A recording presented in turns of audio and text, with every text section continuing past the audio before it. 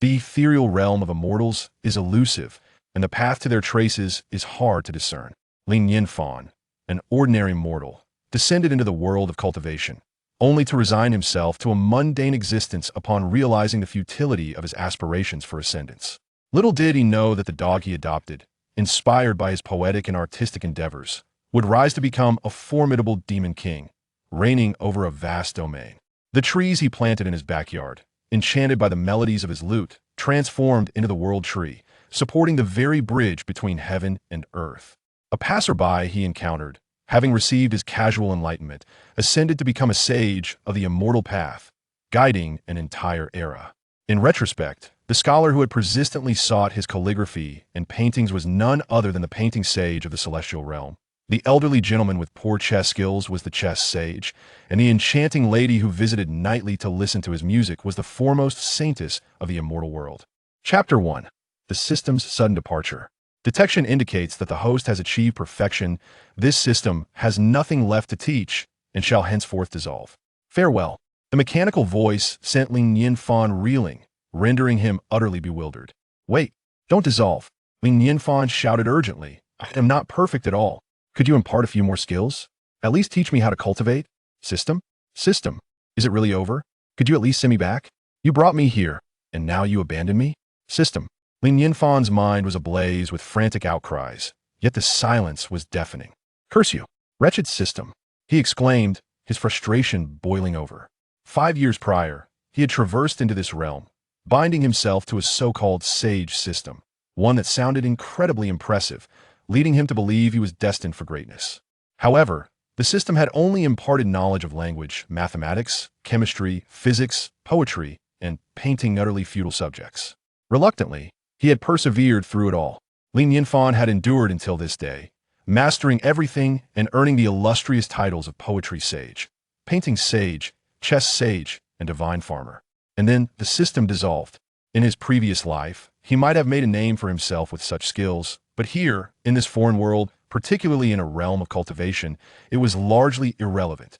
Cultivators often soared through the skies, and there were rumors of man-eating monsters lurking about. What good were these skills in such a perilous environment? Should he reason with the beasts? Fearing for his life, he had chosen a secluded mountain near the city, leading a self-sufficient existence, wary of being caught in the crossfire of celestial battles. Deep down, he still harbored hope, for he possessed a golden finger, a secret advantage. He had endured humiliation for 5 long years, waiting for the system to teach him the ways of cultivation, envisioning a glorious ascent into immortality. Alas, he had meticulously calculated every possibility, only to be blindsided by the system's dissolution after imparting a plethora of utterly useless knowledge. What a treacherous farce! He had contemplated forging his own path.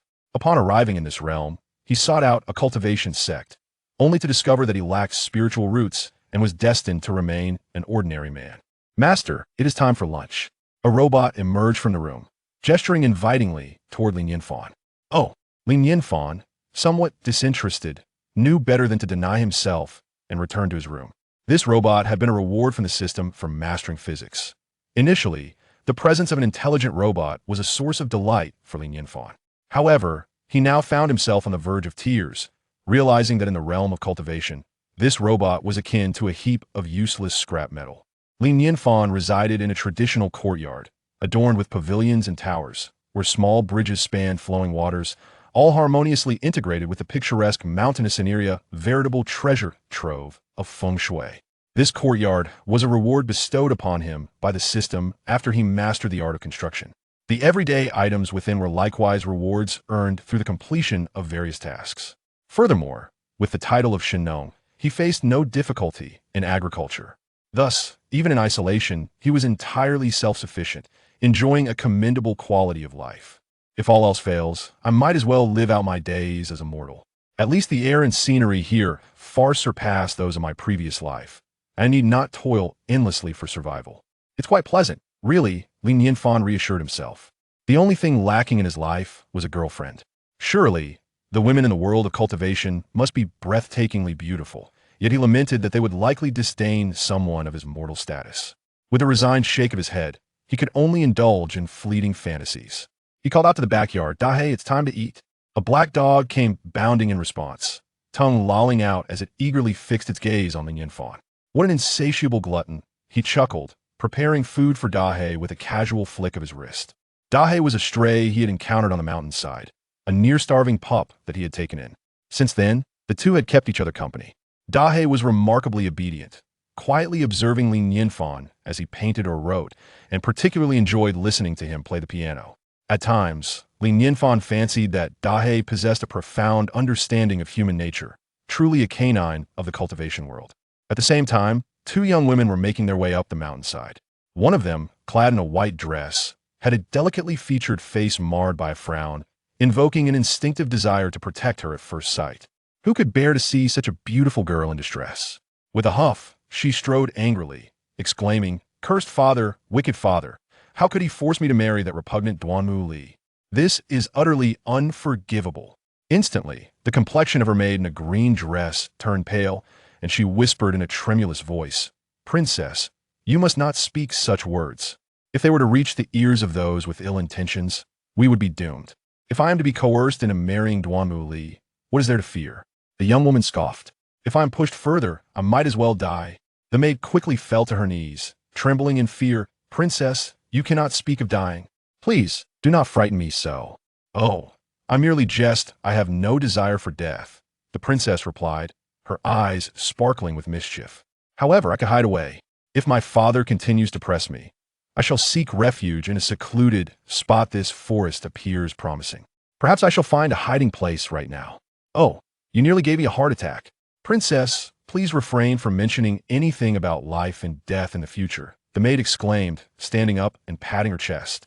She surveyed their surroundings and, suddenly drawing back her neck, remarked, "This forest is desolate and devoid of people. It may harbor wild beasts, which makes it perilous. We should hasten our return. This princess is on the verge of establishing her foundation. What is there to fear from wild beasts? Come, let us swiftly seek refuge." The girl in the white dress, having found her target, shook off her previous despondency and hastened up the mountain. "Princess, wait for me." One ran ahead, while the other followed closely, and before long, they arrived at the mountainside. Amidst the floating white clouds and lush green trees, an ancient and elegant building came into view. The maid's eyes widened in astonishment. "Is there truly someone living here? What a peculiar structure. It bears an antiquated charm, as if it has been lifted from a painting," the girl in white mused, curiously surveying the courtyard. The architectural style was unlike anything she had encountered before. It was not ostentatiously grand, but exuded an extraordinary aura. It seemed to meld seamlessly with the surrounding landscape, evoking a sense of yearning. Perhaps it was not an illusion. She felt it rivaled even the imperial palace. Could it be that a reclusive master resided here? The girl's eyes sparkled with excitement as she trotted eagerly. "Come, let us investigate. Remember, if we encounter anyone, do not refer to me as princess, call me miss instead." The maid, filled with concern, called out from behind, "Princess, be cautious of potential dangers." The girl in white soon arrived at the front courtyard, curiously surveying her surroundings. A small vegetable garden, a rattan chair, a stone table accompanied by 4 stone stools. Chapter 2. Suspected Reclusive Master. The layout was simple, appearing no different from an ordinary household. "Hello, is anyone home?" The girl in white called out to the door. Creak. The door swung open. Li Nianfan peeked out from within.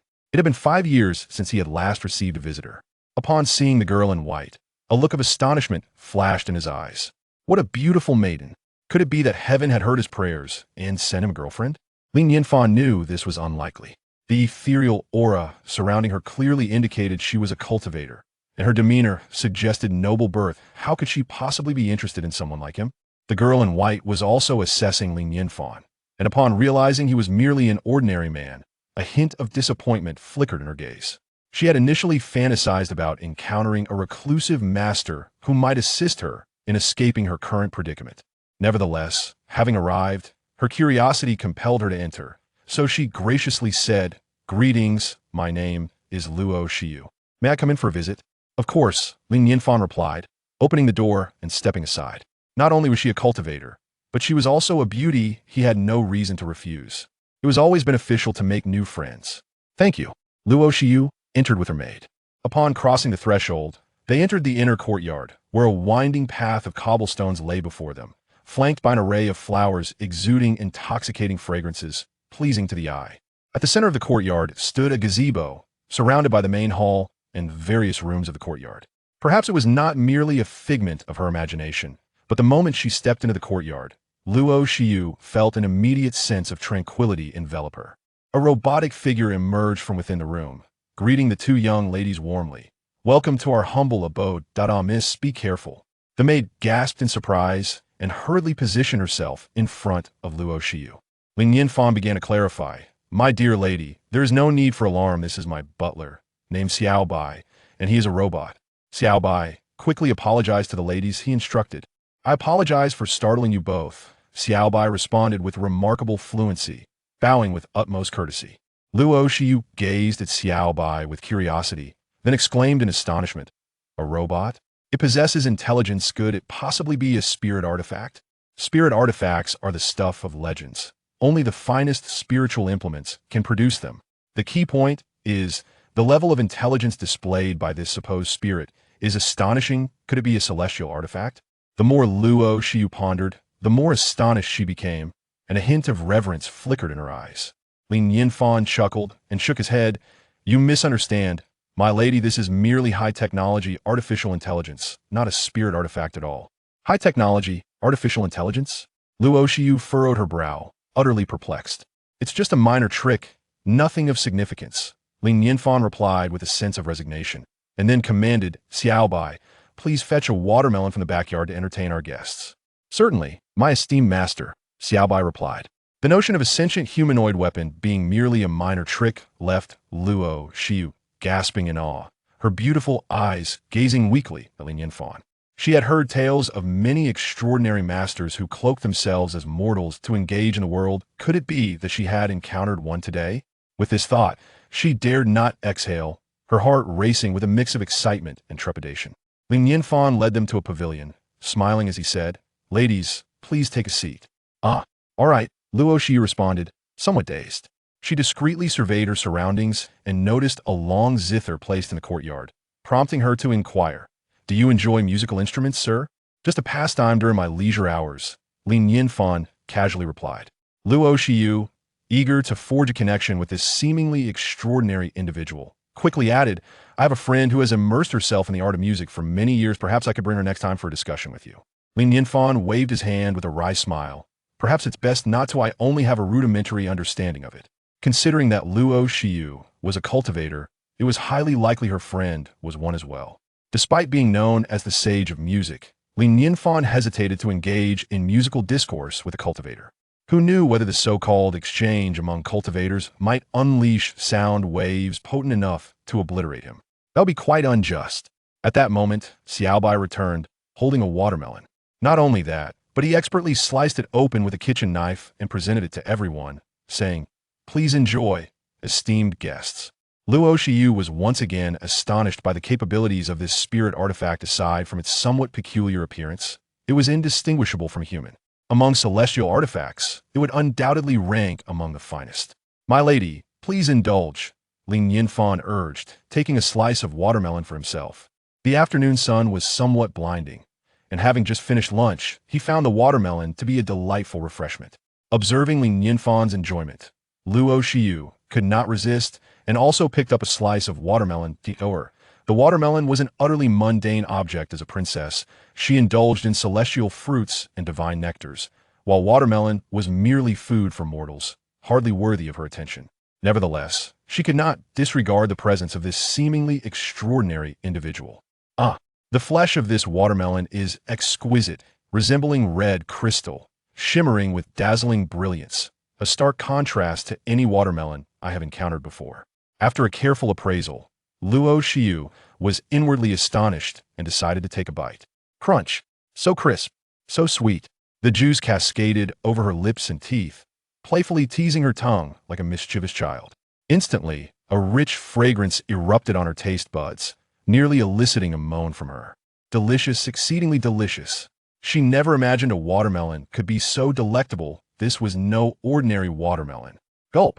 As she swallowed, the juice coursed down her throat, cleansing her esophagus, but in the next moment, she felt the liquid transform into vapor, diffusing throughout her body. Could this be spiritual energy? Unable to resist, she took another bite, this time a substantial one. The flavor was crisp and delightful, while a surge of immense spiritual energy flooded her mouth, exploding in her abdomen. Spiritual energy, indeed. This single bite's worth of spiritual essence rivaled that of ordinary spiritual fruits. Crunch, crunch. Lost in ecstasy, the exquisite taste combined with the rich spiritual energy nearly robbed her of her capacity for thought. Her mind was consumed by a singular thought. To eat it, to eat it. Soon, one slice of watermelon disappeared, followed by a second, then a third. After consuming 2 slices, Nianfan quietly observed Luo Shiyu. His brows twitched slightly, and a hint of skepticism flickered in his eyes. Could this woman truly be a cultivator? Was it really necessary to indulge in a watermelon to such an extent? It was only after devouring 6 slices that Luo Shiyu finally paused, gazing at the remnants before her. Her delicate face flushed with embarrassment, and she lowered her head, avoiding Nianfan's gaze. Yet in the next moment, a wave of heat surged through her entire being, and boundless spiritual power erupted from her abdomen. Chapter 3. The Hidden Master. As the ethereal essence enveloped Luo Shiyu, her pores opened wide, and an enigmatic sensation surged through her mind, akin to the enlightenment bestowed by divine wisdom. At that moment, obscure insights crystallized within her consciousness. Foundation established, accomplished. Yet, a trace of bewilderment lingered in her eyes as she gazed upon the watermelon rind, disbelief etched across her features. This watermelon not only exuded spiritual energy, but astonishingly, it bore a hint of Tao rhythm. How extraordinary! What is Tao rhythm? It is the very foundation of the great Tao, and for cultivators to transcend their limitations. It is their profound understanding of the Tao that serves as their primary catalyst. In summary, Tao rhythm is exceedingly rare. Even if the watermelon contained but a sliver, it nonetheless enabled Luo Shiyu to effortlessly break through to the foundation level. Luo Shiyu's gaze transformed entirely, almost morphing into that of a devoted admirer of Nianfan. She hastily rose and bowed respectfully, exclaiming, "Thank you, esteemed senior, for bestowing this watermelon that allowed me to break through." Her address had shifted from young master to esteemed senior. However, Nianfan's expression darkened. Was this girl foolish? Not only was she unreserved in her enjoyment of watermelon, but now she was resorting to mockery? "I am but an ordinary mortal. Your breakthrough is of no concern to me. And to thank me for bestowing you a watermelon? Is it truly my watermelon that facilitated your advancement?" It felt akin to a billionaire thanking someone for a mere dollar, exceedingly grating. "I have stated, I am merely a common man. This watermelon is simply an ordinary fruit. Why express gratitude? Am I so old that you would call me senior?" Nianfan could not help but feel a surge of indignation, his tone turning sharp. What of cultivators? Must they trample upon the dignity of others? Luo Shiyu's heart jolted, a flicker of doubt crossing her eyes. Had she angered a master? She quickly reflected. Indeed, this master had chosen to live incognito as a mortal, seeking to comprehend the essence of ordinary life while maintaining a low profile. By directly unmasking his identity, she had inevitably provoked him. It was a grave misstep. Luo Shiyu hurriedly attempted to mend the situation, apologizing. "Forgive me, esteemed young master. I was overly excited and inadvertently offended you." The girl's demeanor was commendable. She was both beautiful and unpretentious, devoid of the arrogance typically associated with cultivators. Nianfan waved his hand dismissively, saying, "It's all right. I harbor no ill feelings." Luo Shiyu exhaled in relief, biting her lip as she retrieved a jade pendant from her waist.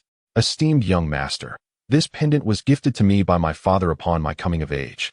Consider it a token of gratitude for your watermelon."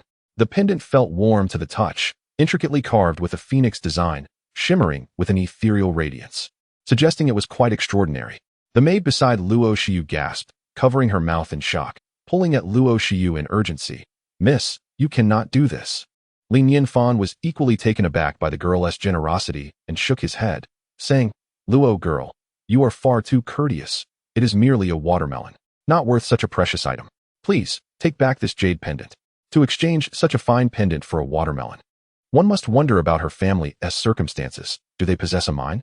Dahei, come out and enjoy the watermelon." Nianfan called toward the backyard. Soon, Dahei dashed out, eyeing the watermelon with drool dripping from its mouth. In ordinary times, he often tended to the fields in the backyard, for this was a mountainous forest. Although Nianfan had never encountered a beast attack, vigilance was nonetheless essential. Casually, he tossed the remaining watermelon onto the ground, chuckling. Look at you, such a glutton. Go ahead and eat. Crunch, crunch. Dahe did not hesitate, burying his entire canine face into the watermelon, devouring it along with the rind. Luo Xiu widened her eyes, unable to refrain from exclaiming, "Young master, this is such a waste. This watermelon is imbued with Taoist essence. Its worth surpasses even that of spiritual fruits, and you are giving it to a dog?" She scrutinized Dahe, confirming multiple times that this dog was merely an ordinary mutt from the mortal realm. If other cultivators were to learn of this, they might be driven to the brink of apoplexy. How could a cultivator be deemed less than a dog? Oh, who would have thought that the daughter of a wealthy family would be so frugal? Li Nianfan's fondness for Luo Xiu grew, and he smiled, saying, "It's just a watermelon. There are plenty here, and feeding Dahe does not constitute waste." Luo Xiu's lips twitched, and with a sigh, she replied, "What you say is indeed true. I was being too materialistic. Such a watermelon is hardly significant to a hidden master." At the same time, she felt an even stronger desire to cultivate a friendship, for establishing a good rapport would surely be a tremendous boon. Luo Xiu handed over a jade pendant, advising, "Though you reside in these woods, you may still encounter some unwise individuals. My family holds some influence nearby. Should anyone offend you, feel free to present this pendant, and it will spare you much trouble." "Well, all right then." Li Nianfan pondered for a moment before accepting it, adding, "If you ever wish to come for watermelon, you are always welcome." As he examined the jade pendant in his hand, he noticed the carvings were rather hasty. Although it resembled a phoenix, it lacked any spirit, and the craftsmanship was exceedingly crude, such fine material squandered. Perhaps he could refine it further. Luo Xiu's eyes sparkled with excitement as she exclaimed, "Thank you, young master." The maidservants were left dumbfounded, unable to comprehend why the princess would show such concern for an ordinary man. Even noble scions would consider themselves fortunate to share tea with her. "Forgive my intrusion today, young master. I shall take my leave now." Luo Xiu, aware of the proper decorum, prepared to depart, having forged a good connection. Li Nianfan stood, saying, "Allow me to escort you." Upon exiting the courtyard, Luo Xiu's thoughts drifted. Had she not genuinely broken through to the foundation establishment stage, she would have thought it all a dream. Her fortune was indeed profound, allowing her to encounter such a hidden master. Behind her, the maidservant queried in confusion, "Princess, why are you treating him with such courtesy? To me, he seems merely an ordinary man." Luo Xiu turned, her expression unusually solemn, and said, "LV Luo, you must not breathe a word of today's events, nor disclose the young master's whereabouts. Do you understand? This esteemed elder resides here in seclusion and surely wishes to avoid disturbance. I must not offend him." Having never seen the princess so earnest, LV Luo quickly responded, "I understand, princess. Alas, I have forgotten to seek the counsel of a wise sage." Luo Xiu suddenly exclaimed. She yearned to extricate herself from the matrimonial arrangements imposed by her father, and perhaps consulting a sage could unveil a solution. Luo Xiu felt a pang of frustration, realizing it was evidently inappropriate to turn back now. Sigh, she could only await the next opportunity. Raising her gaze towards the courtyard, she noticed that, beneath the stones and trees, a thick mist had mysteriously begun to rise, rendering the courtyard ethereal and elusive. Chapter 4. The Emergence of Monsters Lost in Thought. Luo Xiu departed, while Li Nianfan resumed his tranquil existence. He played the guqin, tended to his flowers, fished by the pond, and when inspiration struck, he would compose poetry and paint, nurturing his spirit. On this particular day, he sat by the pond in his backyard, fishing, with Dahe resting at his feet, quietly gazing into the water. It struck him as odd. Despite releasing numerous fry each month, not a single fish had been caught. As he gripped the fishing rod, his brow furrowed with growing suspicion as he glanced at Dahe. "Could it be that you've been indulging in my fish? I distinctly recall placing a golden carp in the pond initially, yet its presence has vanished completely." Dahe abruptly stood, his eyes filled with innocence, shaking his head in a human-like manner. It appeared he had no choice but to venture down the mountain once more to procure more fry. Li Nianfan did not dwell on it. Observing the empty line, he decided to pack up his rod and descend the mountain. Fishing offered a profound sense of relaxation and tranquility, and Li Nianfan relished this feeling, though he lamented the absence of fresh fish to savor that day. "Xiaobai, stay and guard the place." "Of course, my dear master." With Dahe by his side, they made their way down the mountain. Despite living a reclusive life for 5 years, Li Nianfan had not severed ties with the world. After all, he was not a true immortal, and prolonged solitude could drive anyone to madness. The secluded mountain was not far from the bustling city. This city was known as Luoxian City, home to many mortals. With occasional cultivators passing through, and tales circulated of immortals taking on disciples among those deemed worthy. Ah, young Masterly has arrived. Young Masterly, come taste my steamed buns. They are on the house. Young Masterly, what do you plan to buy in the city this time? You must stay a while longer. Indeed, I have much to learn from you. Upon entering the city, numerous familiar faces greeted Li Nianfan.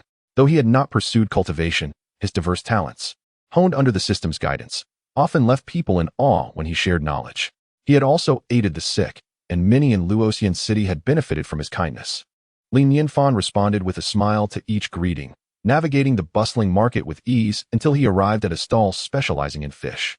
You're back for more fry, young Masterly? The stall owner, now quite familiar with Li Nianfan, greeted him with a cheerful smile.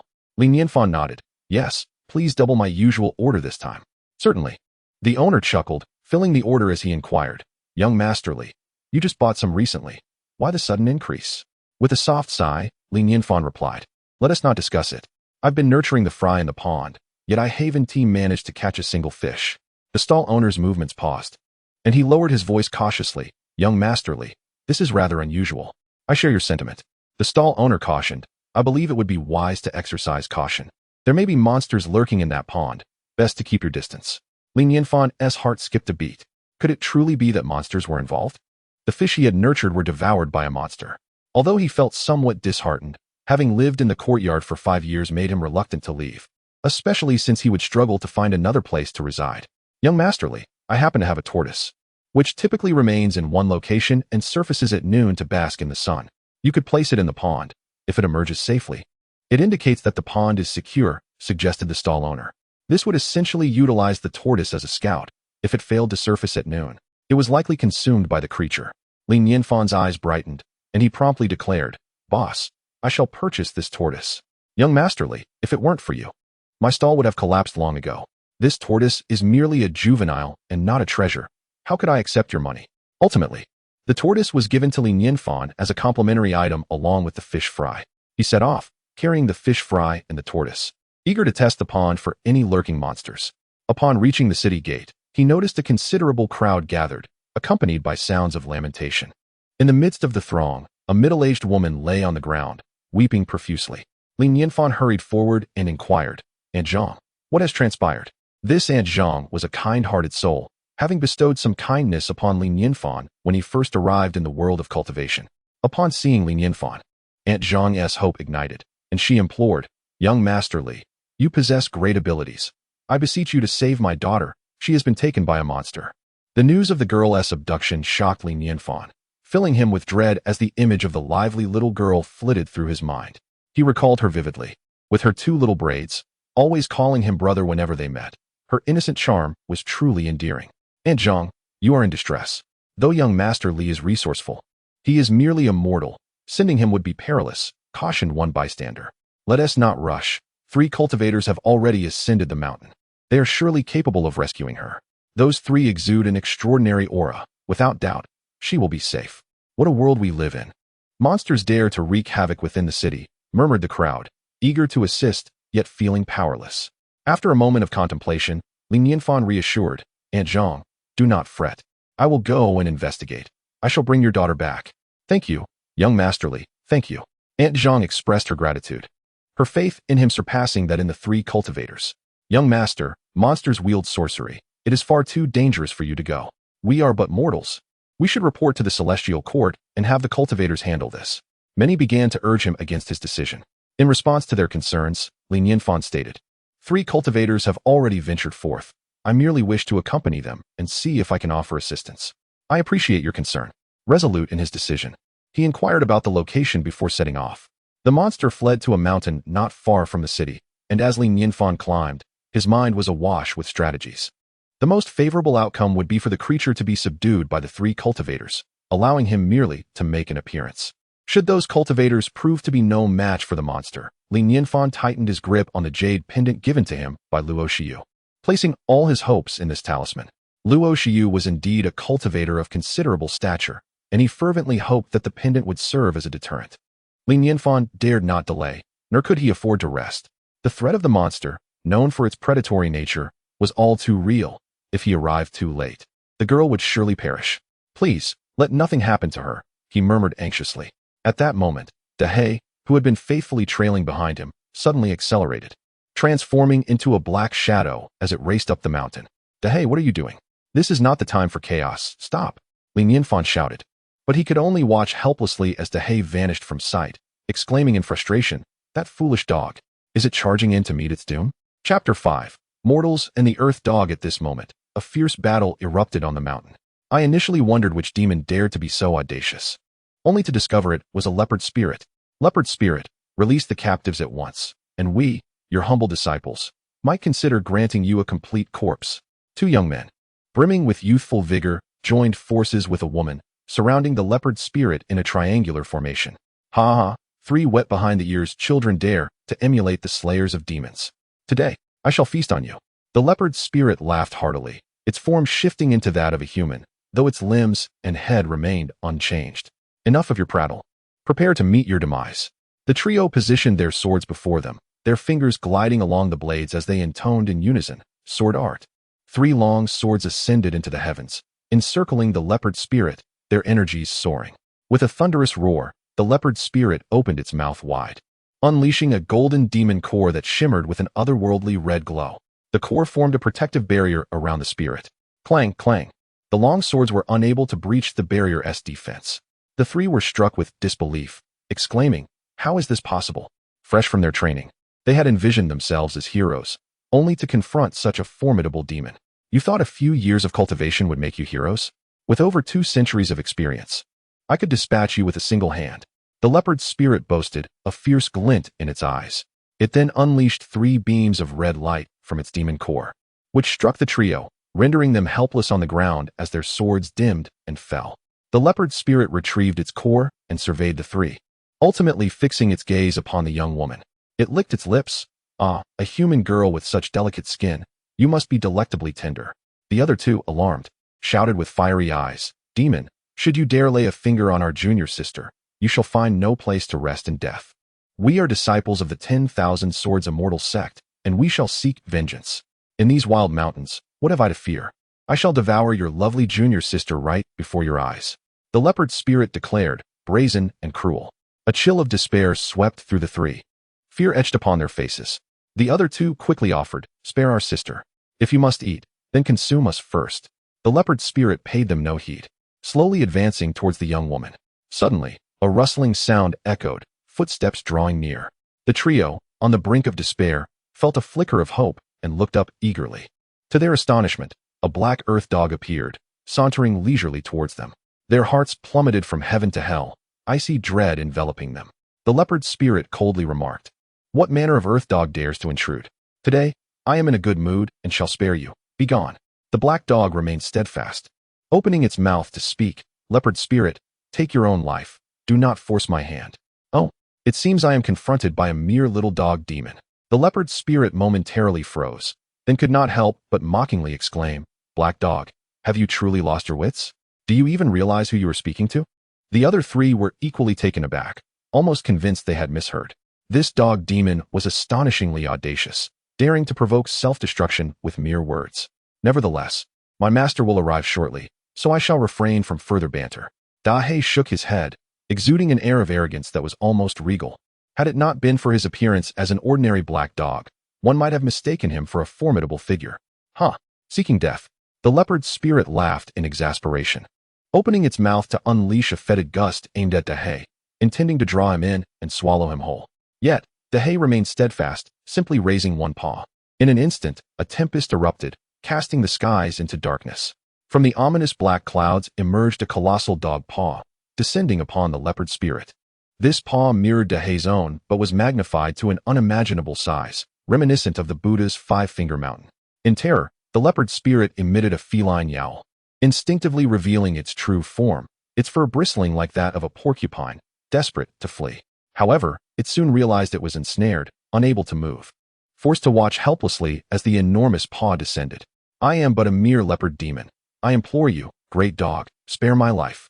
The leopard spirit begged in despair. In the next moment, its head exploded. The paw had not yet made contact. The sheer pressure was beyond what the leopard spirit could withstand. Subsequently, the paw vanished, and the sky returned to clarity, as if the preceding events had been but a figment of imagination. The three cultivators stood transfixed, too fearful to even breathe, resembling statues. Dehei, appearing as though he had merely performed a trivial act, spoke nonchalantly. My master enjoys experiencing life as a commoner. Remember, this leopard spirit is your doing, and I am not involved. When my master arrives, you must not mention anything regarding me. Treat my master as an ordinary mortal, while I am merely an ordinary mutt. Do you understand? The three nodded dumbly, their hearts a tumult of dread and anticipation. Such a formidable dog demon. One could only wonder about the extraordinary nature of its master. It is often said that great figures prefer to masquerade as mortals to indulge in the human experience. And now they were witnessing it firsthand. Dehei, Nianfan shouted in concern, hastening to catch up, delivering a sharp slap to Dehei's head. Did you not hear me calling? Why are you running? You infuriate me. The more he thought about it, the angrier he became, vigorously rubbing Dehei's head. The trio of cultivators watched in horror, their blood running cold, hair standing on end, their hearts nearly leaping from their chests. This was a dog demon whose paw could obscure the heavens. In their minds, not even their master, or even their entire sect combined, could withstand the force of that paw. Yet now, this esteemed dog was being petted and treated with such casual familiarity. This world was utterly mad. They dared not look any longer, fearful of provoking the dog demon's ire. After reprimanding Dehei, Nianfan finally turned his attention back to the scene at hand. Two men and a woman, along with a leopard carcass with a burst head, lay nearby beneath a tree where a girl named Nianfan was unconscious.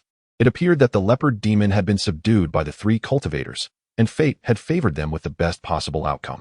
Nianfan hurried over to assess Nianfan's condition, discovering that she was merely in a faint, which relieved him greatly. I am Nianfan, and I extend my gratitude to you three brave heroes for vanquishing the demon. Not only did you rescue Nianfan, but you also restored peace to Luoxian town. He expressed his thanks to the trio. The three appeared somewhat embarrassed, responding meekly, Young Master Li, you flatter us. We hardly contributed much. They noted that Nianfan exhibited no fluctuations of spiritual energy, appearing to be an ordinary mortal, leading them to ponder in their hearts. Truly, the actions of a master are enigmatic and unfathomable, free-spirited and unconstrained. Nianfan, doesn't it imply a fond remembrance of the mundane world? No wonder a master would choose to remain hidden amidst ordinary life. Even their name carries such profound significance. A master, indeed, lives up to the title. Faced with such a distinguished figure, it would be disingenuous to claim they were not nervous. Among them, the young woman donned a blue dress and softly introduced herself. I am Bai Luoshuang, honored to meet you, young Master Li. These two are my senior brothers, Luo Hao and Qin Zhu. So, it is Miss Bai, young hero Luo, and young hero Qin. Nianfan greeted each of them in turn, his gaze drifting toward the leopard's carcass, unable to suppress his astonishment. The leopard demon's true form was merely an ordinary spotted leopard, albeit significantly larger. This was his first encounter with a creature from the world of cultivation, and so close at that. It was a pity he had not witnessed the actual process of demon subjugation, leaving him somewhat regretful. Chapter 6. What a benevolent world of cultivation. Nianfan approached and picked up a golden orb lying beside the corpse of the leopard spirit. The orb was not large, yet it felt icy to the touch and possessed a certain weight. What is this, young Master Li? This is the demon core of the leopard spirit, Bai Luoshuang replied. So this is the demon core. Nianfan mused as he weighed it in his hand before offering it to Bai Luoshuang, saying, You dispatched the leopard spirit, so the demon core rightfully belongs to you. To his surprise, Bai Luoshuang's complexion paled, and she instinctively took 2 steps back, cautioning, Young Master Li, if you desire it, please take the demon core. She was nearly on the verge of tears. Surely, the senior was testing her honesty. If she accepted this demon core, she would likely be doomed.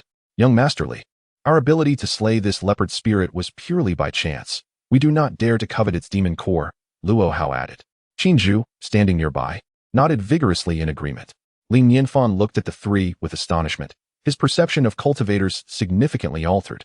Were modern cultivators truly this amiable? The first cultivator he encountered was Luo Xiu, who treated him with utmost courtesy, and now these three were equally generous, willing to casually gift away a demon core. It was truly remarkable. Could it be that the world of cultivation into which he had traversed was a harmonious one? Although he had never practiced cultivation himself, he understood well that a demon core was likely exceedingly valuable, a quintessence of the monster's cultivation, with great significance in the realm of cultivation. Remarkably, these three had slain the leopard spirit and were content to offer the demon core to a mere mortal like him. It was nothing short of noble. Nianfan shook his head and said, You are too courteous. As an ordinary mortal, what use would I have for this demon core? You should keep it. He possessed no cultivation. Thus, the demon core would be of no benefit to him, and consuming it might very well lead to his demise. Bai Luoshuang timidly inquired then. Shall we take it? They had clearly overthought the matter, realizing that a high-level cultivator would hardly deign to consider a mere leopard spirit's demon core. This truly belongs to you, Li Nianfan responded, somewhat speechless at the excessive politeness of these three cultivators. How about this? You keep the demon core, and I shall take the leopard's corpse. It would be an excellent opportunity to taste some leopard meat. Luo Hao remarked. For young Master Li to take an interest in this corpse is indeed its honor. Please, take it. Li Nianfan laughed. Dehei. You shall be responsible for carrying the corpse. The three were hesitant to allow Dehei to bear the corpse, believing it to be a test from the senior. Qin Zhu promptly volunteered. Young Master Li, I have a robust constitution. I shall assist in carrying the corpse, lest it weigh down your cherished dog. That would be most helpful, Li Nianfan thought, feeling quite pleased. These three cultivators were truly kind-hearted. Holding the little girl in his arms, Li Nianfan, along with the three cultivators and the dog, returned to Luoxian City. Upon seeing that the little girl was unharmed, Aunt Zhang expressed her immense gratitude, tears of joy streaming down her face. Thank you, esteemed cultivators. Thank you, young Master Li. Aunt Zhang, it was these three cultivators who vanquished the monster. I played no part in it, Li Nianfan interjected. The trio of cultivators would not dare claim credit and quickly replied, Young Master Li is being modest. You contributed significantly to this demon subjugation. Without the esteemed young Master Li, we might not have been able to contend with the monster. Truly, we are indebted to him. Our ability to subdue this creature is merely a stroke of luck, insignificant in the grand scheme. The surrounding common folk, witnessing the trio's effusive praise, shifted their gaze towards Li Nianfan with newfound respect. Indeed, young Master Li possesses remarkable abilities, even earning the admiration of cultivators. Truly impressive. Li Nianfan, assuming the three cultivators were merely flattering him, felt a tinge of embarrassment. A thought flickered in his mind. Perhaps there were monsters lurking in the pond at his residence, and it would be prudent to enlist their assistance. Moreover, given their generous compliments, it was only fitting that he extend an invitation. Thus, Li Nianfan proposed, You three have worked hard in subduing the monster. Why not join me at my abode to savor some leopard meat? The trio, eager to please this extraordinary recluse, readily accepted. With a bundle of fish fry and a symbolic tortoise in hand, Li Nianfan led the trio to his residence. Upon arriving at the courtyard, an involuntary gasp of awe escaped their lips. Truly, this was a retreat befitting a sage, imbued with ancient charm and suffused with spiritual energy, resembling a paradise on earth. As Xiaobai opened the door and greeted, Master, welcome home, the cultivators gasped in astonishment, their eyes wide with disbelief. Is that a spirit artifact? They exclaimed, their eyes nearly popping from their sockets. It's merely a special technique, Li Nianfan replied nonchalantly, too lazy to elaborate. The cultivators exchanged glances, hesitant to respond. To possess such high intelligence in a spirit artifact and have it deemed merely a trifle, was this the reality of the formidable? Feeling helpless and small, they followed Li Nianfan into a grand hall.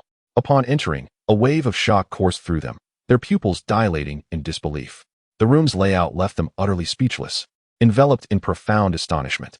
The floor tiles reflected their shadows, the surroundings pristine as freshly fallen snow, while every piece of furniture, sofas, tables, and tea sets, was unlike anything they had ever encountered. Though they were cultivators, they felt like Lu Lao Lao stepping into the Grandview Garden, overwhelmed by an unparalleled grandeur. A sense of opulence. In the realm of cultivation, the common dwellings were primarily wooden structures and thatched cottages, with earthen floors. Even the decor of cultivation sects paled in comparison to the splendor of Li Nianfan's residence. Young Master Li, this decor is simply, Bai Luoshuang felt her worldview shatter. Merely modern decor, it just appears more comfortable, Li Nianfan thought to himself, secretly amused. Now you've broadened your horizons. This is a style from my previous life, and I dare say, even for cultivators, such fashion is unprecedented. What is that? Luo Hao's gaze was fixated on an object emitting a steady mist, his expression one of utter astonishment. Li Nianfan glanced over and replied dismissively, That's an air purifier and humidifier, just a technological product to refresh the air. What an extraordinary marvel this is. Just as Luo Hao was about to speak, he was hastily interrupted by Qin Zhu, who whispered urgently, Have you lost your mind? The esteemed master has expressed a desire to experience the life of an ordinary person, and we must treat him as such. If he seeks novelty, then novelty it shall be. Luo Hao swallowed his words. Yet the hearts of the trio of cultivators surged with tumultuous waves as they fixated on the humidifier, their eyes glistening with intensity. The mist emanating from this device was infused with pure spiritual energy, an essence far more refined than that found within spirit stones. The most astonishing aspect was its continuous output, surpassing even that of a spirit stone mine. To cultivate in such an environment would be more beneficial than any celestial paradise. The ability to effortlessly transform air into spiritual energy. What kind of treasure is this? A divine instrument, perhaps? Such a priceless artifact casually displayed in the hall signifies one thing. The master regards it with disdain and fears not the covetousness of others. Chapter 7. Even garbage is a treasure. Nianfan observed Luo Hao, who seemed hesitant to speak, and inquired with curiosity, "But what is it?" Luo Hao quickly forced a smile, replying, "It's nothing. I was just wondering why I felt so refreshed upon entering. It turns out the air is invigorating." Nianfan chuckled, "Please, take a seat." The three complied and sat down. "The tea leaves aren't yet ready for harvest. So you must forgive me for offering you plain water for now," Nianfan remarked. While Luoxuang responded, "You are too kind, young masterly. We do not feel slighted at all." With a smile, Nianfan poured 3 cups of water from the purifier and handed them to his guests. "Thank you, young masterly," Luoxuang said as she accepted the cup, her pupils suddenly narrowing in shock. "May I ask, what is this vessel containing the water?" "It's just a purifier, a small gadget," Nianfan replied casually. Indeed, it was a divine artifact. The trio of cultivators was almost numb to the revelation. The liquid in their cups was not mere water, but spiritual essence. The spiritual energy contained in a single cup rivaled that of some low-grade elixirs. This purifier was undoubtedly a top-tier celestial device. Ordinary water had transformed into spiritual water, utterly astonishing. Seeing the trio in a state of awe, Nianfan merely stated, "I will visit the backyard. If you wish to drink, feel free to pour from the purifier." He then carried the fish fry and the giant tortoise towards the back, adding, "Xiaobai, please take care of the leopardess remains and prepare for the meal." In the hall, the 3 cultivators remained, exchanging wide-eyed glances, unable to settle down. Though they were envious of the air purifier and water purifier, they dared not entertain even a hint of greed. Luo Hao swallowed hard and marveled, "Junior sister, it seems we have encountered an extraordinary individual." Luoxuang nodded, taking a deep breath, and replied gravely, "This esteemed person surpasses all our previous understanding. As it stands, he is undoubtedly a good man. We must not offend him in the slightest. If we can befriend him, it would be the greatest fortune of our lives." Qin Zhu reassured, "Junior sister, you needn't worry. We shall be prudent." Just then, Luo Hao's gaze fell upon a trash bin at his feet, and he paused in surprise. Inside lay a rolled-up scroll, seemingly a painting. "Luo Hao, what are you doing? Do not touch the esteemed one's belongings." Luoxuang exclaimed anxiously. "It appears to be a trash bin," Luo Hao replied, carefully extracting the scroll and slowly unfurling it. Curiosity piqued. He wondered what the esteemed individual had deemed unworthy. As he revealed the scroll, a figure gradually came into view. The figure was depicted from behind, adorned with a conical hat and clad in a raincoat, standing upon a solitary boat, wielding a long sword. The lines were simple, seemingly drawn with effortless strokes. Yet, upon gazing at the image, Luo Hao let out a shriek, startled and exclaiming, "Sword intent! This painting contains sword intent." Luoxuang and Qin Zhu simultaneously fixed their eyes upon the scroll. With just a glance, they seemed to merge into the painting, overwhelmed by emotions of solitude, cold pride, fearlessness, and desperation that threatened to engulf them. In that moment, they felt as if they existed in the same realm as the cloaked swordsman, a formidable aura of sword intent surging from him, rendering them breathless. While an ordinary observer might not have reacted so profoundly to the artwork, the 3 were disciples of the 10,000 Swords Immortal sect, deeply attuned to sword techniques and exceptionally sensitive to sword intent. They vaguely grasped the painting's essence. The cloaked swordsman was engaged in a duel, en route to an appointment, with his adversary awaiting him on the opposite bank of the river. With a swift motion, Luo Hao rolled up the scroll, and only then did the trio awaken from their trance, drenched in sweat. Who could this figure in the painting be? The mere silhouette exuded such potent sword intent, even surpassing that of their sect master. It was truly terrifying. Qin Zhu voiced her lingering apprehension. Luoxuang struggled to articulate her feelings, stammering, "That is not the main point. The key is that someone could create such a masterpiece and then so carelessly discard it in a trash bin." Luo Hao exclaimed, "This painting is an invaluable treasure for us sword cultivators."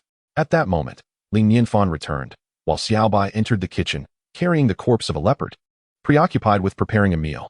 Noticing the trio's hesitance, Li Nianfan inquired, "What is the matter?" Bai Luoshuang awkwardly confessed, "Apologies, we took your belongings without permission." "Not at all. It was merely a draft I sketched on a whim. I had already discarded it," Li Nianfan replied with a nonchalant smile. With that simple statement, Li Nianfan's status in the hearts of the three cultivators soared immeasurably. A mere draft imbued with the essence of the great sword intent. What realm must he inhabit? Was he perhaps a legendary immortal? Qin Zhu looked at Li Nianfan with anticipation, nervously asking, "Li Gongzi, might you consider parting with this painting and gifting it to us?" Luo Hao and Bai Luoshuang held their breath, fists clenched, awaiting a response like anxious students anticipating exam results. Seeing their expressions, Li Nianfan couldn't help but smile, surprised to find an appreciation for art among cultivators. He waved his hand dismissively. "It is just a draft. Feel free to take it." "Thank you, Li Gongzi." The trio exclaimed joyfully, rising in excitement. They knew they must hasten to present this significant artwork to their sect, and dared not delay. Bai Luoshuang bowed respectfully to Li Nianfan, saying, "Li Gongzi, we are profoundly grateful for your generous gift, but we must return to our sect immediately. Please forgive us." "Such urgency? Are you not going to eat?" Li Nianfan asked. "Li Gongzi, we have pressing matters. But we will host you for a meal next time to atone for our oversight," Bai Luoshuang replied. Li Nianfan nodded. "Very well, see you next time." "Farewell, Li Gongzi." The three treasured the scroll with utmost care and hurriedly descended the mountain. Watching their retreating figures, Li Nianfan shook his head, realizing that he had prepared a leopard meat feast, which they would miss out on. Meanwhile, at the foot of the mountain, two enchanting figures were ascending. The two women traversed the forest, resembling ethereal spirits of the mountain. One of them was Luo Xiu, accompanied by a lady adorned in a flowing purple gown, her slender waist cinched by a delicate ribbon, accentuating her delicate form. Her lustrous hair was elegantly styled in a grand bun, embellished with a jeweled coral hairpin that complemented her radiant complexion, exuding an air of noble majesty, akin to that of a revered goddess. In contrast to Luo Xiu, the woman in the purple dress appeared as ripe as a succulent peach, seemingly dripping with nectar. As they walked, the purple-clad lady listened intently to Luo Xiu's tales, until she finally spoke. "Xiu, are you certain this is not a mere dream? Magical artifacts, a watermelon imbued with Taoist essence, and reclusive sages, this all sounds like a fantastical tale." Luo Xiu grasped her mother's hand and insisted, "Mother, I assure you, this is no dream. Just look at me. I have already established my foundation. This cannot be a fabrication, can it?" The purple-dressed lady remained somewhat skeptical and replied, "If what you say is true, then this individual must indeed be a reclusive sage of great renown. Mother, come with me up the mountain. I promise you will be utterly astonished," Luo Xiu exclaimed, filled with anticipation. The purple-clad lady let out a gentle sigh. She was acutely aware of her daughter's intentions. Luo Xiu was determined to evade her arranged marriage. And now, having seen a glimmer of hope, she was eager to seize it. As a mother, she could never wish to thrust her daughter into peril. But given their circumstances within the dynasty, her hands were tied. She could only hope that this sage would indeed possess a means to assist Xiu. Chapter 8. A deliciousness worth more than elixirs. Li Nianfan sat in the inner courtyard, with the large black dog lying at his feet. In front of him, Xiaobai had constructed a makeshift grill. The leopard's carcass had been meticulously prepared and was now skewered upon the grill, where the flames danced fiercely beneath it. Xiaobai skillfully tended to the grill, momentarily assuming the role of a professional chef. Although Li Nianfan was proficient in many tasks, he refrained from engaging in the laborious chores himself. Having reached the pinnacle of artificial intelligence, Xiaobai had an extensive repertoire of recipes stored within its system, making culinary endeavors effortless and surpassing even the most esteemed five-star chefs by 100-fold. When one has the opportunity to be idle, why not embrace it? After all, to do otherwise would be foolish. "May I inquire if Master Li is at home?" A familiar voice called from outside. It was quite surprising that someone had come at mealtime. Li Nianfan opened the door to find two women standing at the threshold. With a smile, he greeted, "Ah, it is Miss Luo. Welcome." Luo Xiu introduced, "Master Li, this is my mother." "Hello, I am Zhong Xiu. I hope my unannounced visit does not inconvenience you," Zhong Xiu said, appraising Li Nianfan and noticing that he appeared, as Luo Xiu had described, to be an entirely ordinary mortal. Li Nianfan, in turn, assessed Zhong Xiu and was struck by her beauty. It was no wonder that she had given birth to such a stunning daughter as Luo Xiu. "You arrived just in time. I have prepared lunch," he said with a smile. Zhong Xiu nodded and stepped into the courtyard. Her gaze immediately fell upon Xiaobai. who was busily at work in the center of the yard, and an expression of admiration crossed her face. "Mother, this is the Xiaobai I mentioned. It is remarkably intelligent," Luo Xiu exclaimed, waving at Xiaobai. "Hello, Xiaobai. Greetings, beautiful lady. Allow me the pleasure of preparing a sumptuous feast for you. I am certain you will relish it." Xiaobai responded, its voice possessing an alluring quality that Li Nianfan felt was perhaps a mere illusion. Was it attempting to charm? Indeed, Luo Xiu burst into laughter at once, while Zhong Xiu stood utterly astounded. Her broader experience made her even more shocked. What kind of spirit was this? Not only could it cook, but it could also engage in natural conversation. In comparison, the treasured artifacts of the dynasty paled in significance. At that moment, she fully believed her daughter's words and entertained the thought that encountering such an extraordinary being was a rare opportunity that must be cultivated. "Please, have a seat. The meat will soon be ready, and you are in for a treat," Li Nianfan said with a smile. As he gazed at the leopard meat, a sense of anticipation stirred within him. In his previous life, he had not only refrained from tasting it, but had only glimpsed leopards in a zoo. Moreover, this was the flesh of a leopard spirit, a rarity indeed. Will it truly be delicious? Luo Xiu sniffed delicately, her beautiful eyes fixed skeptically on the grill. As a princess, she had savored many delicacies and found it difficult to ascertain what was so special about this grill. Xiaobai humanely countered, "While you are indeed beautiful, that is not a sufficient reason to question my culinary skills." Zhong Xiu shared a similar lack of expectation. She recognized at a glance that this was a leopard spirit, and the meat of such beings was far from uncommon to her. How exquisite could it truly be? However, she was concerned that Luo Xiu's words might offend the esteemed guest, and quickly admonished, "Xiu, you must not be disrespectful. Young Master Li certainly has his reasons for saying so." Li Nianfan chuckled softly, but remained silent. Although the practice of cultivation was sophisticated, many aspects of this world were akin to the ancient times of his previous life. The techniques of culinary arts were remarkably primitive, and it would soon become apparent to these two what the truth entailed. Xiaobai diligently tended to the fire, occasionally applying various seasonings evenly onto the leopard's body. Sizzle, sizzle. Before long, droplets of golden oil began to ooze out, slowly sliding down the plump meat's marbled surface and dripping into the charcoal beneath. Following this, an alluring aroma of meat wafted through the air, enveloping the entire courtyard in its rich fragrance. With delicate inhalations, their appetites were swiftly awakened. "How delectable!" Luo Xiu shivered, her gaze fixated on the leopard. Gulp. Both Luo Xiu and Zhong Xiu involuntarily swallowed hard. Despite their best efforts to restrain themselves, the tantalizing scent was simply too profound. Even the slightest twitch of their noses felt as though it seeped into their very souls. Even holding their breath, the aromas persistently danced toward their nostrils like mischievous children, teasing their taste buds. So fragrant, exceedingly fragrant. They had never fathomed that food could emanate such an enticing aroma, even in the presence of spiritual elixirs. They had never felt such a potent desire. Gurgle, gurgle. A series of clear sounds emanated from their stomachs in succession. Instantly, both Luo Xiu and Zhong Xiu were flushed with embarrassment, lowering their heads in shame, unable to meet Li Nianfan's gaze. Since embarking on their journey of cultivation, their appetites had diminished, focusing more on absorbing the essence of heaven and earth or consuming spiritual herbs. Over the years, they had nearly forgotten the sensation of hunger, let alone the sound of their stomachs growling. How humiliating! Luo Xiu and Zhong Xiu lamented internally, wishing fervently for a hole to hide in. Any previous disdain had vanished without a trace. This culinary delight was worth more than any spiritual elixir. Truly, a hidden master. Even the food was beyond the imagination of ordinary mortals, and most astonishingly, this exquisite dish was crafted by a spirit of the utensils. Who would believe it if told? Li Nianfan observed their expressions, his heart secretly elated. Both Luo Xiu and Zhong Xiu were extraordinary beauties. One exuded youthful nobility, while the other radiated mature elegance. And they were cultivators to boot. This far surpassed mere uniform allure. Witnessing their embarrassment was undoubtedly a great joy in life. With a smile, Li Nianfan said, "All right. Xiaobai, please serve the dishes to the ladies." "Understood," Xiaobai replied, wielding the kitchen knife with the grace of a serpent.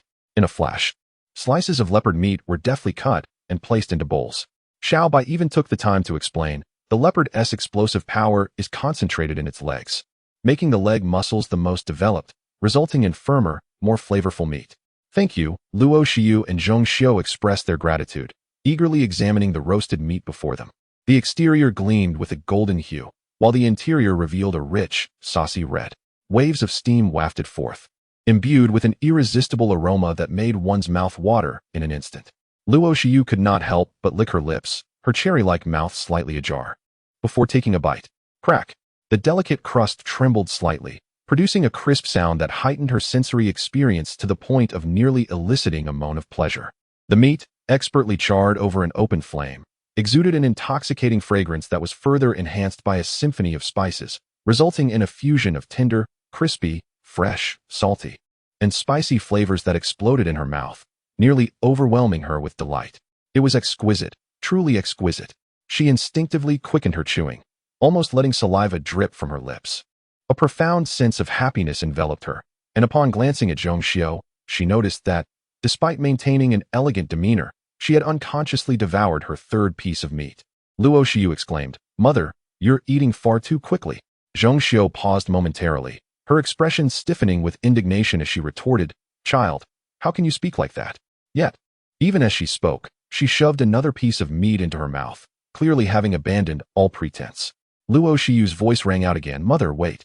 That piece of meat is the one I had my eye on. A new journey begins. I humbly request your support in the form of collections, recommendations, positive reviews, and rewards. Thank you, dear brothers and sisters." Chapter 9. The charisma of the extraordinary. It has been proven that when a woman's insatiable appetite for food is unleashed, she becomes utterly unrecognizable. Nianfan watched with amusement as the mother and daughter nearly came to blows over the culinary delights before them. What of cultivators? Even they succumb to the allure of my exquisite dishes. Surely, this lifestyle of mine would evoke envy even among deities. He leisurely picked up a piece of leopard meat and savored it. The texture was velvety, and the chewiness was delightful. Nianfan slowly closed his eyes, relishing the dance of flavors within his mouth. Meanwhile, Xiaobai did not forget to cater to Dehei, placing an entire leopard leg on the ground for him to enjoy with unrestrained delight. This meal nearly caused Luo Xiu and Zhong Xiu to lose themselves entirely, shattering their preconceived notions as they discovered such marvelous delights existed in the world.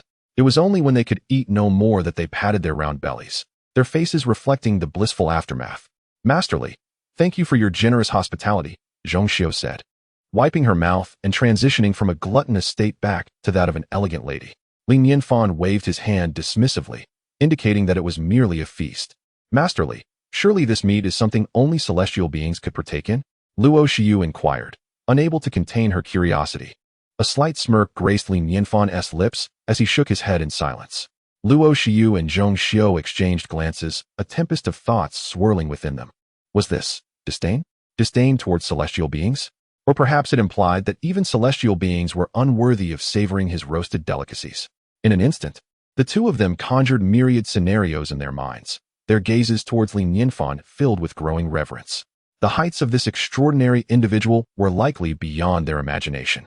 Luo Xiu gazed contemplatively at Nianfan, as if she had something significant to convey, carefully contemplating her words.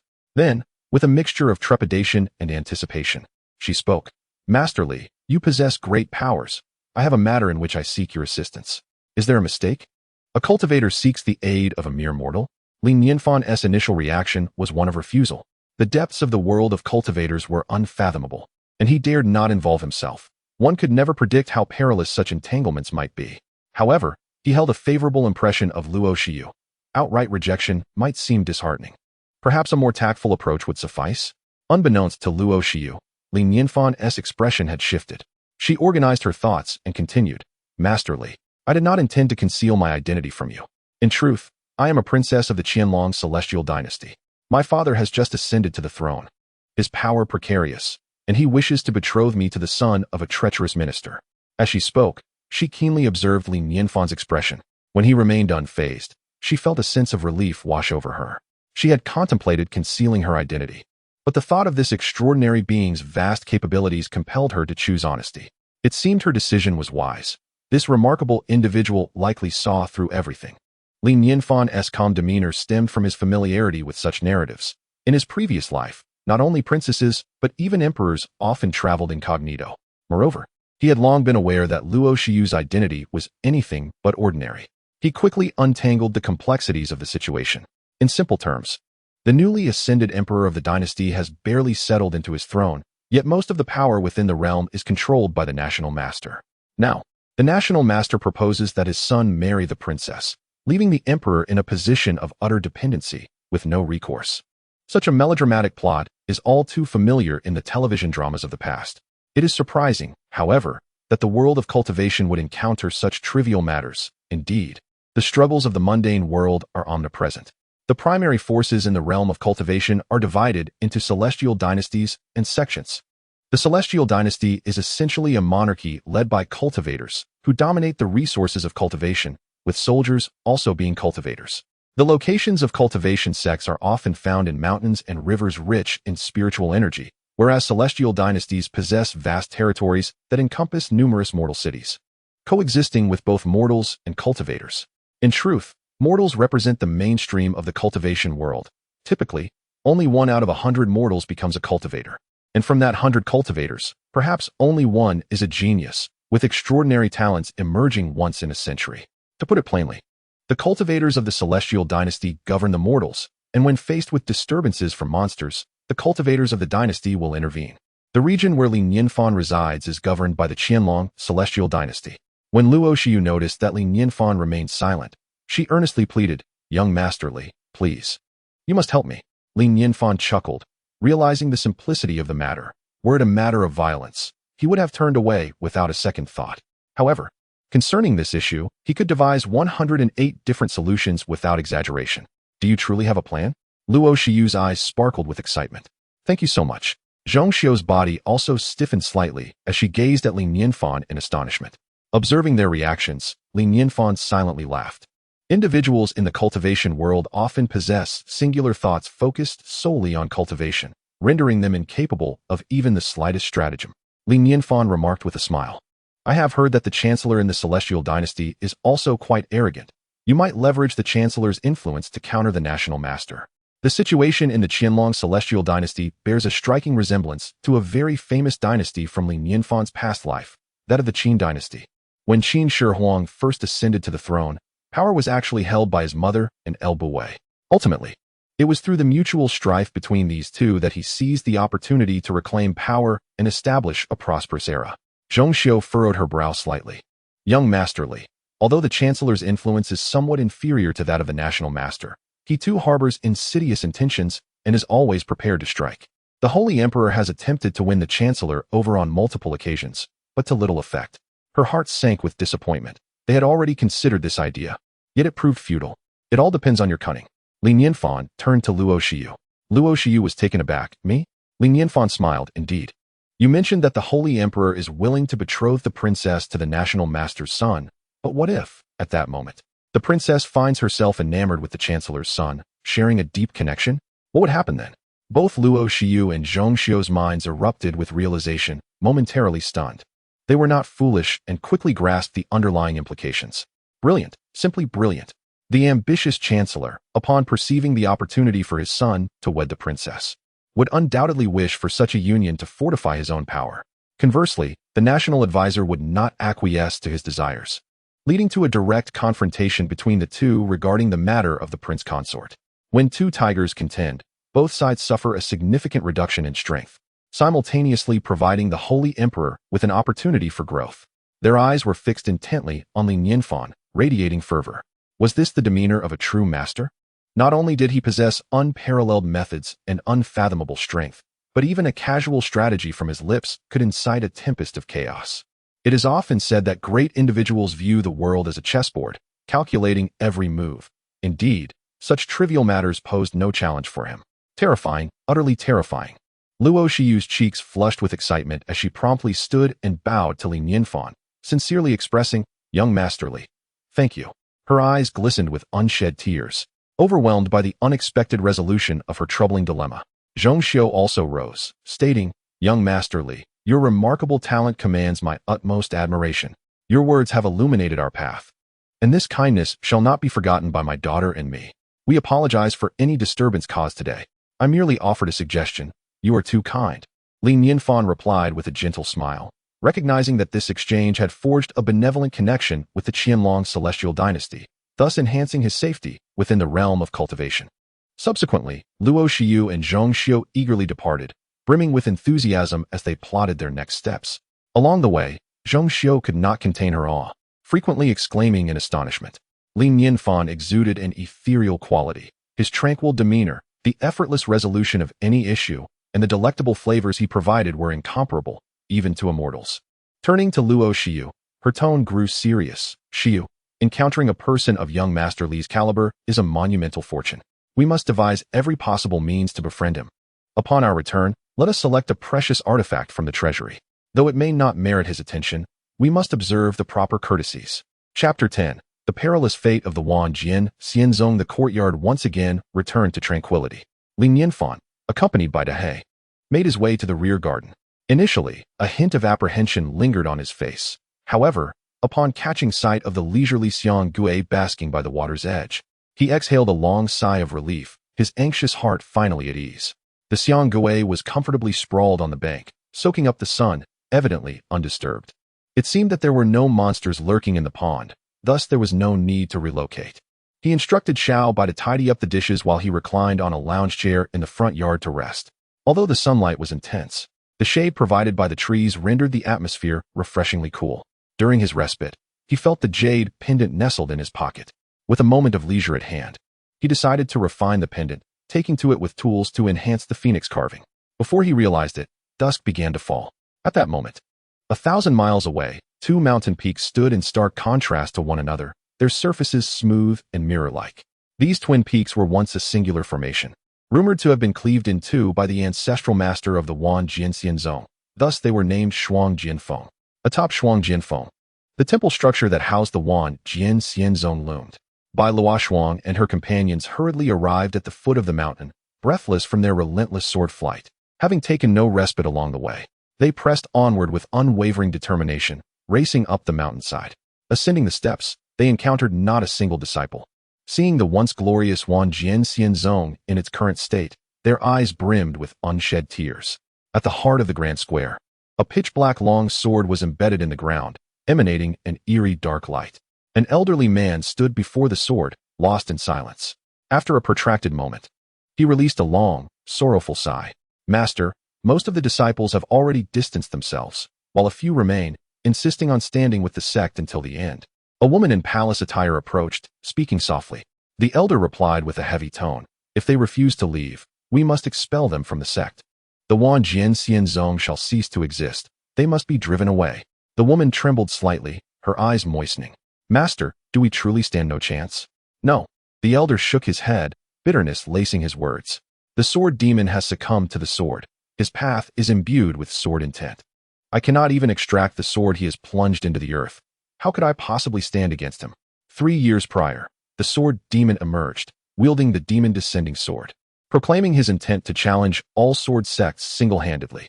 Initially, many dismissed this as a mere jest. However, as the sword demon confronted one sect after another, the laughter ceased abruptly. His sword was indeed a demonic blade. Once unsheathed, it would inevitably stain the ground with blood for miles. The sword demon possessed a peculiar habit. Before each challenge, his demon descending sword would descend from the heavens and embed itself within the sect. After 3 days, he would return to retrieve the sword. And should he emerge victorious, not a single soul within the sect would be spared. Some had contemplated concealing the sword demon's blade, yet to this day, no one had succeeded in extracting it from the ground. The sect that faces this challenge is the Wan Jinxian sect. The moment the elder received the challenge, he realized the doom that awaited his sect and unhesitatingly began to disperse his disciples. Suddenly, he said, "Junior sister, you should leave as well." The woman in palace attire maintained a serene expression, as if she had anticipated his words, yet she resolutely shook her head. The elder sighed, filled with compassion. "Alas, why must you endure this?" Master, something's amiss. The young lady and the others have returned." A disciple rushed in, speaking urgently. "What? Nonsense."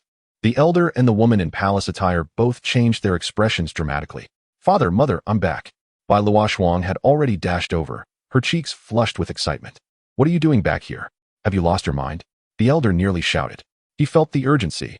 The sword demon would arrive by dawn, and their return at this moment could only signal death. "Leave at once." The woman in palace attire, disregarding everything else, insisted on taking Bai Luoshuang away. Bai Luoshuang stubbornly replied, "Mother, I want to leave. I've come back to help father." "And how do you intend to help?" "Hurry and leave." The elder's face was stern as he spoke. Yet, Bai Luoshuang was not the least bit angered. Instead, she exclaimed with enthusiasm, "Father, we encountered a hidden master outside who can surely assist you. You must believe me." The woman in palace attire sighed softly and said gently, "Frost. Hidden masters are not so easily encountered. Even if there are such individuals, why would they choose to help you?" She firmly believed that Bai Luoxuan, being inexperienced and amidst the peril faced by the Wan Jinxian sect, was grasping at straws and had likely been deceived. Bai Luoxuan hurriedly retorted, "Mother, I am not speaking nonsense. The place where the master resides produces an endless source of spiritual energy, and even the water there is infused with it, comparable to spiritual herbs." The woman in palace attire shot her daughter a skeptical glance, beginning to doubt that her daughter was merely deceived. It was possible that she had lost her wits. Creating spiritual energy? Drinking spirit water? Surely, this must be from a dream. "Mother, you must trust me. Brother Luo, quickly bring out the item," Bai Luoxuan urged, eager to prove her claims. The elder, fuming, said, "Luo Hao, it's one thing for the junior sister to be foolish. But how could you also indulge in such folly? Master, we truly encountered a hidden master." Luo Hao carefully took out a scroll and gently unfurled it. He was cautious, fearing the ordinary paper would be damaged. "A piece of paper? You think this will save the Wan Jinxian sect?" The elder was both angry and amused, shaking his head in disappointment. If only they had used their wits, they would not have been deceived by something so commonplace. Observing their expressions, it seemed they genuinely regarded the paper as a treasure, which was utterly absurd. Qingju interjected, "Master, this paper is different." The elder, with a stern expression, had grown weary of speaking. In the face of impending calamity, they should cease their foolishness. The woman in palace attire could not restrain herself from speaking. At that moment, the scroll was finally unfurled, and Bai Luoxuan presented it before the elder, saying, "Father, look." Initially, the elder remained indifferent, casting a casual glance. Yet, in the next moment, his pupils dilated sharply, and his entire being trembled. His throat parched, he felt an irresistible urge to press his eyes against the scroll, his expression alternating between exhilaration and reverence. In his gaze, what lay before him was not merely a painting, but a valiant figure wielding a long sword, resolutely embarking upon a fateful duel. A surge of overwhelming sword intent shot forth towards him, proud, domineering, and ruthless.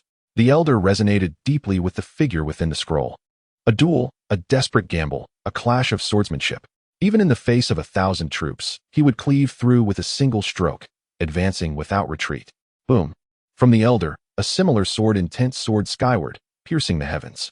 From a distance, it appeared as if a whirlwind had erupted atop the twin sword peaks, its shape reminiscent of a long sword. The disciples of the Wanjian Xianzong felt this formidable sword intent. Their own long swords emitted melodious chimes involuntarily. Even the black long sword embedded in the ground began to tremble. The woman in palace attire shifted her expression, exclaiming with joy, "Schwanger, quickly instruct everyone to retreat. Your father has achieved a breakthrough." Chapter 11. The arrival of the sword demon. The disciples of the Wanjian Xianzong gazed in awe at the extraordinary phenomena unfolding in the heavens, their exclamations filled with exhilaration. "The sect master has broken through.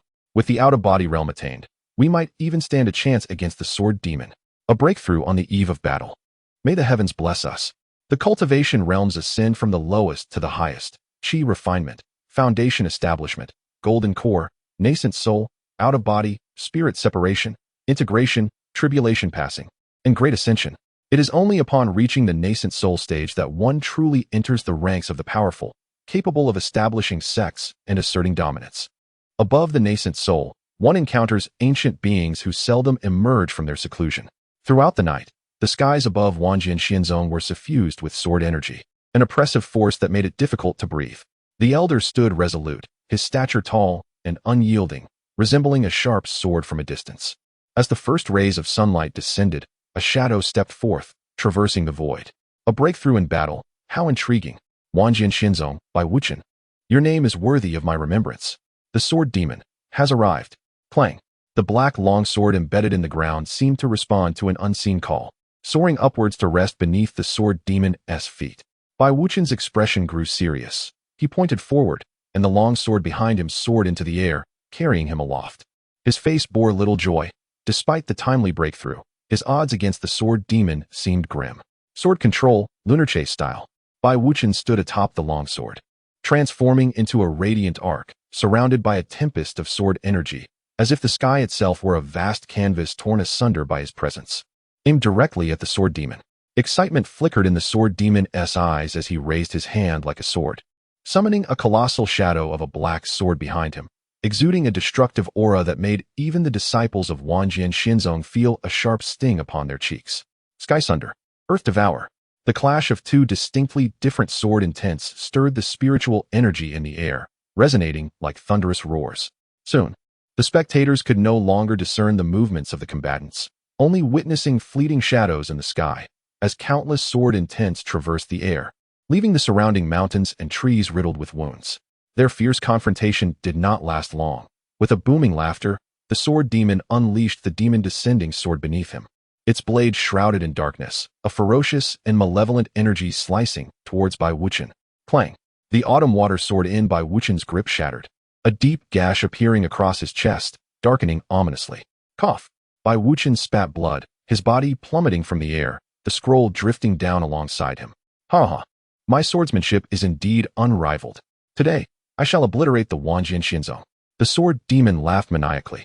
Bai Wuchen's face turned pale as he gazed sorrowfully at the fallen scroll, a bittersweet smile gracing his lips.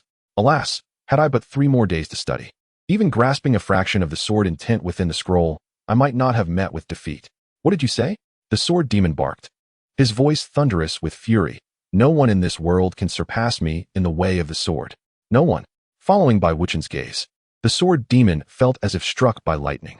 A surge of frenzied sword intent emanated from him, effortlessly cleaving the surrounding trees in half. What manner of sword intent is this? How could such a sword intent possibly exist in this world? It must be a fabrication, undoubtedly a falsehood.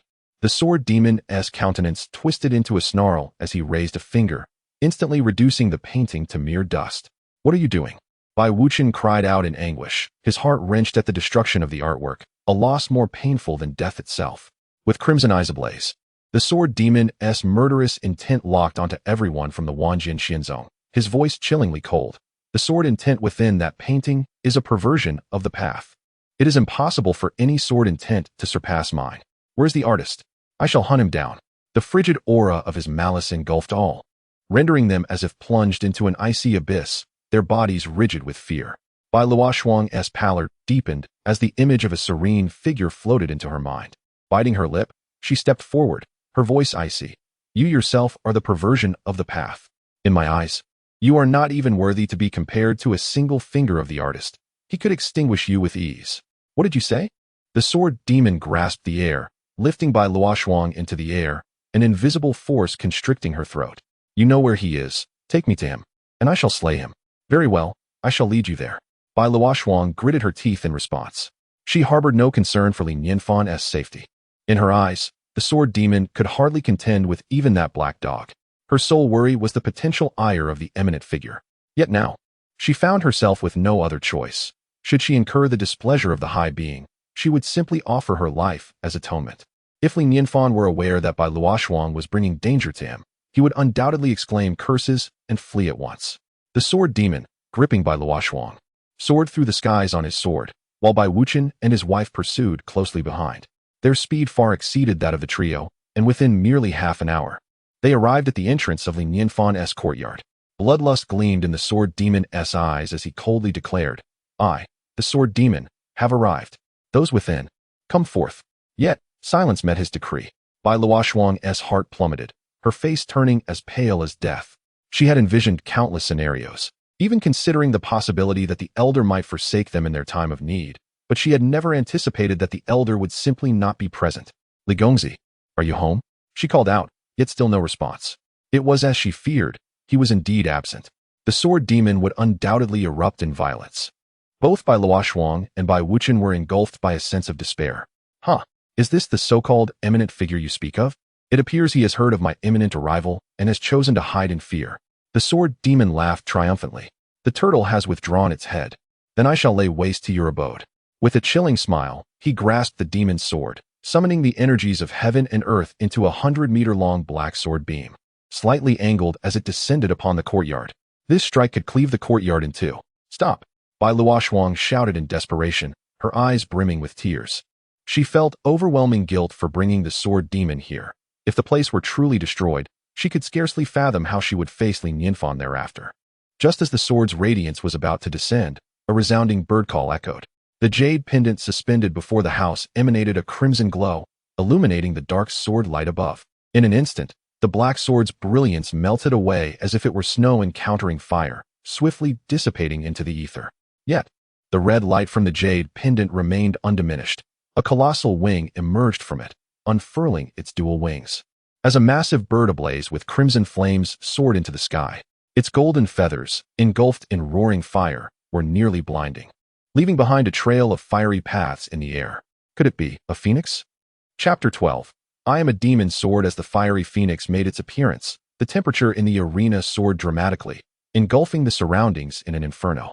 It felt as though the very fabric of space had been constricted, rendering all present immobile. Ah, die for me. The sword demon bellowed, its malevolent energy surging forth. Yet, in comparison to the phoenix, it seemed but a flickering candle against the radiant moon. The phoenix spread its wings, casting not even a glance at the sword demon. With a casual sweep of its tail, the raging flames surged forth like a dragon, enveloping the sword demon and rendering it to naught in an instant. Clang! The demon's sword plummeted from the sky, but the sword demon had already transformed into vapor, departing without leaving a trace. The phoenix returned to the jade pendant, and tranquility descended, as if everything had merely been a dream. Gasp! Bai Wuchen and his companions were dumbstruck, beads of sweat cascading down their faces, overwhelmed by sheer terror. The sword demon was dead? The elegantly attired woman licked her cracked lips, murmuring to herself. Who could have anticipated that the merciless sword demon, having slain thousands, would meet its end in this obscure forest without a sound, and without even a whimper left behind? A true master, an unparalleled master. Bai Wuchen shuddered, his voice quivering. Frost, you were indeed correct. Encountering such an extraordinary individual is a monumental fortune for us. Alas, the scroll gifted to you by the Venerable One has been destroyed. I wonder if it might incite their displeasure. Bai Wuchen voiced his concerns. Such a formidable being, when angered, could obliterate the entire sword immortal sect with but a breath. Bai Luoshuang, recovering from her astonishment, found it hard to fathom the existence of such an exceptional entity. After all, it was the formidable sword demon, and it had been vanquished by a mere jade pendant without even beholding the face of its conqueror. Terrifying. Greatness begets greatness. Father, I believe it will be fine. That scroll was merely a draft from the master, casually bestowed upon us, Bai Luoshuang replied. A draft? Bai Wuchen paused slightly, then chuckled wryly. Indeed, to us. That scroll is a priceless treasure, but to such a master, it is likely just a casual sketch. Regardless of whether it was the elegantly attired woman or Bai Wuchen, their reverence for this master had soared to unprecedented heights. Surely, this individual was no ordinary being, perhaps a celestial descended from the heavens, or a great power reincarnated. In any case, they must not offend. Every effort should be made to curry favor. Bai Luoshuang touched down, her curiosity piqued by the demon's sword. Frost, do not touch that sword. Bai Wuchen admonished hastily. The demon's sword was indeed a cursed blade. While it could swiftly enhance the wielder's strength, it would also drive them to madness, transforming them into a mindless creature bent on slaughter. Remembering the sword demon's frenzied demeanor, Bai Luoshuang quickly withdrew her hand. The elegantly attired woman added, Frost, the sword demon was slain by the elder here. This sword is its spoils. We must not act recklessly. Bai Wuchen wholeheartedly agreed, exclaiming, Yes, exactly. But will young Master Li be influenced by this sword? Bai Luoshuang expressed her concern. Ha ha, who is this venerable one? How could such a trivial demon sword possibly affect him? Bai Wuchen laughed heartily. When this esteemed elder arrives, we must extend our heartfelt gratitude. The woman in the palace attire pondered for a moment before softly speaking. Master brother, our uninvited visit may have displeased the elder. It would be unwise to linger here. Perhaps we should return home to prepare a token of gratitude before coming back to express our thanks.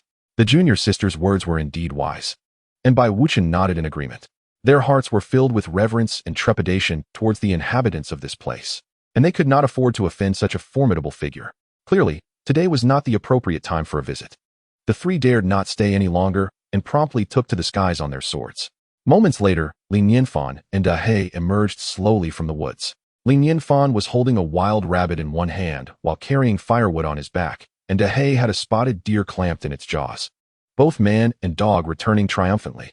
To his surprise, Li Nianfan noticed a black sword lying at his doorstep, momentarily taken aback. Why is there a black sword left here? Has someone visited? He picked it up and examined it closely. The sword was entirely black, sleek in design, and exuded an aura of antiquity. What a fine sword. Li Nianfan nodded in satisfaction. It was sharp enough for his needs. He had been contemplating a trip down the mountain to purchase an axe. But now this discovery had saved him the trouble. With the sword in hand, he returned to the house, oblivious to the dark light suddenly emanating from it. As a surge of demonic energy rushed toward his palm. Li Nianfan looked at the sword in astonishment, feeling a warmth in his palm. A weapon that radiates heat. Could it be that this sword was what the cultivation world refers to as a spiritual treasure? His heart swelled with joy. He had stumbled upon a treasure. Unbeknownst to him, dark energy began to coalesce on the blade of the demonic sword, gradually forming the shape of a skull. However, the skull appeared bewildered, adorned with a plethora of question marks. What is happening? Clearly, someone is grasping me, yet I feel no influence from the demonic energy. Young man, do you wish to be invincible in the world, to stand at the pinnacle of existence? Do you desire boundless wealth and the adoration of countless beauties? Do you yearn to avenge yourself and trample those who once looked down upon you? Such lethal propositions, and yet someone remained unmoved? This defied all logic. Could it be that he was a mere slacker? The skull found itself facing the greatest challenge of its existence. In the next moment, it felt itself being lifted and casually placed in a corner. A mere mortal dares to place me here, oblivious to the consequences. The skull gave a cold smile, gradually taking shape. It intended to wield the demonic sword to teach this mortal a lesson, subjecting him to the harshness of society, thereby igniting his hatred and leading him down the path of power. However, before it could act, a beam of white light shot toward it. Poof! The skull was instantly dispersed. After a considerable time, it reformed, though it was now considerably more ethereal. What just happened? It scanned its surroundings in confusion, eventually locking its gaze upon a brush resting on the table. This is... A shudder coursed through its very soul, and its form trembled uncontrollably. This brush has astonishingly ascended to an extraordinary level. How can this be? Could it possibly be a celestial artifact? How could such a remarkable object exist in this desolate place, especially in the hands of a mere mortal? The skull's mind buzzed with an array of questions. Nevertheless, it quickly adjusted its mindset, preparing to continue its scheme. As long as it could stealthily circumvent this brush, all would be well. The skull steeled itself and began to maneuver the cursed sword forward, crawling with determination. I am but a cursed sword, devoid of emotions. I refuse to believe that I cannot control a mortal. At that moment, another beam of white light shot forth. Uft! The skull disintegrated once more. Chapter 13. The shock of the Holy Emperor this time. The skeleton reformed, now merely a thin veil of illusion, as if it could dissipate into nothingness at any moment. What could possibly be happening? The skeleton felt a flicker of despair, bewilderedly surveying its surroundings. Is this a chessboard? No, this is no ordinary chessboard. Could it be yet another celestial artifact? Damn it! The skeleton's mind was racing with complaints, questioning if this was truly just an ordinary mortal. Regardless, as long as I can gain control over this mortal, all these celestial artifacts shall belong to me. Even after suffering 2 setbacks, it remained confident in dealing with a mere mortal. Cautiously, it maneuvered around the chessboard, the great door looming not far ahead. Step by step, it watched as it was almost at the threshold. Suddenly, a beam of golden light erupted forth, akin to a barrier, forcing it back. What now? It had anticipated that matters would not be so simple. Upon closer inspection, it noticed a bookshelf standing beside it, upon which lay a weathered tome. Its cover embossed with 3 bold black characters, Lankavatara Sutra. Layers of golden light emanated from the scripture, radiating a divine brilliance that ensnared it in this place. What is this? The skeleton gazed at the Buddhist scripture, unable to discern any signs of anomaly. At that moment, the golden light surged forth from the text, coalescing into a bald-headed monk. Upon seeing the skeleton, the monk's expression hardened, and with hands clasped in compassion, he proclaimed, Amitabha Buddha. The demonic nature within you is too profound. Why not lay down your weapon and take refuge in the Buddha? What nonsense is this? I shall slay you. You wretched monk. The skeleton raised its hand, unleashing a wave of sword energy towards the monk. The monk's expression darkened, immediately adopting a different demeanor as he coldly declared, How dare you attempt to display your trifling skills before me? Great might heavenly dragon, earthly bodhisattva K. Itagarbha, Prajna Buddhas, Prajna Permitha. In an instant, golden light blazed forth as if countless monks were chanting scriptures, inundating the sword demon with an overwhelming tide of texts. The golden Buddhist light streamed into the demon-slaying sword. Soon, tranquility returned. Creak. Li Nianfan pushed the door open. I believe I just heard something. He scanned the room and paused slightly upon seeing the demon-slaying sword at the entrance, murmuring, I remember placing it in the corner. How did it end up here? Truly a treasure, it can even move on its own. A flicker of joy crossed Li Nianfan's face as he returned the demon-slaying sword to its rightful place. The sword, demon lamented, treasure? Compared to the items in your room, I am but refuse. Please, spare me. Even in its ignorance, it understood that Li Nianfan was no mere mortal. He was likely a formidable figure playing with the world. It was said that these powerful beings enjoyed treating the world as their chessboard, manipulating lives as they pleased. Had I become a pawn in his game? The sword demon trembled with fear. I do not wish to be a pawn. I beg for mercy. Moreover, please, do not let those monks chant scriptures in my ear any longer. I am on the brink of madness. Unfortunately, it was sealed by the scripture and could not even utter a word. Naturally, Li Nianfan was unaware of the sword demon's inner monologue. He sensed that his courtyard lacked some vitality and was contemplating planting some bonsai. Regrettably, he wandered through the forest in the morning but found no suitable plants. He thought of inquiring with Luo Xiu, a cultivator, and perhaps seeking her assistance in procuring some potted flowers. After all, he had treated her to a meal and offered her counsel. Requesting some potted plants seemed reasonable. Moreover, she was quite amenable and likely would not refuse. Unbeknownst to Li Nianfan, within the Qianlong Immortal dynasty, the Holy Emperor sat in his study, furrowing his brow, his face a mask of fury. With a resounding crash, he flung the memorial he held and slammed his palm upon the table, exclaiming in indignation, "How outrageous! Am I the Holy Emperor, or is he?" The eunuchs surrounding him all bowed deeply, scarcely daring to breathe, frozen in trepidation. Clack, clack, clack. A eunuch hastily approached from outside the study. "Your Majesty, the second princess and the Empress Dowager seek an audience. What brings them here?" The Holy Emperor paused momentarily, then commanded, "Quickly, let them in." Luo Xiu and Zhong Xiu entered, speaking in unison. "We pay our respects to Father, the Holy Emperor." "Xiu, what brings you here?" the Holy Emperor inquired. Observing the two with a slight easing of his furrowed brow, a flicker of affection and guilt crossing his gaze as he looked at Luo Xiu. She was his firstborn daughter, his most cherished. He yearned for her to live a carefree life. Yet as the Holy Emperor, he found himself unable to fulfill this desire. "Your Majesty, we overheard you in a fit of rage outside. What has transpired?" Zhong Xiu asked. "How dare Duanmu Zhen bring up the matter of his son's marriage to Xiu during court? Is he attempting to force my hand? This is utterly preposterous." The Holy Emperor's voice was low and thunderous. Zhong Xiu and Luo Xiu exchanged glances, both sighing in relief. They had not anticipated Duanmu Zhen would be so insistent, brazen to such an extent. Fortunately, with the guidance of that esteemed person, they felt reassured. "Your Majesty need not worry. Duanmu Zhen's impatience may not be entirely unfavorable." Zhong Xiu remarked with a smile. "What do you mean by that?" The Holy Emperor was taken aback. For the sake of the Qianlong Immortal dynasty, he had reluctantly considered betrothing Luo Xiu to the son of the national master. This had led to many quarrels between them, and Zhong Xiu had consistently opposed the arrangement. Feeling helpless, why, then, this sudden change of heart? Unexpectedly, Luo Xiu also smiled and said, "Father, you might consider loosening your stance slightly and feigning agreement to Duanmu Zhen's proposal."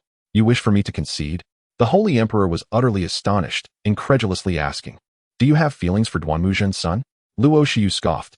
"Nay, I would rather die than marry that scoundrel." "Then what do you propose?" The Holy Emperor was completely baffled. Luo Xiu's eyes sparkled with joy as she exclaimed, "Father, I already have a solution." "Really?" The Holy Emperor's expression brightened, but then he furrowed his brows again, asking, "If you have a plan, why do you still want me to agree to your betrothal to Duanmu Zhen's son?" "Father, we could do it this way."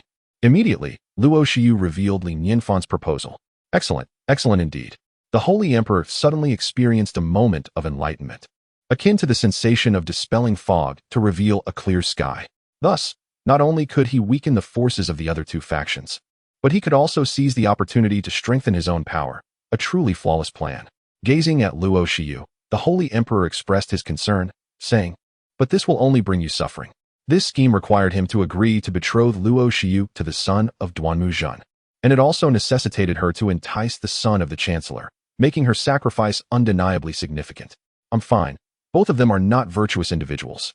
I can personally teach them a lesson. I would relish the opportunity," Luo Xiu replied with a cold smile, her spirit seemingly invigorated.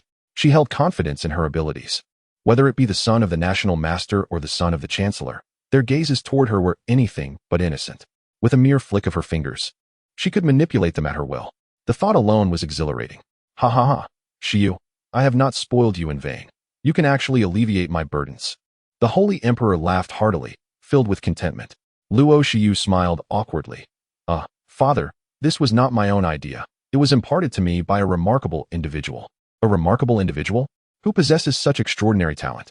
We must summon him to the divine dynasty at once. I shall grant him the status of a high-ranking official." The Holy Emperor spoke with palpable urgency. Luo Shiyu sighed. "Father, he might not consider us worthy." The Holy Emperor frowned in anger. What audacity! Does he believe himself to be a deity? Luo Shiyu couldn't help but recall Li Nianfan's disdainful smile. What was a deity in his presence? Zhong Xiao, unable to contain herself, interjected, "Your Majesty, this person is a reclusive sage. He might truly be a deity." "What?" The Holy Emperor sprang to his feet, his face a mask of astonishment. He knew the Empress would not speak lightly of such matters. Her words implied a firm conviction. "Father, this sage is indeed remarkable," Luo Shiyu said, her eyes sparkling with admiration and affection as she recounted her first and second encounters with Li Nianfan. This. Upon hearing Luo Shiyu's descriptions, even the Holy Emperor's composure faltered, his heart surging with emotion. Comparable to the exquisite watermelon, a delicacy beyond compare, coupled with the wisdom capable of effortlessly resolving the crises of the Qianlong divine dynasty. Such abilities were undoubtedly the hallmark of a true sage. To think such a figure resided within my Qianlong divine dynasty, and I had remained oblivious. The Holy Emperor marveled in astonishment. His thoughts ran deeper than Luo Shiyu could imagine. Such a sage was adept at orchestrating grand schemes, effortlessly influencing the tides of the world.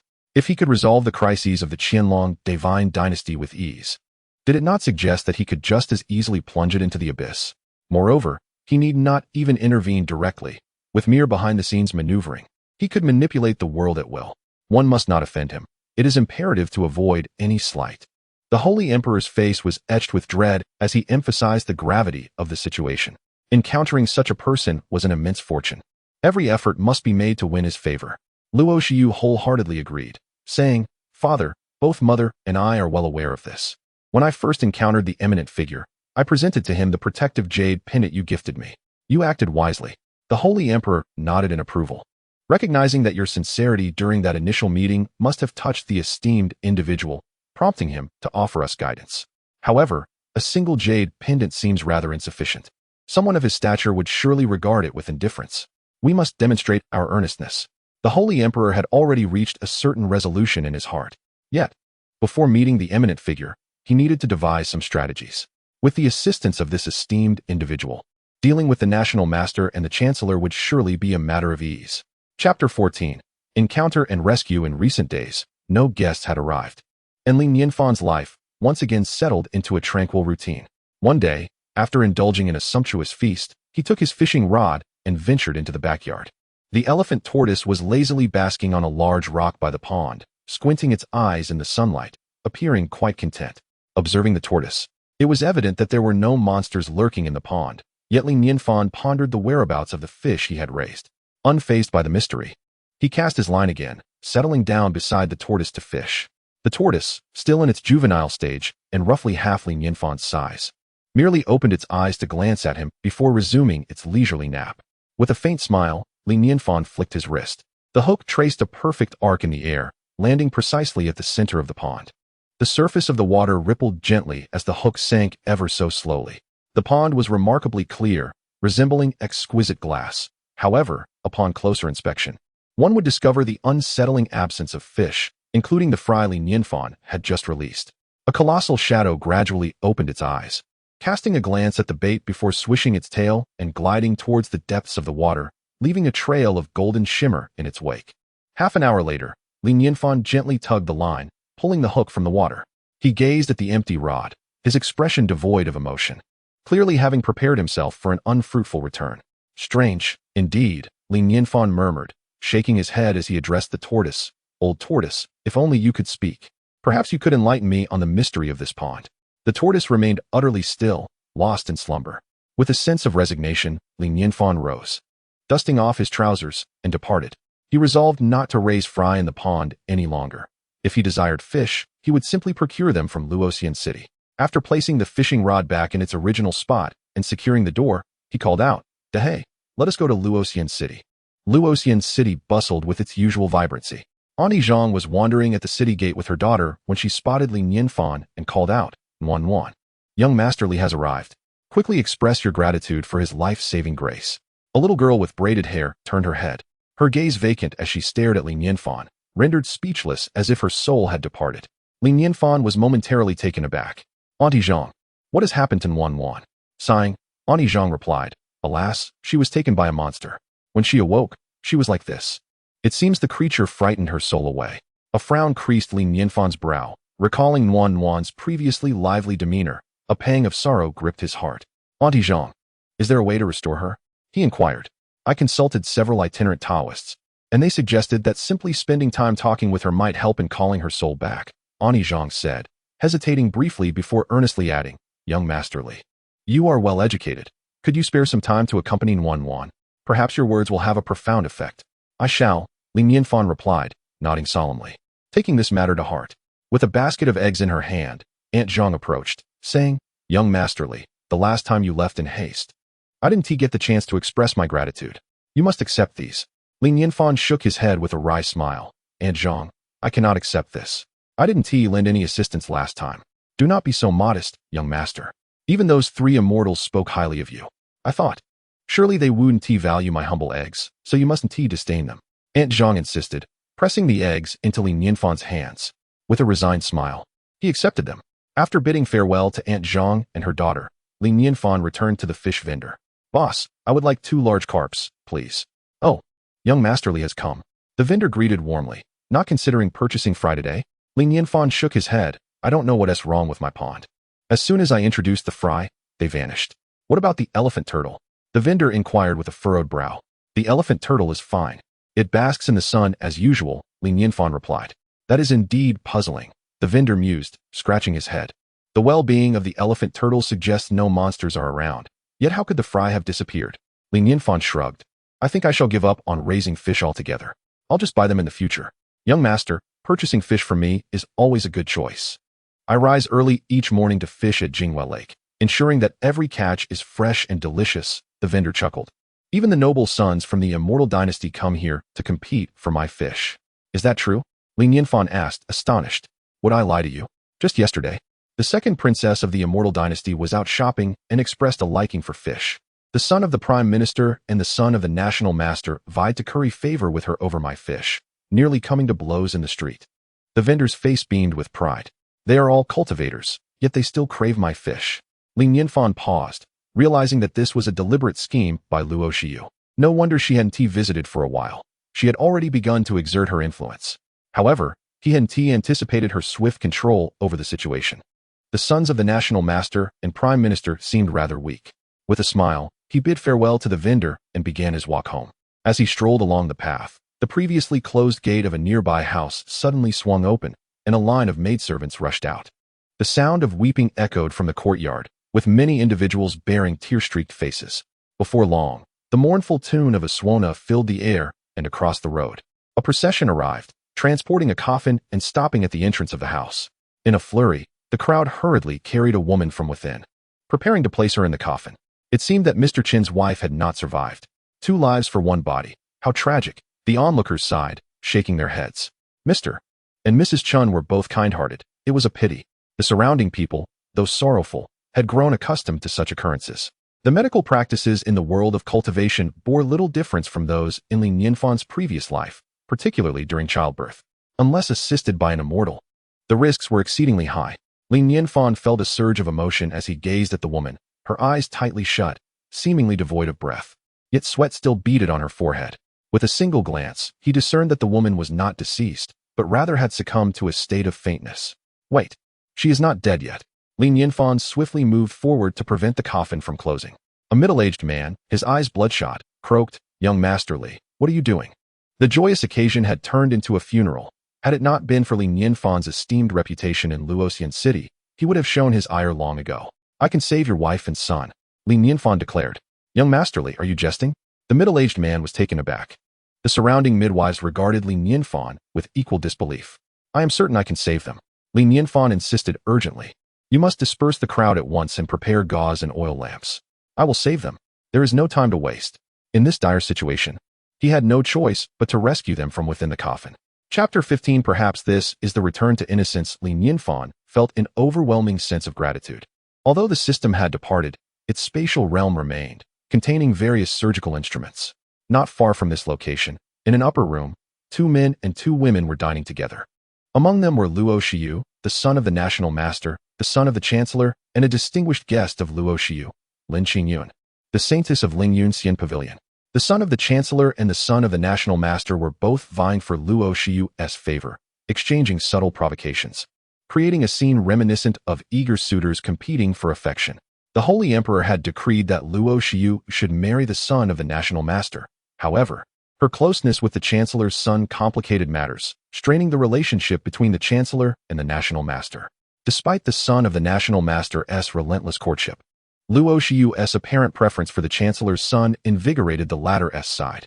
It was rumored that the chancellor had already submitted a petition, asserting that the princess and his son were a perfect match, requesting the Holy Emperor to annul the betrothal between the princess and the national master's son, thus facilitating a union with his own son, creating an enchanting tale. This undoubtedly escalated the conflict between the chancellor and the national master, intensifying their rivalry. Observing the seamless execution of Li Nianfan's plan, Luo Xiu felt a surge of excitement and increased gratitude towards him.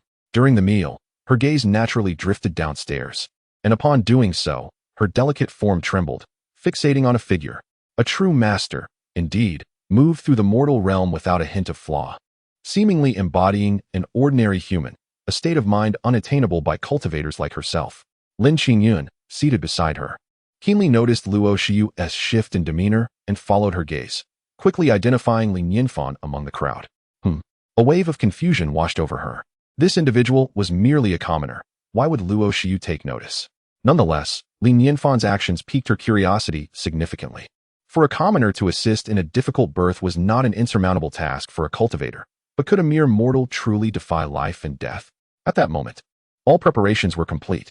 Li Nianfan pretended to place his hand in his pocket, retrieving a scalpel from the system's space. He sterilized the blade by holding it over an oil lamp before commencing the procedure. His hands were steady as he made a clean incision into the woman's abdomen. Gasps of astonishment erupted from the onlookers. Lin Qingyun's brows furrowed slightly. Disemboweling was a grave injury even for cultivators, let alone a mortal, a certain death. Fortunately, due to Li Nianfan's esteemed reputation, no one dared to intervene, though they were all filled with trepidation. Midwife, prepare to cut the umbilical cord. Li Nianfan's expression was solemn, a bead of sweat forming on his brow as he exclaimed. The midwife, already pale with fear, trembled at his words. Witnessing Li Nianfan extract a child from the wound he had created. However, the infant's face had turned a deep purplish hue due to prolonged oxygen deprivation. Li Nianfan had long anticipated this situation. He instructed the crowd to disperse to enhance air circulation. A silver needle appeared in his hand, swiftly piercing several acupuncture points on the child, followed by a sharp clap on the child's bottom. Crack! The child opened his mouth wide, emitting a resounding wail. He was alive. The child was indeed alive. How could this be possible? Young Master Li was truly remarkable. The onlookers were utterly astonished. Thank you, young Master Li. Thank you. Mr. Chun expressed his profound gratitude, tears streaming from the eyes of this sturdy man. The whirlwind of emotions from great joy to profound sorrow, and then from despair to the miraculous return, left an indelible mark on him. As some began to close the coffin, Li Nianfan was taken aback. What are you doing? This woman is not dead. Young master, can my wife be saved too? Mr. Chen exclaimed, elated. The surrounding crowd was equally stunned. She had already been disemboweled. How could she possibly be saved? Indeed, Li Nianfan nodded, a soft sigh escaping him. The medical practices here were woefully outdated. Such occurrences were all too common, and countless lives were lost unnecessarily. Li Nianfan retrieved his needle and thread, meticulously suturing the woman's wounds. Fortunately, she was in a state of shock and felt no pain. After tending to her, droplets of sweat dotted Li Nianfan's forehead. It is done. You must take good care of your wife and ensure her proper recovery. Yes, I will. Thank you, young Master Li, Mr. Chen replied, unexpectedly kneeling before him. A man's knees are worth their weight in gold. You should be grateful not to me, but to your wife. Li Nianfan quickly assisted him to his feet. Li Nianfan's intervention transformed the funeral proceedings into a celebration, and the people of Luoxian City once again recognized the extraordinary qualities of young Master Li, his reputation growing ever more illustrious. Observing this event was Luo Qingchen. Her beautiful eyes filled with shock and admiration, her heart stirred by tumultuous waves. As a cultivator, she could distinctly sense the life force within the woman rapidly reviving, a feat that would have been inconceivable in the past. Moreover, she had witnessed the entire process and was utterly convinced that Nianfan had not employed a shred of spiritual power. He accomplished this astonishing feat purely through the means of a mortal. A true master. This was the definition of a master. While she was not surprised that Nianfan could save the mother and child, the crucial aspect was that he possessed supreme celestial abilities yet chose to forego them entirely, relying solely on human means and dedicating his mental energy to the healing process. What individual could rival such a level of mastery and skill? Perhaps this was the essence of returning to simplicity. While countless seekers pursued immortality, the true master had returned to humanity in an unparalleled manner, perfectly blending into the bustling world. She felt a shiver run down her spine, though her gaze dimmed slightly, extinguishing a fleeting flicker of delusion deep within her heart. Such a master was more ethereal than the celestial beings above. How could an ordinary person ever be worthy of such greatness? Had she not been tethered by the son of the national teacher and the prime minister, she would have longed to seek out Li Nianfan immediately. Lin Qingyun observed the subtle shifts in Luo Shiyu's gaze, prompting a swift elevation of Li Nianfan's status in her mind, accompanied by a flicker of curiosity. After enduring the meal's conclusion, Luo Shiyu crafted an excuse to take her leave. However, she had scarcely departed when Lin Qingyun sought her out. "Shiyu, are you not going to introduce me to that gentleman from downstairs today?" Lin Qingyun inquired directly. Luo Shiyu's pupils constricted slightly, yet she maintained her composure and replied with a smile. "I do not comprehend what you are referring to. I too was taken aback by that gentleman's ability to save the mother and child, but I do not know him at all." "Is that so?" A contemplative light flickered in Lin Qingyun's eyes as she smiled and suddenly posed another question. "Might you tell me who imparted the strategy to you for employing the beauty trap, pitting the Chancellor against the National Master in a contest of wits?" Chapter 16. The most remarkable discovery of this life. "I cannot comprehend what you are saying. This is entirely of our own devising," Luo Shiyu replied, feigning confusion with a calm demeanor. Inwardly, she regretted inviting Lin Qingyun to dinner, for the latter possessed an astute mind, renowned for her keen observations and unwillingness to be easily deceived. The unexpected encounter with Li Nianfan, especially with Lin Qingyun taking note of it, had caught her off guard. Nevertheless, she was resolute in her decision to withhold any information regarding the extraordinary individual from her. "Shiyu, we are sisters. You mustn't conceal anything from me," Lin Qingyun said, her eyes glinting with curiosity. "If this truly was your strategy, you would not have sought my assistance from the Lingyun Immortal Pavilion. Upon receiving your request, I rushed here without hesitation. Now that you possess a solution, could you truly abandon me?" Lin Qingyun quickly discerned Luo Shiyu's intentions. It was likely that a fierce conflict would soon arise between the National Master and the Chancellor, leading to mutual destruction. Such a scheme left her in awe, for it was evident that this individual possessed extraordinary talent. "You seek our Qianlong Immortal Dynasty's Dragon Fire Pearl as a condition for your assistance," Luo Shiyu replied, her expression unwavering. Lin Qingyun countered, "The Dragon Fire Pearl is your national treasure. How could I possibly desire it? I merely wish to borrow it for a time. Several disciples at our Lingyun Immortal Pavilion are waiting for it to aid in their breakthrough to the Golden Core stage. The transition from Foundation Establishment to Golden Core requires the refinement of the Golden Core flame, and the Dragon Fire Pearl of the Qianlong Immortal Dynasty could generate true dragon flames, which would be immensely beneficial for such a breakthrough. This treasure could facilitate the mass production of Golden Core cultivators, forming the very foundation of the Qianlong Immortal Dynasty. Apologies, but we have already devised a solution and no longer require the assistance of your Lingyun Immortal Pavilion," Luo Shiyu stated, shaking her head. Had it not been for Li Nianfan's guidance, Luo Shiyu might have reluctantly agreed to lend out the Dragon Fire Pearl, but once lent, its return would depend on the whims of the Lingyun Immortal Pavilion. She certainly would not be foolish enough to do that now. "Very well. If you refuse to lend it, could you at least tell me whether the esteemed individual who advised you is the young gentleman I just saw? You wouldn't want me to leave empty-handed, would you?" Lin Qingyun implored, her gaze fixed intently on Luo Shiyu's expression. "No," Luo Shiyu replied, shaking her head and meeting Lin Qingyun's gaze with candor. "Ah, I understand now." Lin Qingyun nodded, bidding farewell to Luo Shiyu. A subtle smile graced her lips as her gaze drifted towards a distant mountain, the direction Li Nianfan had departed. "Luo Shiyu, you believe you are concealing your thoughts well. Yet the more composed you appear, the more suspect you become. That mortal is quite intriguing. I must seek him out." The following day, at the break of dawn, Lin Qingyun prepared herself and set off towards the mountain where Li Nianfan had gone. Although he seemed merely an ordinary man, Lin Qingyun, having witnessed Luo Shiyu's caution, dared not be careless, adorning herself beautifully.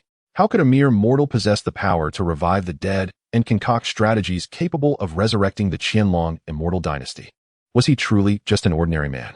Lin Qingyun was far from foolish. On the contrary, she was exceptionally astute.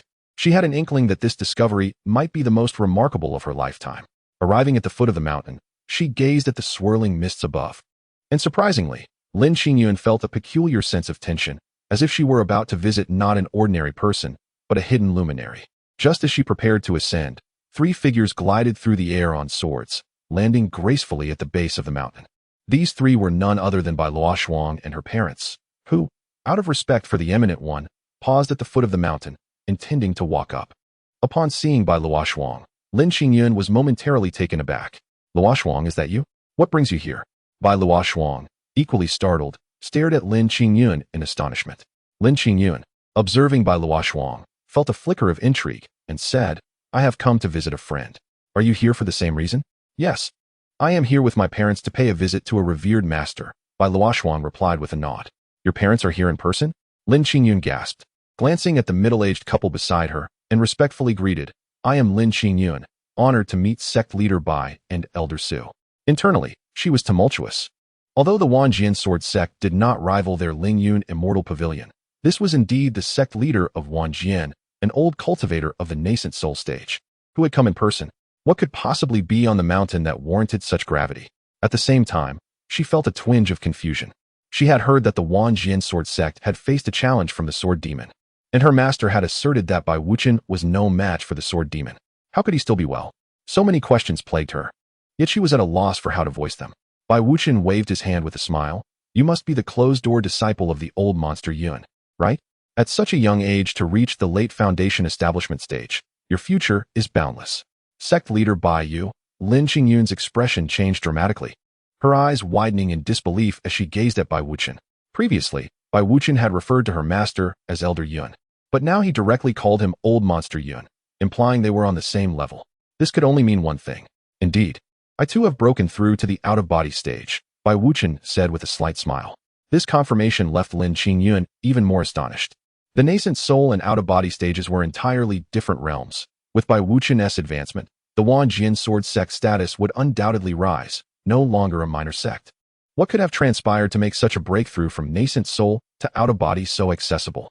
"You need not ponder too deeply. I too received assistance from a great master." "A stroke of luck," Bai Wuchen remarked, his eyes reflecting a hint of nostalgia and regret. "It is a pity that if that painting had not been destroyed by the sword demon, I would have had the confidence to advance further."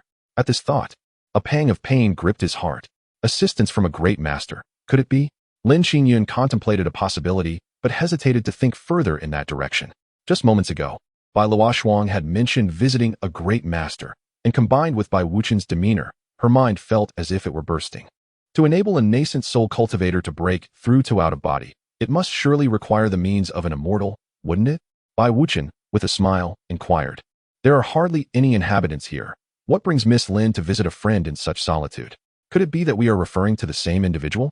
He posed his question with great caution, for if Lin Qingyun truly was a companion of that esteemed figure, even in his out-of-body stage, he would not dare to display any arrogance before her. "In truth, I merely came out of curiosity to take a look." Lin Qingyun, confident in her calmness and intellect, felt a twinge of guilt and, unable to conceal her thoughts, recounted the extraordinary events she had witnessed earlier. To be able to bring the dead back to life through mere mortal means, truly a remarkable feat. Bai Wuchen marveled, realizing that this adept sought to demonstrate that even a mortal vessel could transform the impossible into the possible. His realm was beyond our comprehension. Bai Luoshuang, on the other hand, gazed at him with unabashed admiration. Her focus diverged from Bai Wuchen's. Not only was this adept's realm exalted, but he also exhibited profound respect for women, a testament to his elevated state of mind. Lin Qingyun, however, had come to the realization that the esteemed figure referred to by Bai Wuchen was indeed the ordinary young man she had encountered that very day. A chill ran through her veins, and her scalp tingled with apprehension. Little did she expect that her moment of curiosity would unveil such an extraordinary revelation. Luo Shiyu had even attempted to keep it from her. Unthinkable.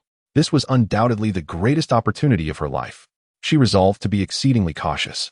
striving to leave a favorable impression on the esteemed figure. Chapter 17. Is it not just a bowl of rice porridge? The four travelers made their way along the path and soon arrived at the mountainside.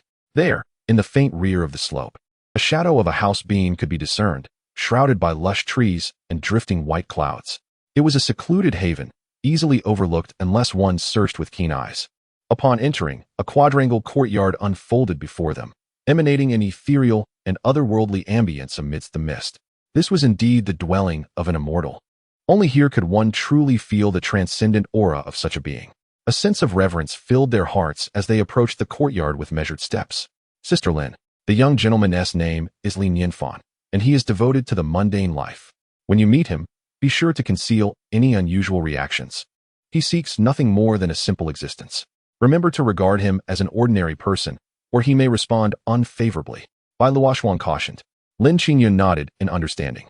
Secluded sages often possess their own peculiarities. Bai Luoxuan then cautiously called out to the door, "Young Masterly, are you home?" Inside the courtyard, Li Nianfan paused momentarily from his breakfast, his hand hovering above the bowl of porridge as he glanced curiously toward the entrance. The voice sounded vaguely familiar. Considering how few visitors he received, he quickly deduced the identity of the speaker. Outside, Bai Luoxuan and her companions stood with anxious expressions, resembling students awaiting their teacher.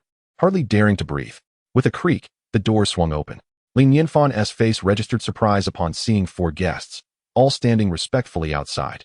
A warm smile graced his features as he acknowledged their presence. It was indeed a rarity for cultivators to visit him, a mere mortal, and their demeanor was unexpectedly formal. He looked at Bai Luoxuan and said, "Ah, it's you. Welcome. Young Masterly, these are my parents. We have come to express our gratitude for the painting you gifted us last time." Bai Luoxuan replied with utmost respect. Bai Wuchen and Suya nodded amicably toward Li Nianfan. Witnessing their demeanor, it was no wonder Bai Luoxuan had been raised to be such a polite young lady. The painting was merely a flawed piece. There is no need for such thanks. "Please, come in," Li Nianfan chuckled. He realized they must appreciate his artwork. Assuming Bai Luoxuan's parents were art enthusiasts, which prompted their visit, this seemed entirely reasonable. Even cultivators would have their hobbies. And his artistic skills had been validated by the system. Earning the title of painting sage was no small feat. And it was hardly surprising that cultivators would be drawn to his work. "Forgive our intrusion," Bai Wuchen spoke courteously. "Young Masterly, I am Lin Qingyun, a friend of Luoxuan's, accompanying them on this visit." Lin Qingyun introduced herself, her nerves causing her to stumble over her words. Li Nianfan smiled warmly and said, "Please, come in." Internally, he mused that yet another stunning beauty had appeared.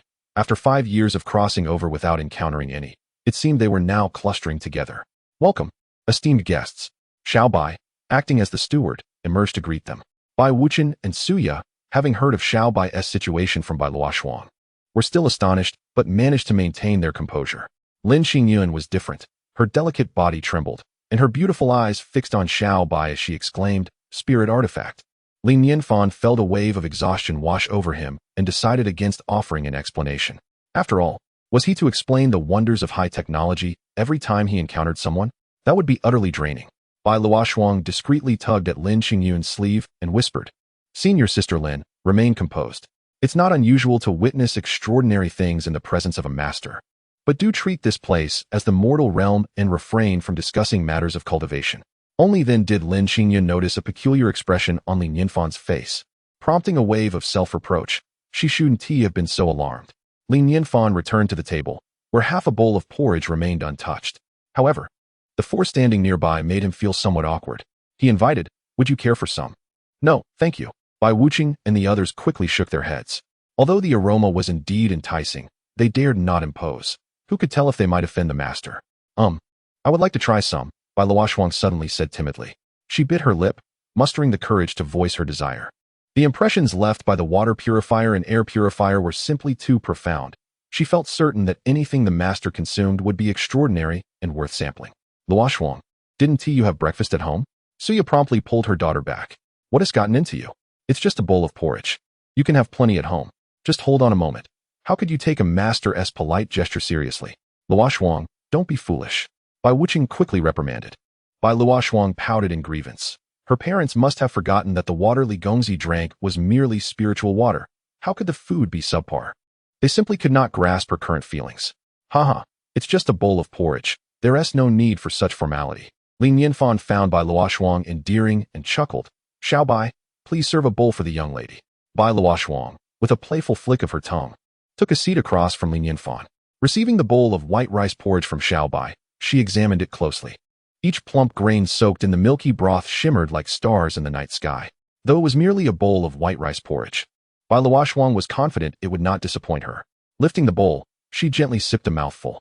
The creamy porridge enveloped her lips, gliding smoothly into her mouth, and a wave of warmth cascaded through her entire being. Delicious. The exquisite texture, paired with the unique fragrance of the porridge, caused her cheeks to flush with a rosy hue. At the same time, she realized that the water used to cook the porridge was indeed the spiritual water she had tasted previously. This was no ordinary white rice porridge. It was clearly the divine nectar of the immortals. So delectable was it that she attempted to persuade her parents. Father, mother, do try some. This porridge is truly delightful. Exceedingly so. She dared not mention the spiritual water, opting instead for subtle hints. You eat yours and keep quiet. Bai Wuqing's face reddened with anger. Isn't this embarrassing in front of the master?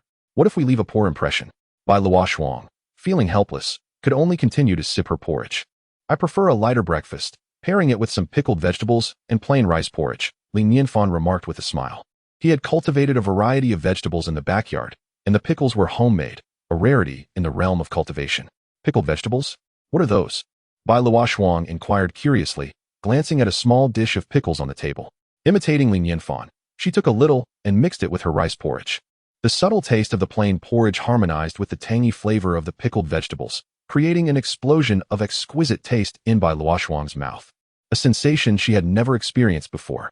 Delicious, absolutely delightful. Her eyes sparkled as she opened the door to a new culinary world. The combination of plain rice porridge and pickled vegetables, seemingly simplistic to the point of being rudimentary, surpassed any lavish delicacies she had ever tasted. Her pace quickened as she skillfully paired the pickles with the porridge, indulging in the delightful repetition with unbridled enthusiasm. At that moment, a single thought consumed her mind. To eat, to eat. Bai Wuqiang and Su Ye exchanged glances, their expressions turning pale. Could this glutton truly be their daughter? Was a mere bowl of rice porridge truly this delectable? Was it really necessary to react so? Reluctantly, they admitted that they too were tempted. Initially, the aroma of the rice porridge was subtle, yet as time passed, it gradually seeped into their very souls, provoking an involuntary salivation and an insatiable yearning within them. Coupled with Bai Luoshuang's enthusiastic demeanor, their hearts felt as though they were being tickled by a cat, longing to rush forward and partake in the delightful dish. Even Lin Qingyun, gazing at the translucent, glistening rice porridge, could not help but swallow hard. Chapter 18. This celestial jade is remarkable. It could serve as a source of light. It stirs the appetites of cultivators. But could this truly be nothing more than plain rice porridge? A profound doubt surged within Bai Wuqiang and the others. At this moment, Bai Luoshuang had already emptied her bowl, rubbing her stomach, a blissful satisfaction radiating from her countenance. She exhaled deeply, preparing to express her gratitude, when a sudden wave of warmth engulfed her entire being. The spiritual energy within her began to surge uncontrollably, her mind momentarily blanking, replaced by an enigmatic sensation. Buzzing. It seemed as if the sound of the Tao resonated in her ears, and from an external perspective, she appeared ethereal and elusive. This is, Bai Wuqiang and the others gazed wide-eyed, completely astonished. Enlightenment. This was enlightenment. Their breaths quickened, nearly shouting in disbelief. Why did this sudden epiphany occur?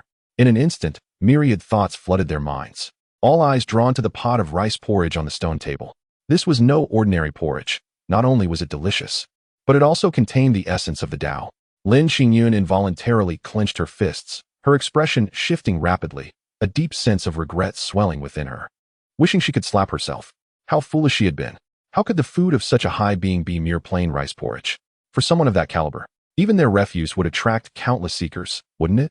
Just moments ago, she had foolishly passed up the opportunity to savor the rice porridge. Oh, how could she have been so naive? If only time could be rewound, she would gladly grovel for a bowl of that porridge. Bai Wuqiang and Su Ye's expressions mirrored her dismay. Recalling their daughter's previous demeanor, her hints had been quite evident. How could they have declined to partake in the porridge? Alas, they had missed a monumental opportunity. They wondered if it was still possible to ask for a bowl now. The three of them opened their mouths, ready to swallow their pride and request a serving of rice porridge. However, they observed as Li Nianfan rose and carried the pot of porridge away. Dahe, come and eat. A black dog raced in from the backyard, diving headfirst into its bowl, devouring the rice porridge with great delight. The three were instantly frozen, their eyes reddening as they stared at Dahe, helplessly swallowing their saliva. That was porridge infused with the essence of the Tao. How could it be given to a dog? No. They fervently wished to take its place. It seemed that Dahe, relishing its meal, sensed their gaze, pausing for a moment to glance at them before turning its back, continuing to enjoy its feast. The expression it wore suggested a fear of them attempting to steal its food. Bai Wuchen and the others felt their faces flush crimson, yet they dared not express their outrage. Li Nianfan, noticing their expressions, curiously inquired, "What is wrong with you all?" "And nothing," Bai Wuchen managed to stammer, forcing a bitter smile. Their hearts bled with regret, and they could only distract themselves by surveying their surroundings. However, upon catching sight of a corner of the yard, their pupils constricted, fixating intently on the black long sword resting there, repeatedly confirming its presence. The fallen demon's sword. Undeniably the fallen demon's sword. Bai Wuchen was certain he could not be mistaken. This sword, which had stirred countless storms of bloodshed in the outside world, was now carelessly discarded in a corner. Although the fallen demon's sword was indeed a demonic blade, it harbored boundless power, comparable to superior spirit artifacts, a coveted treasure sought after by many. Lin Xingyun timidly inquired, "Young Master Li, that sword. It somehow appeared at my doorstep. I noticed it was quite sharp, perfect for chopping firewood." Li Nianfan casually remarked, "Picked it up? Chopping firewood?" Bai Wuchen couldn't help but internally chuckle. He clearly understood why the sword had found its way to Li Nianfan's doorstep, to a master. The sword demon was as inconsequential as air, akin to a mere trinket. The notion of the fallen demon's sword being used for chopping wood by a master seemed almost normal, a mark of honor in its own right. Lin Xingyun struggled to articulate her feelings at that moment. Her lifetime of astonishment paled in comparison to today's revelations. Is this truly the realm of the extraordinary? Suddenly, Bai Luoshuang opened her eyes, her beautiful gaze tinged with confusion that swiftly morphed into shock. Mid-foundation establishment. She had merely consumed a bowl of porridge and had inexplicably advanced from early to mid-foundation establishment. Realizing that the porridge contained not only spiritual water but also extraordinary rice and pickles, she understood these ingredients were as lofty as the master himself, seemingly mundane yet unattainable. Having gained such an immense advantage, Bai Luoshuang sprang to her feet, exclaiming, "Thank you, young Master Li. It was just a bowl of porridge." "There is no need for such gratitude," Li Nianfan replied, shaking his head. This girl was delightful but far too prone to overreacting. It was merely a bowl of porridge. After all, Bai Wuchen produced a wooden box and spoke, "Young Master Li, last time my daughter returned with a painting from you, we benefited greatly. To express our gratitude, we offer this small token. Please do not find it lacking." "You are far too courteous," Li Nianfan said, pleasantly surprised that they had brought a gift. It was evident they were true aficionados of art. He opened the box to reveal a jade stone shaped like a sword. This jade, of an unknown material, emitted a white glow akin to a light source, bright yet not blinding, exuding an aura of the extraordinary. Lin Xingyun covered her mouth in disbelief, her eyes wide as she gazed at Bai Wuchen, her heart tumultuous with waves of astonishment. The sword flaw Immortal Jade, a treasured artifact of the 10,000 Sword Immortal sect, could enable one to comprehend sword intent and ascend to the rank of Sword Immortal. How could Bai Wuchen present such a priceless item? For sword cultivators, this jade was truly an invaluable treasure. Yet, Bai Wuchen remained composed, harboring his own thoughts. After all, the 10,000 Sword Immortal sect was saved by Li Nianfan, and the value of a casually gifted painting far surpassed that of the sword flaw Immortal Jade. The sword flaw Celestial Jade holds little significance for cultivators at the nascent soul stage. However, a painting by Li Nianfan commands the attention of not only those at the nascent soul stage, but even those at the out-of-body stage, the tribulation stage. And even celestial beings dare not overlook it. If the sword flaw Celestial Jade can ensure the Wan Jianxian sect's prosperity for millennia, then a single painting by Li Nianfan could sustain its glory for countless ages. What further purpose does the sword flaw Celestial Jade serve for me? Li Nianfan retrieved the sword flaw Celestial Jade from its box, cradling it in his hand to admire. It felt cool and smooth to the touch, an exquisite sensation. With a nod and a slight smile, he remarked, "This item is quite commendable. It will serve perfectly as a source of illumination for my evening, akin to an electric light. Truly a testament to the prowess of a master." The fact that the sword flaw Celestial Jade is merely intended for lighting brings to mind the thought that even the demon-slaying sword was once used solely for chopping firewood, and thus they found a sense of peace with it. Chapter 19. The principles of heaven and earth upon witnessing Li Nianfan accept the Jianxia immortal jade. A smile instantly graced Bai Wuchen's face. This marked a promising beginning. By the way, if an individual succumbs to shock and descends into madness, do you possess any means of remedy? Li Nianfan inquired, recalling the plight of Nan. The interlocutors, being cultivators, surely had a plethora of solutions. Hearing that Li Nianfan sought their assistance, the four of them felt compelled to ponder a strategy without delay. Lin Xingyun promptly remarked, "Madness typically results from damage to the soul. I am aware of certain remedies that focus on soul healing, but I must ask, what are the basic circumstances of the person you mentioned?" "She is a young girl who was terrified after being abducted by a monster," Li Nianfan explained. "A girl, and a mere mortal at that." Lin Xingyun shook her head. "In this case, it becomes problematic. Her soul's resilience is far too weak to endure the medicinal treatments for the soul. Otherwise, it could yield detrimental effects." Bai Wuchen concurred. "Such a condition largely stems from within. External assistance can only provide limited support. It is indeed challenging." They sighed internally, lamenting the missed opportunity to devise a strategy when a revered figure had graciously offered their insight. Lin Xingyun's eyes sparkled slightly. "I possess a soul-nourishing jade, which can nurture the soul over time. Wearing it for an extended period may yield beneficial effects." "And how long might that take?" Li Nianfan inquired with anticipation. "The healing of the soul is the most arduous task. It may take anywhere from 10 to 20 years, Lin Xingyun replied. "That is far too slow," Li Nianfan sighed. "For a young girl, such a span is of immense significance. It appears I must rely on my own abilities.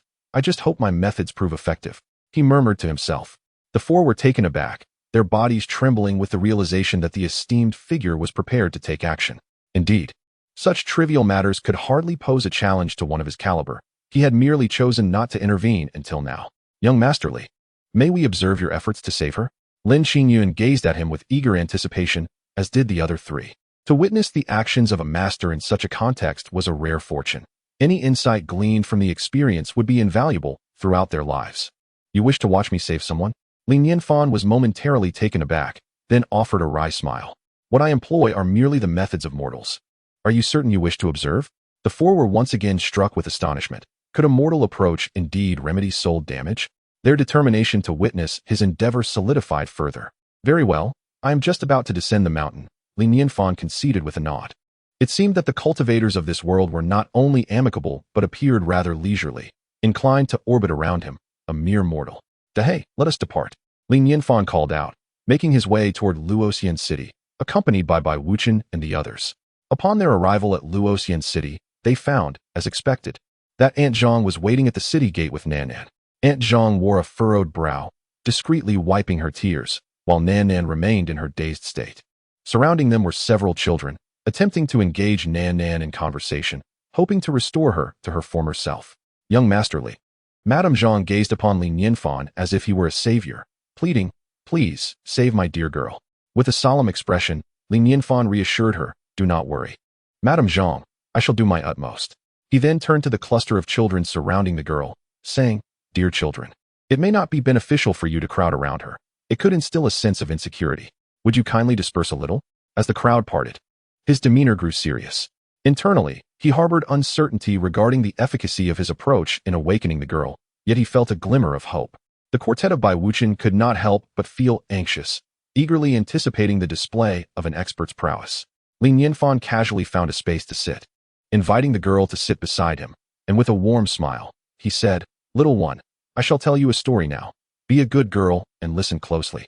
All right, this story is titled, Journey to the West." Recognizing that the girl's affliction stemmed from the presence of monsters, Li Nianfan aimed to mitigate their influence through storytelling, knowing that children are naturally drawn to tales, which often proves more effective than any form of communication. "I want to hear a story too. Brother Nianfan, can we listen?" The surrounding children chimed in, their faces alight with anticipation. Of course, Li Nianfan nodded in agreement.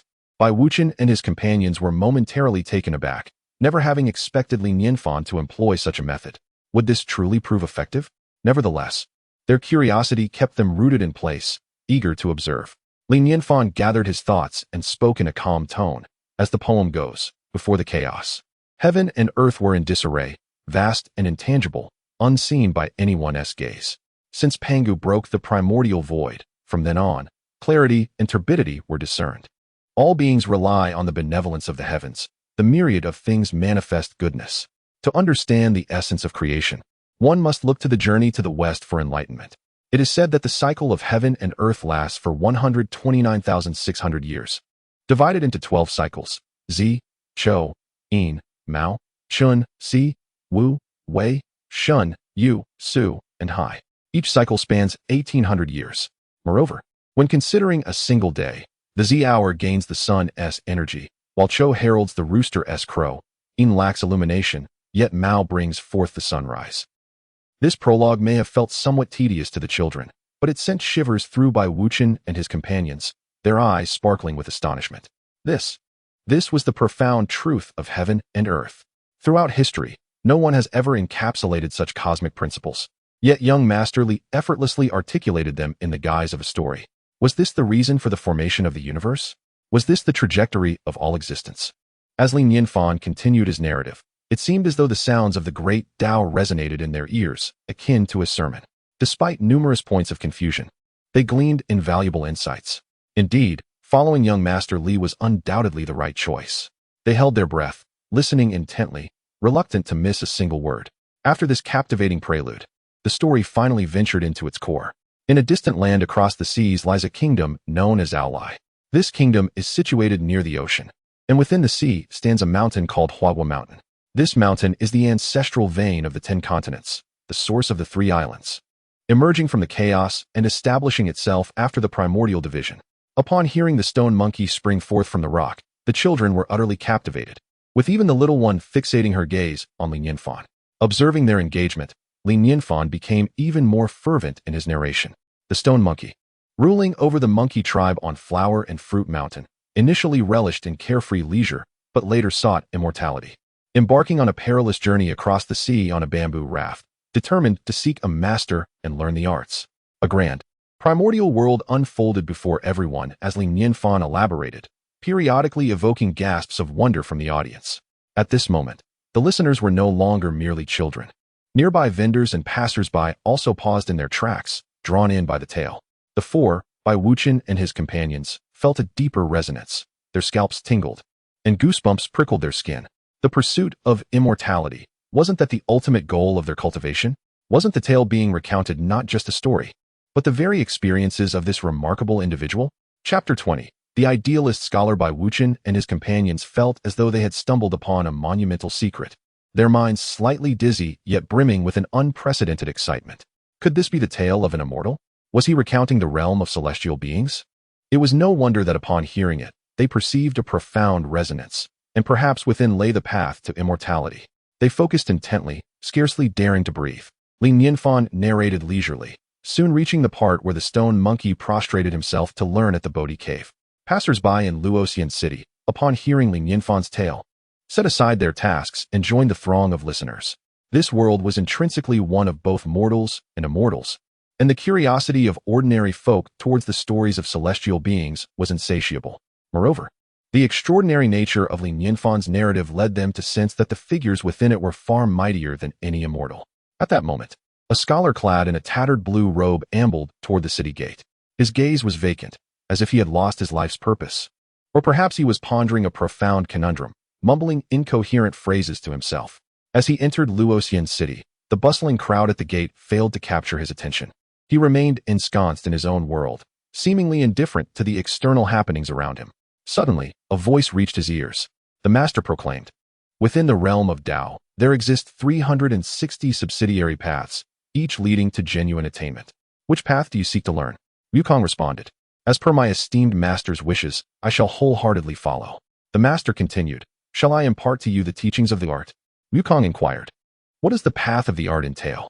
The master elucidated, "The art encompasses practices such as summoning immortals and seeking divination, enabling one to discern fortune and avert calamity."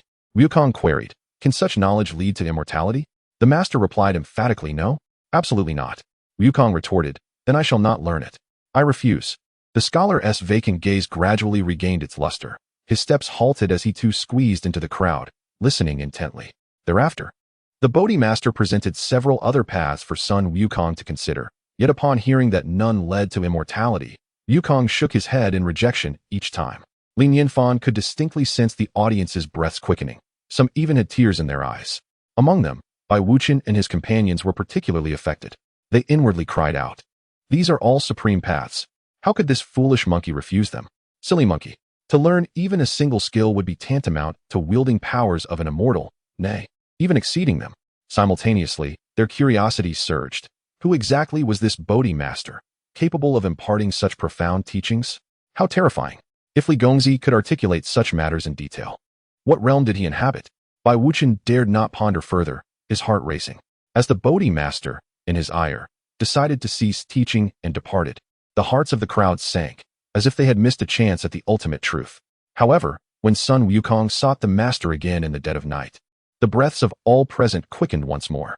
Li Nianfan skillfully aroused everyone's appetite, and with a faint smile, remarked, "Well, let us pause our tale here for today. To learn of future events, do come back next time." "Oh no, young Master Li, I implore you to continue," someone exclaimed. "Alas, has it truly been over an hour? My wife will surely be furious. Young Master Li, will you be telling more tales tomorrow? I shall certainly return." All eyes were fixed expectantly upon Li Nianfan. Even the gaze of Nuan displayed a flicker of emotion. Li Nianfan gently ruffled Nuan's hair and assured everyone, "Fear not, I shall return at this time tomorrow." Thank you, young master." Aunt Zhang, noticing the change in Nuan, was overwhelmed with joy, bowing repeatedly in gratitude to Li Nianfan. "Aunt Zhang, there is no need for such formalities. Save your thanks until Nuan is fully recovered," Li Nianfan replied. Bai Wuqian and his companions approached Li Nianfan, their demeanor akin to that of schoolchildren before a teacher, brimming with apprehension. They were equally curious. Had Sun Wukong truly mastered the path of immortality? What could the true path to eternal life be? As cultivators, this was their fervent obsession. However, they dared not press for answers. Simply being able to hear young Master Li narrate such tales was already an extraordinary fortune. Who would have imagined that his storytelling was an aid of a mortal girl? Such was the mark of a true expert. Bai Wuqian gazed at Li Nianfan with anticipation and cautiously inquired, "Young master, may we return here tomorrow to hear more stories?"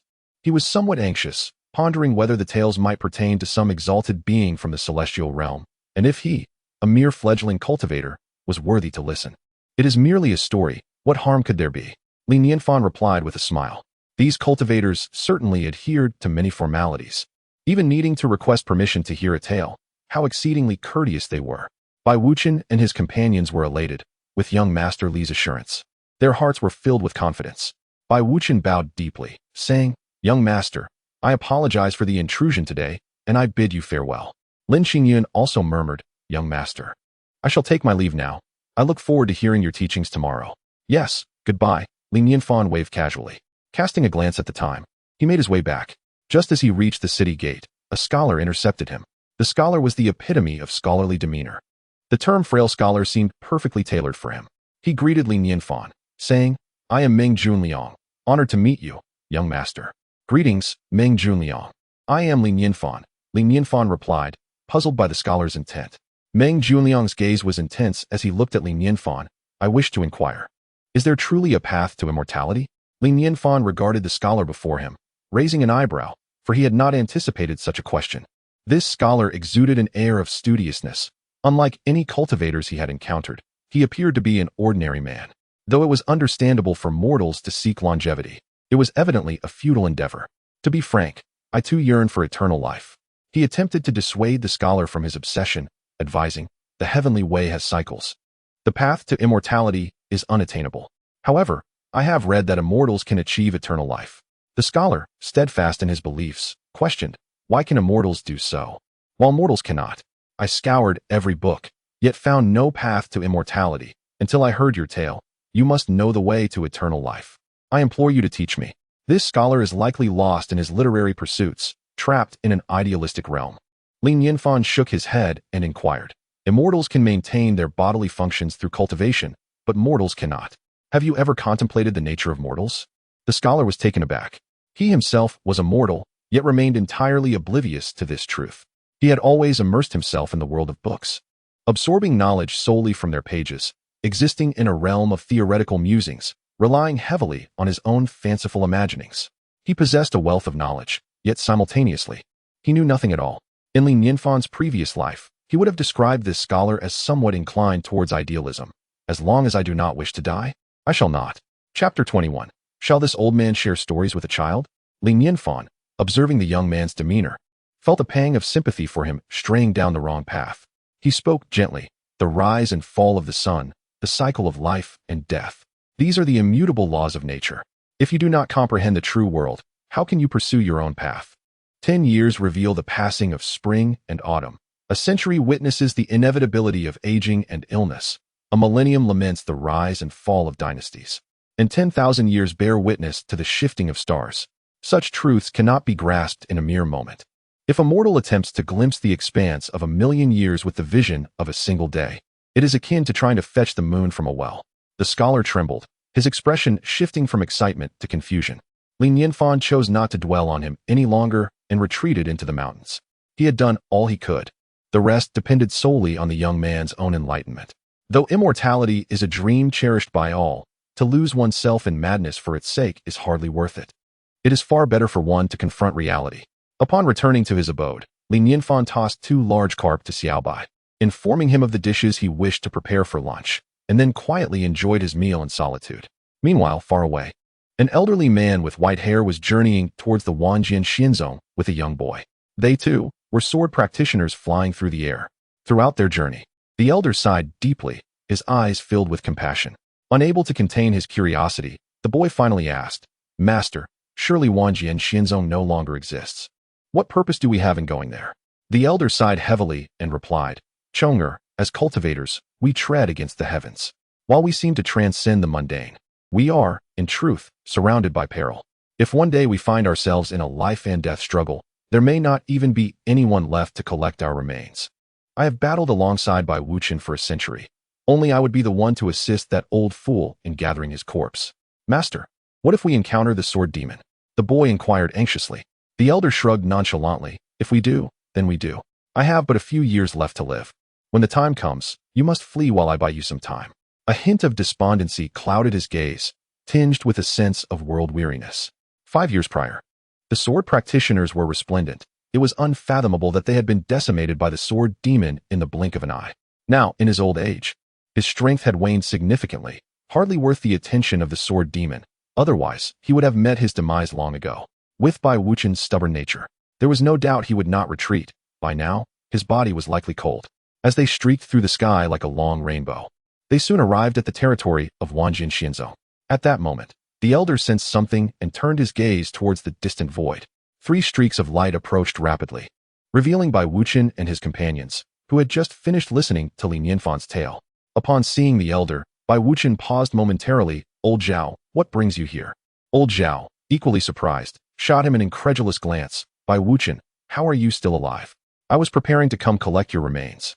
Bai Wuchen, unfazed, smiled slightly. "Ha ha ha, given your age, I am certainly behind you, here to collect yours." "Humph," Old Zhao retorted without argument, his curiosity piqued. "Did the sword demon not challenge you? Have you been hiding?" "Hide. Old Zhao, who do you think you are looking down upon?" Bai Wuchen puffed his cheeks and glared, a trace of mockery curling at the corners of his mouth as he subtly released a hint of his aura. Zhao Laoda's entire being trembled, his pupils widening in shock as he exclaimed, You have entered the out-of-body realm?" Bai Wuchen remained silent, only proudly closing his eyes. "How did you break through? This makes no sense. I am no less capable than you." Zhao Laotu scrutinized Bai Wuchen, his tone dripping with envy. "There's nothing I can do. I simply broke through," Bai Wuchen replied with a hint of arrogance. Zhao Laoda's expression turned somewhat unnatural and with a sense of despondency. He clasped his hands and said, "Congratulations, Senior Bai." His voice was laden with bitterness. Discovering that a friend had surpassed him from the same starting line was a heavy blow to his pride. "Zhao Laotu, we have known each other for centuries. Calling me senior feels awkward. Let us remain as we always were," Bai Wuchen hurriedly reassured him. However, Zhao Laotu insisted, "In the realm of cultivation, strength is paramount. It does not harm me to address you as senior." Bai Wuchen regarded Zhao Laotu, sighing deeply within. Given Zhao Laoda's temperament, even if Bai Wuchen had achieved immortality, he might not have acknowledged him. Yet now, he had bowed his head, and the reason was painfully clear. His lifespan was likely drawing to a close. Hoping that Bai Wuchen would look upon him favorably and care for his disciples. Cultivators pursue longevity, yet how many truly achieve it? The foundation establishment stage grants 200 years, the golden core stage 400, the nascent soul stage 800, and the out-of-body stage 1600 years. Only those who transcend the 3 calamities and 9 tribulations to become immortals may attain true longevity. It is a daunting challenge.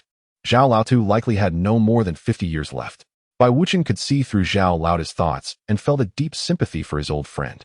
After a moment of contemplation, he resolved to offer assistance, saying, "Even though I have broken through to the out-of-body realm, do you really think I stand a chance against the sword demon?" Zhao Laotu furrowed his brow in confusion at Bai Wuqian's meaning. Bai Wuqian spoke earnestly. "The reason I was able to break through was due to the guidance of a great master, and the sword demon was also slain by that same master." "What?" Zhao Laotu's voice sharpened, his face a mask of disbelief. The young man behind him also changed expression, as if he had heard the most incredible news in the world.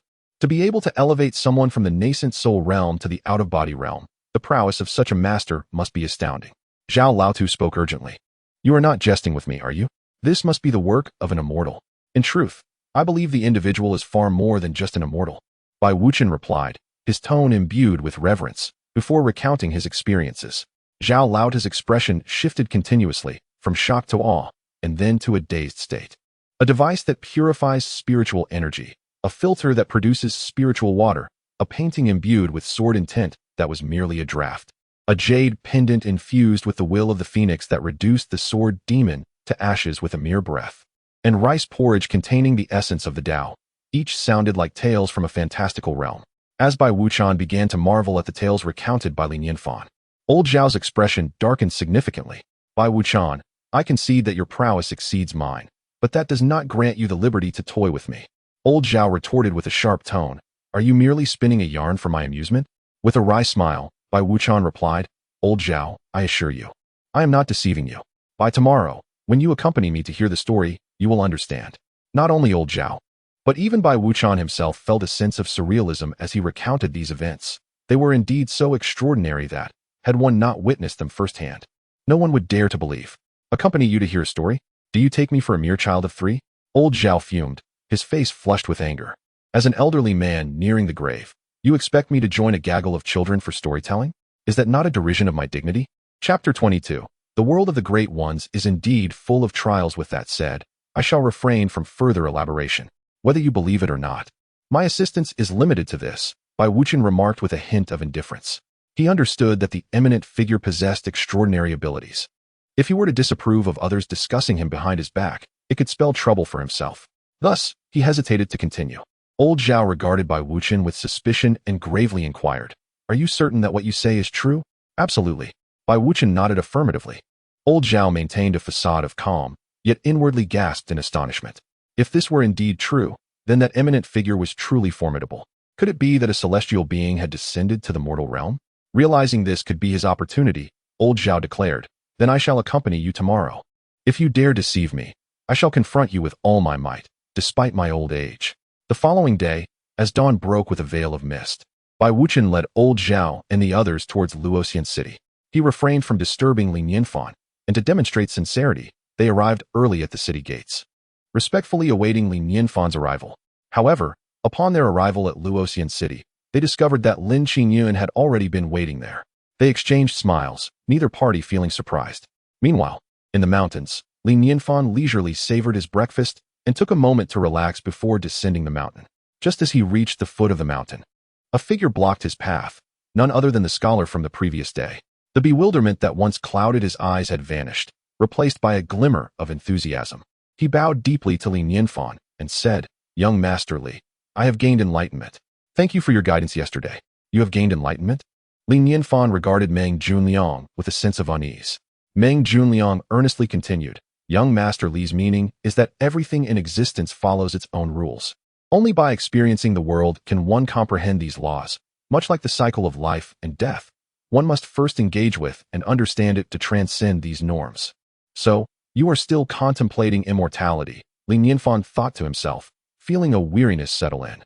Just yesterday, he had nearly pointed a finger at him and exclaimed, "Life and death are natural. Accept reality and cease your delusions." "Are you certain that is what I meant?" Li Nianfan inquired, exasperated. "The path of young Master Li is undoubtedly not so simplistic. I have merely grasped a fraction of its essence," Meng Junliang responded sincerely. "However, I shall meticulously observe everything in the world to discern its rules, striving to grasp the deeper meaning of your words as soon as possible." Lin Yinfan swallowed the words he intended to say. Given the praise directed at him, contradicting it would be unwise. He decided to let it be. With a sigh, he remarked, I hope you truly come to understand soon. I will strive for it, young master. Your guidance is a great favor to me, and in return, I shall henceforth regard you as my mentor. Meng Junliang performed a grand gesture of respect towards Lin Yinfan. Stop. I am not your teacher. Lin Yinfan quickly interjected. In the realm of his thoughts, one could easily mistake him for a madman in a previous life. To take him as an apprentice would surely bring disgrace. A flicker of sorrow crossed Meng Junliang's face. Indeed, the esteemed master looked down upon him, and his own comprehension must still be woefully inadequate. He vowed to strive harder in the future. Lin Yinfan, wishing to avoid further entanglements, lifted his leg and made his way towards the city of fallen immortals. Meng Junliang hastily followed in Lin Yinfan's wake, mirroring his steps with utmost reverence. What do you follow me for? Lin Yinfan inquired. With great respect, Meng Junliang replied. Young Master Li, I was profoundly enlightened by your tale yesterday. Such a timeless masterpiece deserves to be recorded. May I be permitted to transcribe it? For it will undoubtedly become a profound truth, celebrated by future generations. It is merely a story. How can it be linked to profound truths?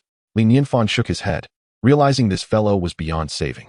Nevertheless, documenting the story seemed worthwhile. At least he wouldn't feel he had spoken in vain. He waved his hand. Very well. You may record it.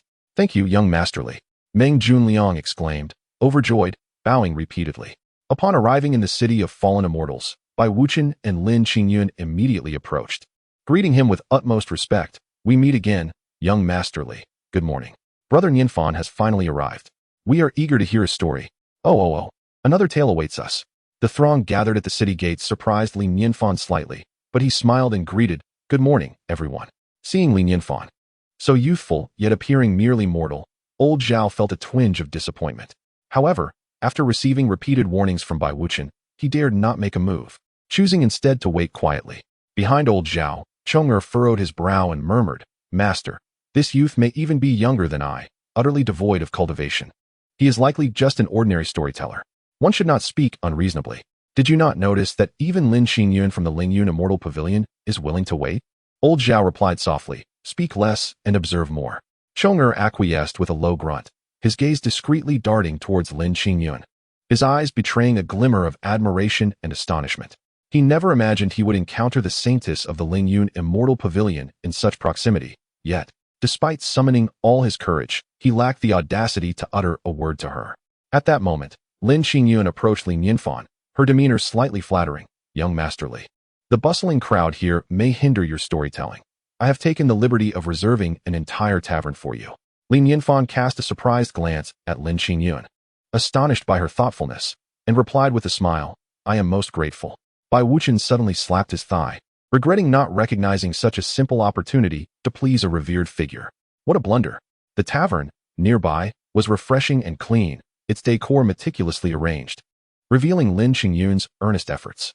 Lin Yinfan cradled the little girl as he stepped onto the central platform of the tavern, smiling gently as he began. Continuing from the last tale, the Bodhi patriarch, in a fit of anger, swept his sleeves and departed. By dusk, Wukong and the others retired to rest, closing their eyes to calm their minds. As the clock approached the midnight hour, I quietly rose, donned my garments, and stealthily opened the front door, evading the throng as I stepped outside. All around, individuals listened intently. Upon realizing that the 3 lashes of the Bodhi patriarch symbolized the arrival of the third watch, expressions of enlightenment blossomed across their faces. The common folk felt only a fleeting amusement, their understanding not yet profound. However, for the cultivators, the revelation struck like a thunderbolt. Bai Wuchen and his companions were astounded to discover that this was, indeed, a test imposed by the Bodhi patriarch upon son Wukong. It was a trial of comprehension. The realm of the great was undeniably intricate, with unforeseen challenges arising in the most casual of moments. Henceforth, I must exercise utmost caution, striving to grasp every subtle hint from the masters, aiming to secure their complete approval. Chapter 23. Words manifesting the law. Bai Wuchen could only manage a bitter smile, lamenting inwardly. How had he failed to comprehend the wise man's intentions earlier? He had neglected to reserve a banquet hall in advance, allowing Lin Xingyun to seize the opportunity instead. The wise man was subtly guiding him. Old Zhao, noticing Bai Wuchen's frequent sighs, became even more attentive, listening intently to Lin Yinfan's narrative. At this moment, the The tale revolved around Bodhi Patriarch imparting wisdom to son Wukong. The Patriarch proclaimed, "You are fortunate today, and I am delighted to share." Understanding the enigma within the plate, come closer and listen carefully. I shall impart to you the profound truths of longevity. Wukong bowed in gratitude, attentively washing his ears and kneeling at the foot of the couch. Fortunate, delighted to share the profound truths of longevity by Wuchen. Lin Qingyun and old Zhao trembled with excitement and shock, their bodies quivering slightly. Would he truly expound upon the secrets of eternal life? They were convinced that the wise man was using the Bodhi Patriarch's voice to convey a message to them, suggesting a connection to him. Especially old Zhao, nearing the end of his days, found himself holding his breath upon hearing the mention of the profound truths of longevity.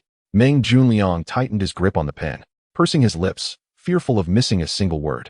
The Patriarch continued, "The genuine and mysterious principles of manifestation and concealment. Regrettably, those who cultivate life speak not of them. All is ultimately essence, energy, and spirit. Guard them closely and do not let them leak away. Do not let them leak away within your being. You receive my teachings and shall flourish." One layered mantra after another flowed from Li Nianfan's lips, resonating like the evening drum and morning bell, entering the ears of those present alongside the sounds of the great Tao. Some individuals' gazes sharpened slightly, as if they had gained insight, while others maintained their composure, unaffected. Bai Wuchen and the others had become rigid, their minds echoing with thunderous sounds. The Tao. It truly was the Tao of longevity. Their scalps tingled, and goosebumps covered their bodies. These phrases were obscure and difficult to comprehend. They felt as though they were lost in a fog, desperately trying to etch the words into their memories.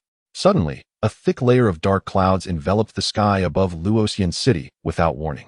Lightning slithered like silver serpents within the clouds, illuminating the entire city in a silvery glow. Then came the torrential rain, cascading down in sheets, causing Luoxian City to appear as though it were shrouded in a curtain of rain. People on the streets hurried to seek shelter, bewildered by the sudden changes in the heavens. Within the banquet hall, everyone remained oblivious to the outside conditions, their focus entirely on the unfolding story.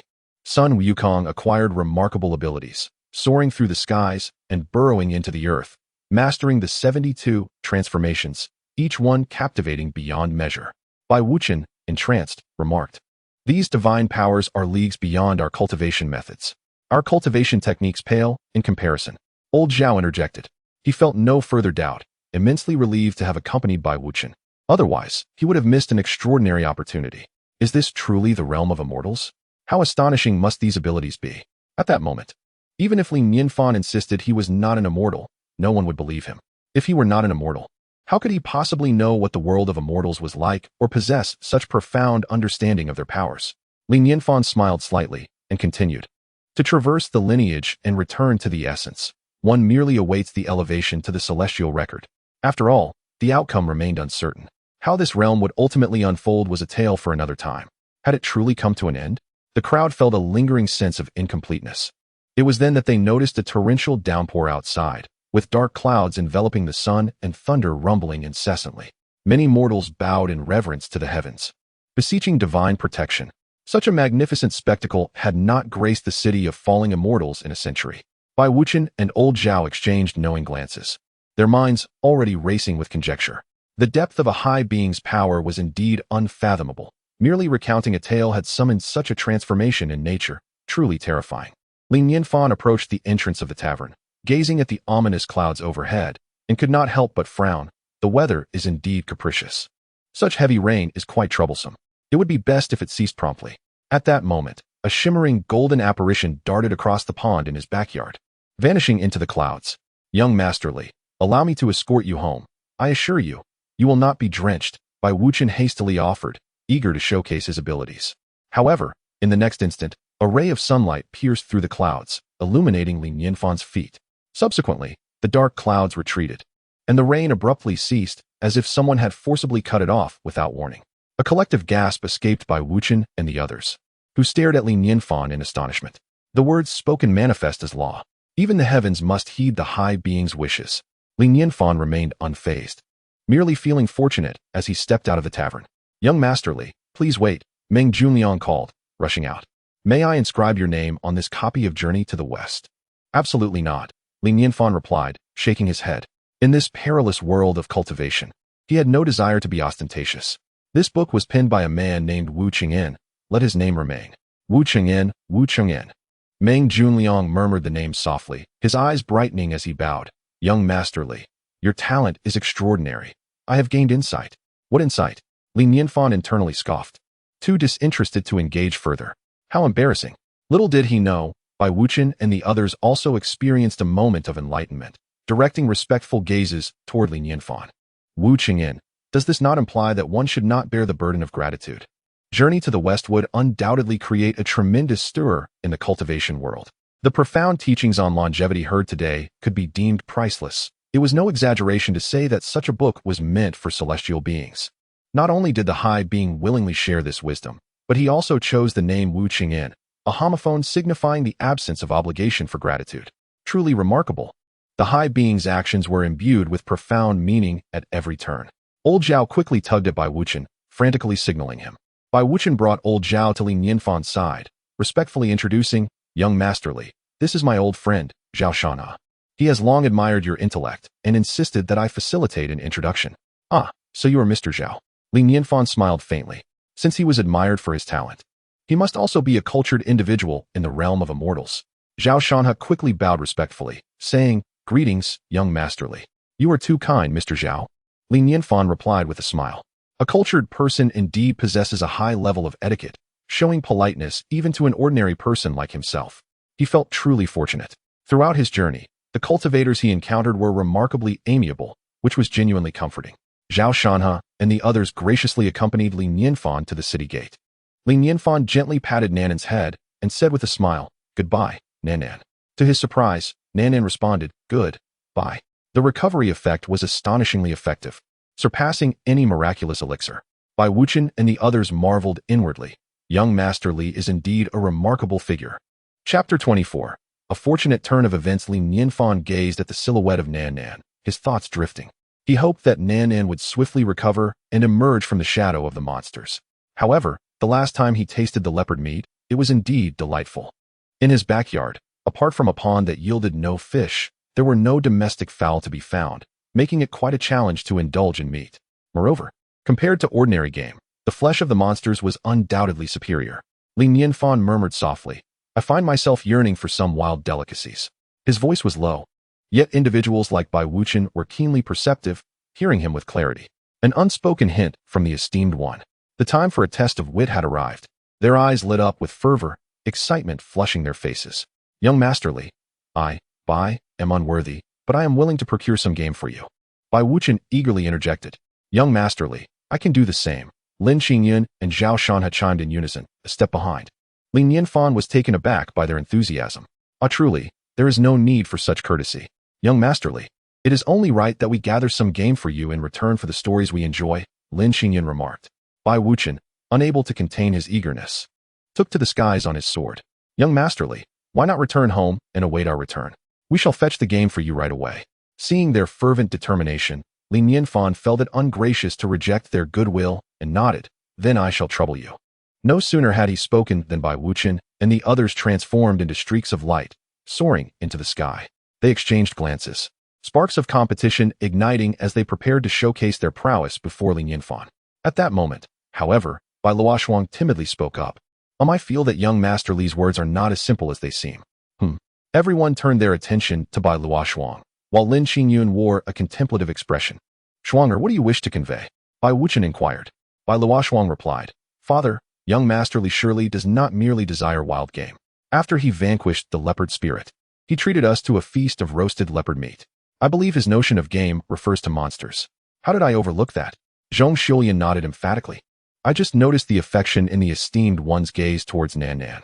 Given what the monsters did to her, he must harbor a deep-seated hatred for them. Oh dear. Thank you for the reminder. What manner of personage is the esteemed one? How could he settle for inferior game? It must indeed refer to monsters. We almost misconstrued his intent. Had we returned with only ordinary game, our opportunity might have been lost. Bai Wuchen expressed his regret. He couldn't help but recall the wisdom trials from the esteemed one's tales, realizing how precarious their situation had been. They were fortunate that his daughter grasped the meaning in time. Zhao Shanha could hardly wait, exclaiming, What are we waiting for? Let us swiftly hunt down some monsters. At the very least a monster king. Lin Qingyun added, I know of a place where a tiger monster king resides. It possesses the strength of the nascent soul stage and has committed numerous misdeeds. Killing it will surely please the esteemed one. Let us there at once." With urgency, the group hastened, racing towards their objective. In a distant forest, where malevolent energy surged into the sky, all merchant caravans and travelers passing through displayed signs of trepidation, opting to take a detour. At that moment, a gathering of small demons was holding a jubilant revelry, with the tiger demon king seated prominently, fixated on a colossal tiger head. As he observed the performances of the diminutive demons, he voraciously devoured meat and drank copiously from large vessels. Suddenly, radiant beams of light descended from afar, swiftly illuminating the forest. Subsequently, a white sword aura shot skyward. A mournful roar echoed through the woods, the sound of a tiger's lament. The little demons, still bewildered by the unfolding events, beheld their king transformed back into his original form, hoisted onto the shoulders of an unexpected group of intruders. Run! The throngs of smaller demons, hearts pounding with fear, scattered in disarray. Yet, a solitary tiger was insufficient. They aimed to slay a few more. Bai Wuchen and his companions locked onto their targets, dispatching several more formidable demons. Not long after Li Nianfan returned home, Bai Wuchen and the others surprisingly arrived. With a thud, an array of rare and exotic beasts was laid before Li Nianfan. Many of these creatures were unfamiliar to him, including two-headed wolves and three-tailed lions, all of magnificent stature, leaving Li Nianfan in awe. The prowess of cultivators is indeed remarkable. Most of these beings were likely demons. "We were uncertain of your preferences, so we gathered a bit more," Bai Wuchen remarked. "Thank you, I appreciate your efforts." Li Nianfan nodded, a satisfied smile gracing his lips. Today, he basked in the fortune brought by the cultivators, indulging in delicacies he could scarcely have imagined in his past life. Observing Li Nianfan's reaction, Bai Wuchen and the others exhaled in relief, sharing knowing smiles. Indeed, the noble one intended for us to hunt demons. Fortunately, we grasped the underlying significance at a critical moment. As they had lent assistance, Li Nianfan felt compelled to reciprocate, suggesting, "With so much food, I cannot consume it all alone. Why not stay and share?" "Sir Li, you are too courteous. There is no need." Zhao Shanhe instinctively began to decline, only to be halted by Bai Wuchen, whose eyes reflected a mix of disappointment and exasperation. "Are you foolish? I have told you. The water consumed by the noble one is spirit water, and even a bowl of plain rice porridge is imbued with profound essence, not to mention delicious beyond compare. You dare consider refusing such a splendid opportunity? Have you lost your wits? Even if you cast aside your pride, you must seize this chance." Zhao Shanhe regained his senses and cleared his throat, swiftly altering his response. "In that case, it would be disrespectful not to comply." Li Nianfan nodded and turned to Xiaobai, instructing, "Xiaobai, please go to the back mountain and prepare the meat, slicing it into pieces, and gather some vegetables. Let us enjoy a hot pot today." "As you command, my esteemed master," Xiaobai promptly replied, setting off to fulfill the task. Though this scene was not unprecedented, Bai Wuchen and the others felt an overwhelming sense of emotion. In other households, having a spirit companion would be considered a tremendous blessing, cherished as if they were ancestors. Yet here was Li Nianfan, allowing his spirit companion to perform menial tasks. The joy of a sage is beyond your imagination. Li Nianfan smiled gently and said, "You are in for a treat today. We shall have hot pot." Hot pot? What could this be? Is it perhaps the fare of immortals? Bai Wuchen and the others were puzzled, yet their excitement remained undeterred. They cast appreciative glances towards Bai Luoshuang, grateful for her reminder that allowed them to comprehend the sage's intention and pass the test. This must surely be a reward from the sage. With some time left before the meal, Li Nianfan encouraged them to explore their surroundings while he gazed at the sky, contemplating whether he should embellish his courtyard. Recently, he had received numerous visitors, all of whom were cultivators. Although he could not cultivate himself, he must maintain an air of sophistication. Since they were cultured individuals among the cultivators, he could not afford to fall short. It would be ideal if they could be captivated the moment they arrived. Chapter 25. I come from the mortal realm to seek immortality naturally. Bai Wuchen and the others dared not wander recklessly. Instead, they moved cautiously within the courtyard, harboring a sense of reverence and awe as they admired the residence of the immortal. The architectural layout and decorative style left them utterly astounded, revealing many wonders they had never before encountered, such as exquisite tiles and gleaming mirrors. Treasures. These must undoubtedly be treasures. So this is what the immortal's palace looks like. Bai Luoshuang remarked. "Father, look. That is an air purifier, and over there, a water purifier." Zhao Shanhe gasped, his eyes widening in disbelief. Although he had heard of such marvels, witnessing them firsthand was an overwhelming experience. This is a self-made paradise. Are you astonished by merely these? Look over there. Bai Wuchen pointed toward a distant corner of the wall. The demon-slaying sword. Zhao Shanhe hurried over, confirming his suspicions repeatedly, declaring with utmost certainty. This is indeed the demon-slaying sword. Did this immortal truly assist you in vanquishing the sword demon? Zhao Shanhe inquired. Could it be otherwise? Bai Wuchen chuckled softly, adding, I suspect that this esteemed figure has ties to the ancestors of my 10,000 sword sect. Zhao Shanhe regarded Bai Wuchen with disdain, retorting without mercy. Pa, do you not feel any shame? Lin Qingyun looked at Bai Wuchen with a perplexed expression, astonished by the audacity of this elder. I possess valid reasoning. Bai Wuchen quickly defended himself. My daughter had just emerged to seek refuge when she encountered a monster that nearly claimed her life. At that moment, this esteemed figure appeared, rescuing my daughter, offering them spiritual water, and even presenting a painting. This painting initially allowed me to break through, subsequently guiding the sword demon to this place, effortlessly obliterating it and alleviating the dire predicament of my 10,000 sword sect. Every event is intricately connected, all under the control of this esteemed figure, who is evidently assisting my sect.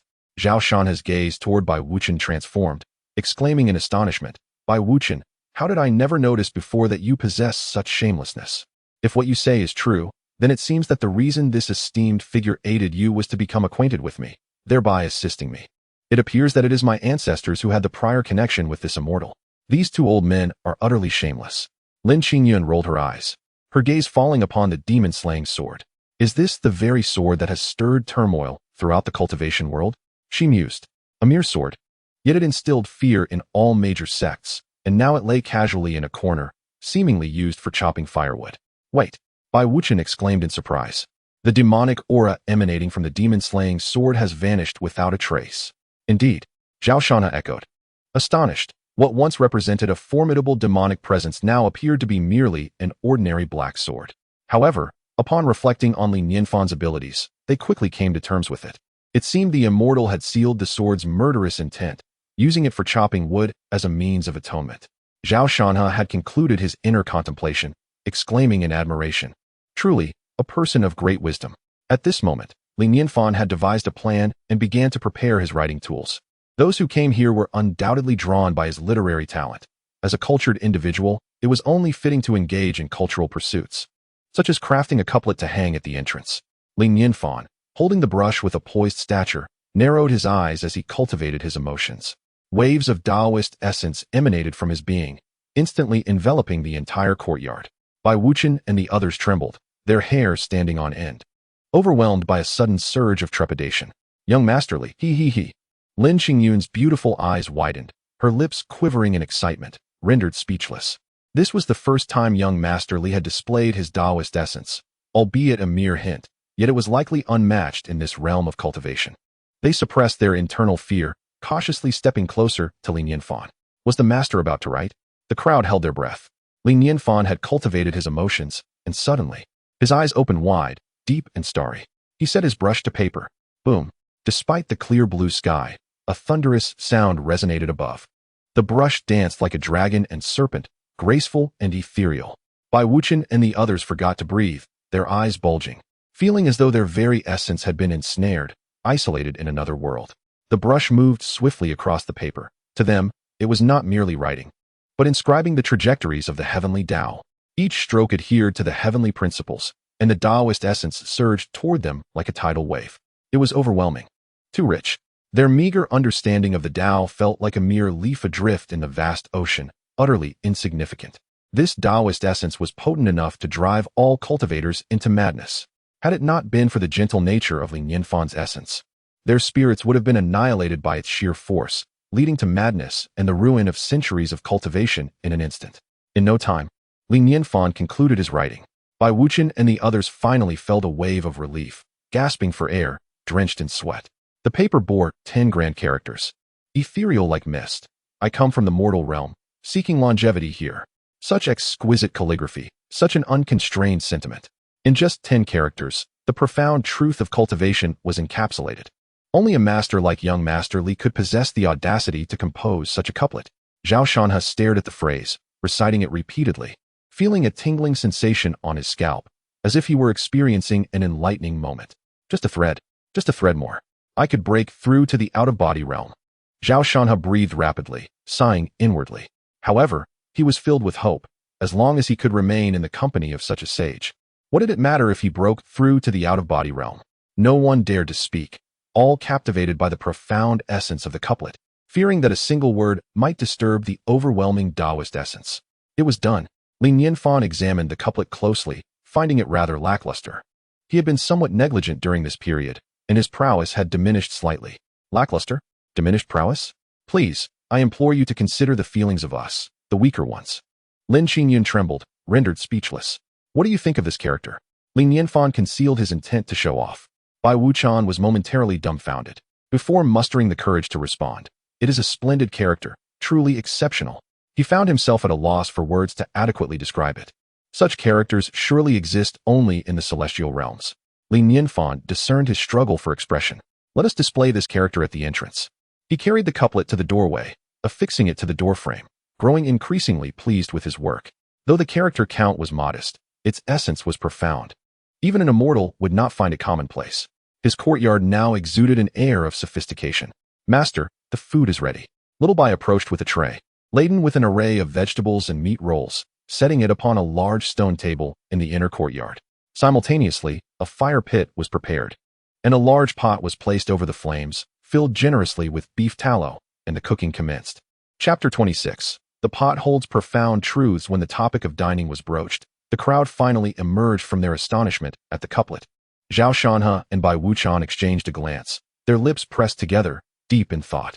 This extraordinary individual was indeed beyond comprehension. Perhaps the term immortal scarcely sufficed to encapsulate his essence.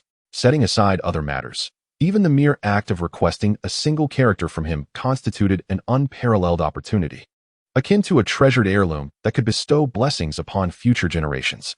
Zhao Shanha, filled with anticipation, murmured, Bai Wuchan, did you not acquire a painting from young Master Li? Hurry and show it to me. Bai Wuchan's expression soured, and tears welled in his eyes. I'm afraid that's not possible now. What do you mean? After all these years of friendship, do you intend to keep it hidden from me? Not even a glance. Zhao Shanha exclaimed, indignation etched upon his face. It's not that I don't want to, but that painting. It was destroyed by the sword demon, Bai Wuchan replied, his tone laced with bitterness. What? Zhao Shanha's face flushed with anger, his beard bristling, as he pointed an accusatory finger at Bai Wuchan. You incompetent fool. You couldn't even safeguard such a treasure. How can you still show your face after losing that painting? Bai Wuchan's heart bled at the memory. It was a moment he wished to forget more than any other. Old Zhao, do you think I desired this? At that moment, I wished it were I who had perished, rather than the painting. Despite being several centuries old, his eyes brimmed with tears, ready to spill over at any moment. That painting had the power to immortalize the Wan Jianxian Zone for eternity. Zhao Shanha recognized the genuine sorrow in Bai Wuchan's heart. Had he been in the same predicament, he too would have struggled to bear it. Ultimately, he could only release a long sigh. Alas, what are you two sighing about? Li Nianfan interjected with a smile, his gaze fixed upon the pair. One must maintain a good mood while dining, otherwise, it is an affront to the culinary delights. The words, spoken without intent, struck a chord with Bai Wuchan. He looked at Li Nianfan, his eyes reddened, tears of gratitude welling up. Young Master Li was subtly reminding him. He must have known of Bai Wuchan's failure to protect the painting, yet he encouraged him to maintain his spirits, implying that he bore no resentment. Oh, young Master Li, you are truly magnanimous. In that instant, Bai Wuchan felt an overwhelming urge to dedicate his life to Li Nianfan. At that moment, their attention shifted to the stone table nearby. Upon seeing the spread laid out before them, both Bai Wuchan and Zhao Shanha gasped in awe. The food before them was nothing short of exquisite. It was a feast for the eyes, resembling works of art. The delicate meat rolls were uniformly thin, neatly arranged on the platter, their red and white marbling glistening enticingly. The vegetables were similarly cut with precision, an array of colors harmoniously piled together, creating a visual delight. Moreover, there were numerous round delicacies, perfectly spherical and unfamiliar to them, yet they ignited an immediate appetite. Bai Luoshuang gazed at the culinary marvels before her, her mouth slightly agape in an O shape, oblivious to the drool escaping the corner of her lips, poised to drop at any moment. Lin Xingyan, too, found herself unable to resist the allure of the delectable cuisine. swallowing hard as she realized that her traditionally stoic and aloof demeanor was utterly vulnerable in the face of such culinary temptations. Even before indulging, the mere appearance of the dishes served as an exquisite seduction. Is this truly the food of immortals? Today, to partake in such a feast is to live without regret. The broth within the pot began to bubble and froth, a symphony of boiling water. As they beheld the pot, Bai Wuqian and the others were momentarily taken aback, as if they had glimpsed the very essence of the universe. The round pot was divided by a graceful curve, one side brimmed with fiery red chili oil, while the other was a creamy white bone broth, resembling a perfect yin-yang symbol. It was undoubtedly the path of yin and yang. Truly, the wise are wise. Even the vessel for their meal embodies profound truths, leaving us in awe. The onlookers silently acknowledged their newfound wisdom. Nianfan, observing their expressions, couldn't help but chuckle inwardly. What of these cultivators? Before me, they are but novices, and a mere dual-flavored pot has left them astounded. Bai Luoshuang, unable to contain her excitement, inquired, young masterly, how should one enjoy this delicacy? Quite simply, he replied, just blanch it in the pot, and it will be cooked to perfection in no time. Nianfan demonstrated, deftly placing a slice of tiger meat roll into the bubbling chili oil. He preferred to start with the spicy option to awaken the palate.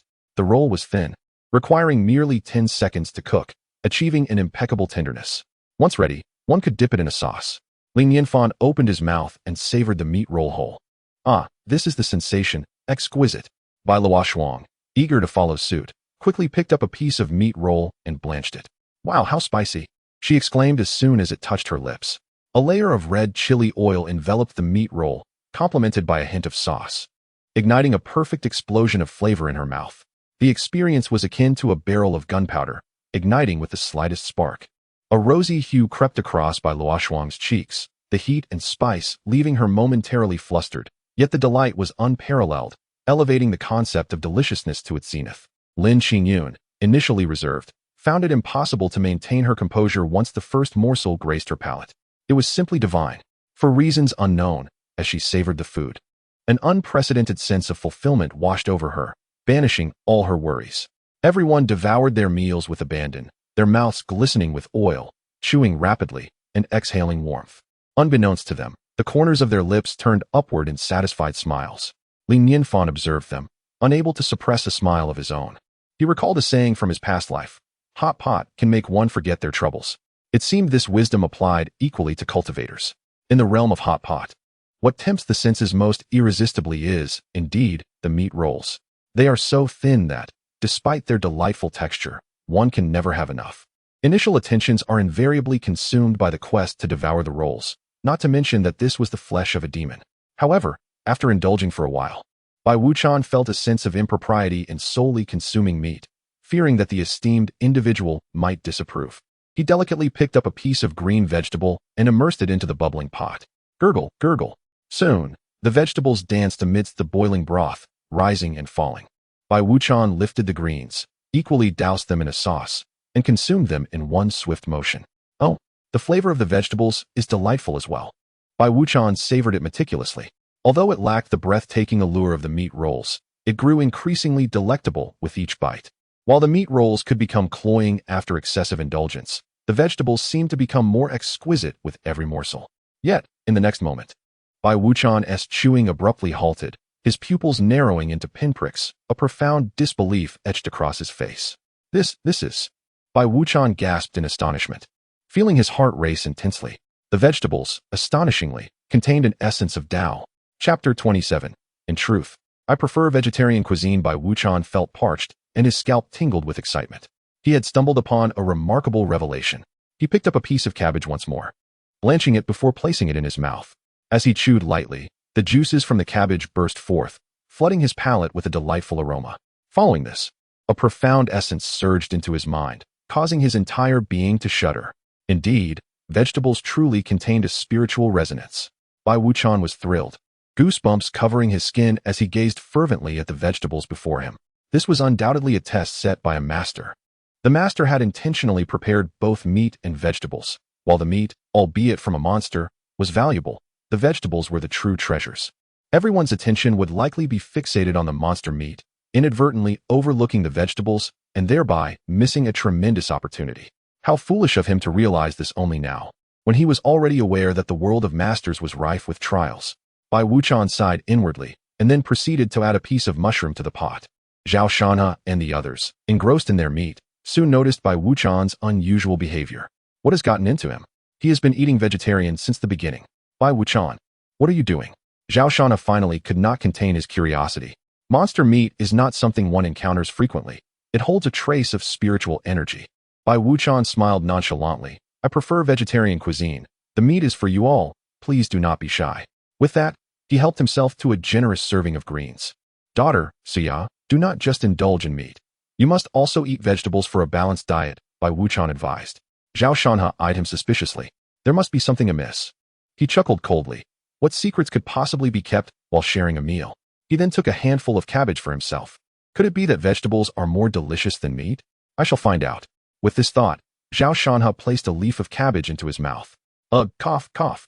The vegetables, spiced with chili, made him cough uncontrollably. Vegetables taste best when simmered at the bottom of bone broth. Spicy is rather unpalatable, Li Nianfan remarked with a smile. Shouldn't cultivators have a low demand for food? Why are they so eager here? Zhao Shanha felt a bit embarrassed, yet his eyes were filled with astonishment. The spiritual resonance. It was definitely there. Bai Wuqian had not been forthright. How could he hide such a thing while he had secretly consumed so many vegetables? Zhao Shanha's eyes turned red as he began hastily gathering vegetables to chew. Bai Wuqian, equally unwilling to back down, engaged in a fierce competition over the vegetables. Their faces flushed with fervor. Had it not been for Li Nianfan's presence, it seemed they might have come to blows. This commotion soon caught the attention of Lin Qingyun and the others, who, out of curiosity, began to partake in the vegetables as well. What is this? Lin Qingyun was utterly stunned. If the previous delicacies had astonished her, this experience completely shattered her worldview. Vegetables harbor an essence of the Tao, which seems utterly implausible. For cultivators, the Tao is an elusive treasure, akin to enlightenment, intangible and beyond grasp. Traditionally, one could only encounter the Tao through fortuitous events. Yet now, it appears that one can attain this essence simply by consuming these vegetables. Astonishing and unfathomable. It is a notion that would be met with disbelief.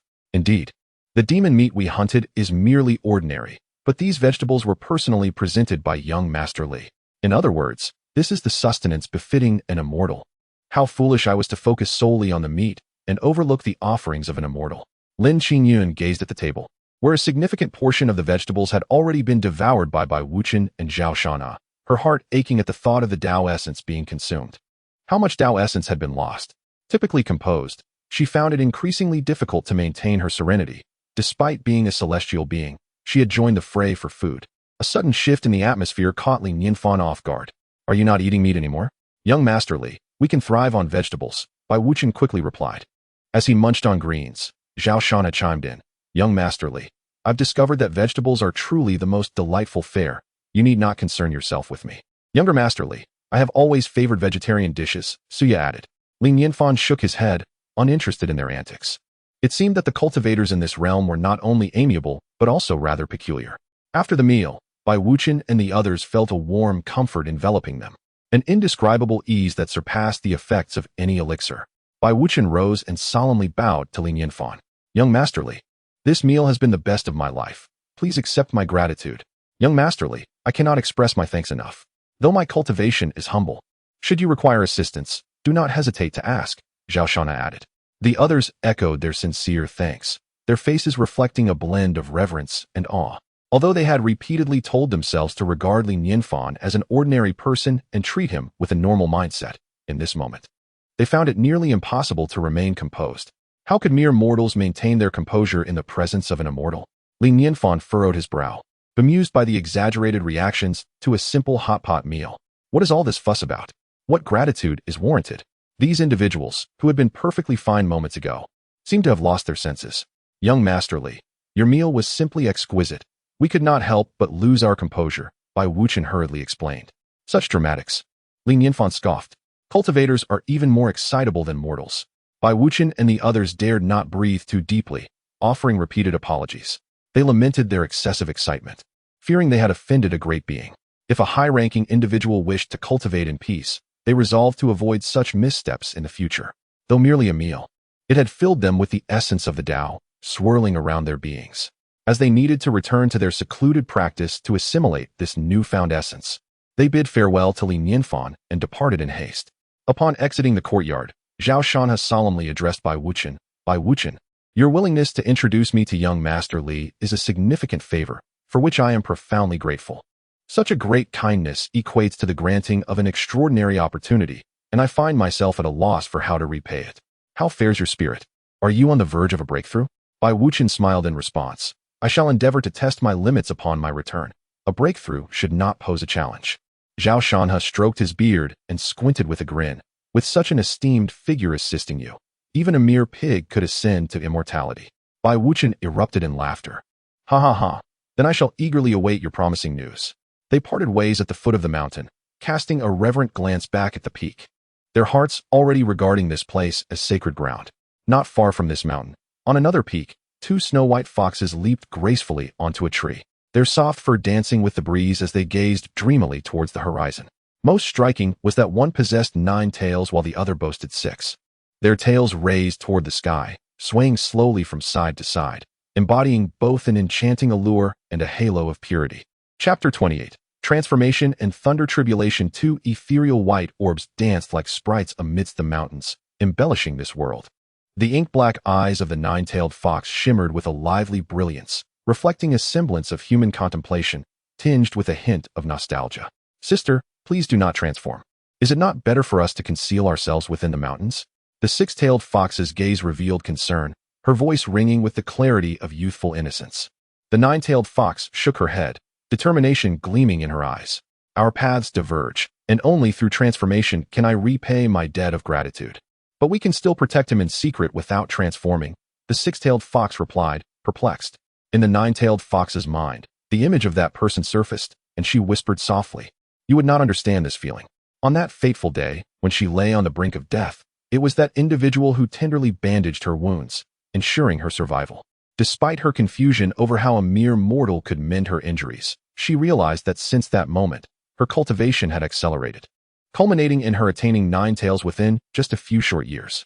With a quaver in her voice, the 6-tailed fox implored, "Sister, the tribulation of transformation is terrifying. I cannot bear to witness your soul dissipate. What shall I do if you leave? You have already acquired the strength to protect yourself. Should I succeed in my transformation, I shall require your protection," the 9-tailed fox responded.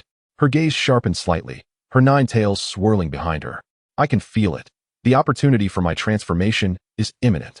With that, she gracefully leaped from the tree, as if riding the gentle breeze, bounding toward the distance. "Sister." Tears brimmed in the 6-tailed fox's eyes as she hurriedly followed, leaping after her.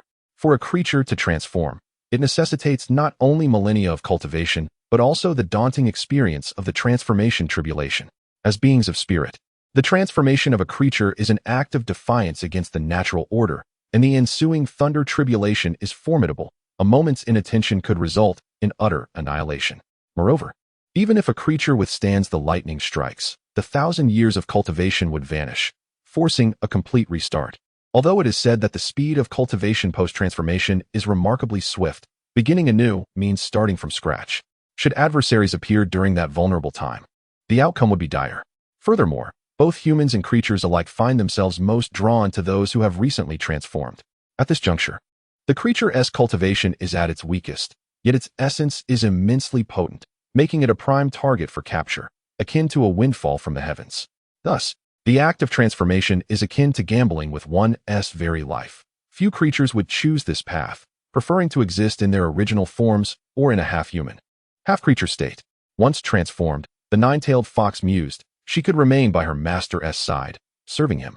With anticipation coursing through her, her resolve only deepened. In the realm of cultivation, a month passes like a fleeting moment. Boom.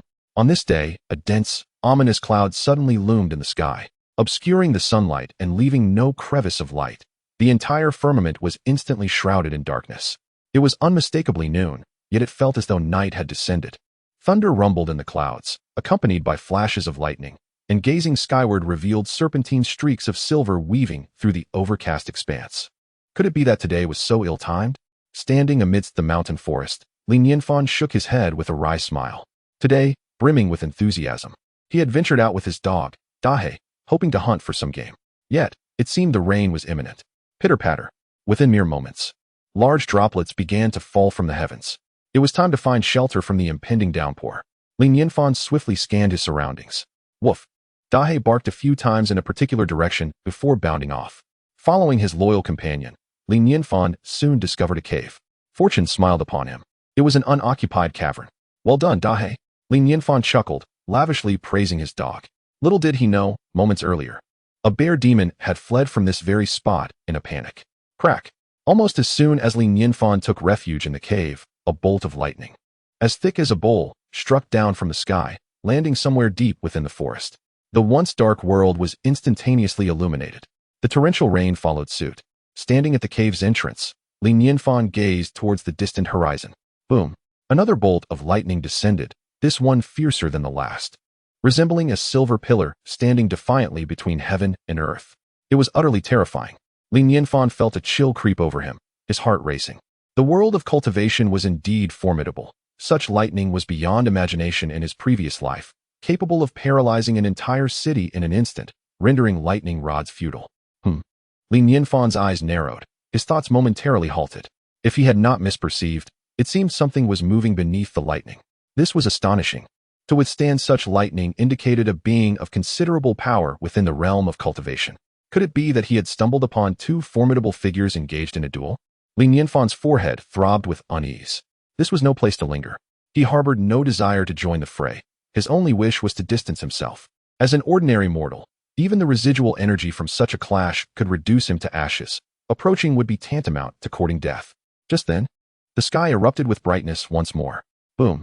A third bolt of lightning struck, tinged with a hint of crimson, its power evidently greater than the previous two. Li Nianfan observed closely. It appeared that something was indeed present beneath the lightning, seemingly suspended in the air. Where could such a cultivator have come from? Choosing to battle in this locale? Li Nianfan felt a bitter pang within. Fortunately, the location of the lightning remained constant, allowing his heart to settle slightly. He held Dahei close, the two of them relying on one another. After the ninth bolt of lightning, the ominous clouds finally began to disperse, the torrential rain ceased, and sunlight began to pour down from above. Bathed in the warm glow of the sun, Li Nianfan was nearly moved to tears, having narrowly escaped a frightful ordeal. He dared not linger.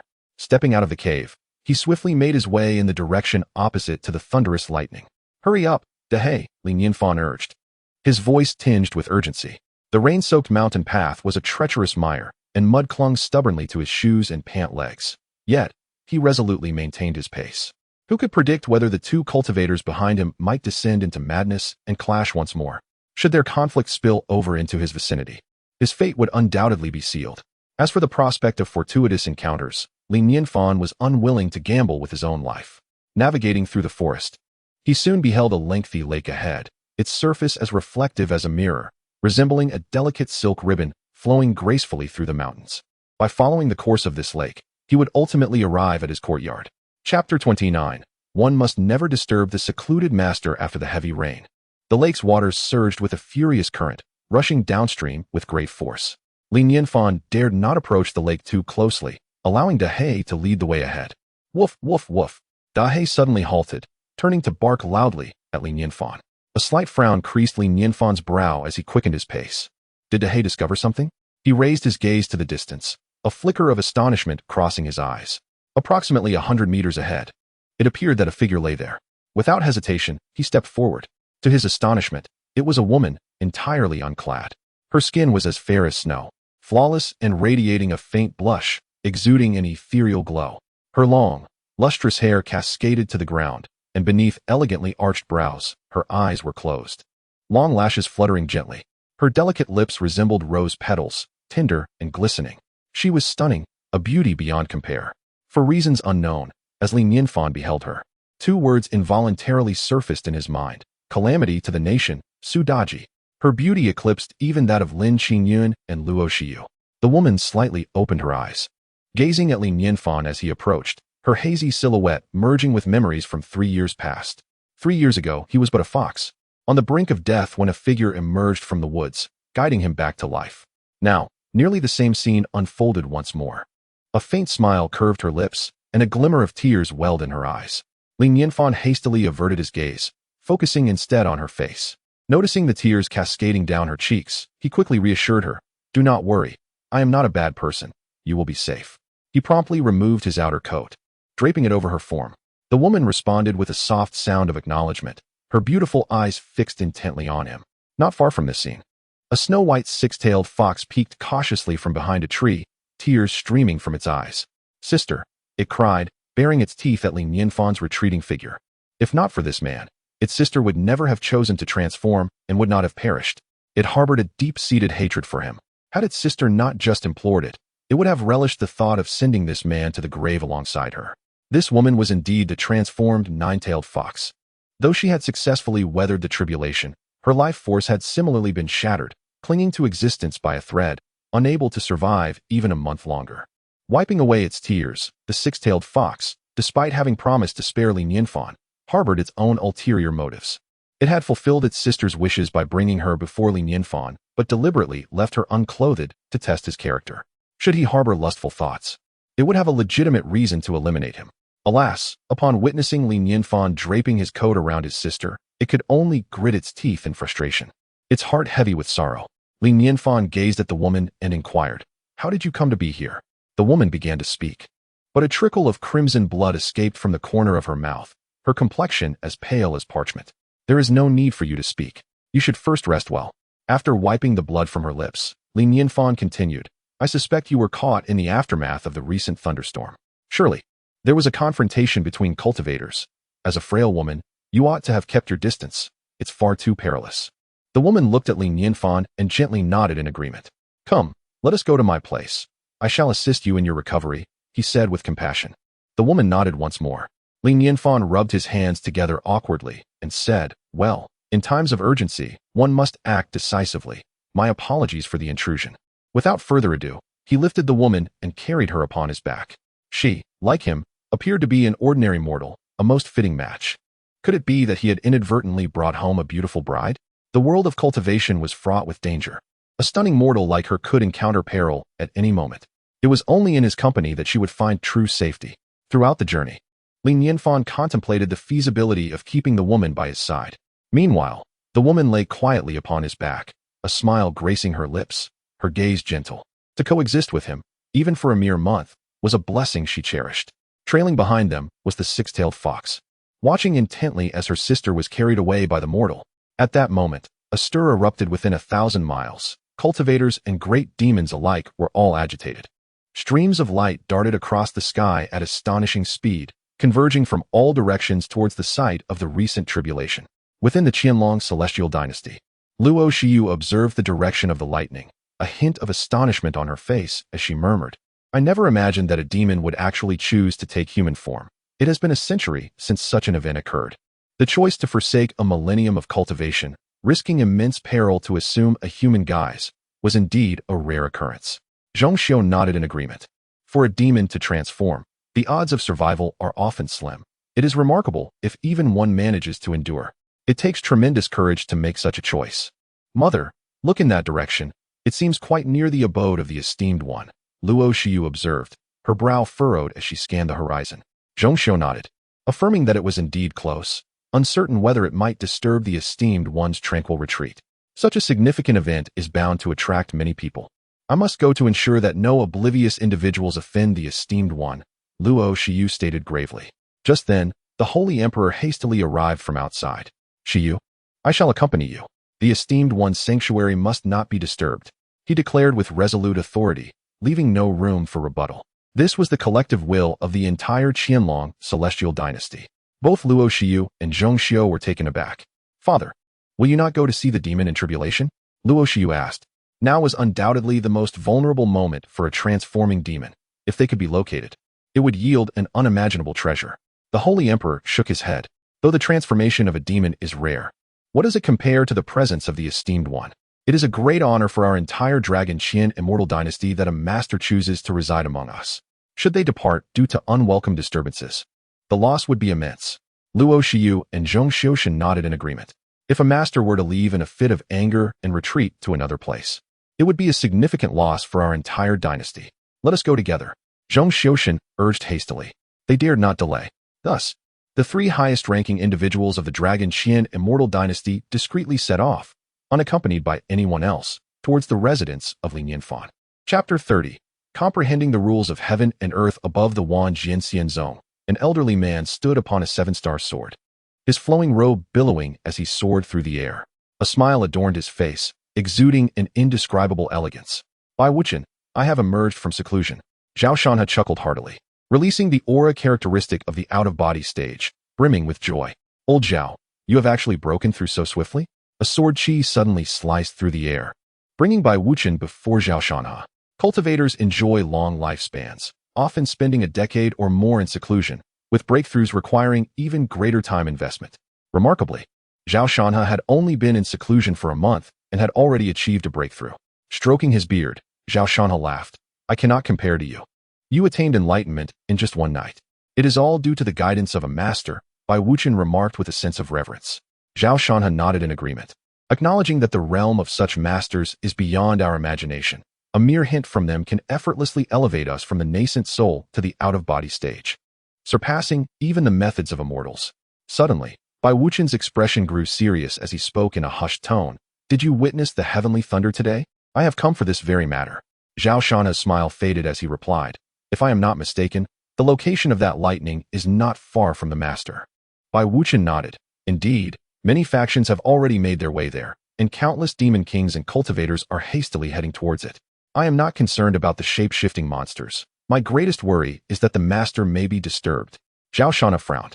I share your sentiments, Bai Wuchen said, gazing at Zhao Shanha. Perhaps we should hasten there together, should anyone dare to offend the master. A glint of fierce determination flashed in Bai Wuchen's eyes. That is precisely my intention, Zhao Shanha affirmed. The master has bestowed upon me a life-saving grace, and my foremost duty upon emerging from seclusion is to express my gratitude.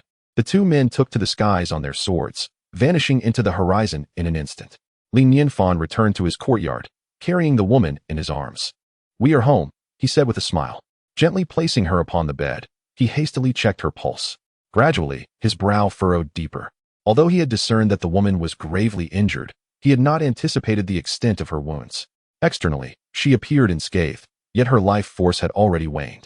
Had this occurred to an ordinary person, they would have long since perished. Fortunately, this young lady was resilient enough to survive, granting him time to administer aid. Observing the pallor of her face, an inexplicable anger surged within him. Does possessing great strength grant one the right to trample upon life? Outrageous. He recalled cowering in a cave, trembling in fear, and his expression darkened further. If only I could contend with you, I would surely seek retribution. Seeing Li Nianfan's anger on her behalf, the woman's beautiful eyes sparkled with a hint of joy as she softly said, I am fine. You are in such a state, and you still claim to be fine? Li Nianfan exclaimed, filled with concern. By the way, I am Li Nianfan. May I ask for your esteemed name? My name is. The young woman furrowed her brow slightly, a flicker of confusion crossing her eyes. She had just taken form and had forgotten to give herself a name. A pang of anxiety gripped her heart, and blood seeped from the corner of her mouth once more. Do not fret, it must be due to your severe injuries causing amnesia. Let us not dwell on it for now. Li Nianfan comforted her, secretly pleased. Since she had lost her memory, it would be only natural for her to stay and cohabit with him. Considering the inconvenience of not having a name, Li Nianfan suggested, how about I call you Daji for now? Daji's eyes brightened slightly. She was delighted with the name, her cheeks flushing with a hint of crimson. Thank you, young masterly, for bestowing me with a name. Li Nianfan smiled gently. Rest well, I shall prepare some medicine for you. Stepping out of the room, he called for Xiao Bai to gather herbs from the backyard, and then began concocting medicine for Daji's injuries. Meanwhile, at the foot of the mountain, Luo Xiyu, Lin Qingyun, and Bai Wuchen crossed paths unexpectedly. Lin Qingyun, what brings you here? Luo Xiyu inquired, astonished. Lin Qingyun smiled faintly, boasting, I have come to pay my respects to a great master. Luo Xiyu's brow furrowed slightly. Recently, the Qianlong Immortal dynasty had been occupied with matters concerning the national teacher and the prime minister, preventing her from visiting Li Nianfan. She never anticipated that Lin Qingyun had not returned for an entire month and had secretly befriended a great master. The Holy Emperor looked at Bai Wuchen and Zhao Shanha in astonishment. Master Bai, Master Zhao, have you both broken through? Bai Wuchen and Zhao Shanha exchanged smiles.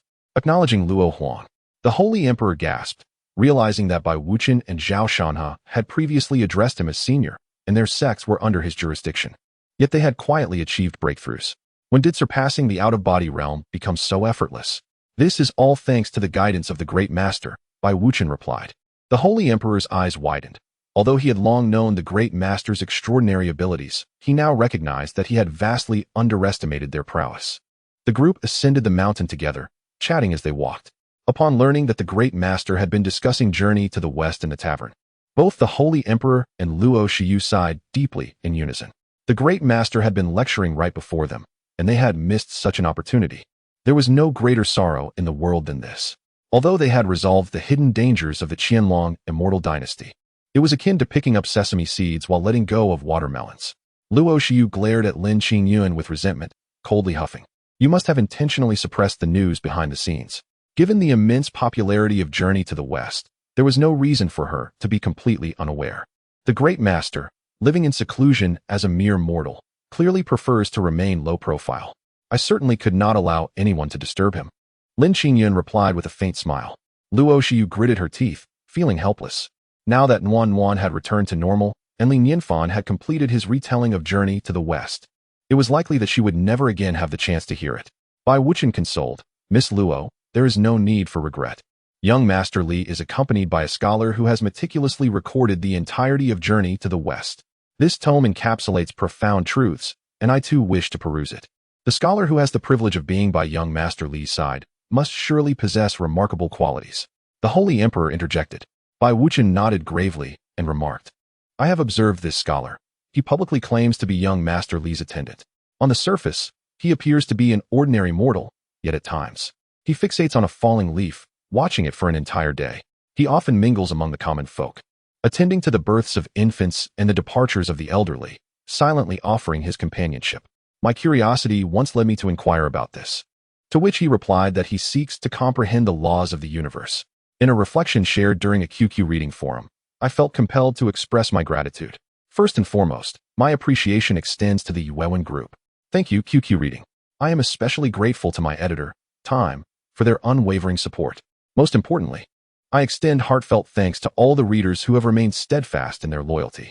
Secondly, as an author with some experience, though not a luminary, I have penned 2 esteemed works, both of which have garnered over 10,000 subscriptions. I believe many of you have encountered my books. I truly am a learning deity in claiming a mountain to become a king. If you find yourself in need of a captivating read, I wholeheartedly recommend them. Rest assured, in terms of reputation and quality, I shall devote myself diligently to this new work. Thirdly, regarding it turns out I am a cultivation big shot. I trust you have noticed that there are few works of this particular style. Initially, I was navigating through a phase of exploration and experimentation, yet my ideas have now matured, and I assure you that I will uphold the quality of the narrative, ensuring it is completed without any abrupt endings or unsatisfactory conclusions. This is my solemn promise. Fourthly, I have perused many comments in the review section, both encouraging and critical, which have provided me with valuable insights. The most contentious issue seems to be the protagonist's act of bestowing opportunities upon others.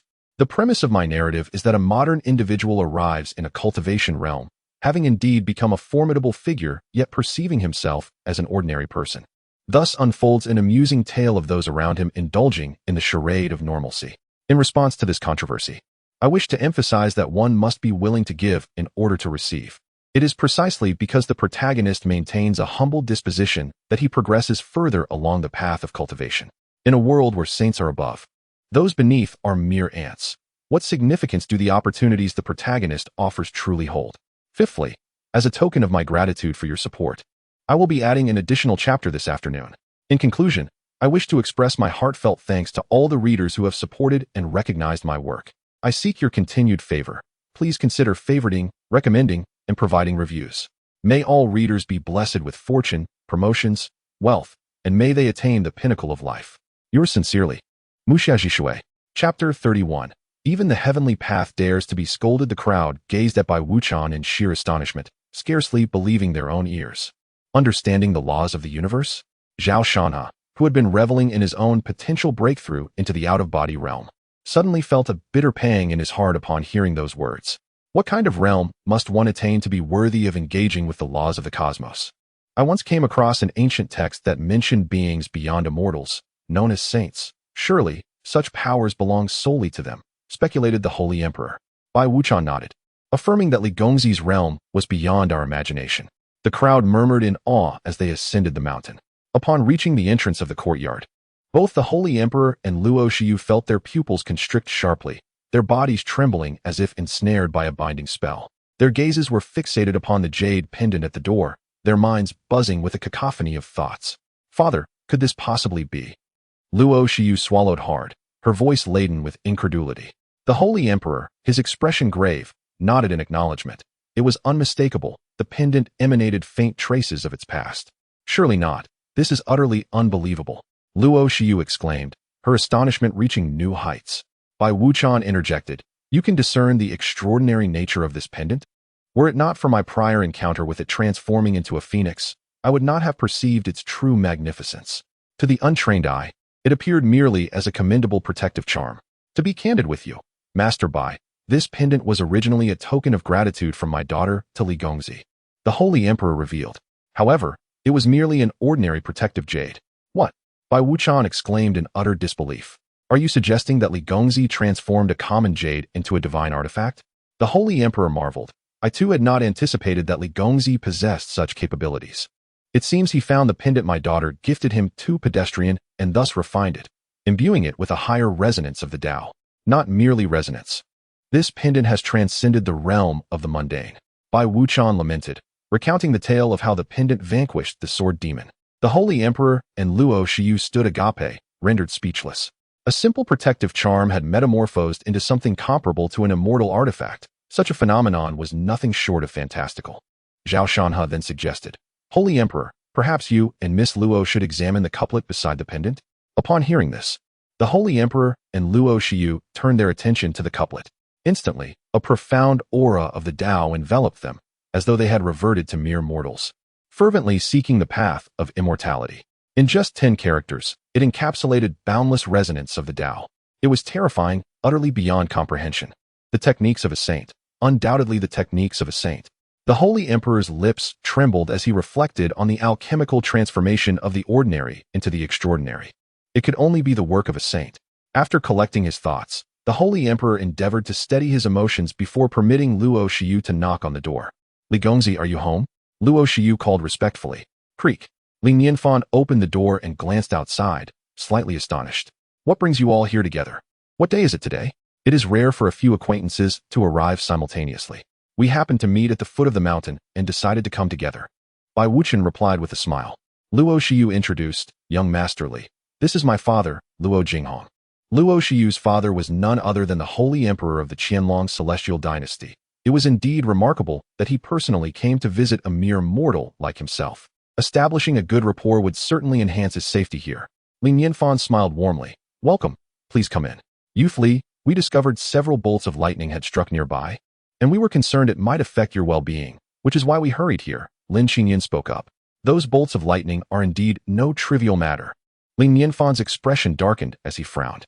While I am unharmed, they have caused injury to the innocent. The one who wields such disregard for life by summoning lightning is truly despicable. His words struck the others like thunder, causing them to momentarily hold their breath, a chill running down their spines. After all, those heavenly bolts were decreed by the heavenly Tao, and to speak so boldly against it historically, only young Master Li had the audacity to do so. They pressed their lips together, afraid to utter a word. Cautiously glancing upward, they noticed the clear sky, and only then did they exhale in relief, timidly retracting their necks. Whether it was young Master Li or the heavenly Tao, both were titans in their own right.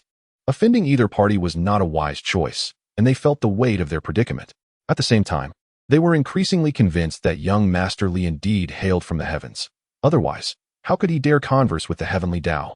And why did the heavenly Tao not react in the slightest? Suddenly, a series of bubbling sounds erupted as the lid of the medicinal pot was pushed aside, producing a crisp noise. Li Nianfan promptly abandoned the others and rushed over. A look of joy spread across his face. The concoction was finally ready. The Holy Emperor and the others followed closely behind, their nostrils twitching as they caught a whiff of an extraordinary medicinal aroma, instantly revitalizing them and illuminating their expressions. This fragrance was truly exceptional. As beings of the out-of-body realm, ordinary spiritual herbs held little efficacy for them. Yet this mere scent provided a profound sense of comfort that could unequivocally be classified as divine medicine. Curiously, Zhao Shanhe attempted to delve his consciousness into the pot to discern its contents. However, as soon as his awareness brushed against the pot, it vanished without a trace. Swallowed whole. Ugh! Zhao Shanhe groaned softly, feeling a wave of dizziness wash over him. He cast a fearful glance at the pot, his face etched with terror. Bai Wuchen inquired, "Old Zhao, what happened to you? That pot is at least a celestial artifact." Zhao Shanhe replied, his voice laced with bitterness.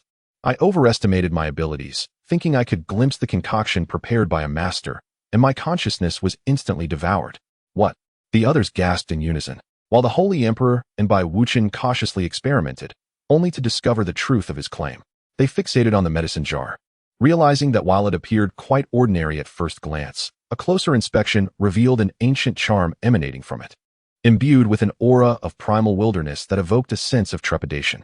Indeed, how could an item utilized by a profound practitioner be anything but extraordinary? Bai Wuchen suddenly came to this realization, recalling the air purifier and water filter, both of which were remarkable in their own right. Luo Xiu inquired softly, "Young Masterly, to whom is this medicine intended?" "I encountered someone injured by lightning during my travels and rescued them," Li Nianfan replied. He lifted the medicine jar and poured a bowl of herbal concoction, making his way towards the room. "Ah, by the way, you all should come in as well.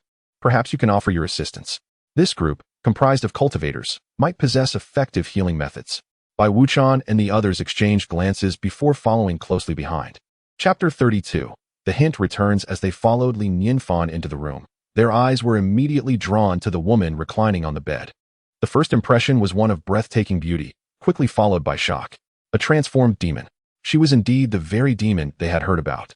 Although she had taken on a human form, the residual aura of her demonic essence was still palpable, making her easily identifiable. It dawned on them that this was indeed near where young Masterly resided, and he had no reason to refrain from intervening. He had mentioned saving someone injured by heavenly thunder, and it turned out to be this transformed demon. Who could have anticipated that the much-discussed transformed demon would be found right here with young Masterly? Those outsiders were destined to be disappointed. Upon seeing Li Nianfan, Daji couldn't help but display a joyous smile, but her expression turned pale with panic when she noticed Bai Wuchen and the others following him. "Young master, be cautious," she urged, pulling Li Nianfan closer to her, anxiety lacing her voice. "What is the matter?" Li Nianfan asked, momentarily taken aback, glancing curiously at Bai Wuchen and the others. "She seems quite afraid of you. What could be the reason?" "Young master, it's a misunderstanding. This young lady must have been startled by the thunder, which is why she appears a bit skittish," Sheng Huang quickly interjected, forcing a friendly smile. Bai Wuchen hastily added, "This young lady, we are friends with young Masterly. Truly good people, you needn't worry." "Indeed, we are good people, and we wouldn't harm you, nor would we threaten young Masterly," Zhao Shanhe chimed in, nodding vigorously. They feared that any misunderstanding could lead Li Nianfan to think they were there to capture the transformed demon, which would spell disaster for them. Their earnestness was palpable, as if they were on the verge of swearing an oath to the heavens. Li Nianfan dismissed their concerns with a smile, saying, "That's right. They are not bad people. Little Daji, be a good girl and drink your medicine. It may be a bit bitter, but bear with it." Daji cast a wary glance at the group, then subtly inched closer to Li Nianfan. Only then did she slightly part her lips and take a delicate sip of the potion. The taste was mildly bitter, yet a sweet smile began to form at the corners of her mouth. Although she had but a month left to live, she felt a profound sense of satisfaction in this moment. She initially believed the concoction to be merely an ordinary herbal remedy brewed by mortals, harboring little hope for its efficacy. However, the next moment, her expression shifted slightly, her beautiful eyes reflecting an overwhelming astonishment. What is happening? She distinctly sensed a resurgence of vitality within her, a miracle amidst the despair. But how could this be possible? The power of heavenly thunder was said to annihilate all. Her life force had been severed, akin to a withered tree. Yet now, there was a glimmer of revival, as if spring had returned to a lifeless branch. Could this potion truly defy fate? She gazed at Li Nianfan in awe, realizing for the first time that the mortal she had quietly admired was extraordinarily remarkable. "Is it too bitter?" Li Nianfan inquired. Daji shook her head, concentrating on drinking the potion. With each sip, her once lifeless body began to show signs of revival, life reawakening within her. The onlookers, including Bai Wuchen, widened their eyes in astonishment, as if they had witnessed the most extraordinary event in the universe. As cultivators, they possessed an acute sensitivity to the essence of life. Although Daji was seemingly destined for death, on the brink of being claimed by the king of hell, A mere bowl of medicine remarkably altered her fate. It was astounding, unfathomable. That was a celestial thunder. It felt akin to snatching someone from the grasp of the heavenly Tao. What manner of being was young Master Li? Seeing Daji's complexion regain some color, Li Nianfan smiled and inquired, "How do you feel?" "I feel much better," Daji replied softly. "That is good." Li Nianfan sighed in relief, realizing his treatment had borne fruit. He then turned to Bai Wuchen and the others and asked, "You've seen the injuries. I wonder if you have any means of treatment?" "Young Master Li, this truly puts us in a predicament," Bai Wuchen said with a wry smile, shaking his head. This was an injury left by the heavenly Tao, something they could scarcely fathom addressing. "I suppose you are at a loss," Li Nianfan remarked with a gentle sigh, harboring no great expectations. Although Bai Wuchen and his companions were cultivators, it did not imply that their medical skills were advanced. Daji's injuries were severe and not easily treated. Li Nianfan furrowed his brow slightly. Relying solely on himself would require considerable effort. Is it merely a matter of some effort?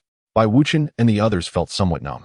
This was an injury inflicted by the most domineering celestial thunder. If you could heal it, it seemed trivial in your words. Suddenly, a spark of inspiration struck Lin Qingyun, and she quickly exclaimed, "Young Master Li, we at Lingyunxian Pavilion possess many healing elixirs that may aid Miss Daji's condition." Li Nianfan's heart stirred. Indeed, the world of cultivation was replete with elixirs. There might be one that could assist Daji's injuries. By combining these elixirs with his medical expertise, they could achieve remarkable results. Li Nianfan's face lit up with joy as he immediately responded, "Then I shall rely on you, Miss Lin." "It is my honor to assist young Master Li," Lin Qingyun said, her cheeks flushing slightly, feeling she had caught the attention of a remarkable individual. The others immediately expressed their regret, lamenting their missed opportunity. Bai Wuchen, in particular, felt a twitch at the corner of his eye, wishing he could slap himself in realization. The hints from the extraordinary individual had been right before him, and yet he had not grasped them. He had constantly reminded himself to be attentive to the unspoken implications of the extraordinary, as tests could descend at any moment. Such a splendid opportunity to showcase himself had been seized by Lin Qingyun. Alas! However, they promptly sought to remedy the situation. "The realm of Qianlongxian dynasty is under my purview, young Master Li. We are abundant with various elixirs, and I shall deliver some to you shortly," declared Sheng Huang. "Young Master Li, my Wanjian Xinzong has a legacy spanning thousands of years, and we even possess rare elixirs. Perhaps they may be of assistance," Bai Wuchen added. "I will fetch all the treasured elixirs I have," Zhao Shanha proclaimed enthusiastically. Having received numerous favors from Li Nianfan, he was eager to repay them, albeit with limited resources, and thus relied on this opportunity to express his loyalty. This scene left Daji beside him utterly astonished, her delicate face frozen in a daze as she gazed at Li Nianfan. These individuals were not only cultivators, but evidently held a significant status within the realm of immortals. How could they extend such courtesy to a mere mortal like Li Gongzi? It was a stark contrast to the human world she was familiar with, almost akin to a dream. "Then I shall rely on you all," Li Nianfan said, not declining their offer. Strength lies in numbers. And this was not the moment for affectation. This group of individuals was truly benevolent. Although they were cultivators, they had consistently treated him with respect and displayed an eagerness to assist. He resolved to repay their kindness when the opportunity arose. They were all cultured individuals. Perhaps he could present them with a piece of calligraphy or artwork in the future. This was the extent of his gratitude, for he was merely a mortal with little to offer. "Li Gongzi, the reason for my visit today is to express my gratitude for your strategic counsel, which averted the impending disaster facing the Qianlong celestial dynasty," Emperor Luo stated earnestly. Li Nianfan waved his hand dismissively. "It was merely a small stratagem. Li Gongzi, this concerns the very survival of my entire dynasty. Gratitude is indeed warranted," Emperor Luo proclaimed before producing an ancient, ornate box from his hand and presenting it to Li Nianfan. Chapter 33. Far superior to a lighter young Master Li, please accept this small token of my appreciation," the Holy Emperor said earnestly. Li Nianfan took the box and slowly opened it. A burst of flames erupted from within, accompanied by the resounding roar of a dragon, exuding an air of unrestrained dominance. The flames coalesced in midair into the majestic form of a fire dragon, radiating an aura of pride and authority. However, the dragon did not flaunt its might for long. It suddenly trembled as if sensing an overwhelming fear, retreating back into the box and transforming into a round, crimson orb. This spectacle left the emperor and others momentarily astonished. When had the dragon fire pearl become so compliant? Those familiar with the dragon fire pearl knew it was the essence of an ancient fire dragon, embodying its tempestuous and haughty nature. Although it was a national treasure of the Qianlong celestial dynasty, even the Holy Emperor had to treat it with utmost respect. Typically, when released, the Dragon Fire Pearl would exhibit its formidable power, yet this time it seemed to have cowered. Perhaps it had sensed the terror of a true master. Indeed, it was a testament to the prowess of the master that even the notoriously proud Dragon Fire Pearl had capitulated. The Holy Emperor felt a mix of emotions, reflecting on how he had often found himself at a disadvantage before the Dragon Fire Pearl, now witnessing its submission. Lin Qingyun and Zhao Shanhe looked at the emperor in utter astonishment. They had not anticipated that he would part with the Dragon Fire Pearl, demonstrating an extraordinary audacity. The flames of the Dragon Fire Pearl could assist cultivators in refining their golden core, enabling the mass production of golden core practitioners. Such capability was enough to entice any faction. Otherwise, Lin Qingyun would not have sought to borrow the pearl by any means. Bai Wuqian wore an expression of unsurprised comprehension. He understood the emperor's intentions, for he too had gifted Li Nianfan the treasured Jianxia Xianyu from the Wanjin Xianzhou. Regardless of whether it was the Dragon Fire Pearl or the Jianxia Xianyu, neither could compare to a single hair of Li Nianfan. Gaining the favor of the esteemed elder would yield rewards far more precious than these treasures. This orb can actually breathe fire, Li Nianfan remarked with curiosity as he picked up the Dragon Fire Pearl. He smiled at the Holy Emperor, saying, "I can't accept such an extravagant gift." "The master is subtly hinting once again," he mused. "It isn't valuable at all," the emperor replied. "This is the Dragon Fire Pearl. It merely possesses the ability to ignite flames." Li Nianfan nodded and addressed the Dragon Fire Pearl. "Show me your flames once more." With a whoosh, a gentle flame rose from the orb, soft and obedient. "Indeed, this is quite useful. It will make igniting fires much more convenient." Li Nianfan chuckled with satisfaction. "I shall accept it then. Thank you." The others could only smile wryly. The demon-slaying sword was used for chopping wood, the Jianxia Xinyu for illumination, and the Dragon Fire Pearl for starting fires. If others were to learn of this, they would likely denounce them as madmen. Yet, considering the master's capabilities, they were relieved. What were treasures to outsiders were hardly regarded as such by the master. The esteemed individual, possessing extraordinary prowess, willingly chose to descend to the realm of mortals, perceiving numerous treasures as mere commonplace items. Such a lofty state is one that we, as practitioners, can only aspire to. Young Masterly, we shall return to prepare the spiritual herbs for you. We take our leave now." The group rose to bid farewell. Li Nianfan reciprocated the gesture, expressing his gratitude. "I appreciate your efforts, everyone." As they stepped outside, the brows of Emperor Luo and the others furrowed suddenly. Gazing skyward, they observed streaks of light swiftly surveying the surroundings, heading directly toward the courtyard. Without further ado, their thoughts aligned remarkably, and they ascended into the sky in unison. Bai Wuqian positioned himself before a short, stout Taoist. Smiling as he inquired, "Has the spirit Taoist come here in search of opportunities as well?" Initially, the spirit Taoist maintained a composed demeanor, but soon astonishment washed over his face as he respectfully bowed. "I pay my respects to Senior Bai." Internally, he was tumultuous, for Bai Wuqian had unexpectedly advanced to the out-of-body realm. A century prior, he was merely at the nascent soul stage, just like himself. The others around also took note of Bai Wuqian, and in an instant, they greeted him with utmost reverence. Bai Wuqian accepted their salutations with grace, feeling a profound sense of comfort at being acknowledged as a significant figure in the cultivation world. All of this was bestowed upon him by young Master Li, and thus, he felt compelled to alleviate any burdens for him. Contemplating this, he calmly stated, "I presume you have come to seek the opportunity to encounter transformative beasts. I have searched thoroughly, and there are none in this vicinity, so you need not waste your time." "Thank you, Senior Bai," the group responded without suspicion, promptly taking their leave. Meanwhile, Zhao Shanhe and the Holy Emperor employed similar tactics, dispersing a multitude of cultivators. Subsequently, they hastened back to their territory, resolute in their determination to present the spiritual herbs to young Master Li without delay. This was a prime opportunity to make an impression before the esteemed individual, one that could not be missed. Lin Qingyun, gritting her teeth as she hurried along, inwardly cursed her circumstances. As the one with the lowest cultivation, her speed lagged, leaving her trailing behind. Since everyone aspired to impress young Master Li, it would be ideal to be the first to deliver the herbs, thus establishing a competitive dynamic among them. Resolute, she relied on elixirs to boost her speed during her journey. Finally arriving at the Lingyun Immortal Pavilion's outpost in Luoxian City, she issued the most urgent commands. The steward, taken aback, appeared promptly, perplexed by the urgency of the Holy Maiden's summons. Lin Qingyun produced a token, tossing it to the steward. Old Guan, take my token immediately to the Lingyun Immortal Pavilion and bring forth all the spiritual herbs. What? Old Guan was taken aback. Holy maiden, the pavilion is brimming with spiritual herbs. It would likely take at least a month to deliver them all. Lin Qingyun furrowed her brow slightly, realizing her oversight. If the herbs were merely ordinary, the esteemed individual would not find them appealing. They must be exceedingly rare and precious. After all, the esteemed being required them to treat injuries from the heavenly thunder. Lin Qingyun continued, forget the ordinary herbs. Bring forth all the top-grade spiritual herbs and celestial plants from the pavilion. Even old Guan, well-versed in the world, turned pale, his mind swirling in confusion. He whispered nervously, Saintess, this matter is of paramount importance. Perhaps we should wait for the master to emerge before making any decisions? The supreme elixirs and celestial herbs are undoubtedly the most precious commodities in the realm of cultivation, and yet, to think that all of them would be sent over as the foundation of the Lingyun Immortal Pavilion?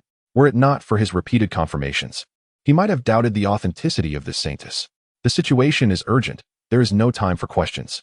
When the master emerges, I shall provide him with a full account. Hurry, Lin Qingyun urged. Old man Guan, feeling helpless, transformed into a streak of light and sped towards the Lingyun Immortal Pavilion.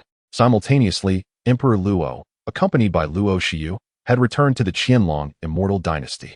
Without a word, they made their way directly to the innermost treasure vault of the dynasty, hastily collecting various spiritual herbs. Bai Wuqing and Zhao Shanhe were equally pressed, but as sword cultivators. Their reserves of spiritual herbs paled in comparison to those of the Qianlong Immortal Dynasty and Lingyun Immortal Pavilion, leaving them in a state of frantic urgency. Gratitude is extended to the esteemed patron for the generous reward of 10,000 book coins, resulting in an additional chapter. Thank you to all patrons for your unwavering support, humbly seeking collections, recommendations, positive reviews, and contributions. Chapter 34. Is young Master Li offering me guidance? Within the courtyard, Li Nianfan's spirits soared, buoyed by the newfound vibrancy in his home. For years, he had been solitary, inevitably succumbing to loneliness. Although he had recently welcomed numerous guests, they were merely visitors, cultivators from a realm distinct from his own. Today, however, the courtyard had finally embraced its second master, a stunning female presence. While Li Nianfan did not consider himself superficial, who would not desire a beautiful wife? In his past life, he would have deemed his existence complete. Fortune had indeed smiled upon him. At that moment, Li Nianfan was introducing Daji to the layout of the courtyard. As he unfolded the details, he observed Daji's face transform, gradually revealing a look of astonishment. A sense of pride swelled within him. The furnishings were all bestowed by the system, which, despite its occasional shortcomings, had delivered items of exquisite quality. Much of the decor and furniture echoed the elegance of his previous life, likely unmatched in the entire realm of cultivation. It was noteworthy that even those cultivators who visited could not help but marvel at his abode. This display of opulence was undeniably triumphant. Next, he proceeded to introduce the family members. Pointing to the large black dog, he said, "This magnificent creature is called Dahe. He is remarkably intelligent." Dahe wagged his tail in response, maintaining an air of aloofness yet obediently swaying his tail from side to side. Daji returned the gesture with a friendly wave. Then came the next member, the steward of the courtyard. Intentionally showcasing his charm, Li Nianfan called out, "Xiaobai, come here. Daji will be residing here from now on. Remember to be obedient, understand?" Xiaobai bowed with utmost courtesy, having already acknowledged the mistress with respect. Daji's mouth fell slightly agape, her gaze momentarily vacant as she exclaimed, "A spirit tool? No, it is a form of advanced technology. Should you require assistance, simply instruct Xiaobai. He will perform splendidly," Li Nianfan explained. Daji, however, seemed to have absorbed little of his explanation, having witnessed far too many marvels within this abode. Every corner could potentially house treasures rivaling those of immortal artifacts. And to regard Li Nianfan as an ordinary mortal would be sheer folly. Perhaps even the celestial palaces paled in comparison to this place. It was no wonder that those cultivators sought to curry favor with young Master Li. He was, after all, a hidden sage. Daji's heart grew tumultuous as she realized that the person she had wished to repay was, in fact, a formidable figure. Initially, she had envisioned marrying Li Nianfan after taking form, bearing children for him, and ensuring his safety throughout his life. But now, did young Master Li truly hold her in regard? With a hint of trepidation, Daji inquired, "Young Master Li, may I truly reside here?" "Of course. Feel free to make yourself at home. Consider this place your own," Li Nianfan replied with a warm smile. Thank you, young masterly. I shall serve you well. Daji exhaled a long sigh of relief, her resolve solidifying. Since she could not repay her debt directly, she would seek to express her gratitude in other ways, willing to toil tirelessly in his service. It is not servitude, we treat each other as equals. Li Nianfan felt somewhat speechless. Although he found a certain pleasure in the idea of Daji serving him, he deemed it necessary to correct her mindset. Young masterly, you have saved my life and are willing to take me in. I must repay you by working tirelessly. How can I dare to treat you as an equal? Daji gazed at Li Nianfan with tear-filled eyes, biting her lip as she spoke. Are you suggesting that you wish to send me away? In her heart, she added, you may have forgotten the little fox you saved so casually, but I certainly have not. Including this incident, Li Nianfan had saved her life twice. And by taking her in now, he had helped her evade pursuit, effectively saving her once more. Such kindness could never be repaid in her lifetime. Seeing Daji on the verge of tears, Li Nianfan could only helplessly concede, do as you wish. How delightful and innocent ancient women were. By the way, can you play chess? Li Nianfan suddenly inquired, feeling a surge of eagerness. The entertainment options here were exceedingly limited, and chess was a rare pleasure for him. Typically, he played with Xiaobai, but as a mere robot, it lacked the engaging experience of playing against a real person. I am not very skilled, Daji admitted, somewhat embarrassed. That is perfectly all right. I can teach you, Li Nianfan replied with a gentle smile. He promptly set up the chessboard on the stone table in the inner courtyard. Xiaobai, fetch us 2 glasses of watermelon juice, he instructed. Surely, all young ladies enjoy fruit juice. Seated across from Daji, Li Nianfan took the black pieces while she took the white. With a decisive thud, he made the first move. As the piece landed on the board, Daji's expression abruptly shifted, and everything around her transformed. In her vision, the chessboard expanded rapidly, the surrounding environment fading away until only black and white remained. The 2 colors intertwined, imbued with the essence of the Tao. Is this the way of yin and yang? Daji's heart raced. The concept of yin and yang nearly overwhelmed her, making each move feel immensely challenging. Soon, she was drenched in sweat, lacking the strength to place her pieces. Though she had lost her cultivation, her millennia of practice still lingered within her. However, her understanding of the Tao was nearly non-existent in the presence of Li Nianfan. This was not merely a game of chess. It was a profound discourse on the Tao. It seems you truly do not know how to play chess, Li Nianfan sighed, having initially thought Daji was simply being modest. Allow me to teach you. You can place a piece here, thus pressuring my position, allowing for both offense and defense. On your next turn, the black piece can move here, and you may. As he explained, he demonstrated the moves, earnestly guiding her. Daji listened intently, her eyes fixed upon the board. Before her, the black and white world continued to intertwine. Each contained the other, reflecting the transformative nature of the universe. The myriad changes were intricate yet traceable, illuminating her understanding. It became clear to her that this was the true Tao. No wonder I was unable to withstand the heavenly tribulation during my transformation. It turns out I have strayed from my rightful path. Daji's heart surged with profound excitement and gratitude. Indeed, young Master Li has exerted great effort. He must have noticed my failure to transcend the tribulation, seizing the opportunity to impart wisdom, clearly intending to guide me. Merely by listening to his elucidation, her understanding began to ascend uncontrollably. Once her internal injuries were healed, she sensed that she would soon regain her peak, perhaps even surpassing her former self. Li Nianfan, feeling somewhat parched, was fortunate as Little Bai approached with 2 glasses of watermelon juice. Let's indulge in the fruit juice first. I am certain you shall enjoy it. Daji nodded, though a hint of bewilderment lingered in her eyes. Li Nianfan's explanations were remarkably detailed, yet the profound truths of the Tao remained excessively intricate, leaving her perplexed in many aspects. Though the answers seemed almost within reach, a veil of mist obscured her vision, preventing her from grasping the essence. Alas, her comprehension felt woefully inadequate, and Daji felt a pang of guilt towards Li Nianfan's teachings. Her gaze fell upon the watermelon juice before her. In the transparent crystal glass, the vibrant red liquid shimmered under the sunlight, reflecting a lustrous glow. The glass appeared to have been chilled, adorned with tiny droplets of water that clung to its surface, evoking an immediate sense of refreshment merely by sight. Chapter 35. A presence of enchantment ahead. What exquisite water! Is this truly watermelon juice? It is astonishing how a simple watermelon can transform into such a delightful beverage. Even Daji hesitated to partake in it. Clearly, fruit juice is a rarity in the realm of cultivation. Aside from water and wine, there are scant other libations.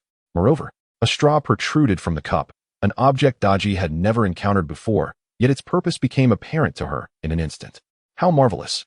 Being in the company of young Master Li indeed brings forth endless surprises. After surveying the cup, she gingerly lifted it, biting onto the straw and taking a gentle sip. Whoosh! The icy watermelon juice surged through the straw and into her mouth, colliding with her delicate tongue. Ah, what a delightful sensation! The juice undeniably captured the essence of the watermelon, and as soon as it touched her palate, the unique sweetness exploded within her mouth, awakening every taste bud into a frenzy of delight. The liquid enveloped her tongue, its coolness sending a shiver through her, instantly revitalizing her spirit, which had been fatigued from their earlier game. Though it was merely watermelon, consuming the juice offered a far more exhilarating experience. No need for chewing. She could simply swallow it down in hearty gulps. This sheer pleasure was beyond what mere eating could convey. Gulp! The watermelon juice flowed down her throat like a long-awaited rain, nourishing every vessel within her esophagus, nearly eliciting a sigh of bliss. The sweet nectar traversed her body, bathing every corner before settling in her stomach, as if cleansing her very soul. Daji could not help but close her eyes, savoring the sensation. In that moment, she felt every cell in her body tremble with excitement. How delectable! How liberating! After living for a millennium, she was experiencing the beauty of life in a way she had never imagined. Beyond its flavor, the spiritual energy within the watermelon juice coursed through her limbs, invigorating her being. The once depleted essence within her began to rejuvenate, for this was no ordinary watermelon. It was a celestial fruit. Stealing a glance at Li Nianfan, her eyes sparkled with gratitude. Young Master Li was truly kind to her, willing to share such a precious gift. Though she yearned to savor the watermelon juice slowly, its exquisite taste proved irresistible, compelling her to indulge. Gulping eagerly, she felt the juice flow through her mouth and into her body, an exhilarating sensation she found impossible to resist. By the time she regained her composure, the cup was empty. Daji's cheeks flushed slightly as she shyly confessed, "I apologize. The watermelon juice was simply too delicious for me to resist." Li Nianfan laughed heartily. "As long as you enjoy it, that's what matters." The following day, as dawn broke, Li Nianfan rose early to prepare medicine for Daji. Upon opening the courtyard door, he was momentarily taken aback, gazing in surprise at the scholar seated upon a large stone at the entrance. Today he appeared quite different from last time, barefoot, with dirt and grass clinging to his feet, seemingly having walked here without footwear. Meng Junliang's thoughts wandered aimlessly, his gaze vacant and unfocused, oblivious to his own musings. Upon seeing Li Nianfan, he finally regained his composure and respectfully bowed, saying, "Greetings, young Master Li. What brings you here?" Li Nianfan furrowed his brow, a hint of displeasure in his tone as he inquired, "What is this about?" The young man, seemingly in a daze, had startled Li Nianfan by appearing at his doorstep so early in the morning. "I was captivated by the couplet at your entrance, and I did not mean to disturb you, young Master Li." "I sincerely apologize," Meng Junliang replied, bowing again with utmost respect. It seemed unnecessary to let his annoyance linger over a mere bookish fellow. "Very well, what do you want?" Li Nianfan sighed, wishing to dismiss him swiftly. Meng Junliang spoke. "Since that day, I have adhered to your guidance, observing the essence of all things, be it the ants on the ground or the cycle of life and death, even the transitions of the sun and moon. Indeed, I have gained much insight, yet one question eludes me, compelling me to seek your wisdom." This man was truly earnest. One could hardly believe he might evolve into a philosopher. "What is it?" Li Nianfan asked, hoping to expedite the conversation. Meng Junliang gazed at the couplet with a reverent intensity, declaring, "Young master, you have already provided the answer, and I have come to understand." "You have attained understanding again." Li Nianfan rolled his eyes, bemused by this fellow's peculiar thought process. Meng Junliang humbly stated, "I have gleaned a mere fraction of your wisdom, a fortunate revelation." "Suit yourself," Li Nianfan remarked as he shut the door, preferring to distance himself from this unreliable scholar. Yet, Meng Junliang remained seated on the large stone, his gaze fixed vacantly on the couplet, his form appearing somewhat ethereal amidst the mist. Over the past month, he had witnessed too much of life's cycles: birth, aging, illness, and death, observing plants, animals, and humans alike, each encounter deepening his reflections and raising further questions, even causing him to question his own beliefs. Can mortals truly attain immortality? His intention in coming was to inquire about the path to longevity. However, upon seeing the couplet at Li Nianfan's door, he felt as though struck by lightning. Halting in his tracks, "I come from the mortal realm, seeking longevity here. Wasn't this precisely my own predicament?"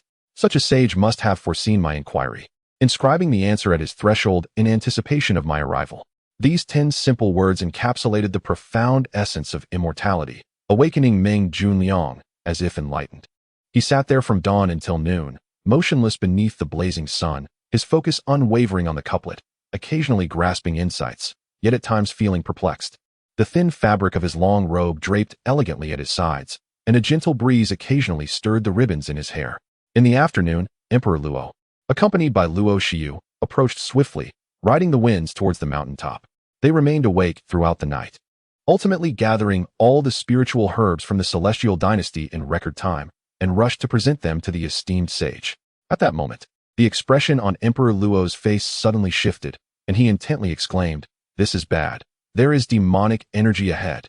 Luo Xiu's countenance also darkened as she expressed her concern. "Father, in which direction are they heading? It seems to be towards the sage. Moreover, their strength is formidable. It appears there are 2 demon kings." Emperor Luo's expression grew grim, his voice hoarse and urgent as he warned, "This is dire. If they disturb the sage, it would be an irredeemable sin for me. We must intercept them at once." With that, both Emperor Luo and Luo Xiu hastened their steps toward the mountainside. The demon kings were comparable to human practitioners in the nascent soul stage. For Emperor Luo, they posed little threat, yet if their presence disrupted the sage's tranquil cultivation, the sage's wrath could lead to his utter ruin. He lamented his negligence in failing to station guards in this area. The sage would undoubtedly hold him accountable. A bitter pang of regret coursed through him, as he harbored a desire to rend the 2 demon kings to pieces.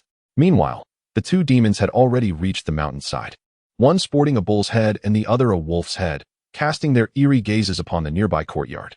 Chapter 36. Dust to Dust. Earth to earth the wolf demon sniffed, revealing its fangs with a gleam of excitement. Indeed, it is the scent of the 9-tailed celestial fox. It's right here. The bull demon chuckled in a deep, resonant voice. "Ha ha ha. My lord, your wisdom is truly remarkable. You deduce that the one who transformed is the 9-tailed fox without the need to scour the mountains, simply following the scent to find her. Who would have thought this fox would dare to take on a human form?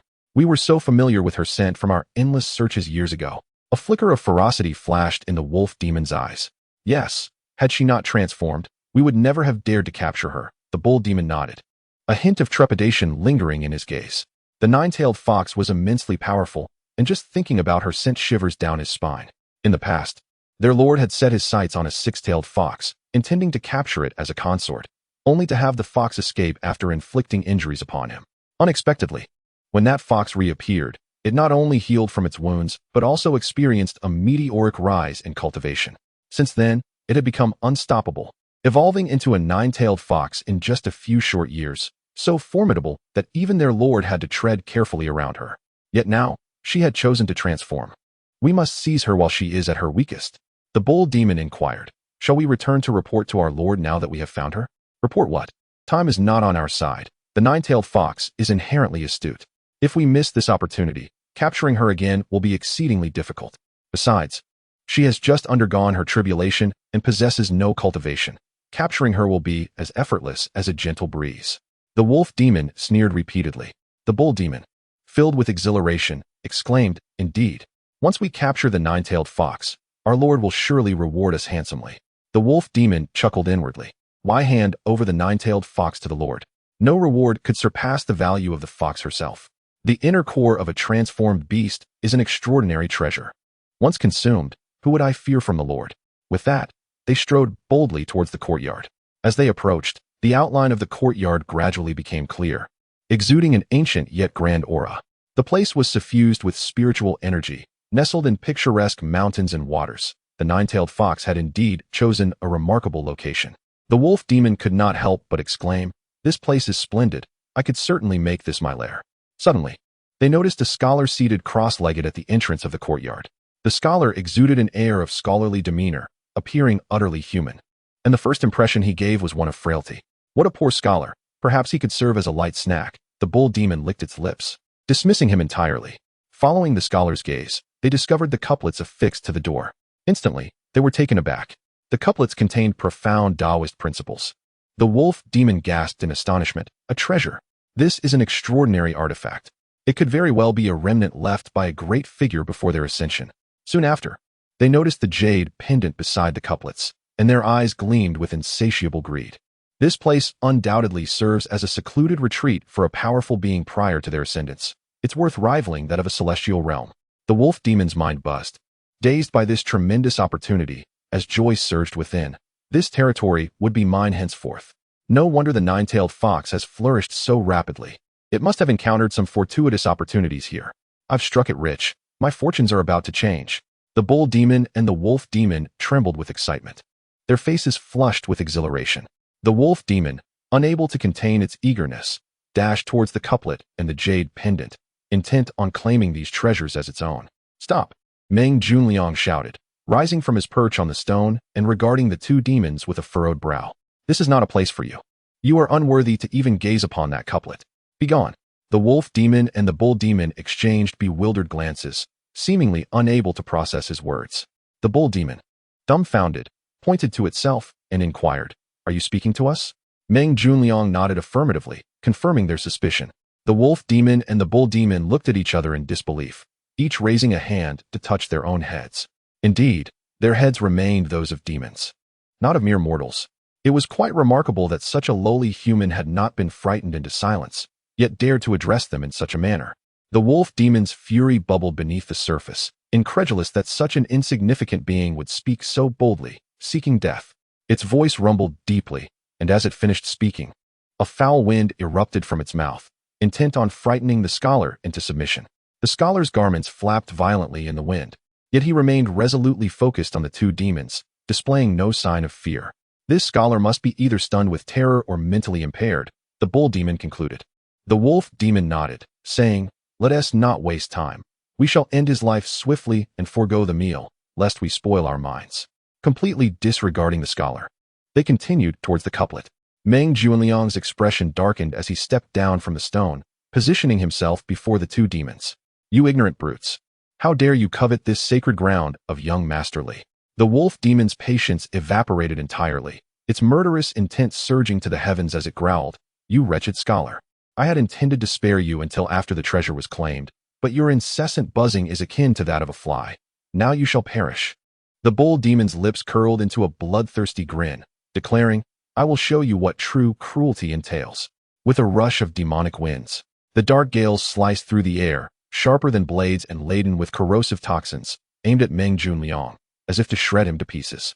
Yet, Meng Junliang remained steadfast, his long hair billowing and his robe shaking violently, but his form stood as immovable as a mountain. Strangely, the black winds parted as they approached him, not a single gust striking his body. An extraordinary aura emanated from him, and in that moment, it felt as if he were the sole being in existence. "How can this be?" The wolf demon and bull demon exclaimed in disbelief, nearly popping their eyes from their sockets. Meng Junliang shook his head, raised a hand to point at the two demons, and calmly sighed, "Dust to dust, earth to earth." Boom! A surge of overwhelming will descended from the heavens, enveloping the wolf demon and the bull demon. The sky roiled with tempestuous winds as the formidable power of the rules began to reverse. "No, no. Spare me, spare me." The bull and wolf demons found themselves immobilized, engulfed by an astonishing terror, sensing impending doom. The apocalyptic crisis rendered them trembling, their eyes filled with despair. In the next moment, their forms began to transform, reverting directly to their original states. Howl! Moo! There were no grand battles, nor earth-shattering spiritual forces. In an instant, the two demon kings reverted to their primal forms.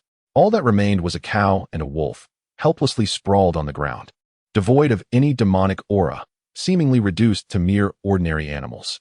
Meng Junliang gazed at them, shaking his head with a sigh. "The path to animal cultivation is fraught with difficulty, yet you have strayed from it." After speaking, he took one last glance at the couplet, raised his hands, and deeply bowed to the courtyard. Then, just as he had arrived, he departed step by step, moving slowly away. Chapter 37. A world of cultivation worthy of praise in the heart of the forest. The newly arrived Emperor Luo and Luo Shiyu stood frozen, utterly astounded by the spectacle before them. Their eyes widened in horror, as their understanding of the world was completely upended. He. Luo Shiyu's lips quivered, unable to utter a word. What had just transpired? With a mere gesture, two demon kings had revealed their true forms? What kind of power was this? When did the realm of cultivation give rise to such advanced methods? One thing was certain, it was no ordinary cultivation. Do not speak. This scholar must be the one who claims to be Li Gongzi's attendant. Emperor Luo said gravely, his expression more serious than ever.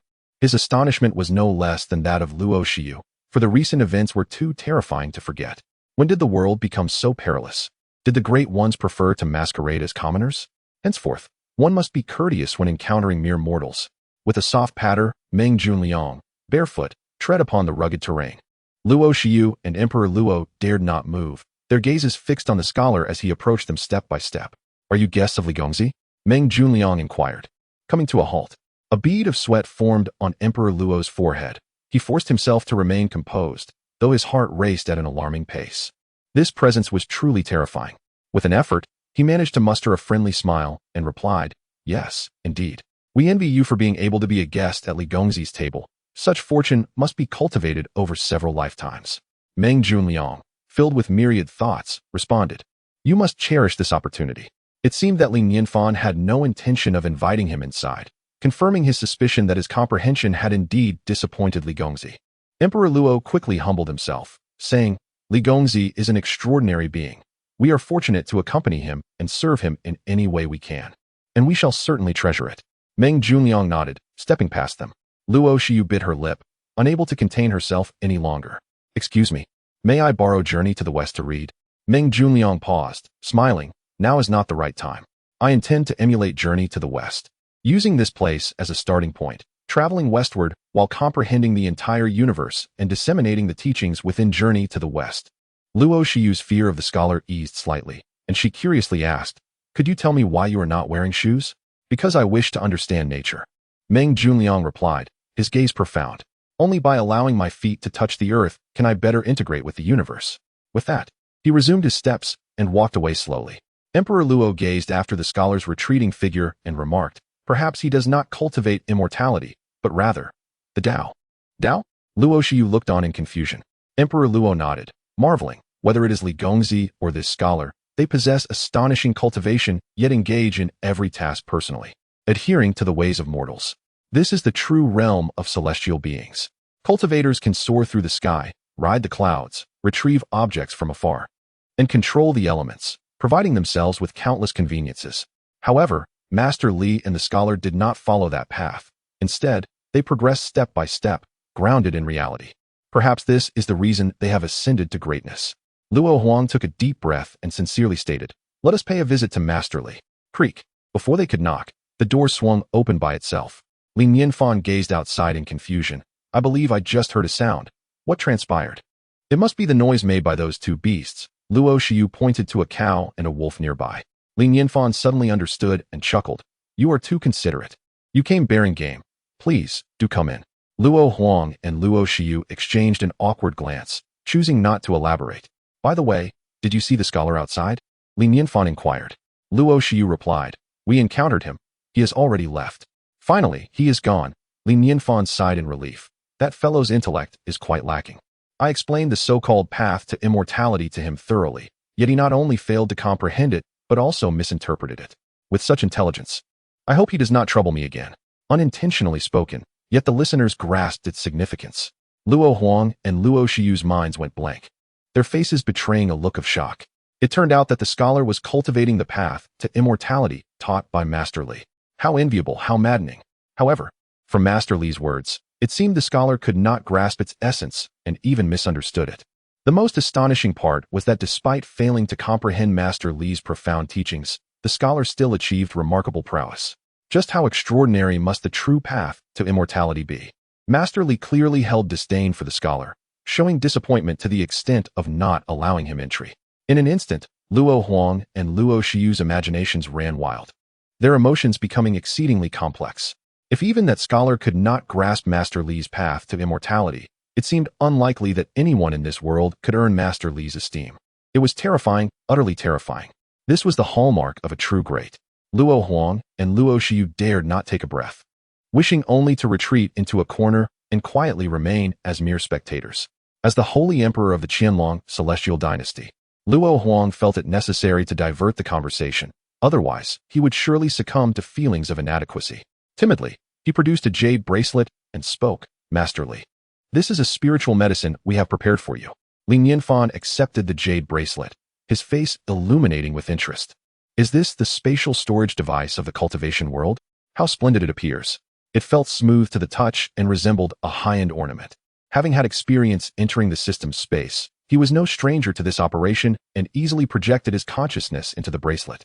Surprisingly, the bracelet contained a vast space filled with a variety of spiritual medicines, radiating a brilliant light throughout. With a mere thought, these spiritual herbs and celestial grasses instantly soared out from the bracelet, piling before Nianfan. There were over 100 in total. A fragrant aroma of medicine wafted through the inner courtyard, invigorating all who inhaled it. Whether it be the array of blossoms or the ethereal herbs shimmering with a celestial glow, each is a testament to the extraordinary nature of these spiritual medicines. A subtle joy welled up in Nianfan's heart, accompanied by a profound sense of gratitude. With these mystical herbs, Daji's injuries would undoubtedly heal at an accelerated pace. And furthermore, these celestial plants could be cultivated in his courtyard, serving as exquisite ornamental pieces that elevate the ambience. How generous! It is truly remarkable to encounter a cultivator who is not only amicable, but also so eager to assist, selflessly offering their aid. What a laudable realm of cultivation this is. Daji emerged from her chamber, and her gaze first fell upon the languid forms of the cow and wolf sprawled on the ground. Is this the game they have brought back? It feels oddly familiar. Then, upon witnessing the courtyard brimming with spiritual herbs and celestial plants, Daji's mouth fell slightly agape, her expression one of astonishment. Has the Qianlong celestial dynasty truly laid bare all its treasures? She recognized these medicinal herbs. Each one alone could incite fierce competition among cultivators. Had she been a mere fox at the time, obtaining any one of these celestial herbs would have been an unparalleled stroke of fortune. Unreservedly speaking, any single spiritual herb here could significantly alter the destiny of an individual or a creature. Chapter 38. The sorrows of a singleton at that moment. A voice echoed from outside. Is young Master Li at home? Please, come in, Li Nianfan responded. With a creak, Lin Qingyun pushed the door open. Upon seeing the Emperor Luo and Luo Xiu, her brows subtly furrowed. She had indeed arrived a moment too late. Then, her gaze fell upon the scattered spiritual herbs on the ground, and astonishment illuminated her beautiful eyes. It appeared that the Qianlong celestial dynasty had spared no expense this time. Fortunately, she had possessed foresight and brought along the most precious spiritual herbs from the Lingyun Immortal Pavilion. Young Master Li, these are but a token of our appreciation from the Lingyun Immortal Pavilion. With a flick of her wrist, 16 exquisite spiritual herbs materialized before her. These herbs were remarkably unique, radiating a kaleidoscope of colors that illuminated the entire courtyard with ethereal brilliance. What? These are supreme spiritual herbs. Daji was left speechless, and both Emperor Luo and Luo Xiu gazed wide-eyed in disbelief. Seeing the reactions of those present, a smile tugged at Lin Qingyun's lips. Since the Qianlong celestial dynasty is focusing on quantity, I shall emphasize quality. With the foundation of the Lingyun Immortal Pavilion, it was unlikely that many factions could present such a collection of supreme spiritual herbs. In the realm of cultivation, spiritual herbs were categorized into 4 levels: primary, intermediate, advanced, and supreme. Beyond supreme herbs lay innate spiritual herbs, and beyond those, innate roots. Innate spiritual herbs could only be found in the ascended celestial realms, while innate roots were treasures revered even by immortals, existing solely in legends. Li Nianfan, too, was momentarily taken aback. The appearance of these herbs, combined with the reactions of those around him, indicated their extraordinary nature. Lin Qingyun's generosity exceeded his expectations. I am grateful. Should there be anything you require in the future, I shall not hesitate to assist. Though he did not decline her offer, he let out a faint sigh inwardly. Alas, the debt of gratitude he owed had grown significantly. Yet, he found it impossible to refuse, for these herbs would greatly aid Daji's injuries. From their interactions thus far, it seemed that Lin Qingyun was both cultured and fond of good food. If she sought calligraphy or wished to join him for a meal, he would readily agree. In his quest to secure a beautiful wife in the future, he truly felt burdened. Who could comprehend the tribulations of a singleton? Upon witnessing Li Nianfan accept her gifts, Lin Qingyun's heart swelled with joy. During her speech, she had deliberately infused a bit of strategy, presenting the herbs in the name of the Lingyun Immortal Pavilion rather than as a personal gesture, hoping to gauge young Master Li's stance towards her faction. Not only had he accepted her offering, but he also added a remark laden with significance, suggesting that from this moment forth, the Lingyun Immortal Pavilion had gained a formidable ally. As this thought crossed her mind, Lin Qingyun's face flushed with excitement, and she felt as if she were floating, overwhelmed with happiness. Daji, biting her lip, gazed longingly at Li Nianfan, tears of gratitude shimmering in her eyes. Young Master Li, who was clearly a transcendent being, had chosen to remain in seclusion, detached from worldly affairs, yet for her sake, willingly incurred a significant debt to the Lingyun Immortal Pavilion. The weight of gratitude she owed him continued to grow. Both Luo Huang and Luo Shiyu gazed enviously at Lin Qingyun, realizing that the Lingyun Immortal Pavilion had indeed secured a significant ally in young Master Li. Alas, the foundation of the Qianlong Immortal Dynasty was not as robust as that of the Lingyun Immortal Pavilion. Otherwise, how could Lin Qingyun have seized the opportunity? Young Master Li, are you home? A voice echoed from outside once more. Bai Wuchen and Zhao Shana had arrived. Upon entering, they were taken aback by the abundance of spiritual herbs in the courtyard, their lips pressed together in a bittersweet expression. They had anticipated such a scenario and lamented their own foolishness in striving for competition, only to invite humiliation upon themselves. The spiritual herbs from their sect could hardly compare to those of the Qianlong Immortal Dynasty and the Lingyun Immortal Pavilion. Under such circumstances, they had no intention of presenting their meager offerings. Exchanging a wry smile, Bai Wuchen and Zhao Shanhe discreetly stowed away their prepared storage rings. Master Bai, have you brought spiritual herbs as well? Luo Huang inquired with a smile. Bai Wuchen replied with resignation, Luo Huang, please do not jest. With the meager resources of our sword sect, whatever we possess, you have in abundance, and what we lack, you possess even more. There is no need for us to further embarrass ourselves. Seeing Bai Wuchen's demeanor, Luo Huang felt a sense of balance restored within him. At least he had left a favorable impression on the esteemed individual, garnering some benefit in return. After a prolonged contemplation, Zhao Shanhe finally spoke, Young Master Li. While I lack spiritual herbs, I have brought a seed with me. This seed was fortuitously obtained by my ancestor during a sojourn in an ancient secret realm, yet regrettably, no one knows what kind of seed it is. From the era of your ancestor? Bai Wuchen expressed surprise, unable to restrain his curiosity. Old Zhao, you must not be speaking carelessly. Your ancestor must have lived at least a millennium ago. What seed could possibly endure for so long? His words served as a caution to Zhao Shanhe, wary that he might inadvertently deceive Li Nianfan, which could lead to dire consequences. Esteemed individuals are certainly not to be deceived by us, Zhao Shanhe reassured, producing a small wooden box. I can sense that this seed still possesses vitality, and his expression turned somewhat sheepish as he cleared his throat. In my youth, I was quite the rascal and once pilfered such a seed. I discovered it was impervious to blades and fire. I even began to doubt whether it truly is a seed. The gazes of the onlookers shifted to Zhao Shanhe, their expressions tinged with intrigue. Who would have guessed that this elder had once been such a mischievous child? Their curiosity was piqued. What kind of seed could be so extraordinary? Li Nianfan, too, felt a spark of interest and accepted the wooden box, opening it to reveal a remarkably symmetrical round seed. It was roughly the size of an ordinary seed, a dull green hue devoid of luster, appearing utterly unremarkable. Are you certain this seed is still alive? Luo Huang scrutinized it for a while, casting a doubtful glance at Zhao Shanhe. Zhao Shanhe responded awkwardly, it should, perhaps, possibly still be alive.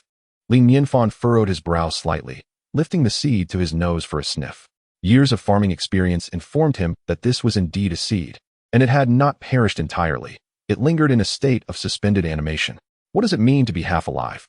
It signifies a state of existence that is neither entirely dead nor capable of sprouting anew, forever unable to yield any fruit. I may be, in some sense, a self-proclaimed deity of agriculture, though I remain uncertain of the validity of this title. Nevertheless, my fundamental judgments should hold some merit, Li Nianfan mused. He turned to Zhao Shanhe and inquired, are you certain that this seed is not afraid of fire? Zhao Shanhe nodded affirmatively. Then I shall put it to the test. Li Nianfan grasped the nearby dragonfire pearl and ignited it. With a whoosh, a small flame erupted from the dragonfire pearl, and astonishingly, the seed remained completely unscathed. Interesting, Li Nianfan exclaimed, filled with disbelief. Regardless of the seed in question, fear of fire is an instinctive trait. Yet, this seed appeared utterly unaffected. What could be the reasoning behind such an anomaly? Furthermore, I shall strive to write diligently, and I earnestly hope for your generous support. Lastly, I kindly seek your collections, recommendations, favorable reviews, and rewards. Chapter 39. Can such operations truly exist in this world? Are you certain you wish to bestow this seed upon me? Li Nianfan inquired. His curiosity piqued regarding the seed's potential. Zhao Shanhe, noticing Li Nianfan's interest, trembled with excitement, his heart swelling with joy as he replied, Young Master Li, this seed is of no use in the hands of ordinary folk, It might perish at any moment. Bestowing it upon you is most fitting. After a moment's contemplation, Li Nianfan nodded in agreement. Indeed, reviving such a seed requires considerable effort. Few possess the capability to accomplish it. It would be a pity for it to simply wither away. Therefore, I shall accept it. The seed was evidently extraordinary. Even the adept acknowledged the necessity of care, rendering it even more unattainable for others. Zhao Shanha's smile was impossible to conceal. The seed, which had merely been a trifling matter for him, was now recognized by a master, marking an unexpected windfall. Others gazed at him with envy. Their hearts ached with jealousy, lamenting, "What a stroke of luck he has encountered." A brief silence enveloped the scene. Li Nianfan remained seated, observing the 5 individuals opposite him, awaiting a request from Bai Wuchen and his companions. Their enthusiasm and the precious spirit herb they had presented warranted a gesture of gratitude from him. However, after a moment of waiting, not a single one of them spoke up to express their desires, leading to an awkward silence. It would be unbecoming for him to suggest offering them a painting. Such an act would reek of vanity. The timing was also ill-suited for a meal, as it was still afternoon, with dinner hours away. Initiating a dismissal would be even more inappropriate. Unbeknownst to him, Bai Wuchen and the others were equally anxious, fidgeting with unease. Why did the master gaze at them so intently? Had they inadvertently offended young Master Li? Their trepidation mounted, and they felt as if they might lose control under the pressure.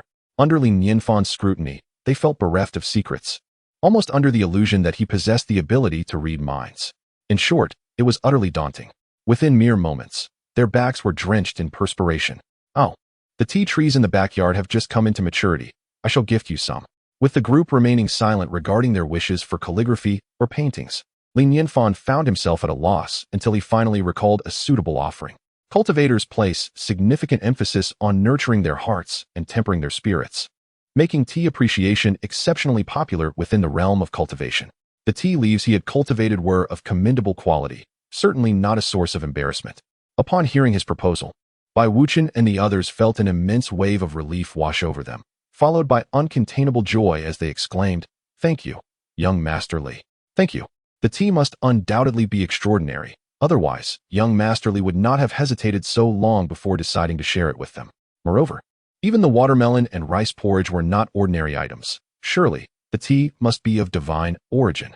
They silently vowed to themselves that they would strive to perform admirably in the future, aiming to comprehend every subtle hint from young Master Li. Behold, the quality of this group of cultivators is truly remarkable. Even an astute observer can discern that their gratitude emanates from the depths of their hearts.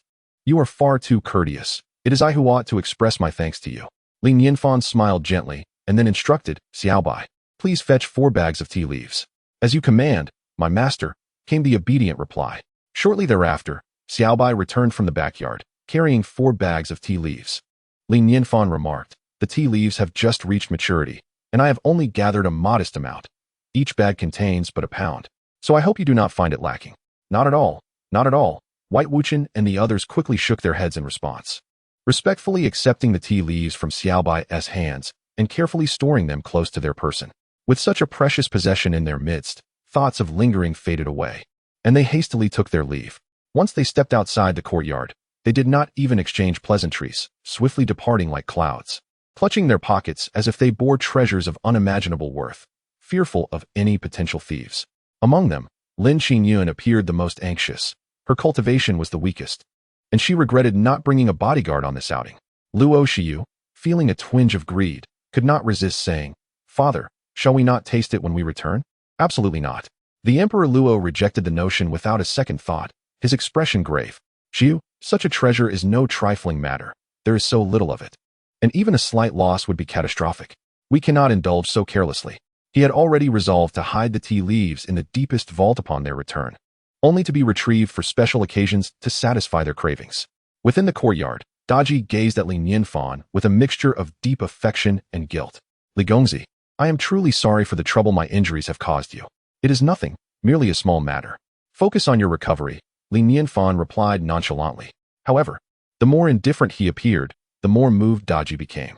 For her sake, Li Gongzi had risked offending the heavens, braving divine punishment to save her, and willingly relinquished his reclusive identity to owe favors to that group of cultivators. The debt she owed him was immeasurable. Henceforth, whenever Li Gongzi had a request, She would exhaust all her efforts to alleviate his burdens and ensure he had no worries whatsoever. By the way, since Li Gongzi enjoys playing chess, she must dedicate herself to learning and mastering it, striving to bring him joy. At that moment, she noticed Li Nianfan was arranging various spiritual herbs and celestial grasses, seemingly organizing them in a particular manner. Daji, curious, inquired, Li Gongzi, what are you doing? Li Nianfan replied, these spiritual herbs are quite exceptional. I am determining which might assist with your injuries and which could be cultivated. Cultivated? Daji was taken aback, her eyes wide with astonishment. Spiritual herbs are not so easily cultivated. They demand an exceptionally specific environment, and the cost and effort required to cultivate even one plant is immense. High-grade spiritual herbs necessitate particular cultivation methods, and even then, the survival rate is abysmally low. To add to the challenge, the maturation period for spiritual herbs typically spans a century or even several centuries, rendering such endeavors seemingly thankless. In the realm of cultivation, spiritual herbs are regarded as a matter of destiny, nurtured by nature itself. Why is it that the cultivation of spiritual herbs relies purely on luck? The acquisition of elixirs hinges entirely on fortune, and the prospect of artificial cultivation is nearly impossible. Mass cultivation is an utter fantasy. Li Nianfan nodded and remarked, indeed. I plan to transform these few celestial herbs into bonsais, placing them in the inner courtyard to enhance the beauty of our abode. The few he referred to were the 16 exquisite celestial herbs gifted by Lin Qingyun. Enhancing one's residence with exquisite celestial herbs? Daji was momentarily bewildered. Could such a thing truly exist in this world? After a brief silence, she ultimately cautioned, young Master Li, the growth of spiritual herbs is predominantly governed by fate. Should the cultivation methods be flawed, not only may the herbs fail to thrive, but they could also be destroyed. Ordinary spiritual herbs may suffice. Yet the cultivation of rarer herbs undoubtedly presents greater challenges, and once they are ruined, it would be a gross misuse of nature's bounty. She recognized that Li Nianfan was a reclusive magnate, yet his demeanor was alarmingly nonchalant. Who would plant spiritual herbs in their courtyard without first meticulously designing a spiritual herb garden? Chapter 40. How could there possibly be monsters here? Is cultivating spiritual herbs truly so difficult? Li Nianfan felt somewhat astonished. It seems manageable, I suppose. Let us give it a try. Such precious spiritual herbs. To use them and watch them vanish is indeed disheartening. But sustainability is the true path forward. Daji opened her mouth, barely restraining herself from speaking. So, you've never cultivated before, and this is merely an experiment? This world is utterly bizarre. Nevertheless, since young Master Li wishes to plant, let it be, as long as he finds joy in it. Daji began to assist him from the side. After a brief moment, Li Nianfan smiled gently. That will do. I shall take these spiritual herbs to the backyard and gather some soil to create a bonsai. Daji brushed a strand of her azure hair aside, her eyes sparkling with anticipation.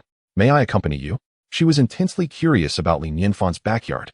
What could possibly lie behind the place that yielded such miraculous watermelons? Of course, Li Nianfan nodded. A look of delight crossed Daji's face as she hurriedly followed in his wake, a blend of excitement and nervousness coursing through her. Following the cobblestone path through the inner courtyard, they soon arrived at a crescent-shaped archway, beyond which stood a crimson wooden door. The door appeared somewhat antiquated, bearing the marks of time.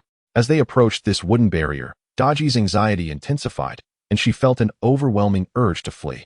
As a nine-tailed celestial fox, her innate sensitivity allowed her to perceive an aura of immense terror lurking beyond the door, yet she sensed a great opportunity as well.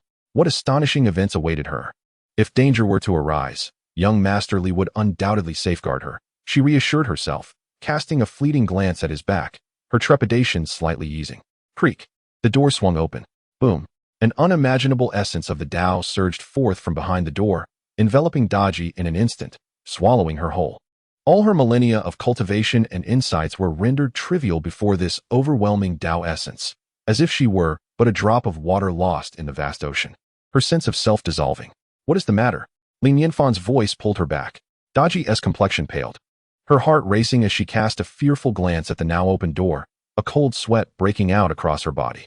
It was terrifying, surely. What she had just experienced was merely the remnant of Tao essence. According to legend, when a person reaches a transcendent understanding of the Tao, their essence leaves an indelible mark upon this world, known as the remnants of Tao. Even after departing, these remnants persist. What had transpired in this backyard to yield such dense Tao remnants? What level of mastery did the individual who left them possess? An immortal? Certainly not. Far beyond that. Daji gazed at Li Nianfan, her heart tumultuous with questions. What cultivation did young Master Li possess? Li Nianfan, concerned, inquired. Has your injury recurred? Daji took a deep breath. Shaking her head. Young Master Li, I am fine. Let us proceed. Li Nianfan nodded, leading Daji into the backyard.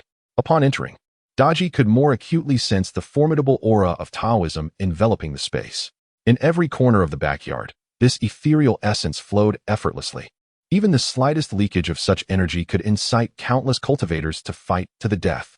Looking around at the vegetation, it consisted merely of ordinary fruits and crops. However, their appearance suggested they were far from mundane.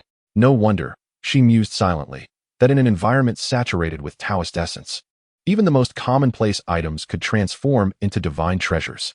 The backyard was expansive, with surrounding rocks forming a natural wall that imparted a sense of openness and comfort. In addition to various fruit trees and crops, there were also some plants commonly found in the outside world. At the center lay a pond, its surface reflecting the sky in a deep azure hue, as tranquil as a mirror. What a wondrous realm! Daji felt as if she had transcended her previous world, finding herself in an entirely different dimension. As she surveyed her surroundings, an inexplicable sensation lingered. She sensed there was something she had overlooked. This backyard was undoubtedly extraordinary, yet she could only grasp the faintest glimpses of its grandeur. Isn't the scenery of my backyard lovely? Li Nianfan remarked with a smile. He felt a twinge of nostalgia. Each visit to the backyard inevitably reminded him of the relentless demands imposed by the system. 5 years, 5 long years, during which he not only mastered subjects like language, mathematics, and sciences, but also transformed from an ordinary boy into a well-rounded young man skilled in arts and agriculture. Yet, after all that toil, the system had vanished. Do you know how I spent those 5 years? It's a tale fraught with tears, he lamented inwardly, suppressing the urge to dwell on it further. All right, let us plant these spiritual herbs here, Li Nianfan decided, locating a suitable patch of land. The gardening tools were all readily available, and he adeptly began to dig into the earth. Daji's gaze became fixated as she observed the soil he had turned.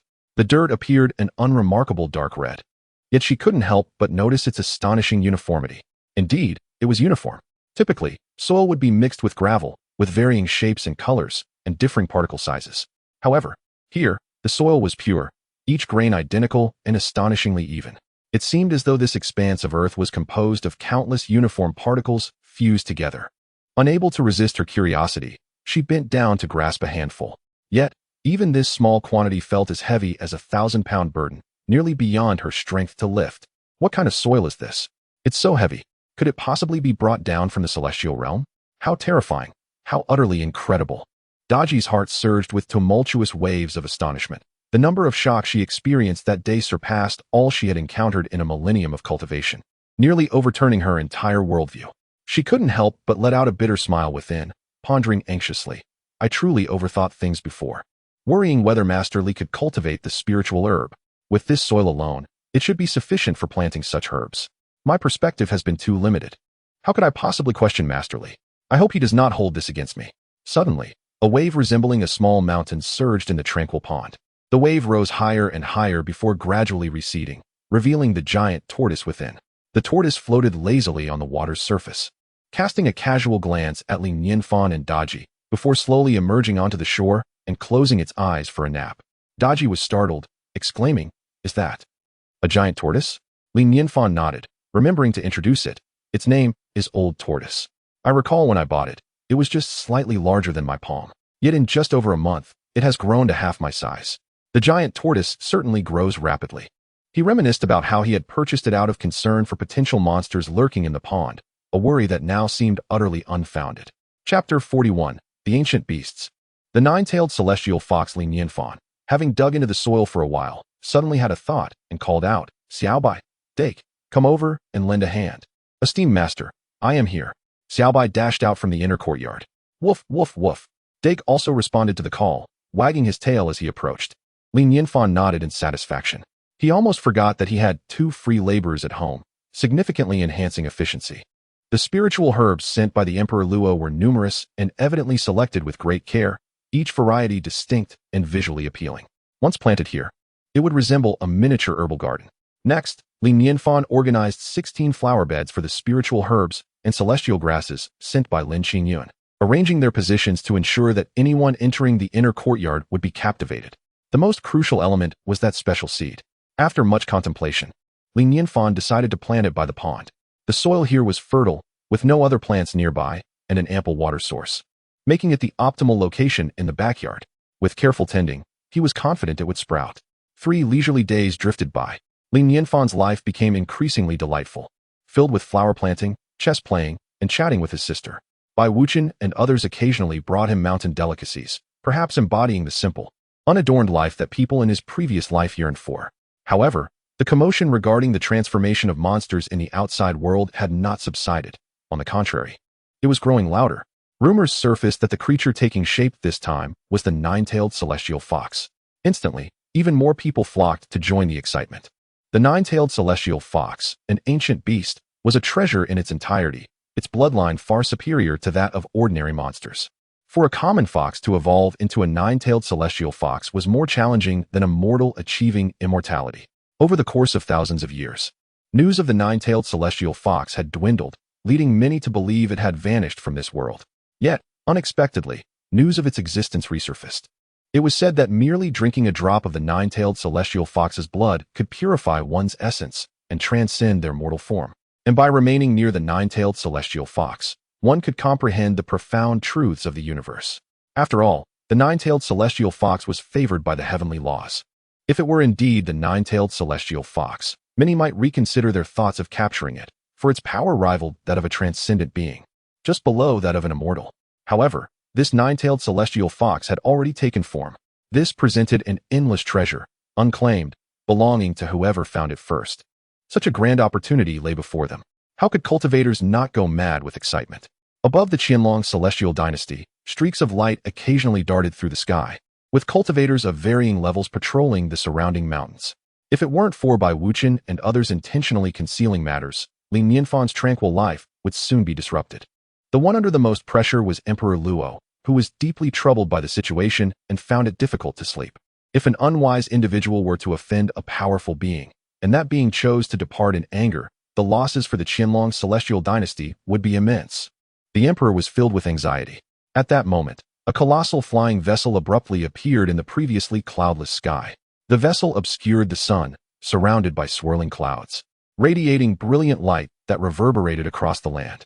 Nearby cultivators were momentarily blinded, hastily retracting their escape light and descending to the ground. Unwilling to fly at the same altitude as the vessel, this was the flying vessel of the Linxian Dao Palace. Had the 9-tailed celestial fox summoned the people of the Linxian Dao Palace? Their arrival spelled doom for others. Look at the front of that flying vessel. Could it be a celestial maiden descending to the mortal realm? A nascent soul cultivator? Countless cultivators gazed at the young woman with a mixture of awe and astonishment. The Emperor of the Dragon, Luo Huang, was taken aback. How could the Linxian Dao Palace's people be here as well?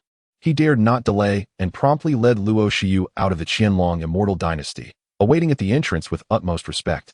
As the vessel came to a halt, the young woman, resembling a celestial being from the heavens, was shrouded in a delicate mist, her demeanor cool and aloof, her beautiful eyes calm and unperturbed, akin to a clear spring.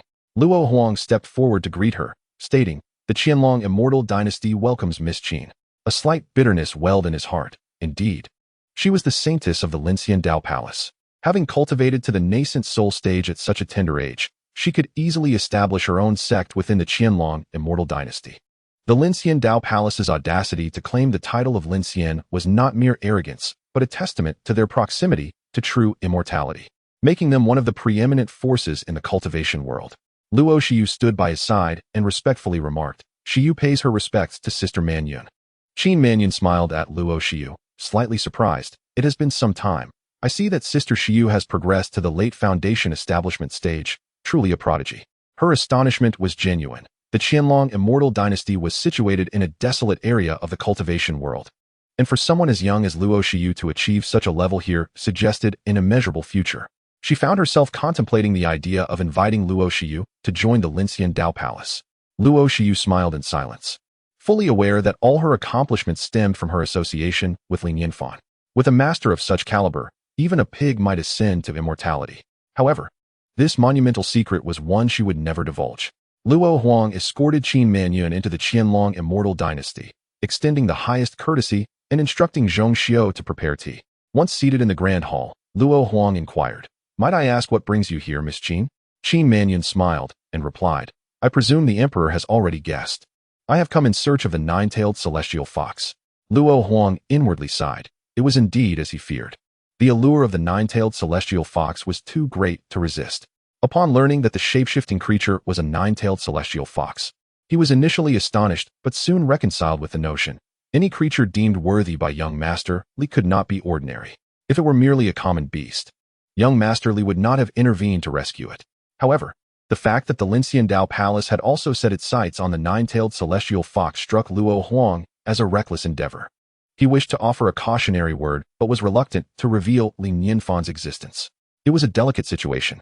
Luo Huang could only advise gently. The nine-tailed celestial fox has not appeared for a millennium. This sudden rumor may simply be unfounded. I have inquired, and it is indeed the Silver Moon Demon Emperor who has disseminated this information. It should not be false. Qin Mannion shook her head, then looked at Emperor Luo with a puzzled expression. Has he not considered seeking out the nine-tailed celestial fox? Ah, I have indeed. I have dispatched individuals to scour the mountains and fields, hoping for a stroke of luck, Emperor Luo hastily replied. Meanwhile, he inwardly cursed, realizing that it was the Silver Moon Demon Emperor's mischief at play. This fellow likely remains oblivious to the formidable entity he has offended and is surely not far from his demise. He could not help but recall the two demon kings who had appeared before Li Nianfan's residence. Those two must have been sent by the Silver Moon Demon Emperor, easily reduced to their true forms by that scholar, and now likely transformed into refuse. Yet, to have become the excrement of a great being is, in a way, their own peculiar fortune. Chapter 42. A Cup of Tea. A Twist of Fate. Qin Mannion gazed at the Emperor Luo and said, Your Majesty, this is indeed your domain. On behalf of my sect, I have come to request your assistance in locating the nine-tailed fox. The Linciandao Palace will offer a generous reward. The Emperor Luo was taken aback. A generous reward, indeed. We bear no enmity toward one another. Why would you thrust me into peril? To demand the whereabouts of an individual from a powerful figure is beyond my imagination. May I inquire as to the purpose of your search for the nine-tailed fox? The Emperor Luo could not restrain himself from asking. After a moment of contemplation, Qin Mannion replied, Rest assured, Your Majesty, we harbor no ill intentions toward the nine-tailed fox, nor would we wish her harm. She is an ancient being, now transformed into human form, possessing unparalleled aptitude for cultivation. We merely seek her allegiance with the Linciandao Palace and are willing to dedicate our entire sect's resources to aid her ascension. With a sigh of relief, the Emperor Luo thought to himself that had Qin Mannion come with malicious intent, he would have promptly expelled her, even at the cost of offending the Linciandao Palace. After all, Daji now belonged to young Master Li. Even the mightiest would become adversaries to the Qianlong celestial dynasty should they harbor any hostility towards her. The Emperor Luo aspired only to be a loyal servant. Noticing the Emperor's silence, Qin Mannion continued, Your Majesty, the path to immortality is fraught with challenges, and with the severance of the connection between the mortal and celestial realms, our cultivation world has not seen anyone ascend for a millennium. The emergence of the nine-tailed fox presents an invaluable opportunity for us. Her tone was sincere and tinged with urgency. Fear not, Miss Qin, I shall do my utmost. The Emperor Luo nodded in agreement. The connection severed? Surely not. Within the Qianlong celestial dynasty resides a formidable individual, more powerful than any celestial being. The nine-tailed fox is in his proximity. Would you dare to seek her? The Emperor Luo could only scoff inwardly. Qin Mannion furrowed her brow, sensing the Emperor's apparent indifference towards the matter. How could this be? This is the nine-tailed fox we speak of. Does the Emperor not find her intriguing? Are you disregarding the words of the Linciandao Palace? She pressed on, Your Majesty, the Silver Moon Demon Emperor is also in pursuit of the nine-tailed fox. Should they find her first, they may consume her demon core, and the world would be devoid of the nine-tailed fox forever. Thus, we must act swiftly. Rest assured, I shall guarantee the safety of the nine-tailed fox, the Emperor Luo declared earnestly. Internally, he chuckled at the thought of the Silver Moon Demon Emperor. Even a single hair from young Master Li could obliterate him. Meanwhile, Zhong Xiu was deep within the vault of the Qianlong celestial dynasty. She surveyed the desolate chamber with a furrowed brow. This was the designated repository for spiritual herbs. Although she was aware that the finest herbs had been bestowed upon young Master Li, the emptiness of the vault still left her disconcerted. I hope young Master Li might extend a modicum of generosity, allowing our Qianlong celestial dynasty to flourish further, Zhong Xiu mused inwardly. For someone of young Master Li's caliber, even a trifling benefit would constitute a tremendous opportunity for cultivators. After a moment of reflection, Zhong Xiu began her search for tea leaves. The Lingxian Dao Palace stands as a premier force, enjoying a cordial relationship with the Qianlong Immortal dynasty, and thus, it is only fitting to extend the highest courtesy in their reception. Typically, the precious tea leaves are stored here by the Emperor Luo. As her gaze casually swept across the room, she inadvertently spotted a bag tucked away in a concealed corner. Oh, I have never seen this tea before. Could it be a new variety? Zhong Xiu mused, momentarily taken aback as she picked up the bag to examine it. Though modest in size, the packaging was strikingly different from any tea she had encountered before, exuding a novel charm. Surely, any tea hidden away by the Emperor Luo must possess extraordinary qualities. Perhaps it would be prudent to brew it. In the Grand Hall, Emperor Luo continued his conversation with Qin Manyun, while Luo Xiu engaged in light banter beside them. However, it was apparent that Qin Manyun's mind was elsewhere. Suddenly, the sound of footsteps echoed through the room. Zhong Xiu approached, balancing a tray laden with tea. Miss Qin. The Emperor smiled. The search for the nine-tailed celestial fox is not a matter to be rushed. Why not enjoy some tea first? Qin Manyun shook her head. No thank you. I would prefer to first visit the site where the nine-tailed celestial fox undergoes its tribulation. She had discerned that the Qianlong Immortal dynasty was genuinely unhurried, and the tea might be a treasure for them, yet it held little allure for her. Sister Manyun, just have a bit before you leave. It won't take much of your time, Luo Xiu urged. The Emperor added, Indeed, Miss Qin, while our Qianlong Immortal dynasty may not rival the Lingxian Dao Palace, this tea is quite rare and more precious than common spiritual herbs. Reluctantly, Qin Manyun's gaze fell upon the tea. To her surprise, she noticed that this tea was unlike any she had previously encountered. The leaves settled at the bottom, devoid of any impurities. The liquid shimmered in a light brown hue, clear and tranquil, reminiscent of fine amber from a distance. This tea was exceptional. Having savored a wide array of teas, she prided herself on her refined palate. Yet she found herself irresistibly drawn to this cup. A smile finally graced the Emperor's face, brimming with pride. Indeed, the tea he had collected was remarkable, enough to astonish even Miss Qin. He too lifted a cup to scrutinize it. Upon closer inspection, he was taken aback. What sort of tea is this? It seems different from the ones I have previously served to esteemed guests. Where did Zhong Xiu procure it? At this moment, Qin Manyun had set the tea before her. The fresh, delicate aroma invigorated her senses. What a fine tea! As she gently sipped, the astringent liquid danced upon her tongue, eliciting a soft, pleasurable hum from her lips as her eyes fluttered shut in delight. Rather than swallowing it hastily, she savored each nuance. The flavor deepened into a more pronounced bitterness. Yet her mind grew increasingly lucid. Memories flooded back, and many of her confusions began to untangle, releasing her from the knots of unanswerable questions. The tea flowed slowly down her throat, while the past wafted away like smoke. Unable to restrain herself, a single tear escaped the corner of her eye. Unfazed, she savored a second sip. Buzz.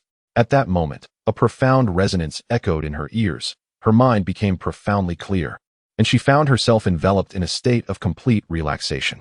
Besides her, both Emperor Luo and Luo Xiu had also begun to indulge in the tea, subsequently entering the same state of enlightenment.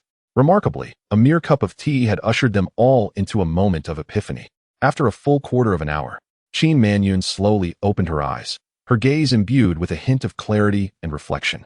Upon glancing at the cup in her hand, she was astonished to find it entirely empty. What kind of tea is this? Even the finest leaves from the Lingxian Dao Palace pale, in comparison. They exist on entirely different planes. A single cup of tea serves as an opportunity for enlightenment. Even though she has reached the Yuan Ying stage, she felt immensely enriched. Chapter 43. The Spendthrift Woman. What is the most crucial aspect of cultivating immortality? It is not spiritual power, nor is it innate talent. Rather, it is the comprehension of the Tao. The Tao serves as the foundation of cultivation, and only with sufficient insight into the Tao can one transcend their limitations. There are individuals with exceptional cultivation aptitude and ample resources, yet if their understanding of the Tao is lacking, they may find themselves trapped at a certain realm for an entire lifetime. Thus, breaking through these barriers is of paramount importance. For many cultivators, a single bottleneck often symbolizes an entire lifetime.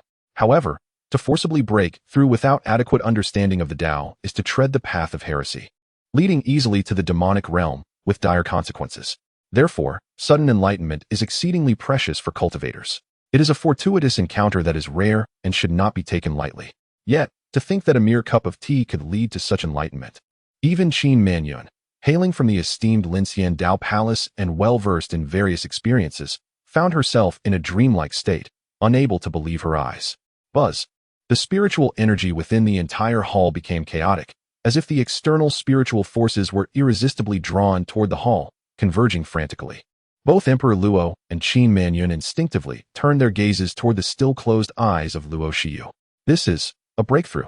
Layers of golden auras began to emerge from Luo Shiyu, which swiftly coalesced into golden flames, the flames of the golden core.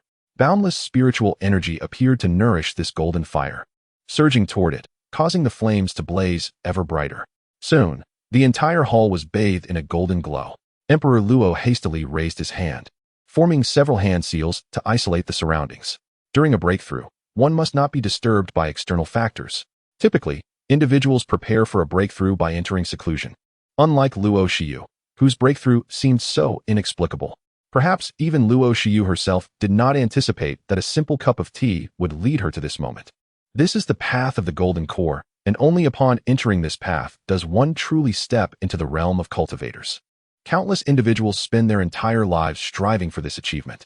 However, both Emperor Luo and Qin Manyun wore expressions of complexity, feeling not surprise, but rather a tinge of regret. The profound essence contained within that cup of tea was far too rich. Even they had entered a state of sudden enlightenment and reaped significant benefits, let alone Luo Shiyu, who was merely at the foundation establishment stage. Such exquisite tea was wasted on a foundation establishment cultivator. After a quarter of an hour, the golden flames surrounding Luo Shiyu suddenly trembled. Then, like migratory birds returning home, they converged toward her dantian. Ding! It seemed as though a bell tolled, and a golden core began to take shape within Luo Shiyu's dantian, spinning gracefully. The path of the golden core is established. Luo Shiyu slowly opened her eyes, still in disbelief. Just over a month ago, when she first met Nianfan, she had not yet reached the foundation establishment stage, and now, she had remarkably achieved the path of the golden core. The speed of her cultivation surpassed even the wildest dreams. No one would believe it if she told them. Young Master Li's seclusion in the Qianlong Immortal dynasty is a tremendous fortune for the entire dynasty. Luo Shiyu sensed a possibility brewing within her, glancing at Emperor Luo, who appeared hesitant to speak. Father, could this tea be? Plop. The emperor staggered and collapsed back into his chair. His complexion turned pale as realization dawned upon him. He had been too shocked to think it through earlier. Now, a terrifying possibility struck him, and he felt as if his mind might explode. Where did you procure this tea? He asked with trembling fingers, his voice almost breaking. Zhongshi's heart skipped a beat.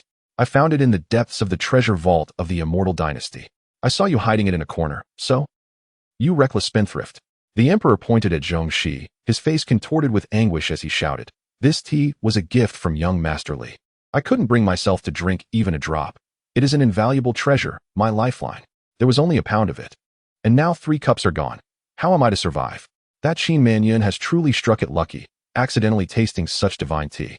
Only someone with a deranged mind would offer this celestial tea to a guest. The more he thought about it, the more aggrieved he felt, nearly shedding tears. Qin Manyun stood awkwardly to the side, but could not refrain from speaking up.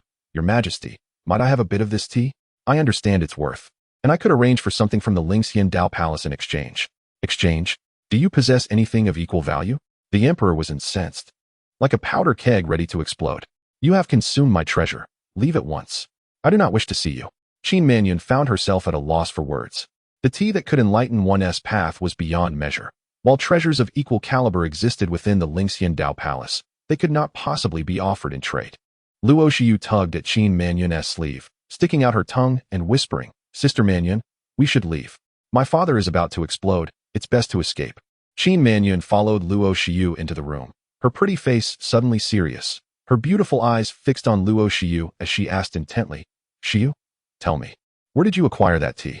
Luo Shiyu had prepared her response on the way there and replied, it was obtained from a secret realm over 50 years ago. My father has never dared to drink it, and I never expected my mother would mistakenly bring it out today. Shiyu, do you think I am so easily deceived? Qin Manyun chuckled, shaking her head as she gazed at Luo Shiyu. I distinctly heard the name young Master Li from the emperor's lips. Who is he? Luo Shiyu felt a surge of panic and quickly changed the subject. Oh, you must have misheard. Weren't you looking for the 9-tailed celestial fox? I will accompany you. With that, she turned to leave, only to be stopped by Qin Manyun. Shiyu, you must know that you cannot hide this from me. If you do not speak today, I will remain here until I uncover the truth. Qin Manyun's gaze bore into Luo Shiyu. She sensed that this would indeed be a monumental secret. Luo Shiyu frowned, her face a mask of conflict. Ultimately, she could only sigh inwardly. Not only had she lost a cup of tea, but the existence of young Master Li had also been exposed. What a tremendous loss. Taking a deep breath, her tone reverent and grave, she said, Sister Manyun, in truth, this concerns a figure of immense significance. A figure of immense significance? Qin Manyun's heart fluttered slightly, and inexplicably, every hair on her body stood on end. In the past, she might have thought that Luo Shiyu, sheltered in the Qianlong dynasty, was merely naive and overly astonished, dismissing her reactions as inconsequential. However, after savoring the tea imbued with the essence of Tao, she realized that Luo Shiyu was far from exaggerating. In fact, there was no need to search for the nine-tailed celestial fox. She had been rescued from the tribulation by that remarkable individual and now remained by the side of a great master. Speaking of the nine-tailed celestial fox, an envious expression involuntarily appeared on Luo Shiyu's face. To be in the company of young Master Li, what an immensely fortunate circumstance that would be. Rescued from the tribulation? Qin Manyun's eyes widened in disbelief as she incredulously inquired, how can this be possible? What realm does that extraordinary individual inhabit? Could it be an immortal? Luo Shiyu shook her head gently and replied, not an immortal, but above immortals. Chapter 44, Journey Westward. Spreading the teachings, Qin Manyun gasped, truly taken aback by the astonishing words of Luo Shiyu. Her expression grew serious as she spoke. Shiyu, this matter is of great importance and cannot be spoken of lightly. Above the immortals? This is utterly beyond belief. Dear Sister Manyun, I assure you I am not speaking in jest. In fact, I feel my assessment may be an understatement. Luo Shiyu's eyes shone with sincerity, and deep within her heart, she too was filled with awe. Had she not witnessed it with her own eyes, she would have never believed such a figure could exist in this world. This. Qin Manyun's eyes revealed a swirl of complex emotions, leaving her momentarily at a loss for words.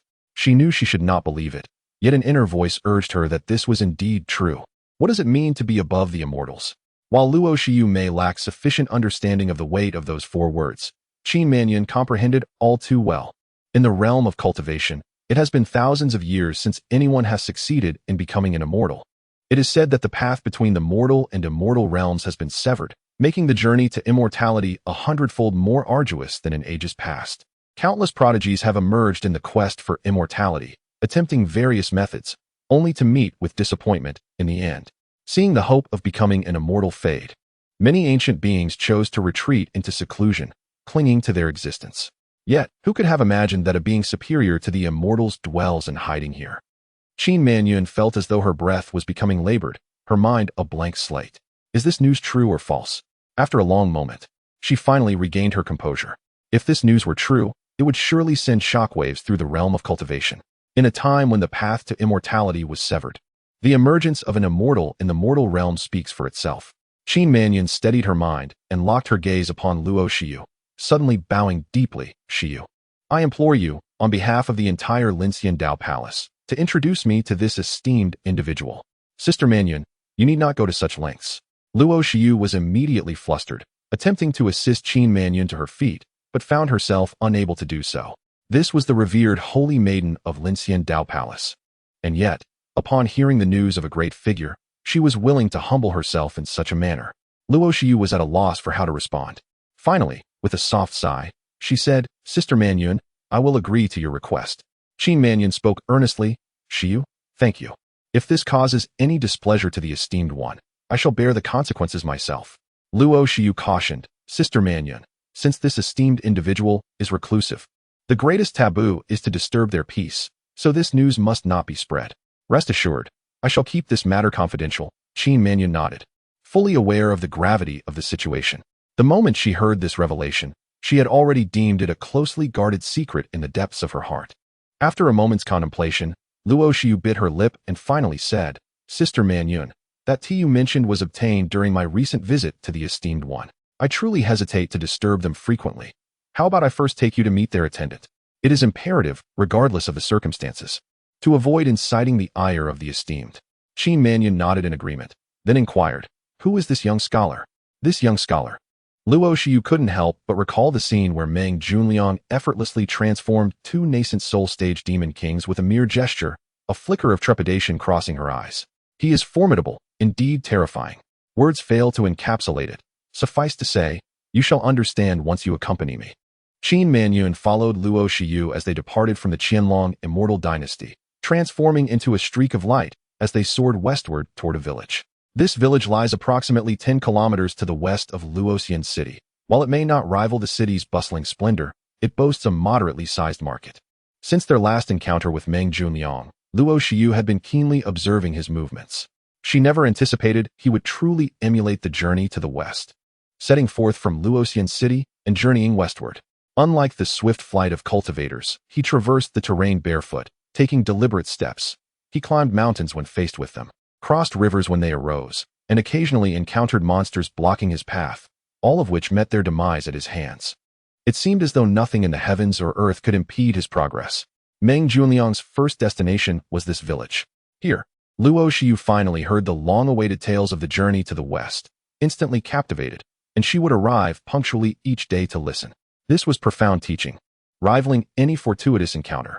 Today, the tale would recount the moment when Sun Wukong wreaks havoc in the heavenly palace. The anticipation was palpable. Qin Manyun, her curiosity piqued, surveyed the surrounding structures of mortals, unable to restrain her inquiry. What is the young scholar doing here? Luo Xiu's face radiated reverence as she spoke deliberately. He imparts wisdom. Imparts wisdom? Qin Manyun's mouth parted slightly, taken aback. Such terminology is not casually employed. It is reserved for venerable ancestors when they emerge from seclusion to share their teachings. Luo Xiu solemnly cautioned, once we enter the tavern, you must maintain silence and attentively listen to the scholar's stories. Stories? Tales for mortals? Qin Manyun's brow furrowed slightly as she observed the throngs of common folk within the tavern, her heart brimming with skepticism. She felt somewhat uncomfortable. For both she and Luo Xiu were extraordinary beauties within the realm of cultivation, naturally drawing the gaze of those around them. The attention was unnerving, as if swarms of ants were crawling over her. She was a favored daughter of heaven, the saintess of the Linxian Dao Palace, a formidable cultivator at the nascent soul stage, a being of exalted status. Even the promising youths of the cultivation world dared to steal glances at her only in secret, for who would not hold her in reverence? Yet here, surrounded by a multitude of commoners, she found herself ill at ease. Under ordinary circumstances, she would either sweep away in indignation or transform into a lofty celestial figure, compelling the mortals to avert their eyes. However, here, under Luo Xiu's persistent entreaties, she could only silently endure. Xiu, what connection exists between storytelling and imparting wisdom? Qin Manyun finally posed the question, just as Luo Xiu was about to respond. She caught sight of a figure at the tavern's entrance, promptly swallowing her words. The scholar had arrived. Remember, do not make a sound that might disturb him as he recounts his tale. Qin Manyun turned her gaze toward the scholar. He was clad in a long azure robe, embodying the appearance of a delicate scholar, exuding the unmistakable aura of an ordinary mortal. The only distinctive feature was his bare feet, caked with dirt. Could he be the attendant of a great sage? Qin Manyun glanced at the side of her companion, Luo Xiu, only to find her cheeks flushed, her eyes shimmering with a blend of anticipation, excitement, and a hint of reverence. This demeanor was undeniably genuine. What could the identity of this attendant be? To elicit such a reaction from Luo Xiu? At that moment, her gaze sharpened as she noticed a streak of light approaching from a distance, hastily making its way towards them, before finally halting at the entrance of the tavern. The individual appeared anxious, and upon realizing that the discourse had yet to commence, he let out a sigh of relief, revealing a smile. Qin Manyun's eyes widened in astonishment. Luo, the Emperor? Chapter 45, Unseen Vastness. Unrecognized smallness. Qin Manyun rubbed her eyes, initially believing she was experiencing an illusion. Upon closer inspection, she realized that the Emperor of Luo was not alone. He was accompanied by Zhongxiu. What could their purpose be? Were they here to listen to stories? It could be somewhat excusable for Luo Xiu, given her youth, but for individuals who had lived for several centuries, it seemed rather absurd to be captivated by tales.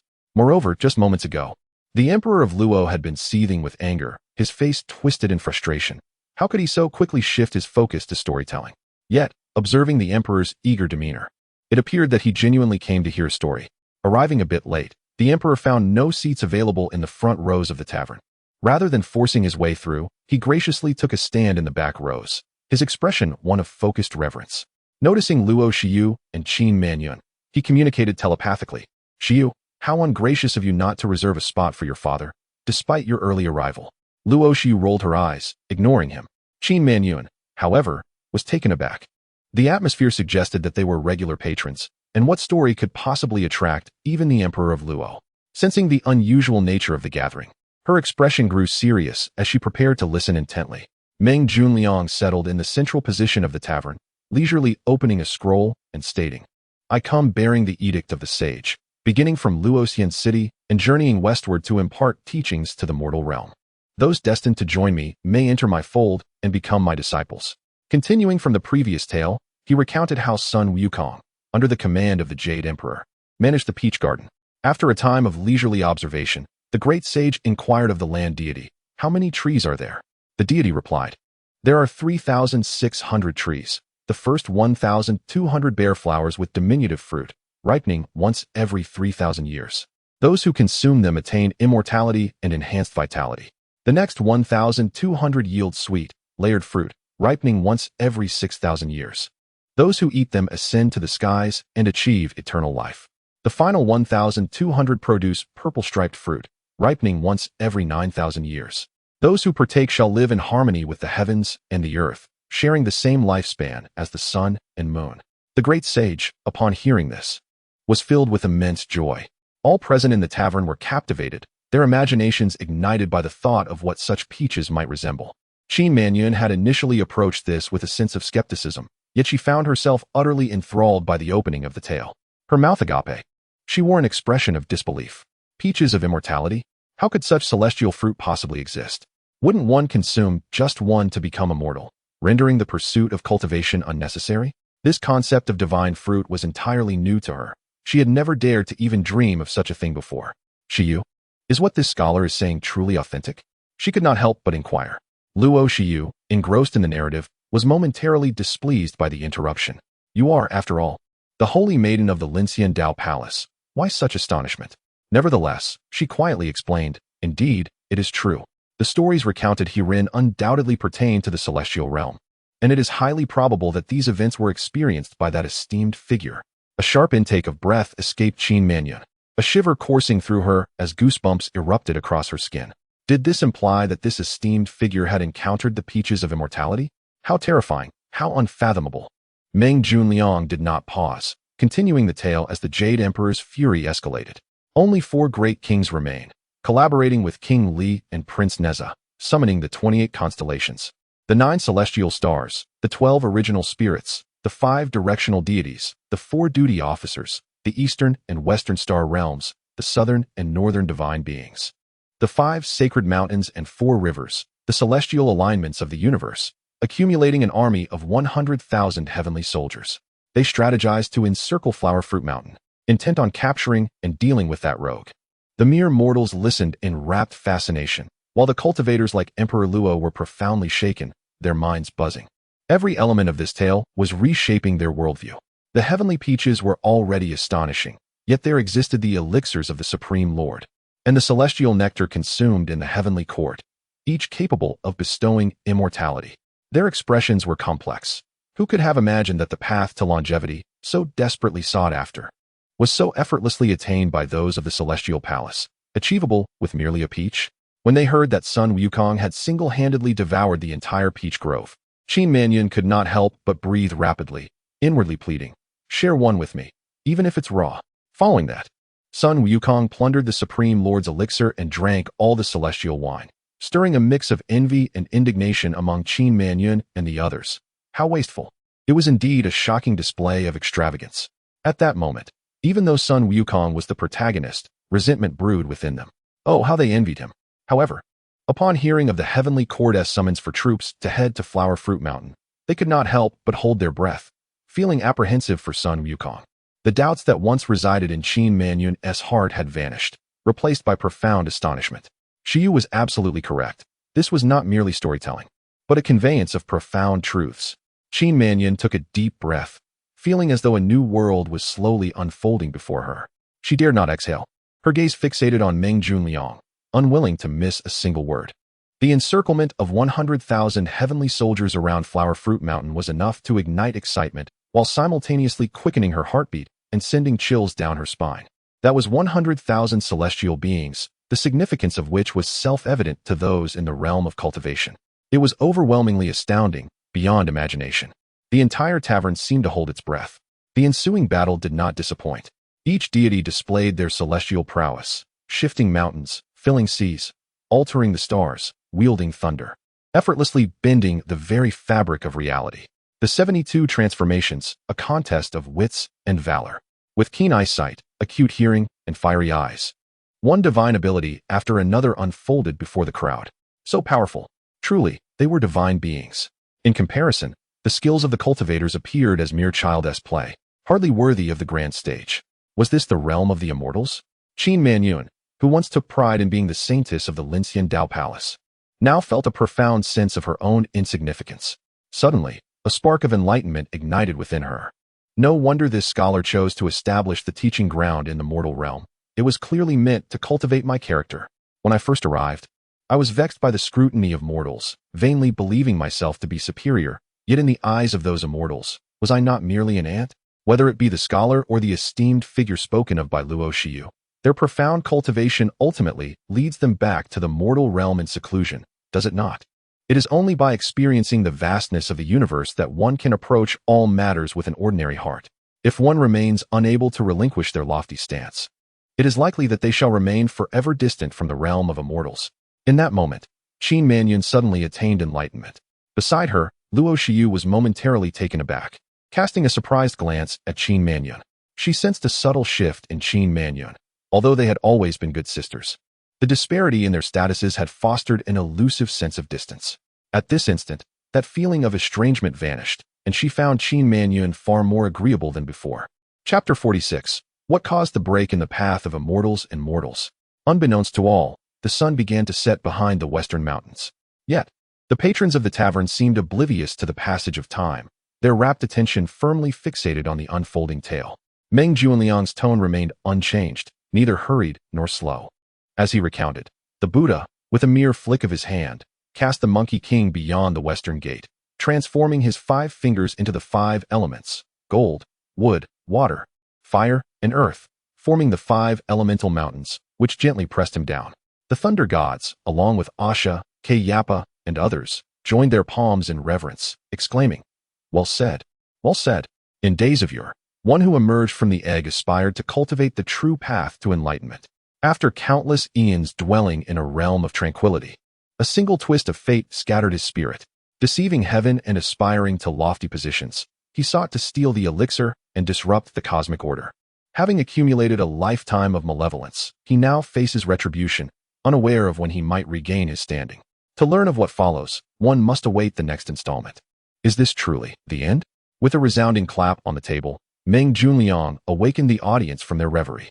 Though they yearned to know what came next, not a soul urged him on. Instead, they rose in unison, bowing to Meng Junliang with the courtesy of scholars.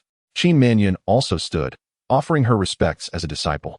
She observed the young scholar as he barefooted exited the tavern, her gaze filled with complexity. Luo Shiyu then sighed deeply, wistfully stating, "How wonderful it would be to visit the realm of immortals." Qin Manyun shook her head with a bitter smile. "Shiyu, in the realm of immortals, you shall not find the tales depicted in stories." "What? Sister Manyun, do you believe the stories are false?" Luo Shiyu furrowed her brow at Qin Manyun. "Not false by any means." Qin Manyun continued to shake her head.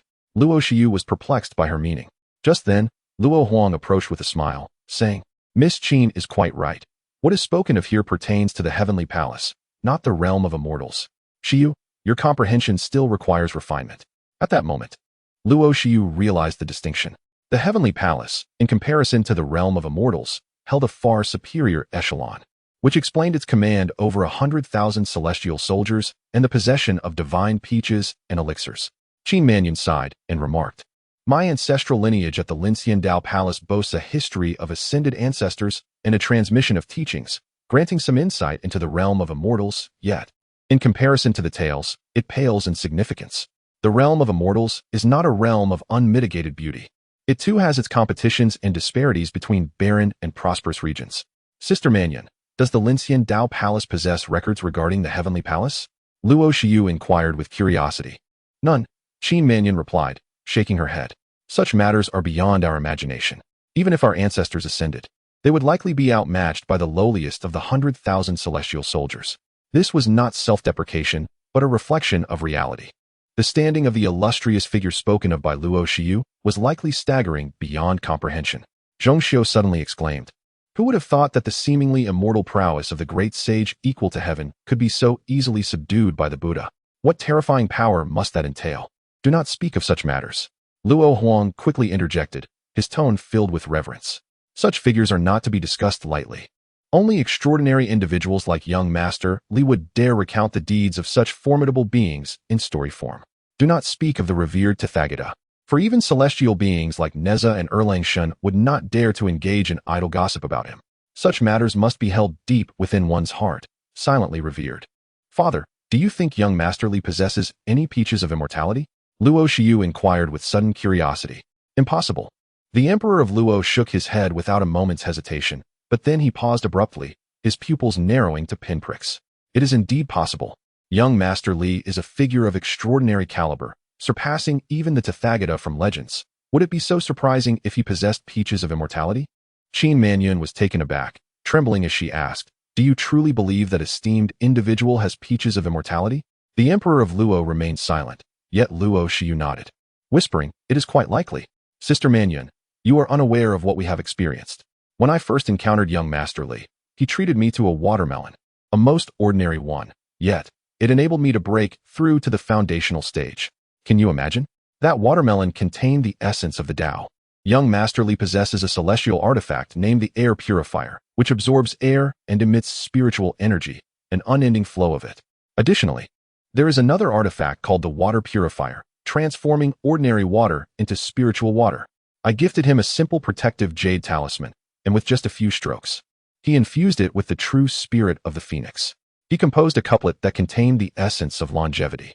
When he invited us for hot pot, the pot embodied the principles of yin and yang, and even the vegetables were infused with the essence of the Tao. Furthermore, the tea we just drank." As Luo Xiu recounted these experiences, she was astonished herself. Upon reflection, it became evident that every aspect of young Master Li was extraordinary.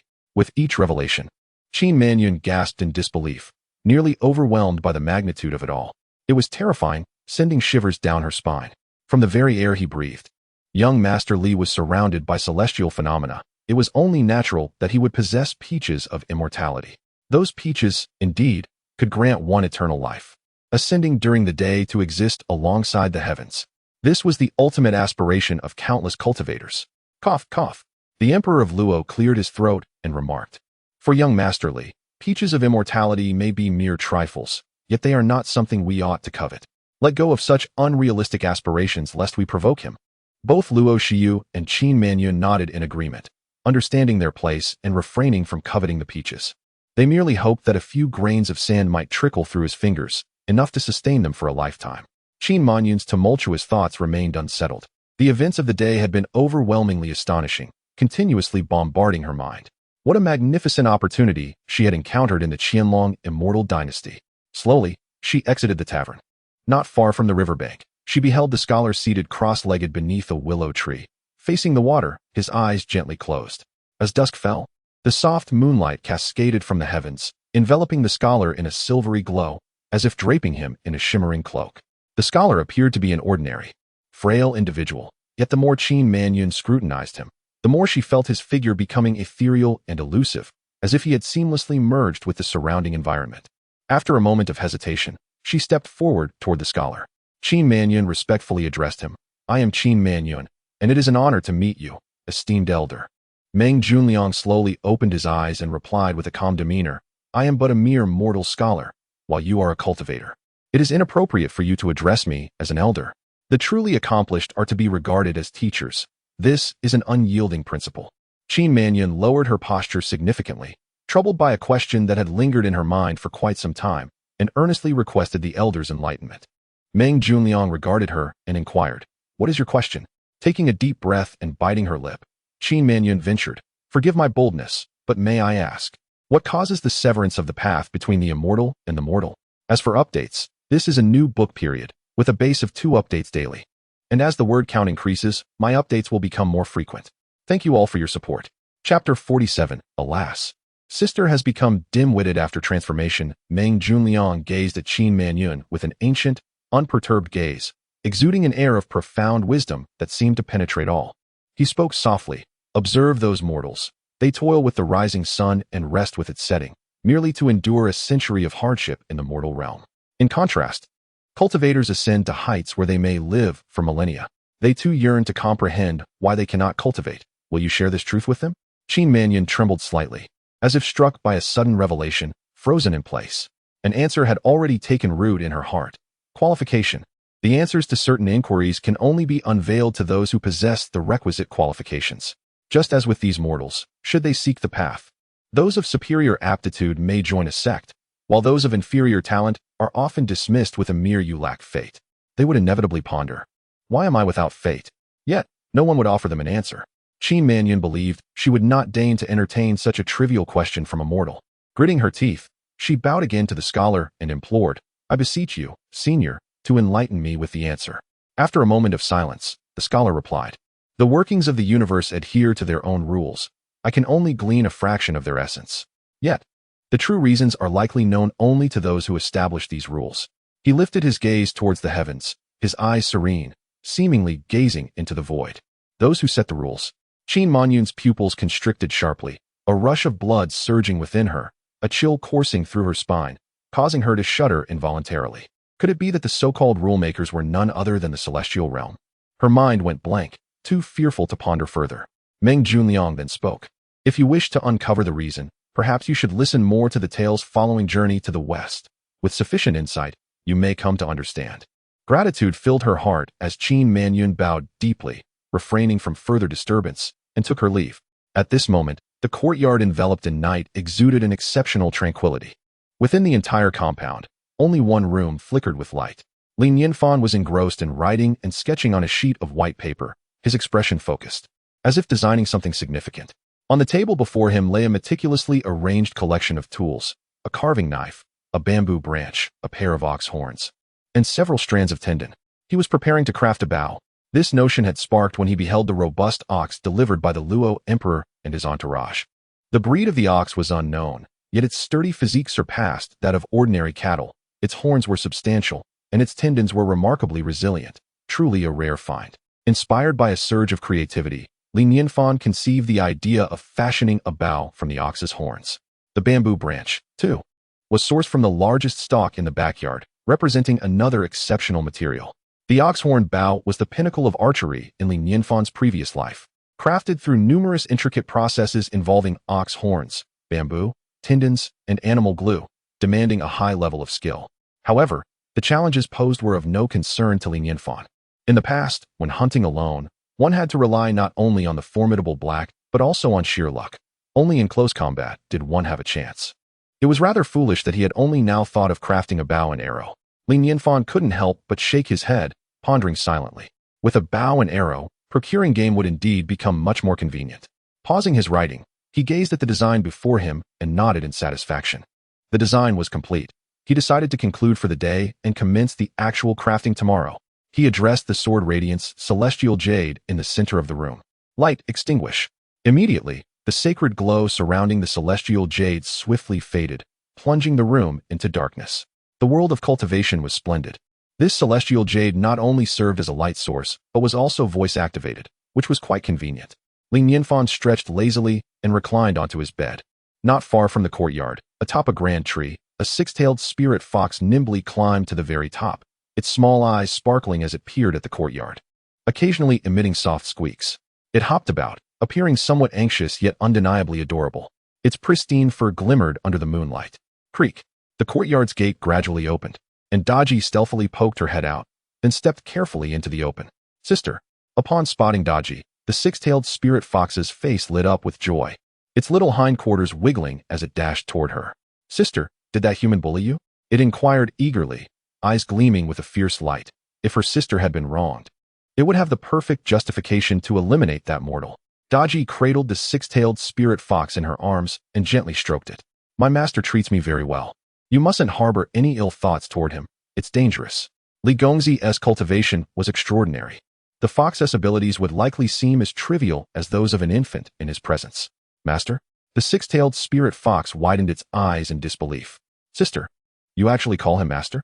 How could you, a proud celestial fox, acknowledge a mere mortal as your master? Wasn't he it said you were going to repay a kindness? Even marrying him would be better than calling him master. This is utterly undignified. Yet Daji nodded earnestly, her expression filled with happiness. Li Gongzi is a transcendent being, and he has shown me immense kindness. Recognizing him as my master is the greatest blessing of my life. Sister, you. The six-tailed spirit fox's mind was a whirlwind of confusion, its thoughts muddled with questions. It clutched its little paws around its head, unable to fathom the reasoning behind this. Look, sister, I've brought you a delightful gift. Daji slyly produced an apple from her bosom. Initially, the six-tailed spirit fox felt a flicker of anticipation. But upon seeing the apple, it was utterly dumbfounded. Just an apple? Was this considered a treasure? It sniffed the apple. Indeed, it emitted a delightful aroma, but after all, it was merely an apple. What was going on with its sister, treating an apple like a precious gem? This series of actions left it completely bewildered. Had she truly lost her wits after transforming? Had the injuries from the heavenly thunder affected her intelligence? Tears welled up in the eyes of the six-tailed spirit fox as it choked out, Sister, I have brought you something delightful. Please eat it quickly. Ethereal white energy emanated from its form, revealing 3 distinct spiritual herbs before them. With a swift motion, Daji perceived the little fox's intent and playfully flicked its head, admonishing, Do not indulge in fanciful thoughts. Simply take a bite of this apple, and you shall understand. The six-tailed spirit fox, with a pitiful demeanor, rubbed its head and skeptically scrutinized the apple before it. It was a vibrant red, seemingly glowing, perfectly round, and presented beautifully. Could there be some hidden mystery within? It opened its mouth and tentatively took a bite. Crunch! The crisp sound resonated sharply in the stillness of the night. Juice from the apple burst forth, flooding into the mouth of the six-tailed spirit fox. The fox was momentarily taken aback. Then its little mouth began to puff slightly as it chewed eagerly. Crunch, crunch, crunch. Chapter 48. Is it hinting at us sisters? The juice from the apple dripped from the corner of the six-tailed fox's mouth, making the crisp sound of its crunch even more enticing. What sort of apple is this, to be so delicious? The fox's ears perked up, leaving no time for questions as it seized the apple and devoured it voraciously. The apple was not only crisp but also exceedingly juicy. With each bite, it satisfied an insatiable craving. A slight tartness mingled with endless sweetness, instantly filling a previously empty mouth. Especially when a copious amount of apple juice was swallowed. A wave of satisfaction washed over the six-tailed fox, nearly sending it into a shiver of delight. How wonderful! It had never imagined that an apple could be so exquisite. This was no ordinary apple. It was a celestial fruit. I should have guessed. How could my sister possibly regard a mere apple as a treasure? In mere moments, the six-tailed fox had consumed the apple entirely, even swallowing the core. Content, it rubbed its small belly and licked its lips in satisfaction, proclaiming, This is the most delicious thing I have ever eaten. Daji could not help but interject, Don't be too hasty to rest. The six-tailed fox paused, suddenly feeling a warmth rising in its belly, as if it had ingested a magical elixir. Alongside this sensation, a profound and esoteric sound of enlightenment echoed in its mind. It trembled, rising abruptly. Its mind went blank, immersed in that profound resonance. Moments later, it opened its eyes in bewilderment, feeling an unexpected clarity as if its potential had been unlocked. Problems that had once eluded understanding now seemed effortlessly solvable.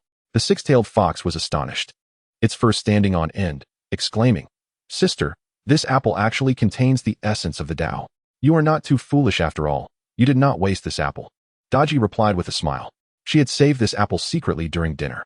The six-tailed fox was filled with questions and curiously asked, Sister, what is happening here?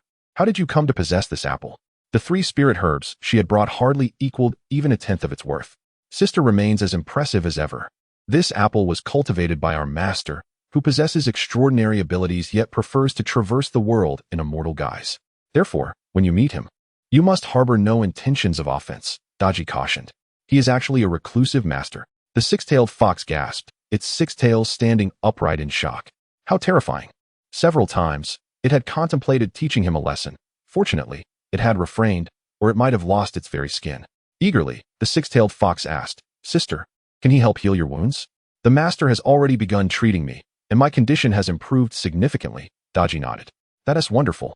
The six-tailed fox wept tears of joy, leaping into Daji's embrace, its tail dancing with glee.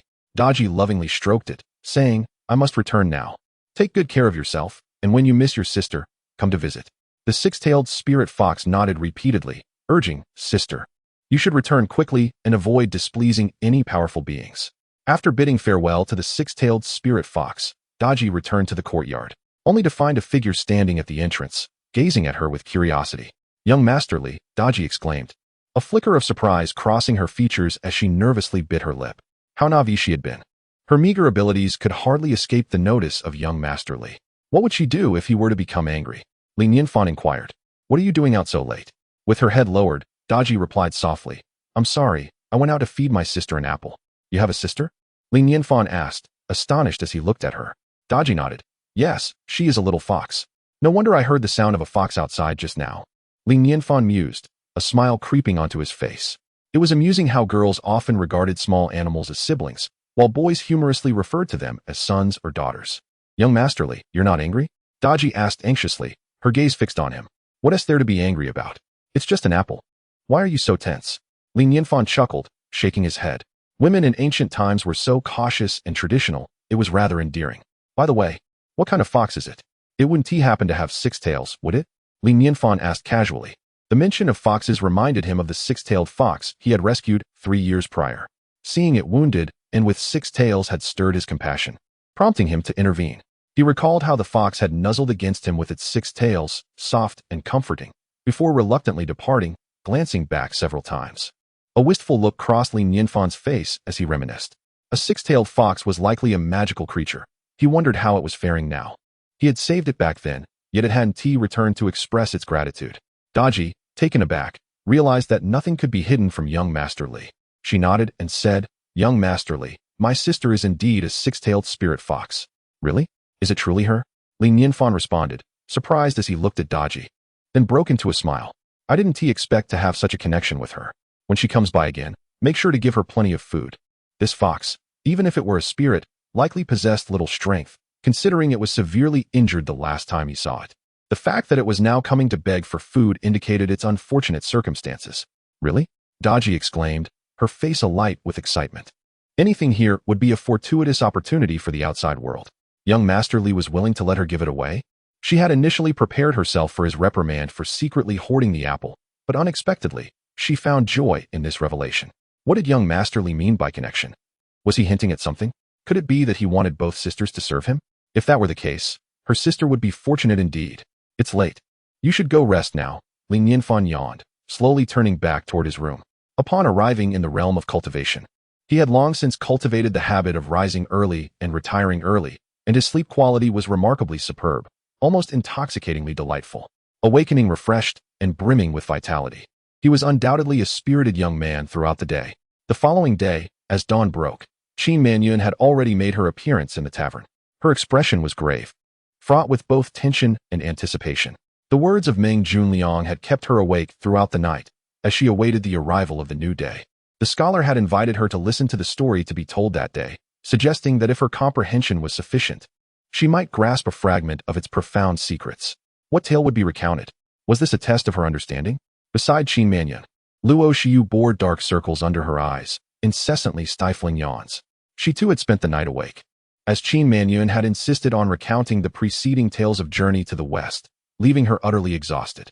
Chapter 49, Becoming a Pawn in the Chessboard. Charging forth at long last, under the expectant gaze of Qin Manyun, Meng Junliang approached with measured steps. The entire tavern fell silent, his voice reverberating gently through the stillness. The Jade Emperor had issued a decree, summoning the multitude of deities from the Cloud Department to invite the 3 Pure Ones, the 4 Sovereigns, the 5 Elders, the 6 Departments, the 7 Primordials, the 8 Extremes, the 9 Luminaries, the 10 Capitals, and the myriad saints to gather and express gratitude for the Buddha's grace. He also commanded the 4 great celestial masters and the 9 heavenly fairies to open wide the golden threshold of Jade Capital and the treasure palace of supreme mystery, inviting the Tathagata to sit high upon the 7 treasures' spiritual platform. Arrangements for seating were made, with delicacies such as dragon liver and phoenix marrow, jade nectar, and celestial peaches laid out. A banquet of unparalleled opulence slowly unfurled before the assembly, who dared not even breathe. The mere mention of the names and titles of the attending immortals left them dazed, nearly robbing them of their capacity for thought. As for the dragon liver and phoenix marrow on the table, it was a notion too extravagant to entertain. These were the dragon and phoenix, ancient divine beasts born already at the level of immortals, revered and untouchable in the eyes of cultivators, who could only bow in reverence rather than dream of consuming them. Yet here, in the heavenly realm, dragon liver and phoenix marrow had inexplicably become mere dishes. Terrifying, utterly terrifying. While Qin Manyun was taken aback by the spectacle, she did not forget to ponder the deeper significance embedded within. The scholar had mentioned that this place required a test of one's insight, and thus she must remain vigilant. Furrowing her brow, she held her breath and focused intently. The heavenly palace was celebrating the suppression of Sun Wukong, reminiscent of the celebrations in the cultivation world following the defeat of formidable foes. The vanquished lay crushed beneath, unable to rise, while the victors reveled in their triumph. As for dragons and phoenixes, what distinction did they hold over ordinary spirits in the eyes of the immortals? It dawned upon her that beyond their immense power, immortals bore striking similarities to cultivators. What was this implying? Qin Manyun continued to listen intently. The scholar's tone remained steady as the narrative unfolded gradually. Many perceived it merely as a tale, yet some began to furrow their brows in contemplation, sensing that a colossal secret lay hidden beneath the surface. The story shifted to revolve around the Buddha's teachings following the suppression of Sun Wukong. Hearing this, the bodhisattvas clasped their hands in reverence and inquired before the Buddha, "What are the 3 sacred texts of the Tathagata?" The Tathagata replied, "I possess the Dharma treasury, speaking of heaven, the treatise treasury, discussing earth, the sutra treasury, guiding spirits." Together, these 3 treasures comprise 35 volumes, totaling 15,144 scrolls. The path of cultivating truth and the gateway of righteousness. I wish to send them to the eastern lands, seeking a true believer. Teach him to endure hardships across 1,000 mountains and traverse 10,000 waters, to come to my place and seek the true scriptures, spreading them throughout the East, urging all sentient beings. Yet, who among you is willing to undertake such a journey? This revelation left Qin Manyun wide-eyed, her gaze fixed intently upon Meng Junliang. The opening of Journey to the West flashed before her mind, igniting a thunderous realization. The Buddhist teachings were to traverse eastward, seeking individuals to journey westward for the sacred texts, while Meng Junliang, guided by a wise mentor, similarly ventured westward, albeit one sought the scriptures, while the other spread the teachings. The purpose of Buddhism was to disseminate its teachings throughout the world. Why did the sage choose to spread his teachings to the West? What profound meaning does it hold? As the scholar recounted the tale of subduing Sun Wukong to protect Tang Sung on his pilgrimage to the West, Qin Manyun's breath became increasingly labored. Sun Wukong, rebellious and immensely powerful, had been suppressed by the Buddhist realm for 5 centuries. How could he willingly safeguard Tang Sanzang on such a journey? Meng Junliang cast a glance at Qin Manyun, noting that today she spoke more than usual. She continued until she reached the point where Sun Wukong donned the golden headband, marking the end of her narrative. The traveler, realizing the logic in her words, dared not take a step forward, instead kneeling and pleading, "Master, how can he force me to accompany you to the West? I will not provoke him. Just recite your incantations. I am willing to protect you, and I shall not reconsider my decision." Tang Sanzang replied, "If that is the case, then accompany me as I mount my steed." With that, the traveler resigned himself, invigorated, straightened his robe, saddled his horse, gathered his belongings, and set off toward the West. Ultimately, this journey would lead to further revelations. Let us await the next installment. As the scholar stood to depart, Qin Manyun remained seated, her expression a tapestry of complexity. Her countenance shifted between shock, anger, despair, and a pallor that spoke of her inner turmoil. She had comprehended the subtle implications within the sage's tale. Yet, armed with this truth, she felt an even greater sense of impotence. It is said that the powerful often treat the heavens and earth as mere chess pieces, manipulating the fates of mortals. And it seems this assertion holds true. Was not the decree for one to journey to the West merely a strategic maneuver? The so-called Tang Sanzang and Sun Wukong were but pawns in his grand design. What if Sun Wukong achieved unparalleled powers? Ultimately, he would still be subdued, obediently following the whims of fate like a dog. As for the golden headband, with the severance of the celestial and mortal paths, does it not serve as a metaphorical headband for cultivators? Could it be that a formidable force orchestrates this scheme? The heavens are indifferent, treating all beings as mere fodder. Where then shall we turn? Luo Shiyu, noticing the tremor in her form, could not help but inquire, "Sister Manyun, what troubles you?" Qin Manyun clenched her teeth, her expression laden with an unspeakable bitterness, and replied with a wry smile, I believe I understand the reason behind the severance of the celestial and mortal paths. The celestial and mortal paths severed? Luo Shiyu paused in disbelief. Indeed, Qin Manyun affirmed with a nod. We cultivators pursue the path of immortality, yet in the end, one discovers that attaining such a state is mere illusion. Throughout these millennia, there has not been a single instance of ascension. Luo Shiyu, incredulous, exclaimed, "What? How can this be? Were there not many legends of ascension in the past?" There were indeed, Qin Manyun replied somberly, but they have since vanished. Our Lingxiando Palace even reached out to ancestors who ascended to the celestial realm, only to receive news of the severed paths. The reasons remain unknown. Gasping in shock, Luo Shiyu found this revelation overwhelmingly explosive, momentarily robbing her of coherent thought. It could undoubtedly be deemed one of the greatest secrets of the realm of cultivation. No wonder it had been so long since news of ascension had surfaced, and even longer since an immortal had descended to the mortal realm. The celestial and mortal paths severed? With determination, Qin Manyun rose and swiftly exited the tavern, striding towards Meng Junliang. Meng Junliang remained seated beneath the willow tree from the previous night.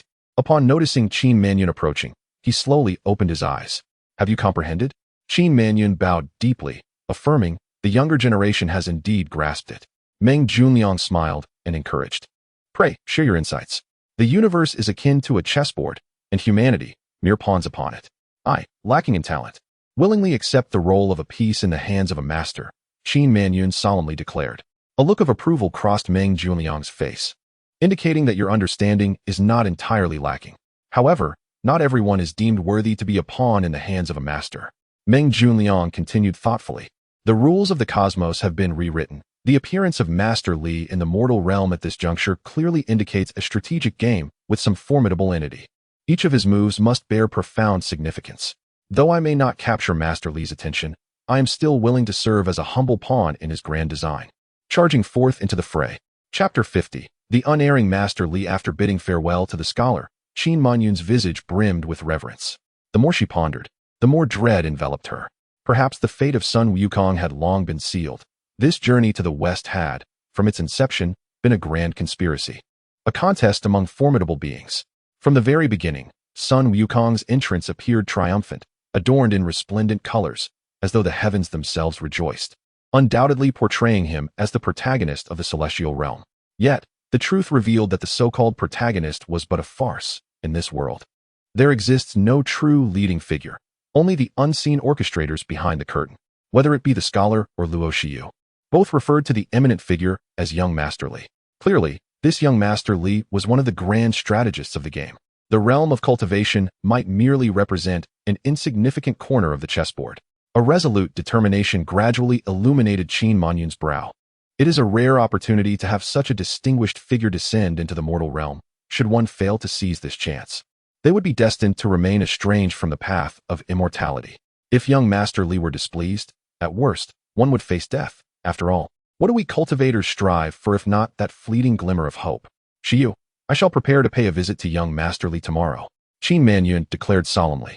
Bowing to Luo Shiyu, I kindly ask for your introduction. For someone of young Master Li's caliber, to intrude without prior notice would likely invite displeasure. A recommendation would at least enhance her standing in his eyes.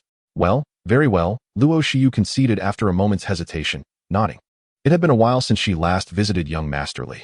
At the moment she broke through to the golden core stage, she had wished to share the news with him, yet feared to disturb him, which had delayed her until now. The following day, Luo Shiyu escorted Qin Manyun to the foot of the mountain, and they commenced their ascent. Though the mountain bore no prohibitions, out of respect for young Master Li, both Bai Wuchen and Luo Huang, among others, would dutifully ascend step by step from the base. They were determined to eliminate any possibility of incurring the displeasure of the esteemed one. In this regard, Qin Manyun wholeheartedly agreed. Sister Manyun, you must remember, the esteemed one resides here in complete anonymity as a mortal. It is imperative to maintain your composure. Young Master Li abhors any display of surprise, especially concerning matters of cultivation. Throughout their journey, Luo Shiyu continually emphasized the importance of discretion. Qin Manyun solemnly nodded. I understand. Before long, a quaint four-sided courtyard emerged before them. Qin Manyun's beautiful eyes narrowed to pinpricks, her delicate frame quivering, completely frozen in place. She fixated on the couplet hanging at the entrance, as though she beheld an immortal standing before her. An ethereal ambience overwhelmed her, leaving her breathless.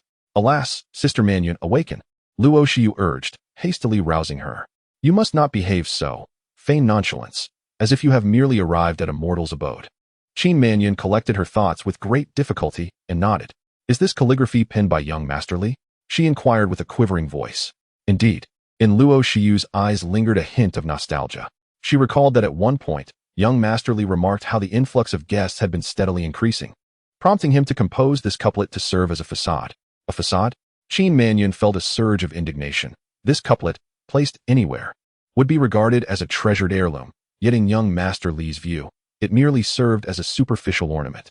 Is this the realm of the powerful? No, it cannot be. Young Master Li's intentions must extend beyond mere appearances. A person of his caliber surely acts with profound purpose. A thought stirred in Qin Manyun's mind as she pondered deeply. Young Master Li had mentioned the increasing number of guests, which likely indicated that he had foreseen certain individuals would soon come to pay their respects. Why did he specifically inscribe this couplet to serve as a facade? It must be to intimidate the petty and unscrupulous. Should an unwelcome guest dare to speak disrespectfully, it would undoubtedly affect young Master Li's mood. Thus, he deliberately crafted this couplet to instill a sense of reverence in all who come to visit. Truly, he is a formidable figure. Qin Manyun felt an even deeper respect and bowed gracefully towards the couplet. At that moment, Li Nianfan was engaged in a game of chess with Daji. More accurately, Li Nianfan was instructing her in the art of the game. It must be said, Daji's skills were rather lacking. Nearly every move she made required Li Nianfan's guidance. Lest the game conclude before it had truly begun, Daji cast a furtive glance at Li Nianfan, holding a white piece, and mustered her courage to ask, May I make this move? Li Nianfan shook his head and sighed. If I place my piece here, the game will be over. Daji bit her lip, her head drooping in embarrassment. Surely, young Master Li must be profoundly disappointed in her, despite having taught her for several days. She still found herself lost within the complexities of the game. Panic flooded her thoughts. Would young Master Li dismiss her for her lack of understanding? Li Nianfan retracted his piece, lost in contemplation. Meanwhile, Daji dared not breathe, akin to a child awaiting judgment after a misstep. Her skills paled in comparison to Li Nianfan's. While engaging in a match could enhance one's abilities, this was contingent upon comparable skill levels. If the disparity was too vast, the exercise became futile. An idea struck Li Nianfan, and he smiled. How about this? I will set up some chess positions for you to practice solving. I believe this will be of some assistance. Yes, young Master Li, I will strive diligently. Daji exclaimed, her eyes glistening with gratitude.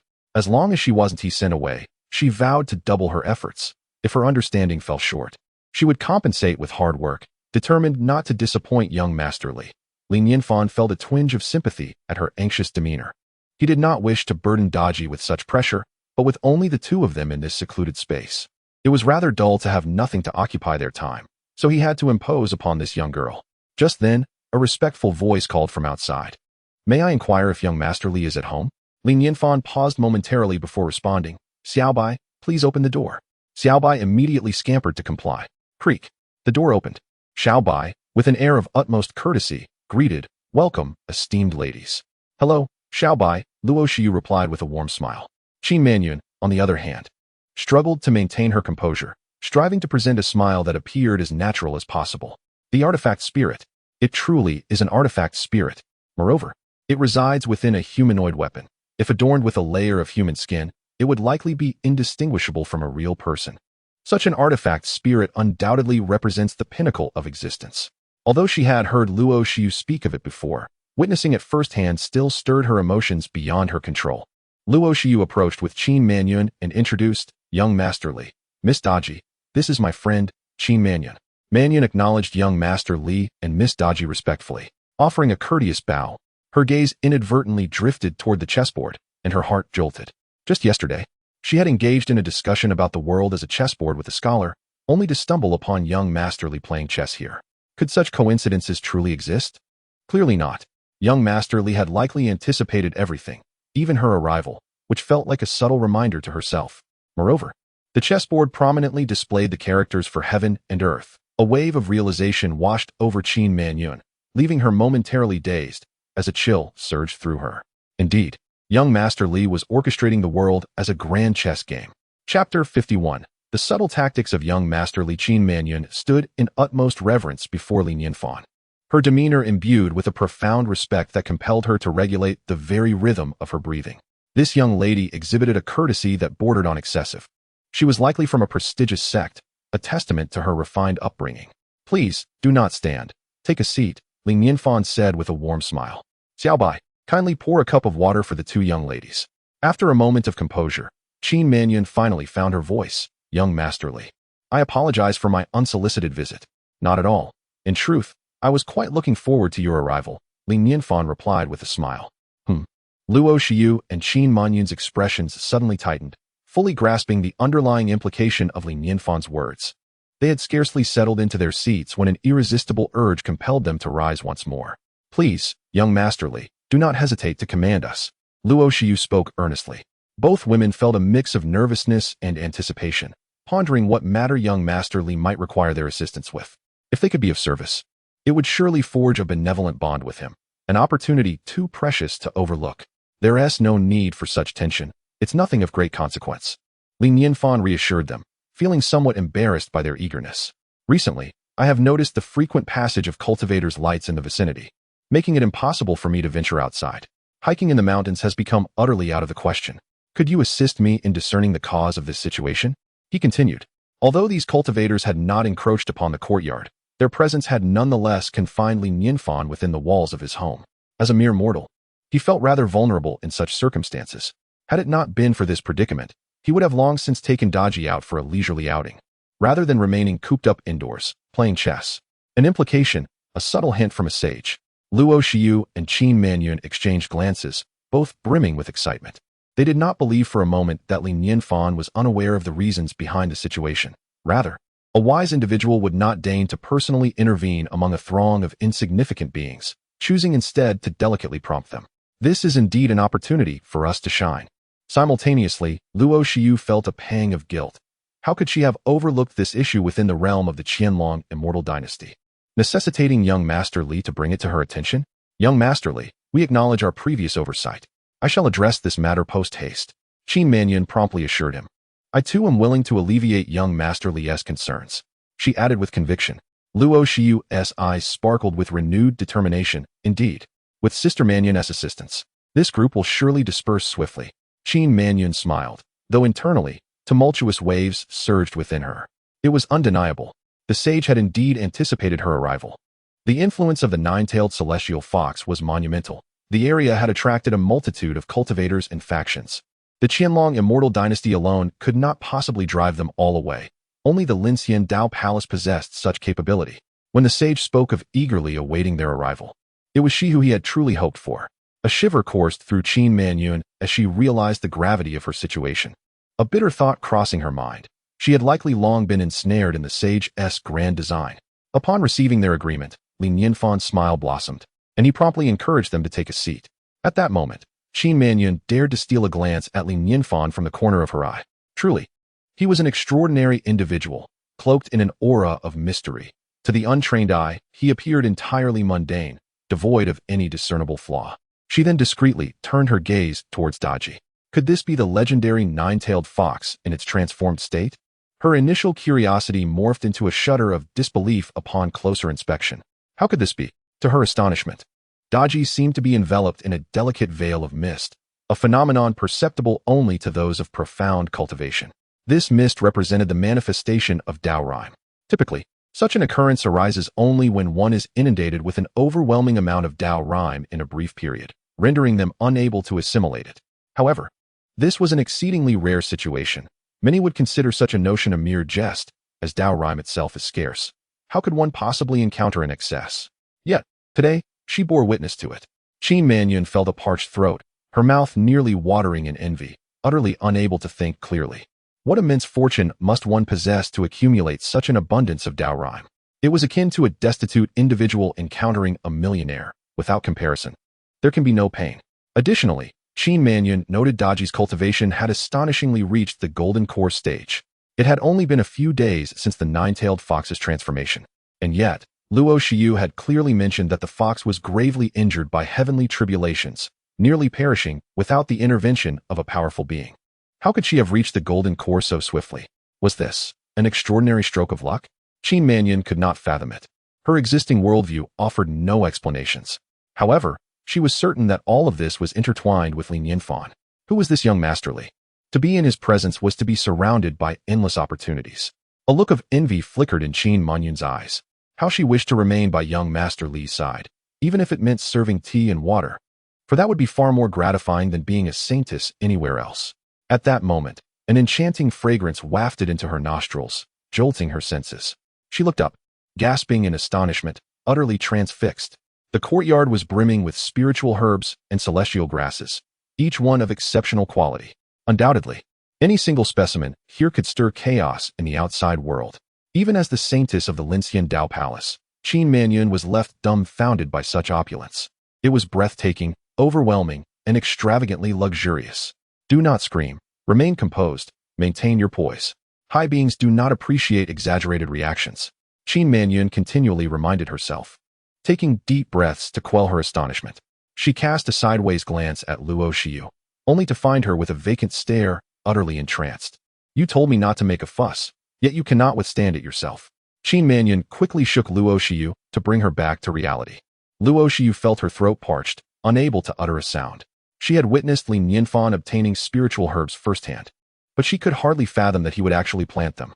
Most importantly, these spiritual herbs not only thrived in cultivation, but also exhibited remarkable growth, their quality even surpassing that of their freshly delivered state. This astonishing revelation felt akin to a dream. This, Luo Xiu stammered, struggling to articulate her thoughts. Young Master Li, you actually planted these spiritual herbs? Well, it took a bit of effort, but they turned out quite well. Li Nianfan replied with a slight smile. He took in the expressions of Luo Xiu and Qin Manyun, feeling a surge of pride. His decision to cultivate spiritual herbs to elevate his status had indeed proven to be a wise choice. Even cultivators were left astounded. Although he was but a mortal, he harbored no desire to be looked down upon. The admiration of cultivators was a most gratifying sensation. A bit of effort? Quite well. Qin Manyun and Luo Xiu found themselves utterly stunned, their minds momentarily blank in disbelief. Chapter 52. The implication of young Master Li the Jelly was delightful. The sheer abundance of spiritual herbs and celestial grasses flourishing in their vicinity was nothing short of astonishing. However, for Luo Xiu and Qin Manyun, their thoughts transcended mere awe. They couldn't help but recall their earlier discussion at the tavern. Did young Master Li possess a peach tree? This question now seemed to have a definitive answer. In Journey to the West, there exists a celestial peach orchard in the heavenly realm. Could it be that young Master Li also harbored a similar paradise? How utterly shocking. A shiver coursed through their delicate forms. At that moment, Xiaobai approached, carrying 2 cups of water. Ladies, please have some water. Thank you. Luo Xiu and Qin Manyun graciously accepted the cups from Xiaobai's hands, feeling both honored and astonished. To be served by such a premier spirit was an experience that even immortals would envy. Qin Manyun gazed into the cup, marveling at the pristine liquid, which emanated waves of spiritual energy from its rim. Indeed, it was spiritual water. She silently praised it while maintaining an outward facade of composure, eagerly lifting the cup to take a delicate sip. The blazing sun beat down from above, yet the water remained unaffected, entering her mouth as cool and smooth as silk. It first moistened her lips, then traveled across her tongue, instantly dispelling the heat within her body and invigorating her mind. A droplet trickled down the corner of her mouth, cascading onto her alabaster neck, the icy sensation sending ripples through her senses. With a soft gulp, the water slid down her throat, and a smile unconsciously graced Qin Manyun's lips as her parched body drank in the refreshing elixir. Delicious. Truly, it was spiritual water. This was the essence of greatness, water that mere mortals would scarcely dare to covet. The joy of a true luminary was beyond imagination. A wave of satisfaction washed over her as she eagerly drained the cup, still yearning for more. Li Nianfan could not help but speak up. Xiaobai, please refill the ladies' cups. What was the matter with these two? Their background must be quite respectable. Not only did they drink hastily, but they also inexplicably broke into laughter. Was he seeing things, or had they simply lost their wits from thirst? Qin Manyun and Luo Xiu soon recognized their breach of decorum, feeling a touch embarrassed as they blushed and murmured, "Thank you, young Master Li." Li Nianfan smiled warmly. No need for such formality. Did you come to see me for a particular reason? I have heard many tales of your remarkable deeds, which is why I implored Xiu to bring me here to visit you. Qin Manyun replied, simultaneously producing a transparent jade vial and respectfully offering it to Li Nianfan. This is a unique treasure from my sect. I hope you will not find it lacking. As a first-time visitor, she felt it was only proper to present a gift.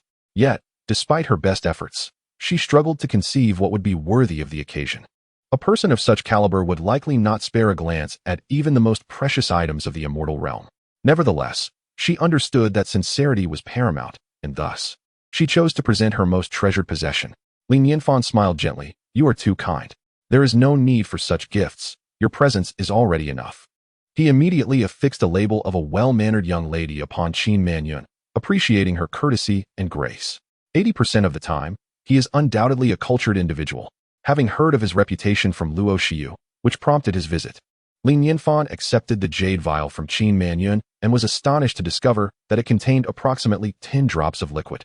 The reason it is measured by drops is that each drop represents a distinct entity. This is an extraordinarily unique liquid, resembling crystal, significantly larger than ordinary droplets. It appears to flow yet is segmented into solid forms, creating a most peculiar sight. Upon glimpsing the contents of the jade vial, Luo Xiu's beautiful eyes widened, and her heart raced. A millennium of profound ice essence. Goodness, a full 10 drops of this essence, how extravagantly opulent. Even though Qin Manyun is the saintess of the Lincian Dao Palace, it must require considerable effort to procure such a quantity of millennium ice essence. Nianfan poured a drop from the vial into his palm for inspection and then, with a slight inhalation, consumed it directly. The flavor was delightful, refreshing with a coolness that invigorated.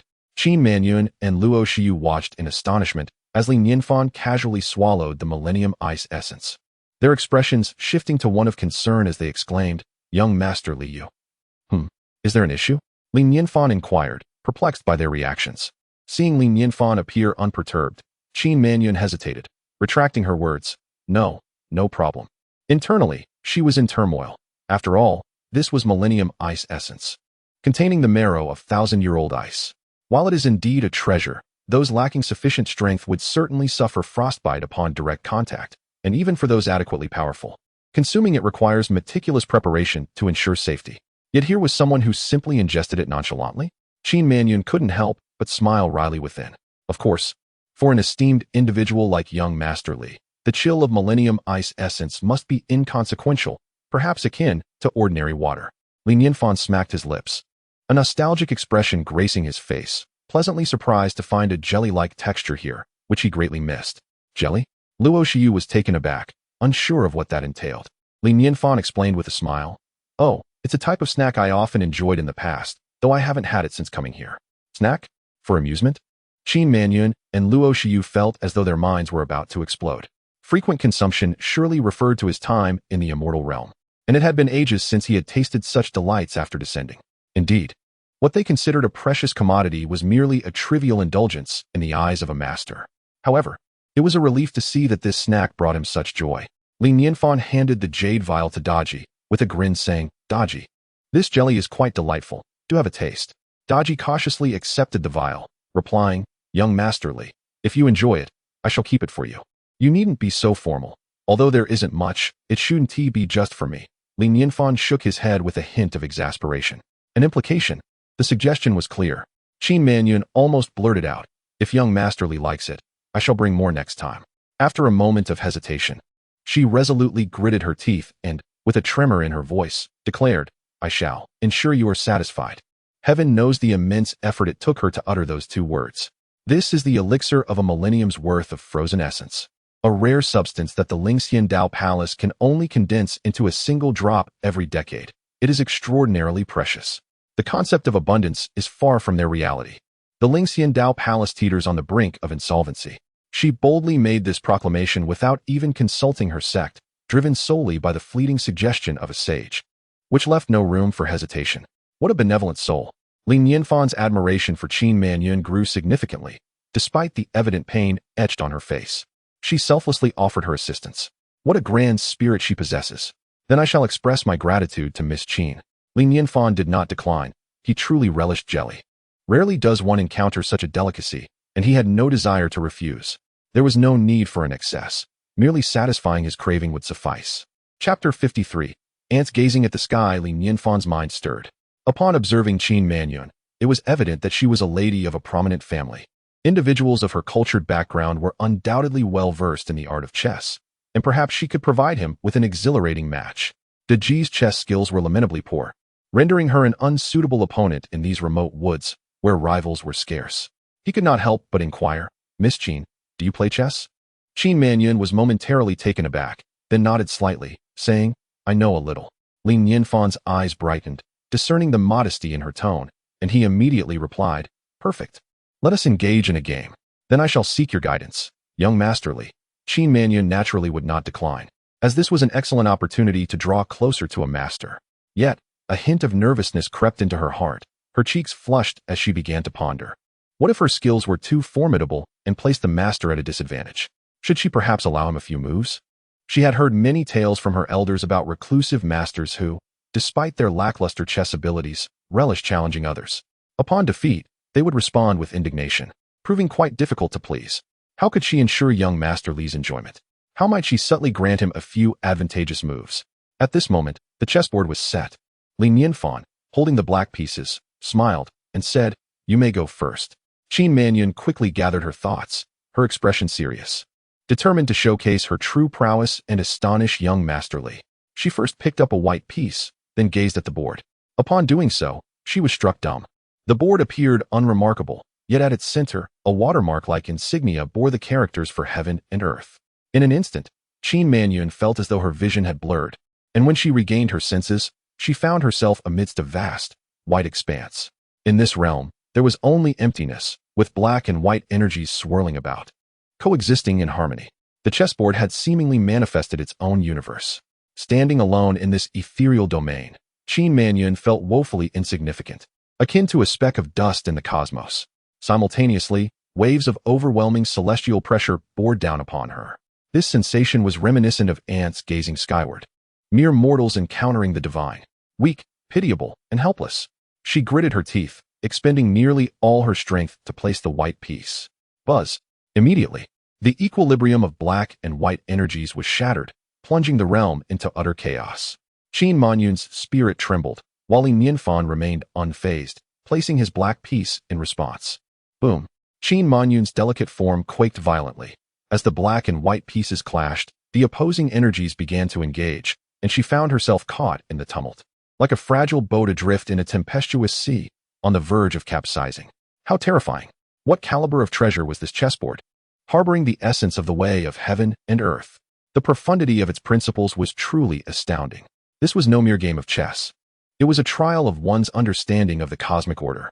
Indeed, young Master Li had transformed the universe into a chessboard. She should have anticipated that such a game would be anything but simple. Qin Manyun finally comprehended why the Tao rhythm emanating from Daji was so profound, even leaving traces behind. If one were to frequently engage in chess with young Master Li, even a mere pig would ascend to enlightenment. This is indeed the Tao of heaven and earth. It is likely that one could not find another being in the entire cultivation realm who understands the Tao of heaven and earth as deeply. This is a fortuitous opportunity. Young Master Li is bestowing upon me an extraordinary chance. Surely, my sincere offering of a millennium of profound ice liquid has moved young Master Li, prompting him to grant me this blessing. The actions of the enlightened are indeed spontaneous. Whenever they are pleased, even their casual gifts are immense fortunes. Qin Manyun resolved to win young Master Li's favor. Immersed in the Tao of heaven and earth, she gazed upward at the contest of yin and yang, where countless, endless transformations unfolded in an instant, causing her mind to roar incessantly. The Tao of heaven and earth is obscure and profound. Some transformations she could barely grasp. Yet the majority left her feeling dizzy and overwhelmed after just a glance.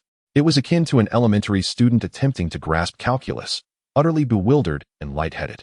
Gritting her teeth, Qin Manyun persevered. Having been granted such an opportunity by young Master Li, she must endure. However, how could an ant gaze at the heavens for long? After merely half a cup of tea's time, Qin Manyun could no longer hold the chess pieces. Li Nianfan sighed internally. He did not dare to show it. Yet he had already categorized Qin Manyun as a novice. Her chess skills were leagues behind Daji's. If Daji represented the standard of kindergarten, then she was at the level of self-amusement from the womb. He had foolishly thought her modesty was genuine. It was, in fact, pride. Qin Manyun had a fundamental misunderstanding of her chess abilities. It was not merely a lack of skill, but rather an utter absence of it. Alas, she was far too inexperienced. Inexperience aside, Li Nianfan looked at the beads of sweat cascading down Qin Manyun's forehead, feeling increasingly speechless. It was merely a game of chess. Must it be so dire? The sweat rolled down like rain, her whole body limp as she gasped for breath, leaving outsiders to think she had engaged in some vigorous exercise. Young Master Li, I can't go on, Qin Manyun said weakly, casting a glance at the chessboard, feeling utterly humiliated and too ashamed to face anyone. Having only made 11 moves, the situation was utterly pitiful. Anyone witnessing this would surely laugh uproariously. She had previously contemplated how to let young Master Li win a few moves. It turned out she had overthought it. Li Nianfan shook his head, resignedly stating, I see it now. Meanwhile, Luo Xiyu observed the chessboard, her eyes brightening. She hadn't expected that Sister Manyun, as the saintess of the Linxian Dao Palace, would be so inept at chess. Her defeat was utterly tragic. It seemed the next performance would belong to her. As a princess of the Qianlong celestial dynasty, chess had been her cherished pastime since childhood, and she considered herself a little expert. At least not losing as badly as Qin Manyun. If she showcased her skills, she could certainly capture young Master Li's attention. If young Master Li was not particularly adept at chess, allowing him a few moves at a crucial moment would undoubtedly win his favor. Just thinking about it filled her with excitement. Without hesitation, she boldly volunteered, Young Master Li, why not allow me to give it a try? Oh, you play chess as well? Li Nianfan inquired, gazing at her. With a smile, Luo Xiyu replied, of course. Throughout the Qianlong celestial dynasty, I am recognized as a master, with no one capable of besting me. Very well, then. You may proceed, Li Nianfan responded nonchalantly, as it was merely a way to pass the time. If Luo Xiyu truly was a master, that would be even better. Excitedly, Luo Xiyu took her seat across from Li Nianfan, but upon glancing at the chessboard, she was taken aback. What is happening? Is this chess? Her mind went blank, akin to a kindergarten student faced with a university exam, her eyes clouded in confusion, unable to comprehend anything. Luo Xiyu's understanding of the Tao paled in comparison to Qin Manyun's, and when immersed in the game, her resolve nearly shattered under the overwhelming intensity. It was utterly terrifying. In fact, even lifting a chess piece drained her of all her strength, leaving her with no words to express her frustration. How naive of her to think that playing chess with young Master Li would be ordinary. It was no wonder that even Sister Manyun could only manage 11 moves. The profound essence of the Tao embedded within the game was astonishing. Such a rich manifestation of the heavenly and earthly principles. If it were to spill forth, it would surely overwhelm the entire realm of cultivation. Chapter 54, Secrets Abound. Treasures at every turn. Luo Xiyu and Qin Manyun both understood that attempting to probe the mysteries of the heavens with their current capabilities was akin to courting death. Even the slightest backlash from the heavenly Tao could send them into an abyss from which there was no return. Only a figure as extraordinary as young Master Li could evade the repercussions of the heavenly Tao. Such an opportunity would indeed be the envy of the entire realm of cultivation. Regrettably, their insufficient strength rendered them incapable of fully grasping such vast fortunes. Luo Xiyu's delicate visage flushed crimson, her body rising and falling as if she were bearing an immense weight. Under the influence of the heavenly Tao, she felt as insignificant as a speck of dust, reduced to the lowest state of humility, on the verge of annihilation. When she could no longer endure, her head spinning, she withdrew from the game. Upon regaining her focus, she realized that she had only made 6 moves in the chess match, resulting in a complete and utter defeat. It was a tale so unbelievable that few would accept it. Li Nianfan could hardly believe it either, yet the evidence lay starkly before him. Indeed, there existed individuals of such dismal skill. Though Qin Manyun fared poorly, she at least possessed a semblance of strategy in her gameplay, unlike Luo Xiyu, who played blindly, her moves evoking doubts about her intellect. Li Nianfan gazed at Luo Xiyu in disbelief.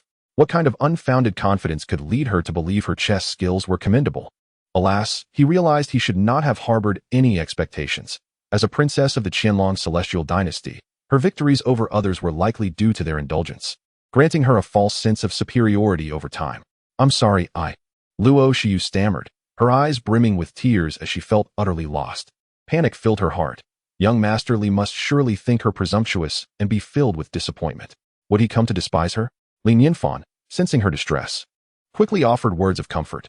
There's no need to say more, I understand. It was evident that the young lady was utterly shocked. Having long believed herself to be a chess prodigy, only to realize she was, in fact, a novice, misled by those around her.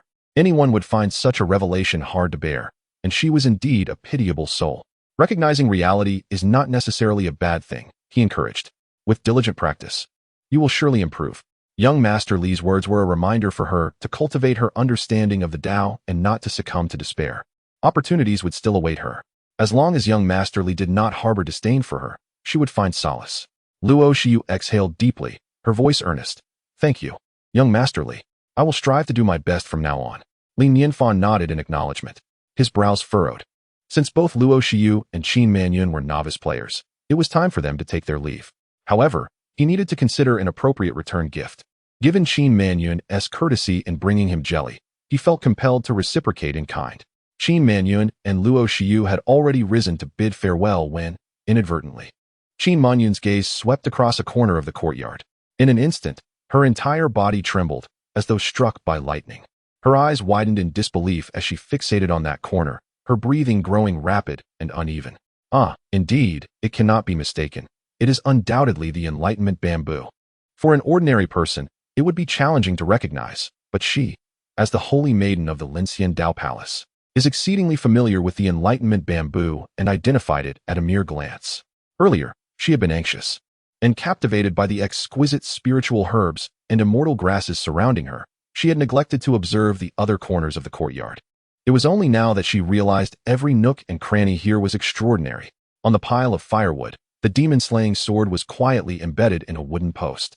And not far away, on a stone bench, lay a fiery red orb, the dragonfire pearl.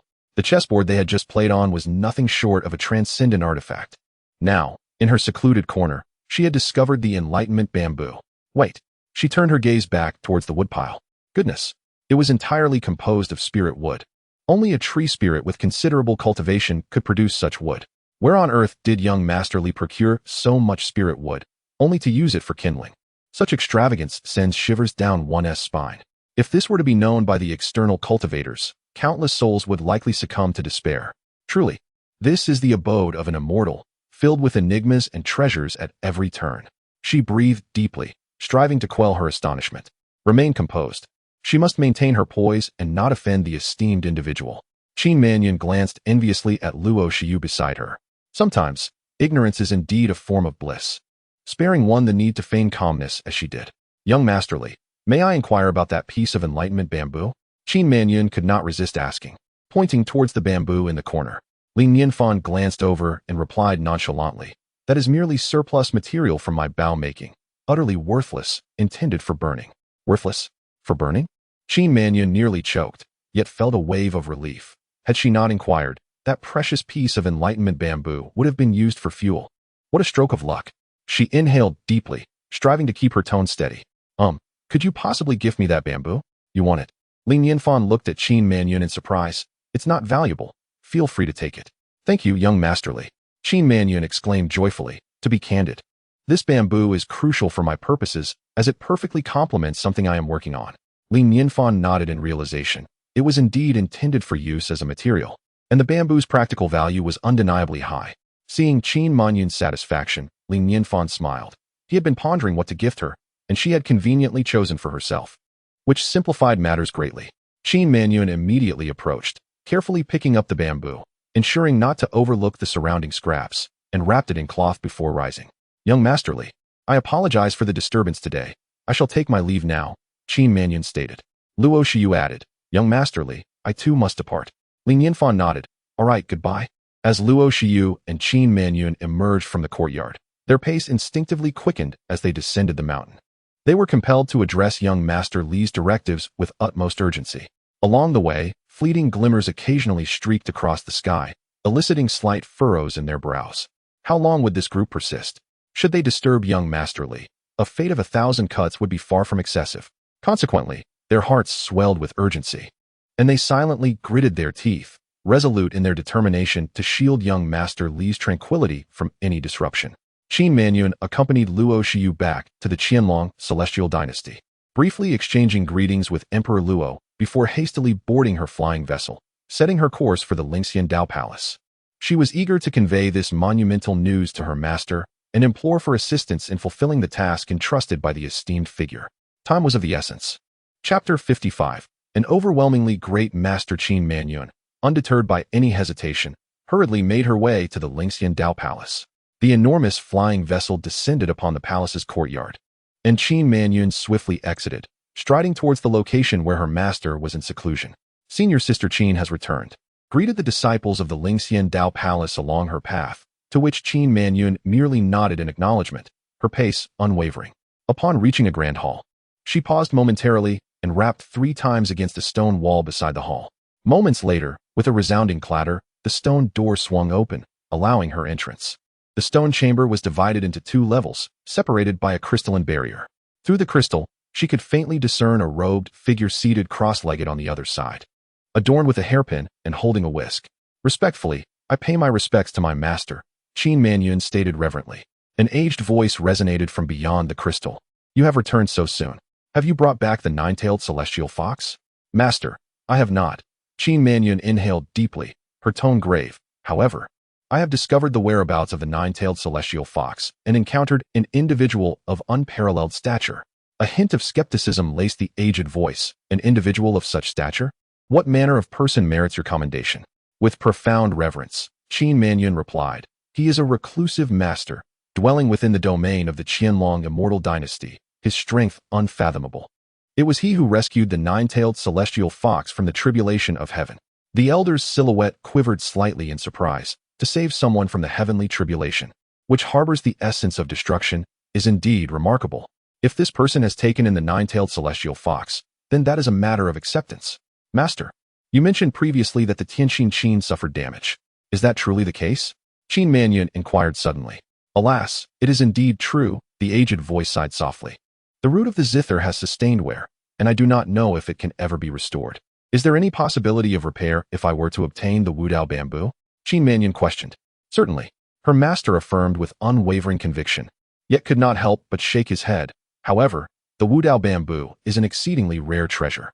The body of the Tianqin Qin is fundamentally crafted from a single Wudao bamboo, which is its essence. It was acquired through a fortuitous encounter by our founding ancestor. It is a daunting task indeed.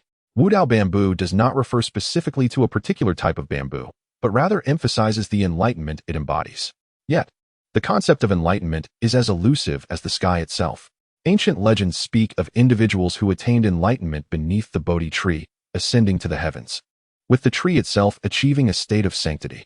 Although the Wudao bamboo cannot be compared to such a Bodhi tree, its acquisition is extraordinarily rare, with conditions for formation akin to that of the Bodhi tree.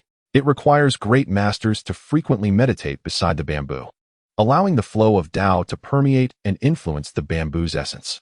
However, the number of such great masters in the world is exceedingly few, and even among them, how could one possibly meditate beneath a single bamboo regularly? It is simply unrealistic.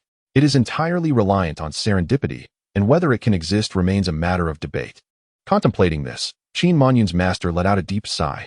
The Tianqin Qin, a rare artifact of pseudo-immortal caliber, remains the sole treasure of the Lingxian Dao Palace. Now that it has been damaged, how could he face his own master if he were to pass on? After listening to his master's exposition, Qin Manyun felt a sense of uncertainty creep in, suddenly grappling with self-doubt. Is the bamboo she brought back truly the enlightenment bamboo? She retrieved the slender piece from her spatial ring and timidly inquired, Master, is this bamboo the enlightenment bamboo? Without a moment's hesitation, her master shook his head, incredulous. How could it be so? The young girl is simply naive. Enlightenment bamboo is not something one encounters easily. Yet, the next moment, he was struck with astonishment. His gaze fixed intently upon the bamboo, as if he wished to will his eyes to pierce through it.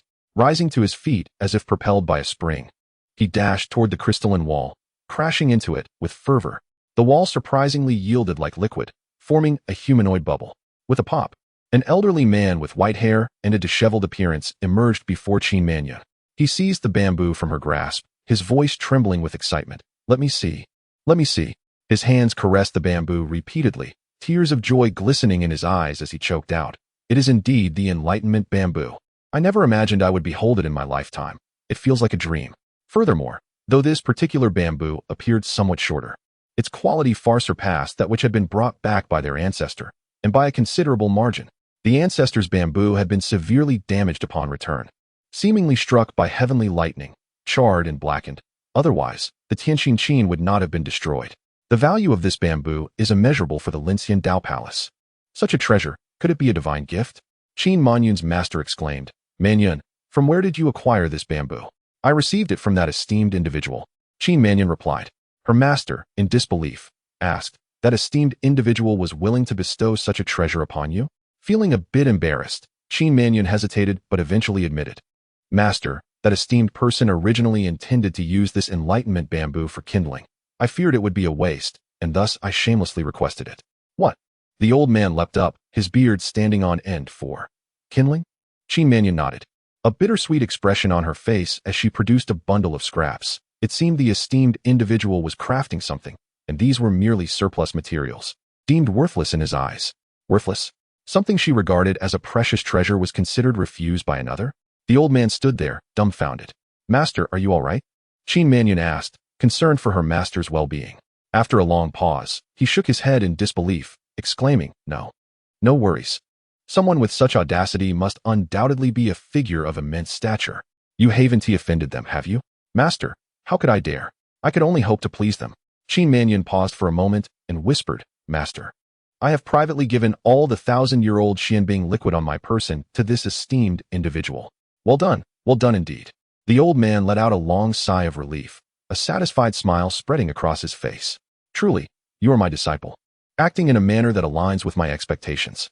It is likely that the esteemed individual recognized your sensibility, which is why he was willing to bestow upon you the enlightenment bamboo. Otherwise, even if it were mere refuse, it would not be so easily relinquished. To encounter such an extraordinary opportunity is indeed a blessing for our Linxian Dao Palace. Now, quickly recount the details to me." Immediately, Qin Mannion dared not withhold anything and recounted the entire incident in full. The more he listened, the wider the old man's eyes grew, until he finally gasped in astonishment. Chapter 56, The Benevolent, the Twin Sword Combination, a Peerless Master. I, an old man who has lived for 3,000 years, across 30 lifetimes, can confidently declare that I have encountered the most extraordinary master in my existence. To meet such a remarkable individual is a stroke of fortune, and to forge a friendship with them would be an unparalleled blessing. I am destined to prosper. Indeed, I shall thrive. My face flushed with excitement. I could hardly contain my elation. "By the way, you just mentioned that the master has given instructions?" The old man turned his gaze towards Qin Mannion. Qin Mannion nodded. "Master, due to the presence of the nine-tailed celestial fox, the master's secluded abode is frequently disturbed by wandering cultivators, which has caused him considerable distress." With a resounding crash, the old man shattered a nearby stone into dust, his fury palpable as he exclaimed, "How audacious! These fools are courting death." He looked at Qin Mannion, urgency lacing his voice. "Why did you not inform me of this sooner? Such a critical directive must be addressed immediately. Mobilize all the forces of the Linxian Dao Palace at once to ensure the master's troubles are resolved flawlessly. Does the master have any further instructions?" The old man inquired, anticipation creeping into his tone. "The master's commands are not mere tasks. They are opportunities to endear ourselves to him." Qin Mannion bit her lip, hesitating before admitting, "Master, the master has a fondness for the Millennium Profound Ice Liquid, and I promised him that I would provide an ample supply." To his heart's content. To my surprise, rather than expressing concern, the old man burst into hearty laughter, his joy unabated. "What splendid news! A tremendous stroke of fortune." His face aglow, he continued, "This Millennium Profound Ice Liquid will evoke cherished memories of his homeland. Such sentiments cannot be rivaled by ordinary treasures. In the eyes of such a master, even celestial artifacts may hold little allure, yet our Millennium Profound Ice Liquid has captured his attention, truly. A blessing for our Linxian Dao Palace." He then spoke earnestly to Qin Mannion, "My dear disciple, your cultivation remains insufficient. You have yet to fully grasp the master's subtle hints. Is it merely sufficient to provide him with enough? We must present him with the entirety of the Millennium Profound Ice. Do not think that he would turn a blind eye to even the entire Linxian Dao Palace being offered." "Master, I understand," Qin Mannion replied, a look of realization dawning upon her. The old man nodded in satisfaction, his form swaying slightly as he departed the stone chamber. "There is no time to waste. We must swiftly resolve the master's concerns." Above the Qianlong celestial dynasty, numerous cultivators soared through the skies, exchanging worried glances as they furrowed their brows. What is happening? So many have searched for so long, yet not a trace of the nine-tailed celestial fox has been found. This is perplexing, after enduring the heavenly tribulation. Even if it survived, it must be gravely injured. Where could it possibly hide? At that moment, a streak of sword light raced towards them from the distance, cutting through the air with remarkable speed. It was none other than the White Sect Master. "White Sect Master, have you seen any sign of the nine-tailed celestial fox?" Bai Wuchen, with a stern expression, flew gracefully on his sword, exuding an ethereal aura, his sword light radiating magnificently, resembling a gallant swordsman, effortlessly elegant. The news of his breakthrough to the out-of-body stage has spread rapidly, and coupled with his persistent presence in the vicinity, actively searching for the nine-tailed fox alongside others, he has gained a modicum of fame.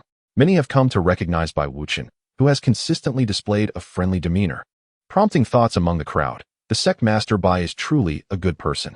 Not only is he actively searching around, but he also takes the time to share information with everyone, indicating where they have already searched and where traces of the nine-tailed fox have been found, urging others to take a look. His enthusiasm is indeed commendable. Sword cultivators are inherently swifter than ordinary practitioners, and Bai Wuchen's eagerness, coupled with his willingness to share vital information, has provided immense convenience for all. Such altruism is a refreshing current in the world of cultivation in these times. Who isn't guarding their knowledge, hoping to profit quietly. Selflessness in sharing valuable information is exceedingly rare. Besides Sect Master Bai, there is another sword cultivator named Zhao Shanha. Despite his advanced age, his continued efforts on the front lines are truly commendable. The two are often celebrated as a dual sword duo, much admired by others. Bai Wuchen nodded coolly at the crowd and announced, "Everyone, reliable news has emerged of traces of the nine-tailed fox within 100 miles to the southwest. Without further ado, let us hasten. Could the nine-tailed fox finally be unearthed?" Gratitude flowed towards Bai Wuchen for his generous disclosure, with many promising to visit the Bo Palace often. Such precious information shared freely is indeed humbling for all present, a scene to be etched in memory. Bai Wuchen maintained a composed expression, exuding the demeanor of a master. "My dear friends, there is no need for such courtesies. Let us set off at once." In an instant, countless lights of escape shot toward that direction.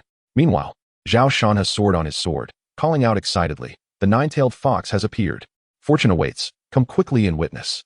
Immediately, another wave of cultivators was drawn to him. The Qianlong celestial dynasty was also subtly adding fuel to the fire, and soon, a multitude of individuals converged upon that location. However, before they could arrive, an authoritative voice resonated, filled with gravitas. "Nine-tailed fox, where do you think you are going? Reveal your true form at once." With a resounding crash, an overwhelming surge of spiritual energy enveloped the realm, halting the winds and stilling the clouds. The crowd gazed upward to see an ancient phantom slowly materializing in the void, exuding celestial aura and looking down upon the masses.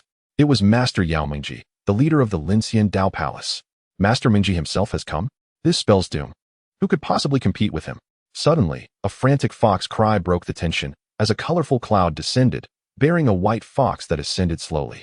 The fox appeared ensnared by an inexplicable force, its nine tails thrashing wildly, yet to no avail. Before long, the nine-tailed fox was lifted into the air, vanishing alongside the phantom of Master Mingji. The world returned to a profound silence. The crowd watched helplessly as the nine-tailed fox was taken away by Master Dream Machine. Yet none dared to intervene. Alas, lacking the strength of others renders even the greatest opportunities futile. Bai Wuchen gazed skyward, immediately cursing in frustration. How infuriating. The nine-tailed fox has been taken away, wasting so much of my time. Around him, the sword energy surged, obliterating the surrounding trees, clearly a manifestation of his extreme anger. The nearby cultivators offered words of consolation to Sect Master Bai, urging him to let go, reminding him that the Linxian Dao Palace was not an entity to be trifled with. Indeed, it was merely a nine-tailed fox. Let it be, let it be. Sect Master Bai's tireless efforts had not gone unnoticed, and everyone remembered his kindness. Bai Wuchen's relentless search for the nine-tailed fox had greatly aided others, yet in the end, it was all in vain, evoking sympathy from the onlookers. Shaking his head, Bai Wuchen muttered, "I shall take my leave. There is no reason to stay here." He promptly soared into the sky on his sword, vanishing in the blink of an eye. Zhao Shanha sighed heavily, waving his hand. "Ah, everyone disperse. It is time to go." Following suit, he too departed on his sword. The remaining cultivators exchanged glances, having come in search of the nine-tailed fox, with hope now extinguished. They hesitated no longer and swiftly took to the skies, leaving the scene behind. Chapter 57. The enraged Silver Moon Demon Emperor. Not long after the crowd departed, two beams of light unexpectedly returned. They were none other than Bai Wuchen and Zhao Shanha.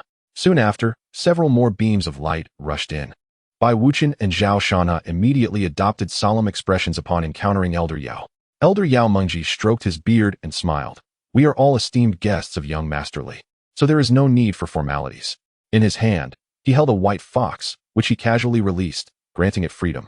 The previously encountered nine-tailed celestial fox was merely an illusion. It was, in fact, an ordinary white fox, enhanced by Elder Yao's sleight of hand to appear as if it possessed 9 tails.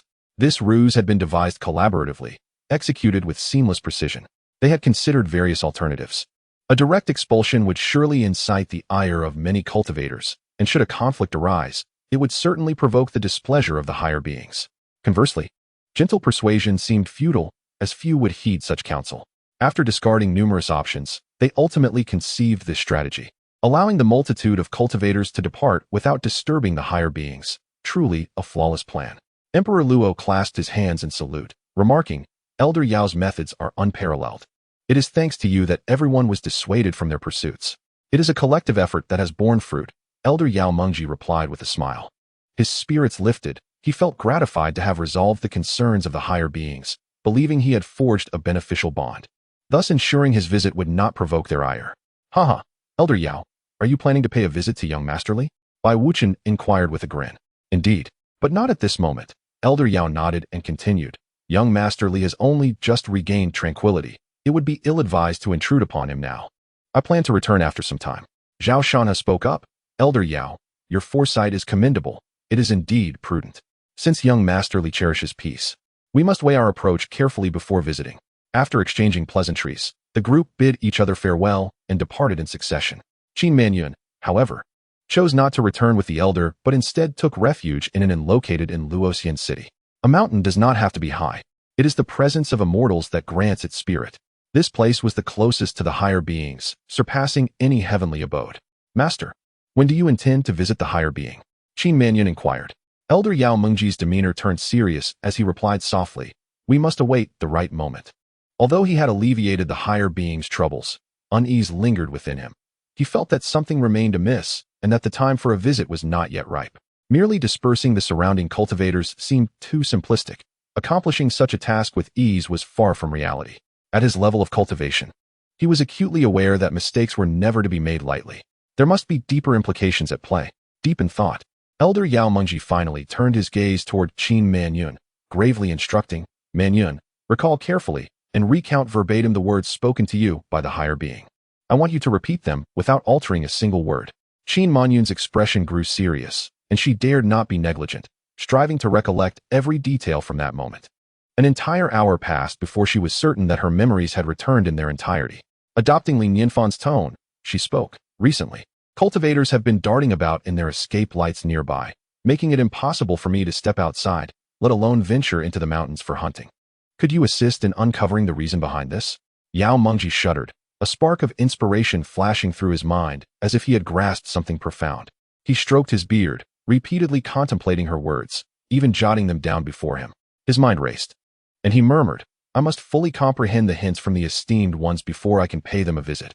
Otherwise, I shall only incur their displeasure." This contemplation persisted for 3 days. During this time, Qin Manyun also attempted to decipher the hidden meaning of her words but found herself utterly perplexed. As if viewing flowers through a fog, on this particular night, darkness enveloped the land. The mountains transformed into colossal shadows, yet on one peak, lights blazed brightly, accompanied by a cacophony of noise. This was the domain of the Silver Moon Demon Emperor, where countless demons thrived, reveling in their tyranny. A group of demons, adorned with animal heads, conversed amongst themselves, their laughter laced with malice and their eyes glinting with ferocity. Their gaze fell upon a massive iron cage containing over 100 humans, who looked around in terror, having fainted multiple times under the overwhelming presence of the demons. "Ha ha! Look at that young lady over there, so delicate and fair-skinned," one remarked. "You're courting death. These are all meant for the king. We can only feast on the flesh of old men. At least old men are better than nothing. My greatest fear is being assigned to an old codger." The demons' banter reached the ears of the mortals, rendering their faces pale and their bodies trembling. Just then, a wild gust of demonic wind swept down, and a gigantic shadow rushed through the air. Behind this shadow unfurled a pair of enormous wings, each over 2 meters long, with every flap. It stirred up a swirling black tempest, propelling itself several paces forward. With 3 powerful flaps, the shadow landed upon a massive rock on the mountainside, the dark feathered wings extending dramatically before folding back to its body. It was revealed to be a mountain eagle demon. The other demons quickly paid their respects, bowing deeply. "We greet you, my king."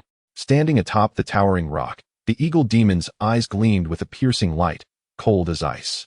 A mere glance silenced the raucous crowd, plunging the scene into an eerie stillness. "My king, this is the food we have prepared for you." A pig-headed demon pointed toward the cage, eager to please. The Silver Moon Demon Emperor merely cast a fleeting glance at the cage, his expression dark as the depths of a stormy sea. And he spoke in a low voice. "I instructed you to seek the nine-tailed celestial fox. Have you found any leads?" We have yet to locate it." The pig demon replied, recoiling with trepidation. "You useless lot." The Silver Moon Demon Emperor bellowed, striking the pig demon's head with a resounding slap, sending it flying. "A bunch of worthless fools." His eyes gleamed with a sinister light, as if he were poised to devour someone. A fortnight ago, he had deliberately dispatched 2 demon kings to seek out the nine-tailed celestial fox. To his astonishment, those 2 beasts vanished without a trace, their fates unknown. At that time, the nine-tailed celestial fox had just assumed her form, her aura still reeking of demonic essence, making her relatively easy to locate. Now, however, her demonic energy has completely dissipated. Unless one possesses extraordinary eyesight, it would be nearly impossible to discern her true form. The challenge of locating her has multiplied 100-fold. Those 2 imbeciles were nothing short of swine, causing this demon emperor to miss the prime opportunity and jeopardize a significant endeavor. Chapter 58. The subtle hint of a master. Do you comprehend? The nine-tailed fox, destined to endure severe injuries during its tribulation, remains elusive under such dire circumstances. How can you be of any use to me if you cannot even locate a shadow? At this thought, the expression of the Silver Moon Demon Emperor grew increasingly grim. Just then, a bull demon, stealing itself, stepped forward and reported, "Your Majesty, it seems the nine-tailed fox has been taken by the disciples of the Lincian Dao Palace." "What?" The Silver Moon Demon Emperor's eyes darkened, and his composure shattered, rage coursing through him as he trembled with fury. A palpable aura of murderous intent emanating from his being. The intense malice instilled terror in the lesser demons, causing them to prostrate themselves in fear, trembling uncontrollably. "However, my lord, we have discovered a 6-tailed spirit fox," the bull demon quickly added. "Oh." A spark of intrigue ignited in the Silver Moon Demon Emperor's eyes. The bull demon continued, "Moreover, this 6-tailed spirit fox appears to be the sister of the 9-tailed fox." "Sister?" The Silver Moon Demon Emperor's eyes gleamed with intensity, a faint smile creeping upon his lips. The desire to capture the 9-tailed fox stemmed not only from its transformation, but also from a crucial motive. He sought to uncover the 9-tailed fox's secret. The ability to ascend to the status of a 9-tailed fox in such a brief span must be intertwined with profound mysteries.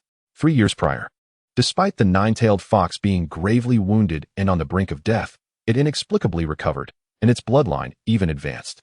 This could only be attributed to an extraordinary opportunity. He sensed that if he could seize this opportunity, he would be but a step away from immortality. Since the 9-tailed fox had been taken by the Lincian Dao Palace, he would temporarily set that pursuit aside and focus on capturing her sister instead. Who knows what unexpected gains may arise? The Silver Moon Demon Emperor's gaze flickered rapidly as he fixed his attention on the bull demon, commanding, "Where is the 6-tailed spirit fox?" "Reporting to your majesty." "It is not far from here, within a secluded forest," the bull demon promptly replied. "Well done," the Silver Moon Demon Emperor exclaimed, his voice cold and resolute. "This time, I shall take matters into my own hands." With that, he spread his wings and soared into the sky, swiftly disappearing into the void, followed by countless demons. A surge of demonic energy rising to the heavens, a sight both terrifying and awe-inspiring. In a certain tavern within the city of Luoxian, a solitary room still glimmered with light, an oil lamp flickering gently in the wind.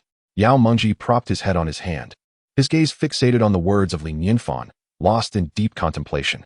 For 3 days and nights, he had gone without sleep, vowing to decipher the master's hint. The master emphasized the importance of fate. Only those who could grasp his subtlety were deemed worthy and could earn his favor. He felt he was on the brink of understanding, yet he remained just shy of the final breakthrough. At that moment, a sensation stirred within him, prompting him to lift his gaze toward the nocturnal forest. Such dense demonic energy. The overwhelming aura signified the presence of a powerful demon. Could it be that the Silver Moon Demon Emperor was orchestrating something significant? Wait, the Silver Moon Demon Emperor? Yao Mengji's pupils constricted, a flash of inspiration igniting within him. Excitement blossoming on his face. "I comprehend now." The master's profound meaning lies here. His eyes sparkled with newfound clarity. Ha ha ha, so that is the case. So that is the case. Yao Mingji suddenly laughed heartily, her eyes revealing an insight that seemed to pierce through the very fabric of reality. With an enigmatic tone, she proclaimed, I have come to understand.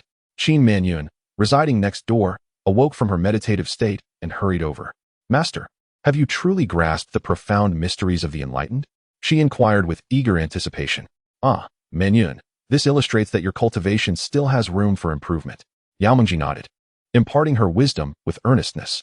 From now on, remember this. When uncertain of having comprehended the hints of the enlightened, one must never rashly disturb them.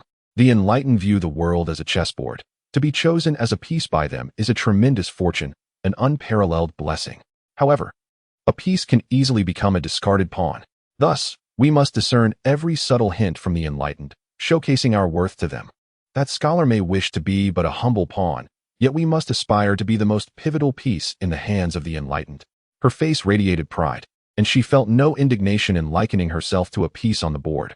Rather, she brimmed with determination. Having reached her current stage, she had seen and understood much.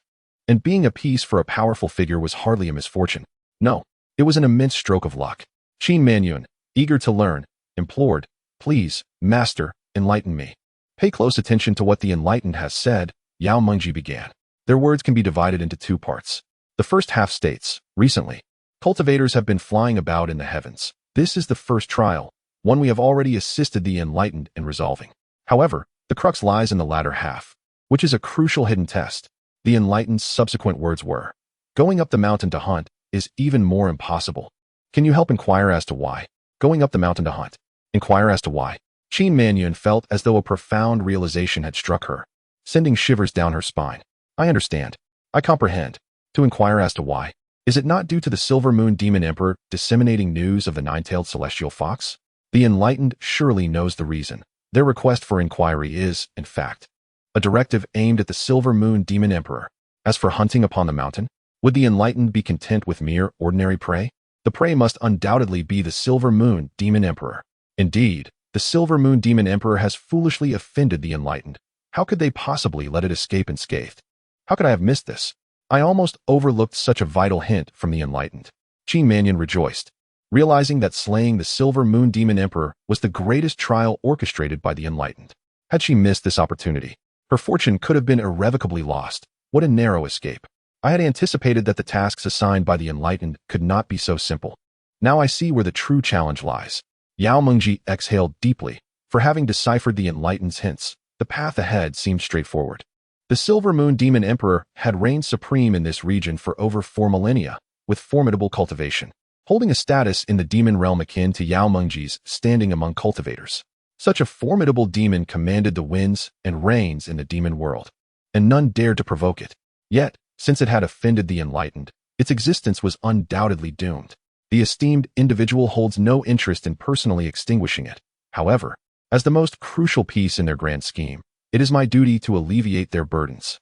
A glimmer of fierce determination flashed in Yao Mingji's eyes. To offend such a remarkable being and yet act so brazenly, one must truly have no regard for life. It is precisely the existence of such reckless fools that presents me with the opportunity to shine before the esteemed one.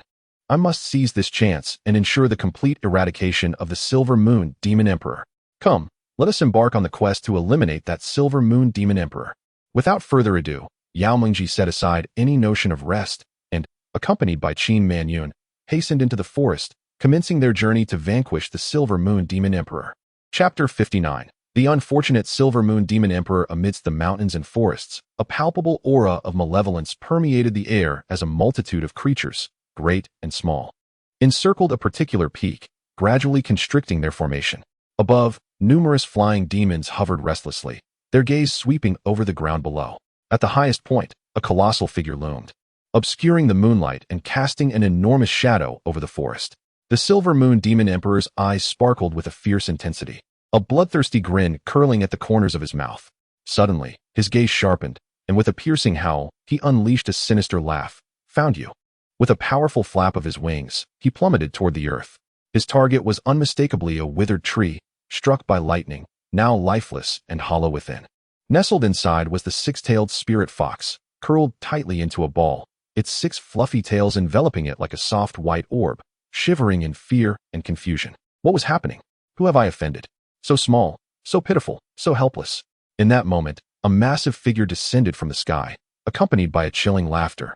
Landing not far from it, the 6-tailed spirit fox trembled, its fur standing on end. It was indeed the Silver Moon Demon Emperor. A gleam of excitement lit his eyes as he fixated on the fox, but then his brow furrowed in sudden realization. No, it was not merely 6 tails.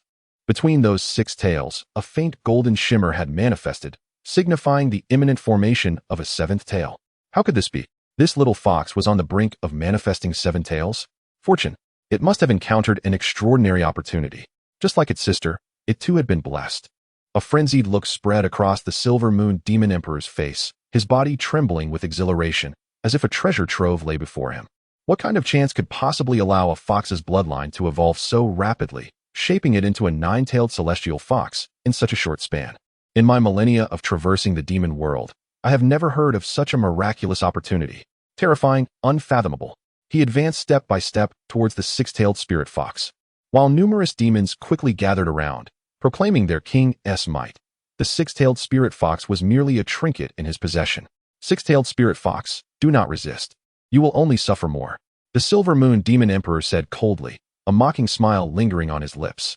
With his personal involvement, the 6-tailed spirit fox would undoubtedly find escape impossible. Such an immense opportunity was within his grasp. At that moment, 2 streaks of light shot forth from the distance. Like rainbows piercing the heavens, slicing through the night sky. Silver Moon Demon Emperor, come forth and meet your demise. The audacious voice caused all the demons to momentarily pause, their faces reflecting disbelief. Who dared to speak to the Silver Moon Demon Emperor in such a tone? Were they seeking death? The Silver Moon Demon Emperor's expression darkened, his wings unfurling as he ascended into the air, a murderous intent spilling from his gaze. As a demon emperor, he had wielded his power for millennia, and above all, he valued his reputation, especially in front of his subordinates. Those who insult him shall surely face death. Suddenly, 2 figures appeared, an elderly man and a young girl. The girl was merely at the nascent soul stage, while the old man's cultivation was inscrutable. Nevertheless, she exhibited no fear, coldly inquiring, "Who are you two to dare wreak havoc in my domain?" Yao Mengji gazed upon the Silver Moon Demon Emperor, clad in flowing robes, exuding an ethereal presence. "I am Yao Mengji of the Lingxian Dao Palace." Mengji Master. The eyes of all the demons widened in terror, a wave of commotion sweeping through them. The Lingxian Dao Palace held a formidable reputation in the cultivation world, earning respect from both cultivators and demons alike. Yao Mengji, as the palace master, was akin to an immortal, rarely seen as she remained in seclusion for years. The fact she had emerged was astounding. The Silver Moon Demon Emperor's expression darkened. What was this ancient being thinking? Having already harbored resentment since the 9-tailed celestial fox was taken by the Lingxian Dao Palace, it had refrained from seeking retribution for the sake of peace. Yet now, the situation had escalated to a confrontation, as if declaring war against the Silver Moon Demon Emperor. Did they truly believe the Silver Moon Demon Emperor was so easily intimidated? With a grim countenance, the Silver Moon Demon Emperor replied, "Master Mengji, we have always kept to ourselves. What is the meaning of this? You have not offended me directly, but you have wronged someone you ought not to have. I am merely acting on behalf of a powerful individual," Yao Mengji stated indifferently. Acting on behalf of someone? Who could possibly command Master Mengji's intervention? Their influence must be immense, the Silver Moon Demon Emperor pondered, unable to fathom having offended such a significant figure. "Master Mengji, there must be some misunderstanding," it implored. There is no misunderstanding. I have come to claim your life as a tribute to that esteemed individual." Yao Mengji scoffed, her hands spreading, and an ancient zither materialized before her. The Silver Moon Demon Emperor's expression darkened further, growling, "Do you seek mutual destruction? Mutual destruction? With you?" Yao Mengji laughed derisively, her fingers dancing over the strings, unleashing a powerful note. Buzz. The air shimmered with ripples, resonating like waves. With a fierce cry, the Silver Moon Demon Emperor unfurled its wings, launching an attack towards Yao Mengji. Instantly, a swirling vortex of black, demonic wind encircled her. The clash of zither music and demonic gales intertwined, each vying for dominance. The other demons had long since fled in terror, desperate to avoid the ensuing chaos. The 6-tailed spirit fox blinked its small eyes, its 6 tails swaying cautiously, before scampering into the dark woods with all haste. The clash of titans was too terrifying. Seeing the six-tailed spirit fox escape only fueled the Silver Moon Demon Emperor's fury, exclaiming, "Yao Mengji, are you determined to be my enemy?" "Huh, this is not enmity. I merely wish to take your life," Yao Mengji replied with a slight smile, her fingers moving even faster across the zither, the music growing increasingly urgent. The black, demonic wind began to crumble, the zither's melody enveloping the Silver Moon Demon Emperor like an incantation. Crack! The clothing of the Silver Moon Demon Emperor disintegrated into dust. His form began to swell incessantly, black feathers sprouting at an astonishing rate. And in the blink of an eye, he revealed his true shape, a mountain eagle thrice the size of an ordinary one. His sharp beak gleamed with a chilling light, and his gaze was as piercing as a blade, fixated intently on Yao Mengji, as if to say, "You have forced my hand." He opened his mouth, and a resplendent golden elixir soared forth, resembling a golden sun amid the darkness. A pitch-black, demonic wind surged once more, coalescing in the air into a shadowy figure of the black eagle, lunging towards Yao Mengji. Unfazed, Yao Mengji's robe billowed in the wind. His white hair danced like that of a defiant elder as he played a wild melody. The sound of the zither surged like a tide, holding the black eagle at bay in a stalemate. Chapter 60. You may as well self-destruct your demon core. Time trickled by slowly, and the sky gradually brightened. The expression of the Silver Moon Demon Emperor grew increasingly grim. Its cultivation level was comparable to that of Yao Mengji, but Yao Mengji wielded the pseudo-immortal artifact, the Heavenly Heart Zither, which provided a significant enhancement. It was nearly unable to withstand the pressure. It glared at Yao Mengji, resentfully inquiring, "Yao Mengji, have I offended some prominent figure?" Yao Mengji responded with a cold smile, "He who is esteemed does not require your knowledge of their name." The Silver Moon Demon Emperor's face darkened, its anger boiling within. However, it dared not lash out and could only swallow its pride, saying, "Yao Mengji, if you release me, I shall reveal to you an extraordinary opportunity." "Oh." Yao Mengji regarded it with curiosity. The Silver Moon Demon Emperor continued, "I am aware that you took the nine-tailed celestial fox. But do you know that 3 years ago, this nine-tailed celestial fox was merely a six-tailed spirit fox? In the brief span of 3 years, it has transformed from 6 tails to 9 and successfully transcended its tribulation. It must have encountered an immense opportunity." The expressions of Yao Mengji and Qin Manyun shifted dramatically. They exchanged a glance, both recognizing the shock reflected in each other's eyes. It was evident that the immense opportunity spoken of by the Silver Moon Demon Emperor referred to young Master Li. Initially, they believed that young Master Li had merely rescued the nine-tailed celestial fox during its tribulation, never realizing that the nine-tailed celestial fox was, in fact, a creation of young Master Li. Such prowess was terrifying. Truly, he was a formidable figure. "Is that all?" Yao Mengji looked at the Silver Moon Demon Emperor with pity. Even now, it remained unaware that its offense against the esteemed individual was due to the nine-tailed celestial fox, and that the so-called opportunity was merely a casual gift from that individual. Perhaps this was the lamentable fate of an insignificant creature. The Silver Moon Demon Emperor's heart sank. It was certain that this opportunity was undoubtedly linked to ascension. Was that not enough? "Do not resist. Your life will assuredly be claimed by the esteemed one. There are matters I cannot disclose, lest I frighten you to death," Yao Mengji said nonchalantly. The Silver Moon Demon Emperor's face contorted with humiliation as it roared. "Yao Mengji, we bear no grievances. Why must you toy with me? I, the sculpted demon, have been invincible for over 4,000 years. Am I to be intimidated?" The demon's heart plummeted. It realized this elder had lost his mind, vowing not to cease until it was slain. What esteemed one? Surely, this was a fabricated excuse. How could such a being exist in this world? With a clenched jaw, it spat out a mouthful of blood. Instantly, its demonic power surged, swallowing its demon core back into its abdomen.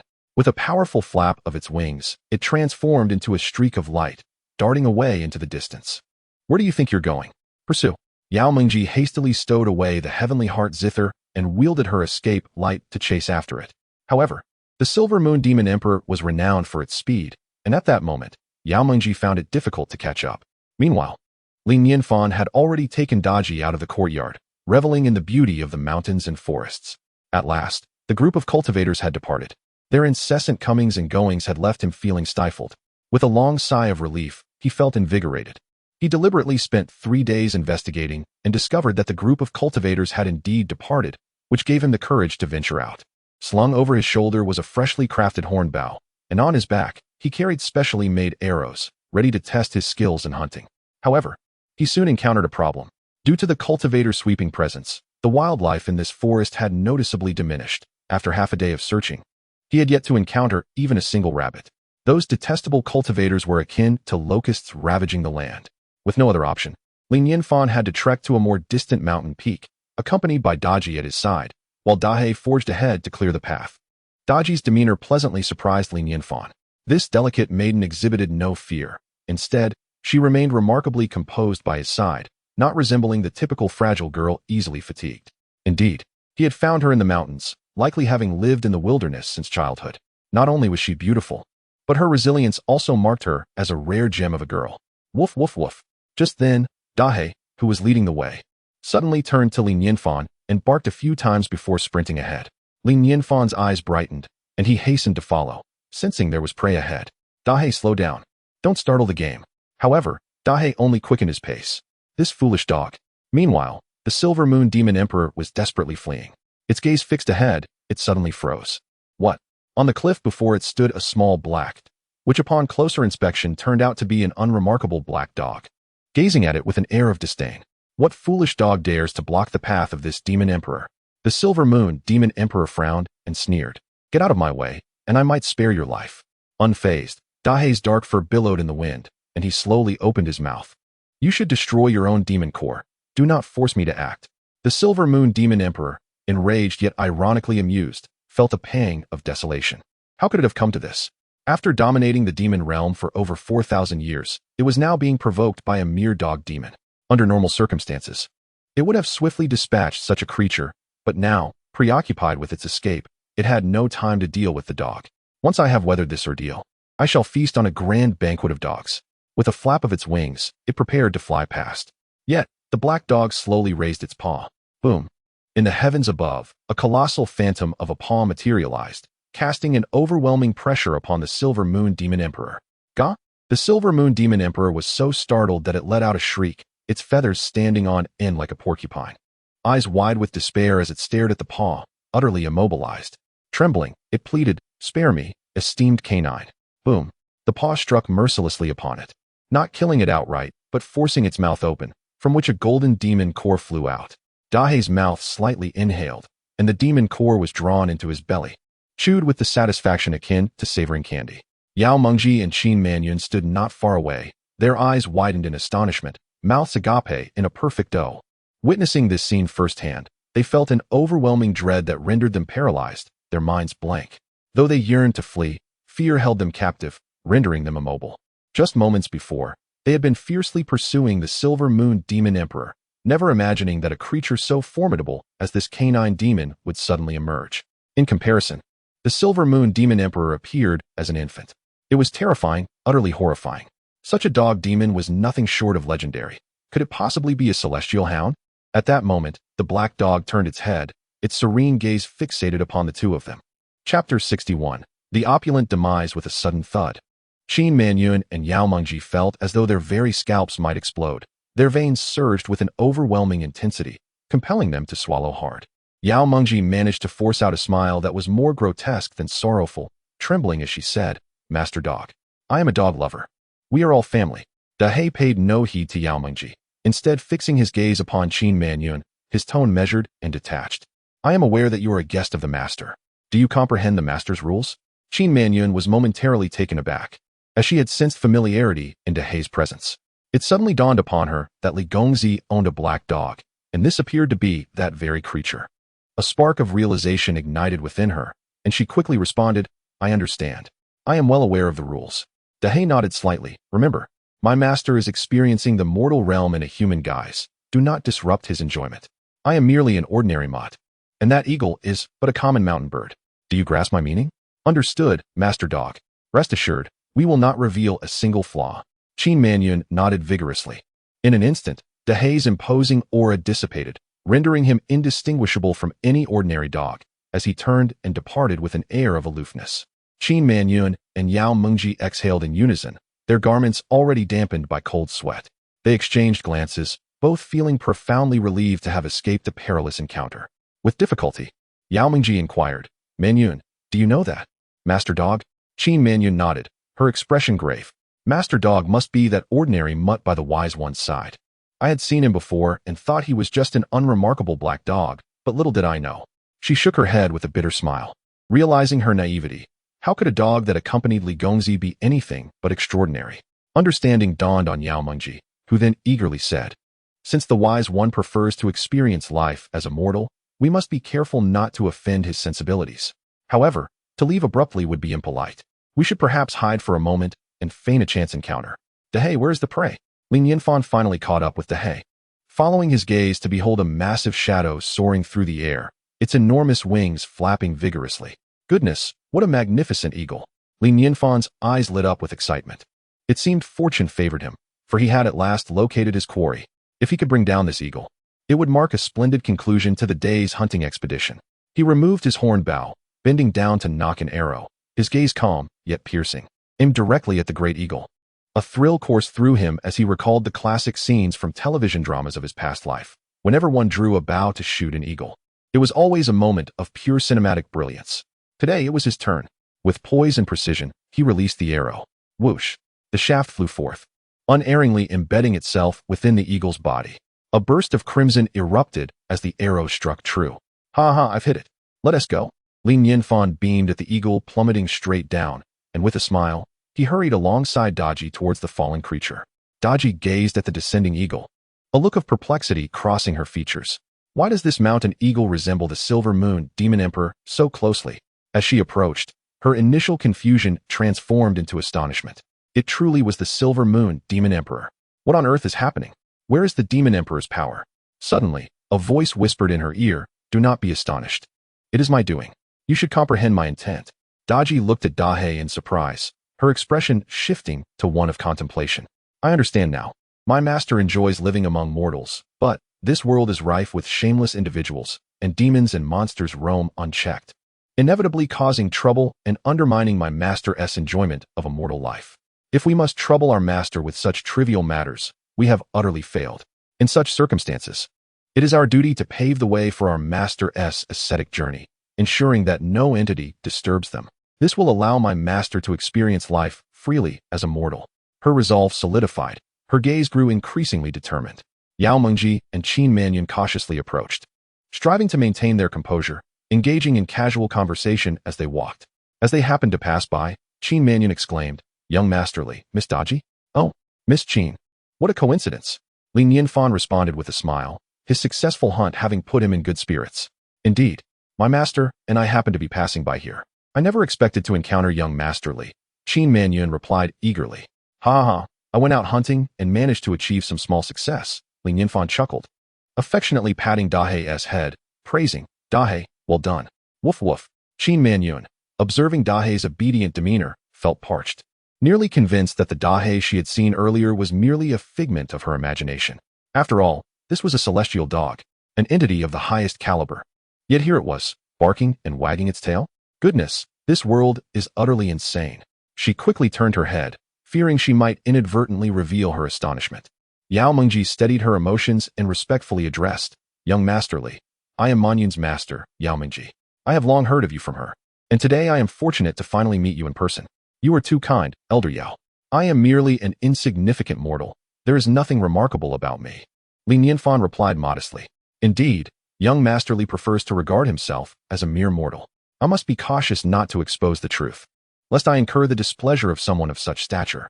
He found no surprise in this. It was typical for extraordinary individuals to possess various peculiarities, and Li Nianfan's inclination was quite normal.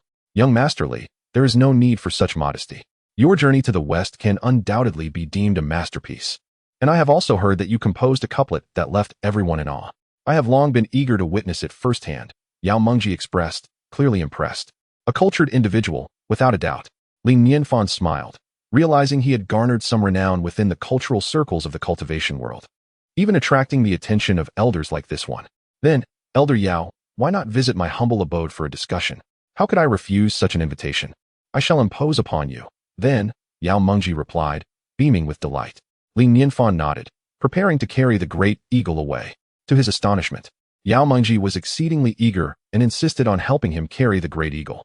It felt somewhat awkward for Li Nianfan to have an elderly man perform such a task, yet the latter's enthusiasm was overwhelming, leaving him no choice but to acquiesce. After all, This old man was a cultivator.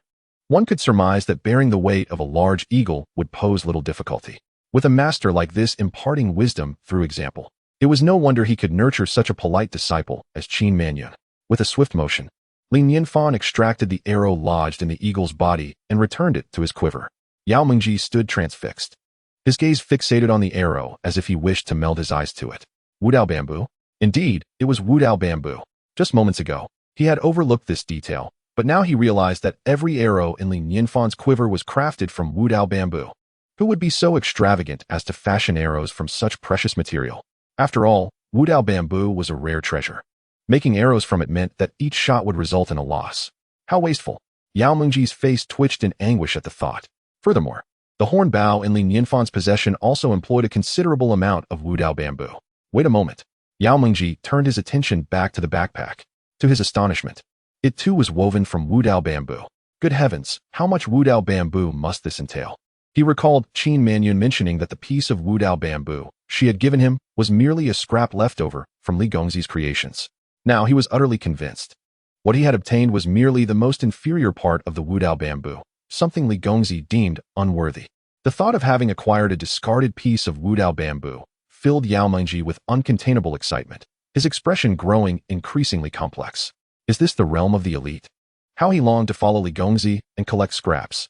He gazed at the corpse of the Silver Moon Demon Emperor and couldn't help but exclaim, "Brother, your demise was indeed extravagant.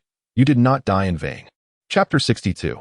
Left with nothing after licking to the inn, Li Nianfan led Yao Mengji and Qin Manyun back to the courtyard. At the entrance, Yao Mengji stood for a long while, gazing intently at the couplet, seemingly entranced, occasionally emitting astonished sounds that greatly satisfied Li Nianfan's vanity. Despite his disheveled appearance and carefree demeanor, the old man surprisingly had an eye for treasures. At that moment, Xiaobai had already opened the door, exclaiming, "Master, welcome home." Yao Mengji was startled, feigning calmness as he stroked his beard, and said, "Young Master Li, I have heard from Manyun that this spirit tool is called Xiaobai." "Well, you may refer to it as a spirit tool," Li Nianfan replied nonchalantly, nodding. "Indeed, it is called Xiaobai. It can only assist with opening doors and doing some household chores." Household chores? The corner of Yao Mengji's eye twitched slightly. "If you were to gift it to me, do you believe I would enshrine it like a revered elder?" Li Nianfan stepped into the courtyard with a smile, saying, "Please come in and have a seat." Taking a deep breath and preparing himself mentally, Yao Mengji finally stepped inside. Nevertheless, at the moment he entered the yard, his breath quickened and his eyes sparkled with excitement. Just as his disciple had described, the place was filled with treasures. What astounded him most was how these items, regarded as precious by countless people, were casually displayed around. The visual impact was overwhelming. However, his brow furrowed suddenly, as an inexplicable sense of trepidation washed over him. The Tianxin Qin, which had been quietly resting in his spatial ring, seemed to sense some terrifying presence, and its strings began to tremble violently, reminiscent of a person shivering. Though a pseudo-immortal artifact without a spirit, it had developed a semblance of consciousness and was evidently fearful of something here. Yao Mengji hurriedly calmed the Tianxin Qin and scanned the courtyard, his pupils suddenly constricting. To the left of the yard stood a long stone bench, upon which lay an ancient zither. The body of the zither appeared to be crafted from an unknown type of withered wood, irregular and serpentine in shape, clearly displaying the marks of time. It boasted 7 strings, each a different hue, exuding an extraordinary aura. Unable to contain himself, Yao Mengji swallowed hard. Having immersed himself in the art of the zither for a millennium, he recognized at a glance that this instrument was exceptional. In this courtyard, even the refuse was a rare treasure. How could an ancient zither possibly be an ordinary item? To call it an immortal artifact would likely be an understatement. No wonder the Tianxin Qin reacted so strongly. The disparity between the two was immense, akin to a mortal encountering an immortal, naturally invoking reverence. The closer he examined it, the more he felt an ancient aura wash over him, as if a primordial beast were poised to consume him. Such an artifact must not be offended. Yao Mengji promptly withdrew his gaze, no longer daring to look. A humble smile graced his face as he addressed Li Nianfan, "Young Master Li, my unworthy disciple mentioned that you enjoy a snack called jelly, so I have brought some for you today." He remained ever vigilant of the esteemed gentleman's decorum, thus refraining from uttering the name of the Millennium Ice Essence. Moreover, referring to it as jelly would undoubtedly enhance the amiability of the esteemed personage. "Oh." Li Nianfan was momentarily taken aback and could not help but exclaim, "You are being exceedingly courteous. This is truly commendable." He had merely mentioned it in passing last time. Yet they had genuinely taken it to heart and made a special effort to bring it within just a few days. Such social acumen suggests that this elder must be quite the adept in the realm of cultivation. Yao Mengji, perceiving Li Nianfan's delight, felt a surge of elation. With a graceful flick of her wrist, a small artificial hillock materialized within the courtyard, harmonizing beautifully with the brook that flowed nearby, evoking a touch of poetic charm. The hillock, adorned in a jade-like hue, sparkled brilliantly under the sunlight, presenting a breathtaking sight. Li Nianfan inquired with curiosity, "What is this?" Yao Mengji elucidated, "Young Master Li. The jelly is produced from this very creation." Enlightenment dawned upon Li Nianfan as he was genuinely surprised. He had not anticipated that they would even transport the machinery for jelly production. Such thoughtfulness was truly heartwarming. Gazing at the hillock, he noticed that its apex was shaped like an inverted cone, from which dangled a half-drop of jelly, yet it had not yet fallen. Indeed, the artifacts of the cultivation realm were fascinating. This hillock seemed to possess an endless capacity to produce jelly. After surveying the intriguing contraption, Li Nianfan chuckled. "What an amusing creation. I shall gladly accept it." Having tasted the jelly previously, he found it quite delightful, yet experienced no significant change in himself, leading him to believe that for cultivators, this jelly might not hold immense value. After all, as an ordinary mortal, if it were truly a treasure of heaven and earth, he should have exhibited some reaction. It was reasonable to conclude that cultivators would not be foolish enough to bestow upon him precious resources that would serve no purpose for someone incapable of cultivation. Thus, he accepted the offering, appreciating it as a gesture of goodwill. Yao Mengji and Qin Manyun exchanged knowing glances, their expressions confirming their thoughts. To young Master Li, such a treasure was merely an amusing trinket. Had it not been for his fondness for jelly, he likely would not have regarded it at all. Yao Mengji, beaming with joy, remarked, "I am glad that young Master Li enjoys it."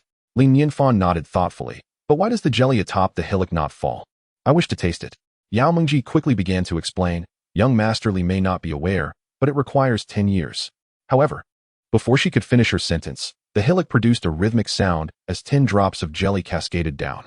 Both Yao Mengji and Qin Manyun stood in stunned silence, their mouths agape and minds whirling.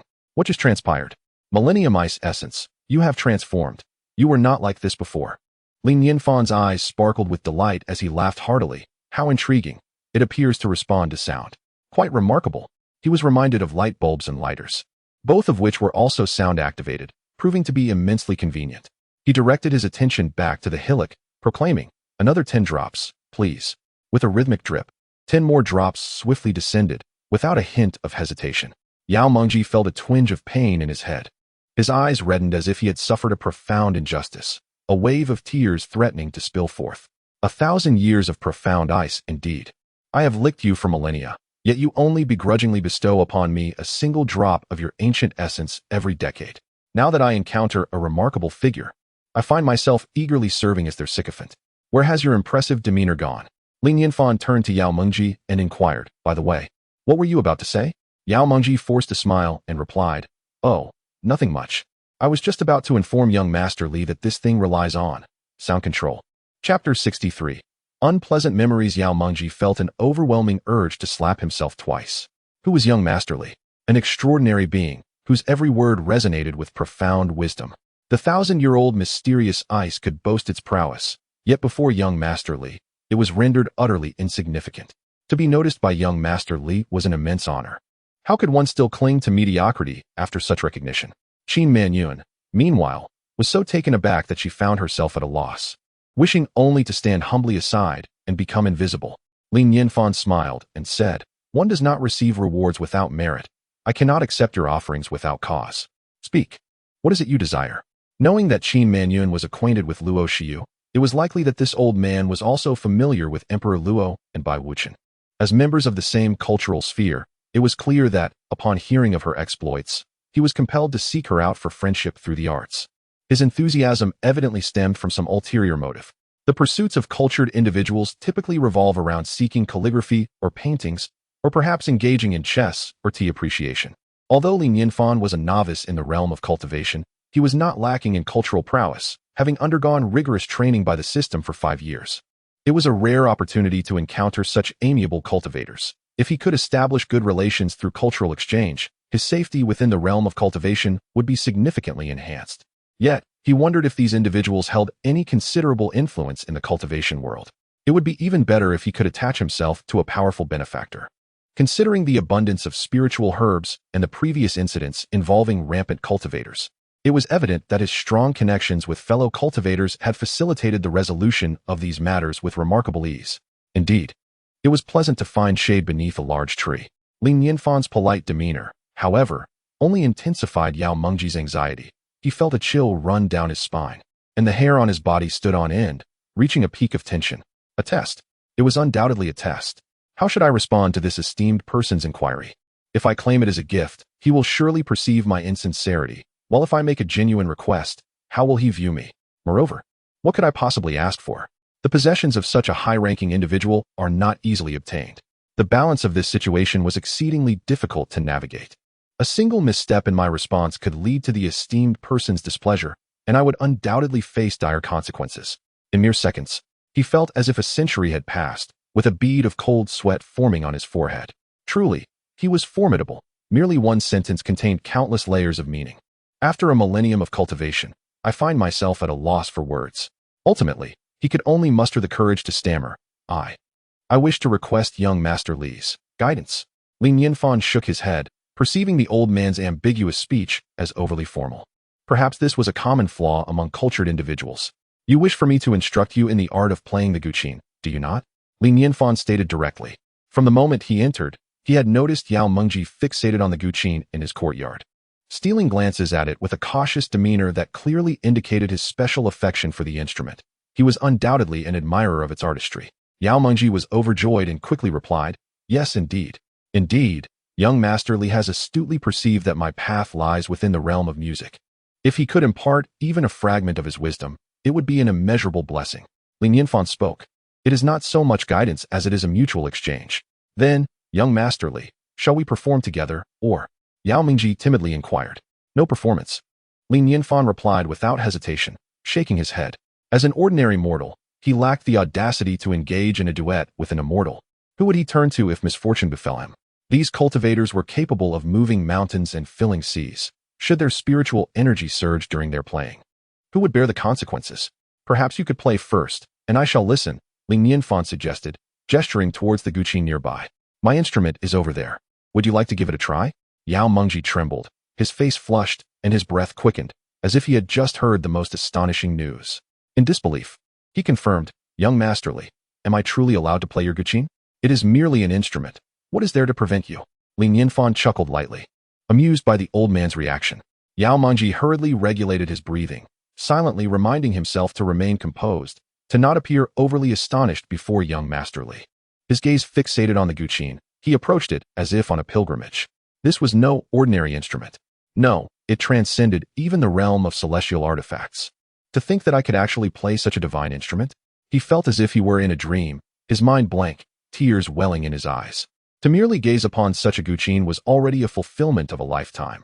If I could perform a piece upon it, I would exchange even immortality for that experience.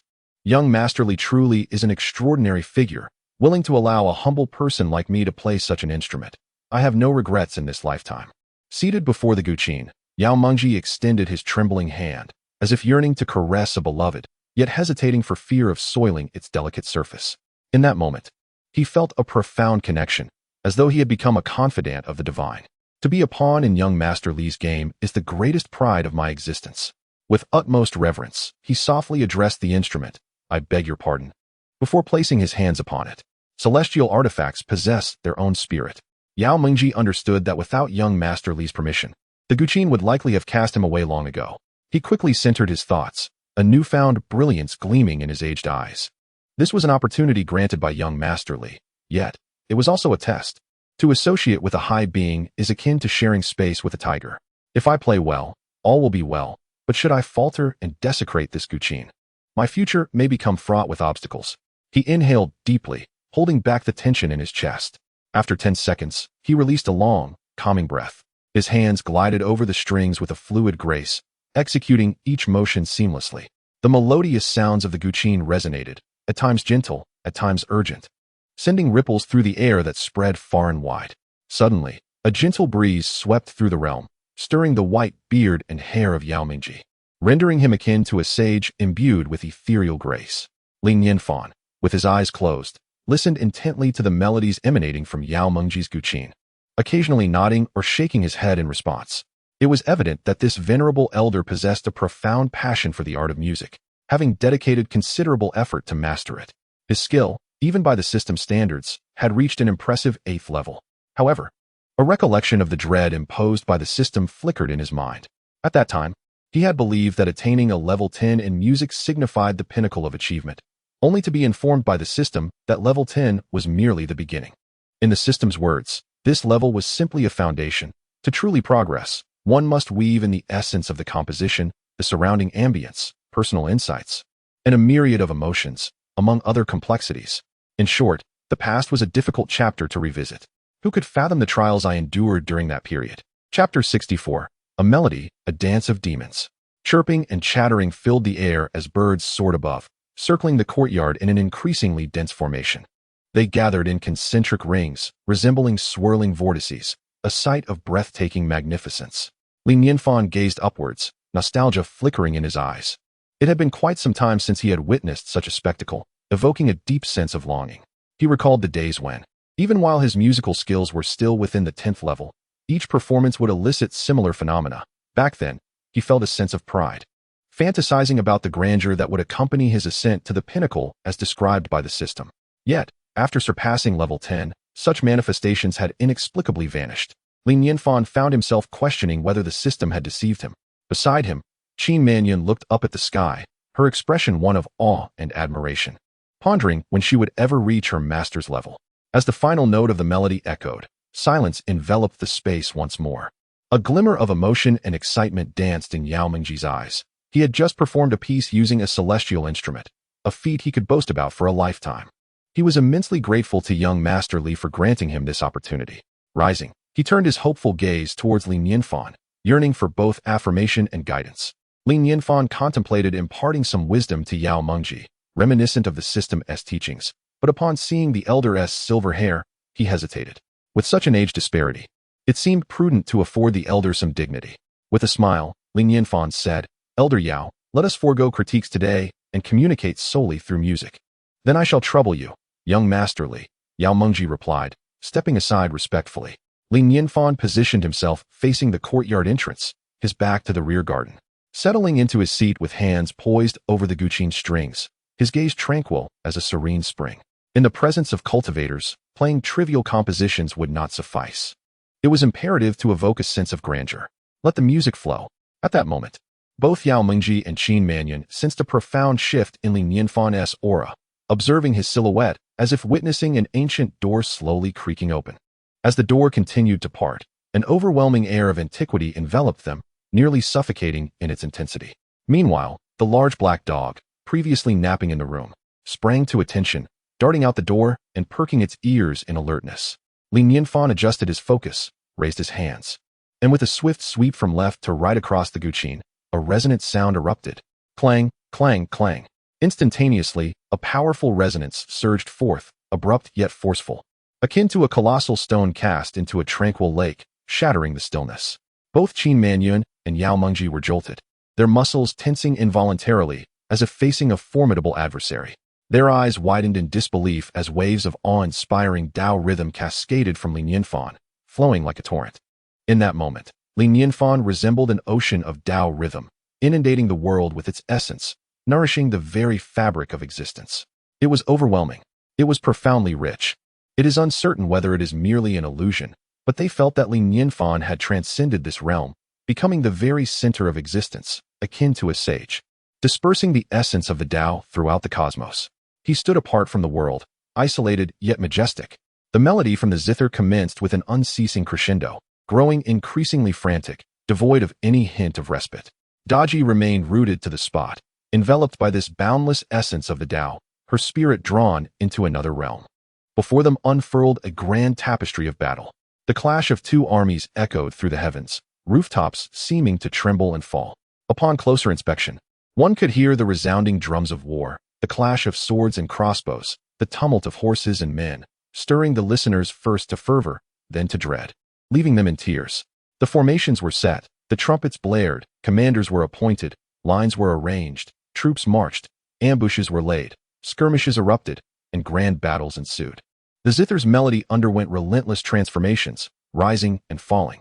Emotions deepened with each image, embodying determination, resentment, defiance, despair, death, wails. The myriad sentiments converged into a singular, overwhelming essence of the Tao. This essence was named War. Boom. Simultaneously, the minds of Yao Mengji and the others fell into a void. Their fleeting insights in this context were akin to a minuscule tadpole in the vast ocean, utterly insignificant. Yao Mengji's heart was filled with bitterness. It dawned upon him that young Master Li had not refrained from commentary out of unwillingness, but rather due to his own abysmal skills on the zither, rendering Li beyond the need to comment. In that moment, he grasped the true meaning of being a frog at the bottom of a well. Initially, he had believed his skills were commendable, if not exceptional, but now he recognized the folly of his self-assuredness. He had likely not even reached the threshold of proficiency. Moreover, it was no wonder that young Master Li had outright refused to join him in performance. He feared for his safety. With such meager talents, a mere hint of Li's Tao essence could obliterate him without a trace. He had overestimated himself, while Li's intentions were undoubtedly earnest. At that moment, Qin Manyun trembled violently, her fair complexion drained of color. Master, that is. Yao Mengji's eyes widened in astonishment, swallowing hard, rendered speechless.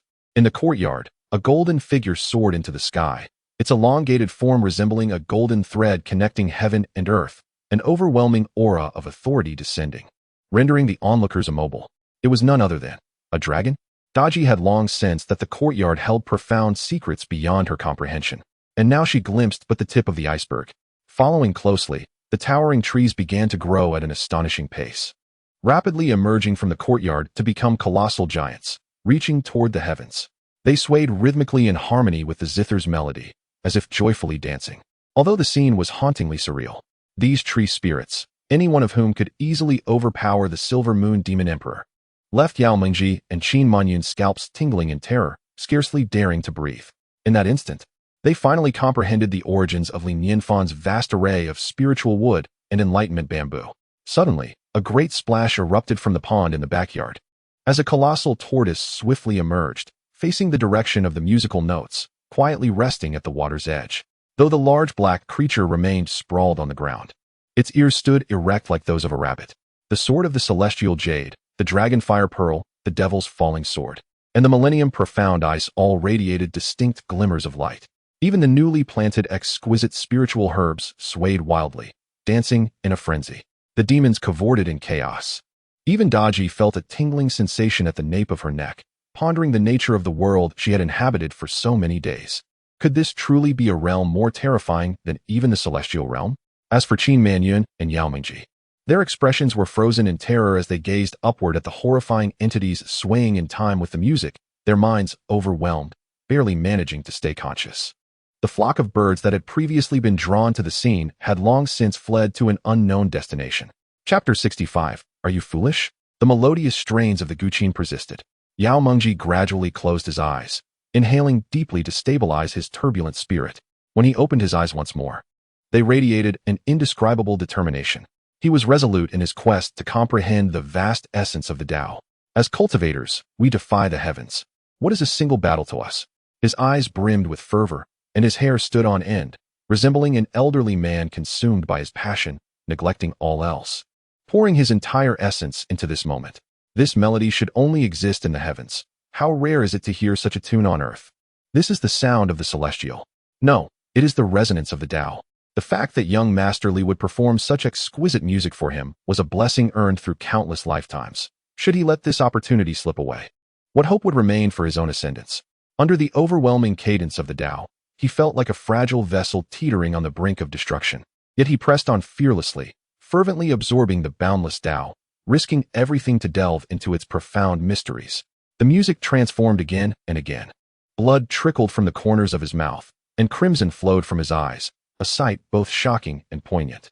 He beheld countless indomitable warriors, a sky filled with slaughter, and an endless sea of corpses and blood. It seemed that from the moment of birth, everyone was destined to battle against others, against the heavens. In the end, whether victorious or defeated, it was enough to compose a lamentation. Ha ha ha. To defy the heavens is a joy unparalleled. Though weariness enveloped him, the corners of his mouth curled upwards, his gaze sparkling with an unprecedented brilliance. To hear the Tao at dawn is worth facing death by dusk. At last, the music ceased. The golden dragon, once joyously soaring amidst the clouds, trembled violently before silently descending back into the pond.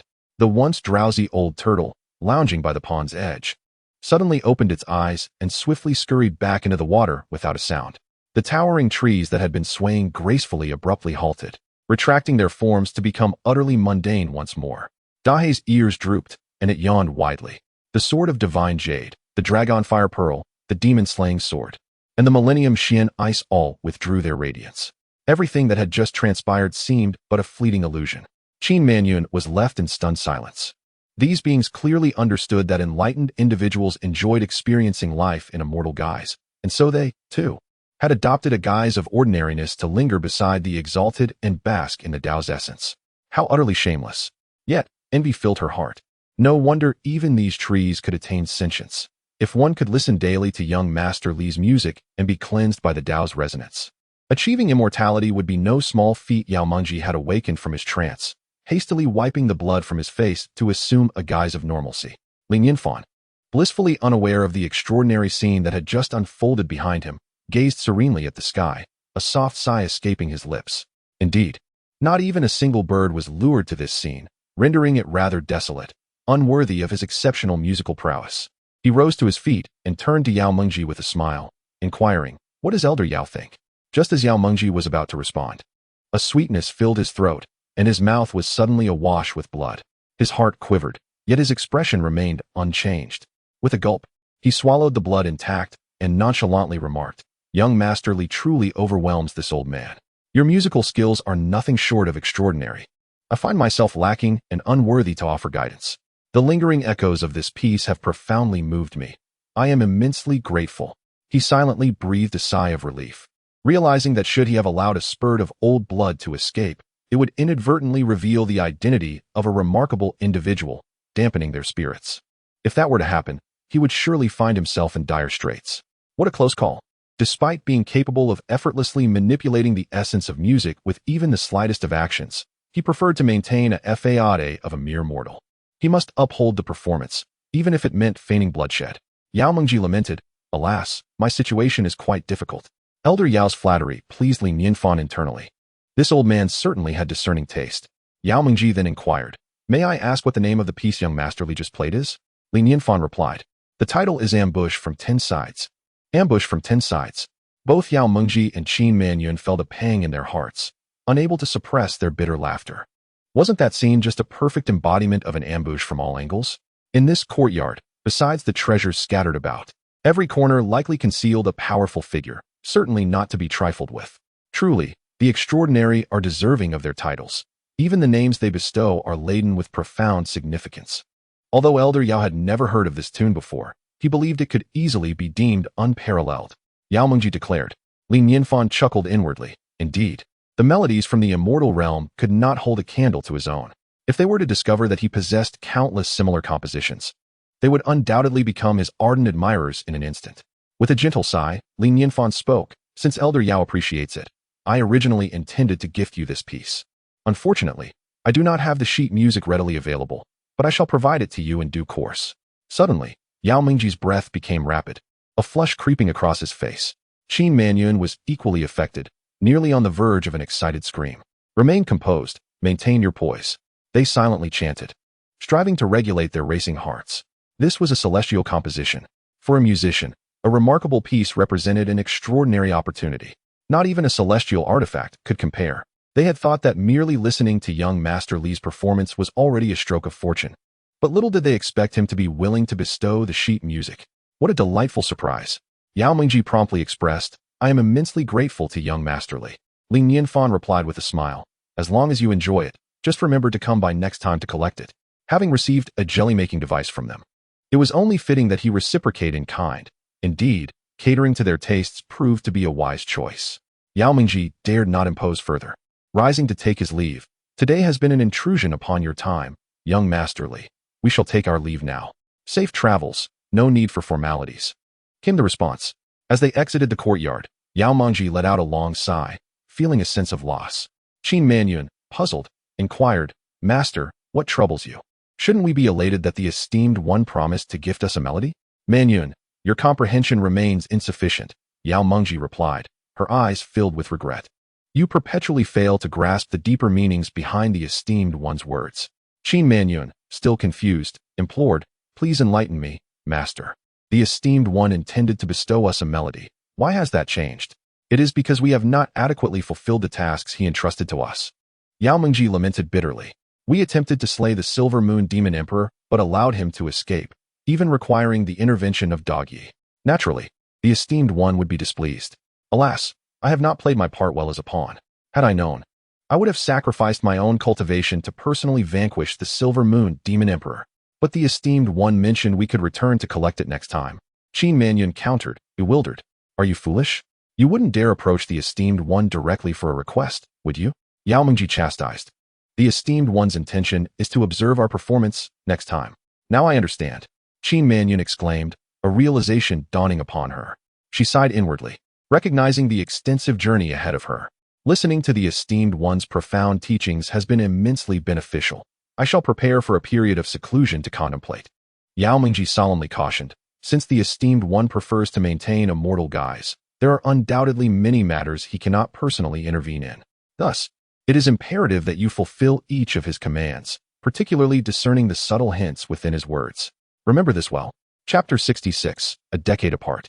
Yet a transformation beyond recognition in the southwestern realm, a great distance away, lies the Lingyun Immortal Pavilion, situated near the borders of the Qianlong Immortal Dynasty. Amidst the picturesque mountains and flowing waters, a grand hall adorned with azure bricks and emerald tiles stands majestically.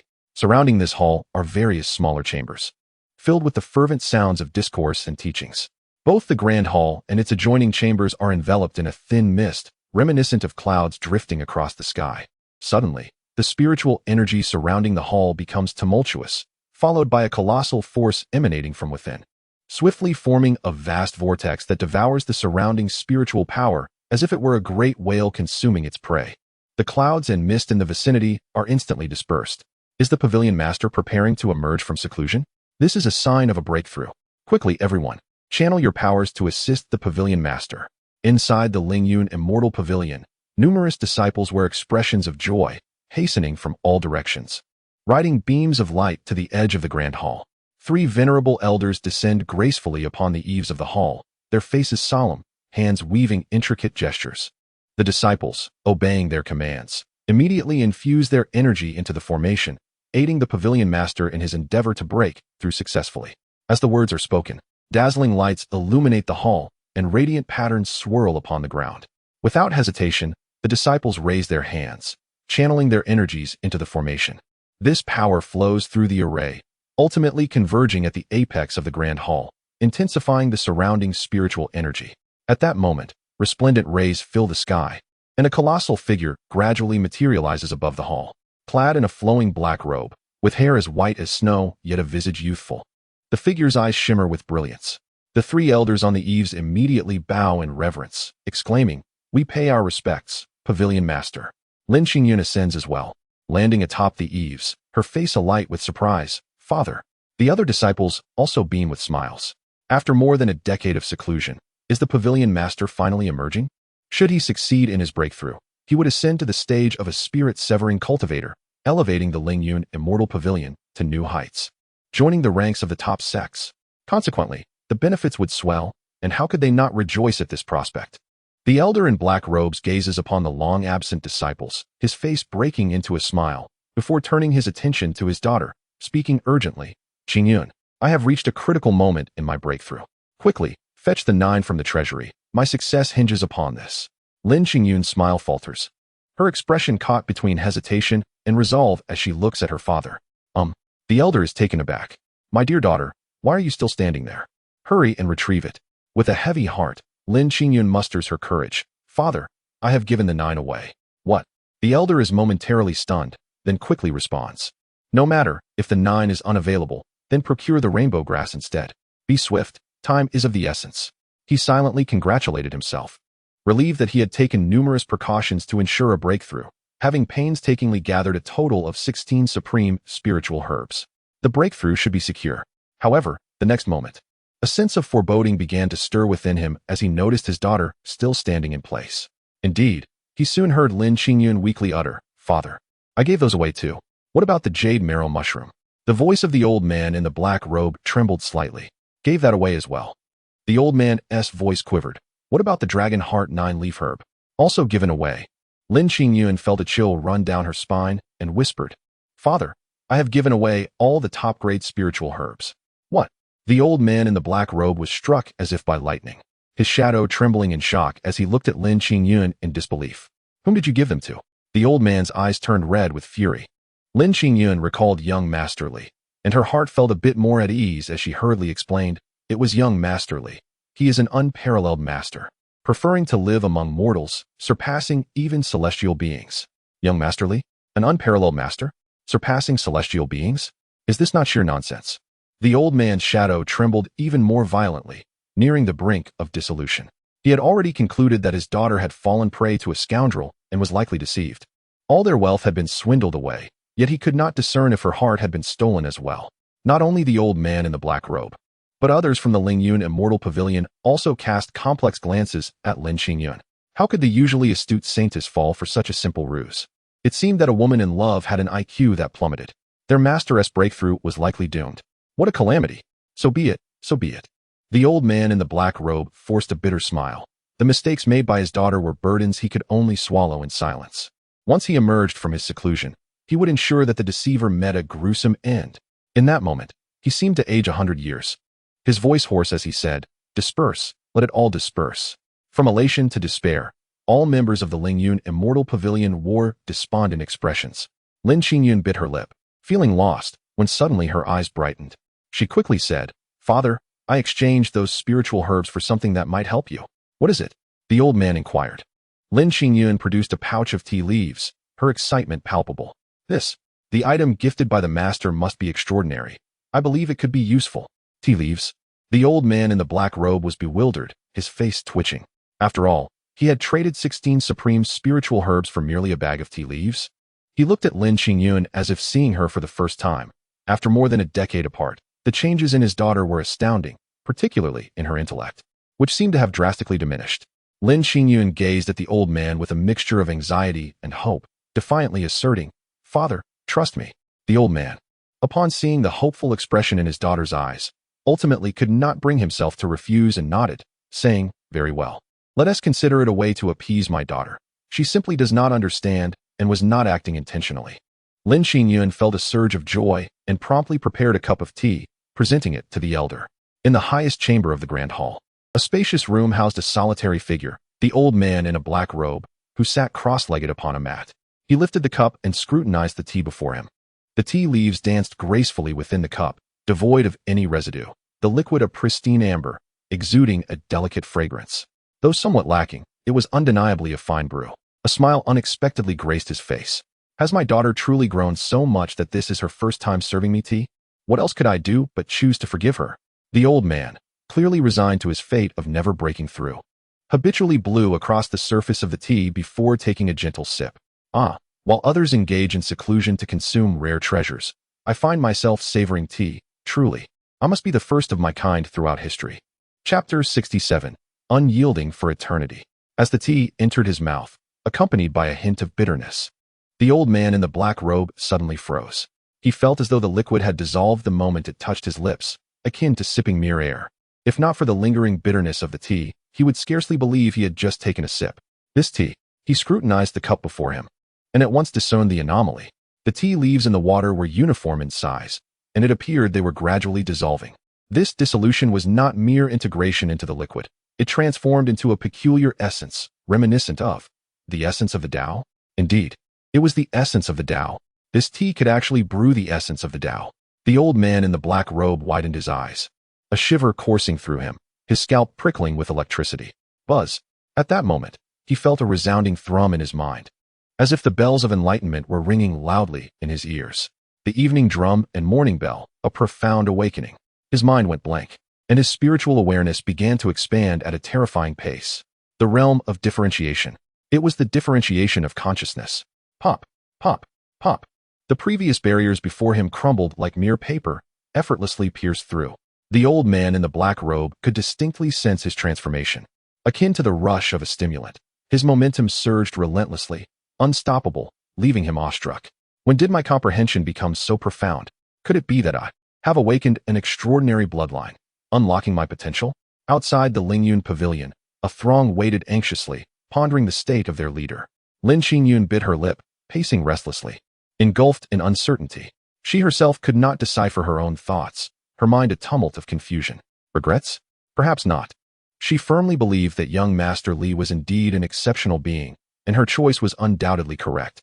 She merely felt guilt towards her father, and also an anticipation for the tea gifted by young Master Li. Surely, what he bestowed was remarkable. She couldn't help but glance at the three elders of the Lingyun pavilion, nervously inquiring, "Elders, do you think my father will succeed in his breakthrough?" The three elders exchanged glances, each detecting a wry smile in the other's eyes. The eldest elder sighed softly, shaking his head as he replied, "Without the aid of spiritual herbs, hope seems bleak." He refrained from voicing any reproach. Yet his words bore an undercurrent of blame. Alas, how could the leader's daughter make such a grave mistake? The path of cultivation is inherently defiant. Should this breakthrough fail, it may well seal his fate here for eternity. Lin Qingyun's complexion paled, her grip tightening around the tea leaves, as if clinging to a final lifeline, murmuring, "Perhaps this tea holds some merit?" The three elders could only shake their heads in exasperation. How absurd it was. At such a critical juncture, the saintess clung to such unrealistic hopes, truly a testament to her unyielding spirit. At that moment, the spiritual energy within the grand hall surged dramatically, akin to a volcanic eruption, rapidly escalating, even surpassing its previous intensity. The ethereal figure of the aged man in black emerged, urging with urgency, "Qingyun, swiftly brew me another cup of tea." Lin Qingyun's heart raced, her complexion flushing instantly. A thought crossed her mind, and she excitedly exclaimed, "Understood, father." Soon, the second cup of tea was presented. The onlookers were left bewildered, uncertain about the peculiar dynamic between the father and daughter. What was transpiring? A secluded tea tasting? However, their questions did not linger long, for after a brief incense stick's burn, the devouring force within the grand hall suddenly intensified. In an instant, it drained the surrounding spiritual energy, transforming the space into a veritable vacuum of spiritual essence. Then, the old man in black soared from the hall, a cryptic smile gracing his features, a transcendent aura emanating from him. He had broken through. The three elders were the first to regain their composure, their excitement palpable as they proclaimed, "Congratulations, sect master." The disciples echoed in jubilant unison, "Congratulations, sect master." The old man merely waved his hand dismissively. Then, with a swift motion, he stood before Lin Qingyun, trembling as he inquired, "Qingyun, do you still have that tea? Let me see it quickly." Lin Qingyun retrieved a small pouch, whispering, "Father, there remains only this much." Not much at all." The old man's gaze was fixated on the pouch of tea leaves as though he beheld a rare treasure. Such a precious commodity. Even a mere fraction of it would be incomparable. The quantity she possessed could sustain the entire Lingyun Immortal Pavilion for millennia without succumbing to defeat. The three elders exchanged incredulous glances, their minds racing with disbelief at the sect master's astonishing declaration. Such a statement was monumental. What did it mean to be undefeated for 10,000 years? Even if the sect master had ascended to the spirit separation stage, his lifespan would scarcely reach 3,000 years. To speak of 10,000 years, did that imply this tea was equivalent to 3 spirit separation cultivators? The notion was utterly astounding. The Grand Elder scrutinized the pouch for a considerable time before asking, "Sect master, what exactly is this tea?" The old man inhaled deeply, focusing intently as he replied, "This tea contains the essence of Tao. To savor it is to comprehend the Tao." A collective gasp escaped the three elders, nearly causing them to faint from astonishment as their gazes turned fervently towards the pouch of tea. The essence of Tao signifies the pinnacle of one's cultivation, a truth understood by any practitioner of the immortal arts. "Sect master, is this truly the case?" The second elder's voice trembled with disbelief. Yet, scarcely had he posed the question when he regretted it, wishing to slap himself for even asking. After all, the sect master himself was the quintessential example. The Grand Elder's breath grew labored, his voice hoarse as he exclaimed, "A treasure, an unparalleled treasure. Am I dreaming? Such a marvel exists in this world." The third elder remained in disbelief, caught in a surreal daze. The old man in black anxiously turned to Lin Qingyun, his voice quaking as he asked, "Daughter, did you say this tea was exchanged from a great master?" Indeed, Lin Qingyun nodded affirmatively. Incredible. Truly remarkable. The elder in the black robe felt his blood racing through his veins, surging towards his forehead, while his heart thudded violently, nearly leaping from his chest. A master. Undoubtedly an unparalleled master. The elder's expression was gravely serious. My daughter, you haven't offended anyone, have you? Lin Qingyun could not help but roll her eyes. Father, do I appear to have offended a master? Indeed, if you had offended such a being, it is highly likely that the entire Lingyun Immortal Pavilion would have been obliterated by now. The elder sighed in relief and then declared, this is a tremendous opportunity. Truly, my daughter is remarkable to have encountered such fortune. Quickly, tell me all about it. Just as Lin Qingyun was about to speak, the elder hastily raised his hand to interrupt her. His gaze shifted towards the three elders as he spoke. This matter is of utmost significance. The fewer who know, the better. Lin Mufeng boldly suggested. I implore the three elders to temporarily withdraw. The three elders, initially all ears and prepared to listen intently, exchanged awkward smiles upon hearing this. They understood the gravity of the situation and bore no resentment. Of course, I was just about to take my leave, one remarked. Do we seem like the kind of people who would eavesdrop? Let us depart then, off to enjoy the blossoms. Chapter 68. Tomorrow shall be the day. As the three elders departed, Lin Mufeng's expression remained grave. He raised his hand to weave multiple layers of barriers around the room before he spoke. Qingyun, you may begin. Lin Qingyun nodded and began to recount her experiences, starting from her invitation to the Qianlong celestial dynasty. As she narrated her tale, Lin Mufeng's countenance shifted constantly, at times tense, at times exhilarated, at times filled with reverence, and at times riddled with apprehension. Upon reaching the climax of her story, his face radiated uncontrollable excitement, leading him to laugh heartily. Excellent, excellent. Qingyun, you have acted wisely. Yet, there is one point where you have erred. What have I misunderstood? Lin Qingyun inquired, puzzled. Why would a transcendent being's cultivation halt at the heavens? Do you believe they would care for your spiritual herbs? You are gravely mistaken. In my view, this is clearly a test of your sincerity. Lin Mufeng stated with certainty, his tone unwavering and brimming with confidence. Lin Qingyun's pupils widened in realization. That makes sense. Fortunately, you did not disappoint the transcendent. Hence, they were willing to grant each of you a bag of tea leaves. Lin Mufeng's face bore a look of relief, marveling at his daughter's serendipitous fortune, which was indeed a blessing for the entire Lingyun celestial pavilion. The tea leaves contained profound Tao essence, while the transcendent might not regard them highly. For cultivators, Tao essence is priceless, embodying infinite possibilities. To compare, even 16 exquisite spiritual herbs would pale in significance against these tea leaves. Lin Mufeng continued, if I am not mistaken, among those present, your sincerity was the most profound, which is why the transcendent was willing to grant you an additional promise. Now I understand. Lin Qingyun nodded, reflecting on how she had sent all the spiritual herbs her father used for his breakthroughs. Who could match such sincerity? It seemed that the transcendent had even considered her father's closed-door cultivation. Such a realm. It is terrifying, truly terrifying. This promise must not be employed lightly. Lin Mufeng decreed, his tone resolute. It is our bond with the transcendent, to be invoked only in dire circumstances. Moreover, requests must be made with utmost discretion, otherwise, we risk incurring their displeasure. The value of this promise was staggering, and merely contemplating it sent shivers down Lin Mufeng's spine. If word got out, even celestial beings would envy it. After a moment's contemplation, Lin Mufeng continued. I must pay a visit to the transcendent to express my gratitude for the tea leaves that aided my breakthrough. However, I cannot go empty-handed. What within our Lingyun celestial pavilion could possibly catch the transcendent's eye? Lin Qingyun furrowed her brow, pondering the nature of young Master Li. A figure so extraordinary that he could allow celestial artifacts to gather dust. What could possibly interest him? Let it be this. Lin Mufeng's eyes gleamed with conviction as he made his decision. Qingyun, tomorrow you shall accompany me to visit the transcendent. As nightfall descended quietly, the forests, freed from the dominion of the Silver Moon Demon Emperor, grew increasingly restless. Beneath the veil of darkness, shadows flitted about from time to time, and fierce contests of demonic power unfolded in many corners. Once obscure great demons began to emerge prominently, seemingly preparing to vie for the position of the new demon emperor. In the mountains and forests, a hidden tide surged, with eerie cries echoing incessantly. Li Nianfan furrowed his brow slightly, feeling a sense of unease within. What was happening recently?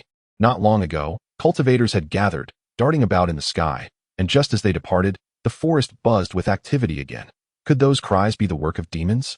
Or perhaps, specters? He lay in bed, tossing and turning, beginning to question the wisdom of residing in such a wilderness.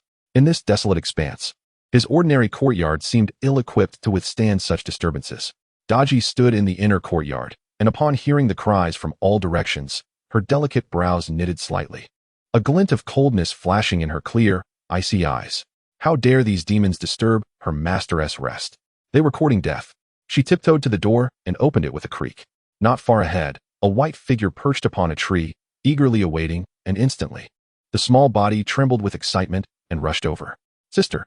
The six-tailed spirit fox's eyes glistened with moisture as it leaped into Daji's embrace, nuzzling against her chest. Daji was momentarily taken aback, sensing the little fox's fear, and quickly asked, "What's wrong? You frighten me." The little fox patted its furry chest, trembling with all six tails quivering. "Last night, the Silver Moon Demon Emperor suddenly led a large group of demons to hunt me down.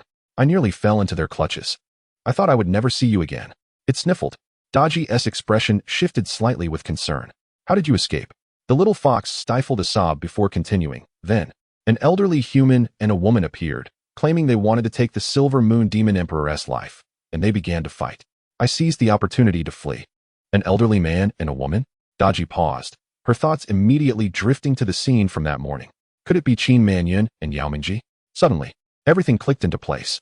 It dawned on her that their encounter that morning had not been mere coincidence. They were indeed pursuing the Silver Moon Demon Emperor. Did this mean that young Master Li had already anticipated everything? Moreover, he had orchestrated it all with such ease. Otherwise, how could Yao Mingji and Qin Manyun have appeared precisely when the six-tailed spirit fox was captured? Why, after setting out to hunt in the morning, were they fortuitously able to slay the Silver Moon Demon Emperor? It turned out that all of this was under young Master Li's control. Her gaze grew complex. Young Master Li had deliberately saved her sister and even avenged them. He had been exceedingly kind to them. The little fox, feeling reassured, perked up, huffing. The Silver Moon Demon Emperor is simply too despicable. I wonder if he is dead. Daji's expression turned peculiar as she pointed to a nearby tree. What do you see over there? Huh. The six-tailed spirit fox blinked in confusion, turning its little head to focus its gaze. Instantly, terror coursed through its body, causing every hair to bristle. The little creature clung to Daji with its tiny claws, trembling in fear. Silver Moon Demon Emperor? Sister, we must flee. Daji, at a loss for words, replied, "Take a closer look at what it truly is." Only then did the little fox cautiously peek out. Its small mouth agape and eyes widened in astonishment. Is that the fur of the Silver Moon Demon Emperor?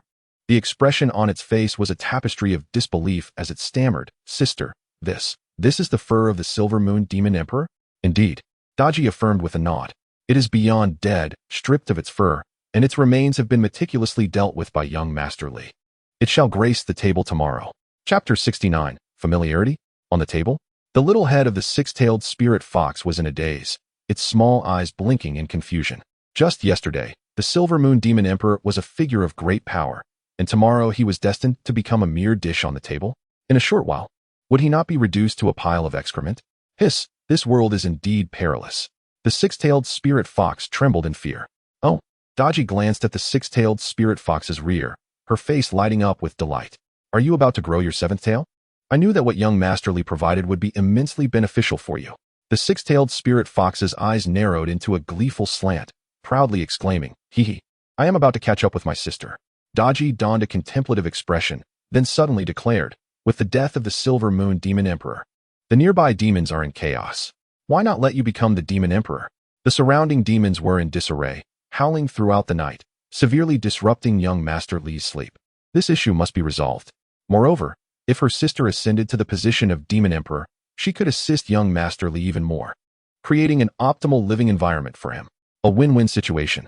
Daji's eyes sparkled with excitement. However, the smile on the six-tailed spirit fox's face gradually faded. Disbelief etched on its features as it stammered, Demon Emperor? I cannot." The six-tailed spirit fox shook its head vigorously, like a rattle drum. "Can you not aspire for greater things? You are nearing the seventh tail. Your power is almost at the out-of-body realm, yet you remain so timid." Daji sighed, gently patting the little fox's head. It was her fault for having protected it too well in the past, leaving it with little combat experience.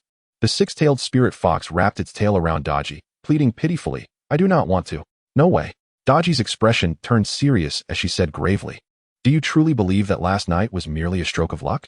Those two were sent by our master to rescue you. Not only did the master save you, but also bestowed upon you great fortune. If you cannot alleviate the master's burdens, what use are you? But I cannot defeat them. The six-tailed spirit fox drooped its ears, suggesting, how about you take the position, sister? I want to stay and serve our master. Daji shook her head, her eyes reflecting deep thought, and then said, do not worry. Listen to your sister. I will find a solution. For young Master Li. She was determined to secure the position of Demon Emperor. By the way, this is a late-night snack I specially prepared for you. A bowl of porridge, a small side dish, and an apple. Daji produced the food and placed it in front of the six-tailed spirit fox. The little fox's ears perked up, and it immediately began to feast with great enthusiasm. Having tasted the sweetness before, it felt no shame in the humble meal. Instead, it was filled with exhilaration. These delicacies, if placed in the outside world, would undoubtedly be treasures fiercely contested by all. Most importantly, they were not only imbued with the essence of the Tao, but were also exceptionally delicious. The little fox eagerly buried its head in the bowl, slurping noisily, scarcely pausing to swallow. When it finally lifted its head again, its white fur was splattered with thick porridge, a comical sight amidst its disheveled state. In the next moment, a petite pink tongue extended from the mouth of the little fox, gliding around the corner of its mouth, beginning from the right. In an instant, the remnants of food on its face vanished. Delightful, utterly delightful. The little fox contentedly patted its belly, its eyes sparkling with joy like crescent moons. Daji raised her hand and lifted it up, admonishing, do not linger in reminiscence. Hasten to cultivate and digest, striving to enhance your strength. The following day, the morning sunlight streamed into the forest. An elderly man accompanied by a woman alighted at the foot of the mountain, their expressions tinged with trepidation as they commenced their ascent. Lin Qingyun gazed around in astonishment and remarked, I never anticipated such a transformation in just a few days since my last visit. She recalled the previous gathering of countless cultivators drawn here due to the nine-tailed fox's tribulation, their luminous auras darting across the sky. To her surprise, those cultivators had departed. However, it seemed the number of spirits in the forest had increased, and they were in utter disarray. Just moments ago, she witnessed a pig demon clashing with a tiger demon, surrounded by smaller demons watching the spectacle. What could have transpired under the watchful eyes of the powerful? The rampant demons and their internecine strife suggested a lack of leadership. Lin Mufeng furrowed his brow in confusion, pondering, yet, this area is under the auspices of the Silver Moon Demon Emperor. How could such chaos arise? Lin Qingyun blurted out. Could it be that the Silver Moon Demon Emperor has perished? How could that be possible? Lin Mufeng chuckled, shaking his head. The Silver Moon Demon Emperor had reigned for over 4,000 years, equivalent to a peak stage cultivator, renowned for its swiftness. Slaying it would be an arduous task. Peak stage. Lin Qingyun gasped in astonishment. Although she had heard tales of the Silver Moon Demon Emperor, she had not realized the extent of its prowess. Her father had only recently broken through to the Spirit Division stage, while the Silver Moon Demon Emperor was at the peak stage, and a formidable one at that. In a time when Tribulation Stage Masters were absent, it represented invincibility. This matter does not concern us. Our foremost priority is to pay our respects to the Master. Lin Mufeng's tone turned grave. Please reiterate the Master's taboos. Lin Qingyun nodded, her heart racing at the thought of soon meeting the Master. As far as I know, the only taboo of young Master Li is that he perceives himself as an ordinary mortal. Moreover, he regards the treasures around him as mere trinkets, disliking being exposed. Last time, Luo Xiu incurred his displeasure by addressing him as Senior Li. A pensive expression crossed Lin Mufeng's eyes, and then he smiled. I see. The Master must have returned to simplicity. He has transcended the celestial realm, perhaps achieving the great Tao. To him, there is no distinction between immortals and mortals, nor between treasures and mundane objects. This is akin to how mortals are fond of accumulating wealth. However, should a mere mortal before you chatter incessantly about money, it would surely evoke a sense of annoyance, for you are not of the same caliber. The pursuit of immortality, as we perceive it, is similarly regarded by the enlightened, who naturally harbor a disinclination towards our trivial pursuits. Lin Mufeng's tone was imbued with reflection, acknowledging that the realm of the exalted is beyond our comprehension. His actions were laden with profound significance, and our sole duty was to acquiesce. One must maintain a steady disposition and never provoke the displeasure of the enlightened. Before long, the courtyard appeared within their sight. Father, that is the place, Lin Mufeng remarked with a nod, exclaiming, it seems both concealed and manifest, both mundane and extraordinary. It is indeed worthy of a dwelling for the exalted. Lin Qingyun stepped forward with measured grace and inquired respectfully, "May I ask if Master Li is at home?" Shortly thereafter, with a creak, the main gate swung open. Daji peeked her head out, and upon seeing Lin Qingyun, she exclaimed, "Oh, it's you." Lin Qingyun, recognizing Daji, quickly bowed and said, "Qingyun pays her respects to Miss Daji." She was, after all, a nine-tailed celestial fox in disguise, a being who could accompany the exalted, and thus belonged to a realm that should never be offended. Lin Mufeng, aware of Daji's status, hastily added, "I am Qingyun's father, Lin Mufeng. It is a pleasure to meet you, Miss Daji." Daji smiled gently, "No need for formalities. I must thank you for the spiritual herbs you sent last time. Please, come in." Apologies for the intrusion. Lin Qingyun and Lin Mufeng entered the courtyard with a blend of reverence and trepidation. Compared to Lin Qingyun's previous visit, the courtyard had undergone a remarkable transformation. A large black dog lay quietly in one corner, dozing with half-closed eyes. By the flowing water, a jade-hued rockery shimmered with iridescence. Surrounding it were various potted plants, each blooming with exotic flowers and herbs. Xiaobai was diligently watering these potted plants with a watering can. It was a scene of serene contentment, imbued with poetic charm. Yet why did these potted plants seem oddly familiar? Chapter 70. The transmission of the Tao. Lin Mufeng and Lin Qingyun simultaneously rubbed their eyes, subsequently widening them in astonishment. Alas! Is this not the 16 exquisite spiritual herbs that were sent out? This has been planted? A tempest of emotions surged within them, their minds blank, nearly bereft of the ability to think. They had contemplated countless possibilities, yet never imagined that the spiritual herbs they had given away would be cultivated by young Master Li. Moreover, observing the flourishing state of these herbs, they appeared to be thriving far beyond their original condition. Gazing at these familiar yet unfamiliar spiritual herbs, Lin Mufeng's expression became immensely complicated. A true master. No wonder he is a master. To cultivate exquisite spiritual herbs as mere ornamental plants is bound to drive others to madness upon witnessing it. Taking a deep breath, Lin Mufeng managed to calm his turbulent heart, forcing himself to divert his gaze from the herbs and shift his attention. The foam mountain before him was quite appealing. Seemingly carved from translucent jade, aesthetically pleasing and unique, a truly rare decorative piece. Why are there droplets of water in the center of this foam mountain? Lin Mufeng was momentarily taken aback. Then his expression changed dramatically as he gasped in astonishment. Could it be a millennium of mysterious ice liquid? Then this foam mountain is indeed millennium ice? His heart raced at the thought. This was the treasured artifact of the Lingxian Dao Palace, now presented as mere decor for an esteemed individual? In light of this, it seems my exquisite spiritual herbs being used as ornamental plants is already a privilege. As for that little white creature watering the plants, it must be the spiritual tool my daughter mentioned. Suddenly, Lin Mufeng was overwhelmed by a wave of melancholy, feeling a tinge of inadequacy. This courtyard is so opulent. I truly should not be here. I am unworthy. Please, have a seat. Daji's voice drew Lin Mufeng and Lin Qingyun back to reality. Lin Mufeng quickly composed himself, awkwardly inquiring, "I apologize for my earlier rudeness. May I ask if young Master Li is home?" Daji nodded. "He is in the backyard. Please take a seat." The two cautiously settled down, shrinking into their seats with a sense of trepidation. Daji paid them no mind, lost in thought as she gazed at the stone table before her, where a chessboard lay, displaying an ongoing game. To his surprise, Daji was quite the chess player. Lin Mufeng curiously glanced at the chessboard, and suddenly, his pupils constricted, his entire being quaking as if his soul had been dislodged. The black and white pieces on the board intertwined, gradually transitioning from stillness to motion, morphing into the energies of yin and yang, engaging in a fierce battle within Lin Mufeng's mind. Clearly, this was a stalemate, with the black pieces holding the advantage, while the white pieces were left with no choice but to retreat. Had this merely been an ordinary game of chess, it would have been manageable. However, here, the black and white pieces symbolized two opposing ideologies, irreconcilable in nature. The paths diverge, and thus they do not conspire together. Lin Mufeng's eyes gradually reddened, becoming deeply engrossed in the game, as if his own beliefs were being challenged, yet he found himself powerless to retaliate. He earnestly sought a way to break the deadlock, only to discover that every path led to a cul-de-sac. Had he erred in his own course? His complexion paled, and his eyes were bloodshot. At that moment, Daji, holding a white piece, gently placed it on the chessboard. Buzz! It was as if a stone had been cast upon a tranquil surface, sending ripples cascading outward.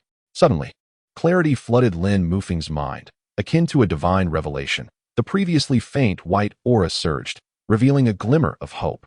His eyes blinked rapidly, snapping him back from his previous state. Though mere moments had passed, he was drenched in sweat. Lin Mufeng turned to Daji and, rising respectfully, expressed, "I am profoundly grateful for your guidance, Miss Daji. It is a debt I shall never forget." This game of chess had sharpened his understanding of his own path, akin to a fortuitous encounter. "This is a game set by the master. You merely happen to be in attendance," Daji remarked casually, then fixed her gaze on Lin Mufeng, stating solemnly, "If you assist the master diligently, opportunities will come easily. Otherwise, prepare for your soul to scatter." Lin Mufeng hastily replied, "Miss Daji, you jest. Even if I had tenfold courage, I would not dare show the slightest disrespect to young Master Li." "It is best to abide by that," Daji nodded, then added, "Now, quickly return to your seat and act as though nothing is amiss. My master dislikes excessive noise." I understand," Lin Mufeng nodded repeatedly, having received specific instructions from Lin Qingyun regarding this matter. Creak. At that moment, Lin Nianfan entered from the backyard, holding several mushrooms. "Oh, we have guests," he exclaimed. Both Lin Mufeng and Lin Qingyun promptly stood up. Lin Mufeng respectfully said, "I am Lin Qingyun's father. I hope young Master Li will not take offense at my uninvited presence." "Not at all. Just look at how beautiful the bonsai in this courtyard are, thanks to you," Lin Nianfan replied with a smile. "By the way, were you satisfied with the tea leaves I sent you last time?" "Young Master Li is indeed aware of my breakthrough thanks to the tea leaves," Lin Mufeng quickly responded. "I was extremely satisfied, beyond satisfaction." "I'm glad to hear that." Lin Nianfan nodded. Turning to Xiaobai, he instructed, "Xiaobai, please prepare these mushrooms. Let us have mushroom stew for lunch." "Understood, Master," Xiaobai replied, promptly getting to work. Seizing the opportunity, Lin Mufeng produced a black wooden box and presented it to Lin Nianfan, saying, "As this is my first visit, please accept this small token of goodwill." "You are far too courteous," Lin Nianfan remarked, shaking his head. Intellectuals always placed great importance on etiquette, and it seemed they never came empty-handed. He accepted the box from Lin Mufeng, opened it, and discovered a crystal orb nestled within. This crystal orb bore no difference from those Lin Nianfan had seen in gift shops in his past life, perfectly fitting in the palm of his hand. His eyes sparkled with curiosity as he took the orb out and examined it closely. Suddenly, the orb emitted a faint glow, projecting an image within as if it were a film. Before them stood an elderly man with flowing white hair, his youthful visage exuding an ethereal charm. A celestial aura enveloped him, and as he formed intricate hand gestures, it appeared he was invoking a profound spell. Gradually, crimson flames ascended around him, and before long, the fire coalesced into a magnificent firebird that soared into the heavens, letting out a resounding cry. Daji's expression shifted slightly, revealing a hint of astonishment. Meanwhile, Lin Qingyun's pupils dilated in shock, causing her to instinctively cover her mouth with her hand. Is it the Taoist relic?" she gasped internally, casting a disbelieving glance at her father, her heart surging with tumultuous waves, for this was the very essence of the Lingyun Immortal Pavilion's legacy. Chapter 71, The Television. Surprisingly voice-controlled, third update. The Doctrine Relic, a treasure known to all disciples of the Lingyun Immortal Pavilion, embodies one of its mystical arts.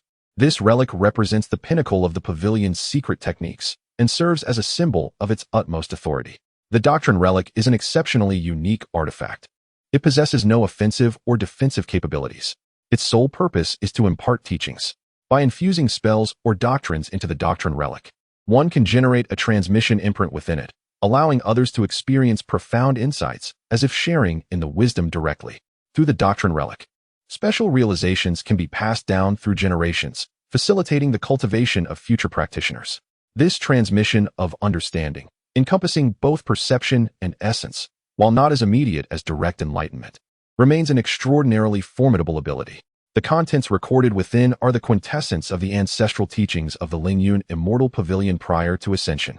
With the aid of the Doctrine Relic, regularly studying the path left by the ancestor significantly enhances one's cultivation efficiency, making it undoubtedly the most treasured artifact of the Lingyun Immortal Pavilion. Unlike Lin Qingyun's astonishment, Lin Mufeng felt no remorse. Instead, he feared that his gift might fail to impress. If even the Linxian Dao Palace brought forth a millennium of profound ice, surely he could present his Doctrine Relic. He felt relieved that he had resolved to bring something substantial. Had his offering been meager, it would surely have left a poor impression on the esteemed figures. What use would a multitude of Doctrine Relics serve then? Upon witnessing the scene within the crystal ball, Li Nianfan exclaimed in astonishment, "A television?" This realm of cultivation is truly fascinating, as it requires no electricity, yet offers many items reminiscent of my past life. Indeed, befriending cultivators brings endless advantages. Otherwise, how could I have collected such an array of intriguing artifacts? Although these items may hold little significance for cultivators, for an ordinary mortal like myself to acquire them would be nothing short of a whimsical dream. Lin Qingyun could not help but inquire, "Young Master Li, what exactly is this television?" "Oh, it is a small trinket from my homeland," Li Nianfan chuckled, reminiscing. "It showcases a myriad of entertaining programs, and the content is often splendid, allowing one to choose programs of personal interest. I recall enjoying martial arts effects the most back then. Alas, since arriving here, there has been no entertainment. How dull. This crystal ball pales in comparison to a television, being not only limited in duration but also singular in nature. Even the special effects are rather mediocre. The fire sparrow, when compared to the effects of my former life, falls woefully short." However, these words struck Lin Mufeng and Lin Qingyun like thunder, leaving them stunned, their minds buzzing with implications. They immediately began to reconstruct the implications in their minds. Clearly, young Master Li's homeland referred to the immortal realm, and the so-called television was undoubtedly an artifact of a level far beyond that of the doctrine relic. Not only could it store multiple spells and mystical arts, but it also allowed for the selection of various teachings. Young Master Li's favorite was the inheritance of combat techniques. It is highly probable that young Master Li was once a fervent warrior who, after conquering all adversaries in the celestial realm, felt a profound solitude amidst the mastery and thus chose to descend to the mortal world, embracing the life of an ordinary being. Lin Mufeng and Lin Qingyun regarded him with even greater reverence. Had they not been aware of Li Nianfan's taboos, they might have found themselves kneeling in worship. Li Nianfan shook his head, a shadow of disappointment crossing his features as he remarked, "Indeed, it is an intriguing little trinket. But alas, the content within is rather lackluster. Might it be exchanged?" Was he truly expressing disdain for the ancestral legacy? It seemed he indeed held it in low regard. Lin Mufeng and Lin Qingyun shrank back in humility, not daring to breathe. Yet, in the next moment, a flicker of light illuminated the crystal orb, and the recorded images vanished, as if they had been entirely erased. What could this mean? Lin Mufeng stood dumbfounded, his body trembling, feeling as though his blood had reversed course, the hair on his body standing on end in fear. The ancestor had never mentioned that the recorded contents could be obliterated. His eyes moistened, a wave of melancholy washing over him. It seemed the legacy left by the ancestor had truly vanished without a trace. However, if the ancestor were present, he would likely comprehend the situation. Li Nianfan, on the other hand, chuckled in delight, exclaiming, "Who would have thought there truly is a deletion function, and it operates by voice command?" The corners of Lin Mufeng's eyes twitched as he forced an awkward smile and replied, "Indeed."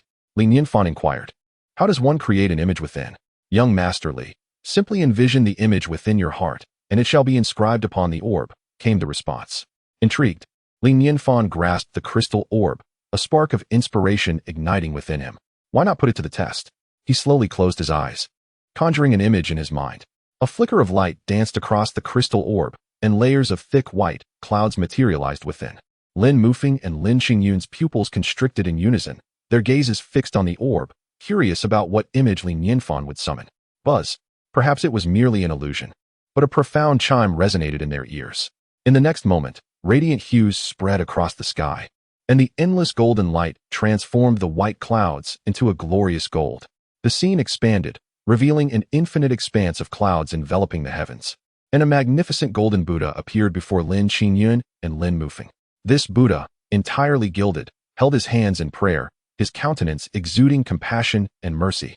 His figure was immense, transcending the very fabric of the universe, while the clouds encircled his waist like a belt. Gasping for breath, Lin Mufeng and Lin Qingyun felt an overwhelming pressure emanating from this figure, nearly suffocating them. He was too powerful, too terrifying. The entire cosmos seemed to lie within his dominion, and an endless resonance of Tao echoed around them, transforming into a melodic chant that reverberated throughout the space. Their minds blanketed in awe. They felt as though mere ants standing before a being of unparalleled strength, the sensation of insignificance threatening to engulf them entirely. What manner of existence was this? How could such a formidable presence exist in the world? What does even a celestial being amount to in his presence? The scene has yet to conclude. Before our eyes, the colossal hand of the Buddha unfolds, revealing a defiant monkey nestled within its palm.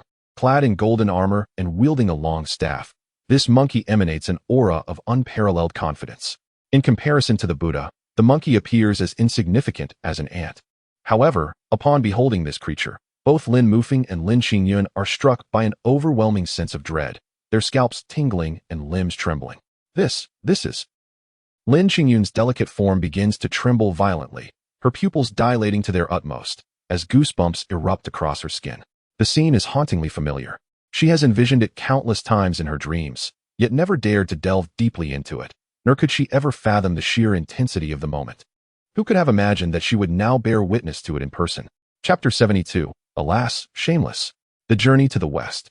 The Buddha of Enlightenment. Five-Finger Mountain.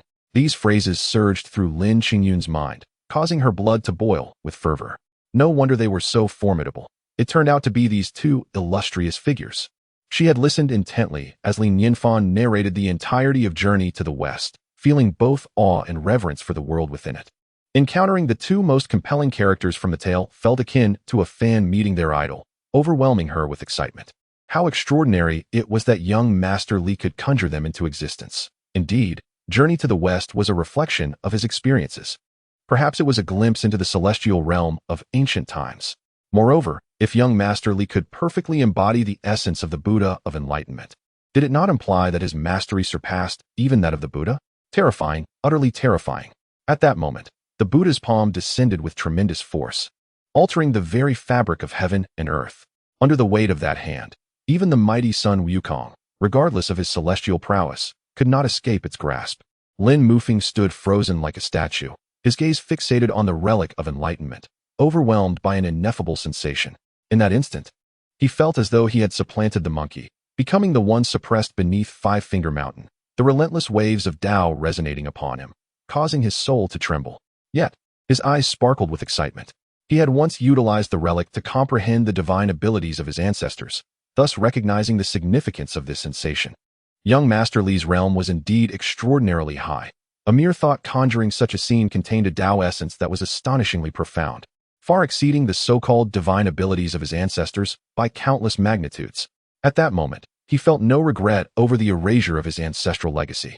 Possessing such a relic that could evoke such imagery was not merely a treasure in the world of cultivation. It was likely a priceless gem even in the celestial realm. And now, he was privileged to partake in this profound experience. A tremendous opportunity. An extraordinary boon. Young Master Li must have been immensely pleased with this television, bestowing upon him this grand chance. He would thrive. Even if he could only grasp a single strand of insight, it would suffice for a lifetime. Boom, boom, boom. The palm enveloped in a golden aura transformed into a colossal mountain, descending from the heavens, ultimately pinning Sun Wukong beneath it. The vision ceased. Li Nianfan opened his eyes, witnessing the crystal orb indeed begin to display the scene of Five-Finger Mountain, immediately breaking into a smile. What a marvelous treasure. With this artifact, life would no longer be mundane. Even a self-imagined television series was far better than having no entertainment at all. Li Nianfan, eschewing formality, declared, "I shall accept this television. My heartfelt thanks to both of you. You are too kind, young master. It is merely a trifle," Lin Mufeng replied, his heart racing with exhilaration, a promising beginning. Li Nianfan nodded an invitation. As the hour grows late, why not stay for a meal? Lin Mufeng instinctively prepared to politely decline, but Lin Qingyun eagerly interjected. "Then I shall trouble you, young Master Li." Li Nianfan chuckled heartily. "It's no trouble at all. Today, by coincidence, you've arrived just as I prepared a mushroom stew with the large eagle I caught yesterday. You are in for a treat. Master, everything is nearly ready," came the timely voice of Xiaobai. He emerged carrying a massive black clay pot filled with various ingredients for the stew, with the mushrooms and vegetables neatly sliced and arranged, awaiting the addition of water for simmering. Li Nianfan smiled slightly, noting that the timing was just right. "Please, take a seat for a moment while I check on things." At this moment, Lin Qingyun leaned in to whisper to Lin Mufeng. "Father, you almost missed a tremendous opportunity." "What opportunity?" Lin Mufeng asked, still somewhat bewildered, his brow furrowing. "It's rather impolite to accept so directly. One must be cautious not to offend someone of high stature." "Father, have you forgotten what I told you about by Luoxuan's breakthrough with plain rice porridge last time?" Lin Qingyun replied, exasperated. "The food of a master is not ordinary fare. This is an extraordinary stroke of luck." Lin Mufeng's eyes brightened with realization, but he shook his head and admonished, "Your composure still lacks refinement. Even if it is a great opportunity, one must not act with such presumptuousness. The blessing of a master is a privilege, if it is not offered. We cannot shamelessly demand it. One must first graciously decline before accepting. How can one be so impolite? Be more prudent next time, do you understand? Lin Qingyun stuck out her tongue, feeling a bit apprehensive. Father, I was wrong. Do you think young Master Li might be angry? Lin Mufeng sighed lightly. Who can truly fathom the thoughts of a master? Let us hurry and lend a hand, hoping to salvage a bit of our image in his eyes. They cautiously approached Li Nianfan, bowing respectfully. Young Master Li, is there anything we can assist you with? Li Nianfan instinctively glanced at the nearby woodpile, then smiled and shook his head. As guests, you need only sit and wait. That won't do. We cannot accept without giving in return. Lin Mufeng understood the unspoken intent and strode over to the woodpile, rolling up his sleeves. Young Master Li, I shall take on the task of chopping the wood. Seeing his enthusiasm, Li Nianfan felt it unnecessary to protest further, reflecting on how fortunate he was to know such amiable cultivators. Perhaps this was his fortunate charm? Though I am but a mortal, with a touch of luck, I seem to attract good-hearted individuals. Will this ensure a life free of worries for me? This charm is quite delightful. I am fond of it. Li Nianfan's smile widened. Lin Mufeng settled in front of the woodpile, glancing around, and casually picked up the renowned demon-slaying sword resting beside it. His expression turned complex, filled with myriad emotions, as he marveled at the legendary blade sought after by countless demonic cultivators. It was said that possessing it equated to receiving a blessing from the demon realm. Who would have thought it would end up serving as a mere wood-chopping tool? In days of yore, Lin Mufeng would have likely steered clear of the devil's false sword. Yet now he approached it with unwavering confidence. Where are your demonic powers now? Aren't you formidable? Lin Mufeng mused as he scrutinized the sword, reminiscent of the Taoist relics he had previously offered. Such items, once boastful and proud, now diminished to meekness in the presence of a true master, shedding their pride without hesitation. How utterly shameless. But enough of that. I must hasten to gather firewood and strive to showcase my abilities before the esteemed figure. Lin Mufeng positioned a piece of timber, then raised the devil's false sword, bringing it down with great force. Thud! The sword embedded itself merely 3 inches into the wood and came to an abrupt halt. Lin Mufeng was left in a state of disbelief. What is happening? Shouldn't my strike have cleaved it effortlessly in two? Chapter 73. The master is testing me. Could it be that the demon-slaying sword is ineffective? That seems implausible. Lin Mufeng glanced at the demon-slaying sword, then at the piece of wood. Suddenly, his pupils constricted, and he nearly leapt off the ground. Spirit wood. He hastily picked up the wood and scrutinized it closely, his eyes nearly pressing against it. Spirit wood. Indeed, it is spirit wood. What have I just done? I actually struck spirit wood with a sword.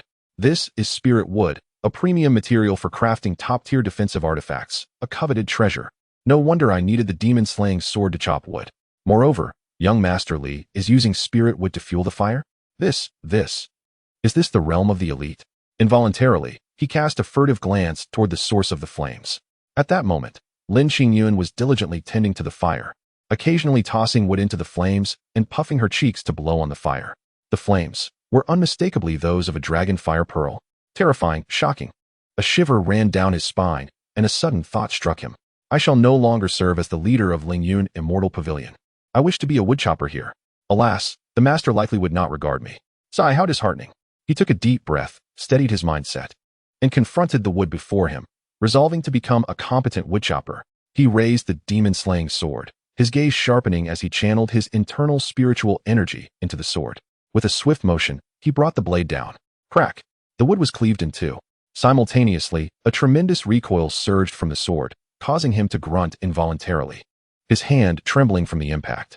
Lin Mufeng marveled internally. It is indeed said that spirit wood possesses a recoil attack characteristic, and this is no exaggeration. He dared not linger, adjusted the wood, and once more lifted the demon-slaying sword, bringing it down with fervor. Crack! Another piece was severed. However, the recoil struck him again, sending a tingling sensation through his hand. Even for cultivators, such chopping could lead to injury. Yet, Lin Mufeng's eyes sharpened with realization. I understand now. The master is clearly sending me a message. My daughter was so disrespectful just now. She must have offended him. And thus he has tasked me with chopping wood as a lesson. Having grasped this, he felt no trepidation. Rather, he exhaled deeply in relief. Since the master has given me a lesson, his displeasure must have diminished somewhat, which is a positive outcome. I must chop wood diligently to earn the master's approval. With renewed determination, he continued to raise the demon-slaying sword, striking down relentlessly. Crack, crack. One piece of spirit wood after another was cleaved in two, and beads of sweat began to form on Lin Mufeng's brow. Although he was subjecting himself to hardship, his heart grew increasingly at ease. The master must see my sincerity and thus temper his ire. Gradually, his hands began to tremble slightly, his spiritual energy nearly depleted, leaving him more fatigued than after a fierce battle. Beyond physical exhaustion, his heart quivered as well. These are all spiritual woods. I am fortunate enough to be able to chop them piece by piece. In the past, I wouldn't have dared to even imagine this. It feels like a dream. Who would dare to compete with me in flaunting wealth now? I am a man who has chopped spiritual wood. Nianfan, not far away, inadvertently noticed that Lin Mufeng's complexion had turned pale and beads of sweat were forming on his brow, causing a twinge of concern in his heart. What is going on? It's just chopping wood. Is it really necessary to react this way? Could it be that this old man has sustained some hidden injuries from past battles? Nianfan quickly called out, "Old Lin, that's enough. Come over here. No need to chop any further." "Ah, all right." Lin Mufeng immediately felt a surge of joy, sensing that young Master Li's temper had cooled. At that moment, his hand gripping the demon-slaying sword had turned crimson, and the skin around his tiger's mouth was faintly cracking, as the spiritual force within him was in turmoil, resulting in significant injury. Casually approaching the table, he was instantly met with a rich aroma wafting from the pot. Gulp! As soon as the fragrance entered his nostrils, Lin Mufeng could not help but swallow, and saliva began to rapidly accumulate in his mouth. How delicious! Such an enticing scent must indicate that the food is exquisite. Since embarking on the path of cultivation, this was the first time he felt an impulsive craving for food. His gaze inadvertently fell upon the clay pot. The pot was covered with a lid, leaving only a small opening from which white steam was bubbling forth, gently tapping against the lid with a soft sound. Below, the flames blazed fiercely, causing the spiritual wood to transform into charcoal. Seeing such a lavish scene, the corners of Lin Mufeng's mouth twitched slightly. Meanwhile, Lin Qingyun crouched beside him, her beautiful eyes fixated on the clay pot, her saliva ceaselessly flowing, occasionally swallowing hard, her mouth unconsciously glistening with drool. Although Daji often enjoyed delicious food, her eyes were also glued to the pot, displaying an expression of eager anticipation. Before long, the steam emanating from the pot increased noticeably, and the lid began to crackle. Almost ready. Li Nianfan smiled slightly and lifted the lid. Instantly, a dense cloud of white smoke billowed forth, enveloping the clay pot and obscuring its contents. Accompanying this was an incredibly enticing aroma. The rich fragrance wafted through the air, sliding into the mouth like a tangible entity, tantalizing the taste buds and igniting an insatiable appetite. Sizzle! Daji and the others simultaneously inhaled sharply, their eyes fixated on the contents of the pot.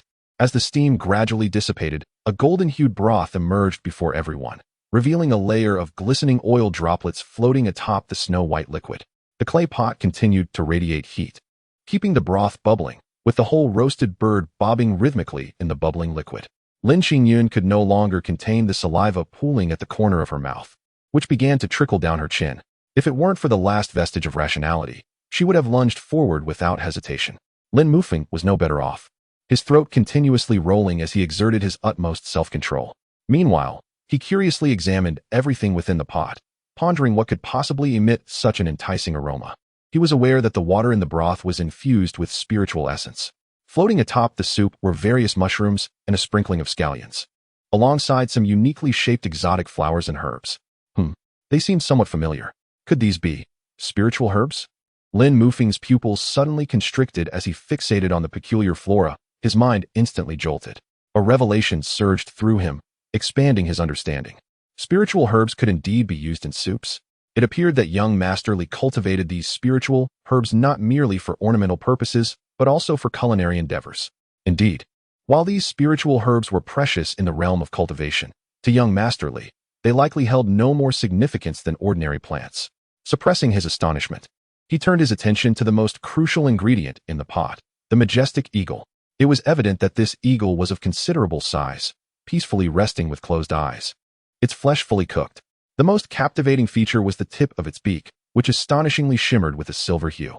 My goodness! The Silver Moon Demon Emperor. Chapter 74.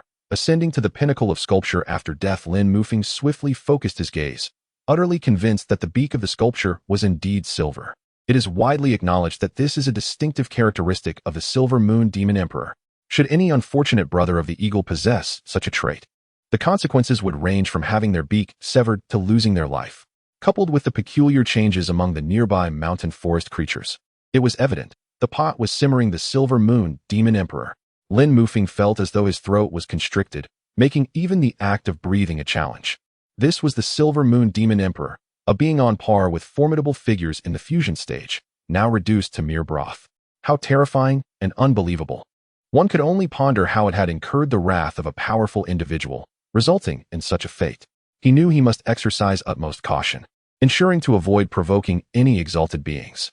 Lin Qingyun also observed the spiritual herbs floating atop the broth, her fair face instantly reflecting shock as she involuntarily spoke. Young Master Li, are those spiritual herbs? Indeed, Li Nianfan replied with a smile. Daji's injuries have nearly healed, and these herbs are of little use to me now. However, they seem perfectly suited for a medicinal dish. He assumed that the spiritual herbs sent by Emperor Luo and Lin Qingyun were merely ordinary healing herbs from the realm of cultivation. Considering both he and Daji were mere mortals, even if injured, higher-tier herbs would likely be unnecessary. Since they were ordinary herbs, their properties should be relatively mild, which inspired the notion of preparing a medicinal dish, unexpectedly fitting. These herbs had grown splendidly, requiring only a modest amount for the dish, akin to chives, allowing for periodic harvesting, perfectly ideal. Lin Qingyun was left utterly dazed. Of no use? She couldn't help but bitterly chuckle inwardly. Indeed, what utility could these spiritual herbs hold for someone like young Master Li, who had transcended the heavens? They were merely aesthetically pleasing. It seemed her father was correct. The exalted being was merely testing their sincerity. Both Lin Qingyun and Lin Mufeng inhaled deeply, suppressing their racing hearts. Woof woof woof. Dahei had already dashed out of the room, squatting by Li Nianfan's feet, incessantly rubbing his head against Li Nianfan's calf. Dahei, settle down. You shall not be neglected. Li Nianfan promptly pressed down on Dahei's head, a slight frown creasing his brow. I can't shake the feeling that something is still missing. After a moment of contemplation, his eyes suddenly sparkled as he approached the artificial mountain. Hey there, 5 drops of jelly, please. Drip, drip. 5 drops of jelly swiftly fell, each drop intact. Li Nianfan took the 5 drops and unhesitatingly added them to the clay pot, a look of satisfaction spreading across his face. This should be just about right. My pursuit of culinary perfection is indeed flawless. Having ventured alone into the realm of cultivation, remaining merely immortal, savoring exquisite cuisine had become Li Nianfan's greatest delight. Thus, he was resolute in his quest to achieve perfection in gastronomy. Lin Qingyun and Lin Mufeng were left utterly bewildered by this series of actions, their minds rendered incapable of thought, their mouths agape in astonishment. Unable to close for an extended period, Li Nianfan gazed at their expressions, feeling an overwhelming sense of satisfaction. Haha. It seems they have been utterly captivated by my culinary creations. What of immortals? They too possess desires, and the innate yearning of humanity is singular, to eat. While celestial beings may fast, they are evidently unable to resist the allure of exquisite food. The delicacies I have prepared would surely tempt even the most ascetic of beings. A sense of delight filled Li Nianfan's heart. This is what one might call envying mortals rather than the divine. It is time to indulge. A simple phrase instantly roused Lin Qingyun and Lin Mufeng from their reverie. They quickly clasped their jaws shut, too astonished to react, their expressions transforming into an insatiable craving for the feast before them. Celestial broth. This is undoubtedly celestial broth, crafted from spiritual wood for fuel, ignited by the dragon fire pearl, infused with spiritual water, seasoned with ethereal herbs, and enhanced by the essence of millennium-old ice, simmered with the silver moon demon monarch. Should the cultivators beyond these walls learn of this, countless souls would be driven to madness. Lin Mufeng gazed with a complex expression at the serene silver moon demon monarch simmering in the pot, silently mused. My friend, you could never have imagined that in death you would ascend to the pinnacle of culinary artistry.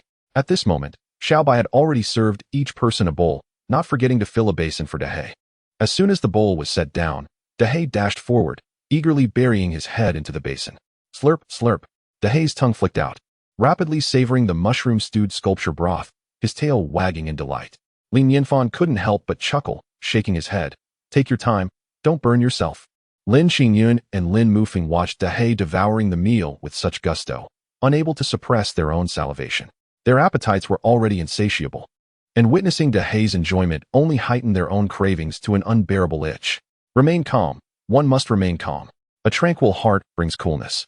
One must maintain composure in the presence of greatness. They constantly reassured themselves internally, feigning restraint as they slowly lifted their bowls.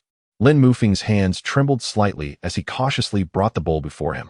The bowl was a delicate piece of blue and white porcelain, the base as smooth and white as jade, while the body was adorned with azure lines that flowed like misty rain. The patterns were both rhythmic and ethereal, skillfully crafted with varying thicknesses, exquisite beyond words. Gently blowing on the broth, the golden layer of oil parted, revealing the rich, creamy soup beneath, its intoxicating aroma wafting tantalizingly toward his nostrils. Unable to withstand the temptation any longer, he took a delicate sip, and his body trembled instantly. The broth danced between his lips and teeth, releasing an indescribable flavor that enveloped his entire mouth, lingering long after. As he swallowed, a warm sensation spread throughout his body, leaving a lingering aftertaste infused with the fragrance of spiritual herbs, intertwined with the unique savor of the sculpted meat, bestowing an invigorating experience. Delicious. Exquisitely delicious. This bowl of broth was not merely luxurious. Its taste was nothing short of sublime. A profound emotion surged within Lin Mufing, an impulse to weep overtaking him. Oh, how unexpected it is that in my lifetime, I have the fortune to savor such a rare delicacy. Even in death, I would have no regrets. Master Li is truly my benefactor, showing me unparalleled kindness. At this moment, it is not merely the extravagant nature of the soup that captivates me. Even if it were just an ordinary broth, its exquisite flavor is an unparalleled stroke of fortune. Lin Mufing could hardly contain himself, yearning to press the bowl against his face. Gulp, gulp. His Adam's apple bobbed incessantly. The soup, akin to fine wine, was consumed in one swift motion. He licked his lips, savoring the delectable and rich flavor, lingering in its aftertaste. Holding the empty bowl, he gazed longingly at the remaining broth in the pot. Just as he was about to shamelessly request another serving, he suddenly felt an overwhelming heat enveloping his entire being. Boom, boom, boom. Before he could contemplate further, his mind erupted, an inexplicable essence surged within him, plunging him into a state of bewilderment. Chapter 75. The Refrigerator, a subtle hint from the Master. The rhythmic flow of Taoist principles surged through Lin Mufing's mind like a tidal wave, inundating him with relentless fervor. Simultaneously, an abundance of spiritual energy ascended from his dantian, permeating every fiber of his being. It was overwhelming, almost suffocating. Steady yourself, he reminded himself, striving to maintain composure. He began to swiftly digest the influx of energy, constantly cautioning himself to avoid causing any disturbance in the presence of the esteemed master, lest he provoke displeasure. On the other side, Lin Xingyun gazed reverently at the bowl of exquisite soup before her heart racing with uncontainable excitement. This was no ordinary broth. It was a veritable treasure trove, likely unmatched in value throughout the entire realm of cultivation. Is this what it means to be a master? Even a mere trickle of this divine concoction could bestow a lifetime of benefits. With a gentle hand, she lifted a spoonful, delicately bringing it to her lips. The velvety broth danced upon her tongue, exploding with unparalleled flavors that captivated her every sense, causing her entire being to awaken in joyous exuberance. Gulp! The smooth liquid flowed down her throat, leaving a fragrant trail that nourished every corner of her being. A soft sigh escaped her lips as her eyes fluttered shut, surrendering to an unprecedented satisfaction. Lingering on her palate was a morsel of the exquisite meat. A gentle bite revealed a harmonious texture that ignited her senses. The slow-cooked mushroom and game soup had rendered the meat tender and delectable, perfectly balanced, not too tough to swallow, nor too mushy to lack flavor. Combined with the lingering broth, it provided an immensely pleasurable experience. Delicious. She found herself at a loss for words to describe the soup, realizing for the first time how limited her vocabulary was. Just as she was about to savor a second spoonful, a blush crept onto her cheeks. Her entire being resonated with spiritual energy, her mind enveloped in clarity. After a prolonged moment, Lin Mufing regained his composure, gazing at the pot of chicken soup with astonishment. What was this phenomenon? While he could comprehend the enhancement of spiritual power due to the infusion of various herbs, the presence of Taoist principles was utterly baffling. Though less potent than the tea he had previously tasted, the sheer volume before him was staggering. How terrifying and unfathomable. Was Taoist essence so trivial to a master? He scrutinized the pot once more, his eyes wide with determination to uncover the source of the Taoist energy. The mountain game was certainly not the answer, nor were the precious herbs, the millennium-old ice liquid, or the spiritual water. That left only the mushrooms and the garnishing scallions. A sharp gasp escaped him at this revelation, sending shivers down his spine. He forcibly suppressed his astonishment, cautiously ladling another bowl for himself, deliberately including a piece of mushroom. This time, he refrained from gulping it down in one go. Instead, he took a small sip, savoring the essence of the mushroom. The mushrooms, having been soaked in the broth, had become exceptionally tender, with most of their flavors seamlessly merging into the soup. Although still delectable, they paled in comparison to the experience of sipping the broth itself. Lin Mufeng was not preoccupied with the taste. Instead, he gently took a bite of the mushroom. As it split in two, a profound sensation enveloped him, clearing his mind entirely. Could it be that this mushroom truly contained the essence of Tao? He was utterly bewildered, having assumed that the most ordinary ingredients in this pot of soup were the mushrooms and chopped green onions, only to discover they were, in fact, extraordinary. Mushrooms and green onions infused with the essence of Tao. This was nothing short of unprecedented. My understanding of the Tao still requires refinement. Given that these are cultivated by a master, how could they possibly be mundane? Lin Lao, Lin Gu, what are you doing? You're eating rather slowly. Li Nianfan remarked curiously. Is the soup not to your liking? The two were lost in their thoughts. Lin Mufeng had only consumed one bowl and remained in a daze, while Lin Xingyun had merely taken a tiny sip before becoming entranced. Lin Mufeng trembled, his heart racing, and quickly replied, "Of course not. This soup is undoubtedly the most exquisite thing I have ever tasted. I am simply savoring it. Yes, it is so delicious that I cannot help but relish the flavors." Lin Xingyun nodded vigorously in agreement. "Indeed, Li Gongzi, we are merely savoring it. It is far too delicious to resist." "That's wonderful to hear. But it's best to savor it after you finish eating," Li Nianfan said with a smile. Truly, such refined individuals. They approached their meal as if it were a fine tea ceremony, taking time to relish each bite. However, this demonstrated their profound respect for culinary artistry. Upon hearing Li Nianfan's words, Lin Mufeng and Lin Xingyun exchanged conflicted glances. Eating slowly might come across as disrespectful to a master, yet eating quickly left no time for proper digestion. Never mind, they thought. They must not risk displeasing the master. Gritting their teeth, they hastened their pace. This decision resulted in an overwhelming accumulation of Tao essence and spiritual energy within them, leaving no time for digestion, causing their bodies to heat up, their minds to thrum with intensity, and their stomachs to feel uncomfortably full. Nevertheless, they dared not show any signs of distress, enduring the discomfort with gritted teeth. As they pushed themselves to their limits, sweat dripped from their brows, their breaths came in quick gasps, their faces flushed, and their heads felt slightly dazed. Although their reactions were somewhat exaggerated, sweating profusely while drinking soup was not entirely unusual. Li Nianfan himself felt comfortably warm, and, thus, found nothing particularly strange about it. However, he glanced at the remaining half-pot of soup, furrowing his brow as he muttered, "Now that we even have televisions, it's a pity we lack a refrigerator. The remaining soup will have to be discarded." A refrigerator? An implication. The moment for me to shine has arrived. Lin Mufeng's breathing quickened even more. Taking a deep breath, he forcefully suppressed the chaotic spiritual energy within him and hoarsely asked, "Li Gongzi, what is a refrigerator?" Li Nianfan casually remarked, "It is merely a small contraption for storing food, endowed with freezing capabilities, which can be utilized to extend the preservation period of edibles."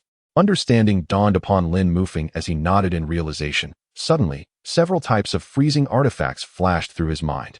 However, he soon shook his head, dismissing these artifacts outright. For a master, these tools were far too rudimentary, akin to refuse, unworthy of his consideration. The master's hint could not possibly be so simplistic.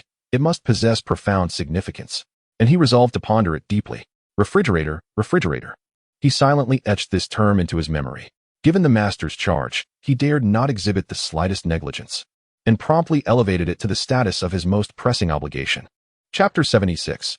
A refreshing chill. The mere mention of a refrigerator prompted a wave of nostalgia in Li Nianfan. His gaze drifted to the horizon, imbued with reminiscence. He wasn't contemplating the preservation of vegetables. In truth, he had never been fond of chilled dishes. Instead, his thoughts wandered to icy beverages. Chilled drinks or refreshing watermelon were the true delights. Having just savored the exquisite broth, indulging in a can of ice-cold soda would undoubtedly be a delightful experience. This scene did not go unnoticed by Lin Mufeng, who felt a pang of realization. It seemed this refrigerator held significant importance for young Master Li, compelling him to fulfill his request with even greater determination. In the next moment, he found himself momentarily stunned, witnessing Li Nianfan lifting the clay pot and heading toward the backyard. If he were not mistaken, it appeared that Li was intending to dispose of it. Lin Mufeng's pupils dilated, and his heart raced. To watch such a divine broth being discarded was a torment he could scarcely endure. As Li Nianfan approached the backyard gate, a surge of adrenaline coursed through him, prompting him to exclaim, "Young Master Li, please hold on." Li Nianfan turned to Lin Mufeng, who felt a chill run down his spine, his blood running cold as he mustered the courage to speak. "Young Master Li, are you planning to discard that pot of soup?" Li Nianfan nodded. "Indeed, it won't keep for long. Such a delectable soup would be a shame to waste. Might I take it with me?" Lin Mufeng's throat felt parched, and uttering those words drained him of strength. He dared not meet Li Nianfan's gaze. He endeavored to appear composed, yet he was on the verge of panic. "You wish to take it with you?" Li Nianfan was momentarily taken aback, his regard for Lin Mufeng rising significantly. A discerning individual, indeed. He clearly did not wish to squander food. Simultaneously, a sense of pride swelled within him, for even cultivators yearned to savor his culinary creations. Evidently, his gastronomic offerings had captivated their palates. "Yes," Lin Mufeng nodded vigorously, hastily adding, "If it's not possible, I understand." "Why would it not be possible? It's a trivial matter." Li Nianfan chuckled, turning back to retrieve the pot. Unbeknownst to them, countless roots surged from the earth in the inner courtyard, thrashing wildly in a display of frenzy. At that very moment, Lin Mufeng shuddered involuntarily. A sensation of being scrutinized by a formidable presence washed over him, evoking an acute chill. He surveyed his surroundings with a furrowed brow, confusion and unease etched across his face. What was happening? After a millennium of cultivation, he had always operated under the radar, adhering to a life of decorum, and had avoided drawing any adversaries. Could it have been a mere illusion? He steadied his mind and glanced at Li Nianfan, who was now retrieving a square, transparent container, pouring the remaining soup into it. With a soft click, Li Nianfan sealed the container and handed it to Lin Mufeng, smiling as he said, "No need for surprise. This is a takeout box designed for carrying food."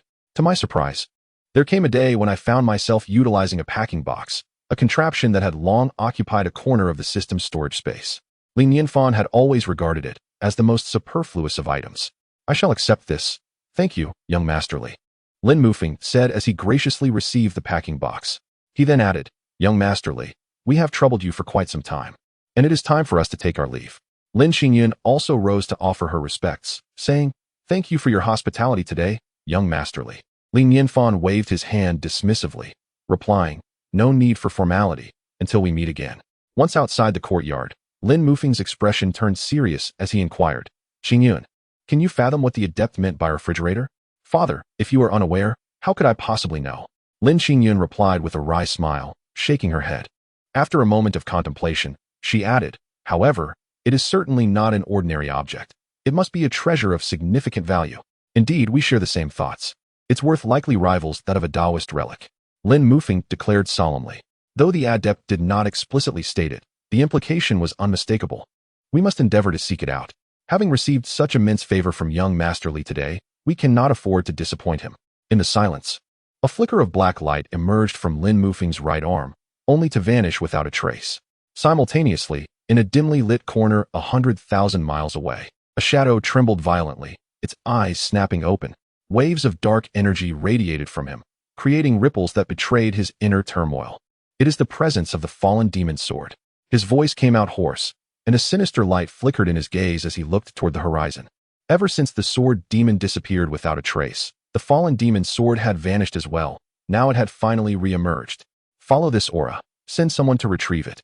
As Lin Mufeng continued discussing the refrigerator with Lin Xingyun, an involuntary chill coursed through him, prompting a frown of concern. What was happening? Could it be that some entity had taken an interest in him? Was misfortune looming on the horizon? Anxiety gripped him as he tightened his grasp on the exquisite soup he held, saying gravely, "Xingyun, we possess such a precious soup. To prevent any unforeseen events on our journey, we must hasten our return." Lin Xingyun nodded in agreement, and the two immediately took to the skies, directing their escape toward the Lingyun Immortal Pavilion. Back in the courtyard, Li Nianfan assigned Xiao Bai the task of tidying up the remnants of the meal while he resumed his game of chess with Daji. Li Nianfan paused, his gaze fixed on the board in surprise. "Have you managed to unravel the game?"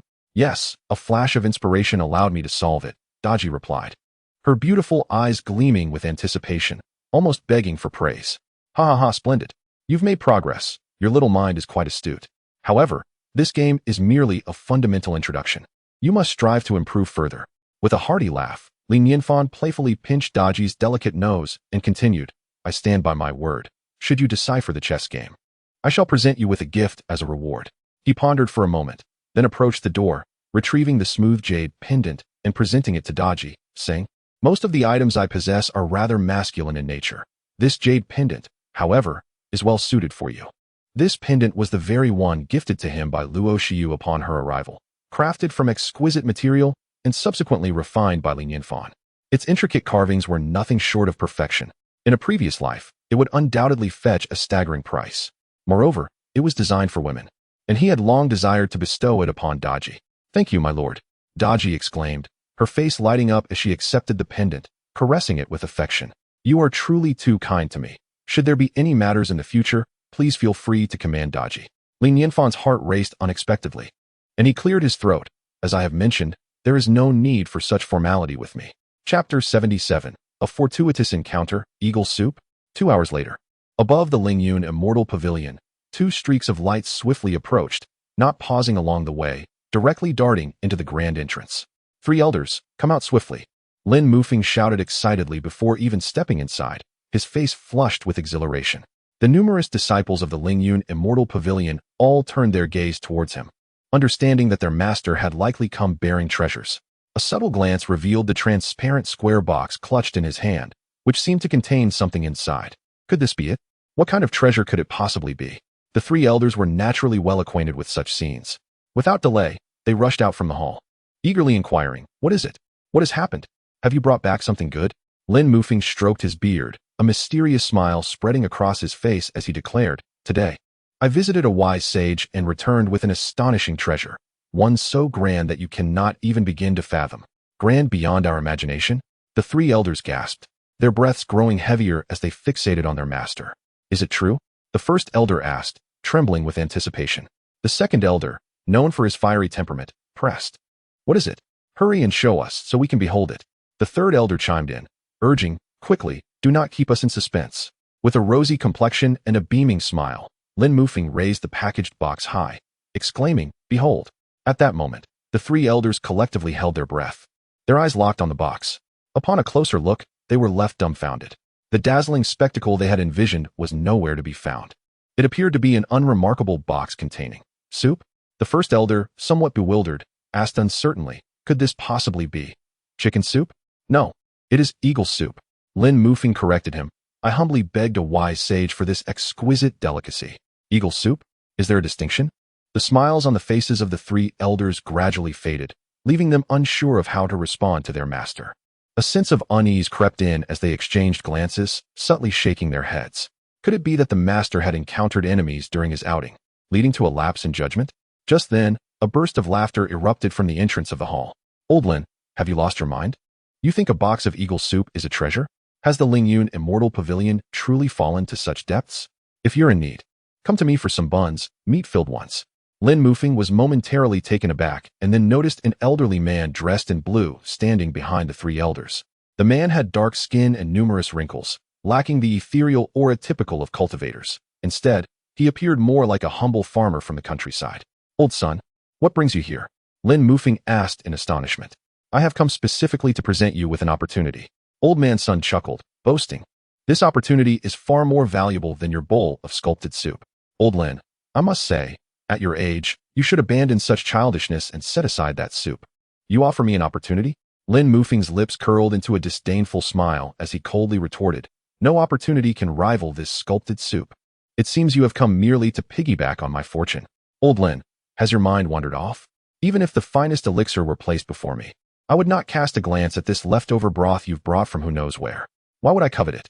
Old man's son's face flushed with anger, his indignation palpable. Such an insult. It was a blatant affront. Haha, how would a frog at the bottom of a well comprehend the extraordinary nature of this soup? Lin Mufeng cast a scornful gaze at the onlookers. With a heart full of reverence, he cautiously lifted the lid of the box, fearing even a drop of the precious liquid might spill. The box was airtight, crafted with exquisite skill, ensuring that not a hint of heat escaped. The soup remained as steaming hot as if it had just been served. Truly, the work of a master is remarkable. Even the takeout box is of such high quality. As the lid was removed, an intensely rich aroma erupted, akin to a volcano long sealed. Old man's son, poised to continue his mockery.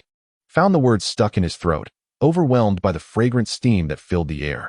The faces of the three elders froze in astonishment, their noses twitching in unison as they gazed at the sculpted soup. Delicious. What an exquisite fragrance. Gulp. The crowd collectively swallowed, their mouths parched, yearning for a taste of the soup to quench their thirst.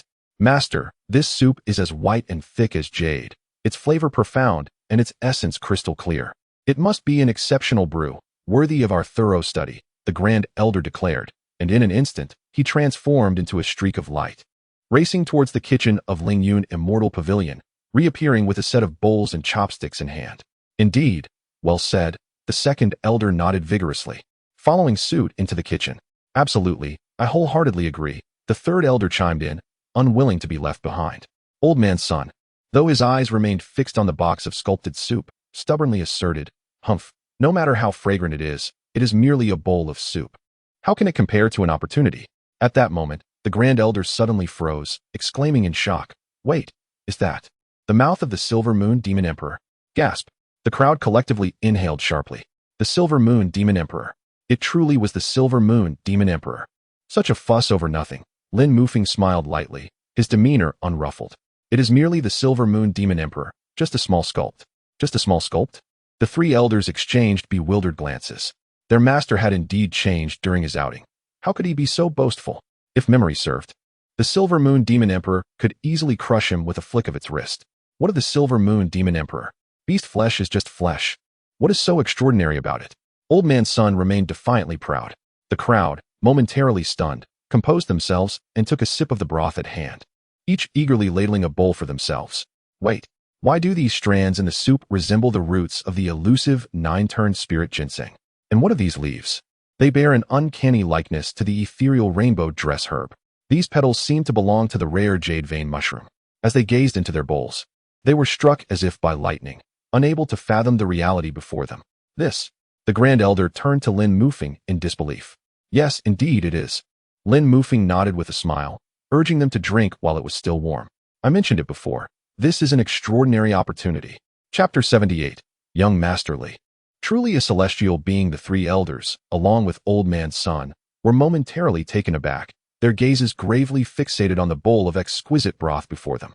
Almost immediately, they could no longer contain their anticipation and gently raised the bowl to their lips, savoring a delicate sip. With a sharp intake of breath, the broth surged into their mouths, accompanied by a delightful tremor.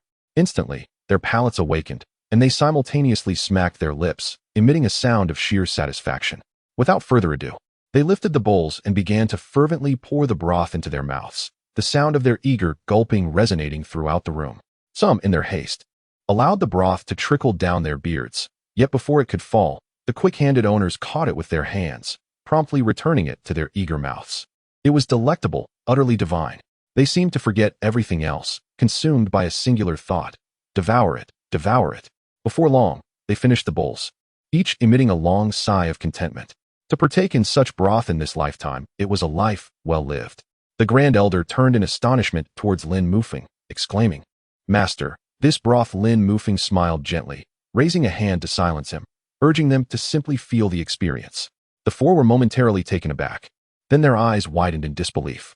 They could sense their entire being vibrating with energy, their minds becoming clear and enlightened, as if they were attuned to the very essence of the Tao. The resonance of the Tao. This broth contained the essence of the Tao. Incredible. Unbelievable. Their hearts raced, and their blood surged with exhilaration. Yet, there was no time for astonishment. They closed their eyes, focusing intently on assimilating this newfound Tao resonance and energy. After a brief moment, the Grand Elder was the first to awaken, darting with unprecedented speed towards the takeout container, hastily serving himself another bowl. "Grand Elder, how ungracious of you. We agreed to share the broth," protested the second elder, quickly following suit to serve himself. The third elder and Old Man's son awakened simultaneously, their expressions turning frantic. Their comprehension of the Tao hadn't matched the Grand Elder's pace, and thus their share had dwindled. Gritting their teeth, they resolved to abandon the comprehension for now, prioritizing the consumption, reasoning that they could digest it later. Gulp, gulp. The four were consumed with delight, their mouths glistening as they barely paused to lift their heads. "Slow down, leave some for me," Old Man's son exclaimed, his eyes reddening. "What are you doing? I am the guest. How can you snatch from me?" Put it down immediately. The second elder, while sipping, retorted, You remember you are the guest? Hurry and leave. You are not welcome here. Yes, put that broth down. It is not meant for you. The third elder nodded emphatically. Old man's son, furious and indignant, declared, Then do not blame me for taking it by force. In no time, the single container of exquisite broth was devoured by the four elders, leaving not even a scrap. And they nearly came to blows over the final morsel. With a sigh of relief, they felt a sense of euphoria, one not experienced in ages. The four individuals displayed expressions of profound satisfaction, as if this bowl of soup was something they would trade for immortality itself. At that moment, the Grand Elder gazed in astonishment at the takeout box containing the exquisite soup, his brow slightly raised, recognizing that this box was extraordinary. The others also focused their attention on the container, wearing contemplative expressions. The second elder took a deep breath and solemnly remarked, It is remarkable enough that it can retain heat, but to preserve both spiritual energy and the essence of Tao. Such a treasure is scarce within the entire realm of cultivation. Master, was this box gifted to you by a venerable figure? The third elder inquired, astonished. Lin Mufeng realized that the takeout box was even more remarkable than he had initially perceived and could not help but respond with a wry smile. Yes. A wise one casually tossed it to me, seemingly with a hint of disdain. Disdain? Indeed, who is this wise one? To us, this box is a treasure. Yet to him, it may merely be a trifle. A true master, an unparalleled master. They never anticipated that their sect leader would receive such invaluable treasures on his first visit to a venerable being. Initially, they felt reluctant to part with the relic they intended to offer, but now they silently praised their leader's wisdom. It was precisely this sincerity that garnered the kind treatment from the wise one. Surely, their path was not as wide as that of their leader. Old Lin, from where did you acquire such precious soup? Old Sun turned to Lin Mufeng, astonished, and asked, Have you befriended a wise one? Lin Mufeng smiled slightly and shook his head. Not for me to disclose, not for me to disclose. Without the wise one's permission, he dared not reveal his identity to anyone. Old Sun understood the gravity of the matter and ceased his inquiries, letting out a sigh filled with envy. To encounter such a wise one is a monumental opportunity. The fortune I speak of pales in comparison to what you have received. Curiously, Lin Mufeng asked, Are you truly here to bestow me with opportunity? What is it? The location is in the Chuyun mountain range, where a secret realm has recently opened. I came to invite you to join me in seeking our fortunes, to see if we might discover some opportunity, Old Sun stated candidly. He had no intention of hiding the truth, especially after having indulged in such precious soup, which was a genuine stroke of fortune. Chuyun mountain range? A secret realm? Lin Mufeng smiled and replied, I am surprised you thought of me for such good fortune. You possess a semblance of conscience. The opening of a secret realm typically does not attract much attention, its existence sensed only by a few nearby cultivators. Whether one could encounter it depended on chance. And since secret realms often represented opportunities with limited treasures, most individuals would exercise discretion in their discussions. No one truly understands how secret realms are formed or why they open, but it can be surmised that they are often the retreats or hiding places of ancient masters. Old Sun added, Now that you have encountered such a wise one, this secret realm may seem trivial to you. I shall remember your kindness regarding the soup. I take my leave. Though secret realms often hold opportunities, they are fraught with trials and traps, necessitating competition with others, which poses significant danger. Given Lin Mufeng's stature, it would be ill-advised for him to take such risks. The Izumo mountain range. What has been captured? Murmured continuously. As he saw Old Sun about to depart, he hastily inquired, Old Sun, in which direction lies the Izumo mountain range? Old Sun raised his hand and pointed towards the northwest, saying, It is right there. Why? Are you perhaps intrigued? Lin Mufeng followed Old Sun's gesture and suddenly, his mind erupted in realization. I understand. I comprehend. That direction is precisely where young Masterly gazed when he mentioned the refrigerator. The hint was hidden here all along. Ha ha ha, fortune smiles upon me. It appears that young Masterly had probably anticipated everything. The opening of this secret realm might very well be related to him. And the refrigerator he desires is most likely within this secret realm. Young Masterly truly is a celestial being. I must fulfill the task he has entrusted to me. Chapter 79. Beloved young Masterly, Lin Mufeng exclaimed impulsively, filled with excitement. Old Sun, I will accompany you to the secret realm. Are you truly going to the secret realm? Old Sun paused slightly, taken aback. You do not understand. This is a task entrusted by a great master. Lin Mufeng's expression turned grave as he continued. The opening of this secret realm is likely orchestrated by that master. He mentioned a treasure of immense value, which is likely hidden within the realm. I intend to retrieve it and present it to him. Is that so? Old Sun furrowed his brows, astonished. The master knows what lies within. With a smile, Lin Mufeng replied, let me tell you, the realm of this master is undoubtedly beyond that of an immortal. How could a mere secret realm evade his grasp? He simply deems it beneath him to retrieve it himself. Had this been before, he would never have dared to make such bold assertions. However, after meeting Nianfan, his perspective had dramatically broadened, allowing him to view the secret realm from an elevated standpoint. Above an immortal? Old Sun's eyes widened in disbelief. Are you certain you are not jesting? Haha, elevate your thoughts. Do you believe that the exquisite soup is something an immortal is qualified to consume? Do you know how this soup is crafted? Lin Mufeng smiled slightly, urging, let us set off. I will converse with you along the way. Master, please wait. At that moment, the Grand Elder hastily called out to Lin Mufeng. Lin Mufeng's brows knitted in confusion as he regarded the Grand Elder. Master, allow me to go instead. The Grand Elder spoke earnestly. The secret realm is fraught with dangers. Your rapport with the Great Master is a boon for the entire Lingyun Immortal Pavilion. We cannot afford any mishap. I am the most suitable for this task. The second and third elders nodded in agreement. You are mistaken. Lin Mufeng shook his head. The Master's indication was directed at me. Thus, I must undertake this personally. Furthermore, only by risking myself can I demonstrate my sincerity in retrieving the treasure. No further discussion. I must be the one to embark on this journey. The three elders sighed deeply, ultimately acquiescing. We implore you, Master, to ensure your own safety.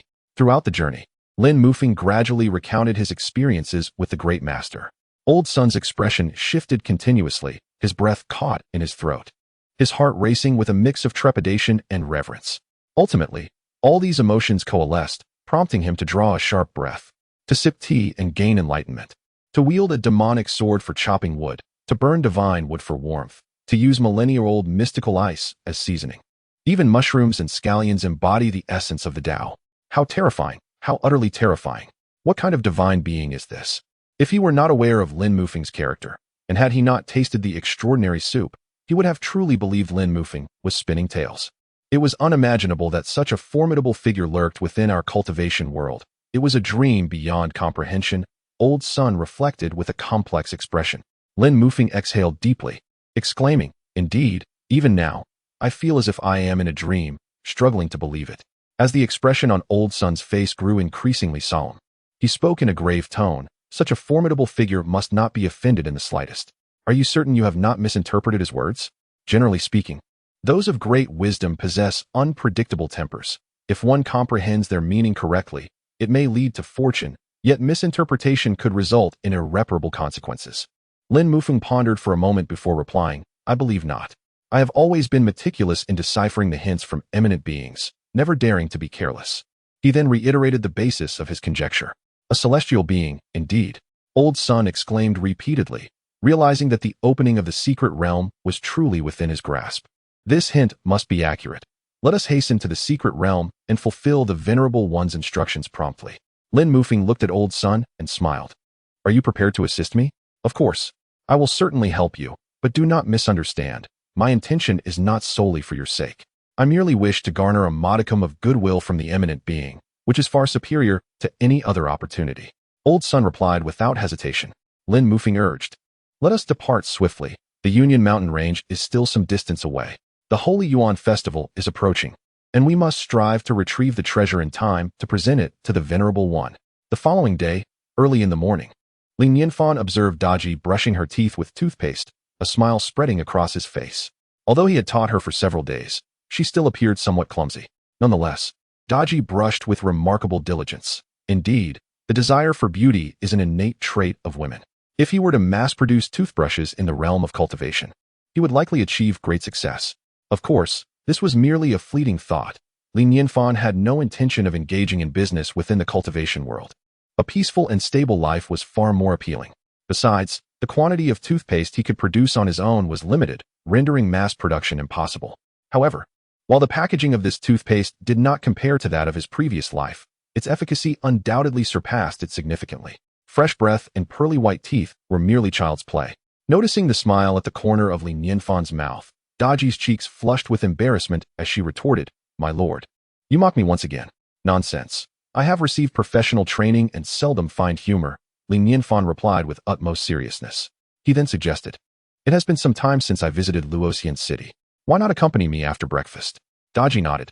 Yes, I will follow your lead, my lord. Breakfast was as simple as ever. Pickled vegetables with congee, accompanied by a steamed bun. It is time to buy groceries, Li Nianfan thought to himself. Letting out a quiet sigh, he felt that his current dwelling was lacking. Having merely gone out for a hunt, the mountains had become unsettled once more. It seemed he would be unable to hunt for some time.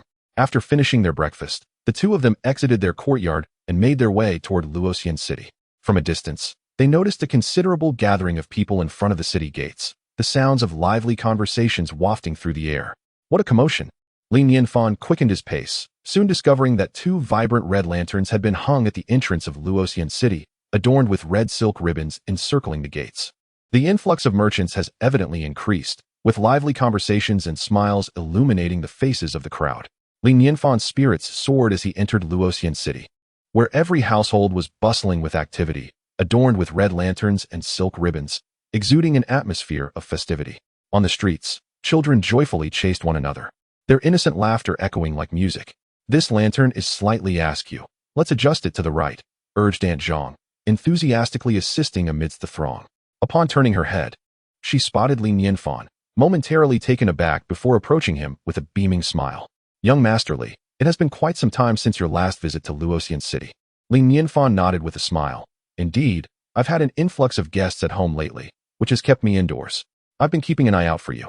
But you seemed elusive, Aunt Zhang replied, glancing at Daji. This must be your wife, right? She is truly stunning, surpassing any celestial beings I have encountered. The celestial beings she referred to were cultivators. Li Nianfan felt a surge of satisfaction internally, while externally, he clarified. Aunt Zhang, you misunderstand. She is merely my friend. I understand, Aunt Zhang said knowingly, then added, please wait here for a moment. I shall fetch my daughter. With that, she hurried off toward her home. You are quite popular, young master, Daji remarked, gazing at Li Nianfan with admiration. Truly, he embodied the essence of a master, embracing his humanity, thus earning the affection of ordinary folk. There existed no barrier between him and the people. Perhaps this was the essence of genuine cultivation, such a realm, it seemed, only he could attain throughout history. Li Nianfan smiled warmly, casually remarking, the villagers here are quite sincere. Exchanging genuine hearts is not difficult. At that moment, the surrounding crowd took notice of Li Nianfan, greeting him with friendly salutes. Young Master Li has arrived. It has been too long. Young Master, do you have new tales to share? Since you finished recounting Journey to the West, my children have been clamoring for more. Indeed, my children are eager to cultivate themselves. Others noticed Daji beside Li Nianfan and jested, Young Master Li, when will you invite us to your wedding feast? Soon, a throng of children gathered around, tugging at Li Nianfan's trousers, all calling out, Brother Nianfan. A small boy piped up, Brother Nianfan, we want to hear a story. Li Nianfan affectionately ruffled the boy's hair, smiling as he replied, in the future, when the opportunity arises, I shall tell you. This statement was likely a gentle deception aimed at the children, yet it elicited joyous cheers from them all. At that moment, Aunt Zhang returned, briskly approaching with her daughter in tow, a basket of eggs in hand. Young Master Li, I have long wished to express my gratitude for healing my daughter, but I did not know where to find you. I've kept this basket of eggs for you. Without waiting for a response, she pressed the eggs into Li Nianfan's hands. Aunt Zhang, he began to decline. Brother Nianfan, please accept them, urged the daughter, compelling him to accept the gesture. The young girl tugged at Li Nianfan's sleeve, her eyes sparkling with anticipation. Li Nianfan smiled and replied, very well, brother will accept it. He took the eggs from Aunt Zhang's hands and inquired, Aunt Zhang, why is it so bustling in Luoxian City these days? Aunt Zhang responded, Young Master Li, the Saint Yuan festival is approaching, and everyone is busy preparing for the celebrations. Saint Yuan festival? Li Nianfan mused for a moment, surprised at how swiftly the festival had arrived this year. Having been in this place for 5 years, he was certainly familiar with the occasion. The Saint Yuan festival bears resemblance to the spring festival of his previous life, being the most grand celebration in the realm of cultivation, where every household busily makes arrangements. And even cultivators occasionally join in the festivities. However, unlike the spring festival, the Saint Yuan festival is held before the autumn harvest. Initially intended as a prayer to the heavens for a bountiful yield in the fall, Aunt Zhang continued, Young Master Li, you must come this year. The Saint Yuan festival promises to be lively, and I've heard that cultivation sects will be coming to recruit disciples. Nan is preparing to participate. Chapter 80. Is it a coincidence? Li Nianfan gazed at Nan, astonished. You wish to pursue immortality? Yes, Nan replied earnestly, clenching her small fist as she declared. I want to fight monsters. To protect everyone. Ha ha ha, what ambition. If you can join an immortal sect, I shall gift you something special, Nianfan chuckled. It was evident that the incident where she was captured by a monster had left a lasting impression on her. Really? Nan's eyes brightened, and she nodded vigorously, extending her pinky. Pinky promise. Nianfan chuckled. All right, pinky promise. Nianfan Gidge, I also want to pursue immortality. Me too. I want to go, exclaimed the other children in unison. Oh, and what is your purpose? Nianfan inquired, intrigued. I want to meet Sun Wukong. I want to fly. I want to cause a ruckus in the heavenly palace. The children spoke in a cacophony, their fervent dreams evoking both laughter and amusement. Nianfan couldn't help but chuckle to himself. It seemed that his tales of journey to the west had greatly influenced them, transforming these little ones into enthusiasts of immortality. It was akin to how, in his previous life, various martial arts novels instilled a sense of aspiration in every reader. Yet, such dreams were often accompanied by substantial obstacles and challenges, leaving one to ponder how many would ultimately succeed. Then you must strive diligently. Aim to join a sect as soon as possible and become cultivators. Nianfan encouraged with a smile. After bidding farewell to the children, Nianfan made his way to the market in Luoxian City, effortlessly navigating to the fish vendor's stall. Young Master Li, the vendor greeted him warmly. It has been a while since you last bought fish. Nianfan replied, I've been relying on hunting lately, feasting on wild game for some time. How refined. The vendor gave him a thumbs up, then asked, which fish have caught your eye today? Your fish seems to have diminished in quality, Nianfan remarked, shaking his head. They are smaller, and the variety has decreased. Ah, don't mention it, the vendor sighed. Recently, with the monsters troubling the Jingwe Lake, I've had to fish elsewhere. The quality simply cannot compare. Nianfan inquired with curiosity. Are there no measures taken against the monsters? None can be done. There are simply too many monsters lately. It feels like a time of unrest, the vendor lamented, embodying the sentiment of a person burdened by the woes of the world. Nianfan reflected on the recent turbulence in the mountains and forests, uncertain when peace would return. This ongoing state of affairs was indeed unsettling. Living in a world of cultivation, the only downside is the constant vigilance against monsters, he mused. It is not easy to be immortal. Beside him, Daji's expression shifted slightly as she resolved to hasten her sister's actions, eager to quell the turmoil and alleviate her master's concerns. Nianfan specifically requested the vendor to select several large fish, intending to stock up for the next few days, as he did not plan to venture out before the Xingyuan festival. Recently, the realm has been besieged by malevolent spirits, and as mere mortals, both I and Daji must prioritize our safety by venturing outside as little as possible. The Izumo mountain range stretches endlessly, characterized by sheer cliffs and dense underbrush. Yet the trees are sparse. Consequently, the area is seldom trodden by human feet, frequented only by a handful of mountain spirits and monsters. However, today, the Izumo Mountains buzz with unusual activity. In the sky, shimmering streaks of light dart through the air, racing toward the depths of the mountains. The targets of these luminous trails are evidently aligned, converging upon a particular cliff's edge. This unique terrain is undulating, forming a wave-like formation. Where numerous cliffs align in a row, the protruding stones resembling colossal creatures poised to devour their prey. Among these cliffs, one stands out prominently. The base of this cliff has crumbled, revealing a smooth, polished inner wall that glimmers faintly, hinting at its extraordinary nature. For mere mortals, approaching this site would be futile. However, for cultivators, it presents no obstacle. They leap down effortlessly, hovering midair, scrutinizing the luminous stone wall before them. Among them are Elder Sun and Lin Mufeng. This must be a door, Elder Sun speculates. Indeed, it appears to be the entrance to a secret realm. Lin Mufeng nods, his gaze heavy with contemplation as he surveys the surroundings. Despite the elusive nature of the secret realm's information, word has spread and a dozen individuals have gathered, each possessing formidable strength. An elderly man with flowing white hair speaks. Esteemed friends, cultivation is a challenging path.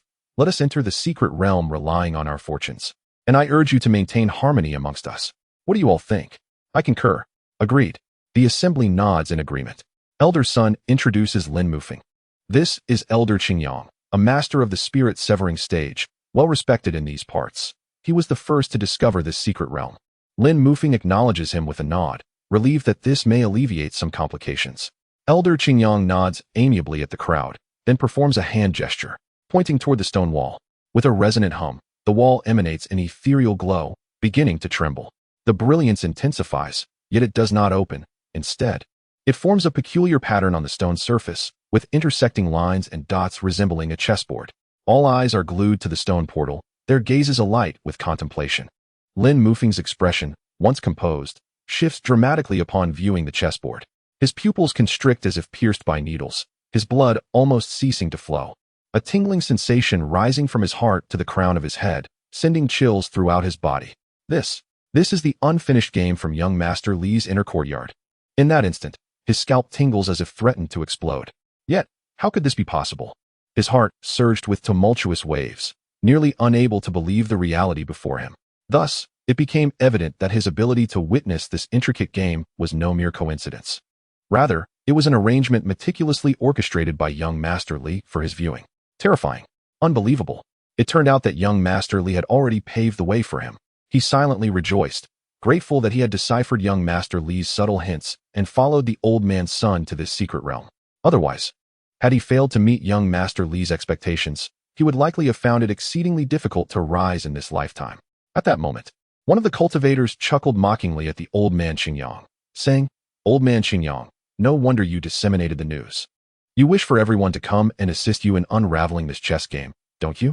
To be perfectly honest, it was indeed so. The old man Xingyang calmly nodded in acknowledgement, admitting that he had previously attempted to decipher this chess game, but to no avail. The one who devised this game possessed an extraordinary comprehension of the art of chess, seamlessly integrating the Tao into the game, and his techniques were truly astonishing.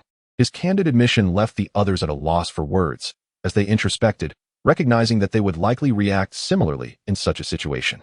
The expressions of all present grew solemn, their gazes fixed with uncertainty upon the chessboard. Even the old man Xingyang found it profoundly inscrutable, indicating that this chess game was undoubtedly remarkable.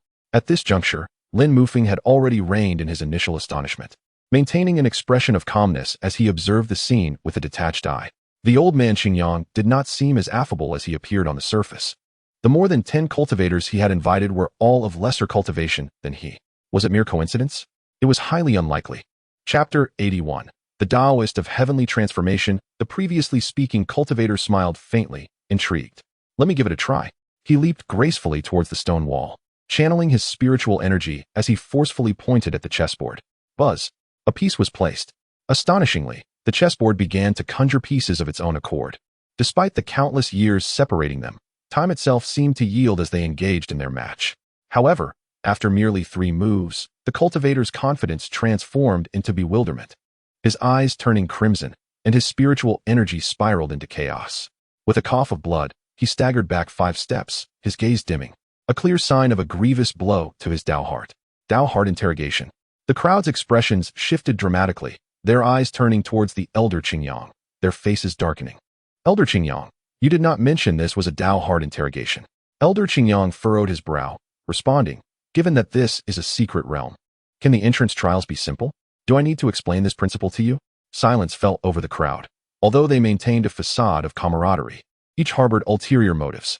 Within the secret realm, all possibilities could unfold, and only by seizing the ultimate opportunity could one emerge victorious. Preserving strength and reaping rewards while remaining passive was the true path. The essence of cultivation can be summed up in one phrase. Your friend's demise does not diminish my path. Consequently, no one dared to step forward, and the atmosphere became stagnant. Just then, a hoarse voice broke the silence, sneering, "Taoist of heavenly transformation, if you do not act soon, this secret realm may never be breached." Taoist of heavenly transformation? Everyone paused, following the gaze of the speaker towards an old man clad in black robes. This elder, sporting a goatee and having hair that was half black and half white, stood at the back of the group, having remained silent until now. Lin Mufeng, astonished, turned his head. The Taoist of heavenly transformation? The chess enthusiast? He had not anticipated that Elder Xingyang had invited him as well. Elder Sun was equally astounded. The Taoist of heavenly transformation was renowned for his obsession with chess, playing as though his life depended on it. It was said that his talent was unparalleled. By the age of 40, he had attained the pinnacle of the nascent soul stage. However, after that, he seemed to have succumbed to some obsession, becoming infatuated with the art of chess, ceasing his cultivation, and regressing in strength, which turned him into a source of ridicule, prompting his sect to nearly expel him from their ranks. At that time, this incident stirred considerable gossip, as the world of cultivators thrived on such peculiar tales. The emergence of such an eccentric made the Taoist of heavenly transformation a household name. Now, 400 years later, his name had faded into obscurity. Yet here it was mentioned again, and they were witnessing the man himself. Lin Mufeng curiously extended his spiritual sense, revealing a look of astonishment. Early stage out of body. Could he have utilized chess to break through to the spirit-severing stage? This possibility existed, for the paths of geniuses often diverged from those of ordinary individuals. Elder Sun nodded. If it were him, perhaps the gate of this secret realm could indeed be opened. The Taoist of heavenly transformation remained silent. His gaze fixed intently on the chessboard as he gradually approached the stone wall, his eyes unwavering. In this world, it seemed there was nothing that captivated his interest as much as the game of chess. Under the watchful eyes of all present, he raised his hand and abruptly pointed to a specific position on the board. A humming sound resonated. The radiance upon the stone wall intensified, as if it had long awaited a worthy opponent and was now brimming with excitement. There is potential. The old man's son's eyes lit up, sensing that assistance had arrived. Not so, Lin Mufeng shook his head lightly, letting out a soft sigh. There was but one solution to this chess problem, and a single misstep would lead to utter defeat. One would only sink deeper into despair. Old man's son gazed at Lin Mufeng in astonishment. Lin, do I not know you? Do not feign understanding. I certainly do not claim to understand, Lin Mufeng replied coolly, but I have the guidance of a master behind me. He continued, I have encountered this chess situation with a master, and I have been fortunate enough to learn the method to resolve it. Old man's son's pupils widened in disbelief. Is that truly the case? Indeed, Lin Mufeng affirmed with a nod, then chuckled ruefully, as far as I know. This chess problem is merely a rudimentary one in the eyes of the master, seemingly designed for novices to learn. Rudimentary chess? Old man's son's hair stood on end, his shock reaching its zenith. If this were merely a basic chess problem, what then could be the nature of the advanced ones? How astonishing they must be. Suddenly, a terrifying thought crossed his mind, and he involuntarily displayed a look of dread, stammering, Wait. You mentioned you saw it with a master. Could it be mere coincidence? Or was the master showing it to you intentionally? Lin Mufeng's expression turned reverent as he spoke earnestly. It is most likely not a coincidence. The master probably knows that the chess problems of the secret realm are beyond our cultivation level and thus deliberately chose to enlighten me. This is true foresight. This is genuine foresight. Old man's son felt his heart twitch, his scalp tingling, as if a pair of unseen eyes were watching him, an invisible hand orchestrating everything. Lin Mufeng and old man's son exchanged glances, each perceiving an overwhelming sense of reverence in the other's eyes. Words hovered on the tip of their tongues, but were swallowed back, too fearful to be voiced. To regard the heavens and earth as the chessboard, and all beings as mere pieces, such is the realm of the master. With each experience, they felt increasingly that the mastery of the great was akin to a lofty mountain, insurmountable and endless, unimaginable, unfathomable. Lin Mufeng could not help but turn his gaze to the Taoist of heavenly transformation, his tone laden with complexity. The myriad paths of the great way converge into one. None can discern which path is correct or erroneous. Chess, the way of chess. While I may not know which path is right, I am certain that following a master is never a misstep. Old man's son looked at Lin Mufeng, filled with envy. If you are unwilling to be the master's piece, perhaps you could let me take your place. You? Lin Mufeng glanced at old man's son, a proud smile gracing his lips. Do you think you are worthy? At that moment, the expression of the Taoist Tianshi transformed into one of utter desolation, his countenance pale as parchment, beads of sweat cascading down like torrential raindrops. Ultimately, his body shuddered violently, and he expelled a mouthful of blood with a gasp. Where have I gone astray? He pondered, his eyes swirling with confusion and madness. Fixated on the chessboard, his resolve teetering on the brink of collapse. Allow me, Lin Mufeng stepped forward to support the Taoist Tianshi, raising his hand to strike the chessboard with a decisive motion. As a piece was placed, the configuration of the board shifted dramatically, as if the entire game had come to life. With this singular move, the outcome appeared to be sealed. The stone wall did not continue to play, but instead, the entire chessboard vanished, accompanied by a resounding roar as the stone wall began to rise slowly. Chapter 82. The place where men and women discuss cooperation. It has begun. To everyone's astonishment, joy illuminated their faces as they turned to Lin Mufeng. The Tianyin Taoist also trembled with excitement. His previously dim gaze sparkled with clarity as images of the chess game danced in his mind. He murmured repeatedly, So that's it. I understand now. Lin Mufeng gazed into the secret realm and spoke. Fellow cultivator, please join us inside. No, I have already obtained what I desired. I shall wait for you outside," replied the Tianyin Taoist, waving his hand absent-mindedly. He found a corner to sit cross-legged, his mind still engrossed in the recent chess game.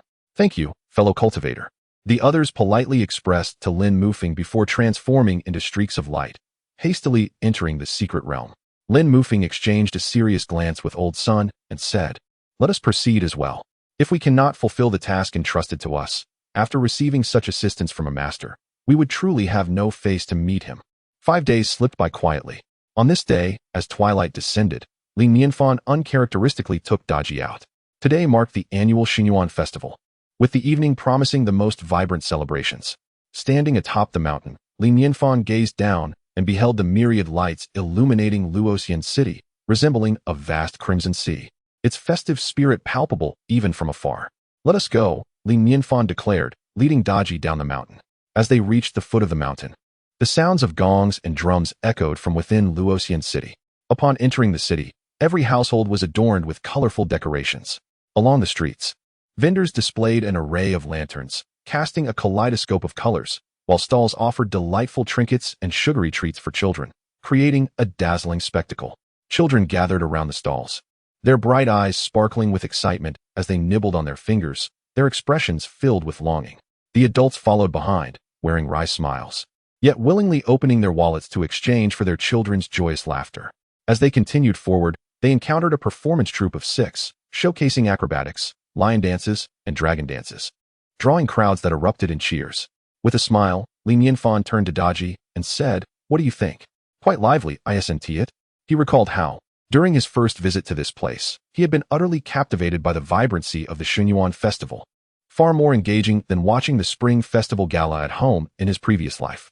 "Indeed, I never imagined mortals could live so freely," Daji responded, her eyes shimmering with excitement as she absorbed the scene. This was her first visit to the human world, and the grandeur of the occasion truly astonished her. Li Nianfan shook his head and said, "That notion is mistaken. What is wrong with being immortal? It is precisely because of the fleeting nature of life that they appreciate its beauty more deeply, striving to live joyfully and splendidly. How you choose to live depends on you, not on your identity." He sought to rectify Daji's perception.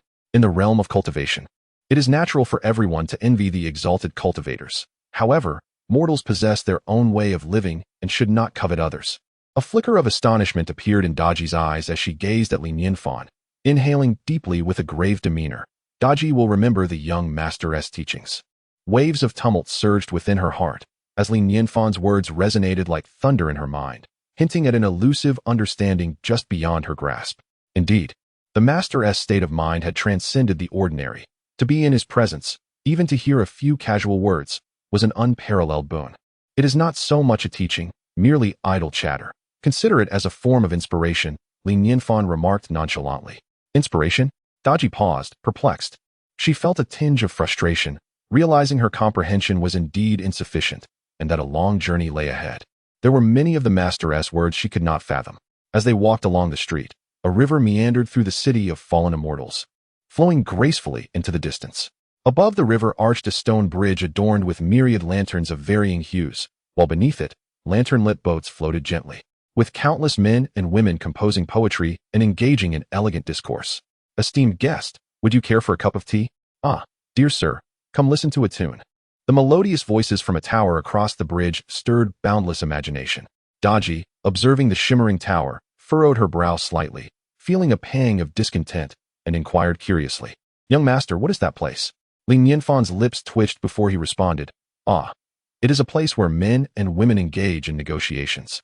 At the pinnacle of that tower, an elder cloaked in black squinted, casting a sinister gaze upon the bustling throng below, slender fingers gripping a wine bottle as he savored its contents. Behind him lay a large scarlet bed, upon which lay a young girl, bereft of clothing. Her eyes wide open, frozen in the terror and defiance of her final moments, lifeless. Suddenly, the elder's gaze sharpened, fixating greedily on a woman in white amidst the crowd. His eyes glimmering with avarice as he licked his lips and murmured, "I never expected such beauty to exist in the mortal realm." Behind him, a disciple, also captivated by Daji's presence, exclaimed, "Master, I shall fetch her at once." The elder smirked coldly. Such a prized vessel should not be wasted on mere mortals. Yet, in the next moment, his brow furrowed, uncertainty flickering in his eyes. Wait a moment. The disciple, equally taken aback, exclaimed, "That mortal lad knows the Emperor of Luo?"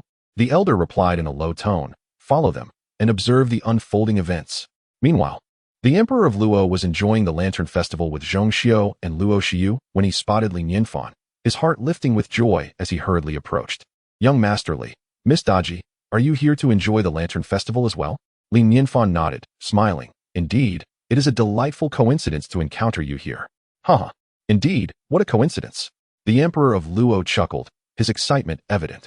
"Young Master Li, I know of a place that offers a commanding view, allowing one to witness the bustling city below. Would you care to join me?" Li Nianfan pondered for a moment before shaking his head. "Not this time. I have heard that a sect will be recruiting disciples today, and I wish to observe." The Emperor of Luo nodded. "Ah, so young Master Li intends to go there. As it happens, I too am headed in that direction. Shall we proceed together?" "That would be delightful," Li Nianfan replied with a smile, nodding in agreement. Chapter 83. The gift. The place for accepting disciples of the sect is located in the northeastern corner of Luoxian City. The flow of people here is noticeably less than in other areas. Not only is there a lack of performances, but even the sounds of commotion are significantly diminished. In comparison, there exists a subtle air of solemnity. Upon arriving at the destination, Li Nianfan found himself momentarily taken aback, as he did not expect to see quite so many people. Among the crowd, there were not only numerous ethereal and dignified cultivators, but also a great many children accompanied by their parents. Some wore expressions of delight, while others appeared profoundly dejected, the latter being the majority. The so-called acceptance of disciples primarily involves testing one's spiritual roots, with those lacking such roots naturally outnumbering the rest. "Young Master Li, you have arrived," Aunt Zhang exclaimed upon seeing Li Nianfan, hastening over to greet him, her face etched with worry. Li Nianfan inquired, "Aunt Zhang, what troubles you?" "Oh, it's nothing but my dear girl." Aunt Zhang sighed heavily, her distress palpable. That child possesses only inferior spiritual roots, yet she stubbornly insists on pursuing cultivation. No matter how I try to dissuade her, she remains resolute. Li Nianfan raised an eyebrow slightly. "Where is she?" "Over there," Aunt Zhang pointed. Following her direction, he spotted a little girl standing in line with reddened eyes, her expression one of determination. Alongside her were several other children, their faces a mix of confusion and concern. Leading the group was an elderly woman, her countenance equally sorrowful. The status among sects varies greatly, and this particular position was situated in a rather secluded corner, evidently belonging to a minor sect of low standing. Generally, those with superior qualifications would be snatched up by larger sects, leaving the smaller ones with only those of inferior talent. "Young Master Li, Nian listens to you the most. You must persuade her for me," Aunt Zhang implored anxiously. "I have learned that those with inferior spiritual roots not only face a bleak future, but often become mere cannon fodder among cultivators. The sect she wishes to join is quite obscure. Pursuing cultivation there would be less advantageous than living a peaceful life as a mortal." "Aunt Zhang, I shall give it a try. If Nian remains unconvinced, perhaps you could allow her to at least attempt it. It would be far better than regretting it later." Li Nianfan pondered for a moment before approaching Nian. "Nian, brother Nianfan." Nian's eyes glistened with tears. "I only have inferior spiritual roots." "Having inferior spiritual roots is still commendable. It is a rare talent." "Indeed," Li Nianfan replied with a smile. Nian's eyes brightened suddenly, filled with hope. "So you are not here to urge me to give up?" Gently patting Nian's head, Li Nianfan assured her, "Of course not. I have come to present you with a gift." He understood well that Nian had firmly resolved to pursue cultivation and could not be swayed. The elderly woman turned her head, and upon seeing the Emperor Luo, she was taken aback, quickly approaching with respect. "I pay my respects to the Emperor Luo and Princess Luo." The Emperor Luo nodded in acknowledgement. The elderly woman cast a look of disbelief at Li Nianfan, perplexed as to what merit this ordinary mortal possessed to warrant the company of the Emperor Luo. Her gaze then shifted back to Nian, and her heart raced. Did this not imply that her disciple hailed from an extraordinary lineage? As for the Emperor Luo, she feigned calmness on the surface, but inside, her heart bled, wishing she could slap herself twice. "I am truly foolish. I am but a pig." He was on the verge of berating himself to death. Aware of the deep bond between the girl and young Master Li, he lamented the missed opportunity of taking her as a disciple far too late. Was young Master Li's hint not sufficiently clear? How could he have failed to realize it? The more he pondered, the more infuriated he became, nearly brought to tears by his own foolishness. Now, he desired to accept the girl as his disciple, yet he feared incurring the ire of Li Nianfan, his brow furrowing deeply. A gift? The girl gazed at Li Nianfan with excitement. What gift? Wait and see. Li Nianfan smiled gently, well prepared, as he slowly retrieved the 4 treasures of the study from the system space. Casting a glance around, he approached a nearby stone table and unfurled the paper with care. Luo Huang's heart raced, a shiver running down his spine, as he felt an overwhelming sense of anticipation. Could it be that young Master Li intended to? If that were the case, he could hardly fathom the magnitude of such an opportunity. Under Luo Huang's wide-eyed gaze, Li Nianfan instructed Daji to grind the ink while he closed his eyes to gather his thoughts. Since he was to pursue immortality, he would write words of blessing. Wasn't the aim of cultivation to achieve everlasting life? He hoped fervently that the girl could truly attain longevity. Li Nianfan slowly opened his eyes, a divine radiance shimmering within. He lifted the brush, and in an instant, an ethereal ambience erupted like a tidal wave. To the onlookers, he seemed to merge with the very essence of the universe, exuding an otherworldly grace. Those from various sects had previously overlooked this corner, but now they felt a sudden jolt, as if their inner spiritual energy had come to a halt, overwhelmed by an invisible pressure that left them breathless. They turned their gazes toward Li Nianfan, their eyes betraying profound terror. Was he truly a mere mortal? The flow of Tao was palpable, indeed. The gaunt elder concealed in the shadows widened his eyes in astonishment, nearly crying out. No wonder Luo Huang willingly followed that mortal. It turned out he was no ordinary man, but rather a reclusive master. His eyes fixated on the paper, his thoughts racing. He is here. He is here. Luo Huang, anxious and wide-eyed, held his breath, daring not to move a muscle for fear of disturbing Li Nianfan. Li Nianfan's brush danced across the paper, flowing effortlessly. In the heavenly realm of the white jade capital, 12 towers, 5 cities. The immortal caresses my crown, granting me longevity. Just as he completed the 4 brief lines, a gust of wind surged, sweeping through the assembly and rustling their garments. This wind, though powerful, bore an indescribable gentleness, enveloping all in a comforting embrace. While the mundane would perceive it merely as a breeze, all present cultivators sensed an overwhelming tide of Tao essence, which surged forth like a wave, nearly engulfing the entire region.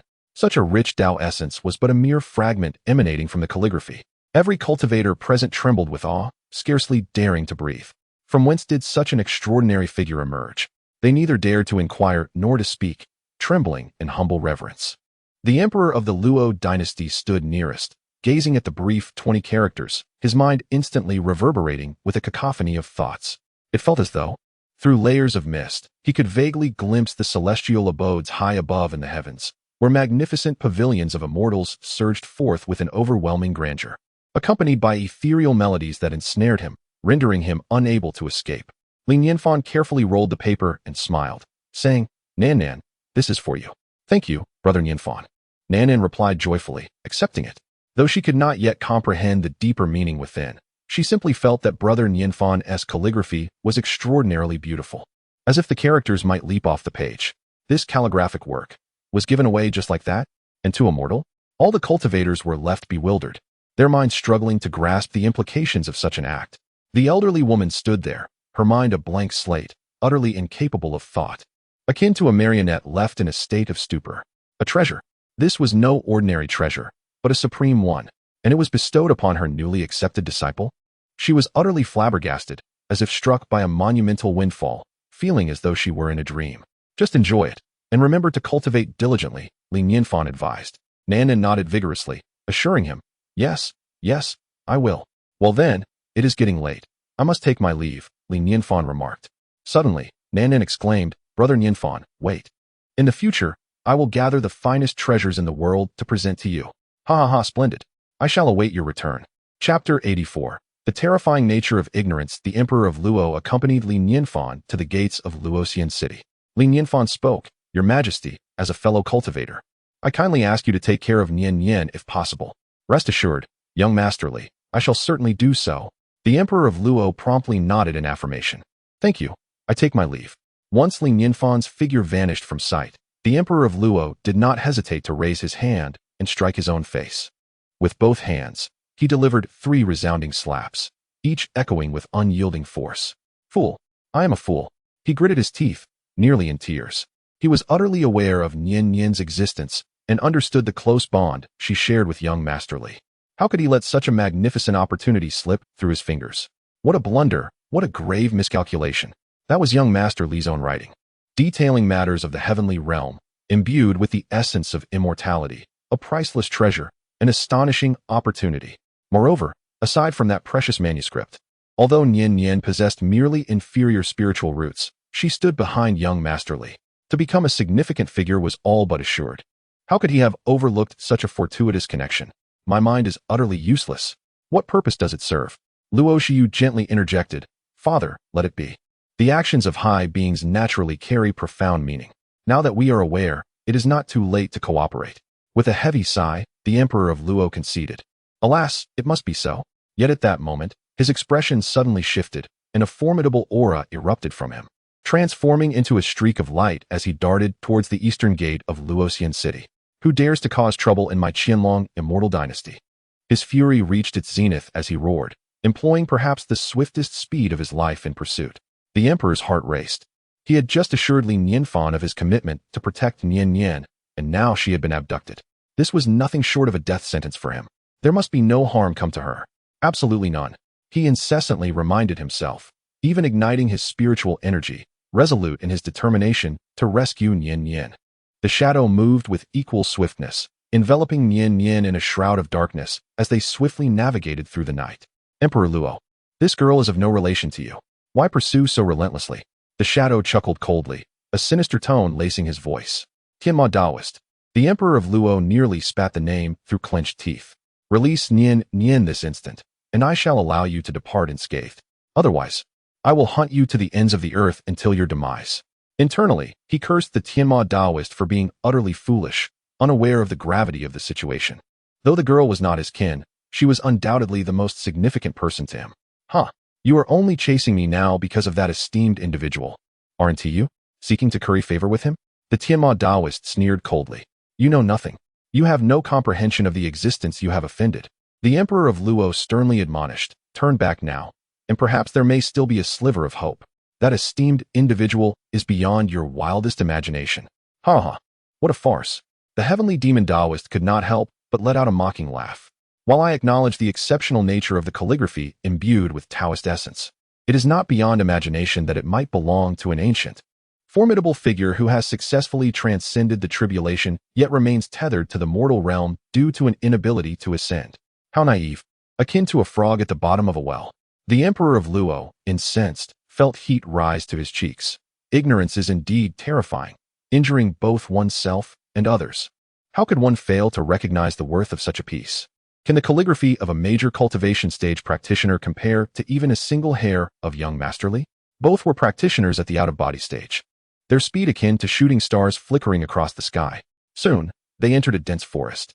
The heavenly demon Taoist abruptly slowed down, landing atop a massive stone, casually tossing the girl beneath a tree, then turning to mock the Emperor of Luo. You truly are relentless, akin to a bothersome fly. With a slight furrow of his brow, the Emperor of Luo felt a foreboding sensation rising within him, yet he declared, heavenly demon Taoist, this little girl is not something you can toy with.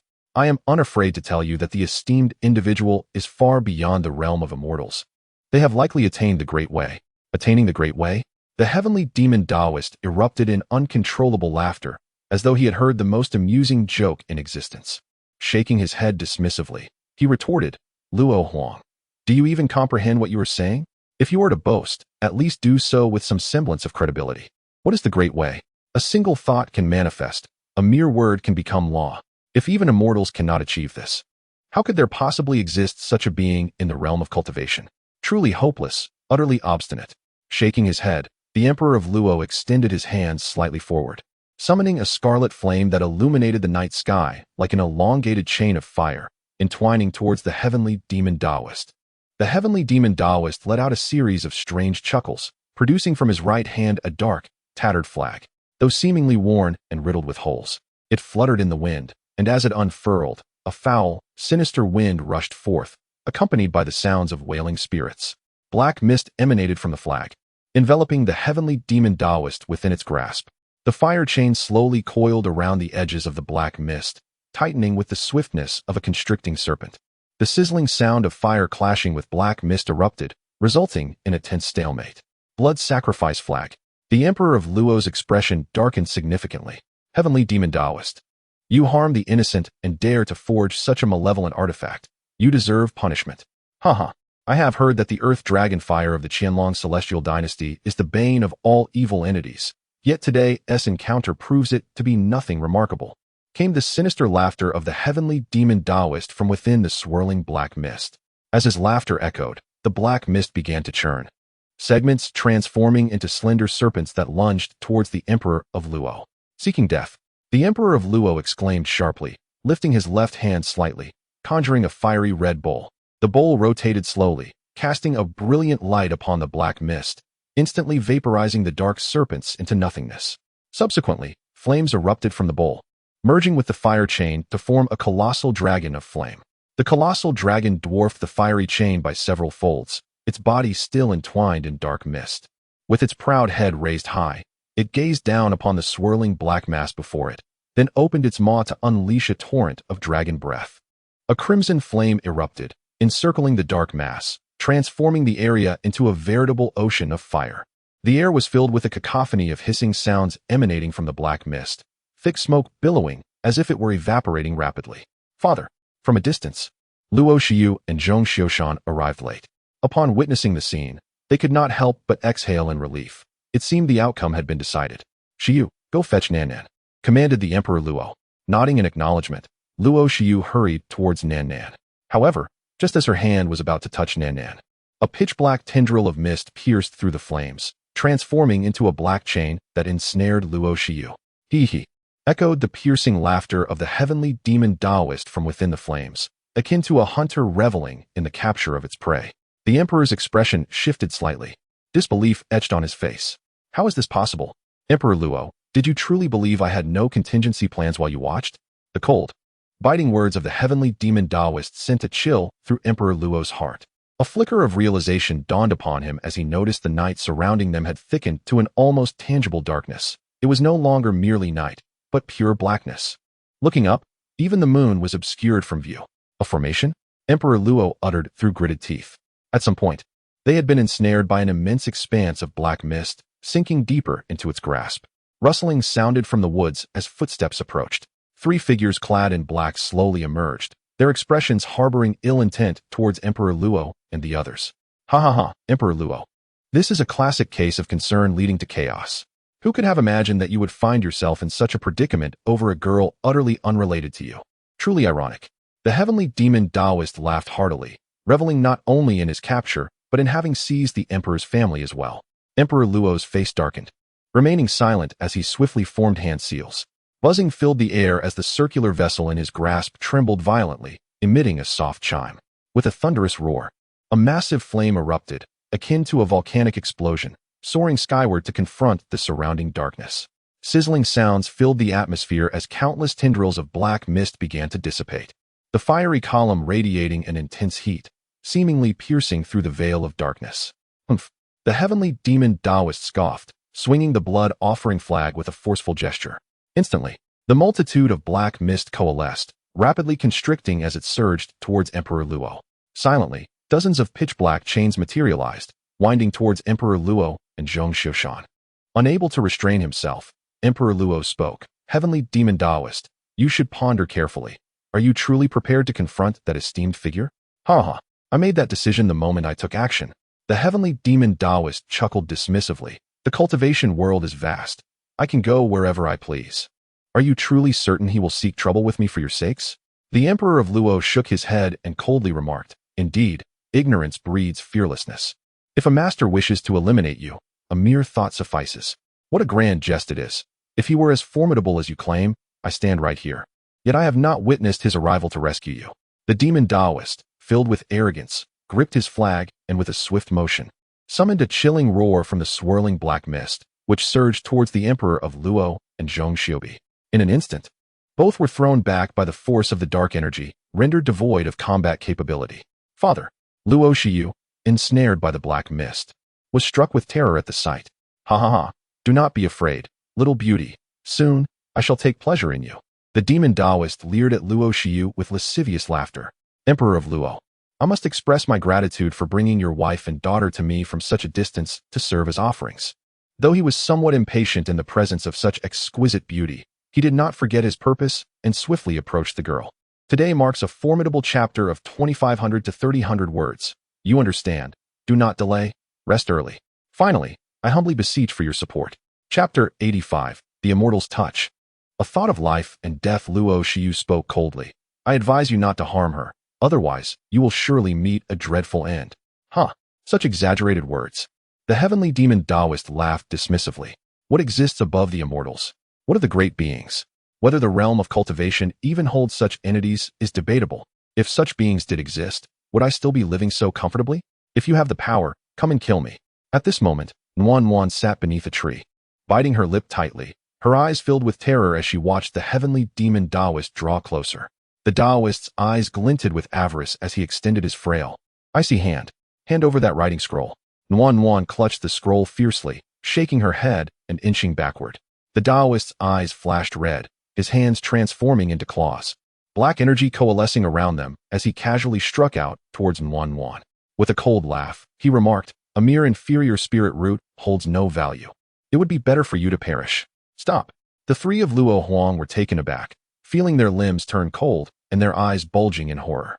However, just as the black energy was about to descend upon Nianfan, the writing scroll suddenly radiated a hazy light, an overwhelming aura erupting forth as if an immortal had descended, causing the world to stand still. The black energy dissipated into nothingness, seemingly carried away by the wind. What is this? The heavenly demon Taoist's heart leaped, his gaze fixed in astonishment upon the scroll as he began to retreat slightly, a sense of unease creeping into his heart. The scroll flew from Nianfan's grasp, suspending itself in midair, gradually unfolding. In that instant, an immense aura erupted from the scroll, soaring towards the heavens, nearly breaking through the clouds. As the scroll fully unfurled, a milky white beam of light shot up from within, illuminating the entire forest. Crack! The grand formation set by the heavenly demon Taoist crumbled as if made of paper. In the woods, nearly all the mountain spirits and monsters trembled, their very souls quaking as they knelt in reverence towards the light beam. The heavenly demon Taoist's complexion paled dramatically, resembling a sheet of paper, his teeth chattering. An immortal? He continued to retreat, an overwhelming fear enveloping him, sending chills down his spine and causing his heart to race.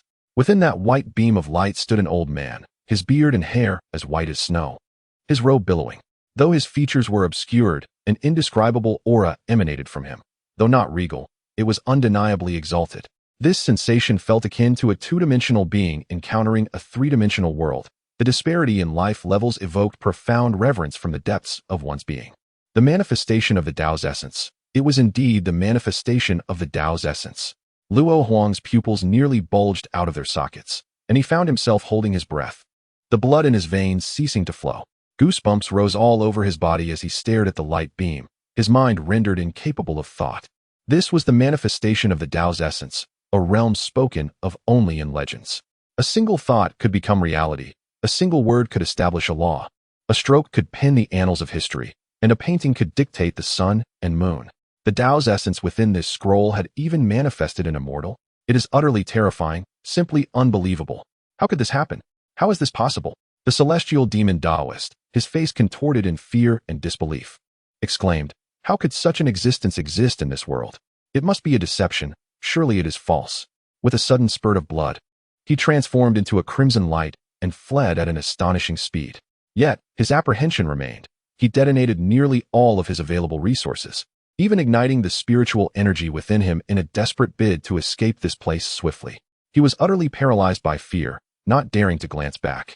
The immortal remained rooted in place, seemingly gazing into the distance, a soft sigh echoing through the void. Slowly, his hand lifted.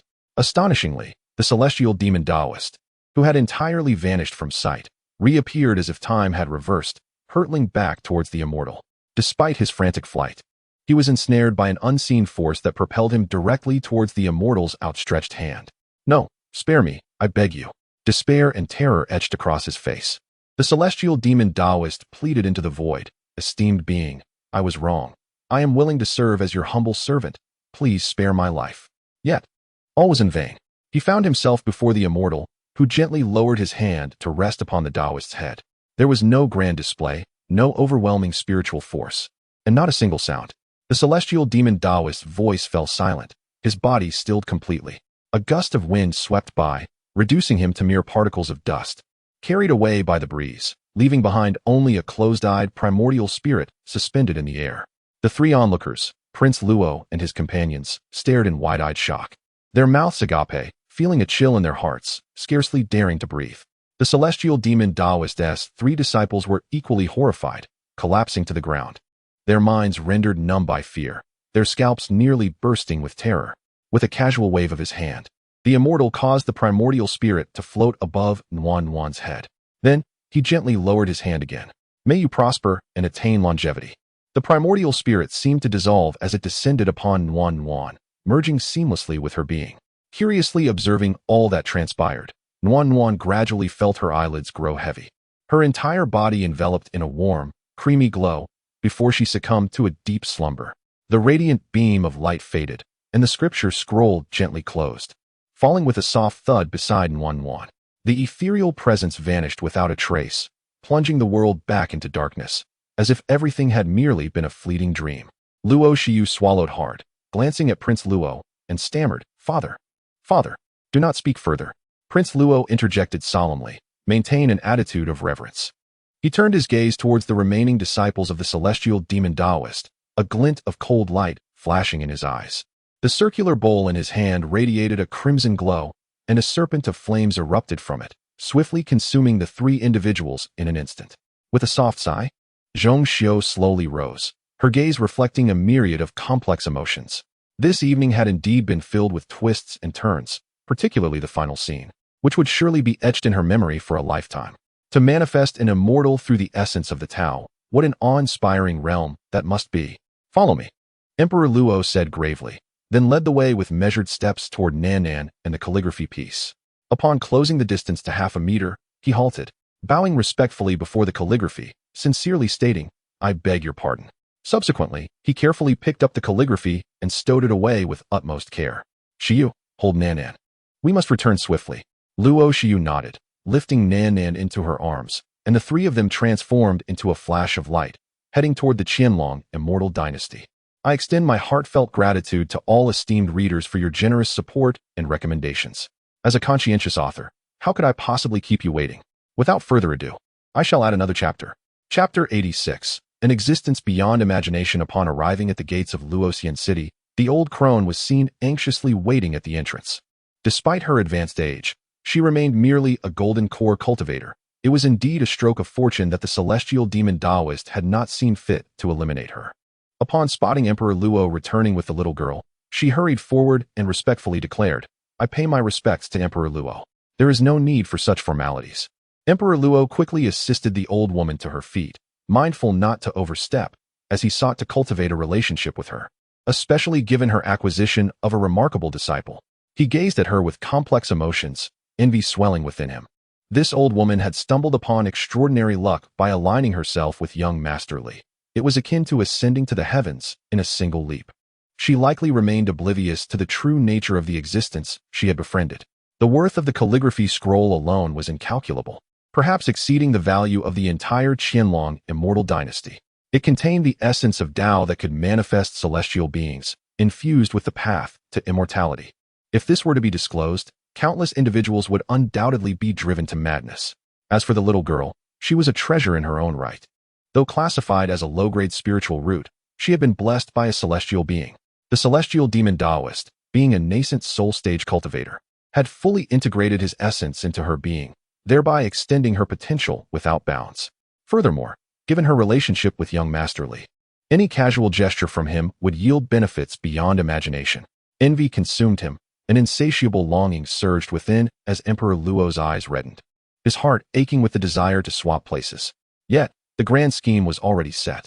He could not defy the will of the great beings, and could only strive to foster a good rapport, cultivating a virtuous connection. "May I inquire, esteemed friend, to which sect do you belong?" His expression grew slightly unnatural, as it was evident that he had not even bothered to learn about her sect until now. However, as it pertained to the little girl, he felt compelled to inquire further. The old crone, unfazed, replied, "I belong to the Golden Lotus sect." Emperor Luo's brow furrowed slightly. This sect was too obscure, one he had never heard of. At that moment, Zhong Xiu interjected, "Is it the Golden Lotus sect located in the northern part of the Qianlong Immortal Dynasty?" The old woman nodded vigorously, affirming, "Indeed."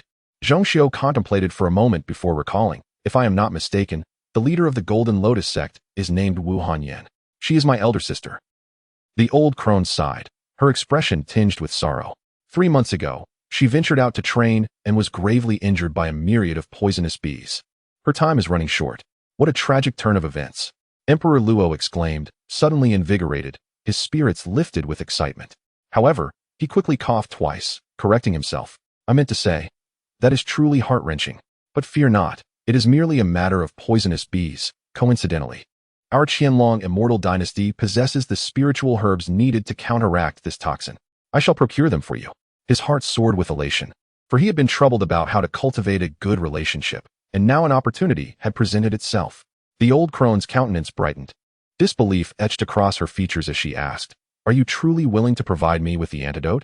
She was acutely aware that the Qianlong immortal dynasty possessed the antidote. Yet over the past 3 months, she had solicited countless sects, only to be met with numerous closed doors. The Jinlian sect was but a minuscule entity, one overlooked by all, and no one was inclined to extend a helping hand. Follow me.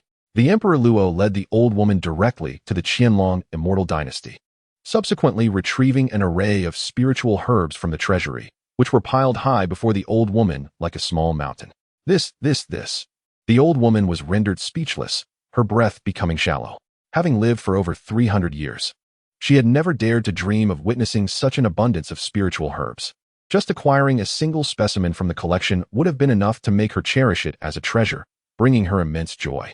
The Emperor Luo organized the herbs and declared grandly, Your sect, situated in the barren north, surely lacks sufficient spiritual herbs.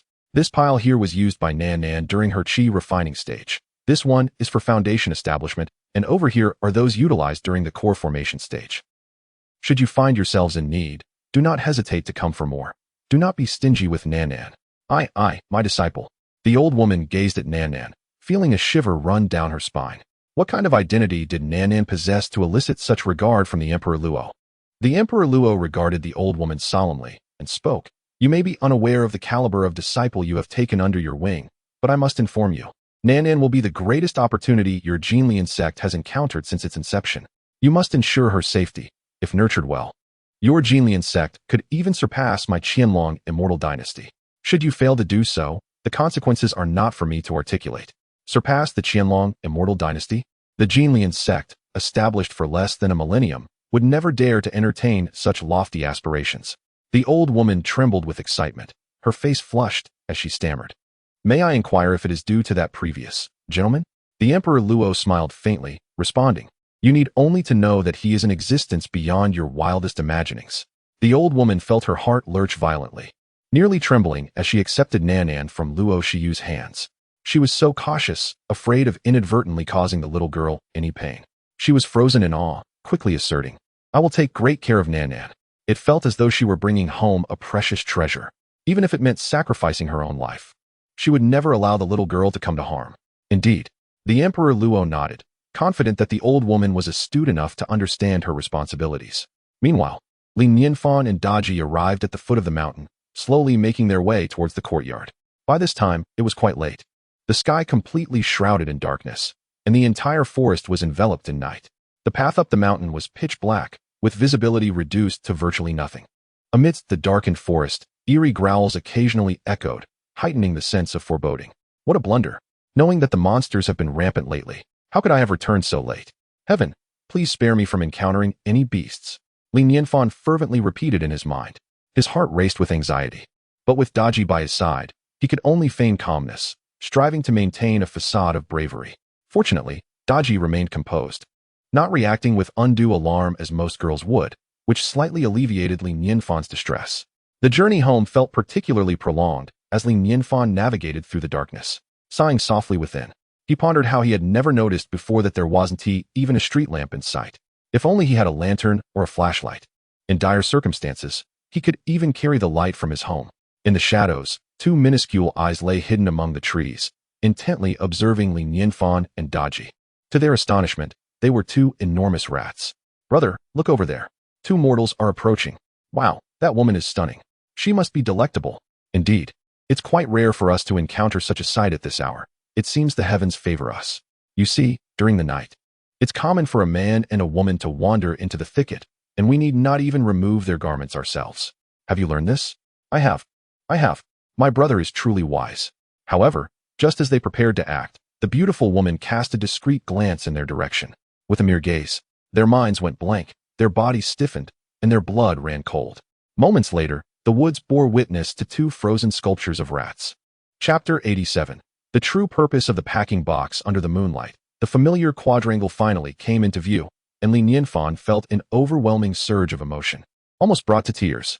He was immensely grateful, relieved to have emerged from danger unscathed. Indeed, it seemed he had awakened a fortunate golden finger. He exhaled deeply, unable to resist gazing at the full moon in the sky, which was undeniably beautiful. Daji looked at Li Nianfan and gently suggested, "Young master, it is quite late. Perhaps you should retire for the night." Li Nianfan nodded in agreement, acknowledging that it was indeed time for rest. Daji softly inquired, "Is there anything else you would like to instruct me on?" "Instruct?" Li Nianfan was momentarily taken aback. The virtues of ancient women were truly admirable. He couldn't help but chuckle. What further instructions could there possibly be at such an hour? You should also hurry and get some rest. A moment later, he lay quietly in bed, still somewhat shaken. He mused to himself. Although he knew many cultivators, it would certainly be inappropriate to ask them for protection. If only Nianfan could achieve mastery in her arts, surely she would be willing to safeguard her mortal brother. In the Yuzhong mountain range, Lin Mufeng and the old man's son, along with their companions, appeared somewhat disheveled, their faces smeared with dirt as they pressed deeper into the secret realm. If they had entered the realm with hidden agendas, they had since become more unified, beginning to understand the value of camaraderie. After spending 5 days in the perilous secret realm, they had successfully navigated numerous trials to reach this juncture. Yet, their gains were lamentably meager. This disheartened the group, leading them to ponder whether this realm was fraught with danger, but devoid of opportunity. The architect of such a realm was truly cruel, perhaps even more so than a beast. Qingyang Taoist, this secret realm is inadequate. Our losses are considerable. Someone couldn't help but voice their grievances. Immediately, another chimed in, "Indeed. I have lost several magical treasures, and my returns are insufficient to cover my initial investments. You must provide compensation." "That is impossible." Qingyang Taoist shook his head, his expression grim. Entry requires a trial of one's heart, and there are numerous challenges within. This realm is not so simple. It cannot possibly be devoid of treasures, unless the one who designed this realm is exceedingly bored. Lin Mufeng and the old man's son exchanged knowing glances, understanding each other's thoughts. There was no doubt that treasures existed within this secret realm. The lower their current gains, the more precious the treasures they would eventually encounter. After all, they had arrived here following the subtle hints of a wise figure. The current circumstances only serve to underscore the extraordinary nature of the refrigerator mentioned by that esteemed individual. With renewed determination, the group continued onward, each step filled with trepidation. At last, the narrow path opened up, revealing a source of light ahead. Expectation illuminated their faces, prompting them to quicken their pace. As they drew closer, the temperature around them plummeted, culminating in a chilling aura that sent shivers down their spines. Upon reaching the illuminated area, they were all struck with astonishment and elation, their expressions reflecting a mix of shock and ecstatic joy. Before me lies an exceptionally spacious hall, its former appearance shrouded in mystery. For now, the entire expanse has been enshrined in ice, transformed into a realm of frost. Wisps of visible chill linger in the air, presenting a formidable challenge even to the most seasoned cultivators. At the heart of the hall, upon a grand pedestal, rests a striking blue crystalline hexagonal object, emanating the terrifying cold that envelopes the space. "A refrigerator. It is indeed a refrigerator," exclaimed Lin Mufeng and old son in unison, their eyes alight with realization.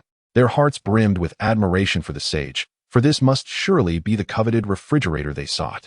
Truly, a stroke of genius, a flawless calculation. Others cast sidelong glances at the two, their eyes reflecting disdain. Someone could not suppress a mocking laugh. How ignorant. A refrigerator? It is, in fact, an ice origin crystal. His gaze was thick with avarice, longing to claim the hexagon for himself. That was no ordinary object. It was an ice origin crystal. Not just him, but all present fixated on the ice origin crystal, their hearts quaking with desire. In the entire realm of cultivation, the ice origin crystal is undoubtedly ranked among the most coveted treasures. This reverence stems solely from its association with longevity. The ice origin crystal possesses the ability to freeze all things, wielding immense power, and, beyond that, It can also suspend one's lifespan. A substantial portion of a cultivator's time is spent in secluded meditation, often spanning decades, if not centuries. Should one choose to encase themselves in an ice origin crystal during such a retreat, it would essentially be akin to pausing their lifespan, thus extending their years. Furthermore, if one were aware of impending demise or suffered grievous injury, they could utilize the ice origin crystal to preserve themselves for future healing. Such remarkable efficacy is enough to drive anyone into a frenzy, especially in these times of severed paths between mortals and immortals, with ascension a distant dream. The value of the ice origin crystal is accentuated. What is the ultimate goal of cultivation, if not longevity?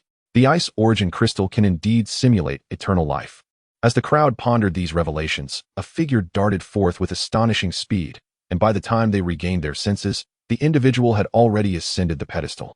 Reaching for the ice origin crystal, it was none other than the elder Qingyang. Stop! The expressions of the onlookers darkened as they hastily channeled their spiritual energy, transforming into streaks of light, heading towards elder Qingyang. Upon seizing the ice origin crystal, however, his smile abruptly froze. A bone-chilling cold radiated from his grasp, spreading throughout his body. Crack! Crack! Almost instantaneously, his hand began to crystallize into ice.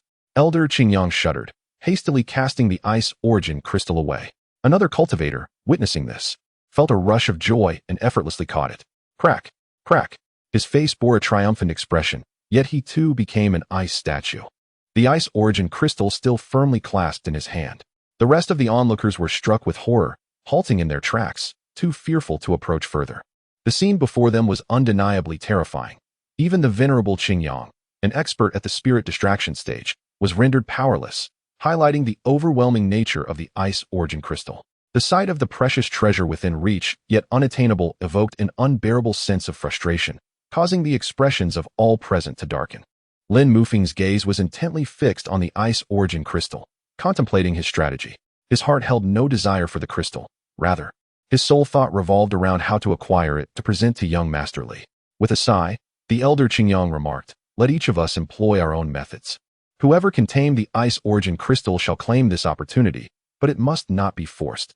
Immediately, numerous cultivators began to execute their techniques, some employing fire to counteract it, while others sought to attract it with water. Yet, without exception, all endeavors ended in failure. At that moment, a spark of inspiration ignited in Lin Mufeng's mind, nearly causing him to exclaim in excitement. Of course, how could I have forgotten? This was a gift from a master. Why not give it a try? He retrieved a packing box and cautiously approached the ice origin crystal, delicately placing the crystal within. Even the flames that momentarily touched the ice origin crystal were instantly frozen. Remarkably, the packing box remained entirely unscathed. The ice origin crystal lay quietly within the box, seemingly transformed into an ordinary crystal. It works. It truly works. Lin Mufeng's heart raced with exhilaration and astonishment, his reverence for the master swelling within him like an unending torrent. With a soft click, as Lin Mufeng secured the lid, the chilling aura of the ice origin crystal seemed to be instantly severed, vanishing without a trace. Even the ice within the grand hall began to show signs of melting. Chapter 88. The great forces of heaven and earth indeed. The true purpose of this box lies here. A master truly embodies profound wisdom, with every step imbued with deep significance, having completely paved the way for me. Such a method is astonishing, terrifying, utterly fearsome. It is thanks to my own cleverness that I can comprehend every subtle hint from the master. Lin Mufeng took a deep breath, reminding himself internally, one must not become arrogant or complacent. In the future, I must exercise extreme caution and strive not to overlook any hint from the master. The other cultivators could not help but widen their eyes, nearly unable to believe the reality before them. This box appeared utterly ordinary, yet it held such immense power. Had they not previously witnessed the might of the ice element crystal, they would have thought this was a mere imitation. Lin Mufeng chuckled heartily, clasping his hands towards the crowd, exclaiming, "Ha! I am grateful for your kindness." Although he laughed, his spiritual energy surged to its peak, operating secretly, while Old Sun stood beside him, vigilantly observing everyone. The atmosphere became subtly tense. At that moment, Elder Qingyang suddenly spoke. "I, Elder Qingyang, am a man of my word. Since I have already stated that it is all based on fate, I kindly ask everyone to grant me this favor and let this matter rest." Elder Qingyang possessed the highest cultivation level in the room, having reached the Great Division stage. While Lin Mufeng was in the early stages of the Great Division and Old Sun had achieved the completion of the out-of-body stage, the three formed a united front, causing the others to hesitate, reluctantly setting aside their greedy thoughts. Elder Qingyang smiled at Lin Mufeng, saying, "Let us depart. I shall escort you out." "Thank you, fellow Taoist," Lin Mufeng replied. The three of them exited the secret realm together, swiftly propelling themselves towards the distance. As they flew onward without pause, ensuring no one was pursuing them, Lin Mufeng finally came to a halt, turning his gaze towards Elder Qingyang. "I am deeply grateful for your assistance, Elder Qingyang. I shall remember this kindness. Farewell." However, in his heart, he remained wary of Elder Qingyang. The elder's actions throughout this journey were far from honorable. Had it not been for the special nature of the ice element crystal, he might have already claimed it for himself. Elder Qingyang, with a nonchalant smile, retorted, "Lin Taoist, I have rendered you such significant assistance, and you think a mere expression of gratitude suffices? Is that not rather simplistic?" Lin Mufeng's expression darkened slightly, prompting him to inquire, "What do you mean by this, fellow Taoist?" Old Sun's countenance also shifted, his spiritual energy beginning to circulate quietly. "This secret realm was discovered by me, and I aided you in acquiring the ice element crystal. Do you truly believe you can simply walk away?" The benevolent facade of Elder Qingyang vanished, revealing his true nature as he coldly declared, "Hand over the ice element crystal, and I might spare your lives." "So, this was your scheme," Lin Mufeng replied gravely. "If I am not mistaken, you had long discovered this secret realm but could not devise a method to unlock it. Thus, you lured more people here to assist you, intending to reap the rewards for yourself in the end." "Ha ha ha, precisely. However, it is too late for you to realize this now." A glimmer of cold light flashed in the eyes of the Elder Qingyang, and he suddenly pointed forward with great force. Instantly, a streak of azure light sliced through the air, silent yet astonishingly swift, exuding an incredibly sharp aura as it lunged toward Lin Mufeng. Lin Mufeng clearly anticipated this attack. He spread his palm open, revealing a circular shield of azure nestled within his grasp. The shield expanded against the wind, effectively blocking the azure light. Upon closer inspection, the azure light transformed into a slender dagger, flickering with a chilling gleam akin to a serpent poised to strike.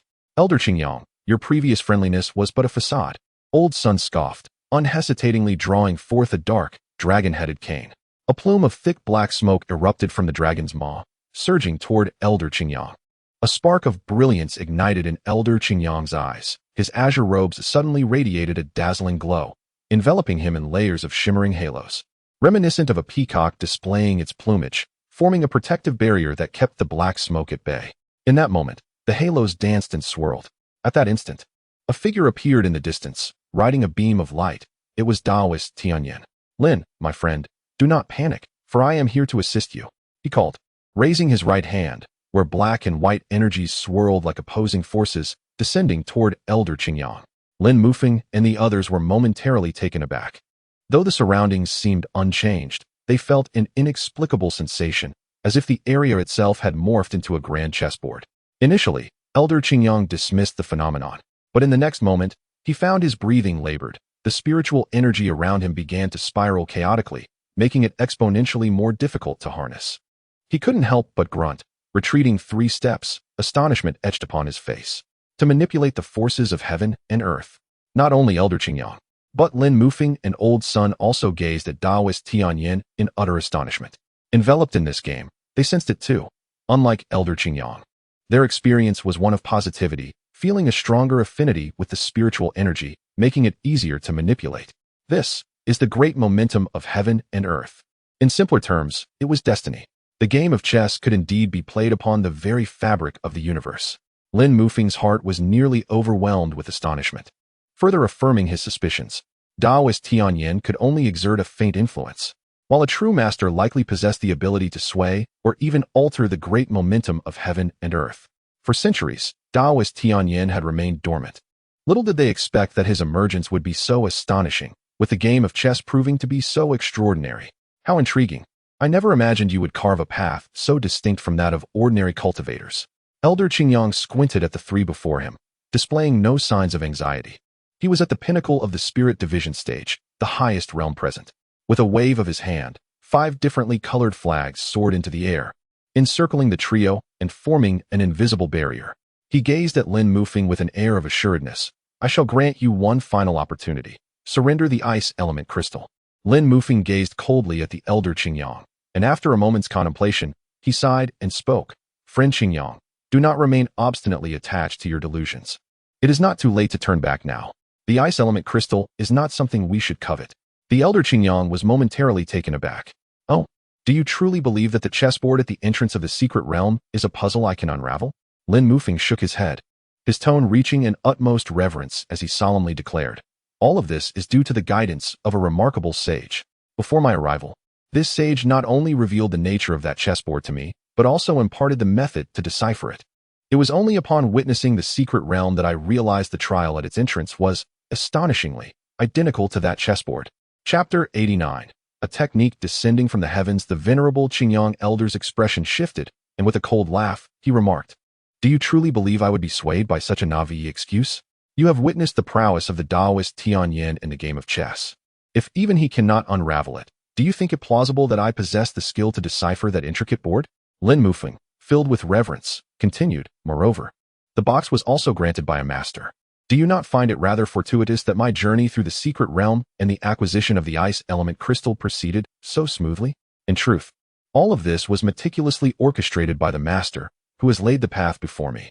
This, indeed, is the essence of the game. The countenance of Taoist Tianyin flushed crimson, his eyes gleaming with a fervent light, his body trembling with excitement as he murmured incessantly.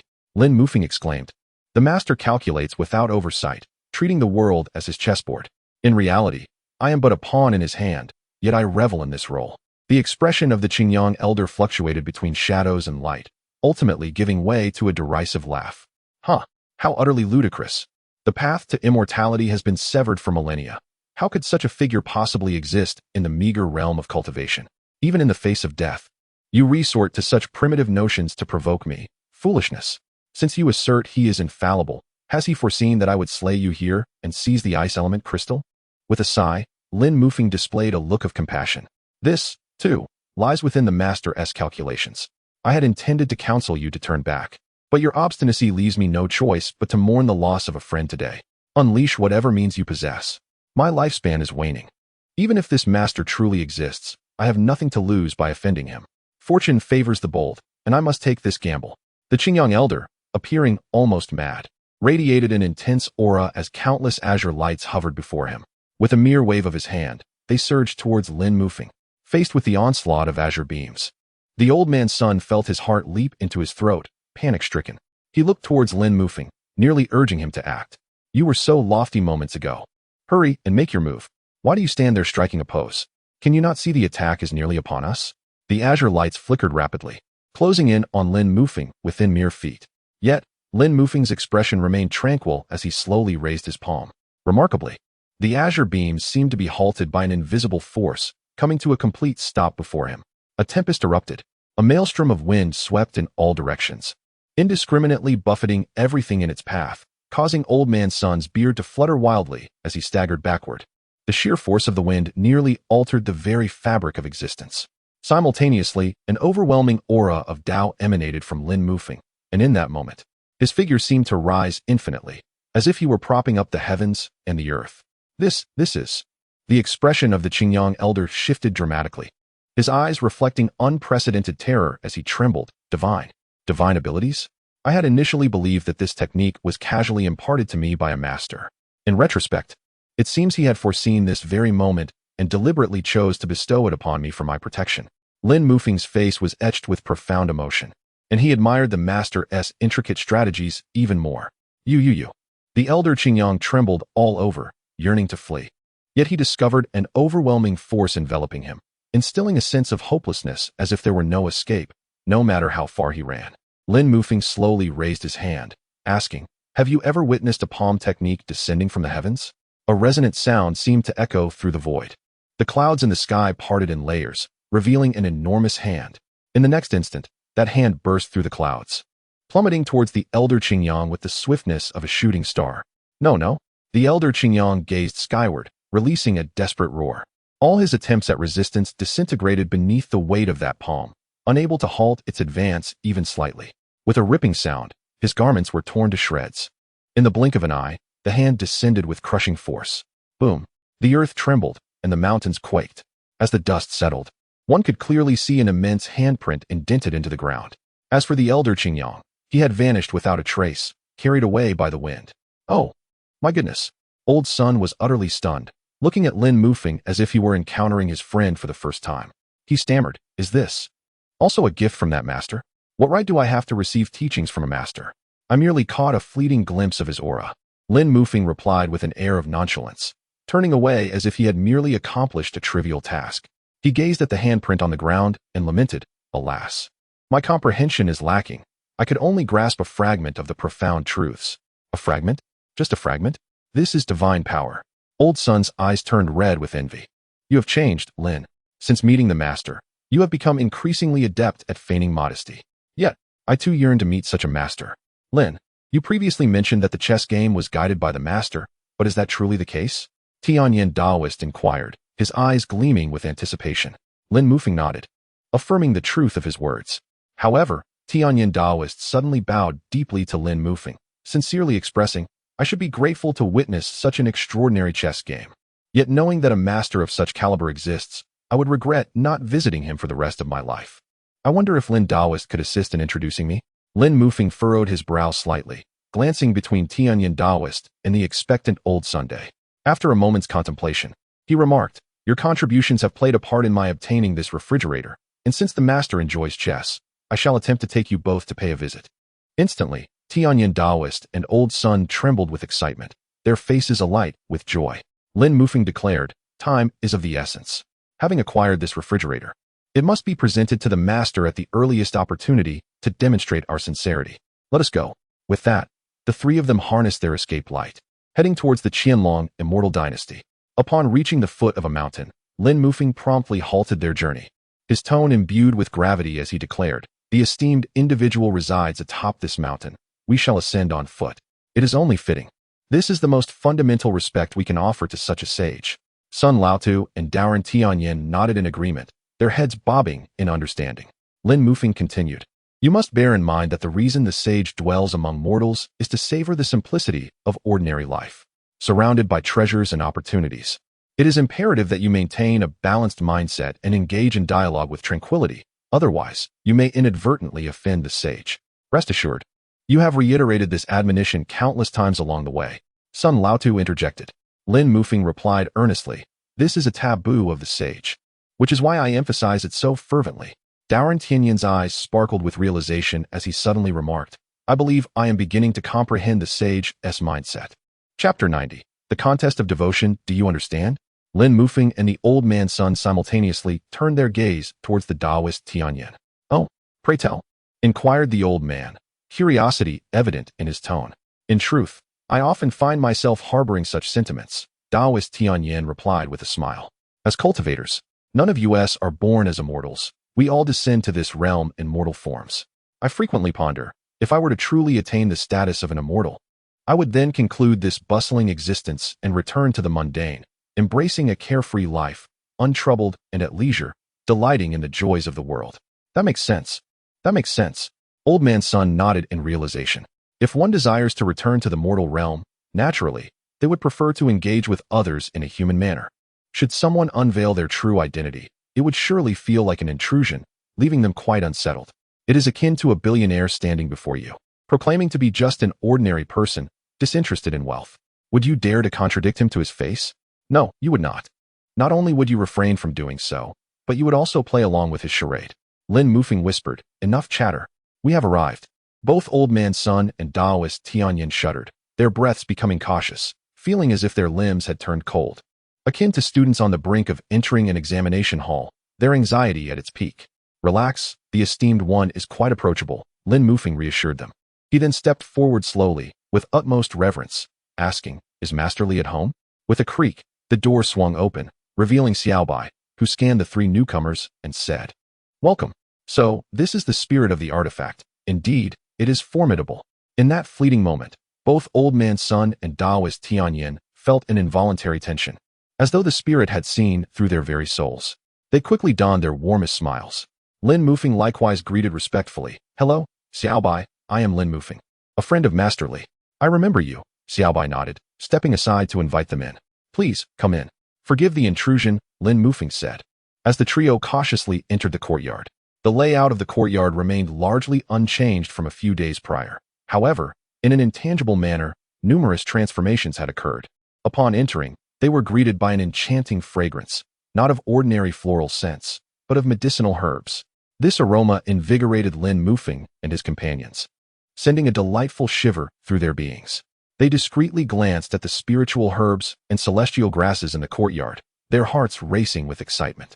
The growth of these herbs surpassed all expectations, each competing for attention, their fragrances wafting as if vying for Master Li's affection. Lin Mufeng even spotted a spiritual herb that should not have bloomed at all, yet it astonishingly bore flowers. How adept at flattery! He felt a wave of embarrassment wash over him, realizing he could not compare, not in the slightest. Nianfan was engaged in a game of chess with Daji when he spotted Lin Mufeng and exclaimed, "Ah, Lin Lao has arrived. Welcome. I have the pleasure of meeting you, Master Li, and you too, Miss Daji." Lin Mufeng, brimming with excitement, began to present his treasure. "Young Master Li, I heard you were still in need of a refrigerator. Fortunately, I recently acquired a delightful little item, so I brought it along." "Oh, a refrigerator has arrived?" Lin Yinfan's eyes sparkled with anticipation as he responded. "Right here." Lin Mufeng produced a packaging box and handed it to Lin Yinfan. "I also brought the box from last time." Lin Yinfan's fondness for Lin Mufeng surged. Look at him, such a courteous individual. He not only returned the disposable packaging, but also remembered my casual mention of a refrigerator and took the time to bring me one. In the past, Lin Yinfan had always thought the world of cultivation was fraught with treachery and peril, but it seemed he had been mistaken. He accepted the packaging box, eyeing the hexagonal crystal nestled inside. The crystal was exquisite, shimmering with a deep blue hue, seemingly enveloped in a radiant glow, mesmerizingly beautiful. With a snap, Lin Yinfan opened the lid. "Young Master Li." Lin Mufeng was about to caution Lin Yinfan about the frigid aura of the ice element crystal, only to find that Lin Yinfan had already taken it out and was weighing it in his palm. He promptly swallowed his words. How naive of him. What sort of person was young Master Li? Did he truly need his warnings? The crystal felt icy to the touch, its texture delightful, instantly imparting a refreshing sensation that invigorated Lin Yinfan. However, he furrowed his brow slightly and remarked, "But the temperature is a bit too high. It can't serve as a refrigerator." No sooner had he spoken than he felt the temperature of the crystal plummet, sending a sharp chill coursing through him. Such a marvelous item, Lin Yinfan thought, delighting in the realization that it was likely voice-activated. Now, not only can it function as a refrigerator, but it can also serve as an air conditioner. Splendid. Without hesitation, he placed the refrigerator upon a rock by the stream and commanded, "Lower the temperature further." Crackling sounds echoed as a wave of cold air surged forth, and the surrounding stream began to freeze, gradually forming blocks of ice. Lin Mufeng and his companions stared at the ice element crystal, each silently cursing in unison. What a sycophant! Previously so arrogant. Now he feigns humility and innocence in the presence of a superior. How pathetic. That's enough. Lin Yinfan gazed at the refrigerator with immense satisfaction and addressed Lin Mufeng. "You have my gratitude for your efforts. It was merely a small matter, young Master Li. You are too kind," Lin Mufeng replied hastily. His heart swelled with joy. It seemed young Master Li was quite pleased with his performance. If he continued to excel, the pinnacle of life would be within reach. "By the way, this box is intended for single use, so you needn't return it to me. It's just an inconsequential item." Lin Yinfan casually tossed the packaging aside, showing no concern. Lin Mufeng and his companions' breaths grew labored, their eyes widening in disbelief as they stared at the packaging box, nearly losing their capacity for thought. "This is unnecessary. Single use? This is an unparalleled treasure, a supreme tool for storing special items, and he intends to discard it after a single use? Simply put, it is an extravagance that is almost beyond imagination. Is this truly the realm of the elite?" Lin Mufeng's heart raced with excitement and with determination. He swiftly concealed the discarded takeout box. "This refuse, I shall claim it." Young Master Li, Lin Mufeng adjusted his demeanor before introducing, "These two are my friends. This is Sun Qianshan, and the other is known as the Tianyandioist, who has a profound understanding of the art of Go." Both Sun Qianshan and the Tianyandioist respectfully greeted. "We have the honor of meeting young Master Li." "Oh, a connoisseur of Go." Lin Yinfan's eyes sparkled with interest as he turned to the Tianyandioist, noting his scholarly appearance. Unable to suppress his eagerness, he proposed, "Shall we engage in a match right now? It is rare to encounter a fellow aficionado of the game. This promises to be an enjoyable experience." The Tianyandioist, elated by the suggestion, promptly replied, "I could not wish for anything more. I shall humbly showcase my skills. His enthusiasm suggested he was indeed a lover of Go, solidifying the certainty of an engaging match. With anticipation surging, Li Nianfan took his seat opposite the Tianyandaoist and set up the board. He gestured politely, indicating, as our esteemed guest, please take the white stones and make the first move. The Tianyandaoist, aware of his own limitations compared to a master, did not decline. He grasped the white stone and gazed intently at the board. Chapter 91, Triumphing over Fate. At that moment, his mind erupted with a cacophony of thoughts. The characters for heaven and earth on the chessboard swirling like a vortex, drawing his thoughts into their depths. Nevertheless, he was no novice to the art of chess. He inhaled deeply, steadying his spirit. In this instant, his perspective diverged from that of others. He no longer perceived the world confined to the chessboard, but rather saw it expanding infinitely, enveloping the entire universe, ultimately encompassing all of creation within the board itself. The vastness of this world was overwhelming, leaving him, as a player, at a loss for how to proceed. This sensation was akin to an ordinary individual unexpectedly assuming control of a nation, utterly ignorant of governance. Boom! Waves of profound Tao rhythm surged towards him, threatening to engulf him entirely, almost compelling him to surrender. Was this the momentum of heaven and earth? To use the universe as a chessboard meant facing the relentless tide of cosmic forces. If his own Tao rhythm was insufficient, he would be swiftly obliterated. The Tianyan Daoist felt a tumult of fear and exhilaration within. His gaze was fixated on the board, seemingly searching for a point of entry. This was an opportunity bestowed upon him by a master. For him, it was the greatest chance amidst the cosmos, and he resolved to seize it. Eventually, his focus sharpened, and he placed his piece at the very center of the chessboard. With a decisive click, the white piece fell, and a radiant shimmer erupted from the board. Li Nianfan observed the Tianyan Daoist, a smile gracing his lips. Judging by his handling of the pieces, the Tianyan Daoist was indeed adept at the art of chess. His techniques steady and seasoned, unlike the previous players who seemed to struggle with their pieces, utterly unsure of their next move. However, the path he chose was excessively aggressive, likely fueled by the thrill of his first match against Li Nianfan. Li Nianfan smiled faintly, grasping a black piece, which he placed with a crisp sound in the upper left corner's star position. The pupils of the Tianyan Daoist constricted slightly. His emotions surged tumultuously, as if he discerned a shift in the momentum of heaven and earth. He experienced a fleeting illusion of becoming a player, engaging in a grand match against a master, stirring the tides of the world. This sensation nearly lifted him off his feet. Click, click, click. The continuous sounds of their pieces resonated crisply within the courtyard, while Lin Mufeng and Sun Qinshan quietly assumed the role of spectators. They watched the Tianyan Daoist with palpable envy. As observers, they could distinctly sense the fluctuations of the Tao rhythm surrounding the Tianyan Daoist, an uninterrupted flow of ethereal energy enveloping him. He was undergoing a baptism of Tao rhythm, a rare opportunity that could only be described as monumental. Even a fool could discern that the master was clearly guiding the Tianyan Daoist.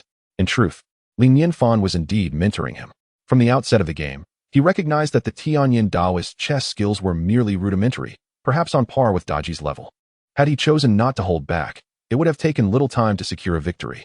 Yet, deep within, he felt a twinge of reluctance. Although the chess skills of the Celestial Sage are comparable to those of Daji, it is important to note that Daji has meticulously crafted her own strategies, resulting in a somewhat limited adaptability. In contrast, the Celestial Sage possesses genuine expertise in the game and demonstrates rapid growth. Consequently, Li Nianfan often deliberately makes a few missteps, allowing the Celestial Sage to navigate through adversity and carve out new avenues of opportunity. Indeed, the Celestial Sage does not disappoint, evolving swiftly and providing Li Nianfan with a sense of fulfillment. After a short while, the Celestial Sage placed down a white piece with a soft sigh, declaring, "Young Master Li, I concede. Victory and defeat are commonplace in the realm of strategy. It is merely a game, so long as one finds joy in it," responded Li Nianfan with a smile. Such is the nature of a true master, who views the world as their chessboard, engaging in the game solely for amusement. The Celestial Sage rose, addressing Li Nianfan with utmost respect. "I am profoundly grateful for your guidance, young Master Li. I have gained much from our encounter. Henceforth, I wish to honor you as my mentor." "No, absolutely not," Li Nianfan quickly interjected, blocking the Celestial Sage's intention with a wry smile. "You are a cultivator. Chess is merely a sideline for you. How could I possibly accept you as a disciple?" This elderly gentleman seems genuinely enamored with the game of chess. Merely playing a few matches has led him to seek my tutelage.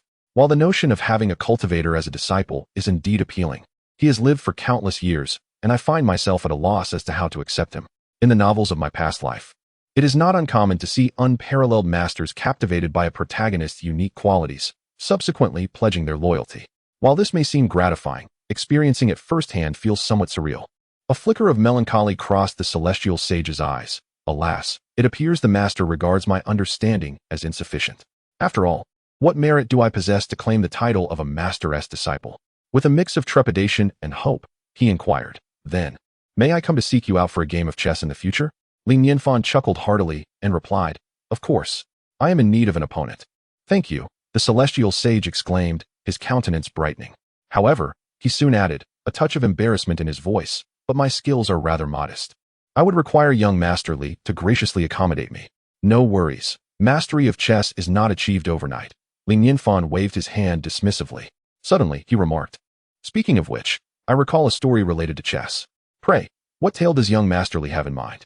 The celestial sage inquired, eager to listen intently. Lin Mufeng and Sun Qianshan also perked up, their expressions brimming with anticipation. The wisdom shared by a master is undoubtedly extraordinary. Observing their earnestness, Nianfan continued, once there was a man, an ordinary mortal, who refused to let fate dictate his life. He ventured into the wilds, seeking the heavens themselves to engage in a game of chess, ultimately sacrificing his life as the final piece upon the board. The original tale was lengthy, and he chose to summarize the essence instead. Even with this abbreviated version, it sent shivers down the spines of Lin Mufeng and the others, raising goosebumps across their skin. Although Nianfan framed it as a story, unless they were fools, they could not perceive it merely as fiction. Could it be that this is akin to the journey to the West, a tale spun by an extraordinary being? Or perhaps it is a recounting of events witnessed by such a person? The unwillingness to let one's fate be dictated by others suggests a refusal to be a mere pawn, does it not? To seek the heavens and engage in a contest of wits, even at the cost of one's own life, signifies a transformation from a mere piece on the board to the master strategist. What kind of audacity must one possess to achieve this? Most astonishingly, the opponent is merely a mortal. What an earth-shattering figure this is, truly beyond comprehension. And what of the outcome? The Taoist of heavenly transformation could not help but rise. His gaze fixated intently on Nianfan, his voice trembling slightly with tension. Nianfan articulated with deliberate clarity, I shall conquer the heavens. Chapter 92. The subtlety in the words of young Master Li, surpassing heaven? Boom.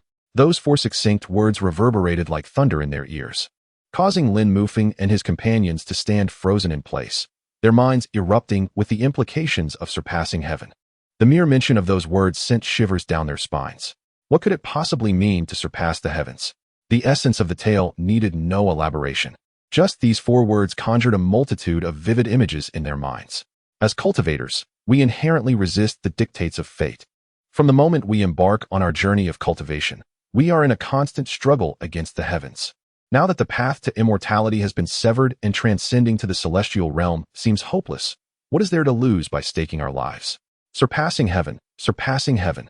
Is this not a notion that all cultivators secretly yearn for yet dare not entertain?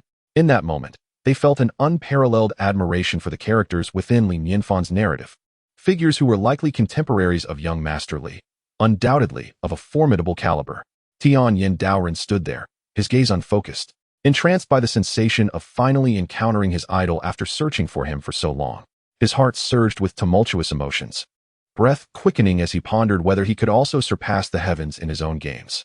After a long silence, Lin Mufeng finally sighed, expressing his awe for the characters in the tale. Nianfan nodded, recalling how profoundly he had been struck upon first hearing the story. It spoke not of mystical powers or philosophical doctrines, but of an indomitable spirit. Such a spirit is timeless and transcends any world. He glanced at the sky and remarked, it is getting late.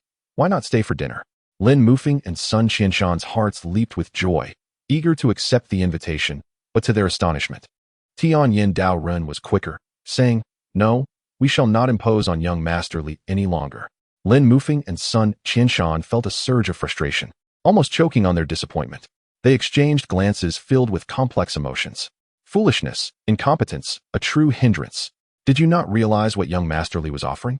Did you grasp the magnitude of this opportunity? Did you comprehend the sheer folly of your actions? Had it not been for young Master Li's presence, they might have been tempted to unearth the thoughts of Tian Yin Dao Run. Are you quite certain you will not stay? Li Nianfan pressed. We. Lin Mufeng's mind raced to formulate a response, bracing himself to insist. Yet, Tian Yin Dao Rin interrupted once more. Young Master Li, it is unnecessary. We have already intruded upon your time for too long today. Li Nianfan nodded. Very well then. Lin Mufeng and Sun Qianshan's faces stiffened, and they could only rise to bid farewell. Young Master Li, we shall take our leave. Tian Yin Dao Rin had effectively closed off their path, leaving them no room to turn back. Well, no need to see us off. As they exited the courtyard, Lin Mufeng and Sun Qianshan's expressions darkened, casting resentful glances at Tian Yin Dao Ran, who suddenly felt an overwhelming sense of shame. What is the matter? The Taoist Tian Yin could not help but inquire. How did I not realize before that you are but a pig? Who is young Master Li, that he consumes such extraordinary fare? I have endured until now, all for the hope of savoring a morsel of divine delicacy. Such a modest wish has now been utterly dashed by you. Lin Mufeng expressed his grievances with palpable melancholy, his words pouring forth like a cascade of beans, raining down upon Taoist Tian Yin. Sun Qianshan was on the verge of tears, lamenting, the last time I merely tasted a remnant. This time, I anticipated a proper meal, only to find it absent. My sincerest apologies, Taoist Tian Yin replied, his voice laden with regret. After a brief pause, he continued, I have always felt that young Master Li's words were imbued with profound significance, yet they remained as elusive as flowers in the fog, just beyond my grasp. This urgency to take my leave stemmed from that confusion. Profound significance? Lin Mufeng and Sun Qianshan raised their brows, immediately descending into contemplation. Since entering the courtyard, they had maintained an attitude of reverence, absorbing the tale of Li Nianfan, which left them in awe. Yet they had not delved deeply into its implications. Now, spurred by Taoist Tian Yin's remark, Lin Mufeng felt a sudden jolt in his heart. How could he have overlooked this? Every utterance from young Master Li bore hidden meanings, and given that he had shared a story with them, it certainly held a deeper implication. It was essential to ponder it thoroughly. Suddenly, Sun Qianshan's pupils constricted in awe, exclaiming, could it be that young Master Li wishes to emulate the figure in the story, challenging heaven itself? Lin Mufeng and Taoist Tian Yin gasped in unison, a chill of realization coursing through them. The likelihood of such a possibility was substantial. After the initial shock, Lin Mufeng stammered, if that is indeed the case, then could it be that young Master Li intends for us to serve as his pawns in this celestial game? In the tale, that individual had sacrificed his life as the final piece on the board to triumph over heaven. Thus, young Master Li would undoubtedly select his pieces with care. His trembling was not born of fear, but of exhilaration.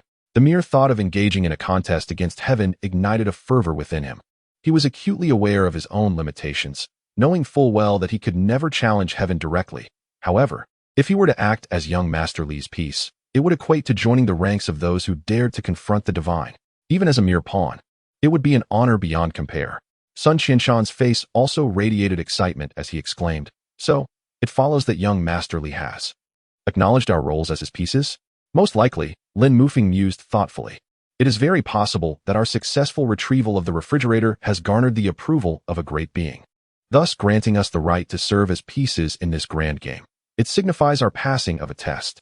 Sun Qianshan burst into laughter. This is splendid. We are now considered individuals of high standing. Lin Mufeng immediately grew solemn, cautioning, we must not become arrogant or complacent. We are merely pieces.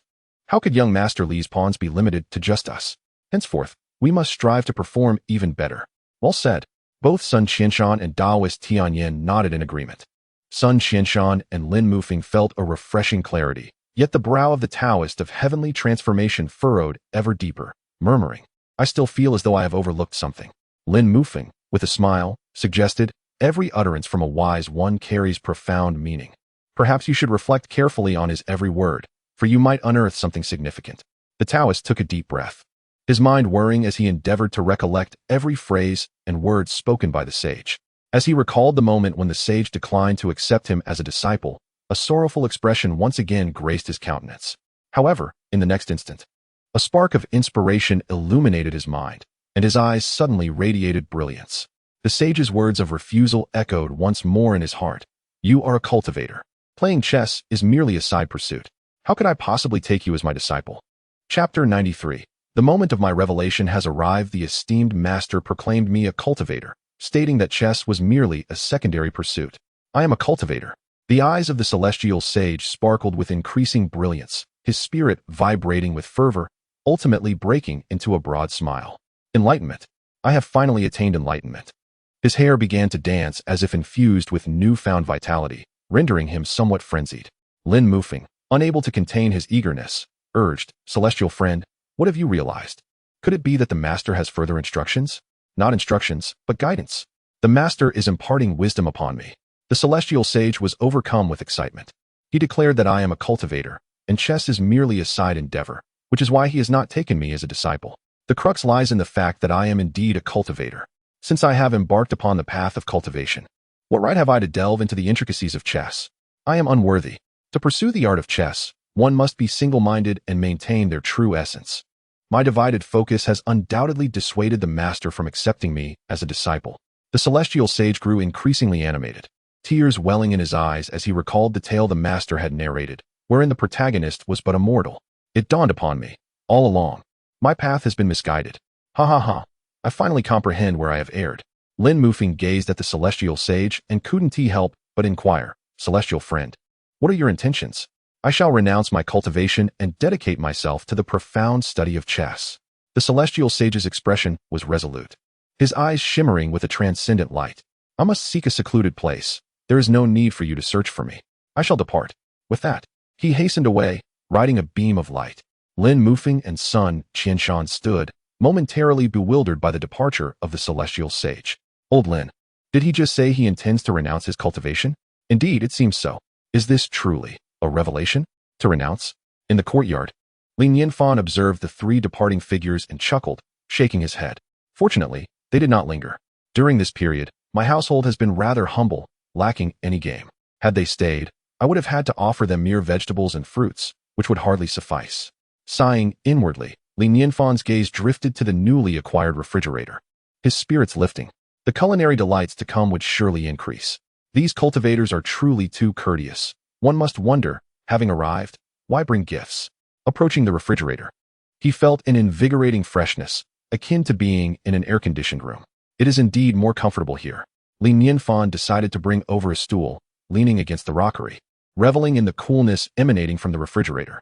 Unable to restrain himself, he said, Little Dodgy, before long, I shall prepare a popsicle for you. You are in for a treat. Popsicle? What might that be? Dodgy inquired, momentarily taken aback. Could it be an ice-based artifact?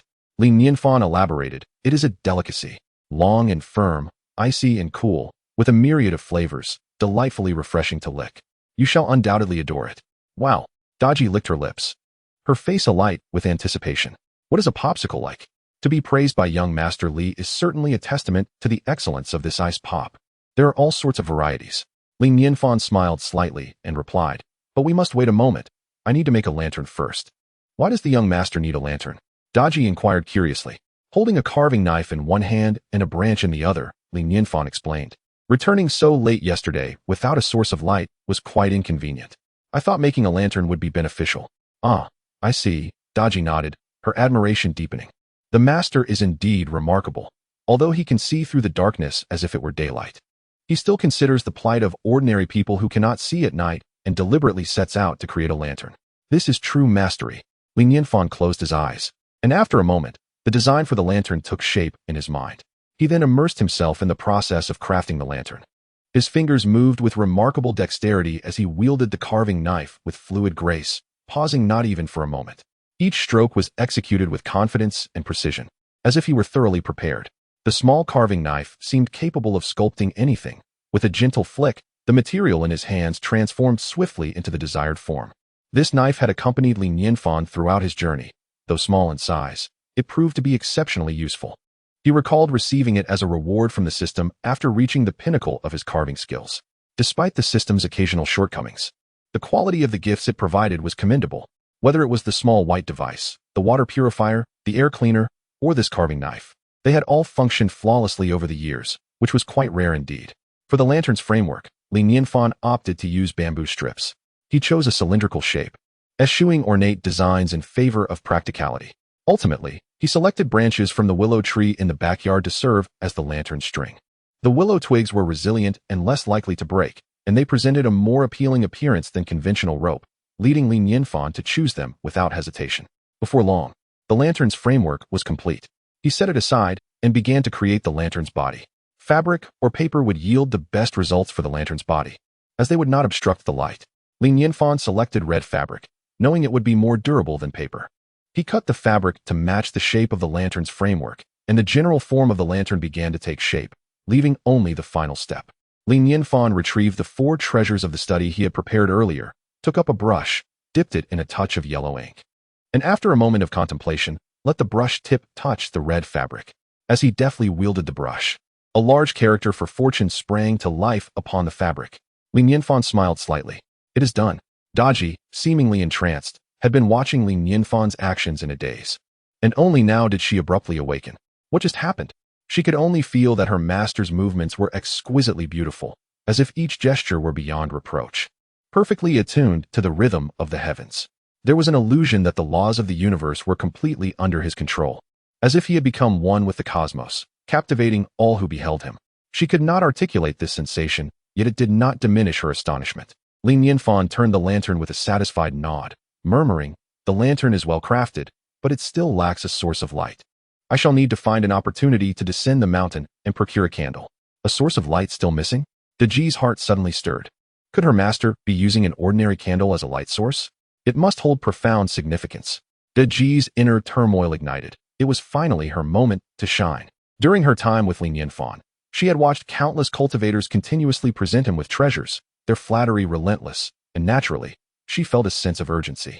She had been contemplating how she could assist her master, and now the opportunity had arrived. Her beautiful eyes flickered as she pondered in her mind what could serve as a source of light.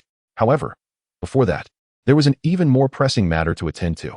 Chapter 94, What are you thinking? As night descended, the forest was unusually tranquil compared to its usual clamor. As if the voices of various creatures had collectively hushed, Li Nianfan felt a flicker of surprise but paid it no mind, preparing for a restful slumber. As time passed, the darkness deepened. Daji emerged from her chamber, bowing gracefully towards Li Nianfan's room, silently vowing, "Master, tonight is the moment for me to alleviate your burdens." She glanced up at the luminous full moon before stealthily making her way out of the courtyard. Deep within the forest, the underbrush was thick and the terrain sloped inward, forming a natural basin. At the heart of this basin, a singular point of light illuminated the surroundings, accompanied by the sounds of joyous laughter and boisterous chatter. Upon closer inspection, one could see countless creatures resembling humans yet adorned with various animal heads, reveling in a gathering. A minority of these beings retained their original forms, unwilling to adopt a half-human, half-demon appearance, such as the six-tailed spirit fox. At this moment, she weaved through the throng of creatures, her small frame swiftly bounding up a sturdy tree.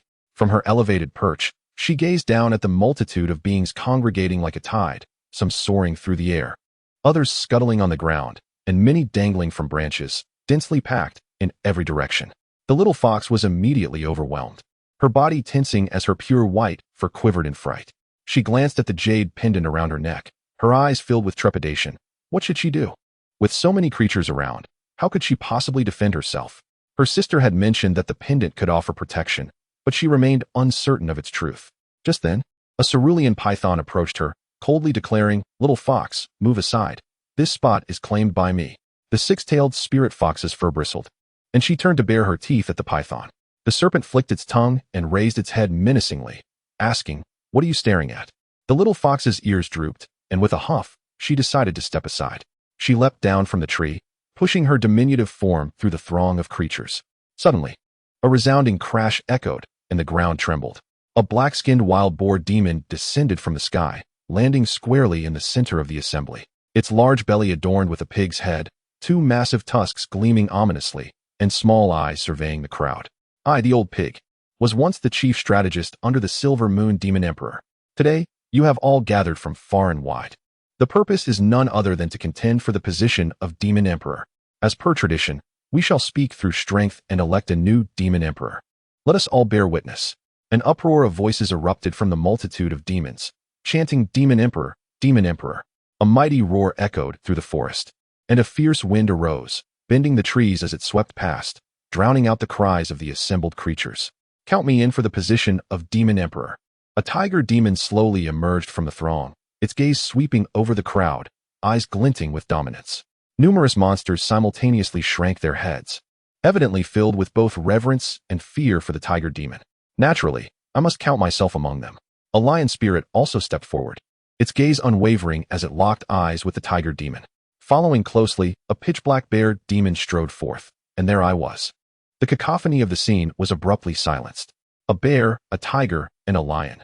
These three colossal creatures exuded an overwhelming aura that left the other demons trembling in trepidation. After a prolonged wait, no other demons dared to emerge. The boisterous pig demon bellowed. Is there no other demon willing to step forward? No need to wait. Aside from the three of us, who else has the qualifications to vie for the position of Demon Emperor? The tiger demon coldly chuckled. Let us commence. Just then, a feeble voice piped up, instantly capturing the attention of all the demons. The tiger demon's eyes widened in surprise as it fixed its gaze upon a diminutive white figure, bursting into laughter upon realizing it was merely a six-tailed little fox. The fox approached the six-tailed spirit fox, erupting in a fit of laughter. Little fox, your seventh tail has yet to fully sprout. Let's discuss this when it does. I cannot falter, for my sister has expressly instructed me. The six-tailed spirit fox gritted its teeth, leaping onto a large rock. Its six tails vibrating in unison as it proclaimed, I shall claim the position of Demon Emperor.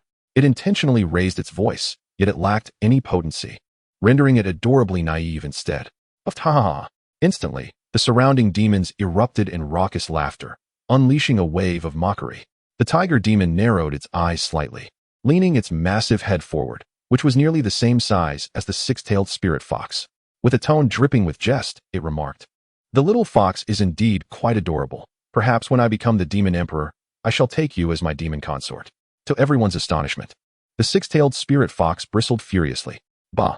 A toad wishing to eat swan meat. Enraged and flustered, it instinctively lifted its rear and unleashed an air cannon towards the tiger demon.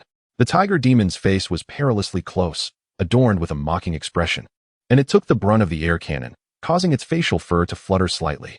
Its expression fell into a state of shock. Though the air cannon bore no lethal power, it effectively pinned the tiger demon to the pillar of humiliation. You seek death. The tiger demon's countenance darkened to an extreme, its demonic energy surging forth, eyes brimming with cruelty. It lifted a claw and aimed a strike at the six-tailed spirit fox. The six-tailed spirit fox nimbly leapt aside, deftly evading the tiger demon's assault as it fled into the distance. Boom! The large rock it had just occupied was pulverized beneath the tiger's claw. The tiger demon raised its head, fixating on the fleeing six-tailed spirit fox, its orange-yellow pupils narrowing slightly as fangs extended from its mouth, droplets of saliva cascading down. With a sudden, wide-open maw, it unleashed a barrage of wind blades aimed at the six-tailed spirit fox. Swoosh! The surrounding trees were swiftly severed by the razor-sharp wind blades. Numerous monsters hastily avoided the chaos, while some curious little creatures, caught off guard, paid the ultimate price with their lives. The countenance of the six-tailed spirit fox was marked by sheer panic, its frightened cries echoing as it struggled to evade the onslaught of razor-sharp winds. The tiger demon's face twisted into a cold smirk as it waved its hand, conjuring a formidable gust that surged with ferocity.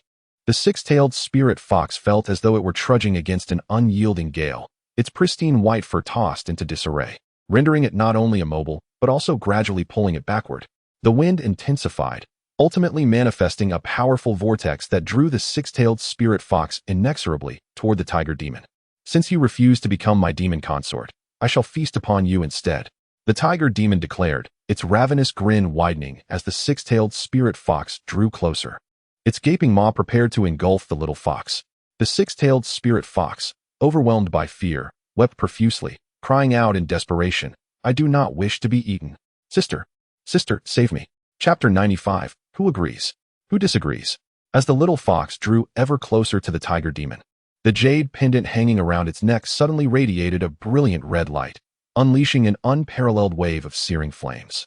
With a resounding cry, a phoenix, formed entirely of fire, unfurled its majestic wings. The crimson flames illuminated the entire forest, transforming the world into a sea of fire. All surrounding demons displayed expressions of sheer terror, their eyes reflecting the overwhelming inferno, instinctively holding their breath. The extreme heat soon caused beads of sweat to form on their foreheads. Is it the true essence of the phoenix? The smile on the tiger demon's face abruptly froze, as the phoenix loomed larger in its gaze, the threat of death causing every hair on its body to stand on end. With a deafening roar, it unleashed the last remnants of its life force, expelling a dazzling golden demon core that emitted blinding light. Instantly, a tempest arose, forming a whirlwind barrier around it, akin to a tornado. The phoenix flapped its wings slightly. With a rush, the flames surged forth like a serpent, enveloping the whirlwind completely. In mere moments, under the astounded gaze of the onlookers, the tiger demon was vaporized without a trace, unable to utter even a whimper. The phoenix spread its wings and transformed back into a blaze, merging once again into the jade pendant. The world returned to silence. All the demons stood with mouths agape. Had they not witnessed the spot where the tiger demon had stood turned to air, they might have believed the entire episode to be a mere dream. The bear demon and the lion spirit, nearly popping their eyes out in disbelief, retreated 3 steps in unison, their expressions rife with horror. The six-tailed spirit fox landed, trembling from the shock of the scene, glancing at its own chest, and then towards the void where the tiger demon had vanished, shivering involuntarily. Goodness, the pendant gifted by my sister is extraordinarily powerful. Celestial artifact? The wild boar spirit shuddered, struggling to articulate. Meanwhile, the previously brazen blue python demon nearly turned into a dried snake from fright, twisting its body to flee into the depths of the forest. Had I unwittingly offended a major figure? How terrifying! Death has never felt so near. The six-tailed spirit fox, now reassured, shook its fur proudly and stood on its hind legs, declaring, "Is there anyone else?" Gulp. All the demons simultaneously swallowed hard, their gazes shifting towards the six-tailed spirit fox, filled with a mix of awe and reluctant defiance. The lion spirit's eyes sparkled with determination as it spoke darkly. What merit is there in wielding a celestial artifact? We demons measure strength by our demon powers. What right does a mere six-tailed fox have to claim the title of demon emperor? Indeed, it is merely a stroke of fortune. A small fox dares to lead us? I refuse to accept this. Instantly, countless demons echoed their agreement. The six-tailed spirit fox anxiously hopped on the stone, its tiny paws rubbing its head in confusion. At that moment, a delicate silhouette slowly emerged from the woods, draped in a flowing white dress, starkly contrasting against the night. Who dares to contest? A chilling voice resonated, leaving all the demons momentarily stunned. The six-tailed spirit fox's eyes brightened as it found its anchor, exclaiming in delight, "Sister, a human girl?" The lion spirit's eyes darkened slightly, a cold sneer escaping its lips. "Do you even realize where you are, daring to come alone? This is a desolate wilderness, and you are surrounded by fearsome demons." The white-clad woman's lips curled into a subtle smile, a glimmer of light flickering in her gaze. "Just so happens, I am also a demon." With a flourish, 9 pure white tails shot forth from behind the woman, casting long shadows across the forest under the moonlight. The tails swayed rhythmically, an immense aura enveloping the woodland, rendering all the attending demons momentarily breathless. "The 9-tailed celestial fox? Were you not captured by the disciples of the Lingxian Dao Palace?" The lion spirit exclaimed, its eyes wide with disbelief. Daji's gaze locked onto the lion spirit, her voice as frigid as ice. "I shall grant you one final choice: submit, or perish." Huh. I wondered how a mere 6-tailed spirit fox had the audacity to stand forth. It seems you have a formidable ally. The lion spirit's eyes narrowed, its aura escalating with a chilling intensity. "However, you have only just taken form and must begin your cultivation anew. How dare you emerge to contest the position of demon emperor? It is tantamount to seeking death." With a roar, the lion spirit transformed into an enormous lion, exuding a powerful demonic energy that reverberated like thunder. That jade pendant is merely a defensive artifact. It won't attack. We shall disregard the 6-tailed fox and focus on eliminating this 9-tailed fox. Let us divide the demon core. Follow me, my comrades. Suddenly, flames erupted from the lion's body, leaping forth like a tidal wave of fire as it charged towards Daji, flanked by over 30 ferocious demons, their battle cries echoing through the air.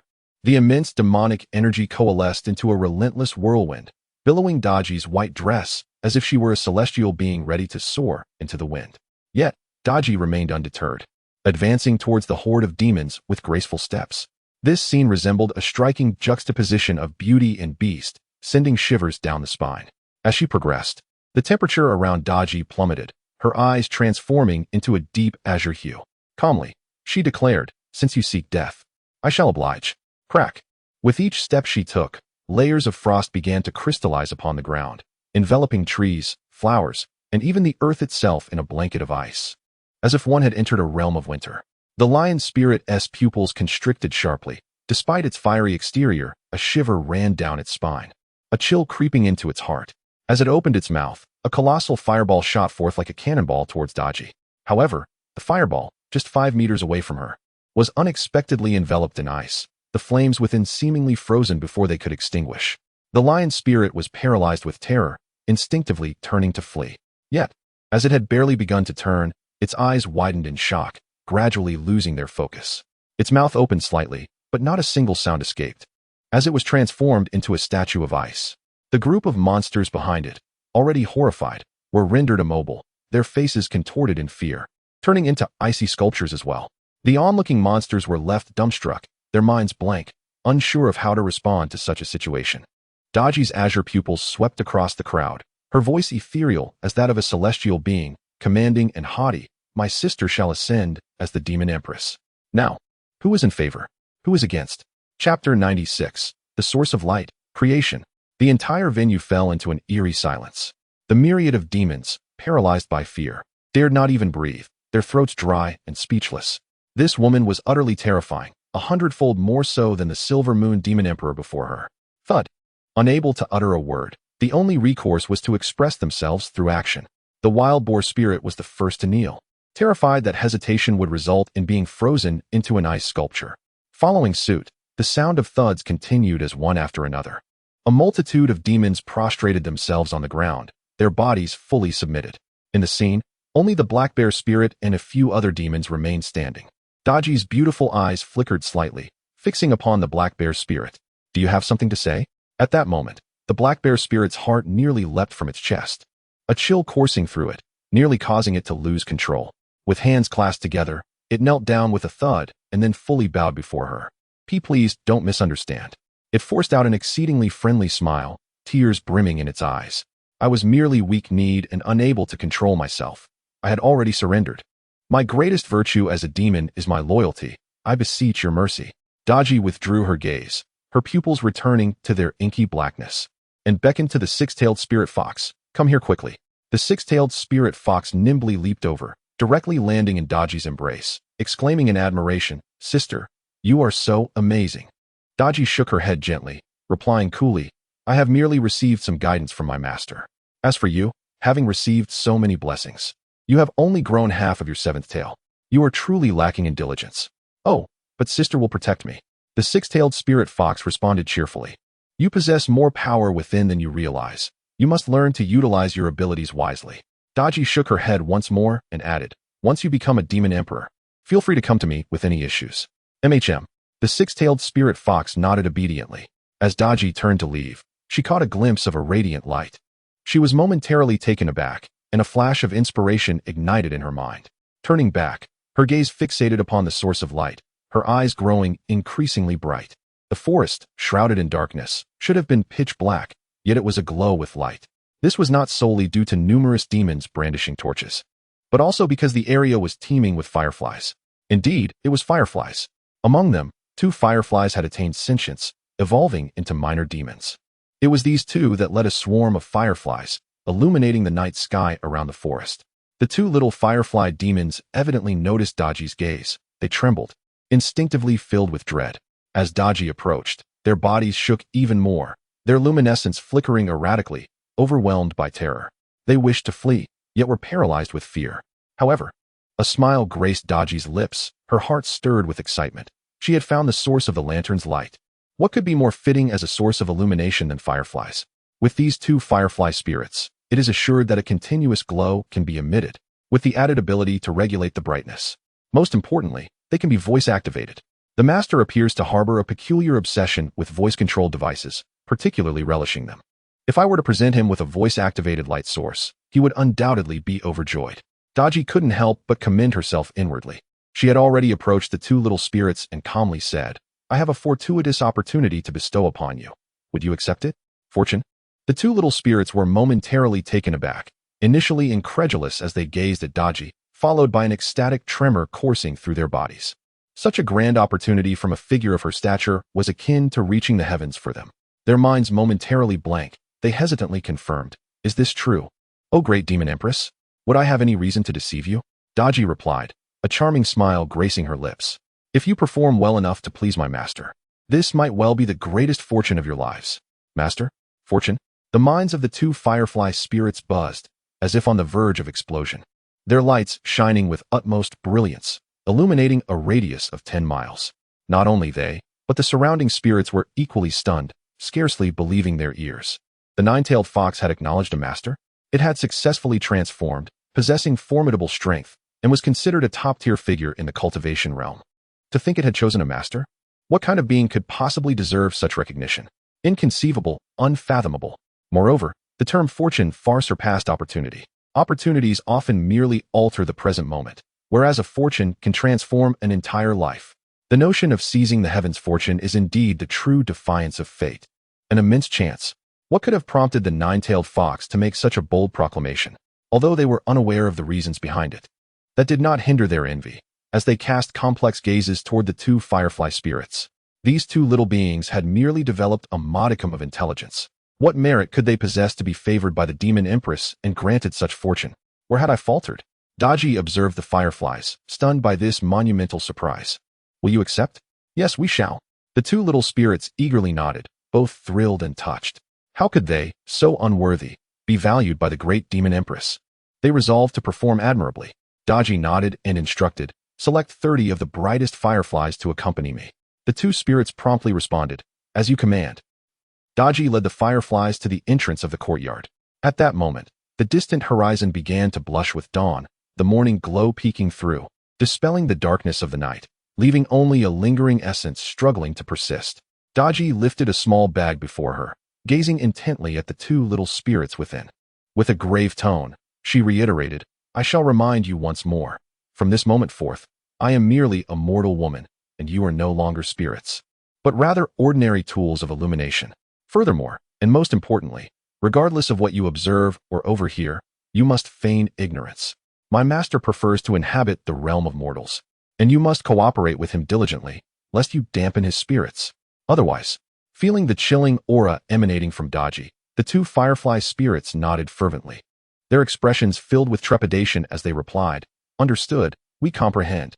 Daji nodded approvingly, and then slowly stepped into the courtyard. Upon entering, she found Nianfan, as expected, already up early, engaged in some peculiar movements within the inner courtyard. His actions were gentle and soothing, seemingly devoid of any lethal intent, and rather pleasing to the eye. Daji observed intently for a moment, only to shake her head in dismay. Her master claimed that such practices could strengthen the body and prolong life. Although she sensed something extraordinary within, she could not grasp the underlying mysteries. Chapter 97. I am a beacon before long. Nianfan concluded his practice and stood up. Casting a curious glance at Daji, who lingered by the door, he inquired, Where have you been, little Daji? Daji responded with a gentle smile, her voice soft as silk. I overheard you mention the lantern was missing a light source. Last night, inspired by a sudden whim, I ventured out in search and finally found one. Her demeanor left the two little firefly spirits utterly astounded, their disbelief palpable. What was this? Was this truly the aloof and imposing nine-tailed fox from the previous night? They could hardly fathom that such a regal creature could possess such a tender side. Had they not witnessed it with their own eyes, they would have deemed it impossible. It was as if there were two distinct personas. To subdue a nine-tailed fox, what sort of remarkable being was her master? The two little spirits directed their gaze towards Nianfan, realizing that, to their surprise, he appeared entirely ordinary.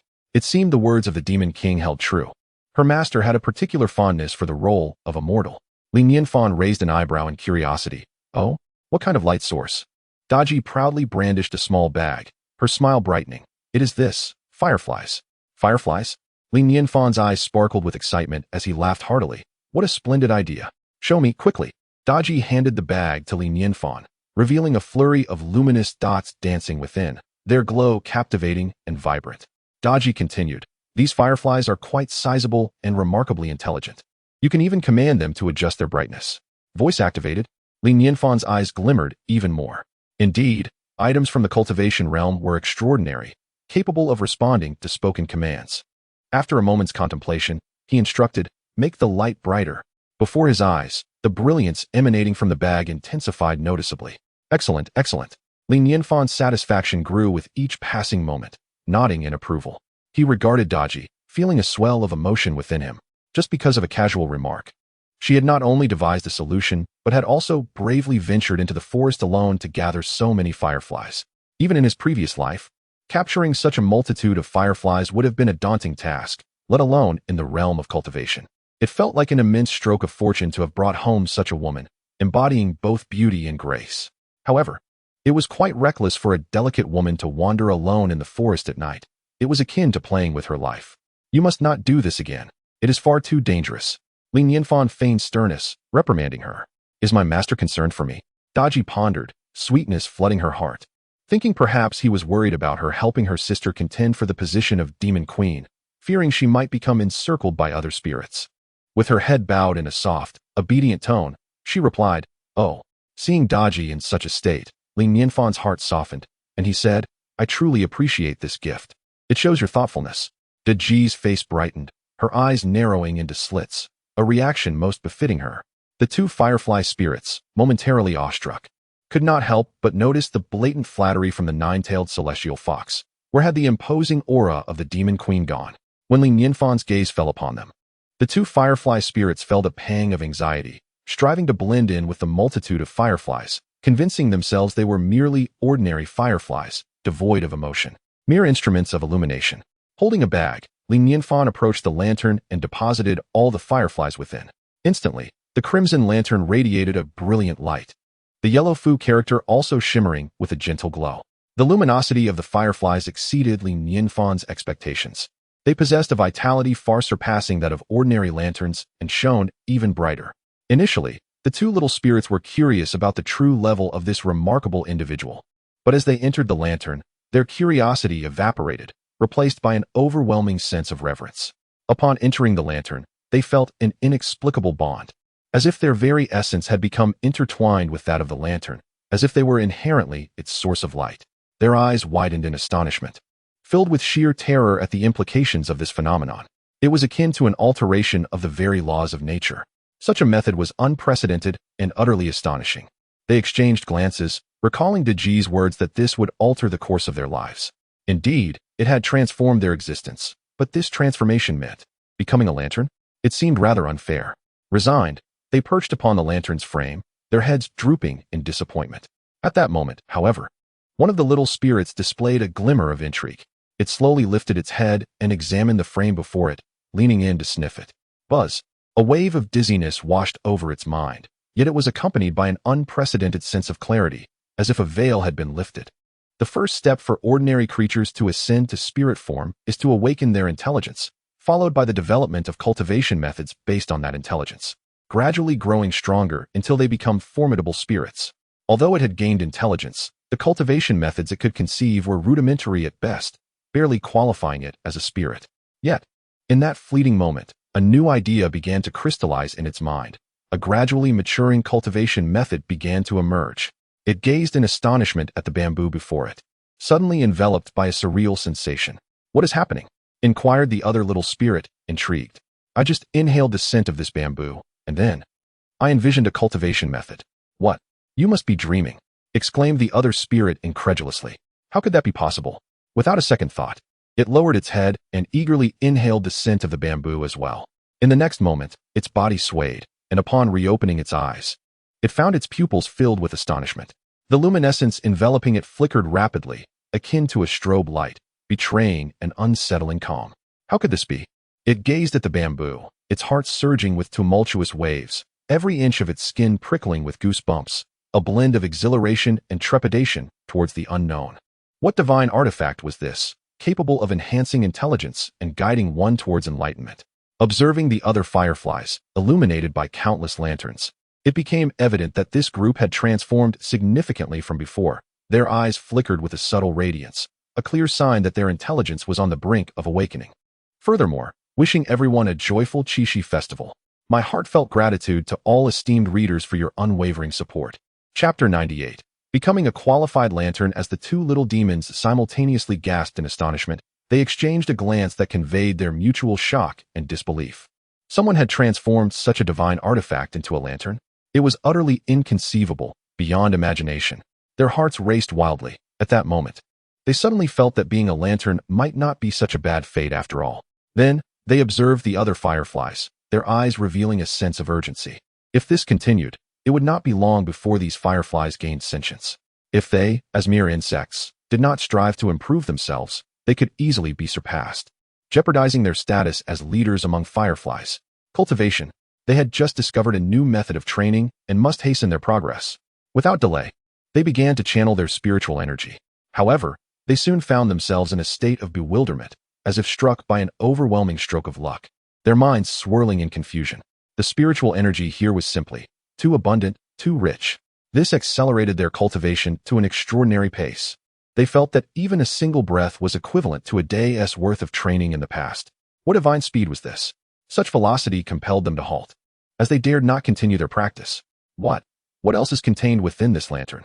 One little demon trembled as it spoke, overwhelmed by the exceeding wonders that surpassed its understanding, akin to a mortal entering the celestial realm, a mixture of exhilaration and dread causing its very soul to quiver. The other little demon swallowed hard, managing to utter, "I don't recognize it, but the materials must surely be beyond imagination." They began to cautiously navigate through the lantern, their gazes filled with reverence as they scrutinized every corner within. As they passed by the still unawakened fireflies, they couldn't help but envy. Ignorance truly is bliss. To be here is a tremendous stroke of fortune. At that moment, their attention fixated on the junction of the skeletal structure, where it appeared to be tethered by a willow branch. As they approached this area, an instinctive wave of inexplicable fear washed over them. It felt as though that willow branch harbored an unfathomable terror, its mere presence discouraging them from drawing near. A formidable presence. It could only belong to a great being. They dared not gaze at the willow branch any longer and shifted their observation to the surroundings. Next, they focused on the most conspicuous part of the lantern, a layer of red cloth that seemed unremarkable, devoid of any extraordinary traits. However, upon noticing the character of fortune inscribed upon the red fabric, their bodies trembled anew, an indescribable sensation overwhelming them, as if their heads might burst from the sheer weight of it all. It felt akin to witnessing something far beyond their realm, like an ant gazing at the heavens, nearly shattering their spirit and consciousness. How terrifying! This character embodies the essence of the Tao. They hastily withdrew their gazes, refraining from looking around any longer, and instead sought a modest corner to quietly enter a state of cultivation, trembling in their weakness and vulnerability. Nianfan and Daji enjoyed their breakfast, grateful for the basket of eggs gifted by Aunt Zhang, which added a touch of richness to their otherwise simple meal. Each morning, indulging in a fried egg accompanied by a sip of white porridge paired with pickled vegetables felt like a true delight. While breakfast need not be lavish, relying solely on porridge was unsustainable. The addition of bread and milk would be the perfect complement. At that moment, Nianfan suddenly recalled something and glanced at the nearby lantern, asking, "By the way, what do fireflies eat?" Having acquired such a splendid source of light, it would be a tremendous loss if they were to perish from hunger, especially since they were contributing their glow. One must not neglect them. Daji pondered for a moment, uncertain, and replied, "I think, do." Nianfan was momentarily taken aback, then chuckled, "I only knew that fairies consume dew, and now there's another." He looked at the lantern and mused aloud, "I wonder if porridge can serve as a substitute." Before long, he ladled a bit of porridge into the lantern, eager to experiment. When the porridge entered the lantern, the two little spirits were indeed startled, akin to frightened birds. They felt as though they were impoverished youths visiting a grand mansion, trembling with trepidation. Upon realizing that the mortal merely brought porridge, they sighed in relief and began to curiously examine the substance. Is this porridge? Compared to dew, it appeared somewhat pale and viscous, wafting a medley of peculiar aromas that stirred a yearning within them. How they longed to taste it.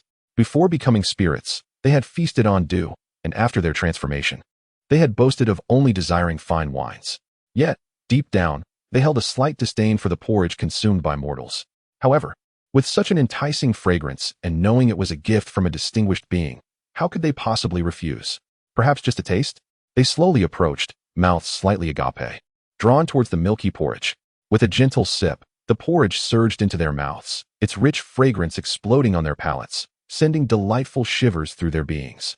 Delicious, truly exquisite. They had favored dew for its purity and its subtle fragrance and sweetness, but now they discovered that this porridge was inexplicably even purer, and the flavor was nothing short of extraordinary, leaving an indelible impression. How wondrous it was to encounter such sublime food. A profound sense of satisfaction blossomed within them. as if simply tasting this delicacy was a form of happiness, a fulfillment for their little insect souls. Yet, before they could savor it fully, a surge of spiritual energy erupted within them, akin to a long-dormant volcano suddenly erupting with intensity. Buzz. Simultaneously, they felt their consciousness expanding once more. Waves of enlightenment crashing upon them, as if their already modest minds were being expanded exponentially. Subsequently, their bodies began to swell. One of the little spirits spoke in a hoarse voice, seemingly struggling. "I can't hold on much longer. It feels as though I'm on the verge of a breakthrough." The other replied with a bitter tone, "I feel the same. In the past, I sought every possible method to achieve a breakthrough, yet it eluded me. Now, it seems I am on the brink of one without effort, and I must suppress it with all my might. It feels surreal, like a dream. I cannot contain it any longer." One little spirit exclaimed, its form already beginning to expand, urgently stating, "I must not grow. I absolutely must not grow. I should remain a mere emotionless lamp. Any growth would mean exposure." A lamp, a lamp? I understand now." Another suddenly exclaimed with inspiration, urgently insisting, "Let us quickly concentrate all our strength at the glowing tip of our tails and become exemplary lamps." Chapter 99. Overwhelming pressure leading to dementia. The two little spirits simultaneously transformed all their strength into radiant light, and the oppressive sensation surrounding their bodies gradually lightened. Meanwhile, the glow at their tails grew increasingly brilliant. With a sigh of relief, they acknowledged that had they not found a solution, they might have been overwhelmed by this sudden surge of power. A shiver of fear coursed through them as they glanced at the kanji, their hearts profoundly shaken. Truly, what a remarkable figure. Even a simple bowl of white rice porridge could rival the treasures of heaven and earth. After merely tasting a small sip, the effects were astonishing. The nine-tailed celestial fox and that esteemed individual consumed it by the bowlful. Such extravagance. Such a unique lantern and such extraordinary white rice porridge. No wonder the nine-tailed celestial fox's cultivation soared in such a brief period. It was the blessing of a sage. She spoke of bestowing upon them an opportunity for transformation, and indeed, it was a transformation beyond their wildest imaginations. With such a distinguished mentor, it would be difficult not to prosper in the future. Nianfan noticed that the light within the lantern grew ever brighter, eliciting a smile from him. Clearly, they were quite fond of the kanji, their joy illuminating the surroundings. Daji nodded in agreement, softly stating, "Indeed, not everyone gets to taste the young master's white rice porridge." With a hearty laugh, Nianfan replied, "When it comes to gourmet food, I fear no one." However, he soon expressed concern. Yet, this brightness cannot persist. While it does not consume electricity, it depletes their energy. Let us refrain from shining during the day and reserve it for when it is truly needed. Almost as soon as he finished speaking, the glow emitted by the fireflies in the lantern extinguished simultaneously. Nianfan could not help but exclaim in admiration. Indeed, within the realm of cultivation, even the fireflies possessed such remarkable sensitivity. In the northernmost region of the Qianlong celestial dynasty, a desolate expanse of yellow earth stretched before them, with scarce trees dotting the landscape. The sun blazed down mercilessly, raising the temperature to an unbearable degree. At that moment, an elderly woman hurried along with a young girl in tow. The old woman could not help but speak to the girl. "Nuan, we are nearly there. You have endured much following me." As they traveled, she pondered deeply. What could be the significance of Nuan's background that led her to be brought to this obscure and remote sect? Could it be a scheme devised by a sage? Though her strength was modest, having lived for several centuries, she had witnessed much. It was said that every action of a sage was imbued with profound meaning, beyond the comprehension of ordinary beings. It was indeed a rare honor for her humble Jinlian sect to attract the attention of such an esteemed figure. Regardless, she resolved to treat Nuan with utmost care, ensuring that she suffered not a single moment of harm. What should have been a day's journey stretched into 3, as she had suddenly acquired immense wealth, with countless treasures nestled within her spatial ring, fearful of robbery. Moreover, with Nuan by her side, she was doubly committed to ensuring the girl's absolute safety. Thus, she proceeded with utmost caution, often opting for longer routes to avoid any uncertain dangers. Today, they finally entered the territory of the Jinlian sect. "It's all right, master." The young girl shook her head and urged, "You have only shared half of the tale regarding the Golden Lotus sect. What transpired thereafter? Did the Heavenly Blade sect lend us any spiritual herbs?" "Of course not." The elderly woman replied with a bitter smile, shaking her head. "Not only did they refuse, but they also humiliated us. Had it not been for the fact that our Golden Lotus sect is devoid of any resources, we would have been swallowed whole by them long ago." Unfazed, the young girl continued, "Oh, and what happened next?" The elderly woman chuckled softly and resumed her narrative. She realized that her newly accepted disciple was quite invested in the history of the Golden Lotus sect and was also deeply curious about the various anecdotes of the cultivation world. Naturally, she could not keep such knowledge to herself. Over the past 3 days, she had shared nearly everything she knew. Before they knew it, the two had arrived at the Golden Lotus sect. Though referred to as a sect, it was truly impoverished. The entrance gate was merely a crude mound of clay, battered and worn, clearly a testament to years of neglect. Upon entering, they found only a few scattered buildings. The main hall, while still somewhat grand, bore the marks of time, with many areas of the walls dried and cracked. The disciples were few in number, presenting a scene of desolation and decay. The elderly woman led the young girl to a room adjacent to her own, conveniently close to the main hall. From now on, this will be your room, and I shall reside next door. Should you encounter any issues, do not hesitate to seek me out. Do not be concerned about inconveniencing me, she said kindly. Now, please stay here while I go find my sister. With that, she swiftly harnessed her escape light and flew toward a small courtyard beside the main hall. Crossing the courtyard, her expression turned urgent as she entered a room, pushing the door open. Sister, I have returned. On the bed lay an elderly woman, her eyes closed, barely clinging to life. This was her sister, Wu Hanyan. Her hair was a disheveled white, her face etched with deep wrinkles, resembling a dying elder, barely holding on to her last breath. Although she was merely 3 years older than the elderly woman, she appeared decades older. At her forehead, a flicker of dark energy glimmered, a sign of severe poisoning. The elderly woman's words caused Wu Hanyan's closed eyes to flutter slightly before she struggled to open them. In a weak and hoarse voice, she inquired, "You have finally returned. What did you bring back this time?"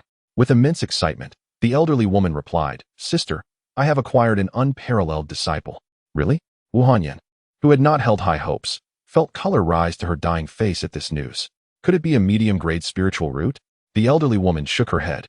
Wu Hanyan's voice trembled. Then, is she a genius with a superior-grade spiritual root? The elderly woman again shook her head. No, she possesses only an inferior-grade spiritual root.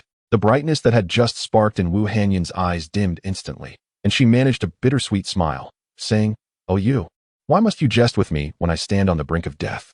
The old woman hastily replied, "Sister, I do not jest. This disciple transcends the measure of spiritual roots. She is the fortune of our Golden Lotus sect.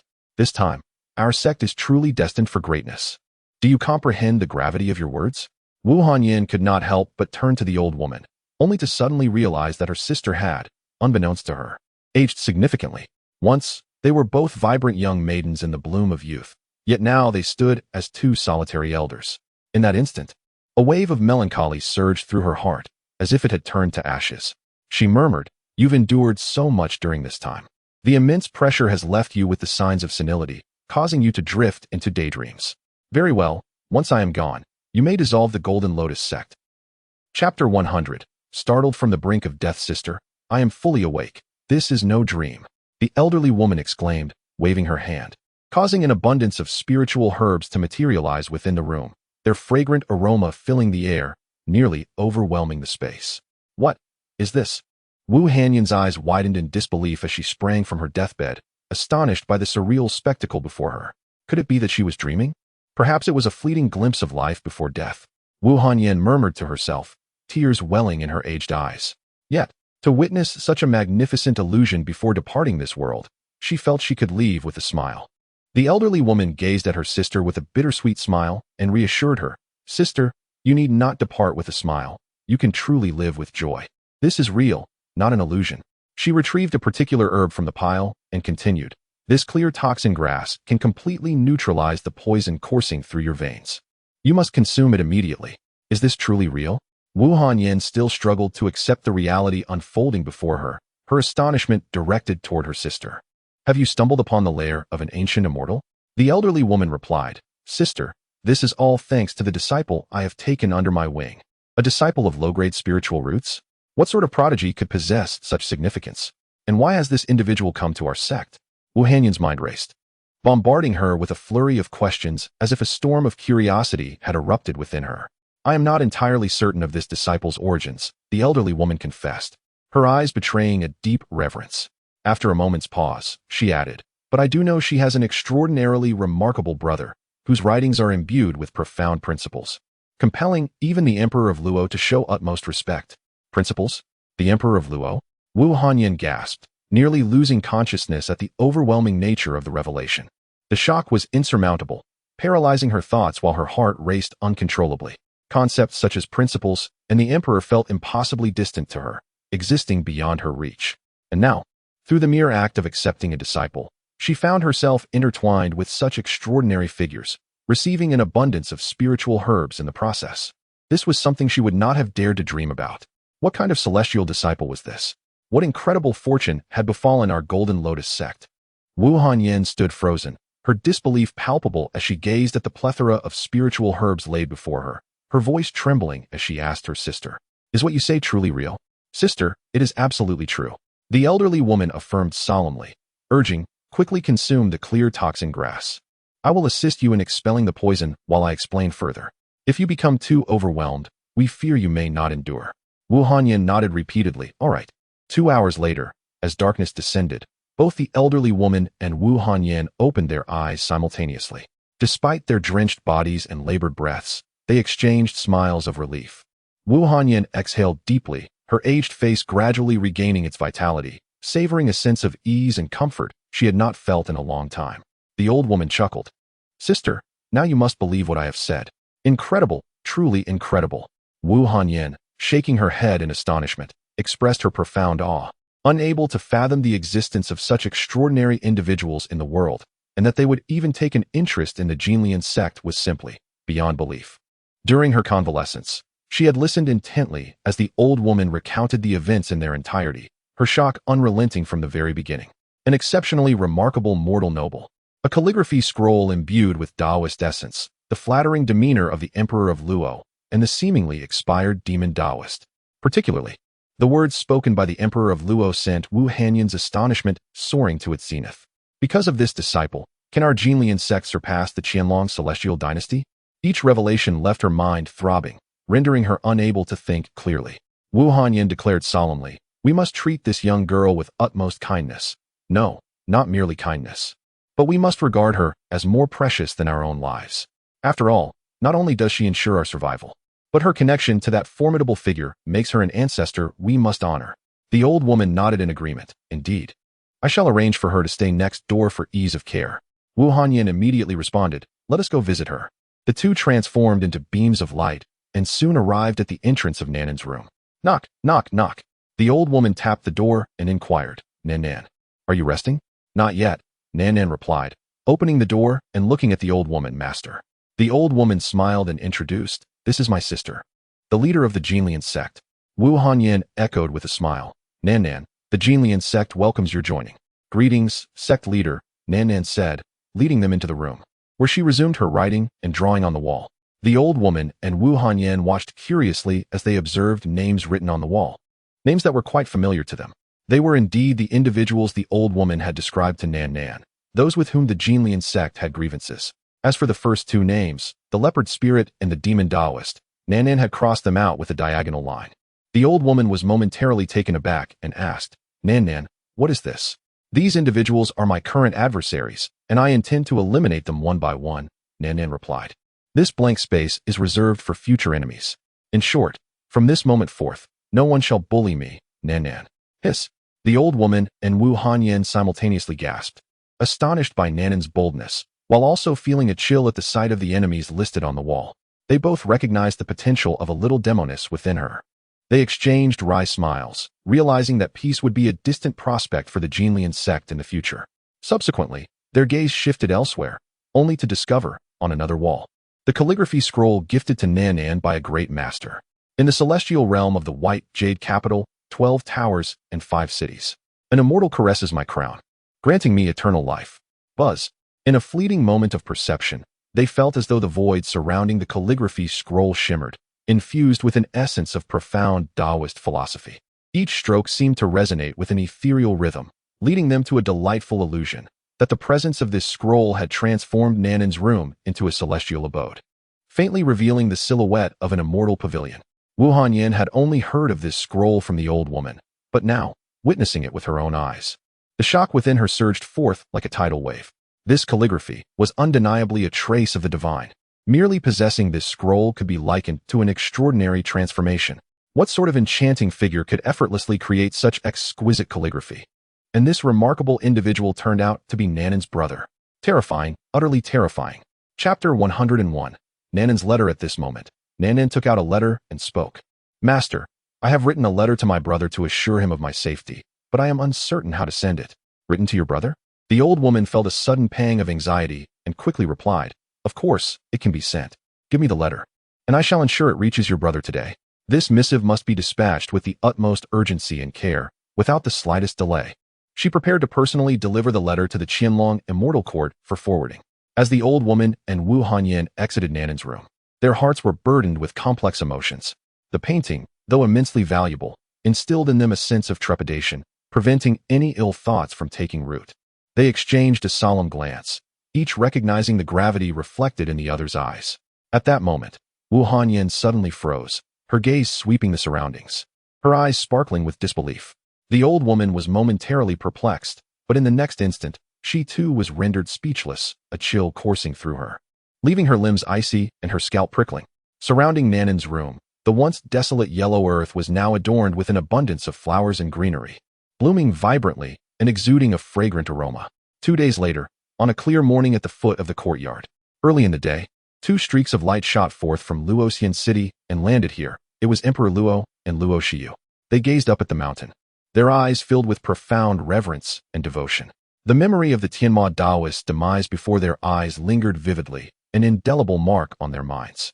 Each recollection compelled them to marvel at the formidable prowess of young Master Li, stirring their hearts with awe that lingered long after. After a moment of contemplation, they inhaled deeply and advanced towards the mountain, taking care to tread lightly, even moderating their breathing. Unlike their previous visits to pay respects to Li Nianfan, this time, their hearts were tinged with an added fear. If their earlier feelings had been a mix of respect and anxiety, now, the predominant emotion was trepidation. They had always understood that one must never insult a great person and should avoid offending them at all costs. Yet, Li Nianfan had consistently presented himself as a friendly figure, occasionally bestowing upon them opportunities when in good spirits. Thus, they gradually perceived him as an approachable master. However, witnessing the demise of the Tianma Daoist, a death so tragic that his very existence was obliterated from this world, made them realize that even great beings possess tempers, and when angered, the consequences extend far beyond mere death. With such precedents, how could they not feel apprehensive? They knew they must conduct themselves impeccably before a master, exercising utmost caution to avoid inciting his displeasure. At that moment, Luo Xiu seemed to recall something, furrowing her brow as she spoke. Father, I have heard that recently. Demonic beings have been rampant, even making their presence felt within our Qianlong Immortal Court. Indeed, that is the case. The emperor nodded lightly and sighed, saying, I have already sent someone to inquire. According to the news received, they seem to be searching for something. Searching for something? Luo Xiu paused in surprise. Could it not be related to the matters of the Forbidden Magic Valley? If it were about the Forbidden Magic Valley, they would not be so ostentatious, the emperor replied, shaking his head. Enough of this. We shall discuss it further upon our return. Our immediate priority is to pay a visit to young Master Li. Luo Xiu expressed her concern.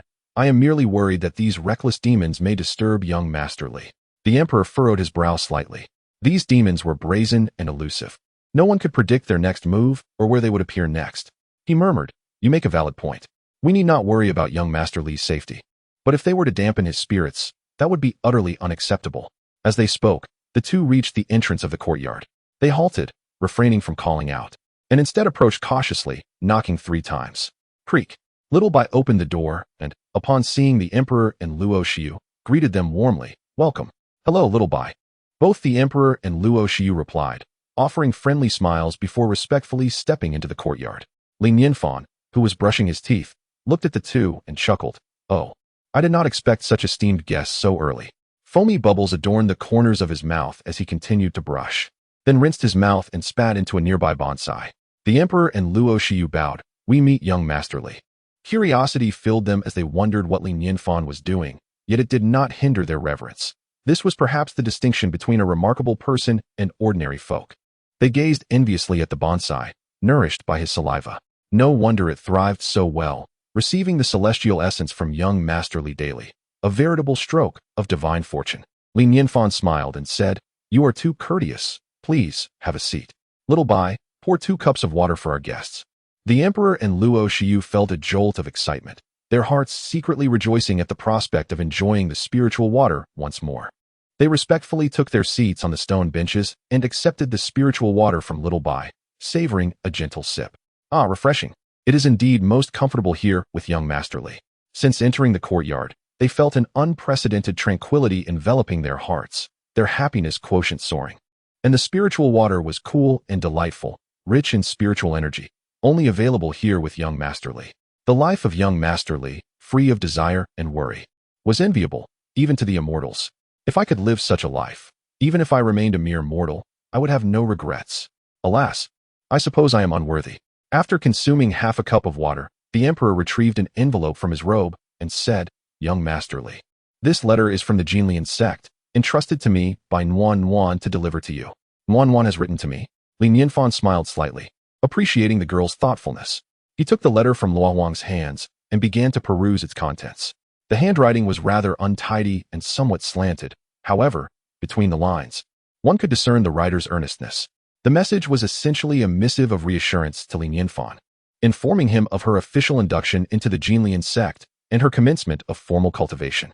She conveyed that the members of her sect treated her well, urging Li Nianfan to rest assured that she would diligently cultivate her skills in pursuit of becoming a formidable practitioner of immortality.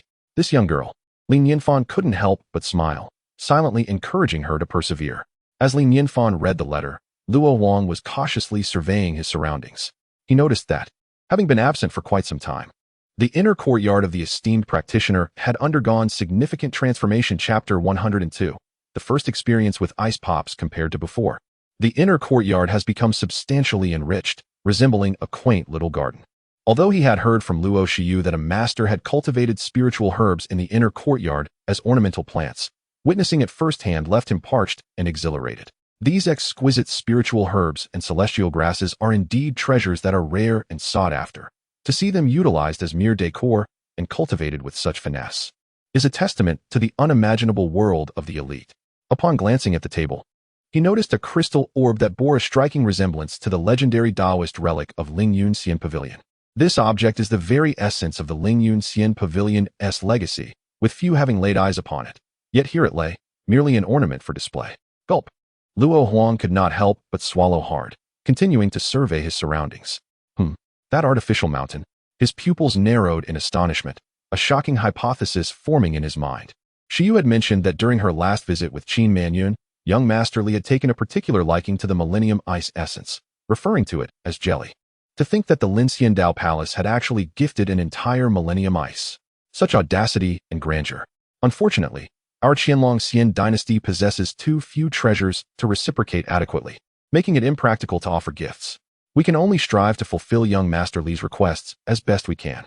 Li Nianfan carefully stored the letter and addressed Luo Huang, expressing gratitude for their personal delivery of the letter. Luo Huang hastily replied, "Young Master Li, you are too kind. We were merely passing by on our way to visit." "Ha ha ha. I surmise you have come to partake in a meal," Li Nianfan remarked with a subtle smile, as if he could see through their intentions. These cultivators, while courteous and amicable towards an ordinary person like himself, were undoubtedly captivated by his culture, as well as lured by the allure of fine cuisine. Since Luo Huang claimed to be visiting, and not seeking calligraphy or paintings, it was evidently a pretext to enjoy a meal. Luo Huang's complexion paled slightly.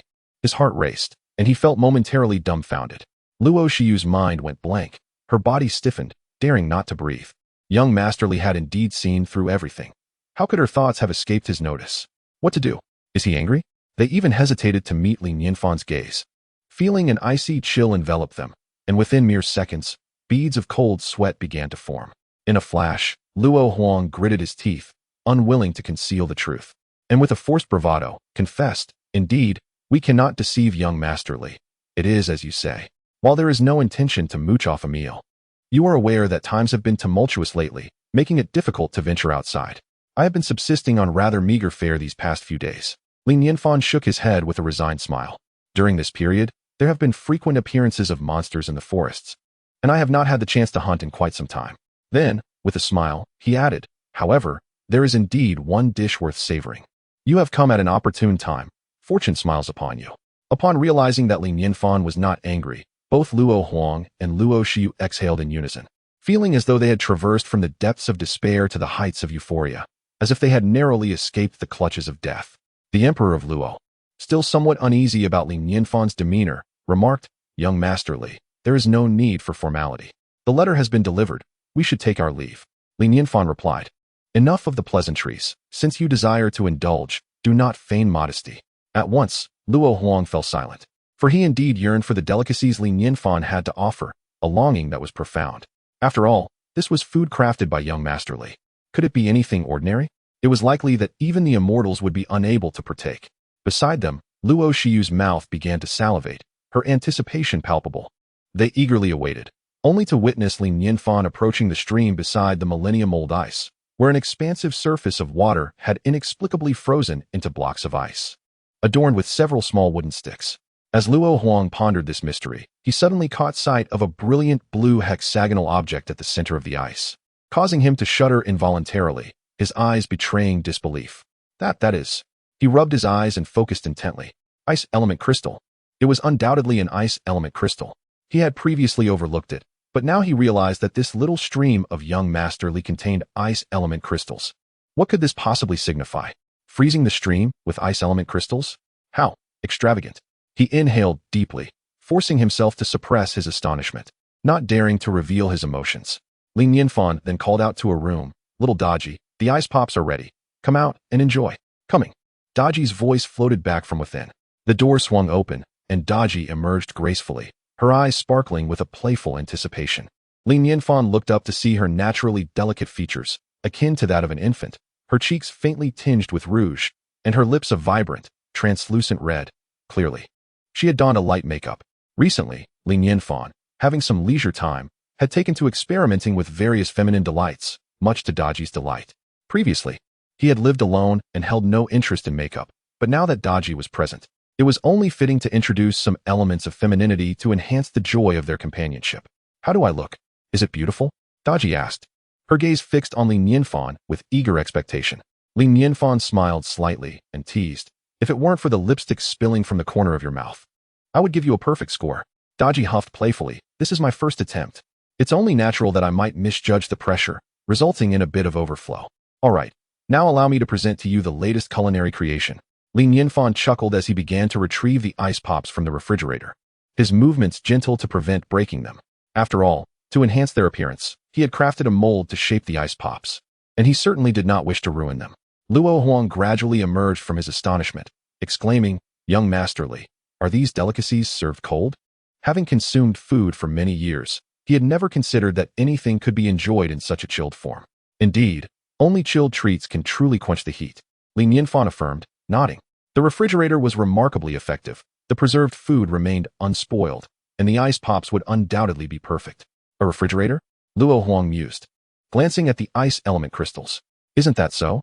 This is a treasure capable of preserving even human lifespans. Surely it can maintain food as well.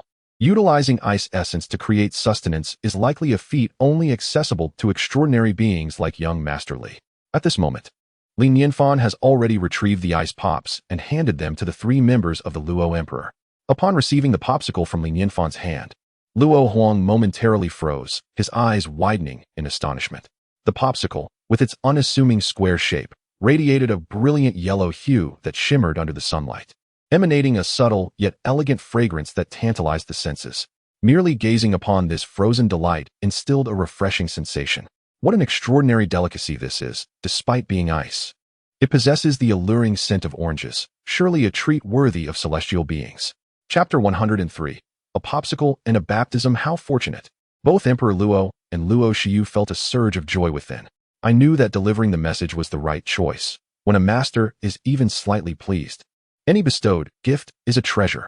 The ice was not only edible, but a peculiar yellow hue. Most importantly, it was formed from ice origin crystals.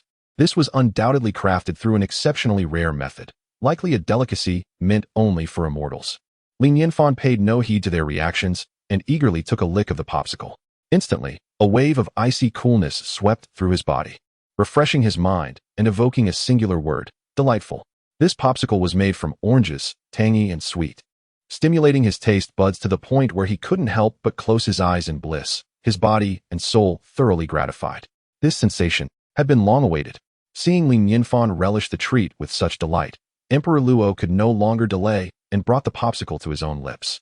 Immediately, a chilling aura enveloped him, the coldness taking form and swirling before his eyes. Even with his cultivation, he couldn't help but shiver. The frigid essence of the ice origin crystals was indeed formidable. Taking a deep breath, Emperor Luo summoned his spiritual energy to its zenith. His expression grave as though facing a formidable adversary. This was ice origin crystal after all. Its lethality was astonishing, warranting utmost caution. After sufficiently preparing himself mentally, he cautiously extended his tongue to the tip of the popsicle. As soon as his tongue made contact, an overpowering chill enveloped it, and in an instant, a layer of frost formed upon his tongue. He intended to dispel it with his spiritual energy, yet the coldness intensified, seemingly freezing his internal energy and slowing its flow to a fraction of its usual speed. His expression shifted dramatically, even before he could ponder the implications. He felt his blood cease to flow, frost creeping over his veins, rendering his breathing labored. At that moment, while his exterior remained unchanged, internally he had transformed into a frozen entity.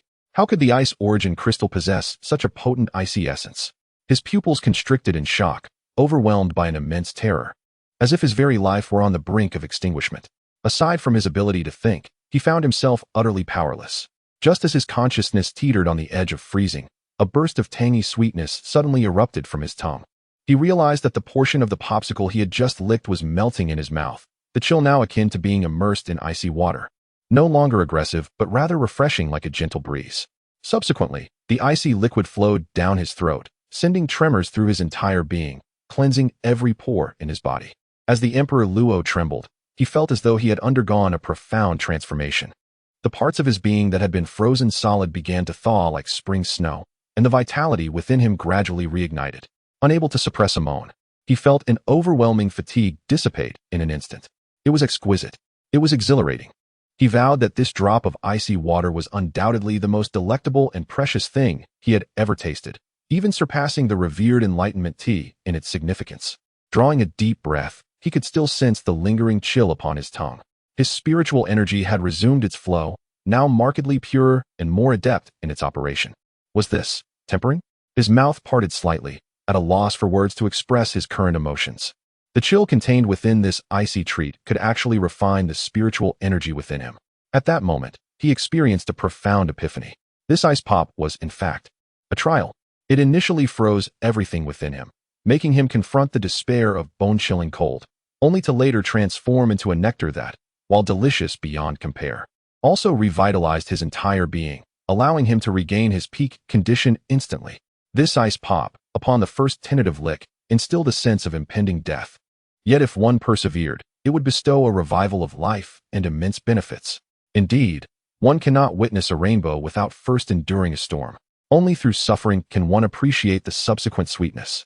There is no such thing as a free lunch. Only those with the courage to face all adversities are worthy of seizing opportunities. Young Master Li was clearly testing our resolve. How thoughtful of him. In that moment, he felt that not just his spiritual energy, but even his thoughts had undergone a cleansing. Luo Huang gazed intently at the ice pop in his hand. Yet who could have imagined that such a seemingly ordinary food contained a grand opportunity? Celestial delicacies indeed lived up to their name. His heart raced with excitement, instilling a sense of reverence towards the ice pop, causing him to hesitate in continuing to eat. While this ice pop was a chance, each lick brought with it a harrowing sensation of approaching death, requiring immense courage to endure. Such delicacies, it seemed, were not easily consumed. Stealing a glance at Li Nianfan, he noticed the latter's calm demeanor.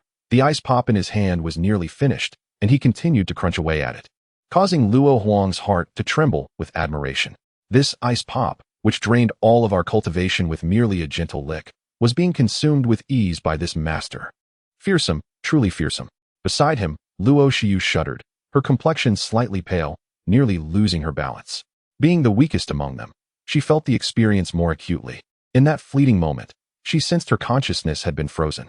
Had it not been for the sudden surge of incomparably delightful sweetness that emerged at the last moment, she might have transformed into an ice sculpture. Lo Xiu gazed at the popsicle in her hand with a mix of trepidation and affection, her expression an intricate tapestry of emotions. In contrast, Daji appeared far more at ease. Periodically, she would extend her delicate tongue to savor a lick, closing her eyes as if to relish the experience. Li Nianfan, observing the dazed expressions of Luo Huang and Lo Shiyu, remarked, "You two are indulging far too slowly. Be wary lest the popsicle melts away. Does young Master Li find our prowess lacking?"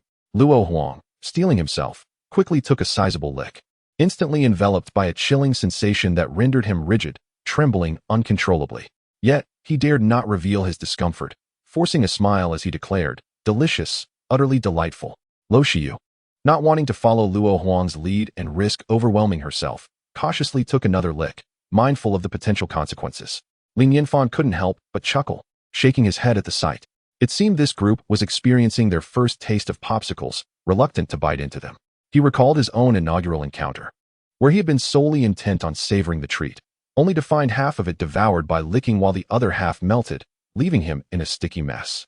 Chapter 104. There must be profound meaning within Luo Huang and Luo Shiyu nearly exhausted their limits, ultimately finishing their ice pops in the shortest span of time. During this ordeal, they felt as though they had perished countless times, yet they had to maintain a facade of composure, concealing their distress. Alas, how arduous this is. Luo Huang respectfully remarked, "Young Master Li, thank you for your hospitality today. We must take our leave." Having faced numerous trials, he felt an abundance of insights that necessitated immediate contemplation upon returning home.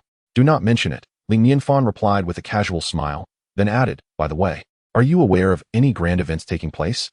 "Grand events?" Luo Huang momentarily paused, a look of contemplation crossing his face. Young Master Li's inquiry surely held significant meaning. His thoughts raced as he fervently sought to decipher the implications of Li Nianfan's words, yet he remained perplexed, growing increasingly anxious. After a brief silence, he mustered the courage to ask quietly, "May I inquire what event young Master Li is referring to?" Li Nianfan responded, "Something akin to the last Xingyuan festival would suffice. I plan to take Daji out for a stroll to immerse ourselves in the festivities. Remaining cooped up at home is quite uncomfortable. Since we are here, we ought to thoroughly explore the world of cultivation, especially with Daji by my side. Traveling is essential." This, Luo Huang felt beads of sweat forming on his forehead, realizing his own folly in failing to grasp the depth of young Master Li's words. What did he truly mean by event? His anxiety intensified, seeing Luo Huang's prolonged silence. Li Nianfan chuckled and said, "If there are none at the moment, then let it be. Just inform me when something arises. Such events occur only a few times a year, so it is quite normal for there to be none currently." Luo Huang felt a wave of relief wash over him and quickly nodded, "Certainly." As Li Nianfan escorted Luo Huang and Luo Shiyu to the door, he suddenly remarked, "Oh, I have one more favor to ask of you." He turned back, retrieved a small box from the room, and handed it to Luo Shiyu, saying, "Last time Qin Manyun visited, I promised to send her the musical score, but she hasn't come to collect it in recent days. I wonder if you could assist in delivering it." "A musical score? For Qin Manyun?" Both Luo Shiyu and Luo Huang's hearts skipped a beat as they gazed at the small box, their eyes instantly glistening with emotion. What a remarkable honor for the Linxian Dao Palace. How impressive that Qin Manyun could garner such favor from a distinguished figure. The Linxian Dao Palace is renowned for its mastery of the art of music. The score that young Master Li bestows is likely more precious than even advanced cultivation techniques. Their thoughts were tumultuous, yet they dared not entertain any ulterior motives, instead responding with utmost reverence, "Rest assured, young Master Li, we shall ensure it is delivered." "Thank you kindly," Li Nianfan replied with a smile, relieved to have resolved this matter. As Luo Shiyu and Luo Huang exited the courtyard, they gazed at the small box in their hands, their eyes brimming with envy. A grand opportunity. Undoubtedly, this musical score holds value that may rival young Master Li's calligraphy. Alas, the Linxian Dao Palace even offered a millennium-old ice crystal to young Master Li. Their flattery truly knows no bounds. With a deep sigh, Emperor Luo remarked, tinged with bitterness, "That old fellow Yao Mengji is typically insufferably arrogant, yet he is secretly seeking to curry favor with the eminent."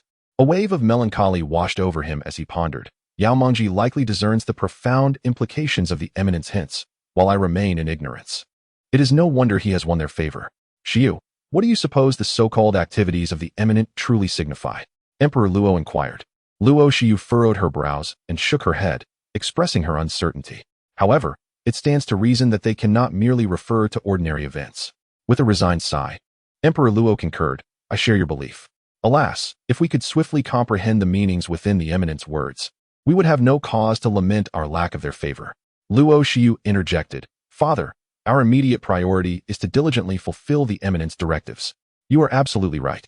To ensure absolute success, I shall accompany you to the Lingxian Dao Palace. Emperor Luo affirmed with a nod. The two then transformed into streaks of light, heading towards the Lingxian Dao Palace. Although they recognized the value of the musical score, they dared not entertain any improper thoughts, not even allowing themselves the curiosity to open it. For hours later, Luo Xiu and Emperor Luo arrived at the entrance of the Lingxian Dao Palace. After announcing their presence, they were soon escorted into the Grand Hall, where Qin Manyun awaited them. With a smile, Qin Manyun greeted. Manyun has not seen Emperor Luo and Xiu in quite some time. Luo Xiu replied, Sister Manyun, we come bearing gifts on behalf of young Master Li. Young Master Li? Qin Manyun's eyes sparkled with excitement as she eagerly asked, what has young Master Li sent? Did he convey any message? He mentioned a musical score, Luo Xiu replied. Could it be the score for Ambush from 10 Sides? Qin Manyun gasped, her breath quickening as her beautiful eyes fixed intently on Luo Xiu. Please, show it to me. She had been dwelling on Ambush from 10 Sides during her recent stay at the Lingxian Dao Palace, yet lacked the courage to approach Li Nianfan for it. The teachings of her master before his retreat echoed in her mind. It would be utterly reckless to ask for the score outright. She had been awaiting a sign, convinced she must wait for the opportune moment to meet young Master Li again. To her astonishment, he had taken the initiative to send the score. As Luo Xiu retrieved the box, she curiously asked, Sister Manyun, how were you able to persuade young Master Li to send something so willingly? That is hardly my doing, but rather the influence of my master. Qin Manyun replied with a gentle smile. Since young Master Li is an eminent figure, his words are imbued with profound meaning. My master meticulously ponders each statement until fully comprehending it, ensuring that the tasks assigned by the eminent are executed flawlessly. It is likely this diligence has pleased young Master Li. I knew it. Emperor Luo sighed, acknowledging the power of knowledge to transform destiny. Luo Xiu nodded, handing the small box to Qin Manyun. A joyful expression illuminated Qin Manyun's face, her cheeks flushed with excitement as she eagerly opened the box. With a soft click, the lid lifted to reveal a piece of cotton cloth resting quietly within. As she unveiled the cloth, her eyes widened in astonishment at the sight of the musical score for Ambush on all sides. A breath of relief escaped her lips as she meticulously scanned the notes, her breath quickening with anticipation, unable to conceal the smile curling at the corners of her mouth. This was celestial music, undoubtedly. As the holy maiden of the Lingxian Dao Palace, she had devoted herself to the study of musical arts from a young age, and she immediately recognized that this score surpassed any composition from her palace. Once comprehended, it would undoubtedly allow her to perform a melody of divine resonance. After a long moment, she managed to suppress her exhilaration. Yet, suddenly, a flash of insight struck her mind. Wait, how could a master bestow a score without reason? There must be profound significance behind this gesture. In order to spare the esteemed readers from sleepless nights awaiting updates, the release time henceforth will be adjusted from midnight to noon. Chapter 105. The subtle hints of the master. Qin Manyun's mind raced with urgency. She vividly recalled that she and her master had failed to perfectly fulfill the subtle hints from young Master Li, which resulted in their inability to acquire the musical score. However, to her astonishment, young Master Li had actually sent someone to deliver the score. The situation could not be as straightforward as it seemed. Her master had specifically instructed her to grasp every hint from the master and to strive for perfection in executing the tasks assigned. She could not afford to be careless. Turning her gaze toward Luo Xiu, she asked gravely, Xiu, did young Master Li convey any message for me? Luo Xiu furrowed her brow in contemplation before shaking her head. No, it shouldn't be the case. Young Master Li must have some form of hint. Qin Manyun's brows knitted deeply. Luo Huang interjected. Young Master Li did ask us to pay attention to any significant upcoming events. Do you have any insight into what that might imply? Significant events? Qin Manyun shook her head, feeling increasingly troubled. If only her master were not in seclusion. With his intellect, he would surely decipher the meaning behind young Master Li's words. She realized, indeed, that she was still too inexperienced. Finally, Qin Manyun spoke. This is no longer a hint, but rather a clear indication. It must be of great importance. I will have someone investigate. We must be vigilant regarding any major activities, whether they involve mortals or cultivators. Luo Huang responded. I will also have someone keep an eye out. Since it is an event young Master Li wishes to attend, it must be significant. Qin Manyun quickly inquired. Does young Master Li have any further instructions? It should be all, Luo Huang replied uncertainly. This vagueness is unacceptable. We must ensure absolute clarity. Qin Manyun shook her head and continued. If it is convenient, I kindly ask you, Luo Huang, to recount everything that transpired today. especially every word spoken by young Master Li. I implore you. Luo Huang smiled slightly and said, "It is my duty." In truth, I too wish to discover if there are any additional hints within young Master Li's words. It would be beneficial for us to ponder together, aiding young Master Li in alleviating his troubles. Thus, he and Luo Xiu began to recount their experiences. Qin Manyun listened intently, occasionally reflecting on her master's teachings. She even took out a pen to jot down some key phrases. Suddenly, a spark of unprecedented brilliance ignited in Qin Manyun's eyes, and she exclaimed excitedly, "Please repeat what young Master Li just said." Luo Xiu, slightly taken aback, mimicked the tone of Li Nianfan, saying, "There's no free meal. You know, these days have been turbulent, making it impossible to go out. My meals have been rather meager lately." I understand. Qin Manyun was overwhelmed with excitement as she boldly wrote down the phrase. Luo Xiu and Luo Huang leaned in eagerly, asking, "What have you understood?" Qin Manyun divided the phrase with a slash, saying, "Look here, this sentence actually contains two hints. First, young Master Li mentioned that things have been turbulent lately, preventing him from going out. And second, he has been eating quite poorly." Indeed. Both the Emperor Luo and Luo Xiu revealed expressions of enlightenment, expressing profound admiration for Qin Manyun. Truly, as the saintess of the Linxian Dao Palace, her meticulous mind deserves such esteem. It is no wonder she has captured the favor of a great personage. Had it not been for her, we would have missed such a crucial hint from this eminent being, potentially leading to grave consequences. How could we have overlooked such a straightforward indication? This is quite inexcusable. However, why has there been unrest recently? Qin Manyun inquired curiously. She had been preoccupied with affairs at the Linxian Dao Palace and had not kept abreast of external matters. If I am not mistaken, it must pertain to those demons. Luo Xiu interjected. They have inexplicably begun to stir recently, and their focus seems to be directed toward our Qianlong, Xian dynasty. Could it be that these demons are after young Master Li? Qin Manyun murmured, then resolutely declared, "Regardless of the circumstances, we must take action. I shall dispatch someone to investigate the whereabouts of these demons. If possible, we will eradicate them. Since this concerns a matter of the eminent, we cannot afford the slightest negligence." Without delay, Qin Manyun issued orders for preparations to commence. Subsequently, they turned their attention to the remaining second hint. Qin Manyun spoke thoughtfully. "If I am not mistaken, young Master Li desires to indulge in game, which refers to monsters." She possessed considerable experience in this regard. Previously, young Master Li had hunted and obtained the statue of the Silver Moon Demon Emperor. I think I am beginning to understand. Luo Xiu pondered. I have observed that young Master Li has a particular fondness for purchasing fish from a stall in Luoxian City, but recently, due to the emergence of water demons in Jingwell Lake, the quality of the fisherman's catch has declined, causing young Master Li to complain about not being able to procure fish. How could you have only just recalled such critical information? Qin Manyun's eyes brightened instantly, and she eagerly asked, "Are those water demons fish demons?" Luo Xiu nodded. "It is said to be an abalone spirit." Abalone is indeed a fish. Young Master Li must be referring to this abalone spirit without a doubt. Excitement illuminated Qin Manyun's face. Time is of the essence.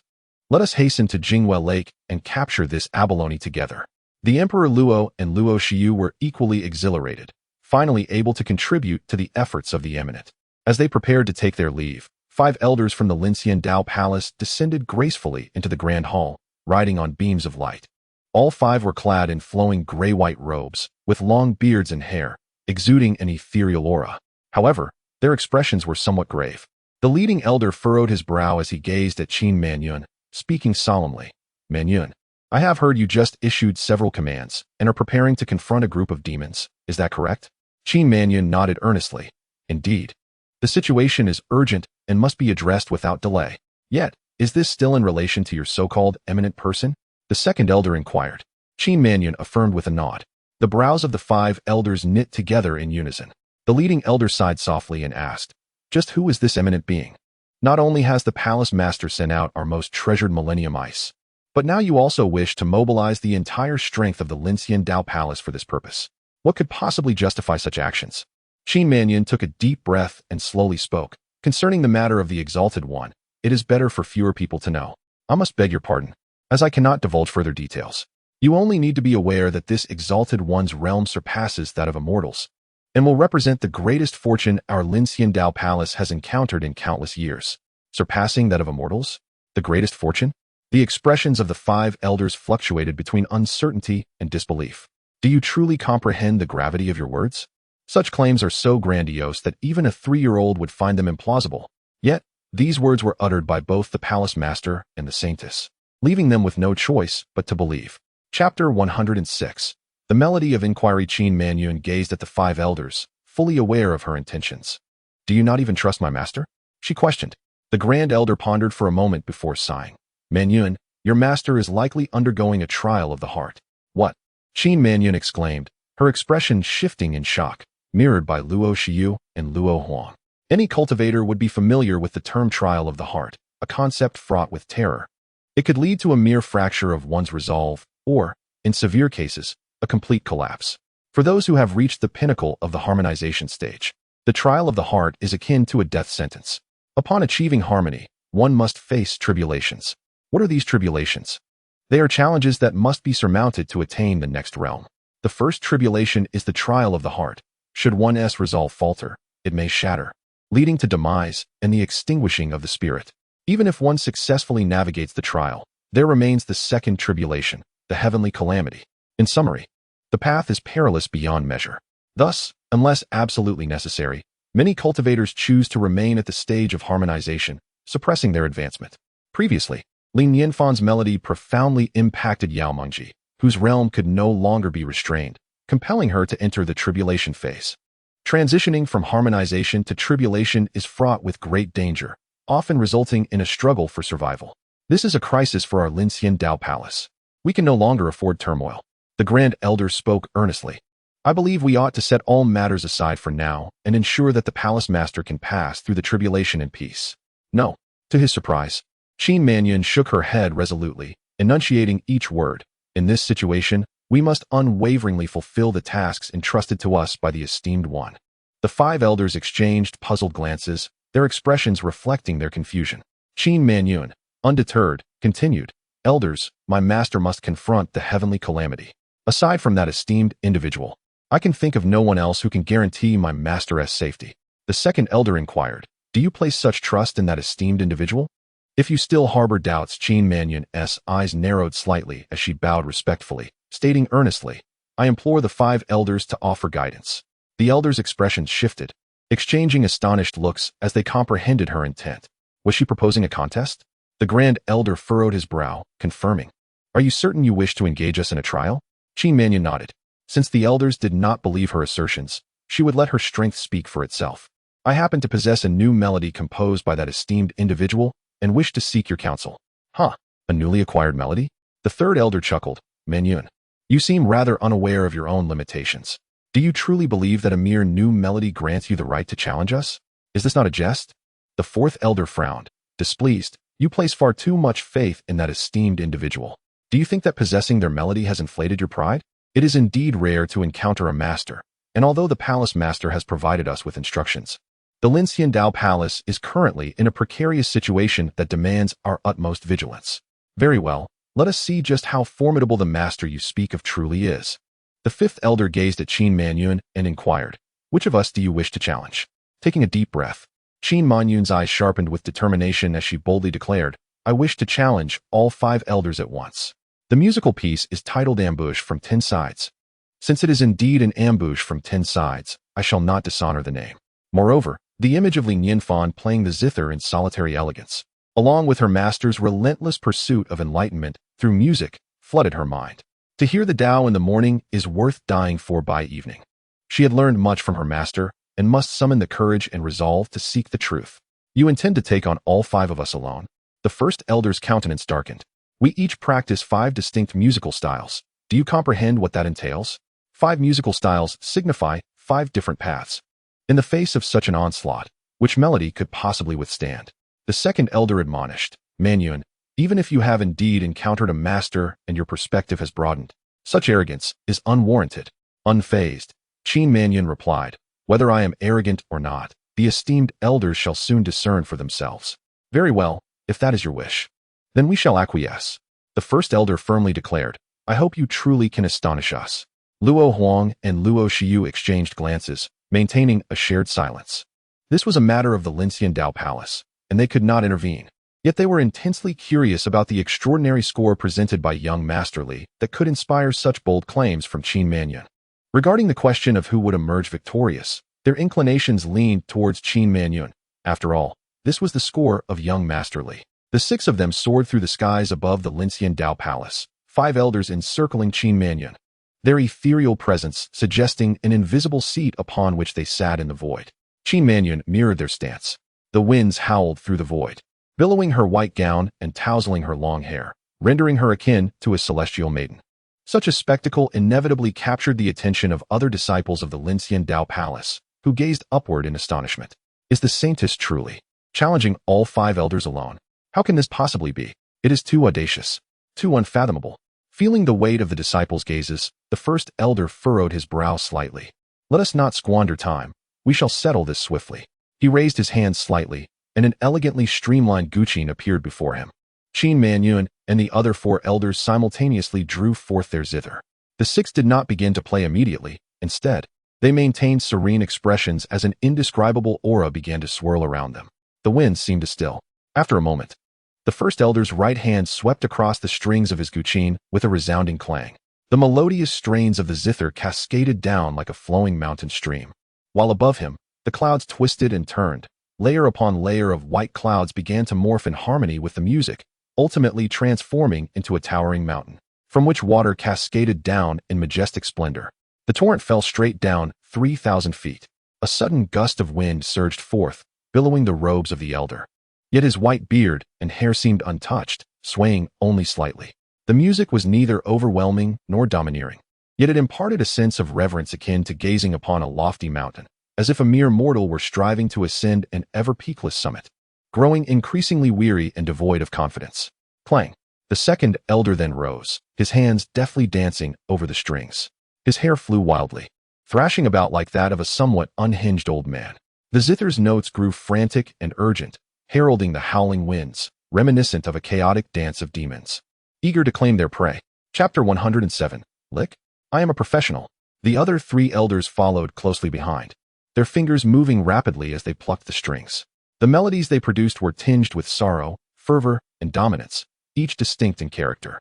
In an instant, the music surged like a tide, crashing down upon Qin Manyun, who stood at the center. This was the essence of the musical question, though it lacked her own cultivation. Its destructive power was formidable for any musician. Such a diverse array of melodies intertwined was enough to shatter the resolve of even the most steadfast of musicians. Seated cross-legged, Qin Manyun raised both hands simultaneously, then forcefully struck the strings.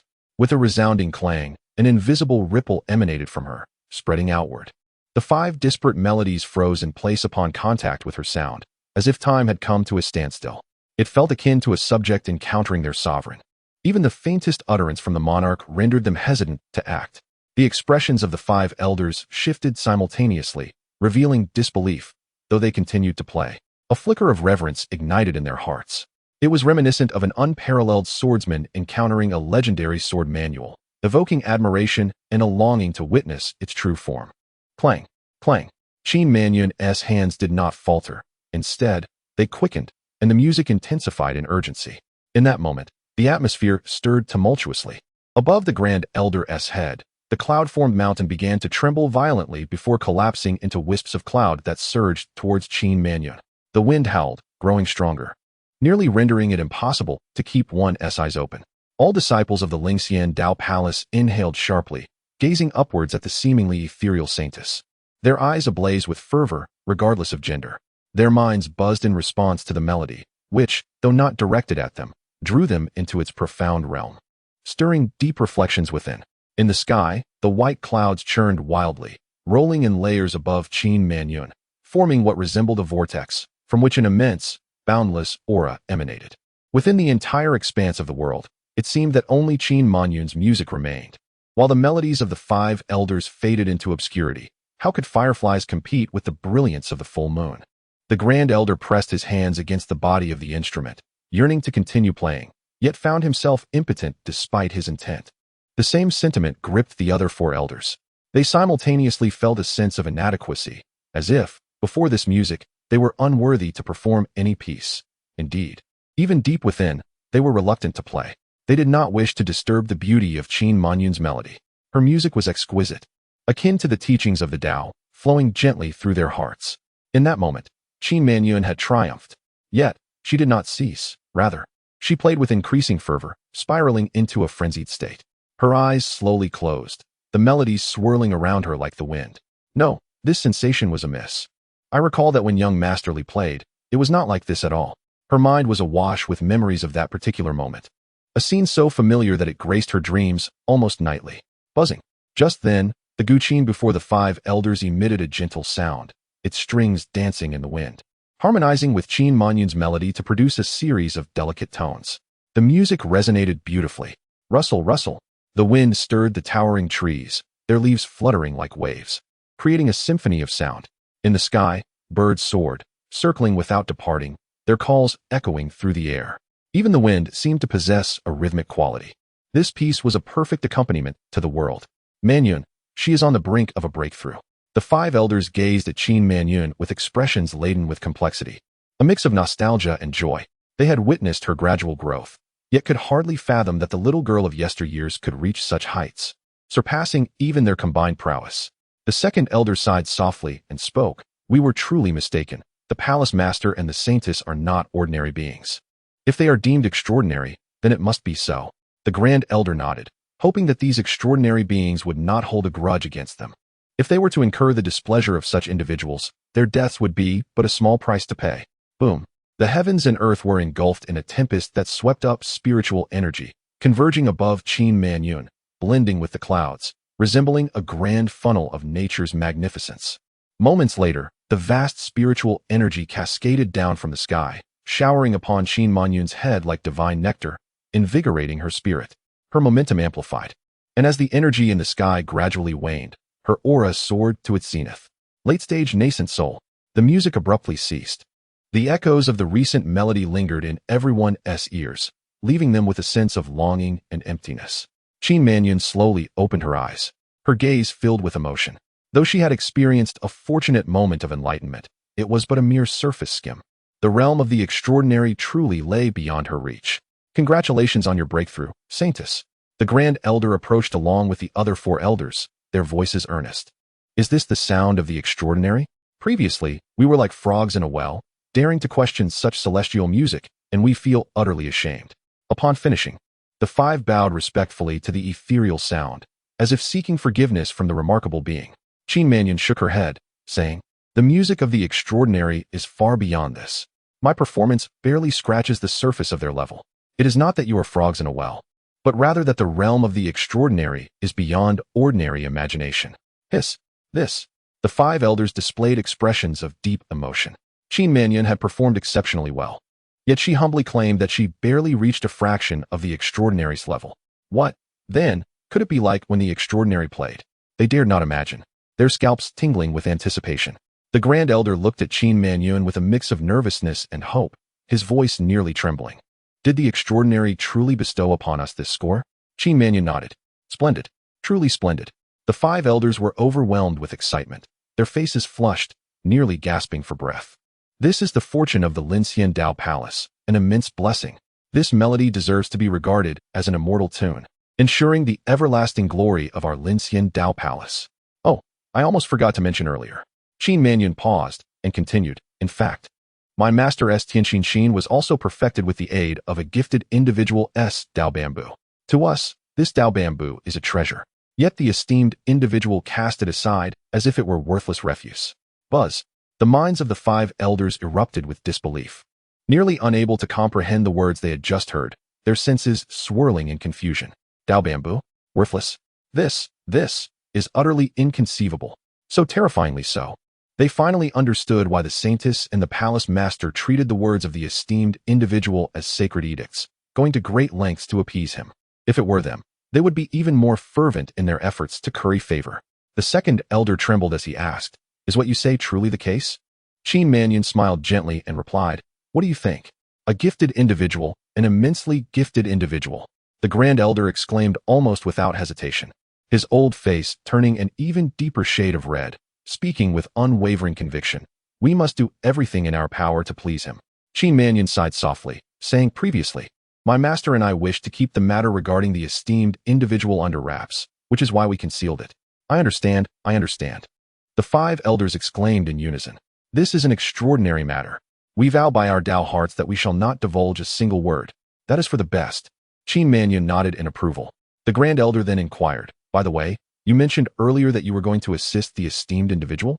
Emperor Luo nodded, saying, indeed. The esteemed individual wishes to feast upon the water spirits of the Jingwei Lake, and we are preparing to subdue them. The Grand Elder, eager and urgent, exclaimed. Then what are we waiting for? Count me in, let us hurry. The second elder added, to serve the esteemed individual is my honor. Just moments ago, I questioned him, and I must make amends. The remaining 3 elders had already harnessed their escape light, shooting forth together, eager to join the venture. Chapter 108. This bull is enough for a lifetime of bragging. Jingwei Lake, vast in expanse, is nestled serenely upon the earth, shaped like a crescent moon by the surrounding mountains and terrain. Its surface, smooth as a mirror, reflects the sunlight, shimmering with a myriad of glimmers.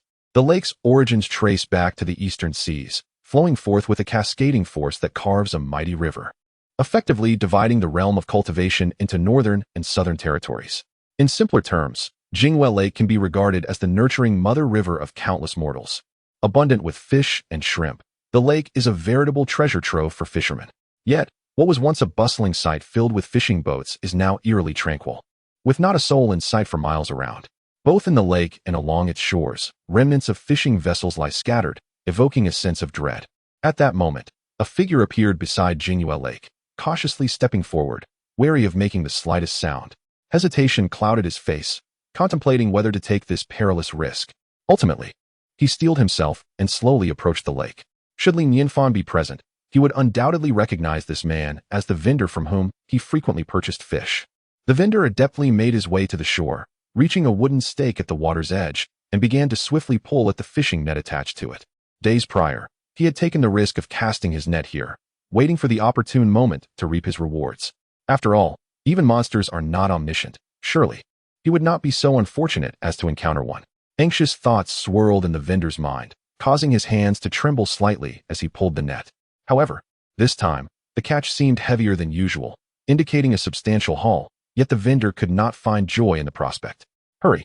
Beads of cold sweat began to form on his forehead, and the veins in his hands bulged as he tugged with all his might. At last, the fishing line began to retract, showing signs of nearing its end. Almost there, the vendor's expression brightened, and he exerted himself even further, succumbing to a sense of self-satisfaction. Once he finished gathering the fish, he could boast about his remarkable catch, undoubtedly the most glorious achievement of his fishing career, providing him with ample material for future bragging rights. Moreover, after Li Gongzi had previously criticized the limited variety of fish he offered, he would surely be astounded to learn of the vast quantity he had daringly salvaged from Jingwei Lake, thus earning his admiration. The pursuit of wealth and fame often involves risk. It would not be in vain for him to have braved such danger. Lost in these thoughts, a smile crept upon his lips, invigorating his resolve. Suddenly, with a splash, the net broke the surface of the water, but instead of the anticipated sight of wriggling fish, he was met with the enormous head of a fish. The mere head was as large as the vendor himself, its gaping mouth revealing sharp, glinting teeth. While the lower half had been bitten away, blood gushing forth and staining the entire lake red. Startled, the vendor fell to the ground, his face as pale as parchment. A monster! In the next moment, a colossal figure erupted from the depths of the water.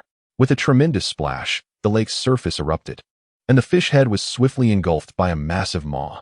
Upon closer inspection, it revealed itself to be a giant abalone, darker than night and larger than an adult. A monster indeed. The stall owner was utterly terrified, his soul nearly escaping him. Yet, his mental fortitude proved commendable, as he did not freeze in fear. Instead, he let out a piercing scream and turned to flee with unprecedented speed. The abalone spirit bore a massive and weighty shell upon its back, its fleshy front undulating slightly, creating an immense suction that drew towards the stall owner. Struggling, he managed to grasp a sturdy tree, but before he could catch his breath, the very tree was uprooted and dragged towards the abalone. I am doomed. I am doomed. The stall owner's body hovered in the air, his mind blank, repeating those 3 words, tears streaming down his cheeks. How dare you harm the innocent? At that moment, a commanding voice erupted. With a resounding clang, a powerful melody followed. Though it was but a single note, it stirred the surrounding waters into a tempest. The lake swelled, forming a colossal wave that pinned the abalone spirit to the ground, rendering it immobile. Thud! The fisherman then fell to the ground, his spirit seemingly lost, jolted back to reality. He gazed at the subdued abalone spirit, his eyes wide with terror, and immediately turned to flee. A life spared, a life spared. The exhilaration of surviving filled his mind. How extraordinary it was to have escaped the jaws of a monster. This tale would be his lifelong boast. The elder stroked his beard, a satisfied smile gracing his face. Mission accomplished, and hurried to present the abalone spirit to a revered sage. The crowd nodded, smiling in agreement. Splendid, splendid. At that moment, however, Emperor Luo noticed the dazed Luo Shiyu beside him and inquired, "Shiyu, what troubles you?" Luo Shiyu swallowed hard, her heart racing, and hoarsely replied, "That individual just now seemed to be the very stall owner from whom young Master Li often purchases fish." The stall owner from whom young Master Li buys fish? The crowd furrowed their brows. Being astute individuals, a chilling realization surged within them moments later, sending shivers down their spines, nearly overwhelming them. Ultimately, all fear coalesced into a chilling breath. As they pondered, the terror deepened. Qin Mannion spoke, almost trembling. "Young Master Li conveniently chose today to have you deliver the music score, coupled with various hints for us to come here. Does that not imply he had foreseen all this, intending for us to rescue the stall owner?" Emperor Luo inhaled deeply. "It is highly probable. Thankfully, we grasped young Master Li's hints. Otherwise, failing to save the stall owner would surely incur his displeasure." The elder remarked solemnly, "Indeed, although the stall owner is but a mortal, those of great virtue place utmost importance on fate and connections. Since we frequently purchased fish from him, there must be some bond. Saving him thus cultivates a kindred spirit." Everyone was immensely relieved, grateful that they had not dared to exhibit even the slightest negligence regarding young Master Li's affairs, which ultimately enabled them to rescue the vendor at a critical moment, with the world at their fingertips and everything under their control, yet mingling among mortals in a humble guise, refraining from taking matters into their own hands. This exemplifies the demeanor of a truly extraordinary individual. Henceforth, every matter concerning such remarkable beings must be deliberated with utmost care, ensuring prompt action at the earliest opportunity. The Grand Elder adjusted his mindset and spoke, "Very well. You must swiftly deliver this abalone spirit to the esteemed individual. It would be inappropriate for us to accompany you." With a nod of agreement, Qin Mannion bade farewell to the 5 elders, guiding Emperor Luo and Luo Shiyu as they soared toward Li Nianfan's courtyard. Chapter 109. Such a magnificent abalone. When Emperor Luo and his companions arrived at the foot of the mountain, it was already the following morning. Despite a sleepless night, they felt invigorated, even brimming with excitement and anticipation. They were about to meet a remarkable figure, yet they were uncertain if this esteemed individual would be pleased with the abalone spirit. As they progressed, Emperor Luo suddenly halted, pausing in his tracks. "Father, what troubles you?" Luo Shiyu inquired curiously. After a moment's contemplation, Emperor Luo replied, "I have come to realize that I am perhaps ill-suited to accompany you in meeting young Master Li." Both Luo Shiyu and Qin Mannion gazed at him in confusion. With a smile, Emperor Luo continued, "As an old man, what business do I have mingling with you? Although young Master Li is indeed extraordinary, he is still a man, and interactions between men and women often flow more effortlessly. My presence might be unwelcome to him." Emperor Luo aimed to eliminate any possibility of inciting disdain from the esteemed figure. While young Master Li was undoubtedly a paragon of excellence, one could never be certain of his thoughts. He might have an affinity for the fairer sex. After all, why else would he have a doji by his side?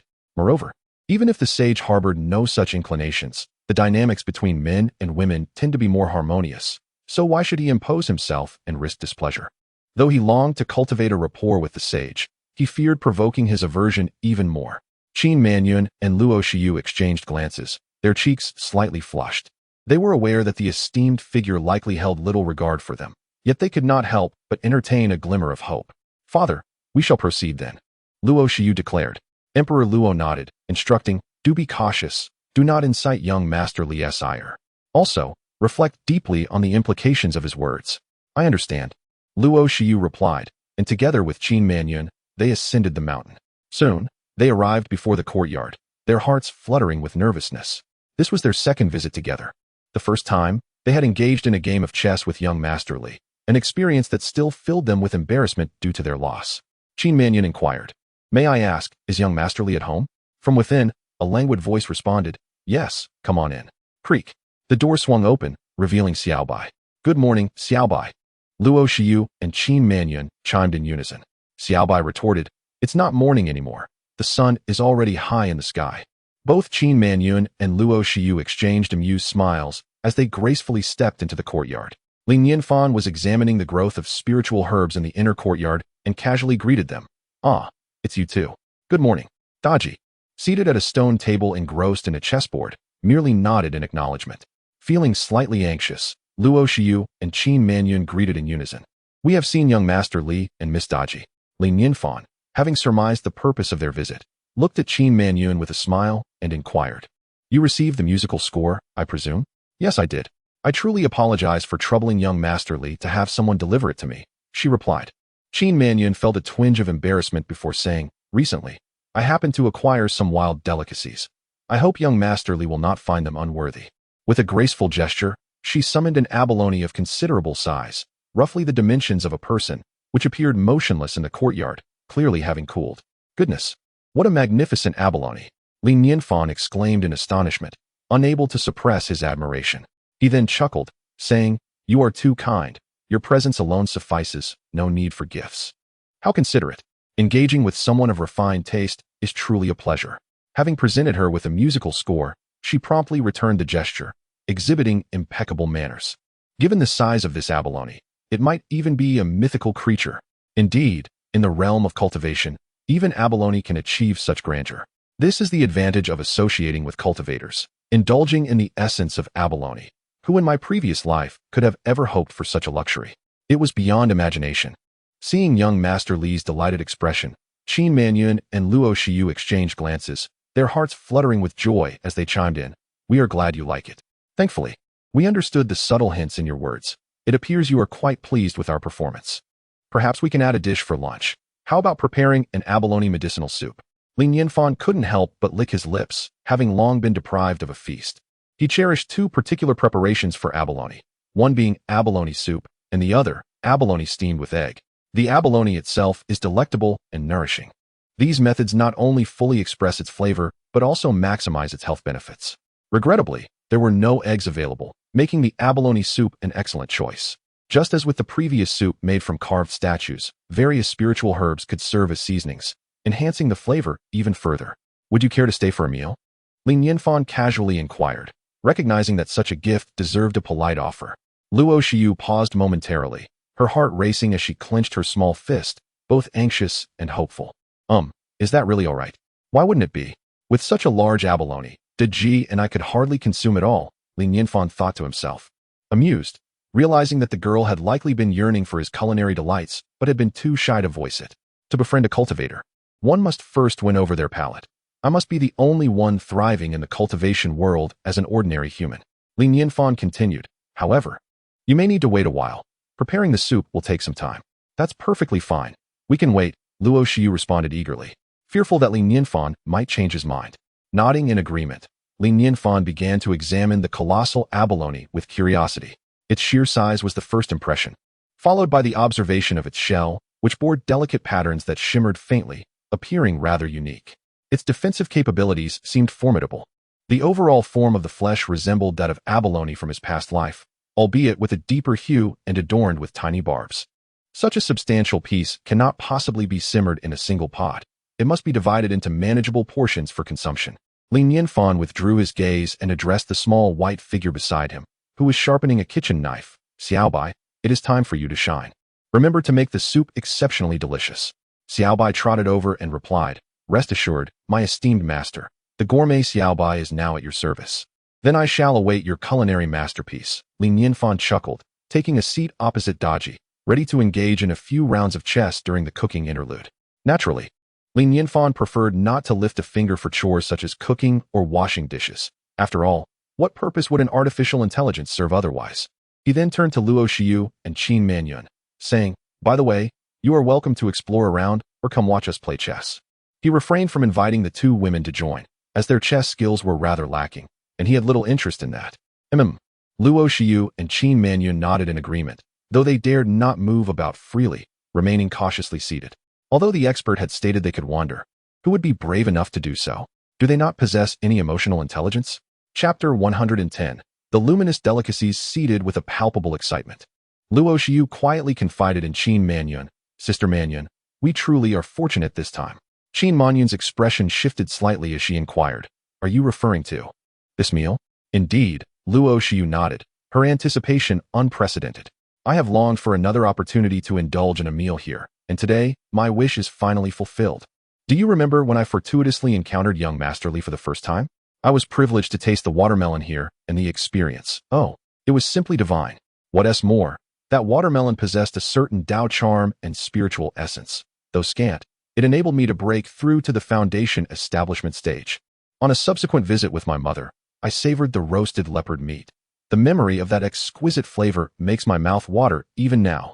Luo Xiu wiped the drool from the corner of her mouth, her gluttonous demeanor unmistakably revealing her foodie nature. Qin Manyun nodded in agreement, her own heart swelling with expectation. However, her thoughts were more contemplative. Though she had yet to taste the food prepared by young Master Li, she had experienced a cup of tea that inspired profound insights. If a mere beverage could facilitate enlightenment, how could the food be anything less than extraordinary? In the abode of such a remarkable individual, even the air they breathed was imbued with pure spiritual energy. It was easy to imagine the extravagance of the meals. Is this the joy of the elite? As the two sat upright and idly observed Xiaobai cooking, they were taken aback when Xiaobai nonchalantly produced a water pipe and began rinsing the abalone spirit with utter composure, simultaneously cleaning it with a cloth. The sound of rushing water filled the air, striking the ears of the two young women with a jarring resonance, causing their hearts to tremble in unison. Spiritual water. This was indeed spiritual water. To wash an abalone with such precious liquid? What divine act was this? They stood in stunned silence, their minds nearly paralyzed by the sight of the flowing spiritual water. The value of the wasted spiritual water must surely surpass that of the abalone itself. How fortunate was the abalone spirit to bathe in such exquisite water. This was truly a remarkable fate. At that moment, some of the spiritual water splashed onto Qin Manyun's face, prompting her to instinctively lick her lips. It was refreshingly sweet, imbued with spiritual essence. Her heart fluttered once more. Had it not been for the last vestige of her reason, she might have succumbed to the impulse of crouching down to lick the ground. Luo Xiu's mind buzzed similarly as she watched the water trickle across the floor, reaching the feet of an unassuming black earth dog. Yet, the dog, aloof and indifferent, stood aside with a disdainful expression, seemingly concerned that the water might dampen its fur. This spiritual water, was it truly being snubbed by a dog?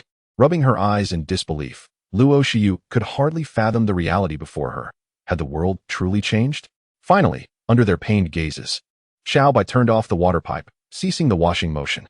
Subsequently, Xiaobai's gaze settled upon the abalone spirit. In hand, she wielded a kitchen knife, deftly gliding it across the form of the abalone spirit.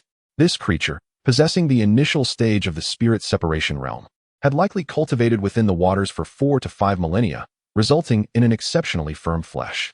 Yet, beneath Xiaobai's skilled blade, it was as fragile as foam, sliced open time and again. Much like a master butcher dissecting a cow, the sizable abalone spirit was cleaved into dozens of smaller pieces, with its shell being effortlessly discarded. The exquisite technique astonished both Luo Xiu and Qin Manyun. Next, Xiaobai retrieved a clay pot, casting the chunks of abalone spirit into it, followed by a pour of spiritual water before covering it to commence the simmering process. During this interval, Xiaobai did not remain idle. Instead, she strolled towards the inner courtyard where various spiritual herbs and celestial grasses were cultivated, casually plucking a leaf or a petal. Such nonchalant actions sent tremors of anxiety through the hearts of the two women. It was incomprehensible that supreme spiritual herbs could be so carelessly handled. Few would believe it if spoken aloud. Concurrently, their perception of Xiaobai underwent a significant transformation. This spirit was remarkably powerful, displaying such finesse even in culinary arts. The realm of the extraordinary truly surpassed the imagination of ordinary beings. As the pot began to emit steam, a fragrant aroma wafted through the air. Given that no seasonings had yet been added, the scent was mild, yet astonishingly, there was no hint of the inherent fishiness of abalone. Only the delicate fragrance of the spiritual water and the savory essence of the abalone flesh. With precise motions, Xiaobai crushed the spiritual herbs and sprinkled them into the clay pot, sealing it once more. Due to the thickness of the abalone meat, it posed a challenge to cook thoroughly. The dragon fire pearl beside her continuously exhaled flames, while the spirit would blaze fiercely, maintaining its maximum burning intensity. Qin Manyun watched with bated breath, Any one of the materials utilized here would have left her gasping in awe. A top-tier spirit serving as a chef, accompanied by spiritual water, herbs, wood, and tools, all complemented by the unassuming clay pot, which, though appearing ordinary, surely held secrets of its own, perhaps even being a celestial artifact. The mere act of preparing a meal represented the pinnacle of the cultivation realm. Can you believe it? As time passed, the spiritual energy within the pot grew increasingly dense. Yet not a trace escaped. Instead, it permeated into the abalone flesh in a unique manner. Bubbles danced within the pot, stirring the rich broth that flowed gently along the cuts in the abalone meat. Gradually, a tantalizing aroma began to escape. The fragrance remained subtle, yet it had reached an alluring level, compelling one to savor it, etching it into memory. Both Luo Xiu and Qin Manyun could not help but close their eyes, revealing expressions of rapture, their bodies and minds unwinding in bliss. Xiaobai called out to Li Nianfan, "Master, it's nearly ready. Shall we partake now?" Li Nianfan nodded in affirmation, replying, "Yes, it is time." With that, Xiaobai lifted the lid of the clay pot.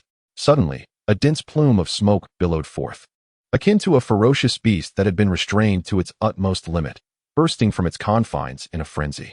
The aroma subsequently erupted. Gulp. The two women simultaneously swallowed hard, feeling as if the fragrance was almost tangible, piercing through their nostrils and coalescing in their mouths, compelling them to involuntarily chew and then swallow saliva. It seemed that with this intoxicating scent, even saliva became a delectable delight.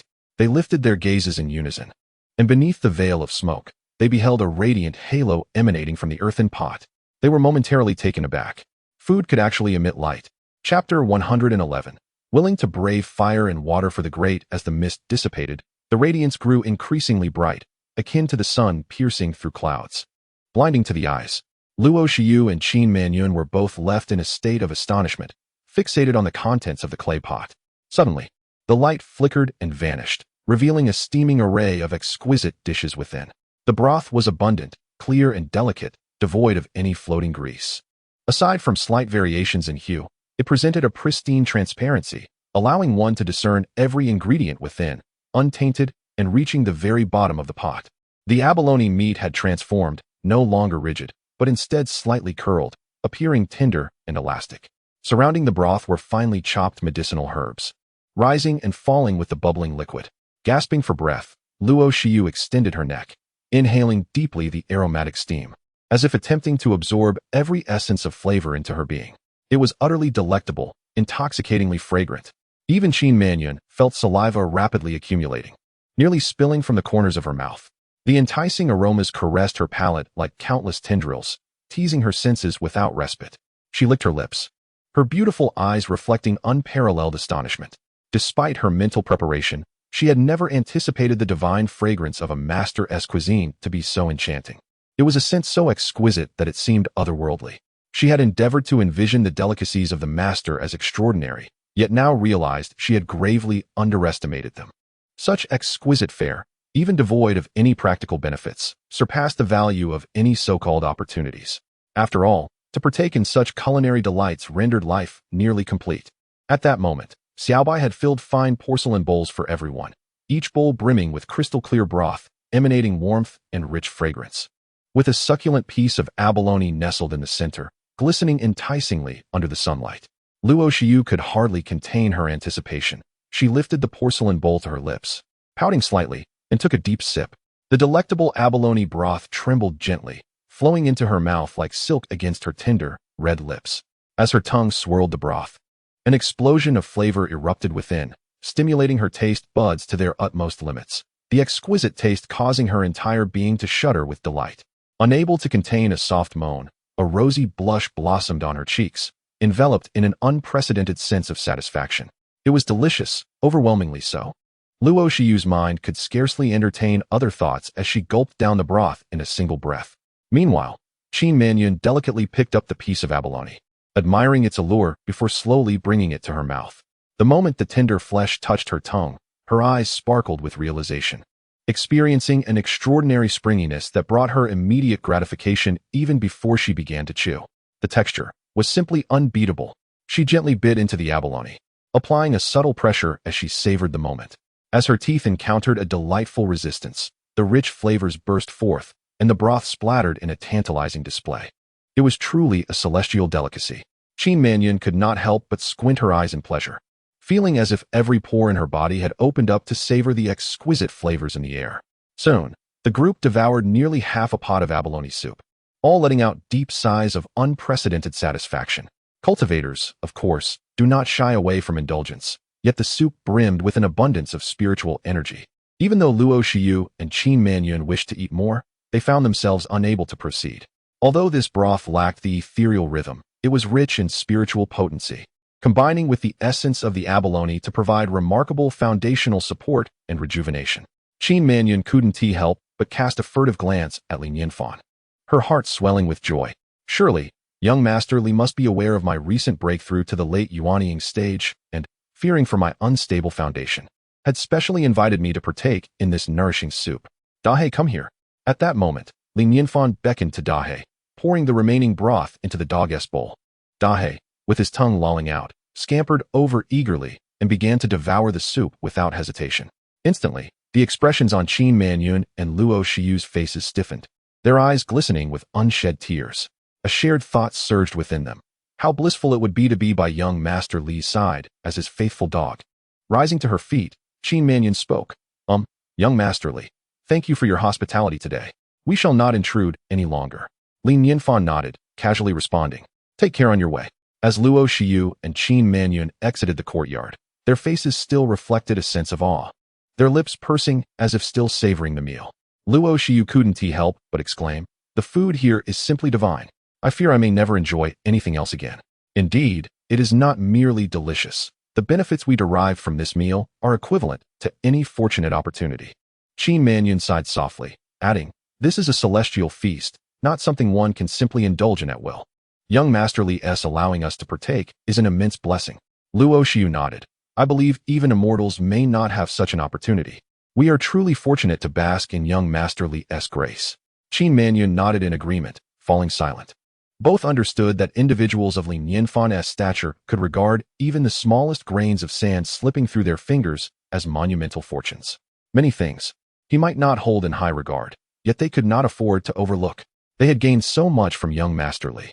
This kindness was akin to a rebirth and would be forever etched in their hearts. Taking a deep breath, Qin Mannion resolutely declared, though our powers may be feeble, we shall devote ourselves to alleviating young Master Li's worries from now on. Just as they reached the foot of the mountain, they spotted several streaks of escaping light rapidly approaching, landing directly before them. It was none other than Emperor Luo and 5 elders. Qin Mannion immediately inquired, has something occurred? Indeed. We have received new information regarding the instructions from the esteemed master. The Grand Elder nodded gravely, his expression serious, and said, the target of those demonic beings is the demon-slaying sword. The demon-slaying sword? Qin Mannion and Luo Shiyu exclaimed in unison. It is indeed related to the esteemed master. Qin Manyun's expression darkened as she solemnly remarked, the demon-slaying sword is currently being used by the master to chop firewood.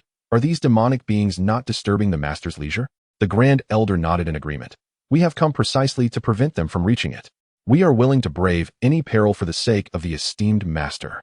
Chapter 112. Even the plans of the wise can go awry. Qin Manyun's eyes sparkled with interest as she exclaimed. So you have discovered the whereabouts of this group of demons? The Grand Elder nodded solemnly. It appears that their target is Ling Yunxian Pavilion. For some reason, they seem convinced that the devil-subduing sword is located there. Ling Yunxian Pavilion? Luo Shiyu raised an eyebrow, speculating.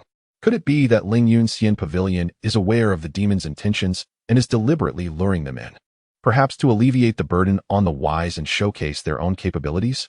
The Grand Elder was momentarily taken aback. Then a flicker of realization crossed his eyes. What you say makes perfect sense. Qin Mannion furrowed her brow, agreeing. Indeed, it holds a great deal of validity. Then what are we waiting for? We must act swiftly. The opportunity to make our mark is right before us. The second elder urged eagerly, ready to depart at any moment. Precisely, let us not hesitate.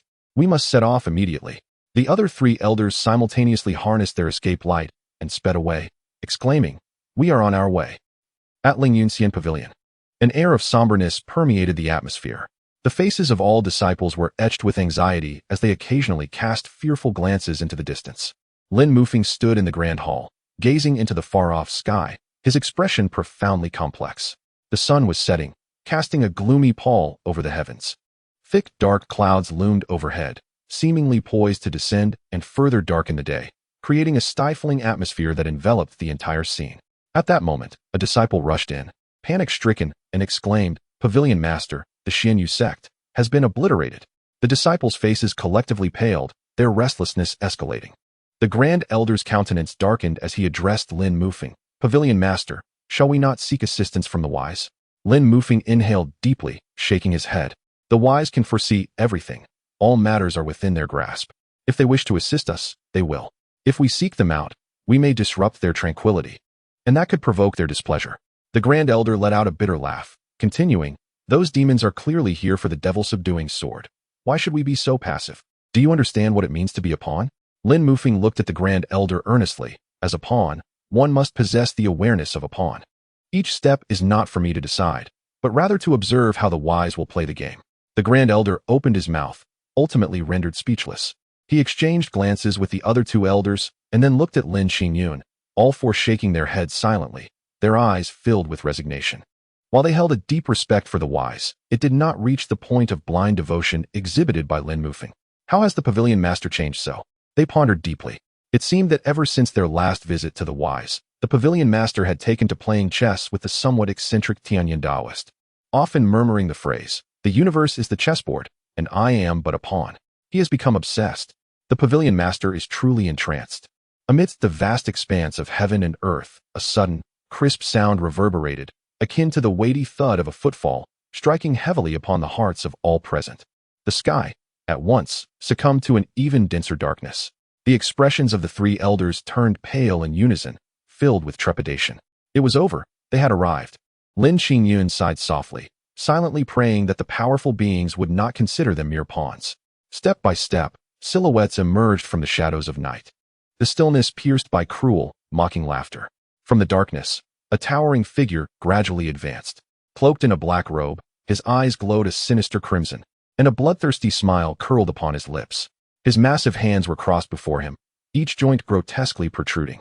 A hoarse voice emanated from his lips, declaring, "I have found it, the scent of the demon-slaying sword. After extinguishing 8 sects along the way, I have finally located the true master." The man in black raised his head slightly, his piercing gaze cutting through the night to fixate upon Lin Mufeng. Undaunted, Lin Mufeng stood resolutely in the great hall, meeting the black-robed man's gaze with fiery defiance. "Oh, a mere initial stage of dividing spirit dares to challenge me?" The cold, chilling voice of the black-robed man echoed as he effortlessly ascended into the air, seemingly weightless, drifting through the void until he hovered above the Lingyun Immortal Pavilion. Lin Mufeng commanded, "Form the array." Instantly, all disciples of the Lingyun Immortal Pavilion, including the elders, unleashed their spiritual power, which coalesced upon the ground. In an instant, brilliant light erupted, forming a protective barrier of spiritual energy that enveloped the pavilion. Unbridled arrogance. The black-robed man scoffed, lifting his hands slightly as boundless dark energy converged into his palms, intensifying until it emitted a wailing sound akin to ghostly lamentations. Ultimately, he transformed into an inky black sphere, the depth of which eclipsed even the night itself, instilling terror in those who beheld it. With a mere gesture of his hand, the dark energy morphed into a long, black thread, shooting forth from his fingertip and piercing straight toward the protective barrier. With a sound akin to a needle puncturing a balloon, the array of the Lingyun Immortal Pavilion collapsed instantaneously, offering no resistance whatsoever. The disciples' faces turned ashen, blood spewed from their mouths, and their spirits waned to the brink of despair. The power of the black-robed man was unfathomable. With a flick of his hand, the dark energy coalesced into a shadowy hand that seized Lin Mufeng, who resolutely replied, "You lack the qualification to know." The brow of the black-robed man furrowed slightly, his gaze growing ever colder, a death wish. At that moment, however, a series of melodic notes suddenly resonated from the distant darkness. These notes materialized, stirring the void and creating ripples that entwined towards the black-robed man. Instantly, the dark energy surrounding him began to dissipate and tremble. "Bold demon, will you not surrender?" The cold, ruthless voice of the Grand Elder echoed as a group of 8 appeared before the crowd, riding on beams of light. Like saviors emerging from despair, they radiated an ethereal aura, their spiritual energy pulsating with brilliance. "I had foreseen it, I knew it." Lin Mufeng's face suddenly erupted with ecstasy. The sage had meticulously orchestrated everything, a plan so secure, so unwavering. The five elders gazed at the figure cloaked in black, their expressions grave, their hands skillfully caressing the strings of a guqin, the melody growing increasingly urgent, shattering the stillness of the night. The cacophony. The dark-clad figure's countenance darkened to the extreme as he let out a furious roar towards the heavens. His black robe billowed violently, and he raised his hands, revealing a delicate set of bells that swayed in the wind, emitting a series of soft chimes. The sound of jingling bells soon overwhelmed the music, casting a spell of disorientation upon all who heard it. An endless tide of malevolent energy surged forth, coalescing in the void to form a colossal black skull, its mouth agape in a furious howl. Instantly, the world changed. The sun and moon lost their radiance. The black mist surged forth, and the five elders, who had just been playing, trembled as if they were kites severed from their strings, plummeting to the ground. The eight arrived swiftly and fell just as quickly, their faces etched with terror as they beheld the figure in black. The joy that once illuminated Lin Mufeng's face vanished without a trace, replaced by sheer bewilderment. What transpired? The assistance orchestrated by the sage seemed to be alarmingly mismatched in strength. Could it be that even a sage's plans are susceptible to error? Additionally, concerning some unfavorable comments in the discussion section, it is inevitable that one will attract envy when achieving success. There is no need to dwell on such remarks. Simply disregard them. I shall not allow these comments to affect my passion for writing, and I hope you will not let them tarnish your enjoyment of reading. Lastly, I humbly request your support in sharing, voting, and providing positive feedback. Chapter 113. The Benefactor and My Buddha Share a Connection. How? Is this even possible? The five elders of the Linxian Dao Palace were rendered speechless, gazing incredulously at the figure cloaked in black, their hearts churning with tumultuous waves. As one of the preeminent forces in the realm of cultivation, the elders, with their formidable prowess, were not to be trifled with. The Grand Elder was at the initial stage of the harmonization realm, while the other four were at the pinnacle of the spirit division realm. Such combined strength could easily compel even an accomplished harmonization realm cultivator to retreat. In the entire cultivation world, they should be an indomitable presence.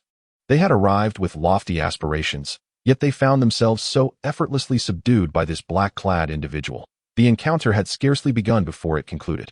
Could it be that this figure is, at the tribulation stage? A collective gasp resounded in their minds, a chill enveloping their limbs, and their scalps tingled with dread. This was the tribulation stage. Typically, these beings were reclusive, ancient entities. The demons had summoned a tribulation stage cultivator. Was this to incite a bloodbath across the entire cultivation realm? What were they truly plotting? What exactly are your intentions? The Grand Elder inquired, his face a mask of composure. The black-clad figure replied coldly, "We merely wish to reclaim what is rightfully ours." I shall ask once more, where is the Demonfall sword? Lin Mufeng spoke in a low tone. I advise you to abandon this endeavor. The Demonfall sword is in the possession of someone you cannot afford to offend. Ha! In this trifling cultivation world, is there truly anyone I cannot provoke? The black-clad figure laughed maniacally. Moreover, I serve Lord Imo Sha. Even if celestial beings descended from the heavens, I would remain unperturbed. Lord Imo Sha? The Grand Elder scoffed. Even he, in the presence of that esteemed individual, is but an ant. Such absurdity. The black-clad figure shook his head, casting a disdainful glance at the crowd. It seems your minds are somewhat clouded. Allow me to assist in clearing them. His gaze fell upon Lin Mufeng, a flash of crimson igniting in his eyes as he raised his hand, severing Lin Mufeng's right arm at the root, sending it soaring into the air. Let us see how the esteemed individual you speak of can thwart my summons for the Demonfall sword. The black-clad figure sneered, raising his palm towards the dismembered hand suspended in midair, where tendrils of black mist began to emanate from it.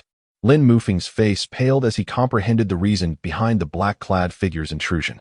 It dawned on him that while he had been gathering firewood for the esteemed individual with the Demonfall sword, the residual aura of the sword lingered within him.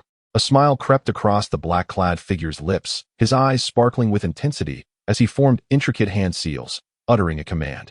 In the next instant, the aura of the Demonfall sword began to coalesce into a small black dot above Longcheng, its presence becoming palpably dense. In the courtyard, shrouded in the stillness of night, the surroundings were enveloped in tranquility, devoid of even the chirping of insects or the calls of birds. It seemed as though everything had succumbed to slumber. At that moment, the Demonfall sword, which had been quietly resting amidst the woodpile, trembled slightly, rising unsteadily as if awakened from a pleasant dream, bearing a hint of indignation. The obsidian sword gradually floated in midair, performing several somersaults before breaking free from the courtyard, venturing into the night. The speed of the demon-fall sword was astonishing. Within merely half an hour, it reached the territory of Lingyun Immortal Pavilion. Here it comes.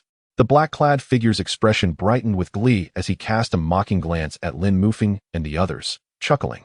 It seems the esteemed figure you spoke of is rather underwhelming. They have yet to make an appearance. Lin Mufeng's complexion was pale, blood seeping profusely from his wounds. He attempted to speak, but only a muffled groan escaped his lips. The other 5 elders shared a similarly grim demeanor, their gazes fixed upon the suspended demon-fall sword, their hearts sinking deeper. Although an exalted being could devise plans for everything, achieving absolute precision was exceedingly challenging. The fact that this black-clad individual was a transcendent cultivator was likely beyond the calculations of even the esteemed figure, transforming him into an unpredictable variable upon their chessboard. A sense of desolation crept into the hearts of the 5 elders. It was over. In the face of such unpredictability, we would most likely become mere pawns in the hands of someone like the Exalted One. Given your expressions, it seems you have resigned yourselves to fate. The black-clad figure's voice dripped with malice, his delight palpable. How foolish it was for the meager realm of cultivation to dare hope for the descent of an exalted being, truly pitiable, akin to a frog in a well. Huh! You are the true frog in the well. You cannot fathom the terror of the exalted. Lin Mufeng, his eyes reddened, spoke with a hint of reverence. The exalted play with the world. Perhaps we are merely pawns cast aside by their hand. Yet even if we become discarded pieces, you shall not insult the exalted. Emperor Luo nodded in agreement, stating with conviction, indeed, at the very least, we have once been pawns of the exalted, and we take pride in that. Hopeless, utterly beyond salvation. The black-clad figure shook his head, amused. To be a pawn of some exalted being pales in comparison to being a piece in the hands of the demon lord. Now, I shall use your blood to sharpen the demon-fall sword. His black cloak billowed as he amassed his aura to its zenith, extending his hand toward the demon-fall sword and bellowing, "Sword, come." A tempest roared, dark energy surged. Everything seemed primed, yet the sword remained unmoving. The demon-fall sword continued to hover serenely, its tip directed at the black-clad figure, as if engaged in a silent confrontation. The black-clad figure frowned and shouted again. "Demon-fall sword, come." Buzz. The tranquil sword suddenly radiated brilliant light. However, the darkness that surged from its obsidian body was replaced by a resplendent golden glow. The golden light dazzled, illuminating the night sky for miles. From the sword emerged a skeletal figure draped in a robe, gently floating amidst the golden radiance, hands clasped in reverence. Amitba, demon-fall sword? The black-clad individual could scarcely believe his eyes, his mind buzzing as he furrowed his brow. Sword demon. How did you come to be in this form? A skeleton, yet you wear clothing? The sword demon spoke with a serene voice. I have been salvaged by the Buddha. I have taken refuge in the Buddha. What is this Buddha? Why would you take refuge in him? The black-clad figure stood dazed, his gaze growing heavier. Do not forget your origins. The sword demon, though a mere skeleton, displayed a profound expression of compassion as he proclaimed with a resonant voice. The sea of suffering is boundless. Turning back leads to salvation. All beings endure suffering. You, esteemed one, share a connection with the Buddha and may thus take refuge. The figure in the black robe had grown exceedingly grim, his entire being enveloped in swirling dark energy, coalescing into a colossal black skull. Coldly, he retorted, "Take refuge? How absurd. It seems you have succumbed to madness, and I shall be compelled to take you away by force." In response, the sword demon slightly lifted both hands, the expression of compassion on his face vanishing abruptly. He coldly declared, "You dare to flaunt your petty skills in front of me? Witness the might of the great dragon, the world-honored K. Itagarba, and the Praj Buddhas, all embracing the void of Praj." Chapter 114. The grand ceremony of the azure cloud's demon sealing the enigmatic figure cloaked in black was filled with unrestrained fury. Sword demon, how dare you retaliate? In the void, dark energy and golden light flickered incessantly, resembling a dazzling display of fireworks from a distance, bright and dim, exchanging blows in a captivating dance. Lin Mufeng and his companions were rendered utterly speechless, their minds in a state of bewilderment, gazing skyward with mouths agape, unable to utter a word. "I understand now. I comprehend," exclaimed Emperor Luo, his voice laced with exhilaration and the thrill of survival. "The Master's intricate scheme unfolds here. We have not been cast aside as pawns. So profound, truly unfathomable." The Grand Elder sighed repeatedly, marveling beyond measure. The Master's modus operandi was indeed beyond our comprehension. Who could have anticipated that the true hidden gambit was the demon-subduing sword itself? The other elders were equally astounded, their disbelief palpable. Is this the essence of mastery? Inconceivable. Terrifying indeed. Such formidable prowess. Even the demon-subduing sword has been forcibly transcended. What has transpired with this sword? It has not only been transformed, but has also become immensely powerful. Lin Mufeng gazed upward, his face flushed with excitement, nearly moved to tears. The master has not forsaken us. Behold the demon-subduing sword. I once cleaved firewood with it. Can you believe it? Gradually, the battle in the void approached its conclusion. As golden light burst forth, the dark energy dissipated like spring snow melting away, enveloping the cloaked figure entirely. The black-robed individual was subsequently drawn into the sword demon's grasp, leaving no trace behind. Ba, well done, well done, the sword demon proclaimed, hands clasped in prayer. His expression serene. His robe fluttered as if stirred by an unseen breeze, evoking the image of an enlightened monk draped in the guise of age. Emperor Luo and the others quickly rose, mimicking the gesture with their hands joined in reverence, uttering, "We pay our respects to the venerable sword demon." The title of sword demon is now a relic of the past. I have been enlightened and shall henceforth be known as Sword Buddha, he said in a tranquil tone. It has been some time since I emerged. I must return to prepare firewood. There is no need for you to see me off. With that, the demon-subduing sword transformed into a streak of radiant light, retreating into the darkness from whence it came. The remaining individuals exchanged glances, each wearing expressions of profound sentiment. As if caught in a dream, Emperor Luo turned to Lin Mufeng, his tone laden with complexity. "Lin, your hand it matters not," Lin Mufeng replied, forcing a smile. Dismissing the concern. "As long as I can alleviate the master's burdens, a single hand is of little consequence." Qin Mannion interjected, "Senior Lin, we are all working for the master, united as one. I will find a way to restore your severed hand." Lin Mufeng smiled in gratitude. "Thank you." Yet, all were acutely aware of the daunting challenge that lay ahead. For Lin Mufeng, a cultivator, regrowing a severed limb was a far greater struggle than it would be for an ordinary person. In the realm of cultivation, only a scant few spiritual herbs or miraculous plants possessed the ability to achieve such a feat. Apart from regeneration, the only other recourse lay in the path of possession. However, seizing a body equates to a complete physical transformation, which is not conducive to future development. Unless absolutely necessary, one would generally refrain from choosing this path. At that moment, a gentle breeze swept through, accompanied by the soft chime of bells that instantly captured everyone's attention. Luo Shiyu raised an eyebrow, gazing at the bells on the ground, exclaiming, "It is the Tianxin bell." Luo Huang could not help but remark, "It belongs to the man in the black robe. Is this esteemed individual testing us?" Remarkably, he did not take the Tianxin bell with him. There was no room for hesitation. This was the spoils of a master. And come dawn, it would be delivered to him. Lin Mufeng stated decisively. The group nodded in unison, agreeing wholeheartedly. After deliberating throughout the night, until the sky began to brighten, they finally settled on their representatives. Given the excessive number of individuals, it was evident that they could not all proceed together. Ultimately, Lin Mufeng, Luo Huang, and Qin Mannion were chosen as the trio to visit the Sihiyuan. 2 hours later, the three of them, harnessing their escape light, descended upon the foot of the mountain, and with reverent hearts, they began their ascent step by step.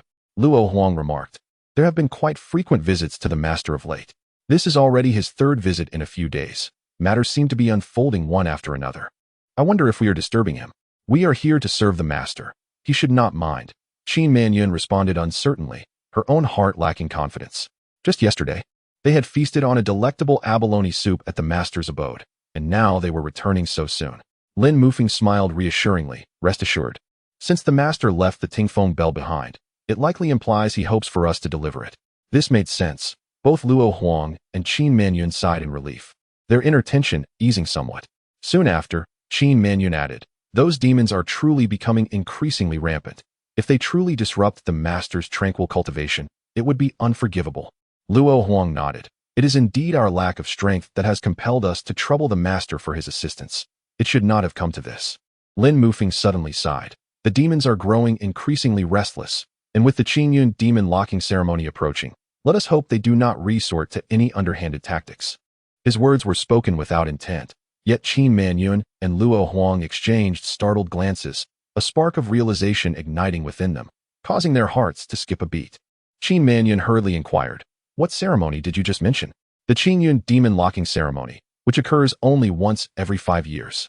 It is understandable if you have forgotten. I attended the last one, and the spectacle was indeed magnificent. Lin Mufeng reminisced with a wistful expression. Qin Manyun and Luo Huang exchanged knowing smiles, both exclaiming in unison. I see. Lin Mufeng was slightly taken aback. What do you understand? The master specifically inquired if there were any significant events occurring recently. We were utterly perplexed. But now we finally comprehend what he was referring to. Luo Huang laughed heartily. What a stroke of luck. The demons dared to target the master. Naturally, he would wish to attend the demon locking ceremony. Qin Manyun also chuckled. It is indeed inexcusable that we only just recalled such an important ceremony. The two individuals exhaled a sigh of relief, for the enigmatic personage they encountered had a penchant for riddles, and at last, the mystery had been unraveled. As they conversed, the trio arrived at the entrance of the courtyard. Qin Manyun cleared her throat, feeling a twinge of apprehension, and inquired, "May I ask if young Master Li is at home?" With a creak, a figure named Xiaobai peeked out from within, casting a glance at the three and cheerfully stating, "Welcome." Apologies for the intrusion, Lin Mufeng and the others replied in unison, nodding respectfully before cautiously stepping into the courtyard. Their eyes swept across the surroundings and soon fell upon Li Nianfan, who was wielding the demon-subduing sword to chop wood. A shiver ran down their spines. Previously, they had felt indifferent, but after witnessing the events of the previous night, this sight now sent chills coursing through them. That was the demon-subduing sword. The sword demon, no. The sword Buddha, was so formidable that it was casually employed for chopping wood. What an extraordinary figure. Truly an extraordinary figure. Chapter 115. More genuine than returning to simplicity crack. Li Nianfan raised the demon-binding sword and effortlessly cleaved the wood before him in two. He then turned to the three individuals with a smile. I am pleasantly surprised to see all three of you together. Qin Manyun and the others bowed in unison. We pay our respects to young Master Li. At that moment, Li Nianfan's gaze sharpened, astonished as he observed Lin Mufeng's severed hand. Lin Lao, your hand. Lin Mufeng chuckled. It's merely a minor injury sustained during a duel. It's nothing to worry about. Minor injury? Li Nianfan's brows furrowed. You've lost your hand. It was only then that he truly understood he had entered a perilous realm of cultivation. Not long ago, the abduction of Nanan by a demon had opened his eyes to the dangers of the immortal world, and now, witnessing Lin Mufeng's severed arm further emphasized that this world was far from the peaceful existence he had imagined. Though Nanan was a mere mortal, Lin Lao was a cultivator, and Li Nianfan suspected he was no novice. That he had lost his hand was a stark reminder of the extreme dangers that lurked in the immortal realm. Fortunately, he had encountered only benevolent cultivators thus far, and had even formed valuable friendships along the way, a rare fortune indeed. Li Nianfan couldn't help but utter a sympathetic sigh. You have truly suffered, haven't you? For an elder of Lin Mufeng's age to have his arm severed was indeed a tragic fate. Yet, those simple 6 words stirred a warmth within Lin Mufeng's heart, nearly bringing him to the brink of tears. Was young Master Li truly concerned for him? In that moment, he felt that all his sacrifices had been acknowledged, akin to a child striving with all his might merely to earn a word of praise from his parents. As Li Nianfan's pawn, it was only natural for him to charge into battle for his master. Yet to hear such personal concern expressed was overwhelmingly touching. This was the most glorious moment of his life. He fought to suppress his tears, striving to maintain an appearance of calm as he quietly replied, It's nothing. I'm not suffering at all. What a stubborn old man. Nearly on the verge of tears, yet insisting he was fine. Li Nianfan felt a pang of compassion and couldn't help but inquire. How long has your hand been severed? Lin Mufeng replied, Since last night. Li Nianfan raised an eyebrow, musing, Then it hasn't been more than 24 hours. I wonder if it can be healed. At his words, everyone present was struck with astonishment, their eyes widening in disbelief. What did young Master Li mean? Could he really heal it? Lin Mufeng's voice trembled with anticipation as he asked, Li, young Master Li, can you truly heal it? After a moment of contemplation, Li Nianfan responded, Not certain, but it is worth a try. Having formed a bond with Lin Lao, he could not stand idly by in the face of such suffering. The situation merely required a reattachment surgery for the severed hand. During his training, he had successfully performed this procedure on animals, but had never attempted it on a human. Where is the severed hand kept? Li Nianfan inquired. Right here. Lin Mufeng promptly produced his severed hand. Taking the severed hand, Li Nianfan examined it meticulously, astonished within. Truly, in the realm of cultivation, the wound was remarkably clean, as if it had been severed in an instant.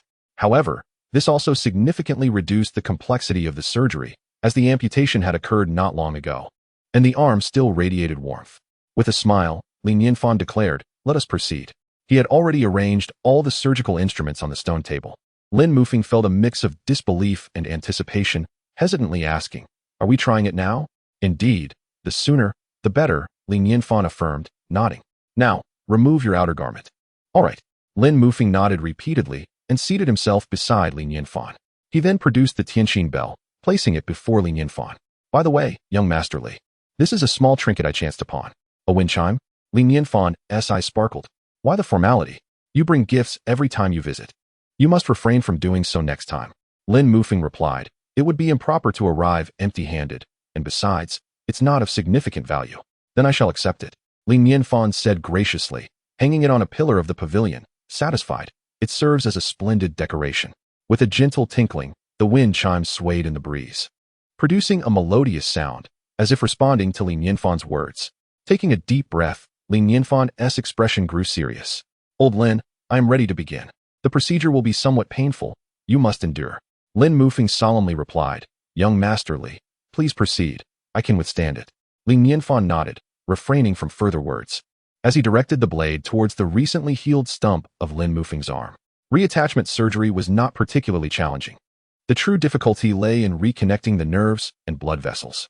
Therefore, performing the operation within 24 hours yielded the best results, as the severed limbs still retained vitality during this period. This was the most significant operation Li Nianfan had undertaken since mastering the healing arts. And his patient was no ordinary mortal, but a cultivator. The sensation was indeed quite extraordinary. Luo Huang and Qin Manyan stood nearby, scarcely daring to breathe, their eyes wide with shock as they watched Li Nianfan perform the surgery. They had heard from Luo Xiu about how Li Nianfan had saved a pregnant woman without utilizing spiritual energy, although they were astonished then. Witnessing it firsthand was an entirely different level of impact. They harbored no doubts about Li Nianfan's capability to restore Lin Mufeng's severed arm. For such a celestial being must possess ample divine herbs and elixirs. Yet, the fact that young Master Li was performing the operation without any spiritual energy, entirely as a mortal, was beyond their wildest imagination. Was this the realm of a true master? Surely, it was more authentic than mere simplicity. Terrifying, utterly terrifying. At this moment, Li Nianfan had already reattached the arm for the most part.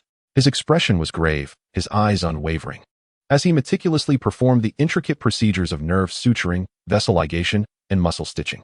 Each step was of paramount importance. Fortunately, Lin Mufeng was a cultivator. Even though the arm was severed, the wound had not sustained much contamination, eliminating the need for excision and the disinfection process.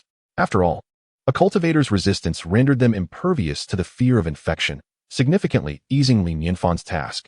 Within the inner courtyard, only the gentle jingling of the wind chimes resonated as they swayed. Gradually, beads of sweat began to form on Li Nianfan's forehead, yet a smile graced his lips. With the final stitch in place, the arduous task was accomplished. He secured the reattached arm with gauze and used 2 wooden sticks to brace Lin Mufeng's arm. Letting out a long sigh of relief, he cheerfully announced, "It's done. Please refrain from moving this arm too much and avoid contact with water. With time, it will gradually heal." "Is it truly done?" The expressions on everyone's faces reflected disbelief as they glanced at Li Nianfan and then at the reattached limb. As if caught in a dream, Lin Mufeng attempted to move his arm but felt a sharp pang, eliciting a muffled groan. However, instead of alarm, he felt joy and trembled as he exclaimed, "I can feel it. It's really reattached?" Chapter 116. The ordinary can surpass the celestial. A collective gasp escaped the lips of those present, their scalps tingling and hearts racing.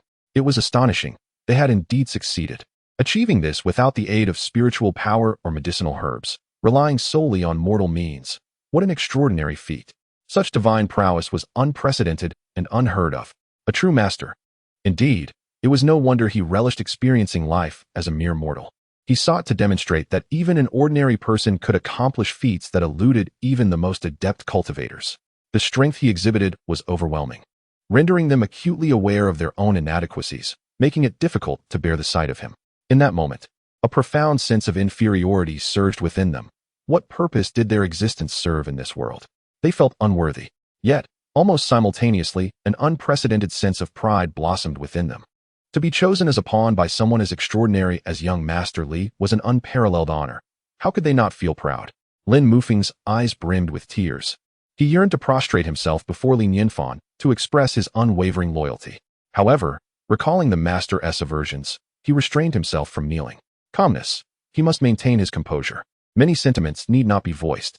It was imperative to diligently assist the master and strive to be a worthy pawn. Taking a deep breath, he bowed to Lin Nianfan and said, I, Lin, express my heartfelt gratitude for your excellency's immense kindness. Lin Nianfan waved his hand dismissively, smiling casually. Lin, you are far too courteous. This is hardly a significant matter, merely a slight exertion of effort.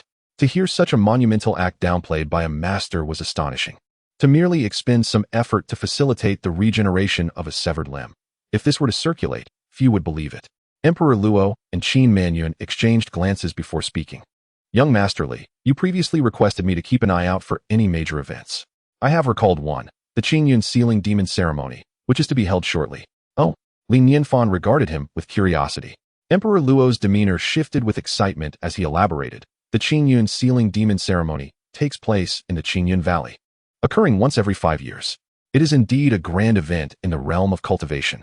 Li Nianfan's brow furrowed slightly. This was an event for cultivators, and as a mere mortal, his attendance might be inappropriate. Lin Mufeng and the others felt a jolt of anxiety, yet their expressions remained placid and unchanged. Absolutely, it is quite appropriate, Lin Mufeng explained. The Qingyun Valley fortifies the entrance to the demon realm sealed within every 5 years. It stands as one of the most significant events in the cultivation world, open not only to cultivators, but also to mortals who may observe. The reason for Qingyun Valley's openness was to demonstrate its strength and attract more talented individuals to join its ranks. This was also one of the reasons it had ascended to become one of the pinnacle powers within the cultivation realm. If that is the case, it would not be unwise to pay a visit, Li Nianfan mused, a hint of intrigue crossing his features. He then inquired, but where exactly is Qingyun Valley? Is it far? Such a grand occasion truly piqued his interest. After all, a visit to the realm of immortals would be incomplete without partaking in significant events. Furthermore, given the description, there was a high likelihood of witnessing an immortal practitioner in action. To be honest, he had yet to witness a battle of such caliber firsthand. He wondered how it compared to what he had seen on television. However, if the journey were excessively distant, he would certainly refrain from going, as it could prove perilous. The Emperor of Luo immediately spoke, Young Master Li. We of the Qianlong Immortal Dynasty are indeed preparing to attend the Qingyun Demon Locking Ceremony, and you are most welcome to accompany us. Young Master Li, I too intend to participate, Qin Manyun added with a smile. It's on our way. Lin Mufeng opened his mouth to speak, but ultimately swallowed his words, unwillingly suppressing his desire to partake in such a delightful opportunity to please the esteemed. However, given that his severed limb had only just been reattached, it seemed inappropriate to join. Alas, what a missed opportunity. To travel together? That would be splendid, Li Nianfan exclaimed, feeling elated. If that were the case, his safety would be assured. He turned to Daji and inquired, Little Daji, what do you think? Shall we join the festivities and take a break? Daji smiled gently and replied, I shall follow your lead, young master. Then it's settled. Li Nianfan chuckled heartily. Bowing slightly to the Emperor of Luo and Qin Manyun, I will trouble you too with the arrangements. The Emperor of Luo, feeling a wave of trepidation, waved his hands repeatedly, insisting it was no trouble at all. Afterward, the three took their leave of Li Nianfan and departed from the courtyard, their hearts fluttering with excitement. The Emperor of Luo and Qin Manyun felt a rush of anticipation at the prospect of accompanying a revered figure, akin to attending a royal incognito visit. Lin Mufeng's exhilaration stemmed from the fact that Li Nianfan had healed his injured limb. His expression was complex as he lamented, I, Lin Mufeng, am but an unskilled practitioner. What merit do I possess to trouble such a distinguished individual to tend to my wounds? I feel profoundly unworthy. The Emperor of Luo, filled with awe, remarked, Truly, a master is deserving of their title, transforming the mundane into the extraordinary. In his hands, the distinction between mortal and celestial has vanished. Mere stone can become gold, and common objects can triumph over the divine. Such inscrutable abilities are indeed eye-opening. Qin Manyun, curious, inquired, Elder Lin, how does your injury feel? Much improved, Lin Mufeng replied. Glancing at his severed hand, he furrowed his brow, sensing for a moment, uncertainly stating, I believe. I can manage slight movements now. As he spoke, the middle finger of his severed hand trembled upward. It moved, astonishingly, it truly moved. Not only were the Emperor of Luo and Qin Manyun shocked, but even Lin Mufeng himself was taken aback. A moment ago, the two parts had been completely separated. In such a short time, they had truly been reconnected? Who would dare believe it without witnessing it firsthand? The Emperor of Luo gasped in disbelief, continually murmuring, Incredible, truly incredible. Lin Mufeng laughed heartily, exclaiming, This arm has been healed by a master's hand. This is the pride of my life. I have made a decision. This arm will henceforth be my most significant attribute. Without exception, I find no fault in your words. The emperor nodded, yet his gaze remained fixated on Lin Mufeng's severed limb. Old Lin, let us strike a bargain. How about relinquishing those 2 wooden pieces from your arm? How dare you utter such a proposal? Lin Mufeng swiftly shielded his arm. Do you take me for a fool? These 2 are spirit wood. Do you comprehend its value? To the untrained eye, these pieces of spirit wood may appear as mere kindling, easily disregarded by the enlightened.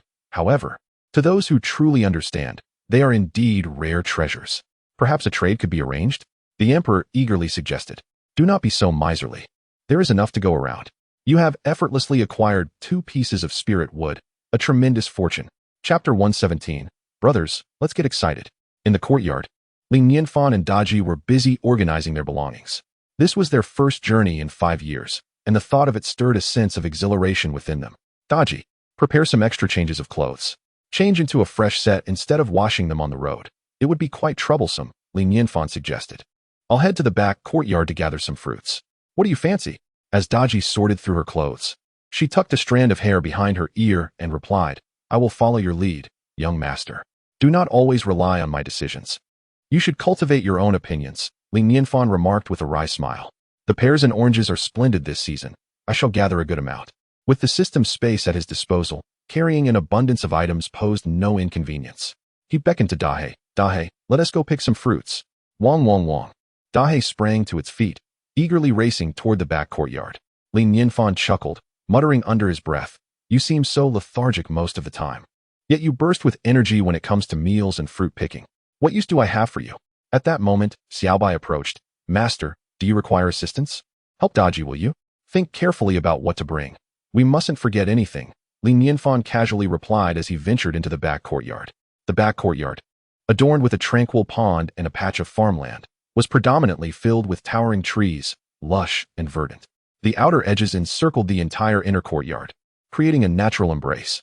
Most captivating were the fruit trees, laden with bountiful produce. Dahe's favorite pastime was wandering through the orchard, lying against the trees, staring dreamily at the fruit-laden branches, often drooling with temptation. If not for Nianfan's strict prohibition, it would have wreaked havoc on the harvest. In this enchanting world, the essence of spiritual energy thrived, nurtured by Nianfan's diligent care, resulting in the trees flourishing splendidly. Each fruit tree stood tall with robust branches. And unlike in his previous life, these trees bore both blossoms and fruits simultaneously, creating a breathtaking spectacle. As he approached, a riot of colors greeted him. Apple, peach, and pear trees, each adorned with their distinctive blossoms, vied for attention, resembling a skyward cascade of dawn's glow. The gentle breeze carried the delightful fragrance of the fruits, intoxicating the air. Walking through the orchard, he was enveloped by the myriad of fruit scents, each aroma a delightful caress to his senses.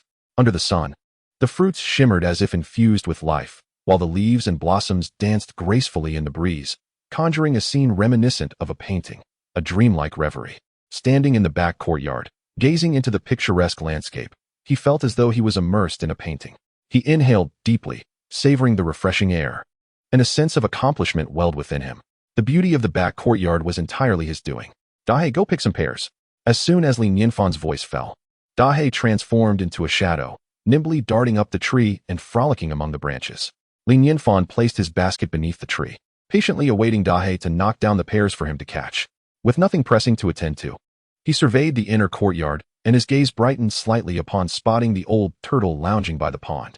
He waved his hand eagerly, calling out, Old turtle, come here. The old turtle lazily opened its eyes and regarded Nianfan for a moment before slowly making its way towards him. With each movement, its massive body produced a sound akin to a gentle thud. All right, hold on, Nianfan said with a slight smile, climbing onto the turtle's shell, reaching up effortlessly to pluck the oranges from the tree. The old turtle, grand in size, served as a convenient mobile ladder, truly a stroke of luck. Just a bit forward. There we go, stop. Nianfan felt relaxed and content, taking in the view from his elevated position.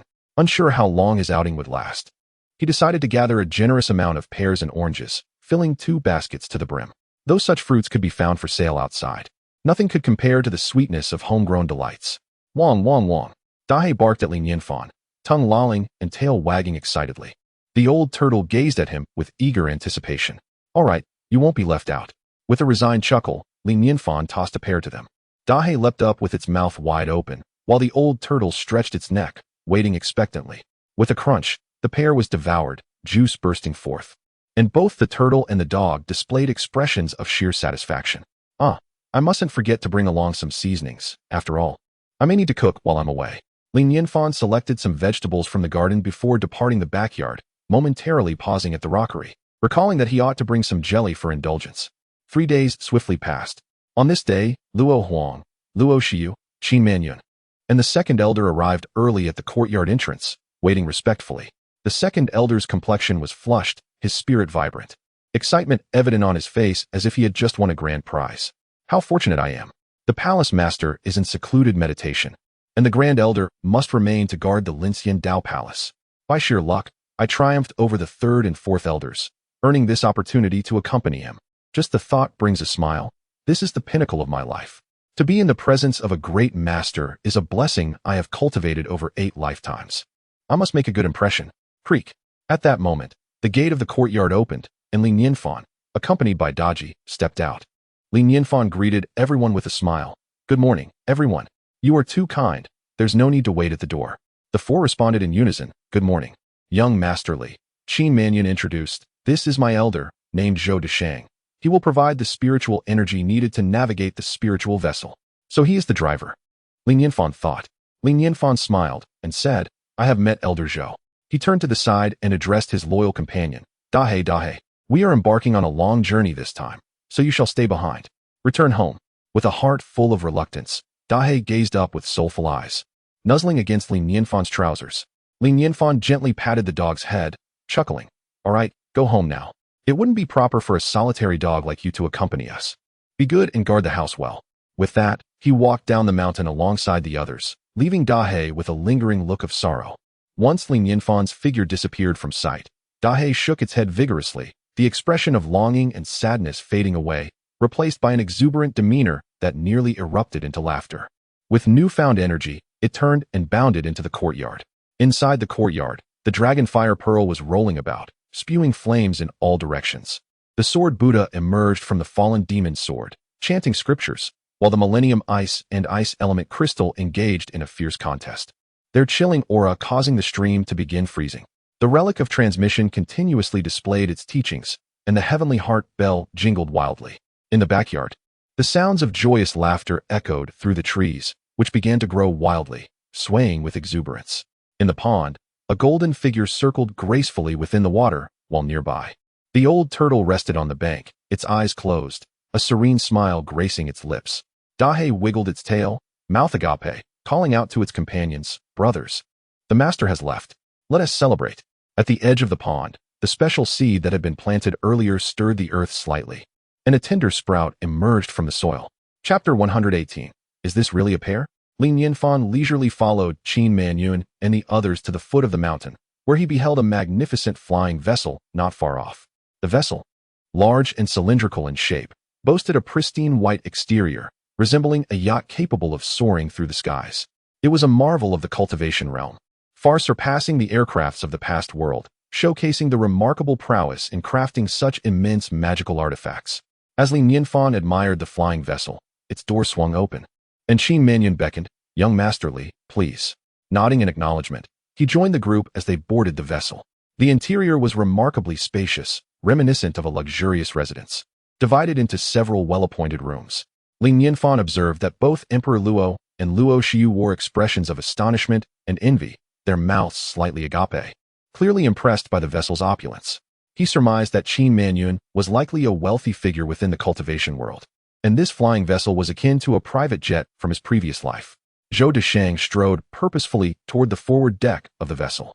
Moments later, accompanied by a gentle tremor, the vessel began its ascent, transforming into a streak of light as it shot into the vast expanse above. Once the vessel steadied, Li Nianfan took Daji by the hand and curiously approached the front.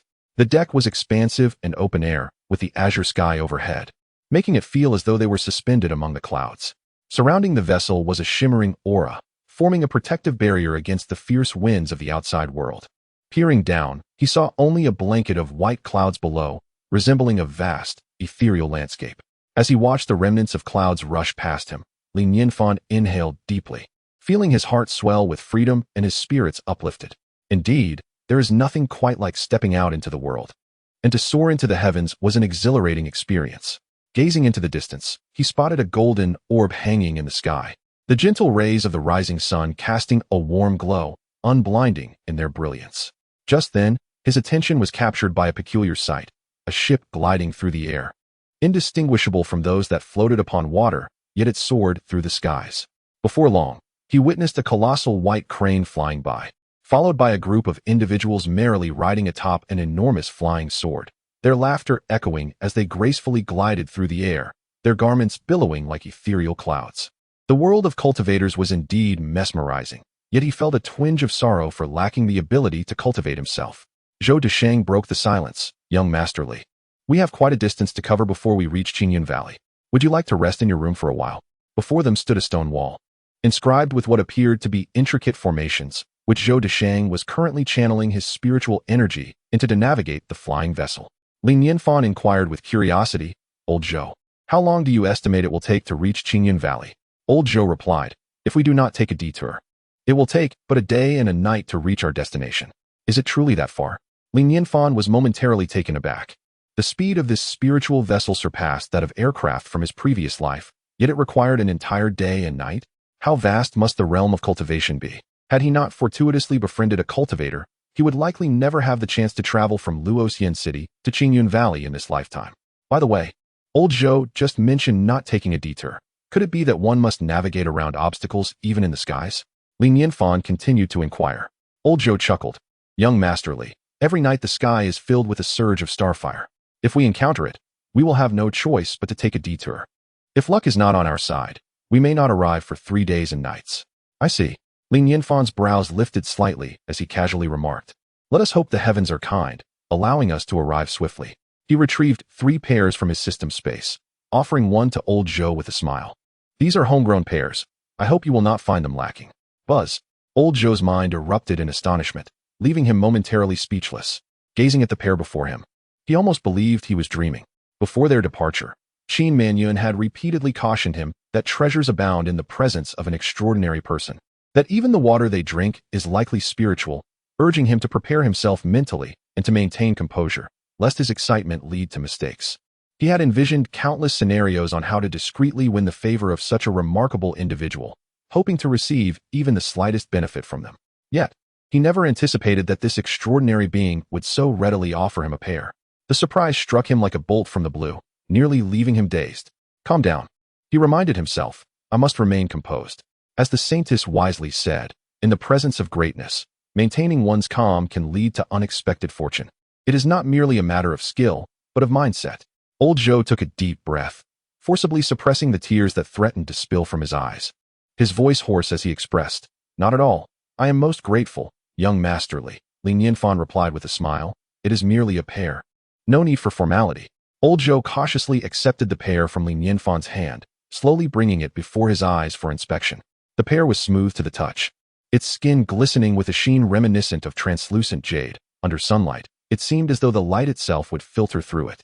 A fragrant aroma wafted from the pair, causing him to involuntarily display a look of rapture. This pair must be extraordinary. Old Zhou's heart raced, and after a slight swallow, he could no longer restrain himself, opening his mouth to take a bite. Crunch! The pear was bursting with juice. Its rich nectar gushed forth like water from a balloon, leaving a trail in the air. More importantly, it flooded his mouth, filling it to the brim as if he had taken a great gulp of water. The sweet and tangy flavor exploded in his mouth. With a shudder, Zhou Desheng could not help but tremble, his entire being quaking as if on the verge of collapse. Was this truly a pear? How could it be so delectable? Zhou Desheng believed he had adequately prepared himself, yet he had grossly underestimated the exquisite flavor of this fruit. This culinary delight nearly redefined his perception of gastronomy. His eyes sparkled with increasing brilliance, utterly unable to restrain himself, his mind consumed by a singular thought. Devour it. Devour it. Crunching away like a pig feasting on cabbage, he yearned to open his mouth to its fullest extent, eager to swallow the entire pear whole. In mere moments, he had completely ravaged the fruit, leaving not a shred of skin or flesh behind. Only the smooth, glistening core remained. Delicious. Exhilarating. Zhou Deshang exhaled deeply, feeling an unprecedented sense of satisfaction. Had he not retained a modicum of composure, he would have howled at the heavens in sheer delight. Chapter 119. May the heavens be kind. Zhou Deshang smacked his lips, savoring the remnants of flavor lingering at the corners of his mouth. Suddenly, he was struck by a wave of warmth that surged from his lower abdomen, spreading through his limbs and filling his entire being with a sensation akin to soaking in warm water. Moreover, his mind felt remarkably clearer, as though he had just awakened from a deep slumber. It was as if he had consumed an extraordinary tonic, instantly invigorated to an unprecedented degree. This is the essence of Tao. He dared not be negligent and quickly steadied his thoughts, meticulously contemplating and digesting the experience. Although the Tao essence and spiritual energy contained within the pear had limited effects for someone of his cultivation level, essence is essence, and even the smallest morsel is still nourishment. A pear imbued with Tao essence, if word of this were to spread, the entire realm of cultivation would surely go into a frenzy. Just this single pear made his outing with young Master Li worthwhile. Truly, the great masters are deserving of their reputation. Such a precious pear was casually consumed as if it were an ordinary fruit. Indeed, it seems that the enlightened regard themselves as mortals, treating such treasures as mere trifles. Is this the realm of the extraordinary? Nianfan lingered on the deck for a while longer before leading Daji back into the spirit vessel. Soon after, Luo Shiyu and her companions arrived on the deck, their noses twitching in unison, momentarily taken aback. A subtle yet profoundly rich aroma wafted through the air. A glance revealed the pear core beside Zhou Deshang, causing their hearts to tremble with a maddening speculation. Qin Manyan licked her lips and softly inquired, "Second elder, could this pear possibly be?" Indeed. The second elder stroked his beard, squinting with a smile. "I do not wish to boast. I merely had the fortune of tasting a precious pear, thanks to the generous favor of young Master Li." Luo Huang's expression instantly changed, and trembling, she pointed an accusatory finger at Zhou Deshang, her eyes reddening. "How ungracious of you, to have such good fortune and not even inform us. You truly infuriate me. I do not wish to withhold from you." Zhou Deshang feigned distress, licking his tongue in delight. "Ah, your luck simply eludes you. What a pity. You cannot fathom how exquisite that pear was." Just a gentle bite, and the juice burst forth. The sensation as it slid down one's throat was enough to elevate the spirit. Moreover, it contained Tao essence and spiritual energy, a flavor that lingers endlessly. Such a treasure is rarely encountered. Luo Huang's breath quickened, her eyes wide with desperation, nearly wishing to beat her chest and weep. Luo Shiyu and Qin Manyan's expressions were no better, biting their lips. Their hearts bled with regret. If only they had not tarried for just a moment longer, they would not have missed such an opportunity. Had they arrived even slightly earlier, they might have been able to partake in young Master Li's pear. The thought was unbearable, a pain so profound it left them breathless. What a monumental error. What a monumental error. From now on, one must accompany young Master Li. Even a brief separation is unacceptable. Oomph, such a bumpkin. Is it merely because he ate a pear? What is there to boast about? While I indulge in exquisite delicacies at young Master Li's side, you were still nowhere to be found. Luo Huang let out a cold snort, proudly lifting his chin as he stepped into the spirit vessel. Yet, at the moment of turning away, he quietly raised a hand to wipe away a tear from the corner of his eye. The spirit vessel continued its journey, and gradually, the sky darkened. Zhou Deshang's expression tensed, his gaze fixed ahead, daring not to be distracted in the least. For the spirit vessel, there were generally no threats in the air, yet there existed one risk that was utterly unavoidable: the starfire tide. The starfire tide formed from the chaotic convergence of myriad spiritual energies in the heavens. Its emergence was unpredictable. Should one inadvertently sail into the starfire tide, they would be subjected to its fiery assault, which even the vessel's defenses would struggle to withstand. Zhou Deshang needed to maintain his focus. Upon sighting the starfire tide, he must maneuver the vessel to alter its course and navigate around it. The journey was fraught with tension, yet devoid of peril, and the night grew ever deeper. Beneath the profound darkness, the spirit vessel shimmered with brilliance, the vast expanse of stars seemingly left with only it still soaring through the skies. At that moment, Zhou Deshang's eyes narrowed slightly, a bitter smile creeping onto his face, for he had, indeed, encountered it. In the distance, amidst the night, a vast sea of crimson was unmistakably gathering. It resembled a red ocean suspended in the void, flickering flames dancing within, staining the entire sky in hues of crimson, stretching endlessly beyond sight. It was as if a scarlet river traversed the heavens, an insurmountable barrier across the firmament. With a sigh, Zhou Deshang prepared to maneuver the spirit vessel to turn when suddenly, his pupils constricted, revealing an expression of sheer disbelief. He hastily rubbed his eyes and focused again. A chill crept over him, his limbs grew cold, and his mouth felt parched. He stood frozen, as if struck by lightning. This. How could it be? His voice turned sharp, hardly able to believe what lay before him. The starfire tide, which had originally stretched across the heavens, was now moving. Zhou Deshang watched as it slowly parted to the sides, creating a passage that aligned perfectly with his flight path, almost as if it were deliberately made for him. Was it coincidence? Or something more? A wave of unease washed over him, and he dared not contemplate further. After living for over 1,000 years, he had never witnessed such a phenomenon. It was beyond his imagination. Should he dare to charge through? Zhou Deshang's expression fluctuated between hope and dread, ultimately retreating into the spirit vessel. Soon after, he emerged with Qin Manyun and others, all bearing solemn expressions. Luo Huang remained skeptical, unable to suppress his doubts, exclaiming, "Is it truly as extraordinary as you claim? I feel you are deceiving me." As he spoke, he lifted his gaze. In the next moment, he was struck dumb, his mouth agape in shock, as if he had seen a ghost. How? Is this even possible? The expression on Emperor Luo's face shifted dramatically, as if he were caught in a dream. Luo Xiu could not help but swallow hard, mustering her courage to say, "The starfire tide is yielding? Surely not. Who is it yielding to?" Qin Manyun's expression mirrored her shock, but she quickly inhaled deeply, calming her tumultuous emotions. With respect and excitement shimmering in her eyes, she spoke almost tremulously. Who else could the starfire tide yield to, aside from that esteemed individual? Emperor Luo licked his parched lips, exclaiming in astonishment, "I had my suspicions. But this is utterly unfathomable, quite alarming." Qin Manyun fixed her beautiful gaze upon Zhou Deshang, inquiring, "Elder Zhou, what exactly did you discuss with young Master Li on the deck?" "Oh, it was nothing significant," Zhou Deshang replied, his face paling. "Young Master Li simply asked how long it would take to arrive, and I told him that if we did not encounter the starfire tide, we could make it in a day and a night. However, if we did, it could delay us for several days." Zhou Deshang's countenance turned ghostly white. Everything had surpassed his wildest imagination, shattering his worldview and filling him with an overwhelming dread. Trembling, he continued, Then young Master Li seemed to say something like, "May the heavens be kind, allowing us to arrive soon." Chapter 120, The Melody of the Zither. The shower of shooting stars, the three of them, Luo Huang and his companions, collectively gasped in astonishment. With their keen intellect, they swiftly discerned the direct correlation between that statement and the current predicament. I could scarcely fathom that such a remark from young Master Li could indeed compel the starfire tide to yield. Zhou Deshang rambled on, feeling an overwhelming rush of blood surging to his head, his scalp tingling, and goosebumps prickling across his skin. It was utterly terrifying. It was profoundly shocking. Although he had heard tales of the formidable prowess of the enlightened ones, he had never encountered such a visceral experience. This was his first encounter with Nianfan. Unlike Qin Manyun and the others, who had already been awed by him on numerous occasions, thus developing a degree of emotional resilience. Therefore, witnessing such an extraordinary spectacle was akin to a mere mortal witnessing a divine miracle. The excitement and horror were unfathomable. Could a mere mortal truly command the starfire tide to part? One could only hope that heaven would indeed favor them, and it seemed that it had. What was this? Such deference? My goodness.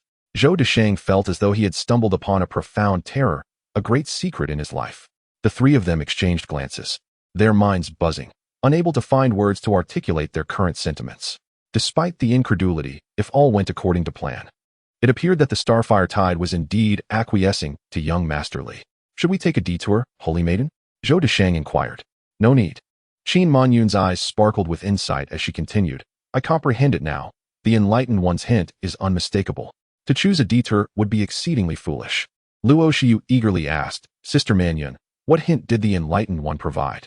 Young Master Li had first discussed the starfire tide with the second elder, and then inexplicably offered him a pair. Could that pair have been given without reason? Qin Manyun smiled gently, confidently asserting. The implication of young Master Li's words was to encourage the second elder not to fear and to proceed directly, without detours. "That makes sense." Luo Huang nodded in agreement. "I believe we should indeed press forward. After all, the starfire tide has already cleared a path for us. To hesitate now would be utterly inappropriate." Zhou Deshang took a deep breath, his gaze sharpening, resolutely declaring, "Very well, then let us advance." The speed of the spiritual vessel surged once more, charging directly into the starfire tide. Under the watchful eyes of the anxious onlookers, the vessel sailed effortlessly along the path opened by the starfire tide. On either side, countless blazing spheres of flame flickered. These orbs were not solid entities, but rather manifestations of burning spiritual energy, their colors varying according to the nature of the energy. The fiery spheres dotted the night sky, resplendent in a multitude of hues, creating a breathtaking spectacle. The more beautiful the sight, the greater the inherent danger. As the ancients had wisely noted, Luo Xiu gazed in rapt admiration, softly exclaiming, "So this is what the starfire tide looks like. It is truly magnificent." Qin Manyun nodded slightly, countless fireballs reflecting in her beautiful eyes, rendering them exceptionally enchanting. In the tranquil night sky, the spirit vessel floated amidst the sea of stars, resembling a static masterpiece from a distance, captivating all who beheld it. I wondered why there was noise. It turns out everyone is still awake. Li Nianfan and Daji gradually emerged from the spirit vessel, looking at the crowd and smiling. Upon unexpectedly seeing Li Nianfan, the hearts of Qin Manyun and the others jolted. Had it not been for their composure, they might have knelt in awe. Encountering such a prominent figure inevitably made their legs weak. Qin Manyun hastily feigned calmness, saying, "Young Master Li, you two have not slept? I heard some commotion outside, and was curious to take a look," Li Nianfan replied with a smile. He glanced around, and his face immediately lit up with astonishment. "Wow, this is truly breathtaking." Daji's face also showed surprise, entranced by the exquisite scenery. Li Nianfan surveyed the surroundings with gleaming eyes, feeling immensely fortunate as he remarked, "I'm so glad I got up. It would have been a pity to miss such beauty. Just for this view alone, this outing is already worthwhile." The beauty was beyond imagination, striking directly at the soul and reaching the pinnacle of magnificence. Buzzing sounds seemed to respond to Li Nianfan's admiration, intensifying the flames around them, the firelight shining brighter. Different colors of flames intertwined rhythmically, flickering in and out, elevating the beauty to another level. Li Nianfan watched in rapture and sincerely exclaimed, "Indeed, it is splendid, truly splendid." Luo Huang and Luo Xiu exchanged exasperated glances, rolling their eyes at the sight of the starry waves, nearly bursting into expletives. Such a sycophant. A textbook example of a flatterer. Why had we never seen you yield to others before? Must you flaunt your flatteries so blatantly? Suddenly, Qin Manyun said, "Young Master Li, in the presence of such beauty, I feel inspired and wish to play a tune. I hope you do not mind." Li Nianfan shook his head with a smile. "Not at all. Beauty and music are a perfect match." With an elegant smile, Qin Manyun slightly raised her hands, and a guqin appeared before her. Like a celestial maiden under the moonlight, her delicate fingers glided across the strings, and instantly, a melodious and lively tune flowed gently from the instrument. With the magnificent scenery before them and the enchanting music in their ears, the ambience was significantly enhanced. Luo Huang and Luo Xiu exchanged glances filled with bitterness. They too desired to flatter but were at a loss on how to proceed, feeling a sense of frustration. A hint of nostalgia flickered in Li Nianfan's eyes as he murmured, "I wonder if these fireballs will fall.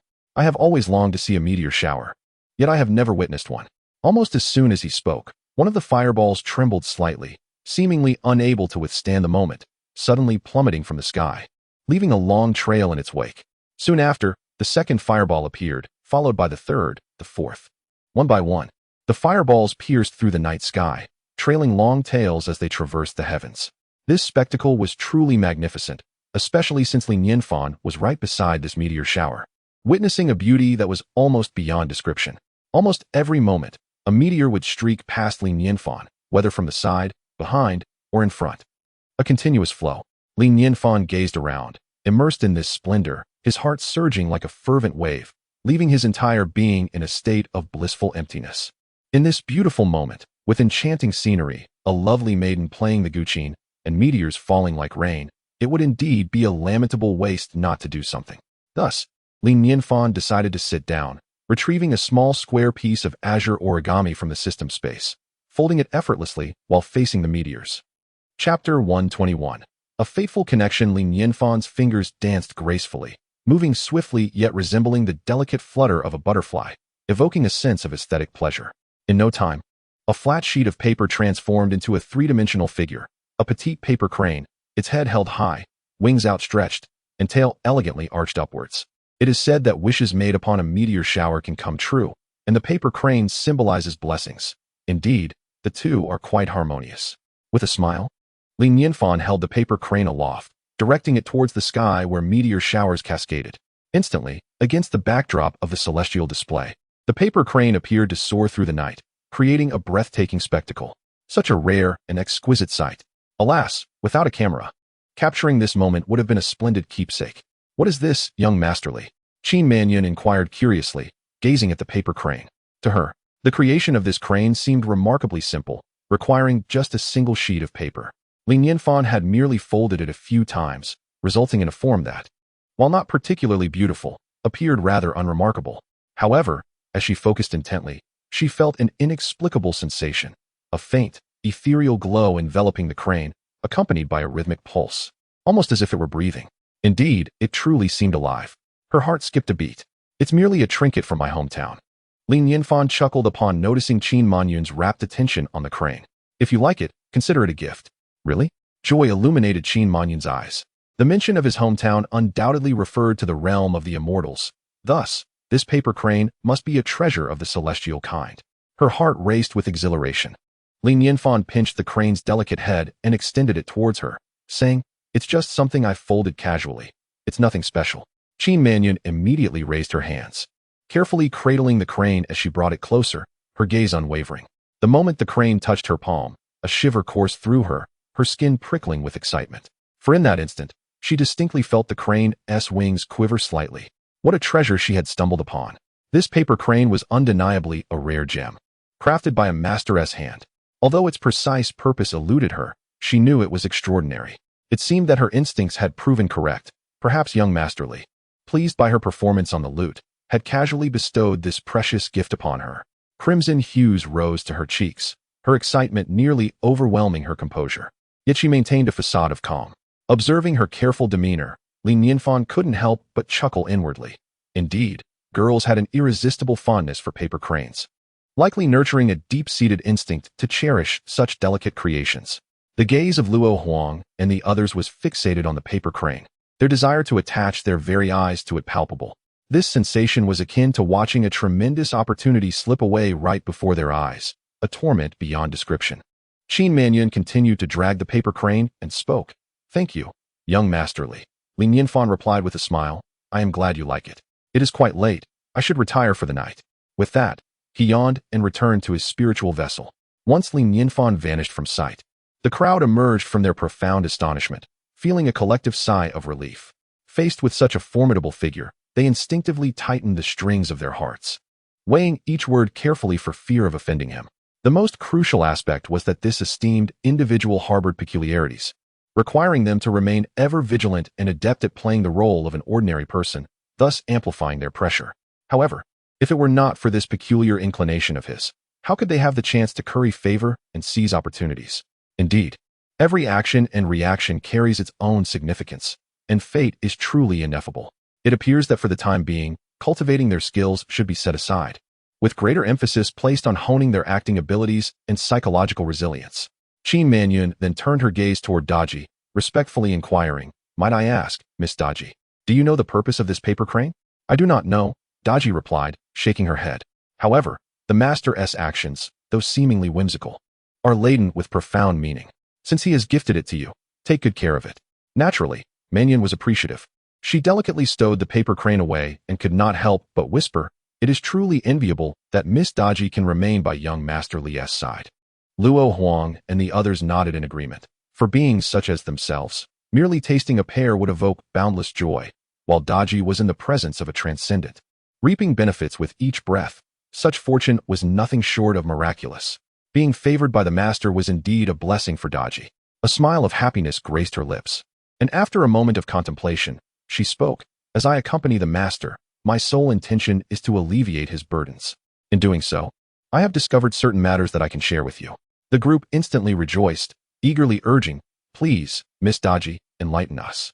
Daji began, "You are aware that I am a manifestation of the nine-tailed celestial fox, bearing the ancient bloodline of the heavenly fox. Besides myself, the master has also acquired a dragon and a xuanwu, both of which possess the bloodlines of ancient divine beasts." "A dragon? A xuanwu?" The faces of Luo Huang and the other three paled instantly, cold sweat beading on their foreheads, as their fear became almost palpable. "The young master has a dragon and a xuanwu by his side? How were we not informed?" These are the pinnacle of ancient legends. It is unlikely that one could even be found within the entire realm of cultivation. I was fortunate enough to catch a glimpse of the young Master's dragon, a golden dragon. Qin Mannion nodded, her eyes reflecting a glimmer of reverence as she recalled that fateful day. The chaos of demons was perhaps comparable to ancient times, suppressing the trepidation within her heart. The Empress pondered thoughtfully. Does Miss Daji imply that a powerful being may be gathering ancient divine beasts? Daji replied, I merely speculate. If the opportunity arises, perhaps you could assist in keeping an eye out. Qin Mannion and the others felt a surge of reassurance, seemingly having found their target, and expressed their gratitude. Thank you, Miss Daji, for your reminder. Daji nodded, preparing to return to her chamber. Qin Mannion bit her lip and inquired, May I ask, what realm has Miss Daji attained? The realm? Daji paused. As a member of the nine-tailed celestial fox lineage, once one matures into a nine-tailed form, there lies the potential to awaken a divine ability. As I accompany my master, my powers have increasingly refined. In terms of realms, I believe I have surpassed the boundaries of the cultivation world. Though I am uncertain how I measure against the immortals. She lifted her gaze to survey her surroundings, then extended her delicate hand, pointing gently towards a direction where the starfire surged. Instantly, the flames of that starfire were frozen one after another by frost, transforming the sea of fire into a tide of ice in the blink of an eye. Chapter 122. What to do when money is lacking. The once fervent heat had dissipated, replaced by an unsettling chill that caused Qin Mannion and her companions to shiver involuntarily. It was not merely a physical sensation. An inner cold surged within them, sending shivers down their spines and rendering their limbs rigid. In the entire realm of cultivation, only those who had reached the great ascension stage could withstand the onslaught of the starfire tide and traverse through it. Yet, even they would find it far from effortless. Daji had not only withstood it, she could effortlessly extinguish the starfire tide at will. What level of mastery was this? It was undoubtedly the work of an immortal. The way they gazed at Daji transformed instantly, as the four of them instinctively took a step back. Qin Mannion stared in disbelief at the scene before her. Hadn't the path between the mortal and immortal realms been severed? How could it be? The pinnacle of the cultivation world was widely recognized to be the great ascension stage, and there had not been any ascensions for several years. Now, Daji's strength could undoubtedly be categorized among the immortals. Did this imply that the cultivation realm still held the potential to produce immortals? Moreover, why had Daji not ascended? Qin Mannion's mind was a chaotic whirl, struggling to comprehend the implications. Observing her dazed expression, Daji couldn't help but speak. What do immortals and mortals signify in the eyes of the master? If you measure the master by the standards of common folk, it is profoundly foolish. Qin Mannion snapped back to reality, feeling a wave of embarrassment wash over her. Indeed, what manner of person was young Masterly? To him, the so-called realms of mortals and immortals were merely a matter of coming and going at will. The group departed from the deck, returning to their quarters. Yet this night was destined to be one of wakefulness. The following day, as noon approached, the spirit vessel burst forth from the clouds, gradually descending into a vibrant new world. Nianfan stood on the deck alongside his companions, gazing down from their lofty vantage point. Below lay a verdant expanse, where countless trees obscured the faint outlines of cities. This land was characterized by towering mountains and dense forests, with undulating peaks and some that stood solitary and proud. In the sky, the number of cultivators increased, and all around, flashes of escape light darted past. Some navigated flying artifacts, while others floated gracefully on the winds. Occasionally, a cultivator would cast a gaze of awe towards the spirit vessel, revealing an expression akin to that of ordinary people encountering the wealthy elite. When they noticed the group standing on the deck, a look of surprise washed over them. Was there a mere mortal standing among them? Cultivators were surrounding an ordinary person? Could it be that this mortal was a low-profile figure who preferred to conceal his true strength? Their hearts raced at the thought. It was said that some influential figures harbored peculiarities, delighting in disguising their prowess and playing the role of the unsuspecting. This individual was likely one of them. It seemed prudent to tread carefully around mortals in the future. A careless misstep could lead to dire consequences. As the spirit vessel continued its journey amidst the endless forests and towering mountains, a colossal platform suddenly appeared ahead. The high platform is anchored by a mountain, which is unlike any ordinary mountain. The lower half is densely forested, while the upper half seems to have been mysteriously sheared away, leaving behind a barren summit. Despite this, the mountain remains the tallest in the vicinity, and its flat top has transformed into a natural high platform of immense size, creating a striking visual impact. Even more peculiar is the presence of a vast valley adjacent to this towering mountain, which descends deeply and is filled with black soil, devoid of any vegetation. The half-eroded mountain combined with this eerie valley creates a uniquely captivating scene that leaves Li Nianfan marveling at the wonders of the immortal realm. This journey has truly broadened his horizons. Without needing anyone to tell him, Li Nianfan understands they have clearly arrived at their destination. Rays of light from all directions converge towards the high platform, and the speed of the spiritual vessel gradually decreases until it comes to a gentle rest atop the platform. Qin Mannion speaks up, "Young Masterly, we have arrived." Li Nianfan nods and descends the spiritual vessel alongside the others. The moment he steps off, a gentle breeze greets him, instilling a sense of comfort. Looking up, he realizes he is standing atop the mountain, experiencing a perspective that feels more grounded than when he was on the vessel, evoking a delightful sensation of surveying the lesser peaks around him. The platform is as smooth as a mirror, paved with a unique type of tile, resembling a vast plaza filled with a variety of pedestrians, immortal practitioners mingling with curious mortals. And some individuals have even set up makeshift stalls. The scene of immortals and mortals alike engaging at the stalls, despite their differing wares, strikes Li Nianfan as quite amusing. In addition to the stalls, the platform boasts numerous shops and facilities that rival those of a large city. With the support of Qinyun Valley, its development is truly flourishing. The emperor of the Qianlong immortal dynasty, Luo Huang, cannot help but express his admiration, a hint of envy glimmering in his eyes. As the sovereign, he naturally desires his own dynasty to prosper. Luo Xiu nods in agreement, recalling, "Indeed, I remember hundreds of years ago when this area was barren and desolate. Who could have imagined such a dramatic transformation in just a few hundred years?" Previously, Qinyun Valley was neglected due to its proximity to the entrance of the demon realm. Qin Mannion continues, "It is only thanks to the current Valley Master's extraordinary vision and determination to hold the Qinyun demon locking ceremony that we witnessed such remarkable advancements." Li Nianfan listens intently, nodding in acknowledgement. The Valley Master's ability to turn disadvantages into advantages and promote the area is comparable to the real estate industry of his past life. Indeed, a remarkable individual. As he strolls along the high platform, the ethereal atmosphere mingles with a hint of mundane liveliness, eliciting a faint smile from Li Nianfan, filling him with a sense of familiarity.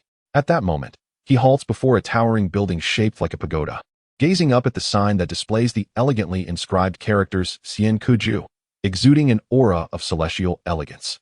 The tower is situated near the edge of a high platform, towering over a dozen stories, unobstructed by any nearby structures, allowing for a breathtaking view of the surrounding landscape, a quintessential mountain retreat. Whether dining or lodging above, it is undoubtedly a delightful experience. Li Nianfan could not help but exclaim, "Xiankaju, is this not a place for cultivators to dine and rest?" However, it is not exclusively so. As long as one possesses spirit stones, mortals may also reside within. Qin Mannion instantly grasped Li Nianfan's intention and eagerly interjected, "In fact, I have already reserved accommodations and meals inside. Young Masterly, please feel free to enter." Li Nianfan furrowed his brow slightly and shook his head, saying, "The price must be considerable. I cannot allow you to bear such an expense. Are there accommodations for mortals?" This time, he had not fully considered the situation. Traveling inevitably requires lodging, which entails costs. Without money, what shall he do? Chapter 123. The sensation of journey to the west. Qin Mannion, suddenly flustered, hastily remarked, "Young Masterly, the prices at this establishment are of no consequence to me. They hardly amount to extravagance. I cannot accept such hospitality without merit." Li Nianfan continued to shake his head. While casual exchanges of favors were inconsequential, the high-end nature of this venue made it clear that it would be uncharacteristic of him to impose such expenses on others. The debt of gratitude would be too substantial, and therefore unnecessary. "Young Masterly, the musical score you gifted me has been immensely beneficial, and you have treated me to exquisite cuisine, which is far more precious to me than mere gold. I implore you not to decline," Qin Mannion declared earnestly, her gaze fixed upon Li Nianfan. Li Nianfan fell into contemplation. There was no doubt that Qin Mannion was affluent. To the wealthy, money often holds little value, while personal interests and emotions take precedence. Her fondness for music and the enjoyment of his culinary creations evidently brought her great delight, rendering monetary concerns trivial. It is not without reason that wealthy individuals often value friendships based on sentiment rather than financial status. Moreover, with confidence, he believed his culinary skills were exceptional, truly a rarity sought after by the affluent. "Very well, I shall take up residence here," Li Nianfan sighed softly, then added, "However, I cannot impose without reciprocating. I shall prepare some delicacies for you to sample." Qin Manyun's heart soared with joy, her voice trembling with excitement. "That would be most gracious of you, young Masterly." It appeared the esteemed individual was testing her sincerity, and thankfully, she had navigated it cleverly, almost faltering at the last moment, a feat not easily accomplished. Nianfan smiled. "It is no trouble at all. Cooking is but a simple endeavor for me." Meanwhile, the expression on the face of the Emperor of Luo darkened to that of coal, his lips twitching in vexation.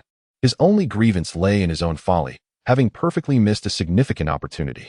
The layout of the Immortal guest house was exquisitely designed, featuring a central stage with a layout that spiraled from the first to the fourth floor, ensuring diners could enjoy their meals while viewing the performance. The uppermost floor was presumably designated for lodging. Qin Manyun led Li Nianfan to a spot on the third floor, near the railing, affording an unobstructed view of the stage below, a prime location indeed. At that moment, a middle-aged scholar, attired in traditional garb and wielding a folding fan, was captivating the audience with a tale. To Li Nianfan's astonishment, the story being recounted was none other than Journey to the West, delivered with vivid expression and meticulous cadence. Had Journey to the West achieved such widespread acclaim? Could it be that pedantic scholar had unwittingly aided in propagating the tale? "Young Masterly." Qin Manyun suddenly turned to him, a hint of apology gracing her features. "I have just arrived at Qingyun Valley and must visit the Valley Master. I shall need to take my leave for a while. I am afraid I must excuse myself." The Emperor of Luo and Luo Xiu exchanged glances, both affirming, "Young Masterly, we too have a few old acquaintances to attend to. Do not worry about me. You need not concern yourselves," Li Nianfan reassured them. Li Nianfan chuckled nonchalantly, asserting that communication among cultivators was essential, and considering their company, these immortals had shown great benevolence towards him, an ordinary mortal. "By the way, Miss Qianyun, since only Xidaji and I remain here, let us not have an excessive amount of dishes." Qin Manyun nodded repeatedly. "I understand, young Masterly, rest assured." Soon after exchanging greetings with Li Nianfan, they gracefully departed from the Immortal guest house. Before long, a succession of exquisite dishes was delivered to the table, filling it to the brim with a plethora of beautifully presented dishes, predominantly hearty fare. Li Nianfan shook his head with a wry smile. Qin Manyun had indeed indulged to the extreme. Despite requesting fewer dishes, she had procured such an abundant array, over half of which were game. Did he truly have such a penchant for wild game? With the dishes served, it was time to dine. A perfect opportunity to sample the culinary offerings of a high-end establishment in the realm of cultivation and compare it to his own experiences. At that moment, a flamboyantly dressed young man hastily ascended to the third floor. He scanned the surroundings before his gaze settled on Li Nianfan's table, initially displaying a look of surprise. Before striding over with purpose, "May I take a seat here? I shall only listen to the storytelling and not partake in the meal. How about I treat you to this feast?" Despite the invitation, Li Nianfan smiled and replied, "Please, do take a seat, but there's no need to treat us." The young man was adorned in lavish silks, with golden bracelets gleaming on his wrists, indicating his distinguished status. An opportunity for a favorable transaction was certainly not to be missed. The young man's brow arched in astonishment at Li Nianfan's magnanimity, and he responded, "Thank you." This individual, clearly immortal, had managed to dine at the Immortal guest house. And not only had he ordered such expensive dishes, but he also declined the offer of a free meal. Were mortals truly so affluent? Might he be concealing his true capabilities? The young man discreetly employed his spiritual sense to scan Li Nianfan and his companion. Indeed, they were merely mortals. Skeptical, he conducted another scan, this time utilizing his magical artifact, yet the outcome remained unchanged. Unless one were at the tribulation stage or beyond, it was improbable to conceal one's essence so flawlessly. Did these two resemble tribulation stage cultivators? Clearly not. Could they genuinely be just mortals? After a moment of astonishment, the young man retracted his thoughts, directing his full attention to the storyteller. It appeared he was an ardent admirer of Journey to the West. Li Nianfan inwardly chuckled. In the realm of cultivation, the tales recounted in Journey to the West pertained to immortals, and it was no surprise that the narrative had captivated audiences so thoroughly. However, he had not anticipated such fervor, with even cultivators being utterly entranced. Fortunately, he had refrained from using his real name. Otherwise, it might have posed a significant headache. Though the young man was engrossed in the tale, he occasionally glanced at Li Nianfan. Unable to contain himself any longer, he inquired, "Esteemed friend, I notice that you furrow your brow slightly each time you eat. Might the dishes not suit your palate?" "The flavors are satisfactory," Li Nianfan replied with a smile. "I merely feel it would be a pity If the dish pairings were varied and the cooking techniques refined, the flavors would be even more delightful. Oh, the youth was momentarily taken aback, furrowing his brow and remarking, "Your tone is rather audacious. I have traveled to numerous places and savored a great variety of delicacies. While the fare at Xiankuju may not hold the top position, it certainly deserves a place among the top 3. Your assertion is rather inappropriate." He scrutinized Li Nianfan for a while, and his impression of him gradually diminished. After all, he was merely a mortal, and a young one at that. How many places could he have visited in his lifetime, and how many dishes could he have tasted? Xiankuju was a dining establishment for cultivators. If even they found the cuisine delectable, it was a privilege for one such as him to be allowed entry. To speak ill of it was, in essence, to bring embarrassment upon the cultivators. Chapter 124. What do you mean by that, sir? It is indeed inappropriate. Li Nianfan was momentarily taken aback, then smiled and chose to remain silent. This was a symptom of his profession, due to Qin Manyun's politeness. He unconsciously compared his culinary creations with those of the cultivation world. If the delicacies of the cultivation realm were on par with his own, then inviting Qin Manyun to dine would be a jest. Conversely, if the food enjoyed by cultivators fell short of his own offerings, he would feel more at ease. For culinary art is invaluable. It became evident that the so-called delicacies of the cultivators were likely inferior to his own creations, which explained their amiable demeanor towards him. Beyond mere cultural exchange, they were likely eager to partake in his meals. He lifted his wine cup, first bringing it to his nose to savor its aroma, then took a gentle sip before setting it down. The young man could not help but inquire, "Is this wine not to your liking?" Li Nianfan pondered for a moment and replied, "This wine is fragrant and elegant, crystal clear like the waves. The ingredients and craftsmanship are of the highest caliber. However, it would be even better if one were to consider the variations in temperature. Seasonal and climatic changes can greatly affect the wine's flavor, and only through appropriate adjustments can perfection be achieved."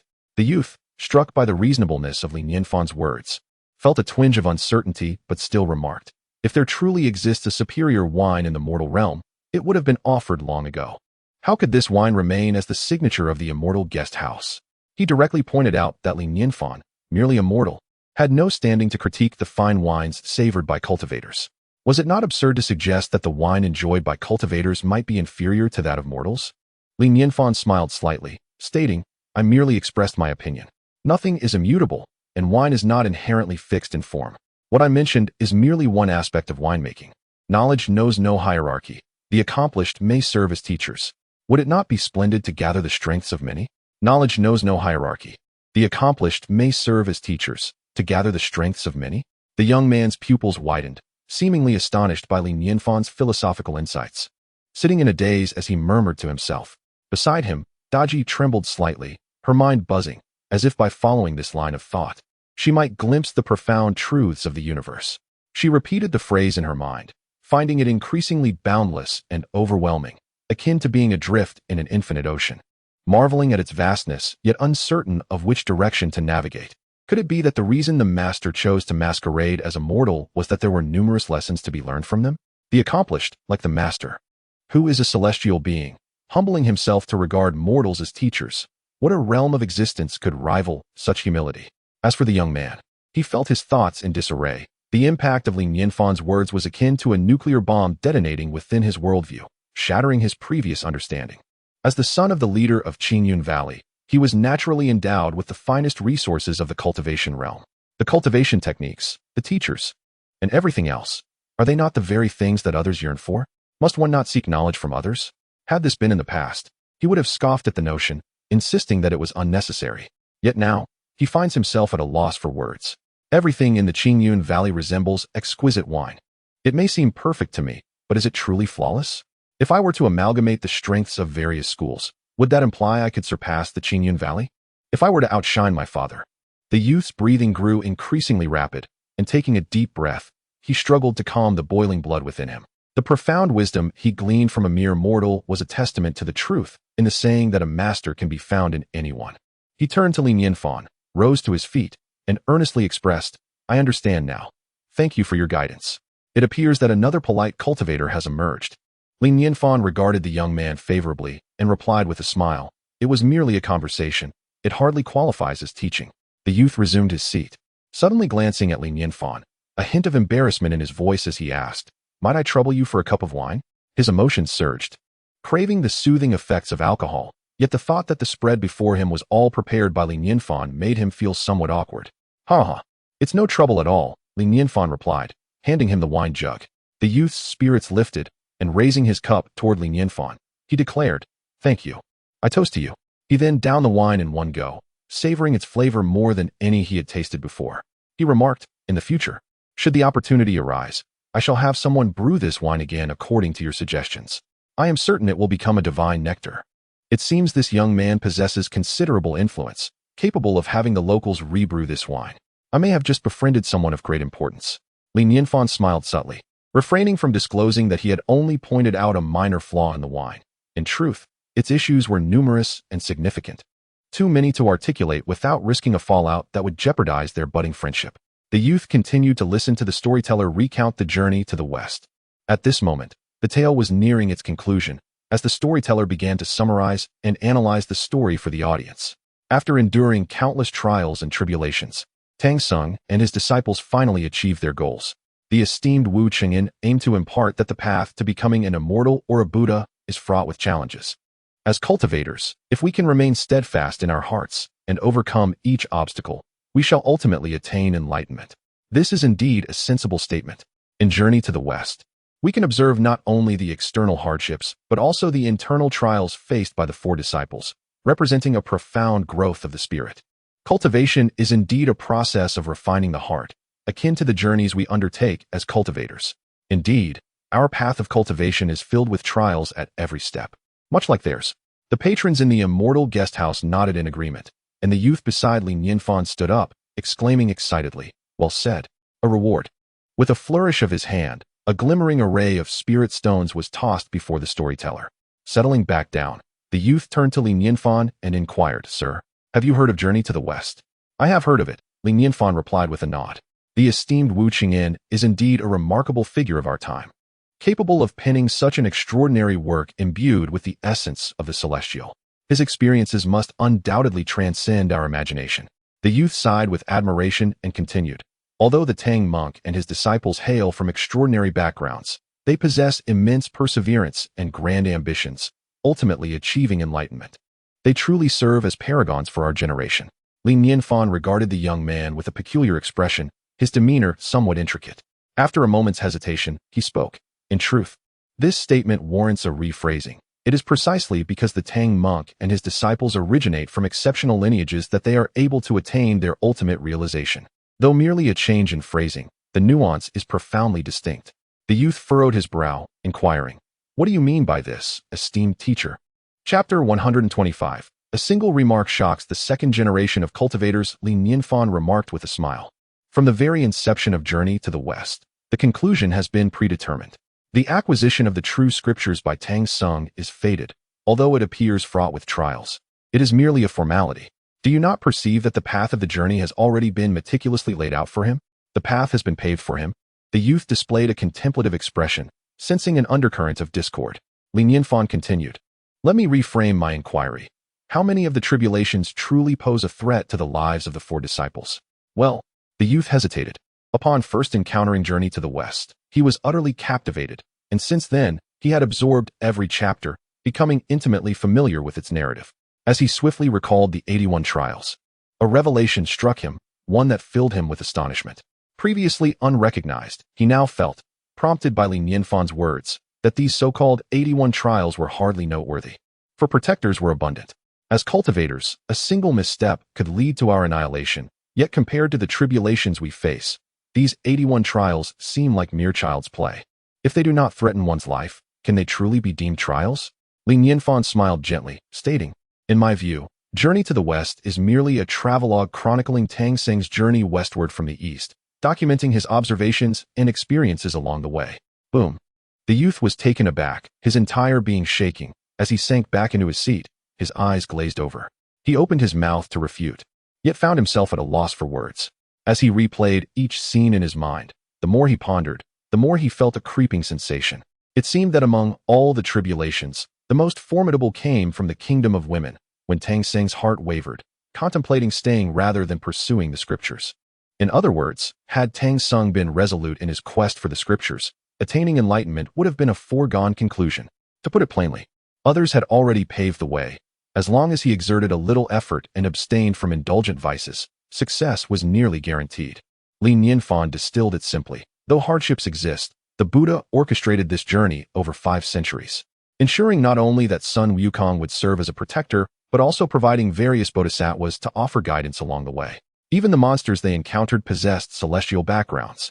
While they pretended to capture him, none dared to harm Tang's son. As for the lesser demons without such backing, they were swiftly dealt with. In light of this, Tang's son indeed seemed as if he were merely on a leisurely excursion. However, if viewed thus, the originally inspiring journey for the scriptures transformed into a mere travelogue. The underlying darkness sending shivers down the youth's spine, raising goosebumps all over his body. Li Nianfan's eyes reflected a similar sentiment, acknowledging, Mr. Wu Qingyin was indeed a remarkable talent. The profound implications embedded within Journey to the West are numerous, evoking a chilling contemplation that compels one to admire. He sighed softly and said, Observe this mortal society. Without celestial fortune, the offspring of merchants often become merchants, those of farmers remain farmers. And those who enter the officialdom are likely to do the same. From the moment of birth, everything is already predetermined in an invisible manner. How difficult it is to change one's social class. For mortals aspiring to embark on the path of cultivation, it is akin to reaching for the heavens. While those second-generation cultivators among the practitioners, in my past life, I felt this deeply. The so-called growth and tempering of those affluent heirs were merely facilitated by their powerful parents sending them abroad to adorn their resumes. The youth's pupils involuntarily dilated, revealing an expression of incredulity. This. Although Li Nianfan did not fully articulate his thoughts, they resonated profoundly with him. For he himself was akin to a Tang Sung in the realm of cultivation. As the son of the master of Qingyun Valley, he was indeed a second-generation cultivator, and his path of growth had been laid out long ago. The so-called breakthroughs of bottlenecks, the trials of the heart, and the so-called excursions for training, none of them lacked protection from others. Even the monsters he hunted during his trials were prepared by someone else. Could I truly claim to have endured hardships? It was nothing short of a jest. The youth slowly rose to his feet, and the words of the teacher today were indeed enlightening. This meal, without a doubt, is on me. With that, he placed a string of spirit stones on the table and took his leave. His mind still felt somewhat in disarray, eager to return and digest what he had absorbed. Hence he departed in a flurry. Watching his retreating figure, Li Nianfan couldn't help but smile slightly. This young man was truly impetuous, yet with a kind heart. He picked up the spirit stones on the table, weighing them in his hand. Indeed, it was delightful to associate with the affluent, and receiving rewards was a bonus. Little Dodgy, with this newfound wealth, I shall take you shopping today to see if there is anything that catches your fancy. Qingyun Valley lay at the foot of the mountain's rear, in a location of remarkable uniqueness, yet it thrived in its seclusion. Surrounded by trees and mountains, it was further isolated by natural barriers, accessible only to cultivators. Qin Manyun was within a courtyard in Qingyun Valley, her delicate brows knitted in apparent contemplation. Opposite her sat a striking young woman clad in a flowing azure gown, whose beauty rivaled that of Qin Manyun. Her ebony hair shimmered like lacquer. Her skin was as smooth as jade, and her enchanting eyes sparkled with life, exuding an indescribable charm with each smile and frown. Likely older than Qin Manyun, she possessed a graceful demeanor that commanded respect. The two women, seated amidst the garden, became the most radiant blossoms, overshadowing the surrounding flowers. The elegant young woman smiled gently, her gaze captivating. Dear Manyun, rest assured that your master is favored by the heavens. I believe he will surely overcome his tribulations and emerge safely from the calamity. Qin Manyun sighed softly. I originally intended to consult your father regarding the tribulation, but alas. The graceful young woman reassured her, do not fret. Once my father concludes the current Qingyun locking demon ceremony, I shall personally take you to meet him. By then, it would be a joyous occasion if Uncle Qin successfully breaks through to the tribulation stage. Then I thank you, Sister Xiao. Qin Manyun gazed at Gu Xiao with gratitude, a hint of curiosity in her voice as she inquired.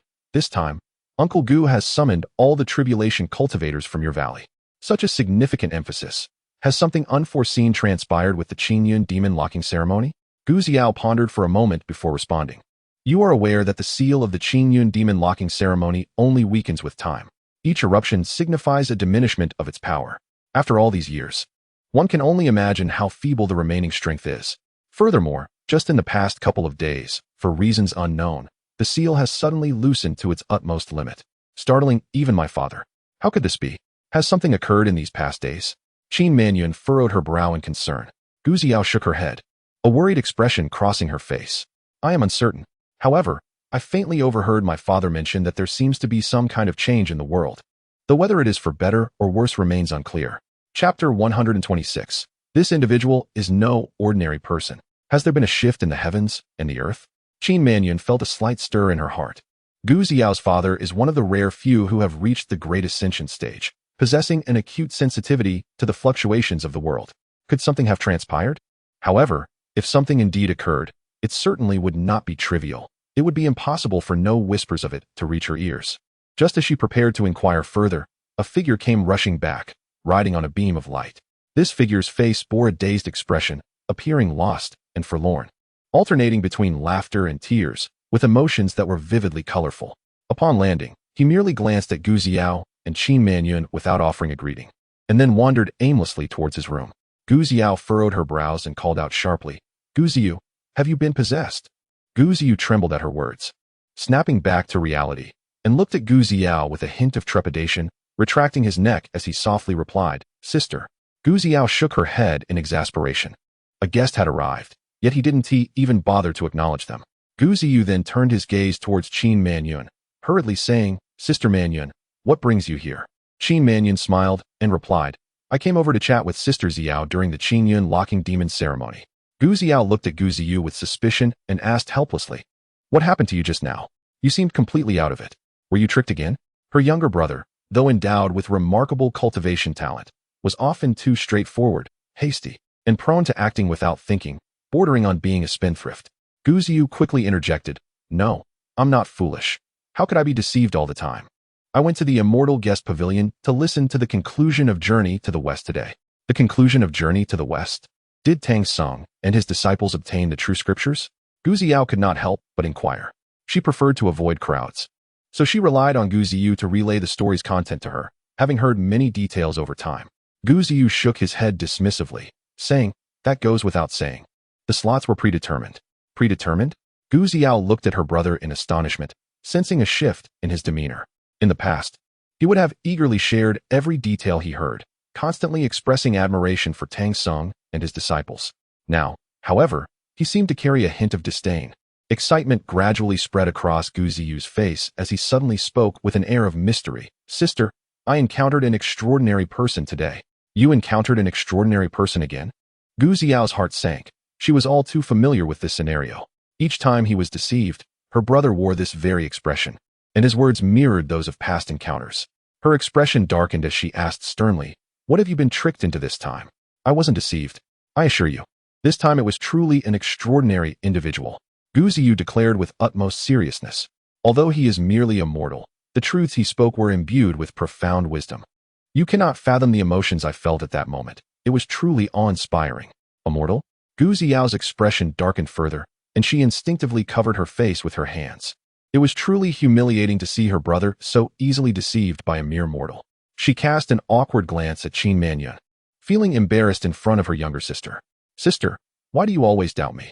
With such insight, I am certain he is no ordinary human. Gu Xiu exclaimed with urgency. Do you not understand? This so-called journey to the West is itself a farce, and I have now seen through it all. If you do not believe me, I can explain it to you. Gu Xiao shook her head dismissively. There is no need for further discussion. I fear your mind is not quite right. However, Qin Manyun interjected, Sister Xiao, why not allow us to hear what Xiu has to say? With the precedent of Nianfan, she was now cautious about underestimating the notion of mortals.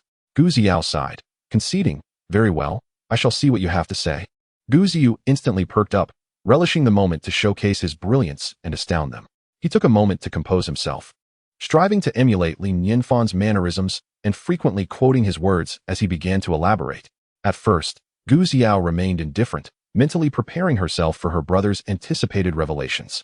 Yet gradually, her expression shifted to one of gravity, her beautiful eyes widening in astonishment as she genuinely realized her brother was capable of delivering something remarkable. Could it be that they had truly encountered an extraordinary person? Qin Manyun's pupils narrowed slightly, a sense of profound familiarity stirring within her, causing her heart to tremble. Before long, Gu Xiu concluded his account, straightening his attire with a smile. So what do you think? Were you astonished by my revelations? Gu Xiao scrutinized him intently. Who told you this? Panic washed over Gu Ziyu as he realized he had forgotten to inquire about the person's name. Oh no, I seem to have overlooked such a crucial detail. He lamented, thumping his chest in frustration. Gu Ziyu sighed, shaking her head in disbelief at her brother's folly. Qin Mannion took a deep breath, gazing at Gu Ziyu, and inquired, "Are you certain he is immortal? What distinguishing features did he possess?" Gu Ziyu replied without hesitation. "I remember it vividly. He is undoubtedly immortal, yet he ordered an extravagant feast at the Celestial Inn, accompanied by a stunningly beautiful woman, who is also immortal." Qin Manyun's eyes widened in shock, her delicate frame trembling as she stood up in astonishment, exclaiming, "It truly is him." Gu Ziyu quickly asked, "Sister Mannion, do you know this person?" "Know him.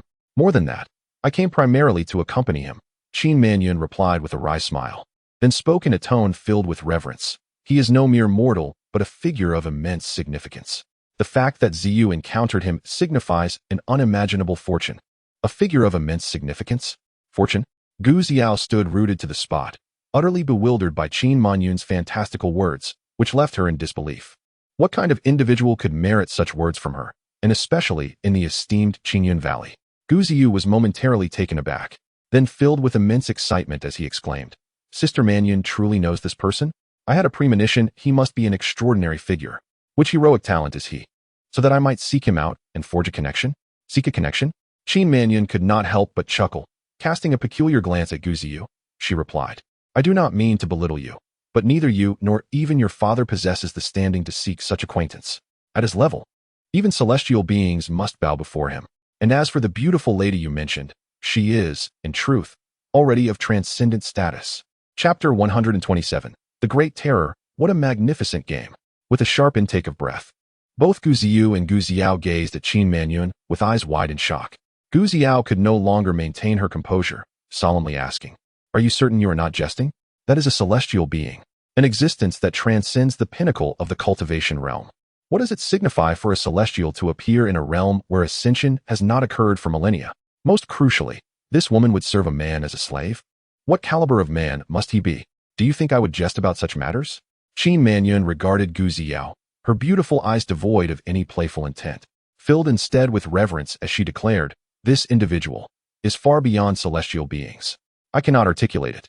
But you must understand that even a mere grain of sand he casually discards is a treasure capable of shaking the very foundations of the cultivation world. This. Gu Ziyu felt her mind whirl, shaking her head as her dwindling rationality argued that this was utterly impossible, yet deep within, an inkling whispered that Qin Manyun spoke the truth. Unable to contain herself, she inquired, "You two are not merely playing a trick on me, are you?" "Sister, I swear." "It is true," Gu Ziyu interjected hastily. "Honestly, I am beginning to feel a tingling unease. If that mortal is indeed so formidable, I have conversed with him for such an extended period. This might be the most glorious moment of my life." Gu Ziyu exhaled deeply, attempting to calm her racing heart. The reality of the situation was simply too astonishing to fathom.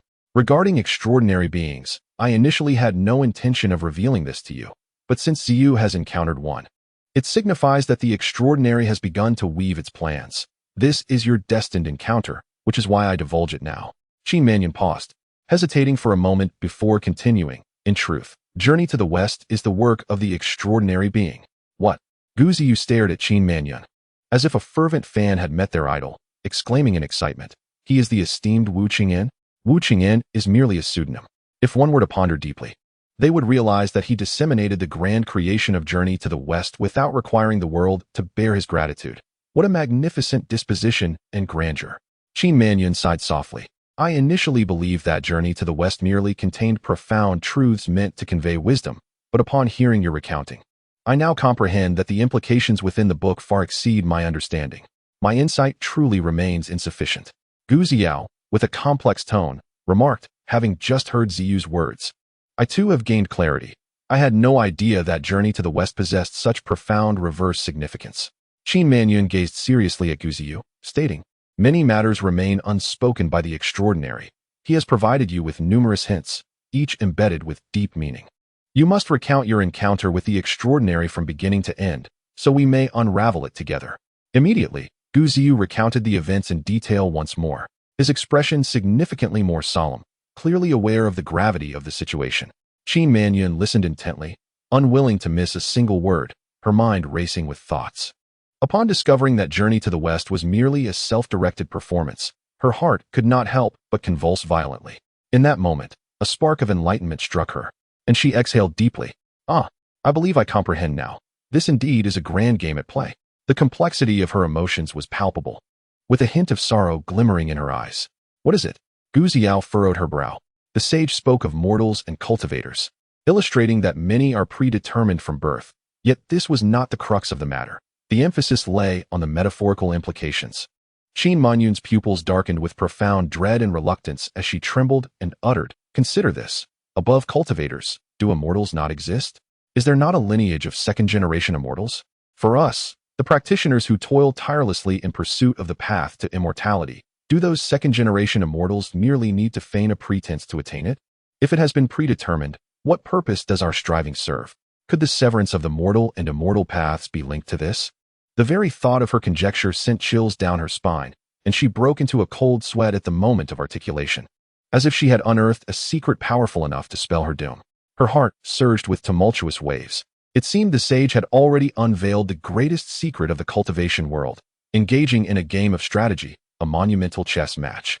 How fortunate she was to be but a pawn in his grand design. It was indeed her utmost honor. As for Gu Xiao and Gu Ziyu, they too were stricken with pallor, feeling as though their heads might explode from the weight of the revelation, a profound terror enveloping them, leaving their limbs cold. The severance of the mortal and immortal paths resonated deeply within them, for their father was already a transcendent practitioner, often heard sighing alone, lost in the bewilderment of a path untraveled. Gu Ziyu could not help but murmur, "Are you suggesting that someone obstructs our path to immortality for the sake of their progeny? Enough. Do not speak further." Gu Xiao shot a sharp glance at Gu Ziyu, hastily interjecting, "Ziyu, remember, do not speak of today's events to anyone. I will address father. You shall pretend to know nothing." She then formally bowed to Qin Manyun, respectfully stating, "My brother and I, in our arrogance, wish to seek an audience with the sage. We earnestly request Sister Manyun to act as our intermediary." Qin Manyun replied, "I shall return first to gauge the sage's disposition and will provide you with an answer by tomorrow." Gu Xiao expressed her gratitude. "Thank you so much." Qin Manyun smiled. "No need for thanks. Rest assured, since the sage has chosen to confide in Ziyu, he is likely to be amenable to your presence as well." After departing from Qingyun Valley, Qin Manyun hastened towards the immortal guest residence. On her journey, she spotted Li Nianfan strolling with Daji amidst the crowd. Seizing a moment, she descended to the ground and approached Li Nianfan with an air of serendipity. "Young Master Li, what a coincidence." Li Nianfan smiled back at Qin Manyun. "Ah, it is Miss Qin. Welcome back." After visiting an elder sister, Qin Manyun nodded slightly. Upon noticing Li Nianfan perusing the silk in the shop, she inquired, "Are you intending to purchase some fabric, young Master Li?" "Indeed, I am preparing to craft a garment for little Daji," Li Nianfan replied with a gentle sigh, "but alas, the selection of colors here is rather limited, and I have yet to find a suitable material." "Then I suppose it shall remain unfulfilled for the time being," he concluded. A realization struck him. He had inadvertently overlooked even the most fundamental of needs, a misstep he should not have made. A smile crept onto Qin Manyun's lips, her spirits soaring. She relished the opportunity to showcase her talents before young Master Li once more. Chapter 128. A pot of tea eggs. Qin Manyun followed Li Nianfan silently, waiting for the opportune moment to speak. She finally mustered the courage to inquire, "May I ask, young Master Li, have you encountered a young boy at the Celestial Guest House?" Li Nianfan nodded, confirming that he indeed had met such a youth. "What of it?" he asked. With a hint of nervousness, Qin Manyun replied, "To be honest, young Master Li, I have come to visit as the sister of that young boy. After hearing your insights on Journey to the West, they felt enlightened and are eager to pay you a visit." So they were a pair of siblings enamored with the classic tale. Li Nianfan chuckled, realizing why the boy had hurried away. He must have been eager to share his newfound excitement with his sister. He casually remarked, "There's no need for hesitation. Just bring them along. If they arrive early, I can even treat you to breakfast." Qin Manyun's face brightened with joy. "I shall inform them immediately." With that, she swiftly wielded her escape light and hurried off. The following day, as dawn broke, 3 beams of escape light soared from Qingyun Valley towards the Celestial Guest House. Gu Xiao expressed her gratitude as they walked. "Sister Manyun, I truly appreciate your kindness in not only introducing me to a sage, but also granting me the opportunity to showcase my talents." In her hands, she carried a long box containing a delicate white gauze dress. "This is your own fortune. I lack the means to procure a fine garment in such a short time. Qin Manyun feigned calmness, though internally she sighed. Could the garments spoken of by the sage be mere ordinary attire? They must be treasures of some sort. Clothing artifacts could be classified as defensive gear, yet they undeniably belong to the realm of luxury within the cultivation world. The materials used are of the highest quality, yet their utility is rather limited. It is a squander to forge powerful artifacts only to create aesthetically pleasing garments. In matters of strength versus beauty, most would opt for the former, especially since clothing is often divided into men's and women's styles, further diminishing its practicality. Rarely would one devote the effort to crafting clothing artifacts unless they were indulging in excess. Even at the Lingxian Dao Palace, exquisite garments were scarce, and those available had already been worn. Since the gift was for Lady Daji, it would not suffice to present her with something that had already adorned my own form. To her surprise, Qinyun Valley was indeed affluent, and Gu Xiao happened to possess several exquisite clothing artifacts, freshly crafted by skilled artisans. As the trio approached the celestial guest house, Qin Manyun solemnly reminded them, "Do you remember the taboos I mentioned regarding the sage? It is crucial to maintain your composure. If you happen to displease him, it would be no trivial matter." Gu Xiao nodded reassuringly. "Rest assured, we will be cautious." Upon entering the celestial guest house, they ascended the stairs step by step, gradually drawing near to Li Nianfan's chamber. Though the distance was short, it felt interminably long, their own heartbeats echoing in their ears, revealing their palpable tension. As they approached their destination, Gu Xiao and her brother felt they had adequately prepared themselves. However, as they drew nearer, they realized that their preparations were of little use, and the tension remained palpable. This was a blend of fear and anticipation, facing the unknown. Unbeknownst to them, they had arrived at Li Nianfan's door. Qin Manyun took a deep breath and knocked thrice upon the door. "Here we are," came Li Nianfan's voice from within, followed by the creaking sound of the door opening. "Sir, it is a pleasure to meet you again. I apologize for my rushed departure yesterday and neglected to introduce myself. I am Gu Ziyu, and this is my elder sister, Gu Xiao." Gu Ziyu quickly recited the introduction his sister had taught him. "Hello, I am Li Nianfan. Please, come in," he replied with a warm smile, recognizing Qin Manyun and Gu Ziyu, while noting the elegance and beauty of Gu Xiao, a stark contrast to her brother's boisterous demeanor. In unison, the trio expressed, "We apologize for the intrusion." Upon entering the room, they were immediately enveloped by a rich aroma that filled their senses, invigorating their minds in an unprecedented manner. Following the delightful scent, they noticed a small pot on the dining table, bubbling away and releasing plumes of fragrant steam. Nearby, Daji was arranging the tableware, acknowledging them with a nod. The guest room of Xian Kuju was spacious, allowing the five of them to stand comfortably in the living area. "Please, have a seat." Li Nianfan invited them to the dining table. As they drew closer, the tantalizing aroma intensified, wafting into their noses and mouths, providing comfort while awakening their appetites, which protested within their bellies. Their expressions tightened simultaneously, as they could feel their stomachs churning, and instinctively, they channeled their spiritual energy inward, seeking to quell the impending noise from their bellies. It had been years since they had experienced hunger after embarking on their cultivation journey, and they were astonished to find themselves revisiting that sensation. You may find it hard to believe, but I exerted all my spiritual energy solely to prevent my stomach from grumbling. Yet, how intoxicatingly fragrant it is, truly remarkable. Despite having been forewarned by Qin Manyun, the aroma still exceeded Gu Xiao and Gu Ziyu's expectations, especially for Gu Ziyu. He couldn't help but recall his first encounter with Li Nianfan, when he had dismissed the latter's culinary opinions as mere jokes, thinking him a pretentious bumpkin. In hindsight, it was clear that Li Nianfan was indeed extraordinary, while he himself had been the ignorant one. Just the scent alone could outshine any dish served at Xian Kuju. Even merely inhaling, it would likely incite a frenzy among countless individuals vying to partake in its delights. The three of them eagerly turned their curious gazes toward the steaming pot. In the pot, several eggs were nestled amidst the bubbling water, their surfaces dancing with the rhythm of the boil.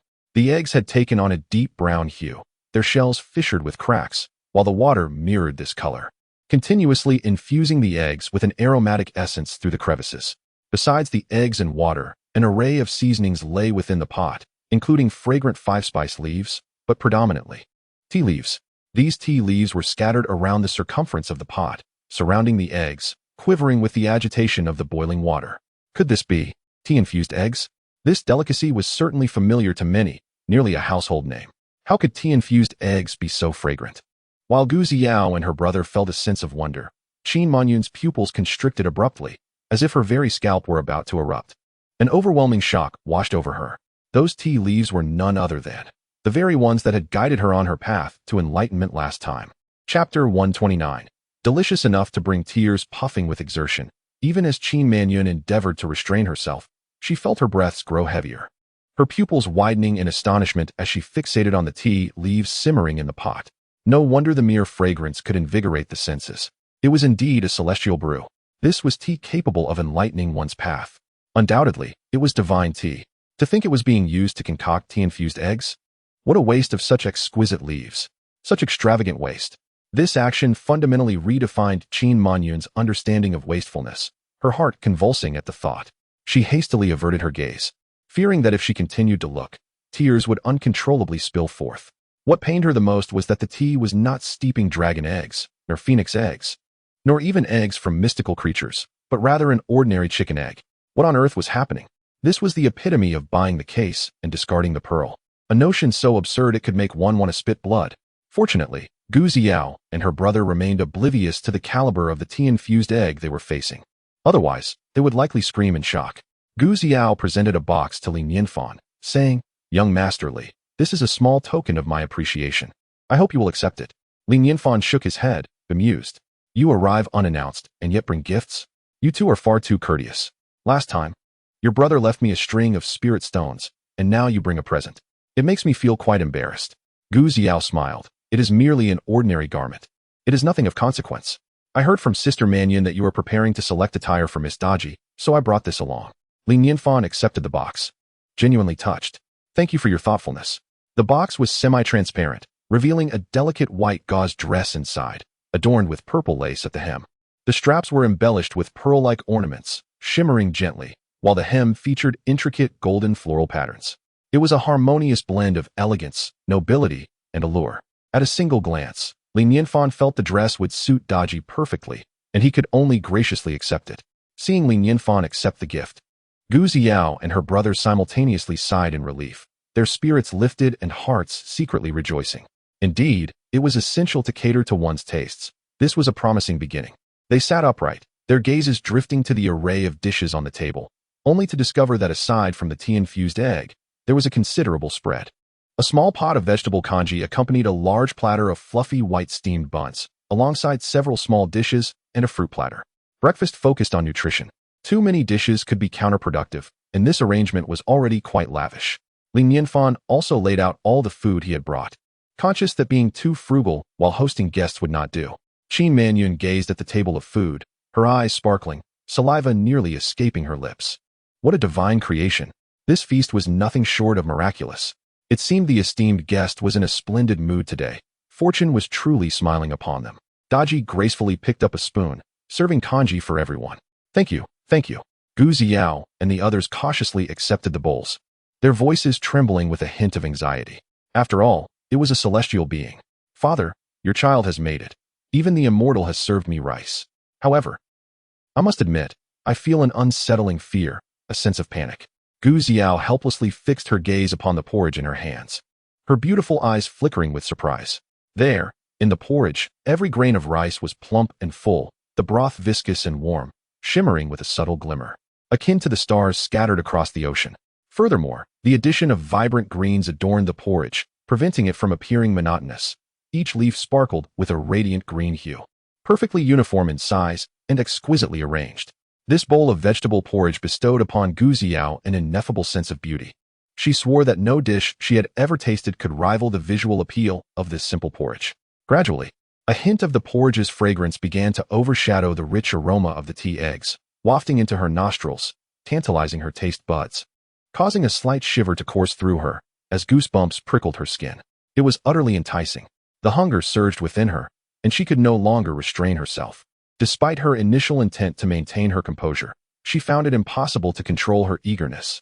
Hastily bringing the bowl to her lips, not merely sipping but gulping down a generous mouthful.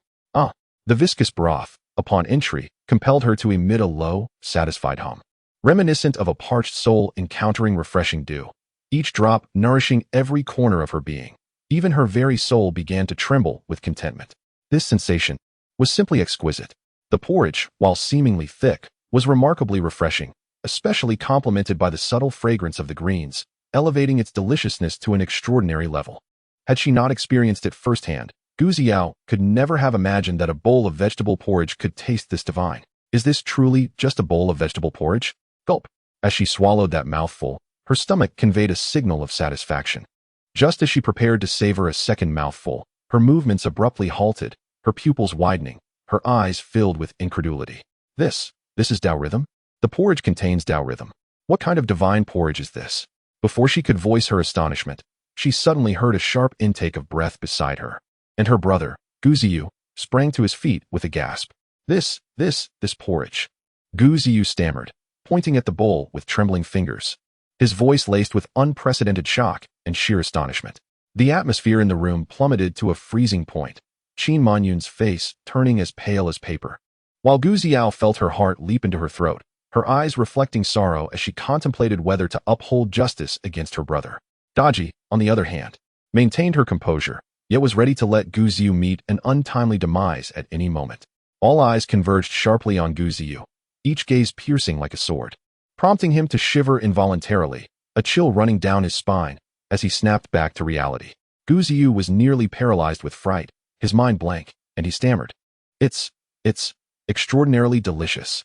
His scalp tingled, and his eyes glistened with moisture as he stammered. Young Master Li, I apologize. I have never tasted such exquisite food before. I became so overwhelmed with excitement that it nearly brought me to tears. It is truly delectable. Li Nianfan laughed heartily. No worries. If it's delicious, feel free to indulge. He even thought that Gu Ziyu might be so overwhelmed by the exquisite flavors that he might burst his attire. This reaction only served to affirm the remarkable taste of what he had created. Even someone like Gu Ziyu, a second-generation cultivator, displayed such exaggerated enthusiasm. Li Nianfan felt nothing but joy. Chapter 130.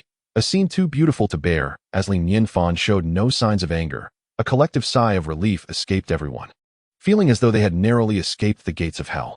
Such a remarkable individual, should he ever become enraged, would undoubtedly unleash a tempest of chaos upon the realm of cultivation, one that the entire world would struggle to withstand. Gu Ziao cast a sharp glance at her brother, her back drenched in a cold sweat, nearly frightened to death on the spot. Gu Ziyu, awkwardly laughing, took his seat once more, his heart still racing with dread, repeatedly murmuring, "How uncouth, how uncouth." At that moment, the tea-infused eggs in the pot trembled even more violently, thick smoke swirling around, the aroma reaching a peak of intensity. Li Nianfan smiled and declared, "It's done, the tea eggs are just right." A wave of anticipation washed over the crowd, their eyes sparkling with eagerness. With such a rich fragrance, it was certain that these delicacies would surpass the taste of even the finest vegetable porridge. Surely, even immortals might never have the chance to savor them. The cravings within them stirred restlessly. Daji presented a small dish, carefully placing the tea eggs before everyone.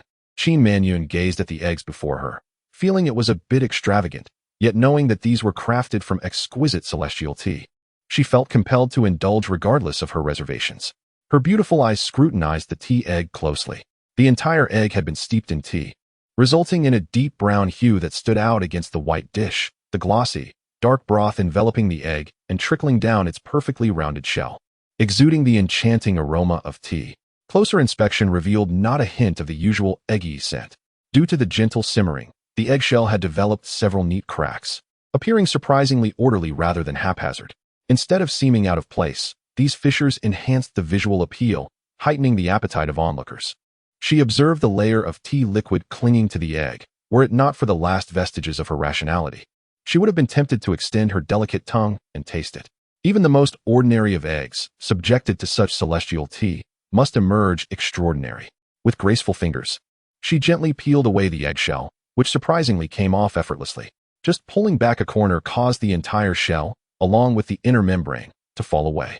In that moment, it felt as if the restraints had been cast off, and the essence of the egg, mingled with the fragrance of tea, wafted into the air. The aroma enveloped Qin Manyun, prompting her to take a deep breath, instantly igniting her appetite.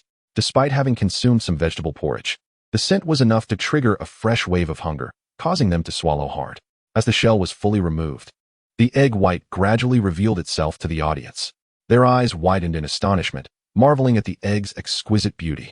The egg white was perfectly rounded, pristine white to the point of translucence, resembling ice sculpture. Through the semi-transparent egg white, the golden yolk glimmered enticingly. The white egg white complemented the yellow yolk, forming a harmonious and natural contrast, creating an utterly stunning tableau, a true work of art. Apart from its exquisite appearance, the most crucial aspect is that this egg emanates an irresistibly enticing aroma that stirs one's appetite. Both in appearance and flavor, it is beyond reproach. Culinary delights emphasize color, fragrance, and taste. Prior to encountering this tea-infused egg, they had never considered that eggs could indeed embody such a trifecta of sensory appeal. This tea egg, in terms of both hue and aroma, has undoubtedly reached perfection. One cannot help but wonder about its flavor. An impulse surged within the crowd to devour the egg in one single bite. In fact, Guziyu acted on this impulse. At that moment, his mind was a blank slate. He instinctively opened his mouth wide and inserted the entire egg within. Then, with a decisive closure of his teeth, he bit down forcefully. Oh, how scorching! The crystal-like egg white shattered under his bite, and the golden yolk oozed forth, radiating an intense heat that elicited a gasp from him. Overwhelmed by the heat, Guziyu maneuvered the egg within his mouth, his tongue tossing it from side to side. His face a portrait of excitement despite his flustered state as he stammered, "Delicious, absolutely delightful." He was at a loss for words, apart from the phrase delicious. He struggled to articulate the splendor of this tea egg. However, in his haste, the yolk lodged in his throat, causing him to widen his eyes and stretch his neck in a comical attempt to swallow. Guziyu shook her head, feeling a tinge of embarrassment. As a poised lady, she suppressed the urge to gulp down the egg whole and instead delicately parted her lips, slowly guiding the egg into her mouth. Qin Manyun and Daji mirrored her actions. The three enchanting maidens, with their luscious red lips slightly parted, gently approached the plump, tender egg. The scene was breathtakingly beautiful and utterly captivating. As soon as the tea egg touched their tongues, the rich aroma of tea mingled with the egg's innate fragrance, enveloping their taste buds. The tea's essence harmoniously intertwined with the egg's aroma, presenting a distinct layering that seemed to assault the palate, merging two disparate flavors into an extraordinary scent. The steam rising from the egg blossomed in their mouths, reminiscent of flowers, imbued with a refreshing fragrance. The faces of the three maidens flushed with a rosy hue. When their teeth met the egg white, it quivered like jelly, its tender flesh evoking a reluctance to bite down. Gently breaking the egg white, their eyes widened in astonishment, pupils constricting as their nostrils flared. With a rush, the fragrant essence contained within the egg gushed forth through the opened fissure, akin to a flood breaking through a dam. The richness of the aroma was so overwhelming that it nearly induced a sensation of euphoria. The tea egg seemed to dance in their mouths, causing their bodies to tremble slightly. This was no mere egg. It was undeniably smoother than the softest skin. Delicious, absolutely divine, the three of them silently exclaimed. Even Daji was not excluded. She had once believed that Xiaobai's cooking represented the pinnacle of culinary excellence, yet she realized her master was the true hidden gem. The image of a refined lady has long been cast aside as they devour the entire egg with remarkable haste. It is well understood that even a man displaying such rapidity in consuming an egg appears rather ungraceful. How much more so for a maiden of exquisite beauty? The egg white rolls and dances in their mouths with each chew, while the yolk exudes a delightful aroma, causing all three young women to involuntarily squint their eyes in sheer enjoyment of this boundless delicacy. What is happiness? This is happiness. At this moment, even Qin Manyun could not help but disregard the tea leaves, feeling no sense of regret. To produce such a delectable dish renders the tea leaves fully utilized, and entirely worth it. Chapter 131. Young Master, am I beautiful? As the tea-infused egg was consumed, they felt a tremor course through their bodies, a warm current flooding into their minds, ushering them into a state of clarity. This sensation was exponentially more potent than that experienced while sipping vegetable porridge, akin to a divine revelation, resonating like the striking of a bell at dawn. Guziyu and her brother were utterly astonished, scarcely able to believe what they had just encountered. The essence of the Tao was overwhelmingly rich, nearly comparable to enlightenment itself. Just one egg had significantly elevated their comprehension. Should they voice this, others might deem them mad. It was simply inconceivable, astonishing beyond words. Suppressing their astonishment, they ventured to sample a few bites of the side dishes, only to be astounded by the presence of Tao essence even within them. This was not merely a meal, it was an opportunity of a lifetime. Each morsel was a priceless treasure. Guziyu's heart raced. In that moment, she realized that Qin Manyun's words had not been exaggerated in the slightest, perhaps even understated. A bowl of porridge, a tea-infused egg, and a few bites of side dishes, they had reached their limit. It was not their stomachs that were full, but rather their capacity for absorbing Tao essence had been maximized. Otherwise, they would have relished every grain of rice present. Full already? Nianfan raised an eyebrow. You haven't even touched the steamed buns I prepared for you. Qin Mannion chuckled wryly. We truly cannot eat another bite. Thank you for your generous hospitality. Young Masterly. They collectively gazed at the fluffy white buns in the center of the table, their eyes filled with regret. The buns were plump and pristine, surely delightful in texture, and possibly imbued with Tao essence as well. Missing out on them felt like an immense loss. The abundance of opportunities was overwhelming, and they wished for a more gradual experience. Nianfan smiled and inquired, So, how does it taste? Delicious. Exquisitely delicious. This is undoubtedly the best meal I have ever had. Guziyu nodded vigorously, speaking without hesitation. Nianfan had anticipated this response and chuckled heartily. I'm glad to hear that. However, he soon found himself in a quandary regarding the surplus buns. Guziyu noticed his gaze and, biting her lip, tentatively suggested, Young Masterly, these buns are prepared for us. Though we cannot consume them all, we cannot let your kindness go unacknowledged. Might we take some with us? You wish to take the buns? Nianfan was taken aback. Guziyu nodded earnestly. Such exquisite food should not go to waste. We do not wish to miss this opportunity. Indeed, while he did not deem them precious, they were undoubtedly rare treasures for them. Nianfan smiled and replied, They were prepared for you. Of course, you may take them. Instantly, Guziyu, her brother, and Qin Mannion were elated, each eagerly taking one bun and cradling it carefully in their hands. The steamed bun was perfectly sized to fit in one's palm, plump and inviting, immediately revealing a delightful elasticity upon touch. The trio was momentarily taken aback, as the texture of the bun was remarkably pleasing, soft enough to evoke comfort. Such a fine delicacy. Truly exceptional. Guziyu addressed Nianfan with respectful words. Young Masterly, thank you for your hospitality today. We shall not intrude any longer. Indeed. Safe travels. Nianfan nodded in response. As Guziyu and her brother stepped out of Nianfan's chamber, their emotions soared to an exhilarating peak, intertwined with a tinge of anxious uncertainty. This experience felt utterly surreal, akin to a dream. They tightened their grips on the bun, and with a sense of reassurance, realized it was indeed real. Guziyu couldn't help but exclaim, Who would have thought such extraordinary beings existed in the realm of cultivation? Our encounter must be a stroke of immense fortune. With a radiant expression, Guziyu boasted, Sister, you must credit me for this. I told you there would be remarkable individuals. Without my insight, how could we have encountered such fortune? Guziyu affectionately ruffled Guziyu's hair and replied with a smile. Indeed, this time we owe it to you. As the saying goes, after suffering 99 misfortunes, the 100th brings fortune. It seems to hold true. She turned to Qin Mannion, noticing her seemingly subdued demeanor, and asked curiously, Sister Mannion, why do you appear less than joyful? I merely lament the loss of those materials. Qin Mannion sighed softly, her smile tinged with bitterness. What you do not know is that the water used to boil those tea eggs was spiritual water, and the tea leaves. A single sip could lead to enlightenment. The smiles on Guziyu and her brother's faces froze, their expressions morphing into disbelief as they stared at Qin Mannion, rendered speechless by the shocking revelation. Guziyu took a deep breath. Are you certain you jest not? Do I seem to jest? Qin Mannion's eyes glistened with unshed tears. I almost asked the extraordinary being for that pot of tea egg water. The siblings gasped in horror, a chill running down their spines. They felt an overwhelming sense of inflated pride.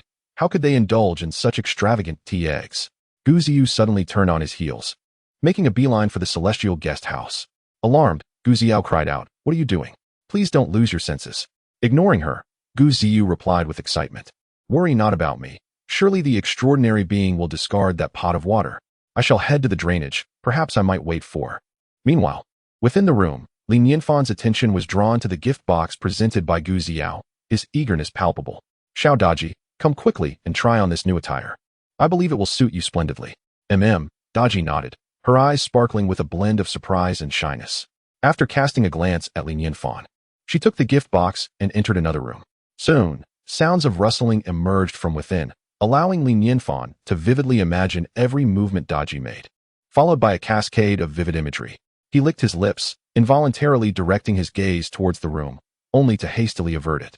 In the next moment, Nianfan found himself utterly astonished, engulfed by a sensation akin to suffocation. Within the room, there emerged a woman resembling a celestial fairy, whose beauty rendered the surrounding scenery a mere blur. Nianfan racked his brain, Vernacular could scarcely encapsulate such beauty, and perhaps only classical literature could begin to touch upon it. Her figure, graceful as a startled swan, elegant as a drifting dragon. She radiated the brilliance of autumn chrysanthemums and the lushness of spring pines. She resembled the gentle clouds veiling the moon, swaying like the snowflakes carried by the wind. From a distance, she gleamed like the sun rising amidst morning clouds. Up close, she dazzled like a lotus emerging from tranquil waters. Daji, meeting Li Nianfan's gaze, gracefully approached him, her cheeks tinged with a soft blush. Tenderly resting her head against his chest, she whispered, "My lord, do you think I am beautiful?" Chapter 132. Is this the might of a cultivator? That afternoon, the crowd atop the platform swelled increasingly, while beams of light darted across the sky, signaling the hurried movements of the cultivators. Those who had initially set up stalls began to dismantle their stands. A palpable tension permeated the air. Luo Huang and his companions approached Li Nianfan, stating, "Young Master Li, the Qingyun demon binding ceremony is set to commence this afternoon." Li Nianfan expressed mild surprise. "Oh, is it happening so soon?" Qin Manyu nodded. "There happens to be a tall tower in the Immortal guest house, which offers the optimal vantage point for observing the ceremony. Allow me to escort you there." "That sounds wonderful," Li Nianfan replied with a smile. The tower itself was a grand pavilion, centrally positioned at the pinnacle of the Immortal guest house. Standing within, one could enjoy a panoramic view, feeling as if the entire world lay beneath their feet. The interior was sparsely populated, not due to its rarity, but rather its perceived redundancy. Cultivators naturally soared through the air, and very few mortals were deemed worthy to ascend. Thus, the absence of a throng allowed Li Nianfan to feel quite at ease. Leaning against the railing, Li Nianfan directed his gaze toward the valley shrouded in dark soil, his attention sharpening. For reasons he could not quite ascertain, the earth appeared darker than he remembered, with tendrils of black mist seeping from the soil, coalescing in the air to form an eerie spectacle. Yet, this black mist did not rise high, for 4 elders guarded the valley's perimeter, while a figure in a blue robe sat at its heart. These 5 individuals hovered above the ground, seated in meditation, their robes billowing in the gentle breeze, embodying the quintessential image of enlightened beings. The black mist would dissipate upon reaching their feet, restrained by an invisible force that prevented it from ascending further. Standing beside Li Nianfan, Luo Xiu remarked, "Young Master Li, does the center of the valley not resemble a pitch-black eye? That is, in fact, an entrance to the demon realm." Li Nianfan nodded thoughtfully, expressing, "Indeed, that black mist is rather unsettling." The peculiarity of the mist elicited a visceral sense of discomfort within him, akin to the innate fear a young girl might feel upon encountering a snake. Suddenly, a muffled thud echoed from within the valley, reminiscent of a drumbeat shattering the silence of the night, causing hearts to quicken. Luo Huang's expression darkened as he exclaimed, "It's here." No sooner had he spoken than the black eye at the valley's center erupted like a volcano, spewing forth an endless torrent of black mist. This mist was the epitome of darkness, deeper than the night itself, evoking the illusion that it could engulf the entire world in shadow. In mere moments, the black mist spread like a dense fog from the eye's center, enveloping all directions. Had it not been for the 5 individuals guarding the periphery of the valley, the ominous black mist would have surely overflowed, enveloping an area of 100 miles. These 5 hovered in the air, seemingly forming a protective barrier, confining the dark vapors within that designated space. Though the mist grew increasingly dense, it could not escape even a fraction. Li Nianfan nodded in realization. It was no wonder that only a certain patch of land surrounding them was shrouded in black, devoid of any vegetation. This was indeed the consequence of the malevolent mist. As the dark energy churned, an array of peculiar sounds emerged, as if it had been provoked. The elder at the heart of the valley, whose eyes had been closed, suddenly opened them, revealing a glimmer of brilliance. Rising from his meditative posture, his hair danced with the wind, and an unseen aura emanated from him. Following suit, the other 4 elders also stood, their expressions grave as they gazed intently into the valley, their eyes deep and starry. In unison, the 5 elders formed intricate hand gestures, conjuring flames that manifested out of thin air, encircling them like fire dragons, spiraling in concentric circles. Soon, the flames multiplied and intensified, transforming into towering columns of fire that shot skyward. 5 colossal pillars of flame arose, 4 encircling and 1 at the center, forming a fiery whirlwind of immense scale. A breathtaking spectacle that painted everything around, including the very sky above, in shades of crimson. Suddenly, a tempest arose, Li Nianfan's eyes widened as he beheld the towering infernos, his heart tumultuous with awe. How magnificent! Is this the true power of cultivators? My goodness! Although he had suspected that such beings could move mountains and fill seas, witnessing it firsthand was a revelation of overwhelming proportions. The wind, laced with heat, brushed against his face, imparting a sense of scorching warmth. Inevitably, a pang of envy stirred within him. How could humans possess such formidable strength? I've traversed realms, yet I am incapable of cultivating myself. It feels utterly unjust. I need not possess their full might. Merely a fraction would suffice. With a hissing sound, the pillars of fire writhed, intertwining with the black mist of the valley, producing a cacophony of piercing noise. A feral roar echoed from within the valley as the black mist began to contract, morphing into a shadowy beast that writhed and thrashed, yearning to break free from its confinement. Li Nianfan distinctly observed the dark earth of the valley bulging upward like a bubble, as if something were trying to burst forth. The central elder's expression turned grave, his voice hoarse as he declared, with the true fire as the catalyst. Activate the binding array. In his hand appeared a small flag of deep crimson, which he gently tossed into the air. Instantly, the flames surrounding the five converged around the flag, coalescing above them to form a fiery lid, perfectly sized to cover the valley, slowly descending toward the ground. In the valley below, the stones standing around initially appeared unremarkable, yet at this moment, they unexpectedly ignited with a crimson glow. Flames surged forth from within, igniting along the ground and cleaving through the dark mist, forming a peculiar pattern upon the earth. It was at this juncture that Li Nianfan realized an intricate formation had already been laid out around the valley. The flames in the sky resonated with the flaming array on the ground, descending ever lower, while the dark mist rose like countless hands, striving to lift the cover. The two forces remained locked in a stalemate, resembling a frozen tableau. As time passed, the sky gradually darkened, and the five elders' faces flushed, beads of sweat forming on their foreheads. Li Nianfan, however, could not stifle a yawn, his eyes beginning to glaze over. The magnificent expanse of flames and the eerie presence of the dark mist, though awe-inspiring in their standoff, eventually led to a sense of aesthetic fatigue, especially after an entire afternoon of observation. Over the course of this prolonged vigil, the fiery cover had barely descended 10 centimeters. It seemed likely that the resolution would hinge solely on the cover finally descending, with little expectation of further developments. For cultivators, engaging in a battle of wits for 3 days and nights was commonplace.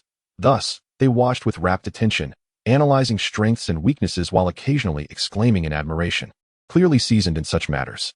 Yet, Li Nianfan could endure no longer. It was time for rest.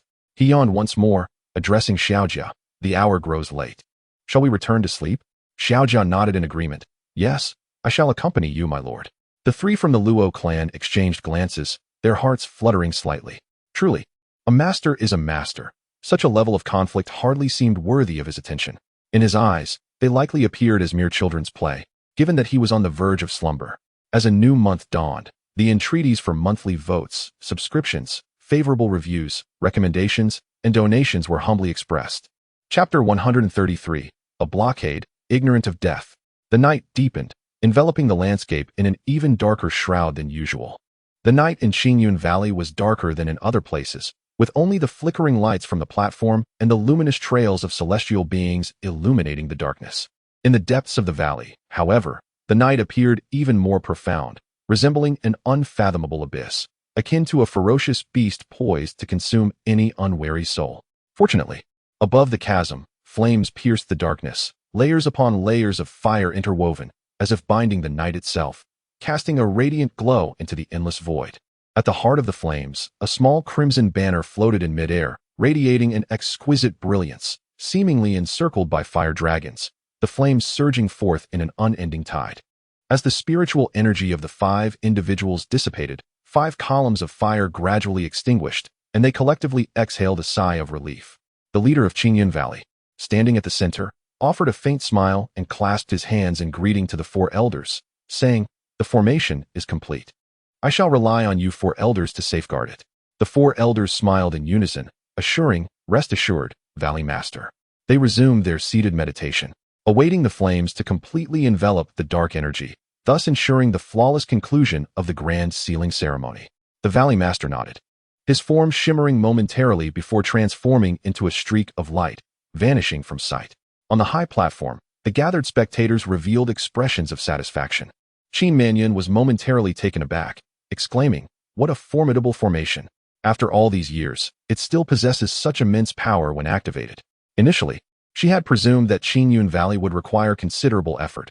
Little did she anticipate that merely activating the formation would allow them to depart. Luo Huang interjected. The ancestor of Qinyun is indeed exceptionally gifted. Furthermore, it is said that after his ascension, he maintained contact with his descendants, drawing inspiration from the formations of the celestial realm, thereby enhancing the original array. Could it be anything less than remarkable? So, they employed celestial formations. Qin Manyun nodded in realization, subsequently lamenting, "It is a pity that over the past few millennia, no one has ascended in the entire realm of cultivation, and even the connection with the upper realm has been severed." She sighed internally, recalling that there had once been ascendants from the Lingxian Dao Palace. She wondered how they fared in the celestial realm. If only they could reconnect as before, sharing their teachings, the Lingxian Dao Palace would undoubtedly advance further rather than decline. Luo Huang nodded in resignation, stating, "The severance of the path between mortals and immortals has led the entire realm of cultivation into a downward spiral. What the future holds remains uncertain." Both felt a surge of gratitude for having encountered great individuals, a fortune far surpassing that of the upper realm. As the spectators marveled at the might of Qinyun Valley, in an inconspicuous corner of the forest, several shadows melted into the darkness, leaving behind a trail of sinister gazes. The following day, Nianfan awoke early, heading straight to the balcony, peering curiously into the valley below. Has the seal been completed? Sunlight cascaded into the valley, revealing four venerable elders seated cross-legged in the void. Below them, the flames maintained their form from the previous night, seemingly having descended halfway. Yet the individual at the center had mysteriously vanished, leaving behind a crimson flag that erupted like a fountain, continuously spewing forth fire. Nianfan couldn't help but chuckle. No wonder it attracted so many spectators. It appeared this grand ceremony possessed no lethal intent, akin to witnessing a free performance by immortal practitioners. "Xiao Daji, let us depart. It is a rare occasion to be out. We must explore thoroughly. With the Qinyun demon locking ceremony nearing its conclusion, we may not have many days left." I'm coming, young master." Daji gracefully stepped out of the room, her already impeccable features adorned with subtle makeup, enhancing her youthful allure.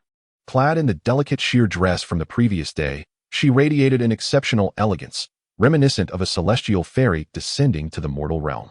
Observing Daji, Nianfan couldn't help but silently marvel at the name he had bestowed upon her. Indeed, she was a bewitching beauty capable of causing turmoil in the realm. It was no wonder that many tyrants of antiquity forsook their nations for a single woman. With Daji's stunning beauty, relinquishing an entire galaxy would seem trivial. Noticing Nianfan's gaze upon her, Daji felt a surge of delight and softly inquired, "Young master, shall we venture out?" Snapping back to reality, Nianfan rubbed his nose and replied, "Yes, let us go." As they exited the immortal guest house, they unexpectedly encountered Qin Manyun and her companions who were stationed at the entrance. Nianfan was momentarily taken aback, but smiled, saying, "Oh, what a coincidence. Are you all out for a stroll as well?" Luo Xiu responded with a smile, "Indeed, we just stepped out. Who would have thought we would run into young Master Li?" Qin Manyun then queried, her ears perked up in anticipation, "What do you plan to see today, young Master Li?" Nianfan replied, "I have no particular goal. I will simply browse and purchase if I find something suitable." Qin Manyun nodded. "Then I wish you a delightful outing, young Master Li. Just let us know when you wish to return." "All right," Nianfan casually acknowledged as he began to wander with Daji. Along the way, they encountered numerous peculiar trinkets from the realm of immortal cultivation, imbued with a certain spirit. They even witnessed a vendor selling a creature with a human lower body and a monstrous upper body. Nianfan pondered the absurdity of this purchase. What purpose would it serve? Could it even be consumed? Amidst the crowd, a young man clad in a brown robe, adorned with a golden belt, suddenly shuddered, fixating his gaze on a particular direction, his eyes nearly bulging with astonishment. What an exquisite woman! Such beauty exists in the mortal realm. His eyes remained fixed, and a look of infatuation crept onto his lips. This woman, despite being mortal, surpassed even the revered saintesses of the immortal realm. This outing was indeed worthwhile. Unable to suppress his desire, he licked his lips and hastened toward Daji, casting a fleeting glance at Nianfan beside her. To him, Nianfan appeared as insignificant as an ant, his eyes revealing a cold disdain. How could a mere mortal ever be worthy of such breathtaking beauty? Did he wish to court misfortune? As he moved, some individuals in the crowd began to stir, swiftly forming an encirclement, effectively trapping Li Nianfan and Daji in the midst, gradually tightening their grip. The young gentleman wore a smile, his lips curling into a determined arc, his gaze fixed intently on Daji as he advanced step by step. How about becoming friends? My dear lady? How dare you? The four, including Qin Manyun, were instantly struck with terror, their hearts racing, limbs turning icy. In a fleeting moment, they were drenched in cold sweat, nearly gasping for breath. They had hurried over in a frenzy, of course unwilling to leave Li Nianfan alone.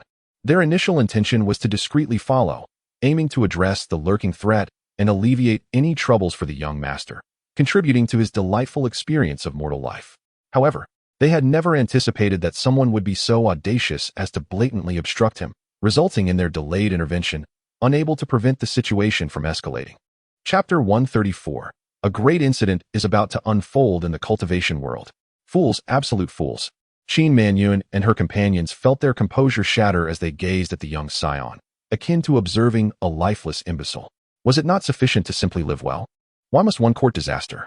Qin Manyun, filled with trepidation, turned to Li Nianfan and hastily spoke. Young Master Li, I sincerely apologize. These are a group of unruly rascals. Please do not take their actions to heart. We shall certainly provide you with an explanation. Li Nianfan's expression darkened, and he inhaled deeply before responding. I am grateful for your timely arrival. Thank you. I, along with little Daji, shall take our leave now. Luo Xiu quickly followed, saying, Young Master Li, I will see you off. They could all sense Li Nianfan's wrath, too fearful to breathe, akin to children who had erred, treading cautiously. Li Nianfan furrowed his brow, his mood undeniably grim. The recent encounter had made it abundantly clear that those individuals, perceiving him and Daji as mere mortals, had taken advantage of their vulnerability, openly displaying their intentions. No matter how he might plead, it was evident they would attempt to seize them. Had it not been for Qin Manyun and her companions' timely intervention, the consequences would have been unimaginable. He had been careless, dreadfully careless. Li Nianfan exhaled slowly, a wave of apprehension washing over him. Recently, fortune had favored him, and he had only encountered amicable cultivators.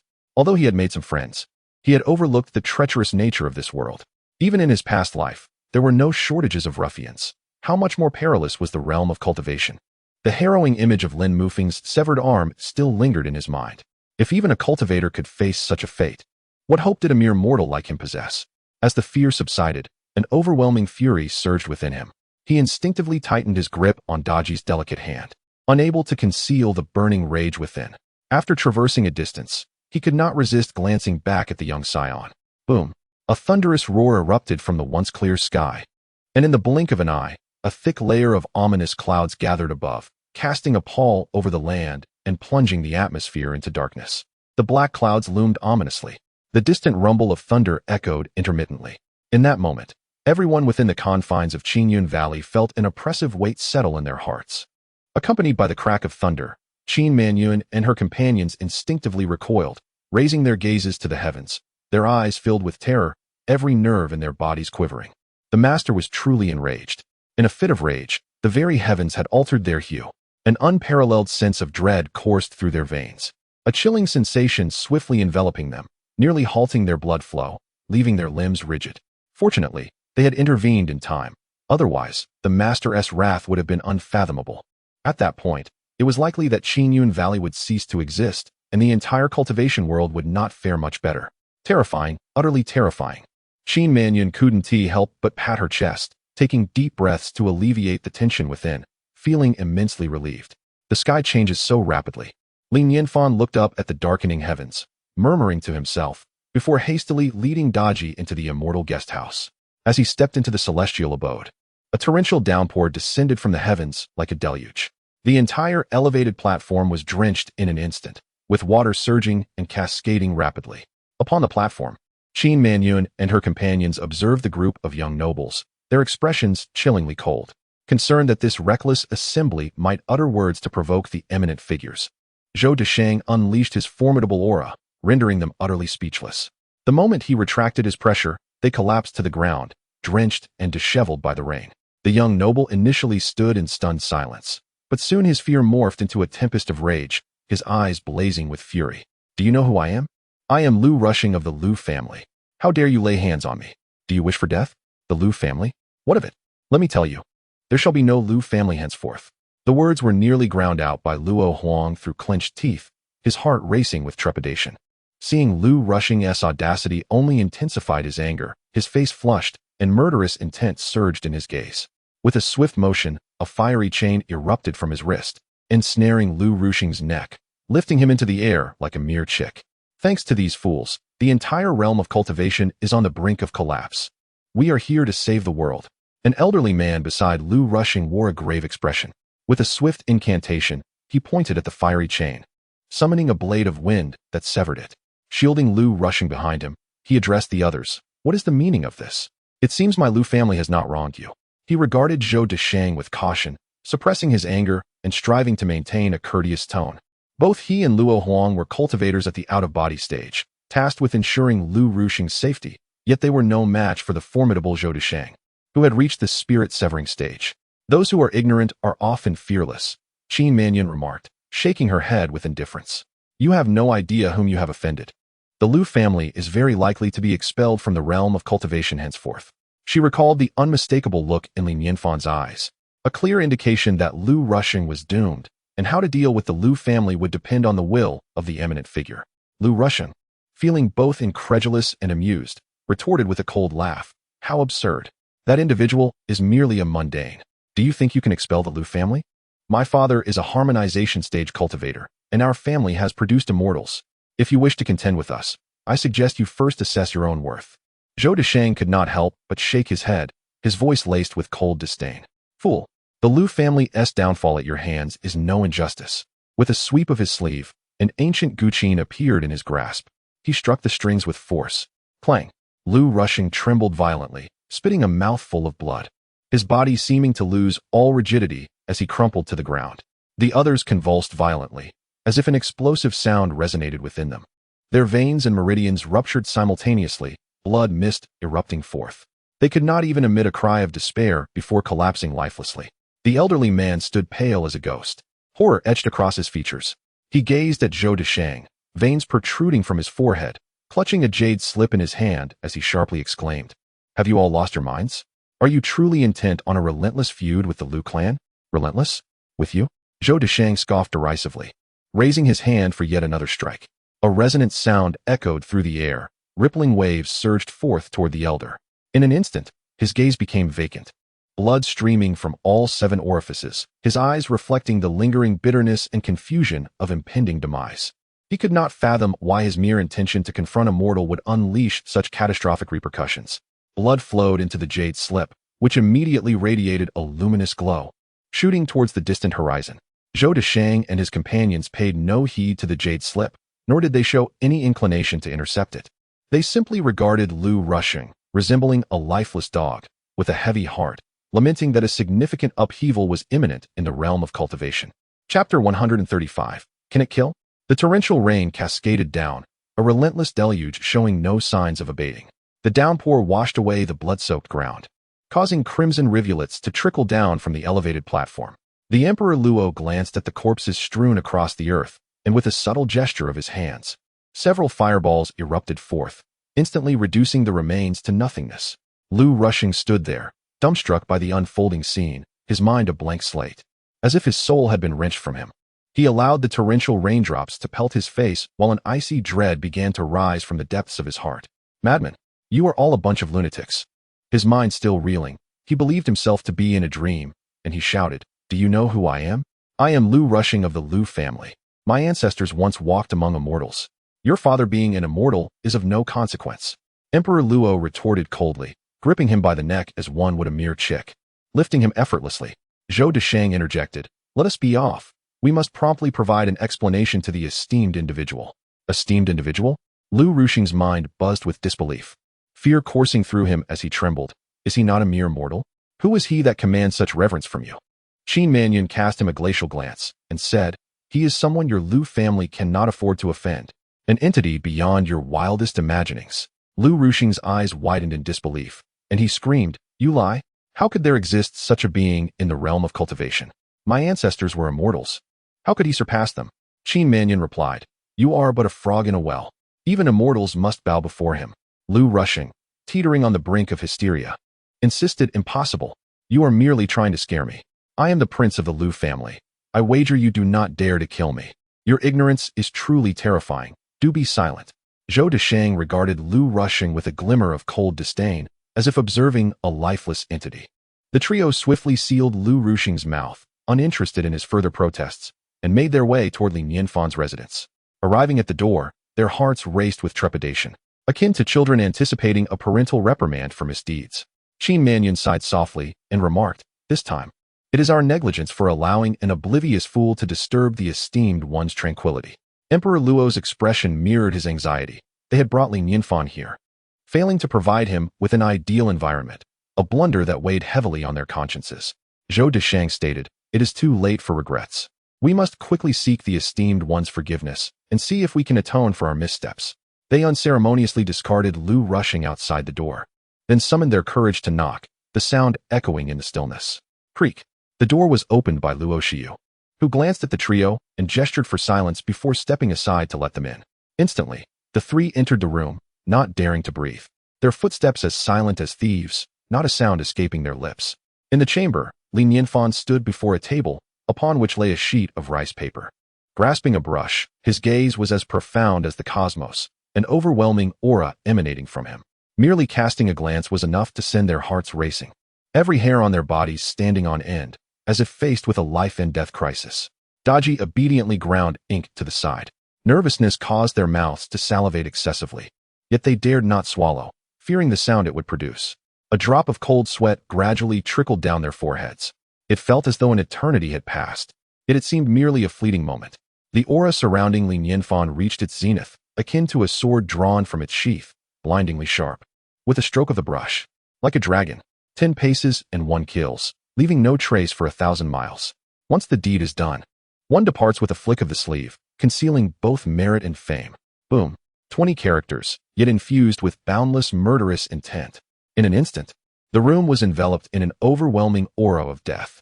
Even breathing became a challenge for Luo Huang and the others, the chilling intent piercing their bones, rendering them rigid, as if their very blood began to freeze. Cold. Excruciatingly cold. Alongside it, a profound sense of dread. Gazing upon those 20 characters, it was as if they beheld endless carnage, rivers of blood, mountains of corpses, a single sword wielded by one person, transforming heaven and earth, plunging sun and moon into darkness. How many must perish to inscribe such a letter filled with murderous intent? What do you think of these characters? Li Nianfan's voice jolted them back to reality, causing them to shiver as if they had traversed the underworld. After a prolonged silence, Zhou Deshang finally mustered the courage to speak. "Master Li's characters are unparalleled in my lifetime. Few in this world could surpass them." Li Nianfan sighed lightly, lamenting, "Alas, characters cannot kill." The hearts of the crowd leapt in alarm. Indeed, the master was still preoccupied. Luo Huang and Luo Xiu exchanged glances, fear evident in their eyes. Master Li's words clearly hinted at something deeper. They could not help but recall that fateful night. How could characters not kill? The heavenly demon Taoist had indeed been subdued by Master Li's writing. The murderous intent within these 20 characters was far more potent than in the previous script. Such lethal intent. Who was Master Li intending to slay? Qin Manyun inhaled deeply, her voice trembling. "Master Li, we have already apprehended those rascals." Li Nianfan was not surprised by their success and inquired, "Will this cause you any trouble?" Qin Manyun quickly replied, "They are but insignificant ruffians, easily dealt with. How may Master Li find relief?" Li Nianfan paused for a moment, his tone growing somber. Then, "May they be killed?" He was genuinely enraged. And it was in this fury that he composed those 2 lines of poetry. Reflecting on the earlier events still sent a shiver down his spine. He was not concerned for himself, but rather feared for Daji's safety. A dragon has its reverse scales. Touch them, and one faces death. Although I am but a mere mortal, incapable of swiftly avenging grievances, should the opportunity arise, I would never indulge in the weakness of sentimentality. The hearts of the crowd synchronously quickened, and they exclaimed in unison, "We can kill. Of course we can kill. At any time, we are ready to kill." Li Nianfan glanced at Daji and remarked, "Then I would appreciate your assistance in eliminating this matter. Furthermore, will there be anyone coming to seek vengeance in the future?" A sense of unease lingered within him. As an ordinary man, he was not afraid of theft, but rather of the persistent gaze of those who might harbor ill intentions. If they were to fixate on him, his fate would be dire. Qin Manyun and the others exchanged glances, and an understanding dawned upon them. They assured him, "Rest assured, Young Master Li, we will handle this matter with utmost thoroughness, ensuring that no one will come seeking retribution. That is reassuring. I truly appreciate your help. Li Nianfan sighed with relief and smiled. Qin Manyun quickly responded, Young Master Li, there is no need for such formality. This is merely a minor inconvenience. And since we brought you here, it is our duty to assist. Chapter 136. Unworthy descendants. Regardless of the circumstances, I extend my gratitude. Li Nianfan pondered for a moment before continuing. As a mere mortal, I possess little of value, but my calligraphy is somewhat commendable. If you do not find it distasteful, I would like to gift you this piece. His fortune was indeed remarkable. He had managed to forge bonds with such esteemed cultivators. While his own talents and culinary skills played a part, they had indeed rendered him significant assistance, allowing him to release a pent-up frustration. What loyalty! This is what true friendship embodies. A calligraphy piece, given to us? Buzz. Qin Manyun and the others found their minds momentarily overwhelmed. Stunned by this unexpected boon, unable to process their excitement. What is this? A stroke of fate. Such a monumental stroke of fortune. This single piece of calligraphy would likely incite envy even among immortals. In that moment, they found themselves unexpectedly grateful to Lu Rushing. Had it not been for this foolish lad's reckless actions, they would not have been afforded such an exceptional opportunity to shine. A good person indeed, selflessly putting others before himself. Seeing their prolonged silence, Li Nianfan felt a twinge of awkwardness. Had he perhaps overstepped? If they did not wish to accept it, he would retract his words. I want it. I want it. Qin Manyun's face flushed crimson as she shouted, disregarding her feminine demeanor. Luo Xiu was equally relentless, exclaiming, I want it too. Please, young Master Li, give it to me. Luo Huang and Zhou Desheng quickly regained their senses and clamored, Young Master Li, please, grant it to us. Such a precious piece of calligraphy. To miss it due to momentary distraction would surely lead to regret of monumental proportions. Ultimately, Zhou Desheng, swift of hand, seized the calligraphy piece, overwhelmed with elation, his face breaking into a radiant smile. Witnessing their reactions, Li Nianfan felt a subtle satisfaction. Indeed, they were all individuals of culture. It appeared that beyond his culinary prowess, his talent could also captivate the hearts of cultivators. Upon exiting Li Nianfan's chamber, the four of them effortlessly hoisted the nearly lifeless Lu Rushing onto their shoulders. Qin Manyun spoke, We are all astute individuals. I trust you have grasped the implications of young Master Li's words? This was not the first time he had hinted at such matters, and this time, the insinuation was unmistakable. Luo Huang smiled slightly, suggesting that he did not wish for anyone to seek vengeance upon him, implicitly urging them to eradicate the Lu family. Luo Xiu promptly added, You are quite right. The Lu family is inconsequential to young Master Li. However, should this bothersome swarm descend upon him, it would undoubtedly tarnish his enjoyment of mortal life. This matter must not be taken lightly. Our actions must be decisive and efficient. The group exchanged fervent words, seemingly dismissing the Lu family entirely, regarding them as mere prey, sharpening their metaphorical knives in preparation for the impending slaughter. This left Lu Rushing in utter disbelief. His heart shattered as he struggled to comprehend their words. Do you even realize what you are saying? On what grounds do you presume to annihilate my Lu family? We are but ants. Do you know who stands behind us? It is a powerful being. Zhou Desheng scoffed with disdain and remarked, Ah, I nearly forgot. It is time for you to meet your end. Are you going to kill me? Lu Rushing finally succumbed to fear, his voice trembling as he despaired. Who on earth is he? What place holds such significance for you? Please, enlighten me so that I may die with clarity.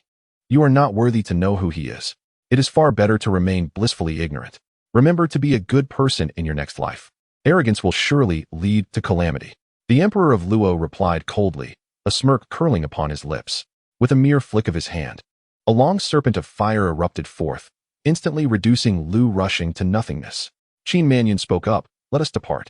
Since it is the directive of a revered master, we must complete it expeditiously. The Lu family has become obsolete. Our best course of action now is to persuade the leader of Qingyun Valley to take action. Sigh. If only the palace master were not in seclusion, Qingyun Valley would not have this opportunity to shine, Zhou Desheng lamented, a hint of reluctance in his voice. Qin Manyun countered, The esteemed master has long since forged connections with the leader's children in Qingyun Valley. It is likely that plans have been set in motion long before. Such meticulous strategy is truly admirable. Suddenly, the Emperor of Luo interjected, Before we proceed, should we not discuss how to divide the esteemed master's calligraphy scroll? Zhou Dashing looked utterly bewildered, innocently asking, Calligraphy scroll? What scroll? You must be hallucinating. I have no idea what you are talking about. The Emperor of Luo, exasperated, retorted. Do not feign ignorance. This is a gift from the master. I propose that we take turns to appreciate it once a month. What do you say? At the foot of Qingyun Valley, amidst a plethora of verdant trees, stood a cluster of small pavilions, with streams meandering gracefully between them. Ascending the stone steps alongside the flowing water led to a grand hall adorned with intricate bracketed roofs and golden tiles. Gu Ziao and Gu Ziyu, siblings, were inside the hall, one on each side of a middle-aged man. This man, clad in a flowing blue robe, possessed a square face and an air of nonchalant elegance, for he was Gu Chongqing, the leader of Qingyun Valley. At that moment, he looked at the two siblings with a smile, bemusedly asking, "What is it that you two have summoned me here for?" Gu Ziyu, unable to contain his excitement, replied, "Father, your efforts in sealing the demon realm have been commendable, and my sister and I have prepared a splendid reward for you." Gu Chongqing burst into hearty laughter. "Oh, it is rare for you to be so thoughtful. What is it?" "We recently encountered a revered master, and this item will undoubtedly astonish you," Gu Ziyu said with a mysterious smile. Gu Chongqing shook his head. "Enough with the suspense. What is it?" "Behold." Gu Ziyu grinned as he extended his hands, revealing a snow-white steamed bun that left Gu Chongqing utterly astonished. "This is a bun." Gu Chongqing could hardly believe his eyes, staring incredulously at Gu Ziyu. "You truly have taken me by surprise. Has your skin thickened, preparing for a beating?" Gu Ziyu quickly replied, "Father, this is no ordinary bun. You must taste it to understand. If I taste it, I would be a fool." Gu Chongqing shook his head and remarked, "Do you realize that you are insulting your father's character? I have painstakingly sealed the demonic realm, and you present me with this trivial item?" Gu Ziao could not help but interject, "Father, this bun is truly extraordinary. We obtained it from a wise master. You should hasten to take a bite." Gu Chongqing, with a tone of earnestness, replied, "Ziao, how could you also engage in such folly? In the entire realm of cultivation, is there anyone of greater stature than your father? I do not boast. I assure you, anything available in the realm of cultivation, simply name it, and I shall provide." Gu Ziyu directly countered, "Father, spare us the boasting. The last feast we attended was opulent beyond imagination, something you could scarcely conceive. This bun was merely a leftover taken from that lavish meal." A leftover bun. Gu Chongqing's expression darkened further, and he could not suppress a deep sigh, lamenting, "How have I ended up raising such ungrateful offspring?" Chapter 137. The Sage Cannot Be Insulted. Gu Chongqing's mind was somewhat unsettled. He even began to doubt whether these two children were truly his own. Or perhaps, Gu Chongqing's heart sank slightly as he solemnly queried, "Have you encountered ill-intentioned individuals and suffered a blow to your minds?" Gu Ziyu could hardly contain himself and nearly thrust the bun into Gu Chongqing's face, urging, "Father, your imagination is truly vivid. Just take a bite, just one bite."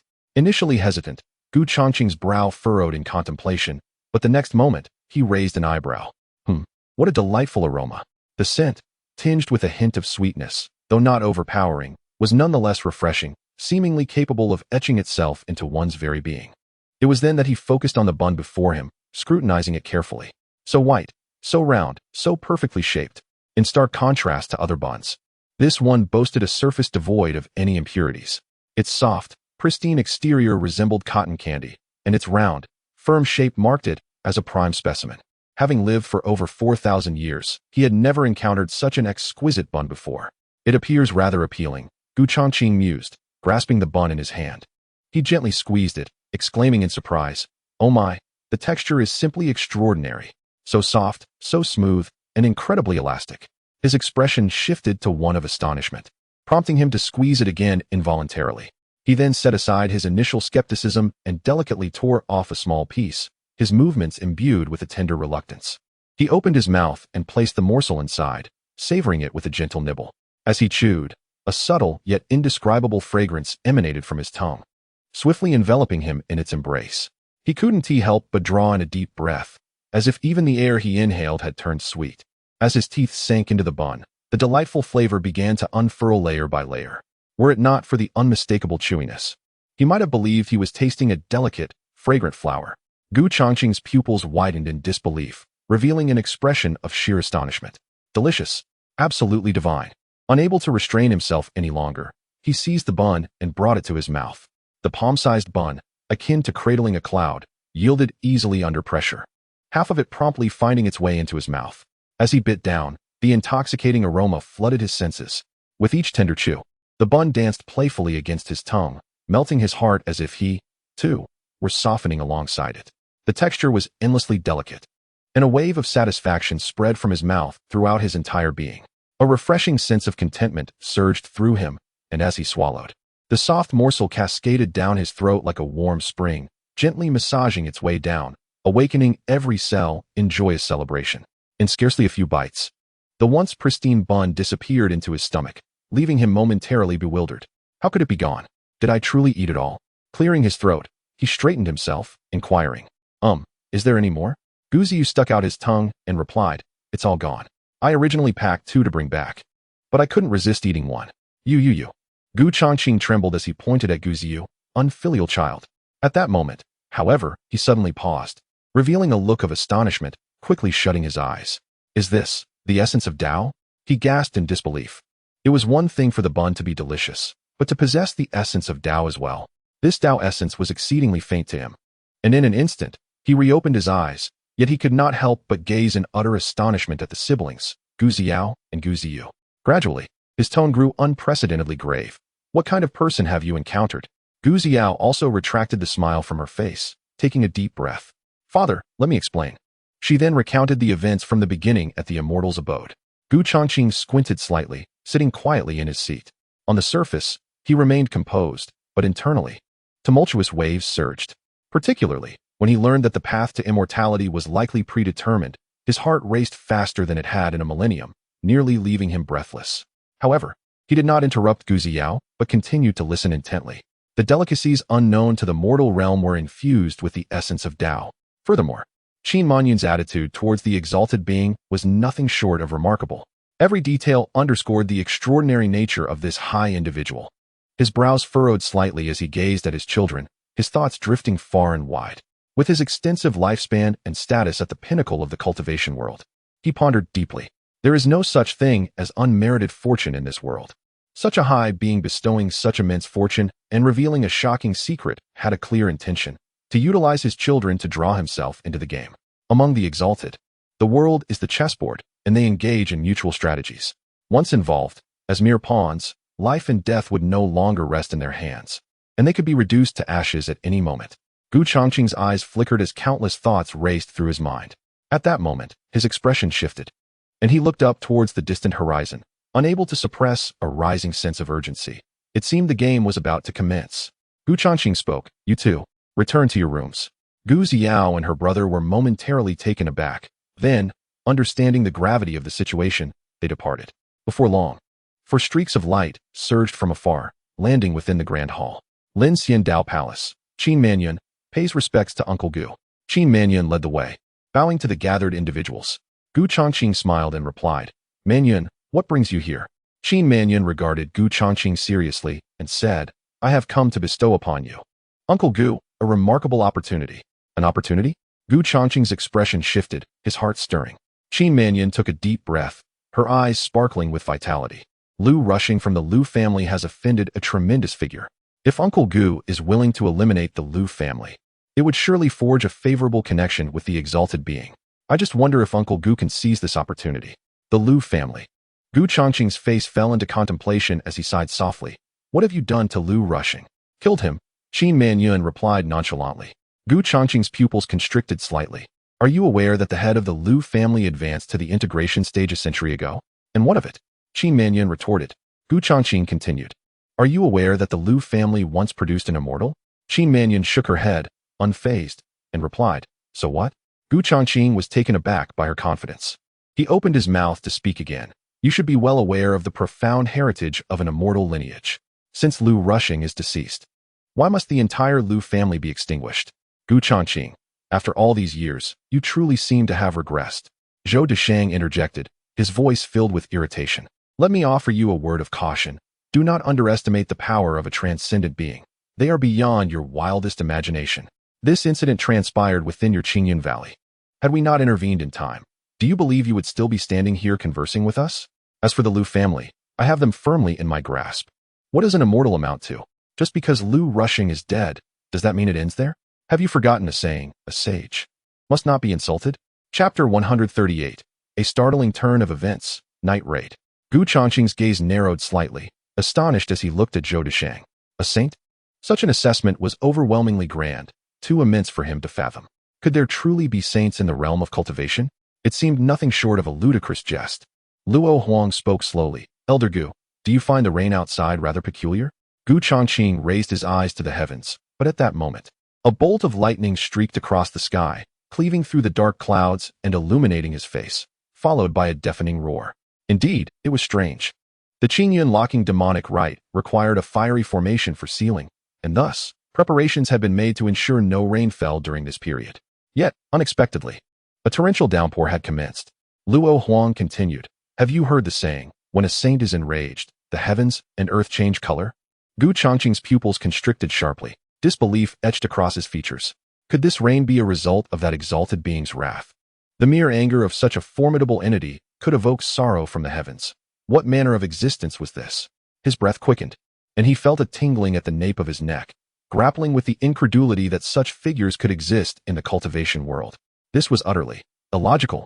In a tumult of emotions, he paced restlessly within the grand hall, his expression shifting continuously, seemingly unable to reach a decision.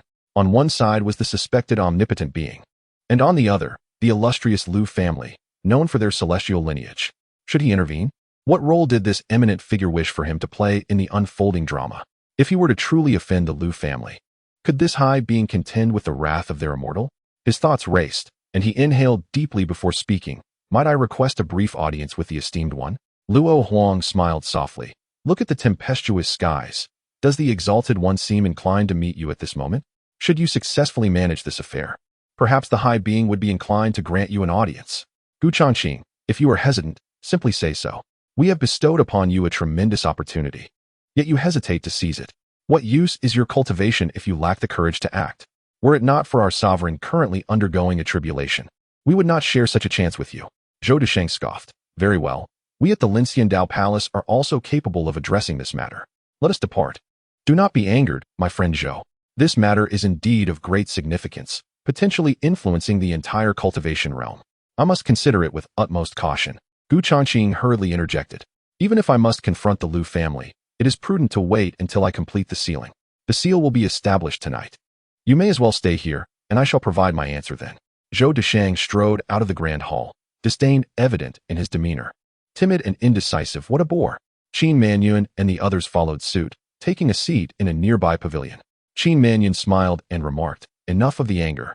Elder Gu has long been the guardian of the demonic realm's entrance, bearing immense responsibility and diligence. This has understandably instilled in him a cautious nature. It is indeed unrealistic to expect him to act against the Lu family based solely on our word. He requires time to deliberate.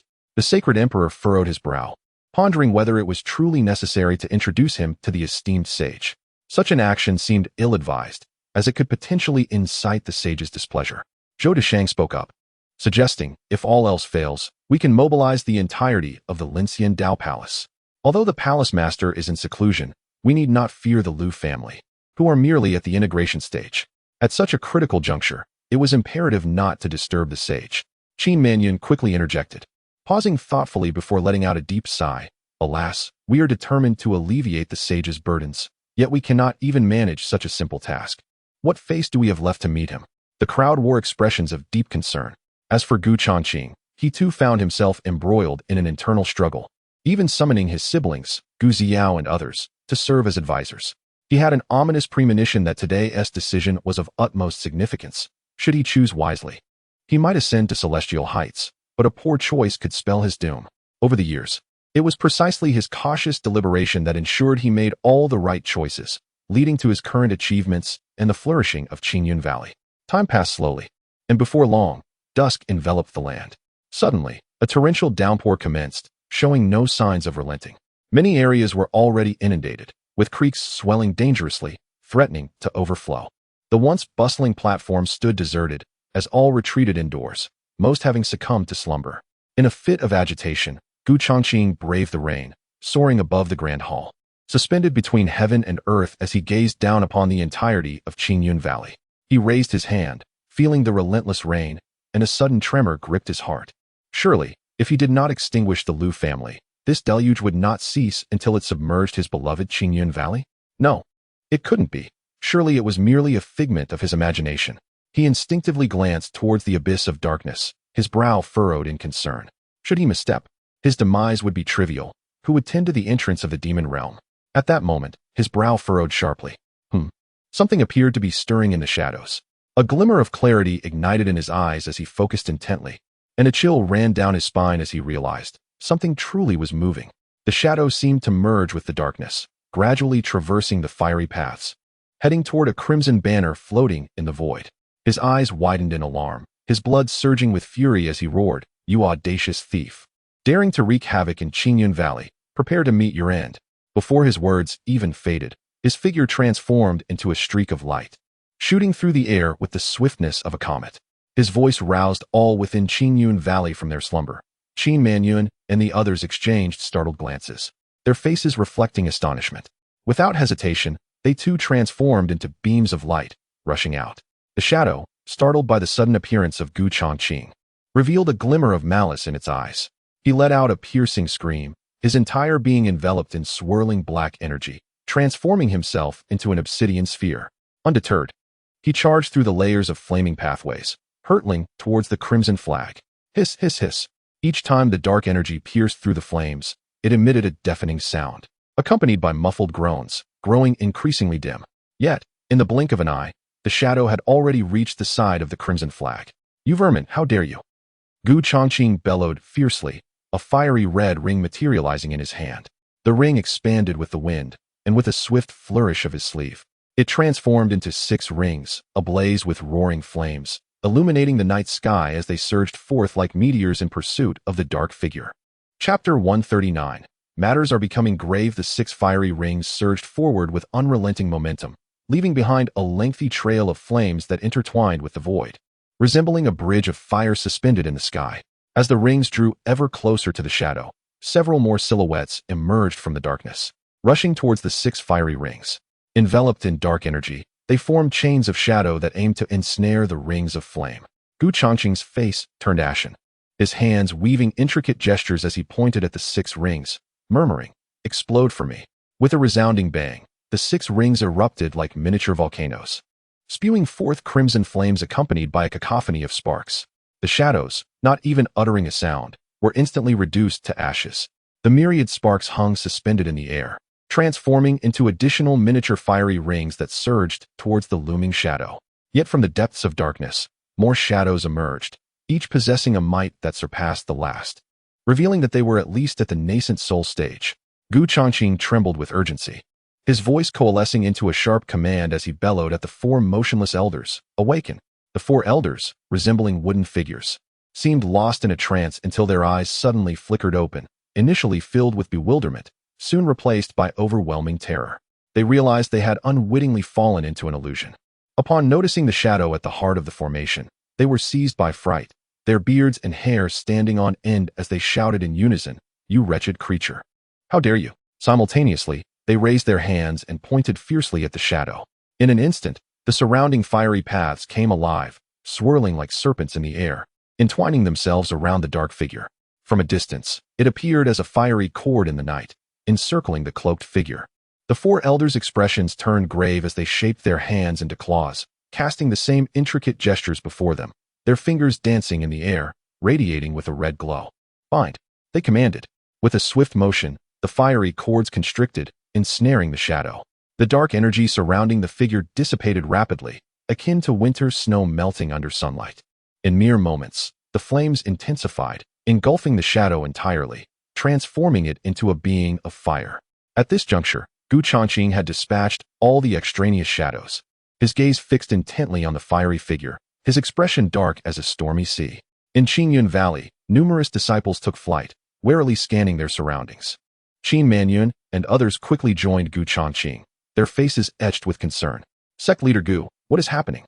they inquired. Gu Chongqing replied, "During this time, the seal is at its most fragile, allowing the demonic entities to stir restlessly.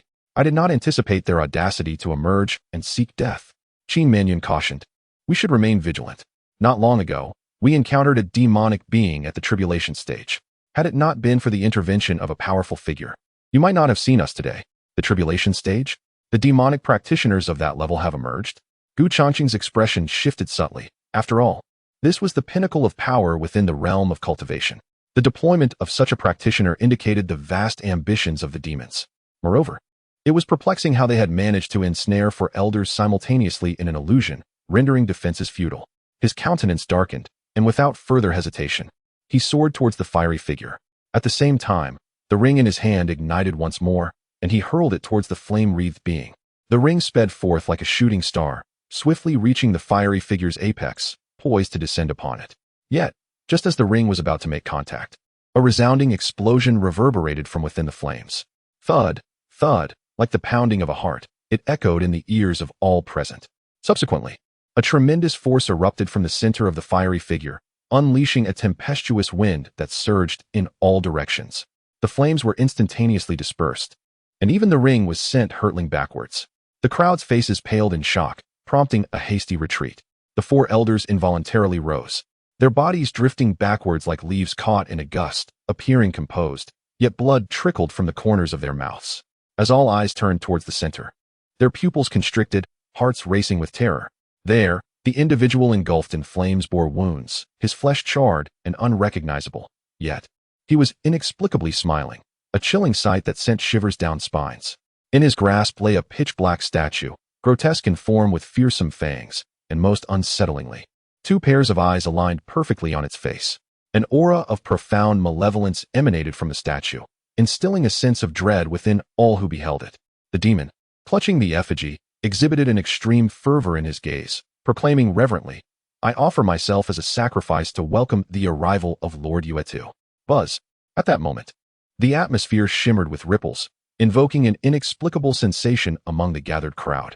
Tap, tap, tap. Whether it was mere illusion or reality, footsteps seemed to resonate in their ears, emerging from nowhere and growing ever closer. Quick, stop him. Gu Changqing's expression morphed in terror, an overwhelming dread enveloping him, causing his scalp to prickle. Instantly, a myriad of brilliant attacks surged towards the demon, unimpeded, piercing him with a barrage of blows. However, the dark light emanating from the statue intensified, enveloping the demon, and ultimately consuming him without a trace. The black radiance from the statue reached an apex, gradually overpowering the nearby crimson banner. In the next instant, the statue appeared to animate, abruptly turning. One of its eyes emitted a beam of darkness, striking the crimson banner, which had no chance to resist, and fell to the ground. The flames that had previously engulfed the area extinguished abruptly, plunging the realm into utter darkness. As the wind howled, countless tendrils of black mist surged upwards within the valley, expanding at a horrifying pace. Some disciples, lacking in strength, were enveloped by a sinister aura, instantly feeling dizzy and disoriented, their spiritual energy beginning to spiral into chaos. At the center of the valley, the black hole, resembling an eye, appeared to churn momentarily, astonishingly revealing a genuine eye from within. This eye bore no trace of emotion. A mere glance from it sent a chilling wave of dread coursing through them, as if they had encountered a formidable nemesis, rendering the crowd breathless. With a thunderous sound, a claw emerged from the depths, forcefully tearing at the edges of the black hole, as if striving to pry open a door. In that instant, everyone seemed to lose their souls, their minds rendered incapable of thought, frozen in place. The torrential rain poured down, dragging the hearts of the onlookers swiftly into the abyss. The situation was about to escalate dramatically. Chapter 140. The emergence of the monstrous being. Gu Changqing shivered, regaining his senses. A profound terror flickered in his eyes, and with a slight furrow of his brow, he spoke with urgency. "Do not gaze into the eyes of that vile creature. Steady your hearts and assist me in forming the formation." As his words echoed, he dashed forward, invoking arcane gestures with his hands, directing a finger towards the crimson flag that lay upon the ground. Instantly, a spark ignited between them, and the previously dim flag regained its brilliance. Quivering slightly before leaping once more into the air, a torrent of flames surged forth like a cascading river, rushing towards the encroaching black mist, rekindling the paths of flame that had long since extinguished. Yet, in the face of the seemingly infinite darkness, the flames appeared insignificant, akin to a solitary candle flickering in the wind, poised to be snuffed out at any moment. Suddenly, a crisp sound resonated through the valley, revealing that the central void was visibly expanding at an alarming rate. Within it, a monstrous visage began to emerge, for eyes staring out like harbingers of death, sending a shiver down the spines of those present. The onlookers dared only a fleeting glance before hastily averting their gaze. Those eyes possessed an uncanny ability to ensnare the spirit, though it was but a fleeting glimpse. They were unmistakably certain that the creature bore an uncanny resemblance to the statue wielded by the demon. Was this a monstrous entity summoned from the demon realm? The demons, aware that they could not break the seal from outside, must have employed some arcane method to summon the creature, breaking free from the confines of the seal from within. The very thought sent tremors through their bodies, as if their scalps were about to burst from fear. If this truly was a creature from the demon realm, then unless a celestial being descended, the entire realm of cultivation would be doomed. Without a moment's hesitation, they collectively channeled their spiritual energy towards Gu Changqing's formation.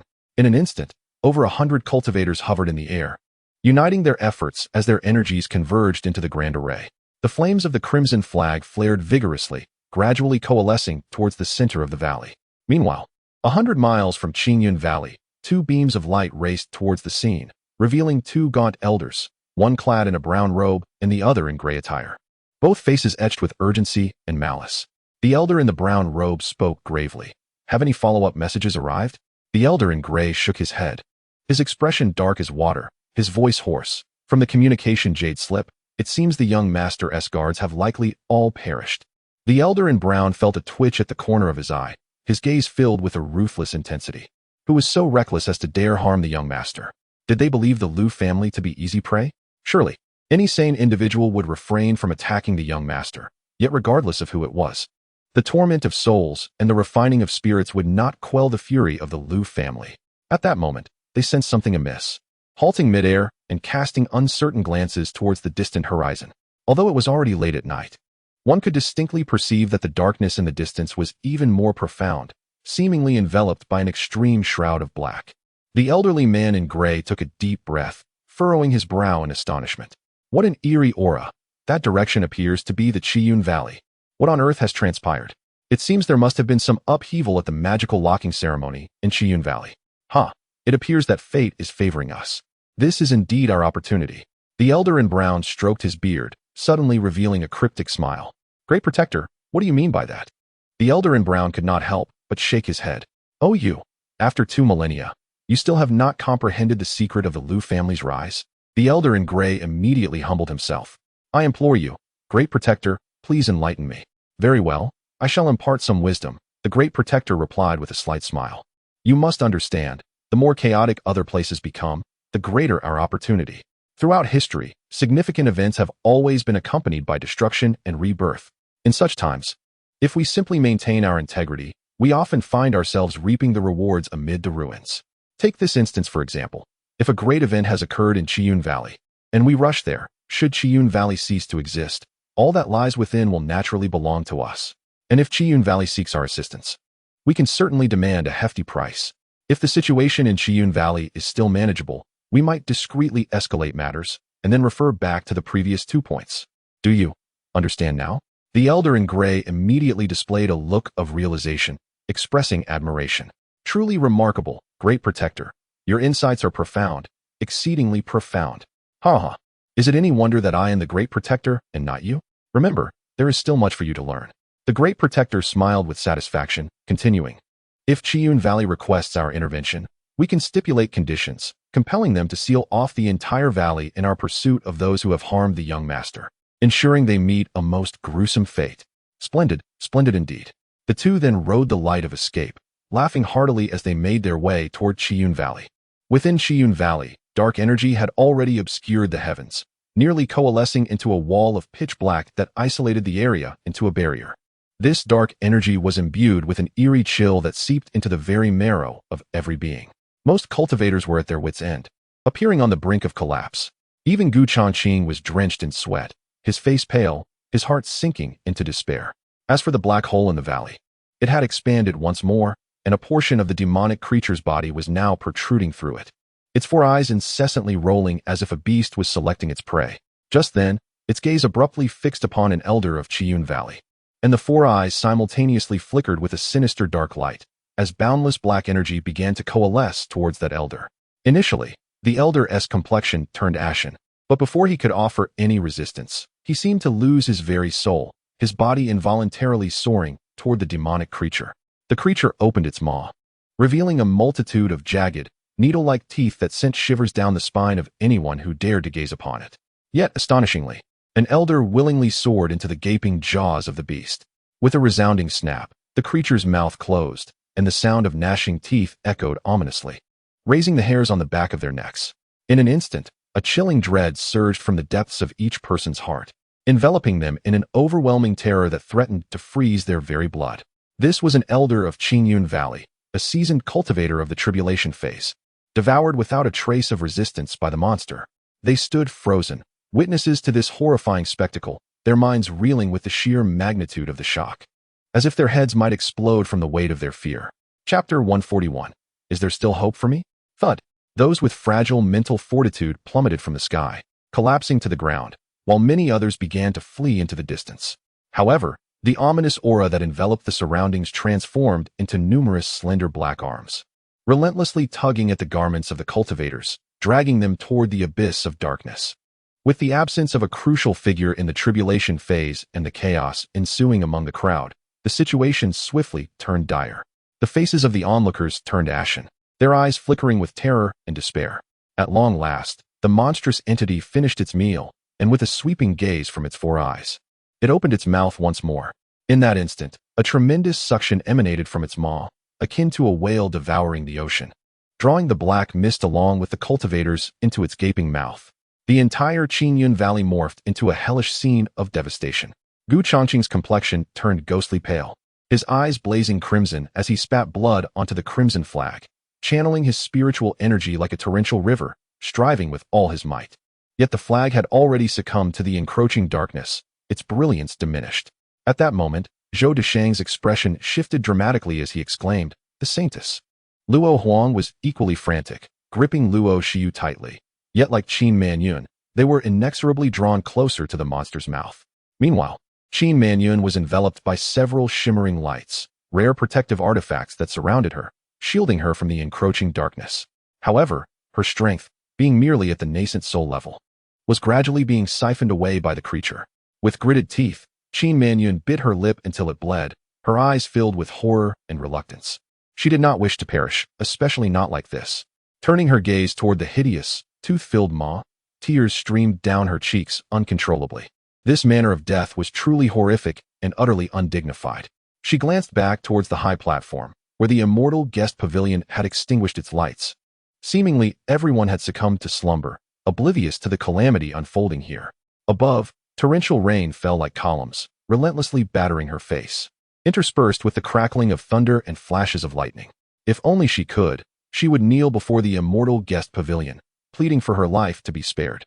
Centered around the monster's mouth, a pitch-black vortex emerged, and Qin Manyun found herself at its very center. At that moment, a radiant light suddenly ignited at her chest. Though small, it was strikingly conspicuous, appearing as the sole beacon of hope amidst the endless darkness. Qin Manyun blinked in astonishment, lowering her gaze to her chest, where the origami crane she had worn began to levitate slowly, emanating a misty glow.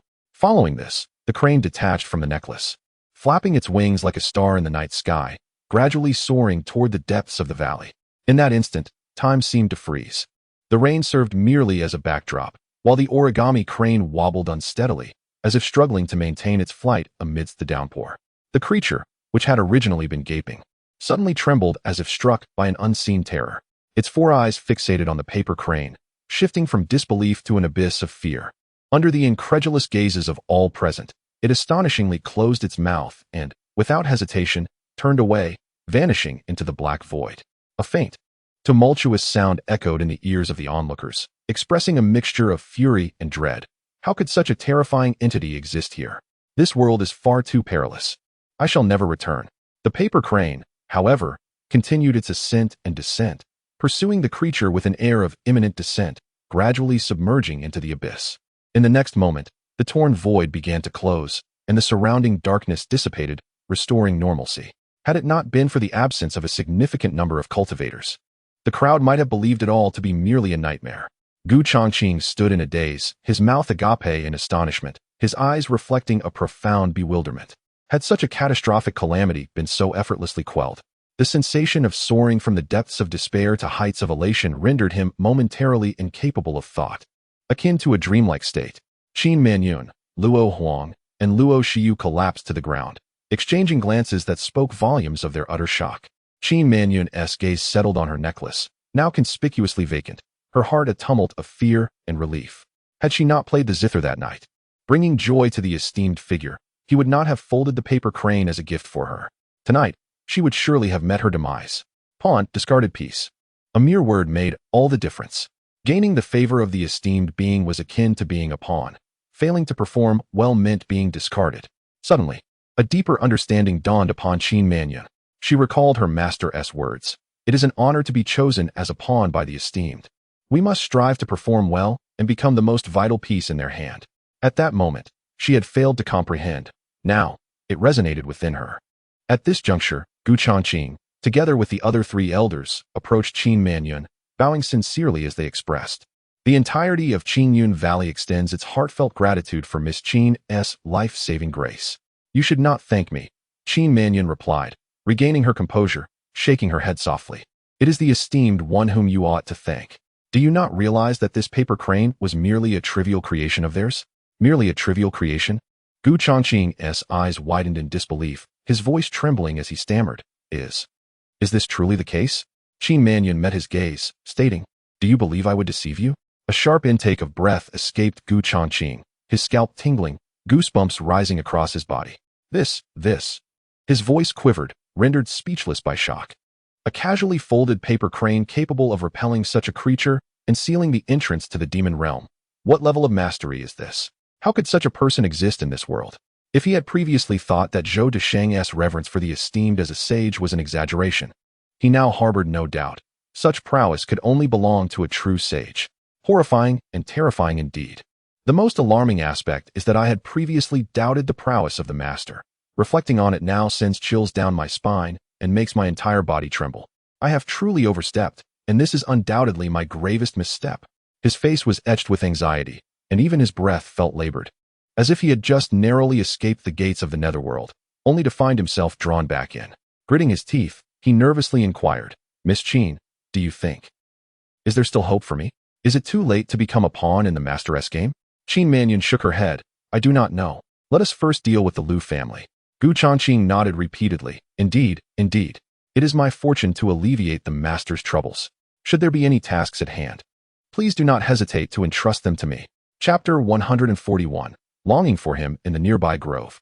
The old man in the brown robe and the elder in gray, who had been lurking in the shadows, were poised to seize an opportunity. Yet they never anticipated witnessing such a breathtaking spectacle. Their minds buzzed as if ensnared in a dream. If the monstrous entity had filled them with dread, then the sight of the paper crane utterly shattered their worldview, a notion beyond their wildest imaginations. What manner of divine artifact was this? Surely, celestial objects could not be so extraordinary? A celestial weapon fashioned from paper? The brown-robed elder inhaled sharply, his voice trembling as he inquired, Great Protector, what should we do in such a situation? The Great Protector cast him a sidelong glance, exuding an air of disbelief. Is it not obvious? We must seize every opportunity to forge connections. Come, let us make a splendid impression. Meanwhile, Qin Manyun and her companions were deliberating on how to efficiently eliminate the Lu family, their expressions subtly shifting as they turned their gaze towards the darkness. They beheld the brown-robed elder and the gray-clad elder emerging, their faces adorned with amiable smiles as they addressed, Great Protector of the Lu family, Second Protector. We pay our respects to Senior Gu. The mention of the Lu family caused Gu Changqing's brow to arch imperceptibly, revealing a trace of intrigue. The recent scene was indeed perilous. We had just arrived, prepared to lend our aid, only to witness such an astonishing occurrence. It is truly remarkable. The Great Protector's tone brimmed with admiration as he looked at Qin Manyun. The artifact in your possession has certainly broadened our horizons. I wonder what its origin might be. Qin Manyun replied nonchalantly. It was bestowed upon me by an esteemed individual. Oh, an esteemed individual? The Great Protector's eyes widened in astonishment, filled with envy. I never imagined that such good fortune would favor you. To encounter such a remarkable figure, it is indeed enviable. Qin Manyun, maintaining her composure, inquired, Might I ask what brings you both here? The Great Protector responded, To be candid, our young master has fallen victim to nefarious individuals here, which is why we have come, hoping that Master Gu might lend us assistance. Oh, a slight smile curled at the corners of Gu Changqing's mouth. I happen to know of this matter. Your young master has already met his demise. What? The expressions of the Great Protector and the Second Protector shifted dramatically, their eyes flashing with murderous intent as they coldly demanded, "We implore you, Master Gu, to reveal to us who the perpetrator is." Gu Chongqing replied with a hint of mockery. "Ah, the individual in question is precisely the esteemed figure you mentioned. Is it not a curious coincidence? Is it not unexpected?" The Great Protector and the Second Protector stood agape, their minds reeling, rendered speechless. A chilling wave of dread surged from their feet, coursing through them, leaving their scalps tingling with terror. What had transpired with Lu Rushing? Was he a fool, so dense as to offend such a formidable figure? After a prolonged silence, the expression on the Grand Protector's face shifted through a myriad of emotions. He mustered the courage to suppress his mounting fear and forced a smile, saying, "Indeed. What a coincidence. Alas, it seems I can no longer conceal the truth. What I said earlier was mere nonsense. Please do not take it to heart. What I am about to share is the reality." A look of lamentation crossed his features as he bitterly continued, "In truth, Lu Rushing is no longer our young master. He has betrayed the Lu family and has been cast out. Yet he continues to act under the guise of the Lu family, wreaking havoc. It is utterly detestable. Our purpose here is to apprehend him. He deserves his fate." The Second Protector nodded in agreement, affirming, "Indeed, that is the case. We shall take our leave now. There is nothing more to discuss. Please do not see us off." Just as the words left his mouth, they turned to flee. However, in the next instant, a fiery serpent ensnared them both. The hearts of the two elders plummeted into despair as they exclaimed in anger, "Elder Gu, what is the meaning of this?" Gu Chongqing replied with a smile, "Gentlemen, I must say, your timing is impeccable. I was just pondering how to atone for my past misdeeds, and here you are, arriving at my doorstep. Let us not waste words. I shall send you on your way." The fire serpent surged upward, and in but a moment, the two elders vanished without a trace. "Consider this a small interest payment." Gu Chongqing sighed in relief, then turned respectfully toward the direction of the Immortal guest pavilion. Bowing deeply as he humbly declared, "Chongqing feels immense guilt and shame for his previous ignorance. Please grant me the opportunity to redeem myself." The three remaining elders, upon realizing their leader's past actions, were struck with terror, their faces draining of color. "Master, you have acted foolishly. Have you not narrowed your own path? To dare refuse the commands of such exalted beings. Master, it seems I have underestimated you. The Lu family has long been tyrannical. They are rightfully due this calamity. What are we waiting for? Let us seize every moment to eradicate the Lu family. Together, let us go." The following day, as dawn broke, Nianfan stood by the window, gazing outside with a smile. The rain appeared to have ceased. From his vantage point, the world seemed to have been cleansed, emerging anew and vibrant. "Little Dodgy, what would you like for breakfast today? It seems our provisions are running low," he inquired. "Let us keep it simple," Dodgy replied, biting her lip in disappointment. "Regrettably, I do not know how to cook. Otherwise, you would not need to trouble yourself, my lord." Nianfan chuckled. "It matters not. Besides, we still have Little Bai at home." He couldn't help but reminisce. Ah, in the days without Little Bai, how I miss him. After a modest breakfast, a gentle knock resonated from the door. "Knock, knock, knock. Is young Master Li in?" came the respectful voice of Qin Manyun. With a creak, Li Nianfan opened the door, surprised to see the familiar faces of Qin Manyun, Luo Xiu, and the siblings Gu Ziao standing outside. "What a pleasant surprise. Good morning," he exclaimed. Qin Manyun murmured, "Young Master Li, the matter is drawing to a close." She still felt a twinge of anxiety. Had she not observed the rain in the sky gradually ceasing, she would never have dared to interrupt Li Nianfan. Li Nianfan was momentarily taken aback, then let out a long sigh and said, "I truly appreciate your efforts." Qin Manyun felt a slight sense of relief and quickly added, "Young Master Li, in fact, these two are the children of the Lord of Qingyun Valley. It is largely thanks to them that this matter has proceeded so smoothly."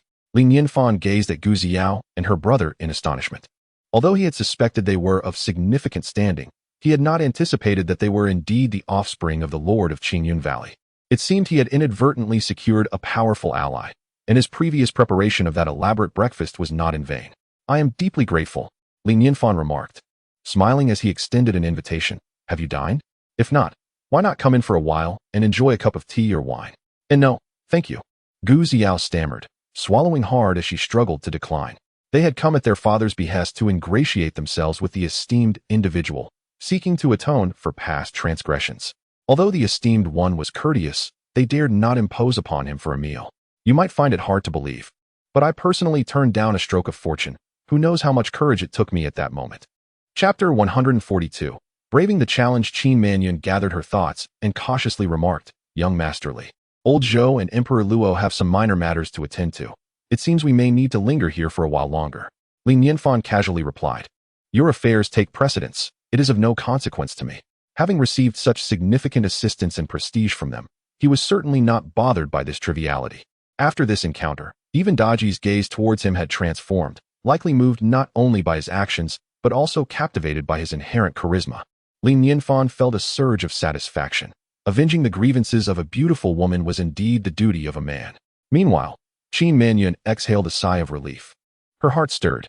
Young Master Li was evidently aware that Zhou Deshang and the others had gone to deal with the Lu family, implying a fervent desire for their downfall. Li Nianfan shook his head, muttering to himself, "What a pity. Had I known, I would have brought more jelly." As he spoke, he produced a peculiar transparent bottle, deftly removing its cap with a soft pop, and poured out a jelly. It was his habit to indulge in jelly as a treat in the morning. With the appearance of the jelly, Qin Manyun and the others distinctly felt a sudden drop in temperature, as if a chill swept over their skin.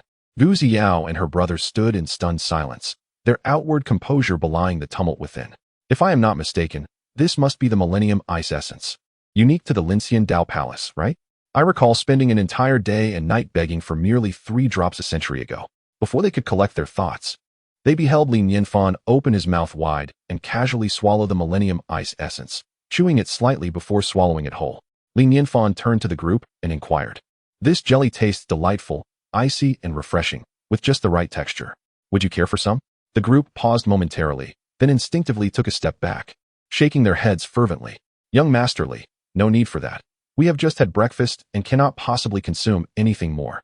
Their hearts raced. This was indeed the Millennium Ice Essence. How could they resist? Yet, how could they dare to consume it in such a brazen manner? Would they not freeze into popsicles? The treasure was exquisite, but they lacked the courage to indulge in it. Gu Ziyao discreetly glanced at Qin Manyun, realizing that the Lincian Dao Palace had spared no expense to please the esteemed guest. Suddenly, an idea struck her. Did young Master Li imply that the jelly he brought was insufficient? While Qingyun Valley may lack jelly, they possessed other delightful offerings. Her heart surged with excitement, and she quickly tempered her enthusiasm, inviting respectfully, "Young Master Li, since you are here, why not visit my Qingyun Valley?" Visit Qingyun Valley? Li Nianfan's interest was piqued. Having spent considerable time in the cultivation world, he had yet to explore any sects, and with the rain having just ceased, it seemed an opportune moment for a little excursion. He felt a flicker of emotion and could not help but speak. "Would visiting Qingyun Valley disturb you?" Gu Ziyao and her brother, anxiously awaiting a response, were instantly elated upon hearing this and hurriedly replied, "Not at all. It wouldn't disturb us in the slightest." Indeed, they were a hospitable pair. Li Nianfan chuckled and said, "In that case, I shall take the liberty to visit and hope not to be a bother." Gu Ziyao beamed with excitement and replied, "Young Master Li, you are too polite. Whether it be your insightful commentary on Journey to the West or the exquisite dishes you create, we are deeply impressed. Having you here, we must extend our utmost hospitality." Li Nianfan smiled, feeling comfortable in the company of such individuals who truly valued decorum. As the group departed from the Immortal guest house and stepped onto the high platform, the refreshing scent of the post-rain air enveloped them, prompting Li Nianfan to take a deep breath, his spirits lifting significantly. Gazing around, he beheld the lush, verdant trees swaying gently in the breeze. Droplets of water clinging to their leaves, resembling tiny sprites leaping down and tracing bright arcs through the air. After the new rain on the empty mountain, autumn arrives late. He mused. In his past life, this place would undoubtedly be an unparalleled 5-star tourist destination. Along the edges of the high platform, stalls that had been closed due to the rain had reopened, each vendor greeting the new atmosphere with beaming smiles of satisfaction. As Li Nianfan strolled along the platform, he noticed that the fiery paths within the valley had vanished, and the 4 elders who had been guarding them were nowhere to be seen. It seemed that after the downpour, even the once blackened soil had lost its former darkness. Curiously, Li Nianfan inquired, Has the seal been lifted?" Gu Ziyu awkwardly replied, Yes." Li Nianfan muttered, "The commotion was smaller than I anticipated. I didn't expect it to be so straightforward." He had initially expected a climactic finale, but instead found the occurrence to be rather anticlimactic, lacking the spectacular effects he had witnessed in his previous life.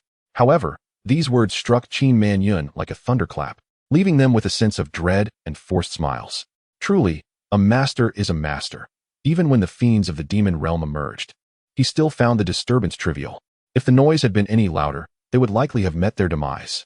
Indeed, the adept had effortlessly quelled the upheaval with a mere paper crane, rendering it insignificant in his eyes. Only a calamity of immense proportions might elicit any semblance of concern from him. The world of the powerful was indeed formidable. They dared not utter a word, feeling utterly out of their depth in such a conversation. Gu Xiao discreetly signaled to Gu Ziyu, who promptly understood and led the way towards Qingyun Valley. With a distinguished guest in their midst, it was imperative to ensure that every detail was meticulously arranged, leaving no room for displeasure, whether in the environment, layout, or personnel. A careful reminder was essential. Should even one thoughtless individual misstep, the entire Qingyun Valley would be in jeopardy. This is a tremendous opportunity, yet it is accompanied by peril. One must not be careless. Li Nianfan followed them, making his way to the edge of the platform. Gu Xiao waved her hand gently, and in the void, a pure white crane began to flap its wings and approach. This crane was immense, resembling a colossal cloud floating in the sky from a distance. With a slight flap of its wings, it glided forward effortlessly, appearing remarkably stable, as if untouched by the slightest breeze, and came to a halt just beneath the feet of the gathered crowd, merely a step lower than the high platform. "Young Masterly, please," Gu Xiao gestured invitingly. Li Nianfan took a deep breath and, hand in hand with Daji, slowly ascended. Deep down, he felt a twinge of anxiety. However, at this juncture, he could only feign composure. It was akin to boarding a roller coaster, with no turning back, compelled to face the ride head-on. Chapter 143. It turns out this is a cultivation world focused on culture. Li Nianfan, with a heart full of complex emotions, stepped onto the back of the white crane. However, in the next moment, he was slightly taken aback. Contrary to his expectations, the white crane's back was remarkably firm. Although soft, it exhibited no hint of instability, akin to standing upon a carpeted ground, instilling a profound sense of security and comfort beneath his feet. Even when he and Daji stood upon it, the crane showed no signs of sinking, remaining as steady as Mount Tai. Gu Xiao spoke up, "Young Masterly, we are setting off." They were not riding the white crane, but rather traversing through the air with a shimmering light, which made Li Nianfan feel a bit embarrassed, as they had seemingly arranged a special transport for him. Nonetheless, this transport was indeed comfortable. Even amidst flight, there was no sensation of turbulence. As the crane flapped its wings, its skeletal structure remained unyielding, and with its head slightly raised, the feathers along its neck spread out, forming a windbreak that shielded Li Nianfan from the fierce winds of the skies. Unable to contain his curiosity, Li Nianfan inquired, "Miss Gu, is this white crane one that you raised yourselves?" With a smile, Gu Xiao replied, "Sort of. Raising a spirit creature is akin to nurturing a pet. Domesticated ones differ from their wild counterparts. Although this white crane has attained a degree of sentience, it possesses a gentle disposition and shuns conflict, thus residing in our Qingyun Valley. Having a flying spirit creature is indeed splendid." Li Nianfan expressed his envy. "I wonder if the creatures I nurture can transform into spirit beings. It seems unlikely without a few centuries. Alas, the old turtle could bear me, but regrettably, it cannot fly." He then shook his head with a wry smile, reflecting on his status as a mere mortal, pondering the absurdity of attempting to raise a spirit creature, lest he become prey himself. In truth, he was only acquainted with a little fox spirit with 6 tails, who was Daji's younger sister. He couldn't help but wonder about her well-being. Qin Manyun, Luo Xiu, and Gu Xiao simultaneously grasped the underlying meaning of Li Nianfan's words. They had always maintained a heightened sensitivity to the insights of the esteemed, ensuring they could apprehend the subtleties of his implications at the earliest opportunity. "It's here.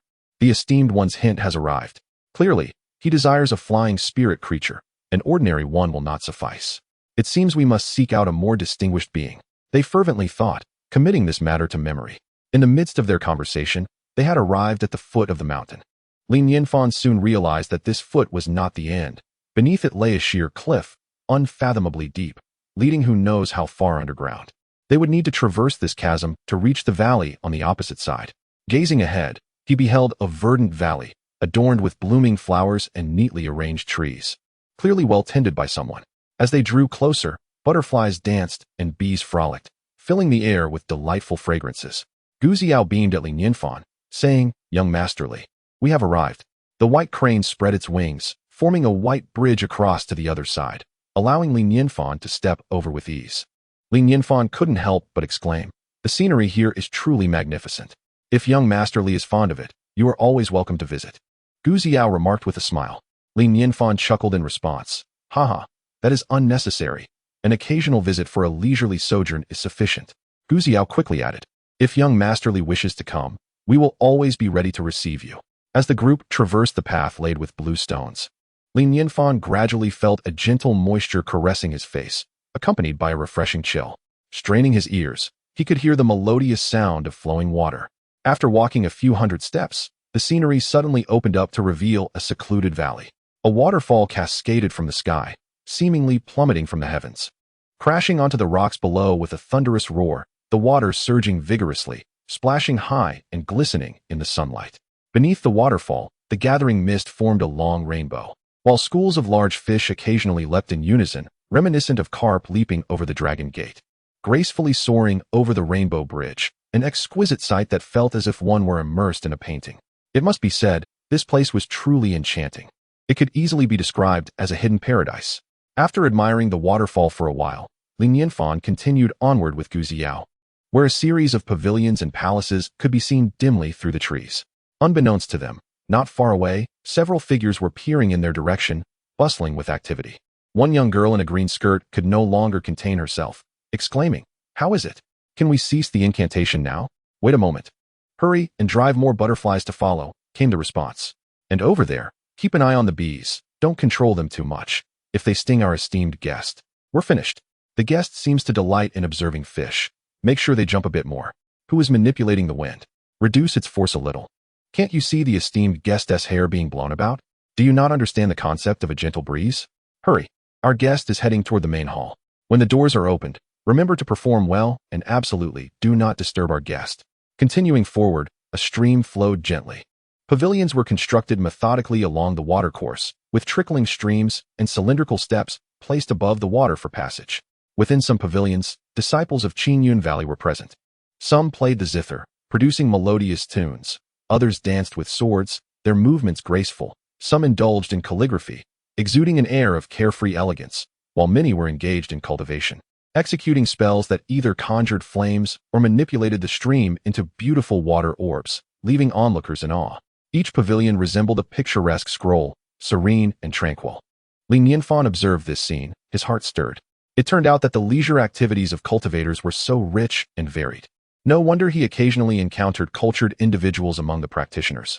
This was indeed a realm where culture and cultivation coexisted, a revelation for him. As he passed through these pavilions, a grand hall loomed ahead, majestic and imposing, its dignified aura reminiscent of the Golden Throne Hall. Numerous disciples wandered nearby, some gliding gracefully through the air, their movements languid. Upon spotting Li Nianfan, they would pause momentarily, offering friendly nods. Everything appeared utterly ordinary, as if this were their customary demeanor. Gu Xiao stood at the entrance of the grand hall, awaiting Li Nianfan, and greeted him with a warm smile, saying, "Young Masterly, please come in." Li Nianfan returned the gesture with a nod of his head. The interior of the hall was not dissimilar to the exterior, though it exuded a greater sense of spaciousness and grandeur. Gu Xiao beckoned for everyone to take a seat, discreetly signaling with her hand. Instantly, a few slender and enchanting maidens approached, balancing trays filled with cups brimming with water, setting them before the guests. Qin Manyun and Luo Shiyu lifted their cups, their faces lighting up with delight. Indeed, it was the awakening water. How fortunate! I knew that coming here with young Masterly, Qinyun Valley would surely present its finest offerings. Chapter 144. The compressor, packaging a smile, involuntarily graced the faces of Luo Shiyu and Qin Manyun. This water was not something one could easily obtain, especially for Qin Manyun. The corners of her mouth slightly curled upwards as she reminisced about her visit a few days prior, when she had implored Gu Xiao several times. Yet the precious awakening water had remained out of reach. Now, however, she was finally able to savor it. How fortunate it was to cling to the right person for warmth. She resolved to hold on tightly in the future. The essence of the awakening water lay in its name. Although it could not directly enhance one's strength nor provide enlightenment, it possessed remarkable efficacy in refining one's spirit. For cultivators, the spirit was akin to a second pair of eyes. The stronger the spirit, the greater the ability to see through illusions and withstand phantasms. And it subtly aided in future breakthroughs. With a hint of competitive spirit, Gu Xiao remarked, "Young Masterly, this cup of water possesses invigorating properties, and its flavor is certainly on par with that jelly." In truth, Li Nianfan's attention had already been captivated by the cup of water. revealing a glimmer of nostalgia and excitement in his eyes. It was evident that he was no stranger to the sight of tiny bubbles dancing within the water. This was unmistakably the hallmark of the beloved Fat House Happy Water. Rubbing his eyes, he wondered if he was experiencing an illusion. A wave of familiarity washed over him, astonished to find such a delight in the realm of cultivation. After gazing at it for some time, he eagerly brought the cup to his lips and took a sip. The water was slightly sweet, and though it did not match the anticipated flavor, the exhilarating sensation was unmistakable. His mouth tingled and buzzed, and as he swallowed, it felt as if the liquid danced in his throat, sending shivers through his very soul. It was pure ecstasy. "This is carbonated water," Nianfan murmured, excitement sparkling in his eyes as he gazed at the cup in his hands. Without hesitation, he drained the entire contents in one go. Ah, what bliss! He felt invigorated, a long-lost sensation that nearly brought him to tears. Carbonated water was the primordial form of Sprite, essentially spring water infused with carbon dioxide. He had attempted to create carbonated beverages on numerous occasions, yet had never succeeded. The gaseous composition in the cultivation realm appeared vastly different from that of his previous life. Strictly speaking, the gas in this water was not carbon dioxide, but it did not deter Nianfan from referring to it as carbonated water. The others were expressions of resigned amusement, inwardly chuckling. As expected, he gulped it down in one breath. Young Master Li's spirit must be extraordinarily powerful. If we were to drink it like he did, our spirits would likely shatter. Gu Xiao promptly ordered a refill for Nianfan, smiling as she said, "If you enjoy it, please feel free to drink as much as you like." "Thank you," Nianfan replied with a smile, then couldn't help but sigh. "Though this water is reminiscent of something I used to drink, the flavor could certainly be improved. Might I inquire how this water is created?" Gu Xiao gazed at Nianfan, suddenly biting her lip, and rose to her feet, saying, "Young Master Li, please wait a moment. I shall return shortly." She exchanged a knowing glance with Gu Ziyu, who promptly followed her.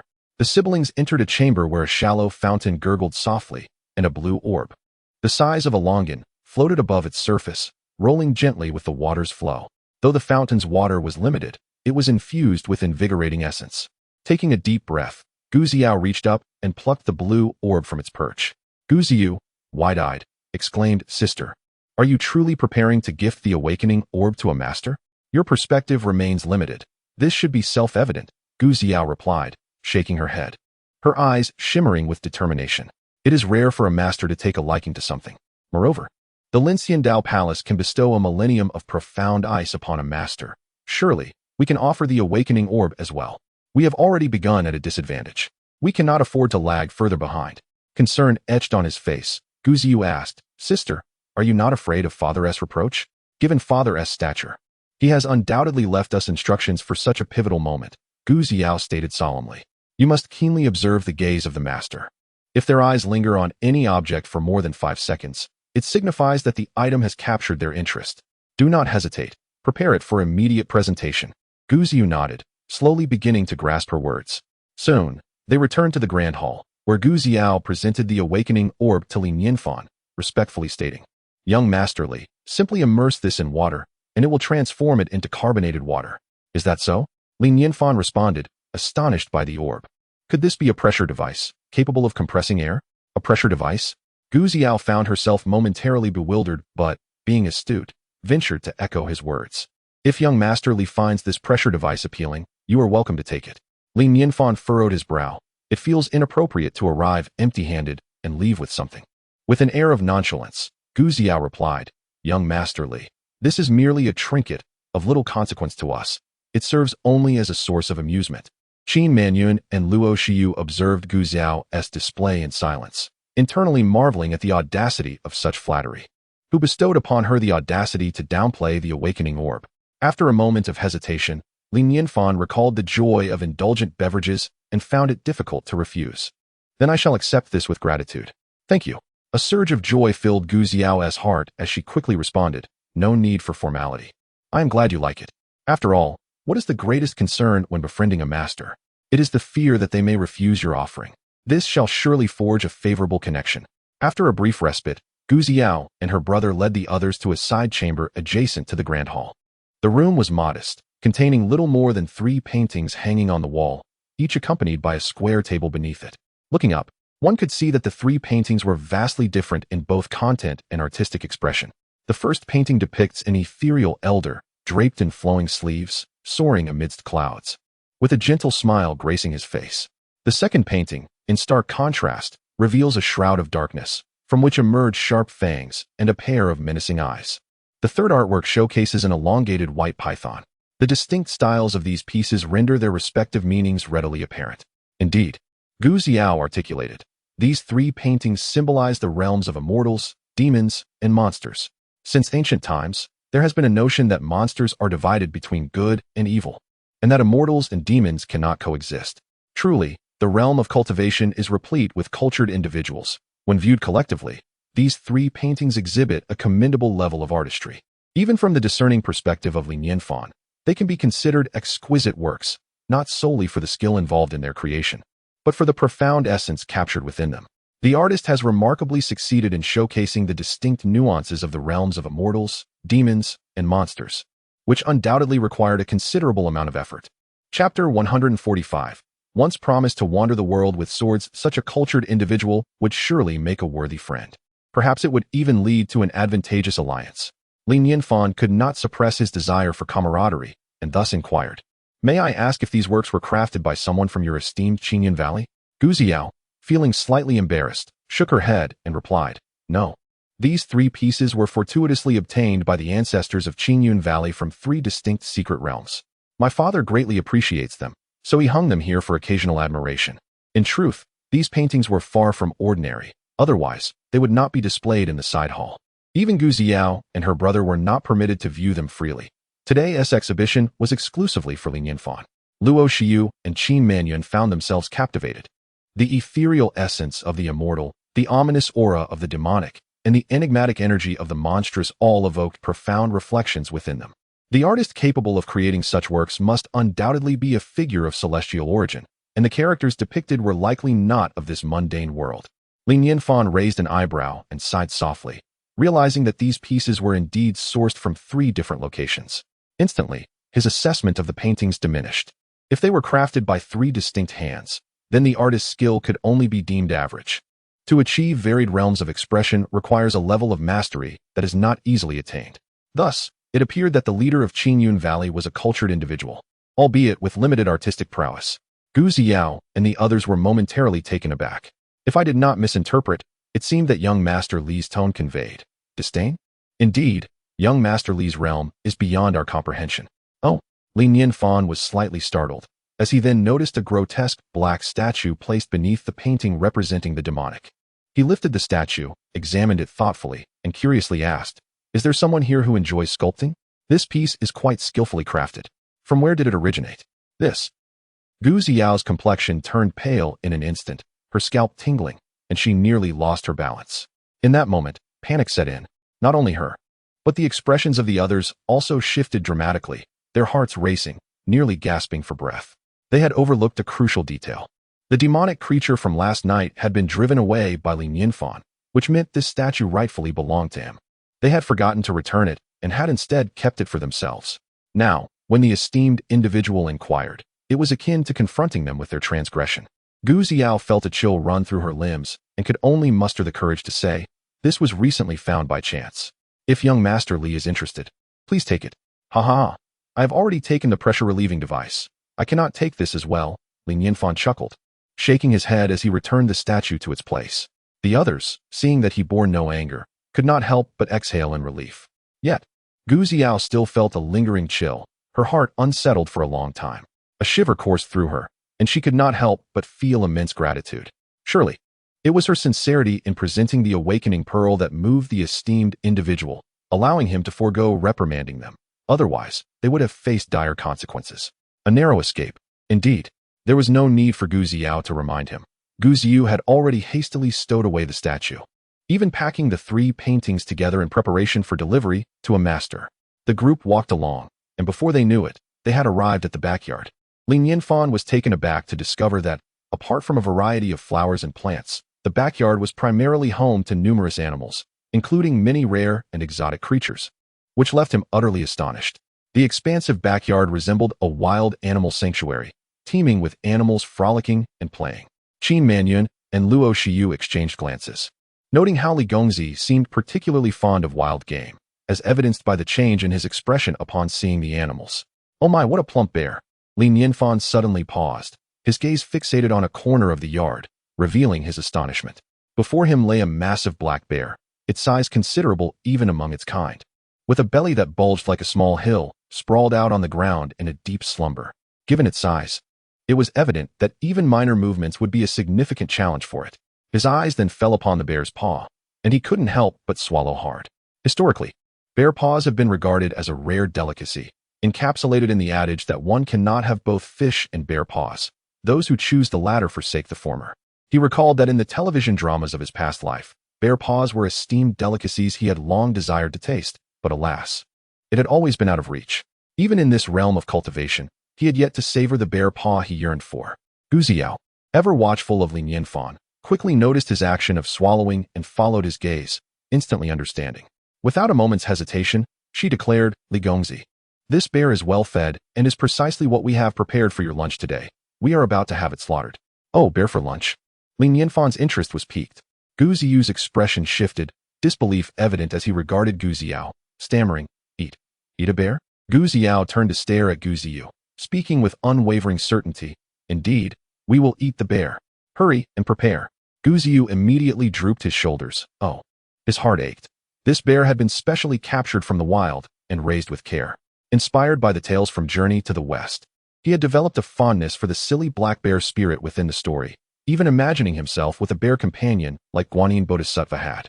Thus, he had rushed to bring home a large black bear, treating it to the finest food and even sharing some of his precious treasures with it.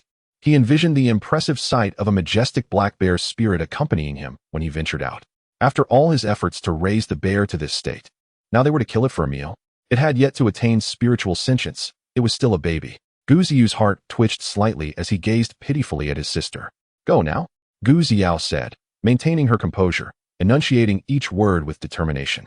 Gu Ziu shrank his neck, aware of the urgency of the situation, and promptly stepped toward the snoozing black bear.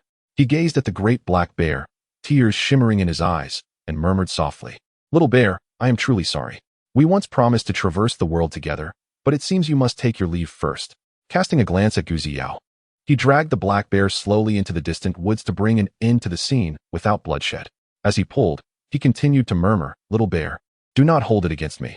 I am left with no choice. I recall the day I hurriedly brought you home, forgetting that you had 2 little cubs to care for. I shall go fetch them and nurture them well, helping them to thrive. Rest assured, as your good brother, I would never dream of consuming you.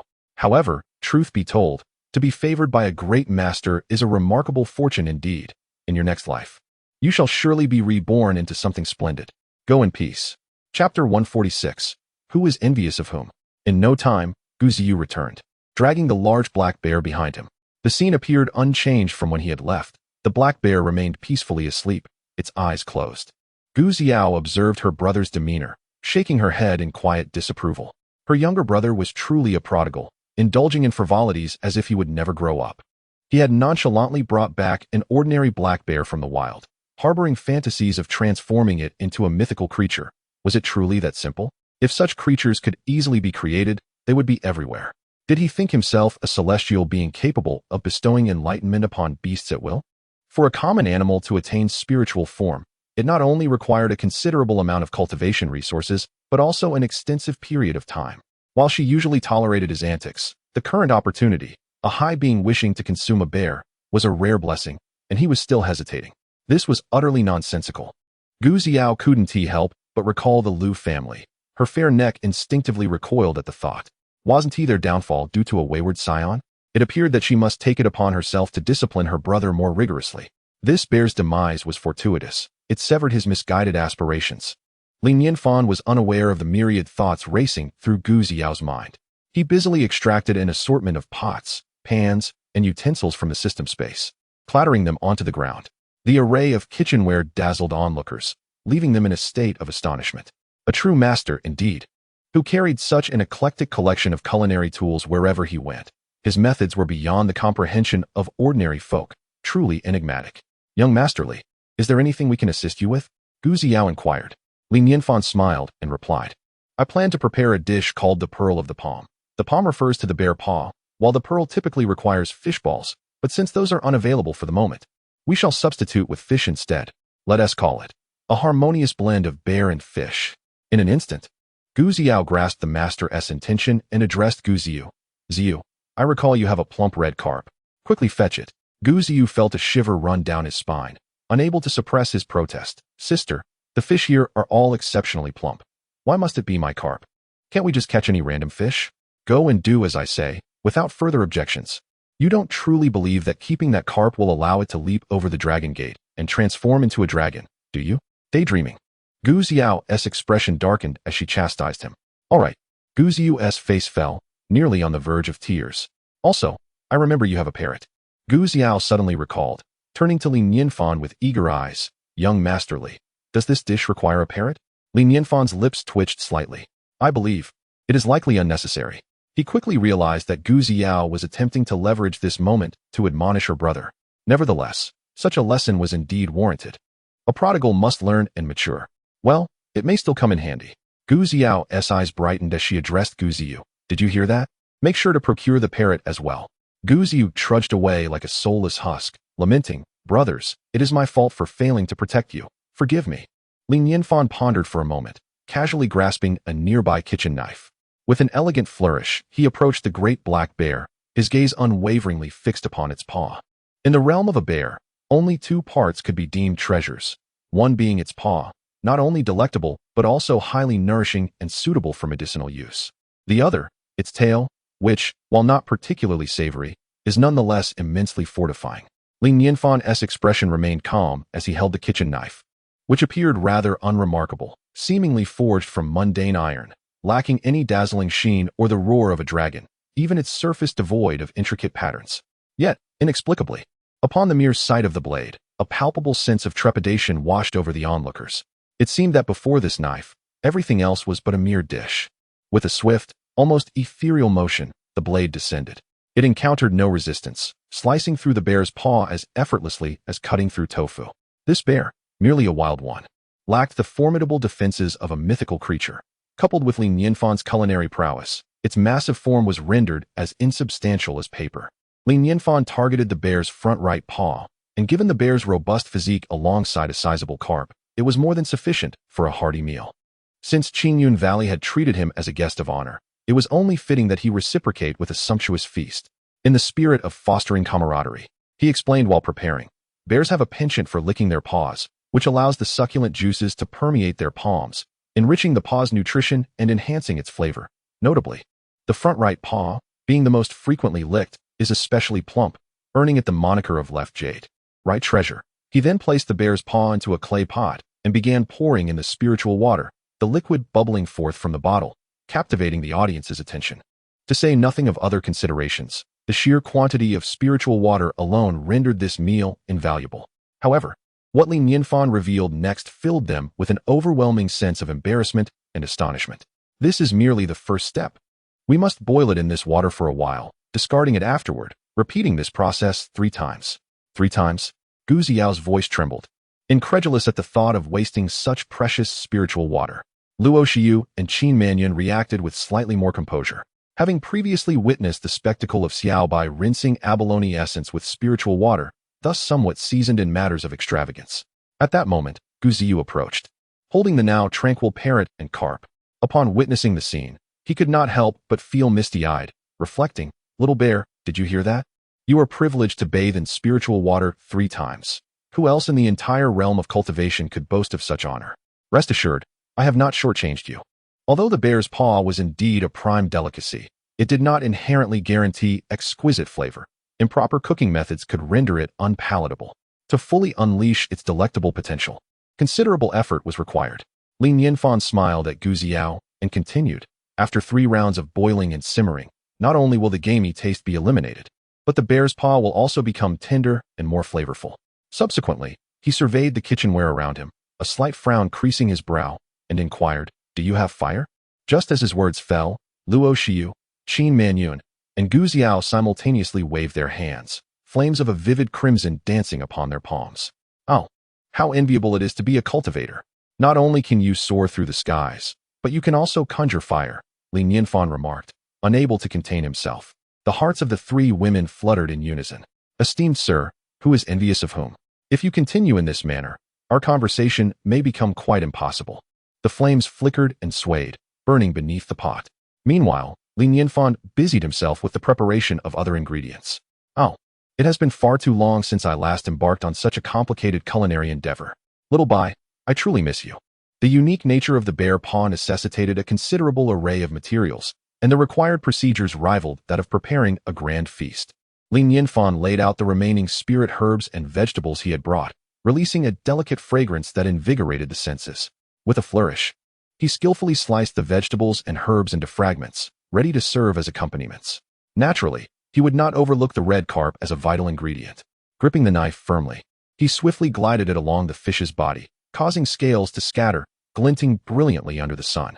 With deft precision, he gutted and cleaned the fish in a seamless motion. Gu Ziyu's lips twitched, and she quickly turned her head away, unable to bear the sight.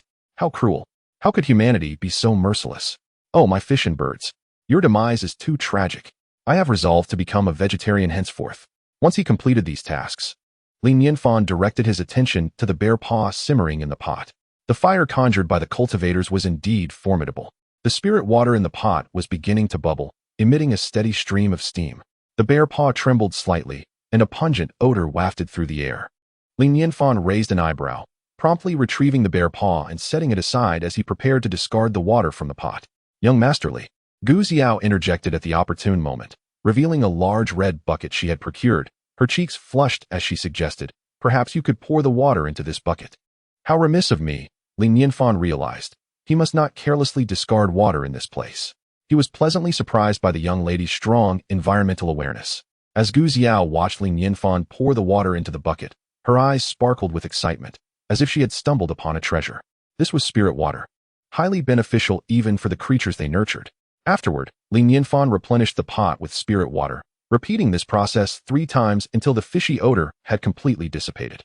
Instead, a subtle fragrance of spirit water emerged, mingling with the savory aroma of the bear paw, creating an extraordinary scent that stirred anticipation. At this moment, Li Nianfan extracted the bear paw from the water, gently wiping its surface, causing the layer of coarse black fur to fall away, revealing the bear paw beneath. With a subtle flick of his fingers, the kitchen knife twirled gracefully in his hand. He pressed the bear paw down with one hand and positioned the knife atop it, deftly slicing away the thick outer layer of hardened skin. Subsequently, he made several incisions across the palm, loosening the meat within. The knife danced in Li Nianfan's grasp like a butterfly, its gleaming edge flashing as the bones of the bear paw were meticulously removed one by one. Qin Manyun and the others exchanged glances, their eyes reflecting sheer astonishment. Together, they swallowed hard, a collective gasp escaping their lips. Although Li Nianfan wielded no spiritual power, they could distinctly perceive an ethereal rhythm emanating from the blade, resonating with his every movement, as if he were in perfect harmony with the universe, exuding an unparalleled grace. What did this signify?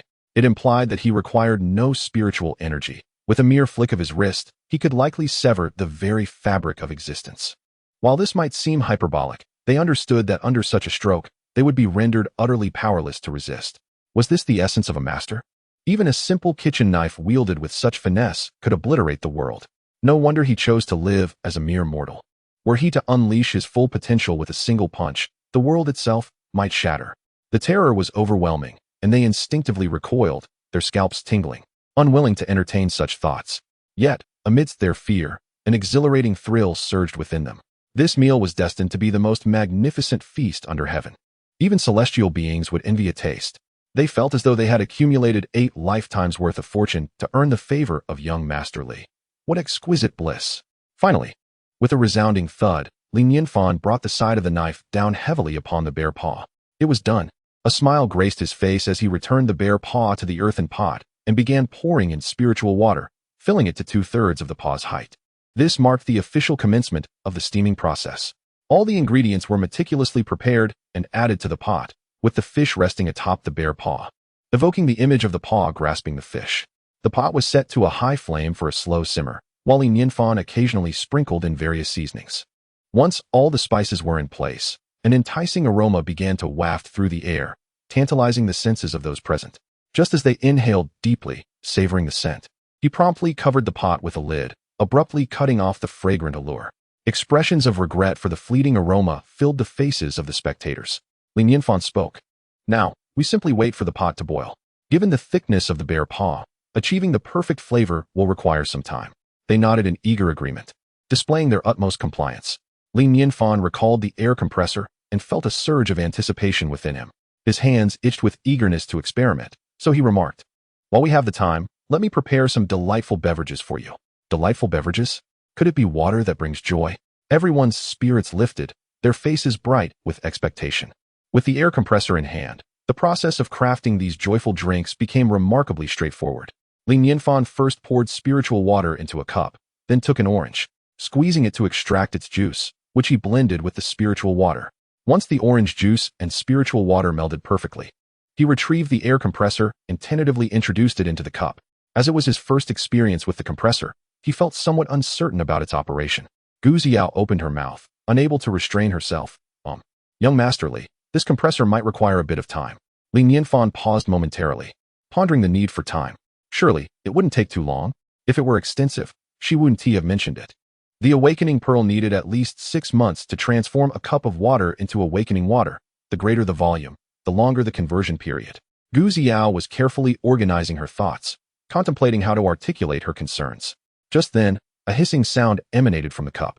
To his astonishment, the awakening pearl floated within the cup, slowly rotating, as gas appeared to infuse into the water, producing a series of bubbling sounds.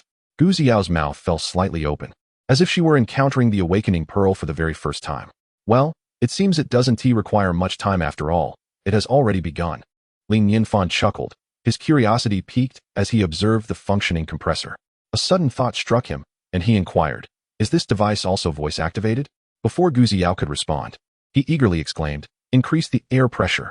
The compressor indeed accelerated its rotation, causing the water in the cup to swirl vigorously. In mere moments, a cup of delightful beverage was declared complete. This.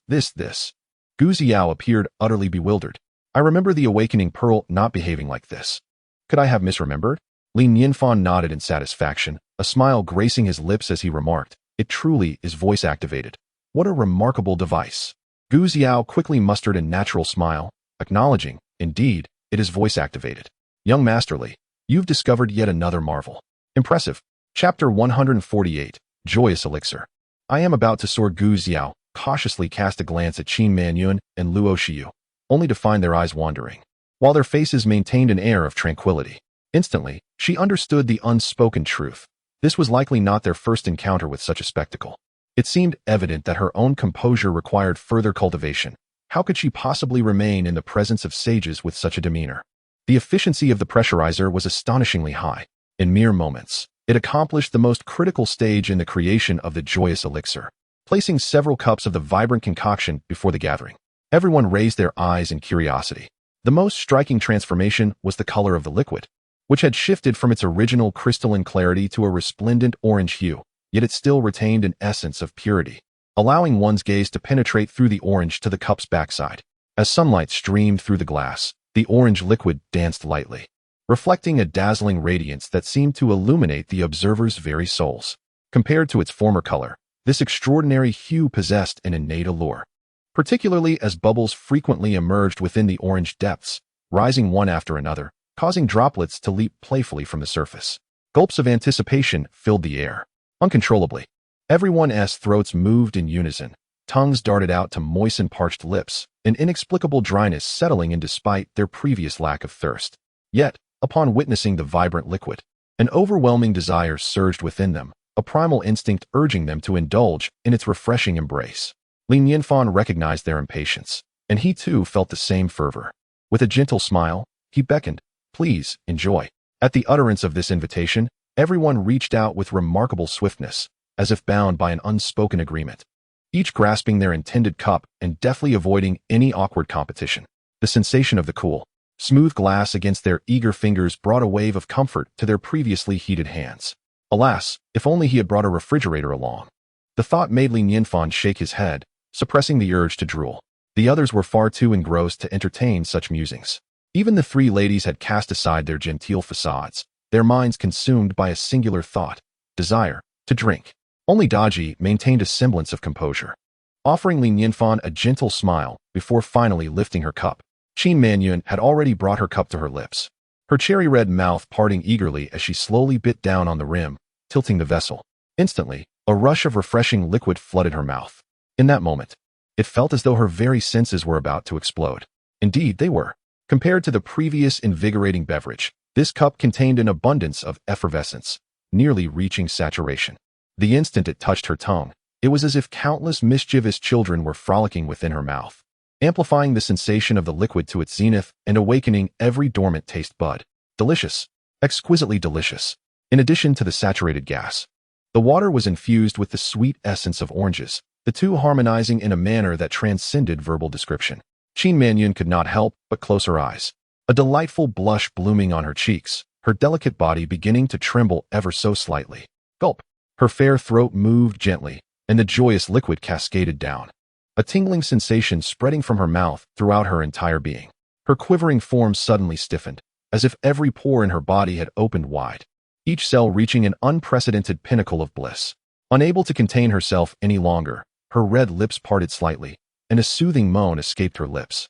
It was not only her. Gu Xiao and Luo Xiu experienced the same sensation.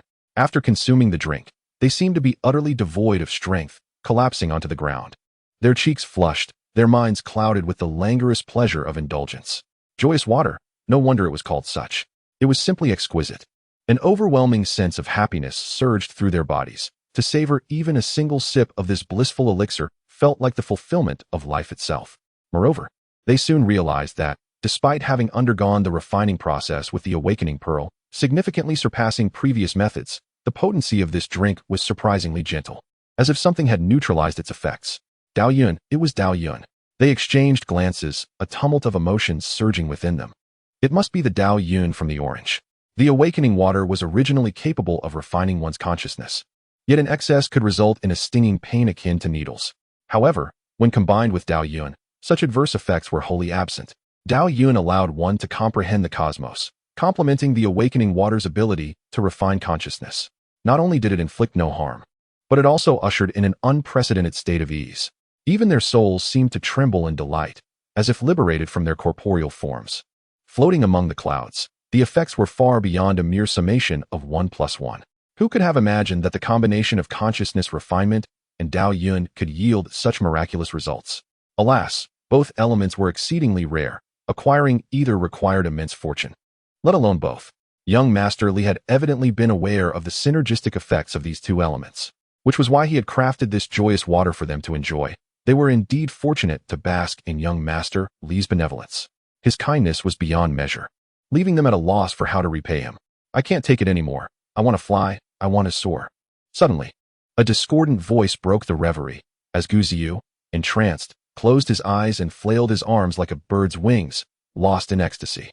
Gradually, he truly began to lift off the ground, not soaring high, but reclining horizontally, gliding through the air like a fish, circling around the others. Gu Xiao raised a hand to cover her face, utterly mortified by her brother's antics. Meanwhile, outside the courtyard, a small fox with 7 tails stood atop the head of a long green python, straining its eyes to peer curiously into the courtyard beyond. Beside them, there followed a wild boar spirit adorned with tusks and a sleek black bear spirit, both dutifully serving as guardians. The little fox spoke. Shaoqing, can you not elevate your head? If you raise it any higher, I still cannot see inside. This azure python spirit was indeed the same creature that had previously confronted the little fox with an inquiry of what are you staring at? The little fox expressed that not only did she harbor no resentment, but upon ascending to the throne as the demon emperor, she had promptly incorporated it into her ranks. The azure serpent's expression instantly turned somber. My esteemed demon emperor, I truly cannot raise it any further. If I do, I shall become a mere straight line shooting towards the heavens. Chapter 149. Is this the world of the powerful? How dare you speak to our esteemed and revered demon emperor in such a manner? The demon emperor commands you to obey without question. What is this needless chatter? Stand tall. The wild boar spirit bellowed fiercely at the green snake spirit, and then, with a sycophantic tilt of its head, it hoisted the already elevated little fox onto its shoulders, declaring, Demon Emperor, allow me to lend you my assistance. Upon finishing its proclamation, it lifted the green snake spirit as if it were a long ladder. What do you see now, Demon Emperor? The little fox peered for a moment, then shook her head. Still nothing. Black bear spirit, you too, come forward. Oh, very well. The black bear spirit nodded and hoisted the wild boar spirit. Demon Emperor. How about now? Still no success. How peculiar. I am certain I am much taller than the courtyard walls, yet I still cannot see inside. The seven-tailed spirit fox's tails drooped, pondering the whereabouts of her sister, who had not made an appearance nor uttered a single sound for several days. Moreover, it had been days since she last tasted the delicacies her sister had brought her, and the longing was palpable. Is it sufficient now, Demon Emperor? The green snake's spirit murmured. I truly cannot endure any longer. The little fox shook her head and leapt down from the snake's head. Forget it, I'll go down. With a thud, the green snake spirit was instantly liberated. Its taut form, now rigid as a snake's body, collapsed helplessly to the ground. As the strategist, the wild boar spirit began to devise plans, boldly asserting, Demon Emperor, if all else fails, we shall simply force our way in. Who in the entire realm of cultivation dares to obstruct you? Just the thought of the little fox's sister bolstered their confidence, with such a formidable ally behind them. Who would dare stand in their way? Haraha! Suddenly, with a soft creak, the courtyard door swung open. A large black dog emerged, moving with grace. Oh wow, a little black dog. The wild boar spirit's eyes sparkled with excitement. It was finally time to showcase its prowess before the Demon Emperor. It hurried forward, baring its teeth, and demanded, Little black dog, is anyone home? Our Demon Emperor wishes to enter. If you do not want to be devoured by me, step aside. The large black dog cast a dispassionate glance at it, lazily raising a front paw and forcefully pressing down. Boom! A massive hole appeared where the wild boar spirit stood. As if an unseen, immense force bore down upon it, forcing it to prostrate itself on the ground, utterly immobilized. The black dog's mouth opened slightly as it calmly stated, I grant you the opportunity to rephrase your words and repeat yourself. Lord Dog, I apologize. The wild boar spirit's few remaining bristles stood on end, its scalp tingling, and its hide turned pale with fear. Had it not been for its immobility, it would have surely knelt and begged for mercy. I truly did not mean to offend. Please, spare me. The wild boar spirit revealed its true form, transforming into a weeping wild boar. Dahe retracted its claws and, with an air of aloofness, remarked, Consider yourself fortunate to have aligned with the right individual. Had you been an ordinary pig, you would have long been roasted. The wild boar spirit trembled as it stood, retreating beside the little fox. The little fox, hiding behind its 7 tails, cautiously peered out with its small eyes, stuttering, Are you the Dahe my sister spoke of? Indeed, it is I. Dahe nodded, its fur flowing gracefully in the breeze, exuding an aura of unparalleled majesty. With an enigmatic air, it continued, Your sister serves our master diligently, and as her sibling, you too benefit from the master's grace.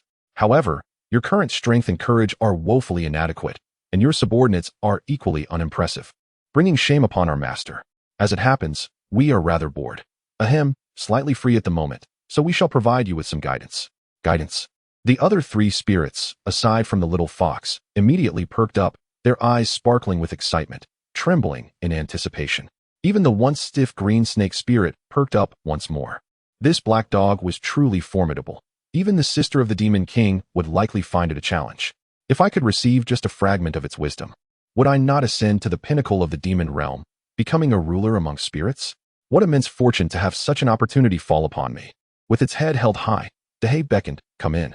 The 3 spirits eagerly surrounded the little fox as they entered the courtyard. Upon reaching the entrance, their hearts raced with a sudden surge of tension, akin to mortals stepping into a celestial palace. As they crossed the threshold, an enticing aroma enveloped them, invigorating their senses. Gazing around, they were nearly blinded by the sight of rare spiritual herbs, their eyes widening in astonishment. Yet, before they could even gasp in awe, several figures swiftly surrounded them, their piercing gazes focused intently upon the newcomers. An overwhelming pressure, akin to a mountain, bore down upon them, causing them to tremble uncontrollably. Hardly daring to breathe, the 3 spirits lowered their heads as best they could, their heartbeats racing at an unprecedented pace, terror gripping them tightly, as if their very souls were on the verge of escaping. Goodness, how can there be so many powerful beings here? When did the realm of cultivation become so extraordinary? Have I somehow traversed into a world teeming with great figures? This is terrifying, utterly terrifying. A fiery dragon silhouette flickered around the dragonfire pearl, and a resonant voice emerged from within, proclaiming, I believe these spirits can endure the trial of my dragonfire, particularly the wild boar spirit, with its tough hide. Allow me to train them. The wild boar spirit quivered in fear, cold sweat trickling down, nearly on the verge of tears. Surely, this great being is jesting. How could I withstand the trial of dragonfire? I would be cooked. No, I would be charred. The demon's sword lay before the three spirits. And the cloaked sword demon shook its head. With a tone of profound compassion, it stated, I sense a connection between these three spirits and my teachings. They may follow me to learn the great might of the heavenly dragon. The ice elemental crystal approached and spoke. Enough talk. Allow me to take charge. My icy powers can undoubtedly refine them thoroughly. The dragon fire pearl quickly interjected. Your words, dear ice elemental, have sparked an idea. Why not collaborate? Alternating between heat and cold, creating a wondrous duality of ice and fire? The results should be splendid. The three demons grew increasingly anxious, nearly cowering in fear. Cautiously, they cast furtive glances around, only to be momentarily taken aback upon noticing a lantern nearby, from which emanated a familiar aura. Could it be the firefly spirit taken away by Lady Dodgy? It turned out that the transformation Lady Dodgy had spoken of was indeed profound and swift. They had unexpectedly ascended to a position of great power. Chapter 150. Ah, truly delightful. At that moment, accompanied by a clattering sound, Xiaobai approached, pushing a cart laden with fitness equipment. Its demeanor was markedly different from usual, adopting a much more serious tone. Silence, please. The fitness expert Xiaobai has arrived, and it would be prudent for me to take charge. The bickering subsided, and all eyes turned curiously toward Xiaobai. We must trust in science. Hence, scientifically backed fitness methods are often the most efficient. Xiaobai spoke softly. I will devise tailored training plans based on their natural abilities, and you shall assist me from the sidelines. With those words, it cast a radiant glance at the four creatures, seemingly engaged in some form of data analysis. The four little foxes felt a pang of apprehension, standing at attention as if facing a teacher, exuding a remarkable obedience. The black bear trembled, surveying the surrounding environment, and with a quivering voice pleaded, we humbly ask for your mercy, esteemed ones. In Qingyun Valley, the sound of bubbling emerged from the clay pot, steam relentlessly pressing against the lid, creating a rhythmic pounding noise. Aromatic vapors, intermingled with the scent of bear paw, wafted out, swiftly claiming the area. The previously languid crowd, having indulged in some joy-inducing drink, perked up, their eyes sparkling as they fixated on the clay pot. Nianfan smiled gently, murmuring, it's almost ready. He then lifted the lid with a flourish. With that action, the crowd seemed to hear the sound of waves crashing, as if the fragrance itself had a voice. Enveloped by this intoxicating aroma, they could scarcely think of anything else. So fragrant, exceedingly so. Gu Ziyu stood frozen, his hands, which had been flailing about, plummeted to the ground with a resounding clap. Yet, he felt nothing, his gaze transfixed on the pot. The broth had thickened to a luscious hue, instantly igniting an insatiable appetite. Bubbling. The broth frolicked with effervescence, rising and bursting forth, releasing tendrils of fragrant steam that penetrated deeply into their souls. How could my little bear and little fish be so delectable? Gu Ziyu felt parched, his mouth overflowing with saliva, his throat involuntarily constricting. Struggling to divert his gaze, he slowly retreated until he found himself crouched in the corner, looking pitiful, fragile, and helpless. I, Gu Ziyu, would rather perish from gluttony than eat a morsel of my brethren, he declared resolutely. Do not attempt to persuade me. Let me weep in solitude. Meanwhile, the others were too engrossed in the pot to pay him any mind. Turn off the heat, and let us serve. Nianfan plunged a ladle into the clay pot, gently stirring, revealing the thick broth clinging to the ladle, forming tempting strands. A plume of steam billowed forth, intensifying the aroma. The three ladies exchanged glances, instinctively swallowing hard. Their beautiful eyes locked on the pot, their hands ready with bowls and chopsticks. With a slight stir from Nianfan, the bear paw and carp were immediately lifted from the pot and placed onto a plate. Remarkably, they retained the pose of the bear paw gripping the fish.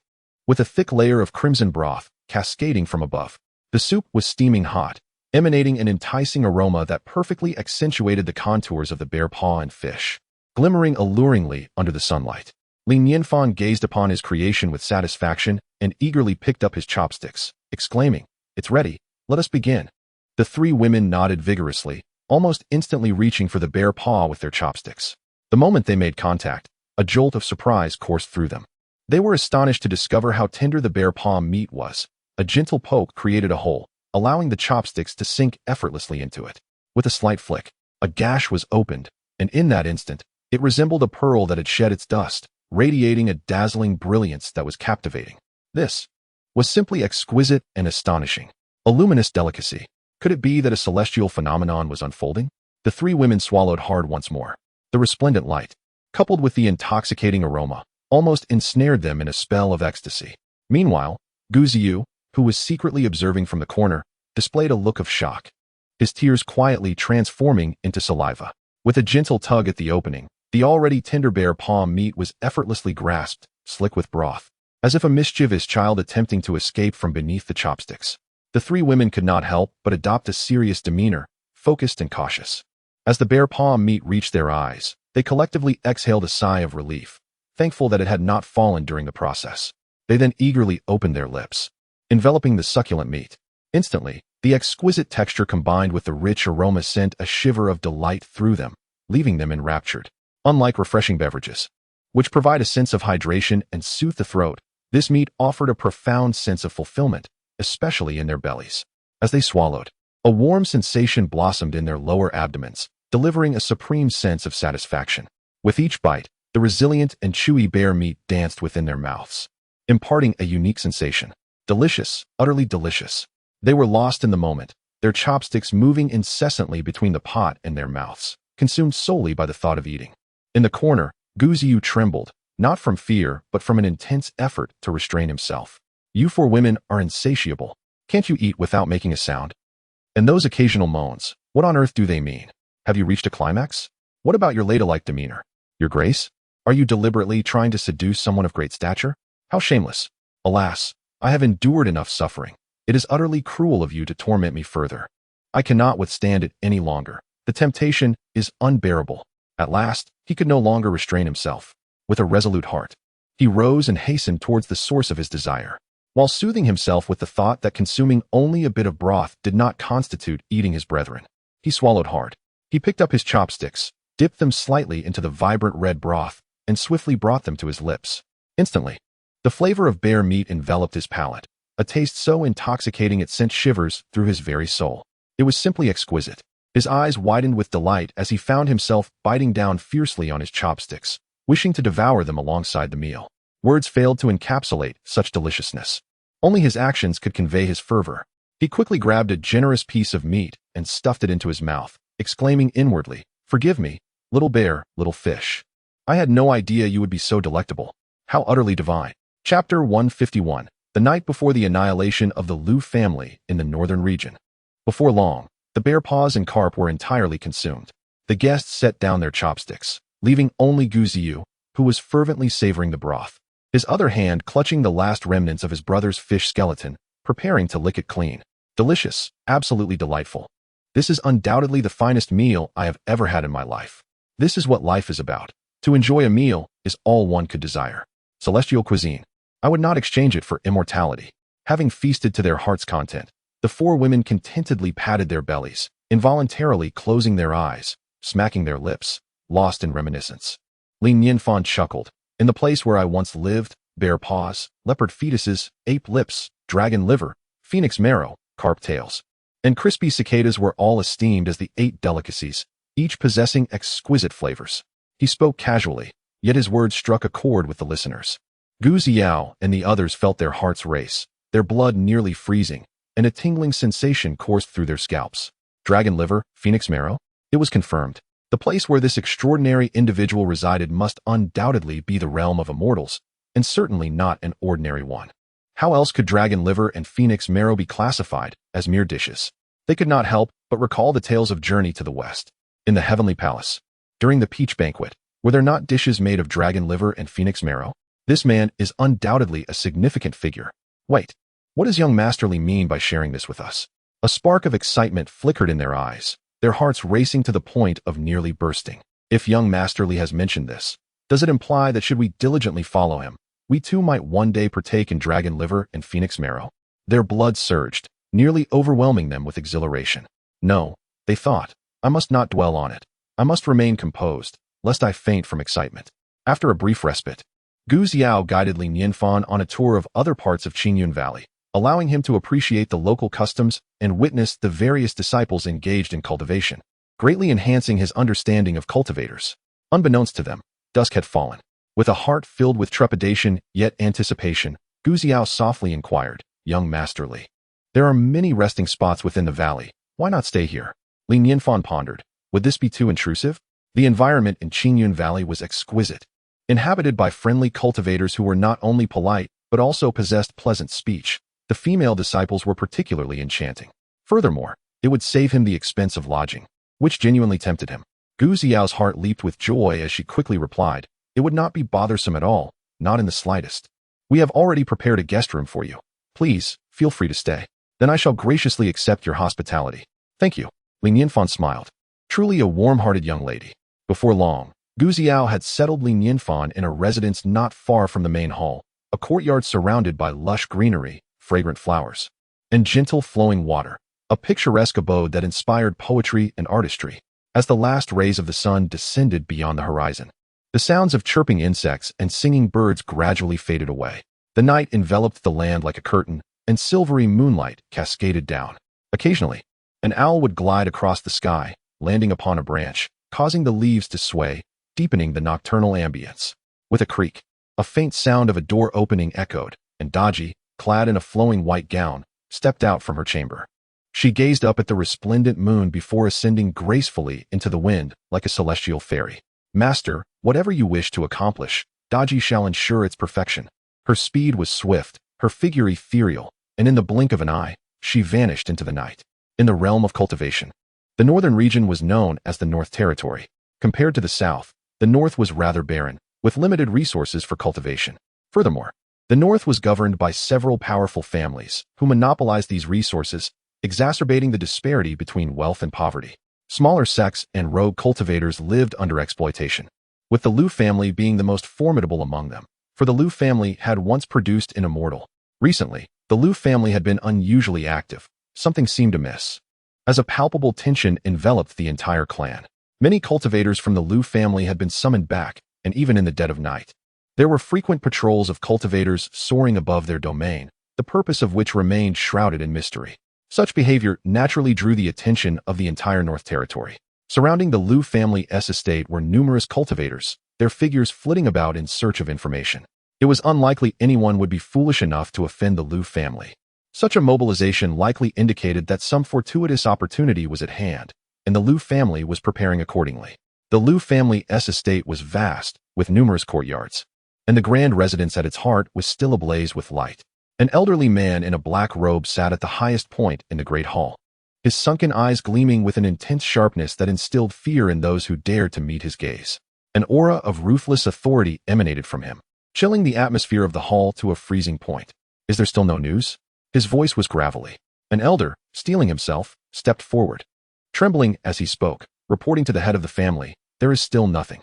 Only the life tokens of the Grand Protector and the Second Protector have shattered." Boom. A tempestuous force erupted from the old man, sweeping through the great hall with a sound reminiscent of dragon roars and tiger howls, reducing the surrounding furniture to mere splinters. "Who dares to strike against my Liu family?" His furious voice roared, his eyes blazing with a crimson hue, akin to a frenzied tiger ready to pounce. He cast his gaze over everyone in the hall, disdainful of their weakness. "Useless. All of you are utterly useless. Find out who did this. Spare no expense. Gather our forces, and let us march towards Qingyun Valley." The assembled crowd held their breath, a wave of sympathy washing over them for the one who had provoked such wrath. Truly, they were courting disaster. The head of the family was in such a furious rage. Whoever had incurred his ire would undoubtedly face a fate worse than death. Being subjected to soul extraction and refinement would be considered a mercy. It seemed inevitable that a storm of blood and carnage would soon engulf the world of cultivation. At that moment, a young disciple stepped forward and spoke. "Respected master, I have gathered some insights regarding the matter you entrusted me with. It appears that there is indeed a significant opportunity at hand." The elder in the black robe reacted with interest and urged, "Oh, pray, share your findings with me." The disciple continued, "That girl seems to be a newly accepted apprentice of the Golden Lotus sect in the Qianlong celestial dynasty. She holds an exceptionally exalted position within the sect. However, it is curious that despite possessing only a low-grade spiritual root, her cultivation speed is remarkably astonishing. Recently, she unexpectedly defeated a half-step golden core cultivator with her newly established foundation, which has caused quite a stir throughout the northern region." Pausing for a moment, the disciple elaborated. "Through extensive inquiries, I discovered that the girl's origins are shrouded in mystery. When the Golden Lotus sect accepted her as a disciple, a mysterious man appeared and presented her with a..." His voice grew increasingly serious. trembling slightly with excitement as he continued. It is said to be a scroll inscribed with boundless principles, likely a treasure of the celestial realm. Chapter 152. The Pinnacle Battle of the Immortal Realm. In the Grand Hall, every individual collectively widened their eyes, their hearts racing and breaths quickening, as expressions of avarice swept across their faces. A mysterious man? A treasure of the celestial realm? The head of the Liu family took a deep breath, his countenance grave as he inquired, "Is this news confirmed to be true?" A disciple spoke up. "I have diligently inquired among various sects present at the Qianlong celestial dynasty to ensure the accuracy of this information. Moreover, Emperor Luo holds a considerable respect for this mysterious individual, suggesting he may possess significant stature." One among them remarked, "To cultivate from a low-grade spiritual root to the foundation establishment stage in such a short time is exceedingly rare. And to have the ability to counterattack a half-dan cultivator, regardless of the truth of this news, it is certain that this girl harbors immense fortune." The elder in black nodded, his voice deep. "The Golden Lotus sect is merely a weak faction. Tomorrow, I will send a nascent soul cultivator to annihilate them and capture that girl. But if we proceed in this manner, will we not provoke the powerful figure behind her?" Hesitated the disciple, concern evident in his tone. The elder in black scoffed dismissively. "Even if that person possesses great stature, can they rival our ancestors? Let us not forget, we have immortals backing us. Bring that girl here. If she is sensible, she will marry into the Liu family as a concubine. If she resists, we shall seize her fortune without fear." The crowd echoed in unison. The head of the family is wise. With a wave of his sleeve, the elder declared coldly, "Enough. The Golden Lotus sect is a trivial matter. What I wish to know is the fate of Ruoxing." Outside the Liu family, a group of hidden cultivators suddenly felt an overwhelming sense of dread, as if a formidable terror was rapidly approaching. They gazed upwards, their pupils contracting in shock. Before them, 6 figures rushed forth, each exuding an overwhelming aura that caused the surrounding void to tremble. One among them recognized the leading figure and gasped in disbelief. That is, Gu Changqing. Not only Gu Changqing, but 3 of the 4 elders from Qingyun Valley had also arrived. The other 2 appeared to be the second elder Zhou Deshang from the Linxian Dao Palace and Emperor Luo of the Qianlong celestial dynasty. What could this mean? Madness. Surely, I must be seeing things. The 6 figures of Gu Changqing did not bother to conceal their presence. They deliberately condensed their aura, the winds howling with a might akin to that of dragons, instilling fear in all who beheld them. In a flash, they raced towards the Liu family. Within the grand hall of the Liu family, including the head of the family, all present turned pale, shock evident on their faces. Yet, before they could react, a thunderous voice resonated from the heavens, proclaiming, "After tonight, there shall be no Liu family in the immortal realm. Those who wish to avoid death should retreat at once." Under the serene cloak of night, a sound erupted with the ferocity of thunder, reverberating in the ears of all present, leaving them in disbelief, as if struck by lightning. Is it true that the Liu family will no longer exist in the realm of cultivation? Are they here to annihilate the Liu family? The sheer horror of it all was almost beyond comprehension. Every individual felt a prickling sensation on their scalp, their blood seemingly frozen in their veins. Suddenly, several figures soared from the Liu family's grand hall, suspended between heaven and earth, their gazes filled with suspicion as they regarded the 6 individuals led by Gu Changqing. The head of the Liu family, with a face ashen with fury, gravely inquired, "Gu sect leader, what is the meaning of this?" Gu Changqing maintained a calm demeanor, his eyes glinting with cold light as he fixed his gaze on Liu Xinghe. "Tonight, we come at the behest of a revered master to eradicate your Liu family. Do you have any final words?" Though his tone was light, it struck like a bomb dropped into the depths of the ocean, causing everyone's minds to buzz with extreme shock. They had indeed come to annihilate the Liu family. This was the Liu family, the foremost clan of the northern region. What could possibly have warranted such a fate? Who was this so-called master that commanded Gu Changqing to undertake such a grave task? The very thought sent chills down their spines. "Gu Changqing, you have lost your mind. Do you even comprehend the gravity of your actions?" Liu Xinghe's gaze sharpened, his teeth clenched in rage. "My son has gone missing in your Qingyun Valley, and I was on my way to demand an explanation from you. You dare come here, truly believing my Liu family to be easy prey? Your son, Liu Rushing?" Zhou Deshang smirked coldly.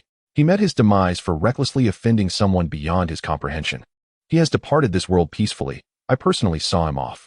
Liu Xinghe's eyes blazed with crimson fury, an uncontrollable wave of murderous intent surging forth as he roared. "Zhou Deshang, you seek death. The one courting death is you." Gu Changqing retorted sharply. You remain blissfully unaware of the formidable existence you and your Lu family have provoked. How pitiable, how tragic. Enough talk. It is time to send you on your way. As his words fell, he waved his embroidered robe, summoning a golden ring that materialized before him, flames roaring fiercely upon it, resembling a miniature sun in the nocturnal sky. Then, it exploded outward, encircling the Lu family in a vast sea of fire. The scorching waves of heat surged skyward, causing all present to recoil in alarm. Lu Xinghe surveyed his surroundings, a maniacal laughter escaping his lips as he seethed. Very well. It seems I must show you the might of my Lu family. Though he was merely at the integration stage, standing within the confines of the Lu family, he felt no fear in the face of the ascendant Gu Chongqing. Prepare the formation. The Lu family's members had long been ready. With his command, a brilliant azure light suddenly ascended from the Lu family, illuminating the night sky. A howling gale arose, unleashing countless razor-sharp wind blades that sliced through the air in all directions. Instantly, the flames surrounding the Lu family swayed violently, akin to a candle flickering in the wind. Lu Xinghe smiled faintly and proclaimed with pride, Gu Chongqing, it seems you have forgotten that my Lu family is under the protection of the Immortals. What significance does your so-called expert hold? Ignorance. Indeed. Immortals hold little weight in the presence of true masters. Zhou Deshang scoffed disdainfully, raising his hands as an ancient zither materialized before him. With a sudden stroke, the strings resonated. The music flowed like a spring, transforming the void into a river, moving with the rhythm. The other three elders of Qingyun Valley followed suit, their forms swaying as they positioned themselves at three distinct points. With a swift incantation, a fire dragon coalesced in the air, roaring as it charged towards the Lu family. Gulp. The numerous onlookers, practitioners of the immortal arts, watched the extraordinary spectacle with bated breath, their faces etched with astonishment. Is this truly the clash of the pinnacle forces within the realm of cultivation? It has not been witnessed in over a millennium. Who, indeed, has the power to invoke such upheaval in the world of the immortals with mere words? It is simply astounding. Chapter 153. The display of wealth is acceptable, but please refrain from personal attacks. An unprecedented battle commenced abruptly. Such grand conflicts seldom occur unless absolutely necessary. For the powerful are exceedingly precious, and the perils of combat are immense. Until the very end, no one can predict the outcome. To safeguard their legacies, various factions typically refrain from allowing their elite forces to engage in a life-or-death struggle. Yet this time, there was scarcely an opportunity for discussion. Only a few terse words were exchanged before the conflict erupted. This scenario would have been unimaginable in the past. Remarkably, all of this was ignited by a single utterance from an esteemed figure. Whoosh! A fire dragon soared through the skies above the Lu family, emitting a thunderous roar, as if it were both bellowing and ablaze with fervent flames. Clang, clang, clang. Simultaneously, a melody resonated, enveloping the entire Lu household. Countless impacts struck against the azure barrier shielding the Lu family, causing it to tremble incessantly. Lu Xinghe's complexion turned pale within the Lu clan. The less powerful disciples even spat blood, as the lingering resonance bore astonishing might. Although the Lu family was formidable, they found it increasingly challenging to withstand the combined efforts of multiple masters. With gritted teeth, Lu Xinghe's gaze ignited with madness. He let out a wild laugh, his long hair swirling, and the aura around him surged dramatically in that instant. If that is the case, let it be a battle to the death. He raised his right hand abruptly, and the azure shield of the Lu family solidified fiercely. Deep within the clan, in what appeared to be a shrine, an ethereal light radiated, causing the ground to tremble with a distinct force. Numerous masters of the Lu clan hovered around Lu Xinghe, their hands rapidly weaving intricate gestures, their expressions grave, their energy rising as if divinely inspired. Hiss, hiss, hiss. Suddenly, a low murmur emerged from the void, growing louder until it drowned out all other sounds, echoing in the ears of the spectators and resonating across the heavens and earth. It felt as if something was awakening. The wind surged, clouds billowed. The azure light of the Lu family's barrier blazed forth, appearing almost tangible, nearly blinding to the eye. Clang. At last, a voice erupted like thunder, materializing abruptly. Subsequently, a brilliant light shot skyward, cleaving the heavens as if it were a magnificent rainbow, leaving trails in the air before coming to a halt before Lu Xinghe. Hovering in midair, the dazzling radiance illuminated the skies, exuding an overwhelming majesty that suppressed this realm. The hearts of all present raced with sudden intensity. Merely casting a glance at the spectral sword conjured an instinctive urge to flee.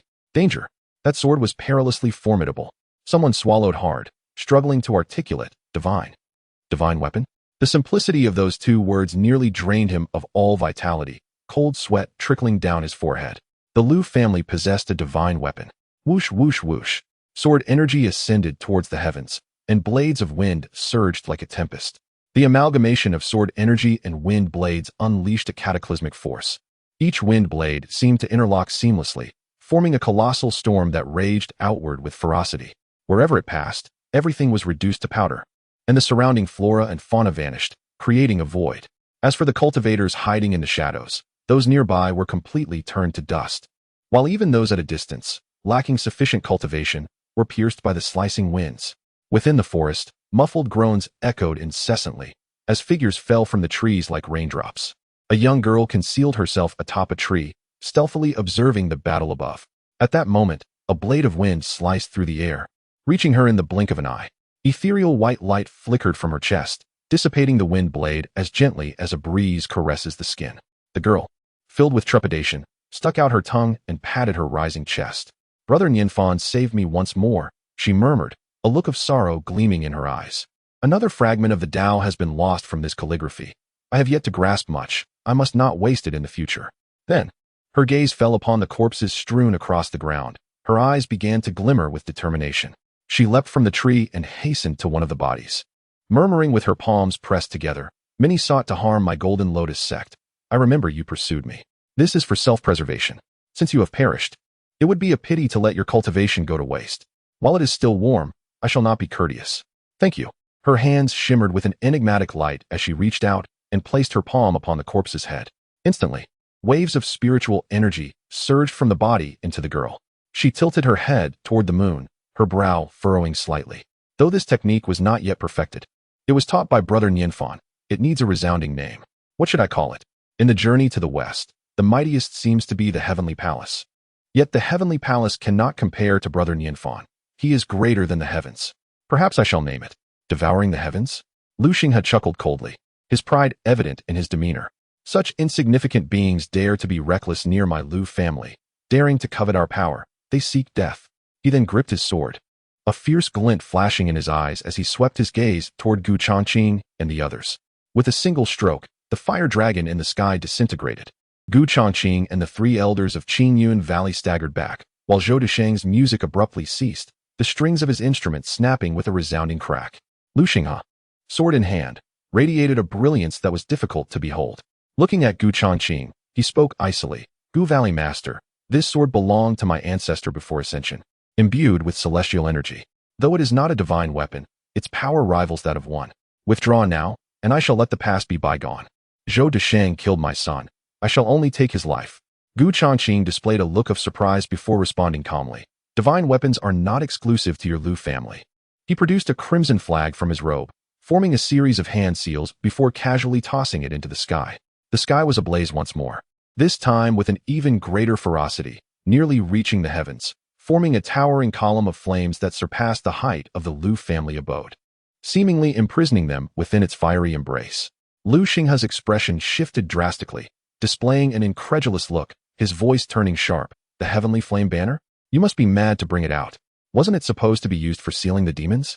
It was necessary before, but for now, it is not." Gu Changqing waved his hand at the heavenly flame banner, and the boundless flames appeared as if imbued with life, darting back and forth in the sky, creating intricate trails of fire. "Do you wish to kill me?"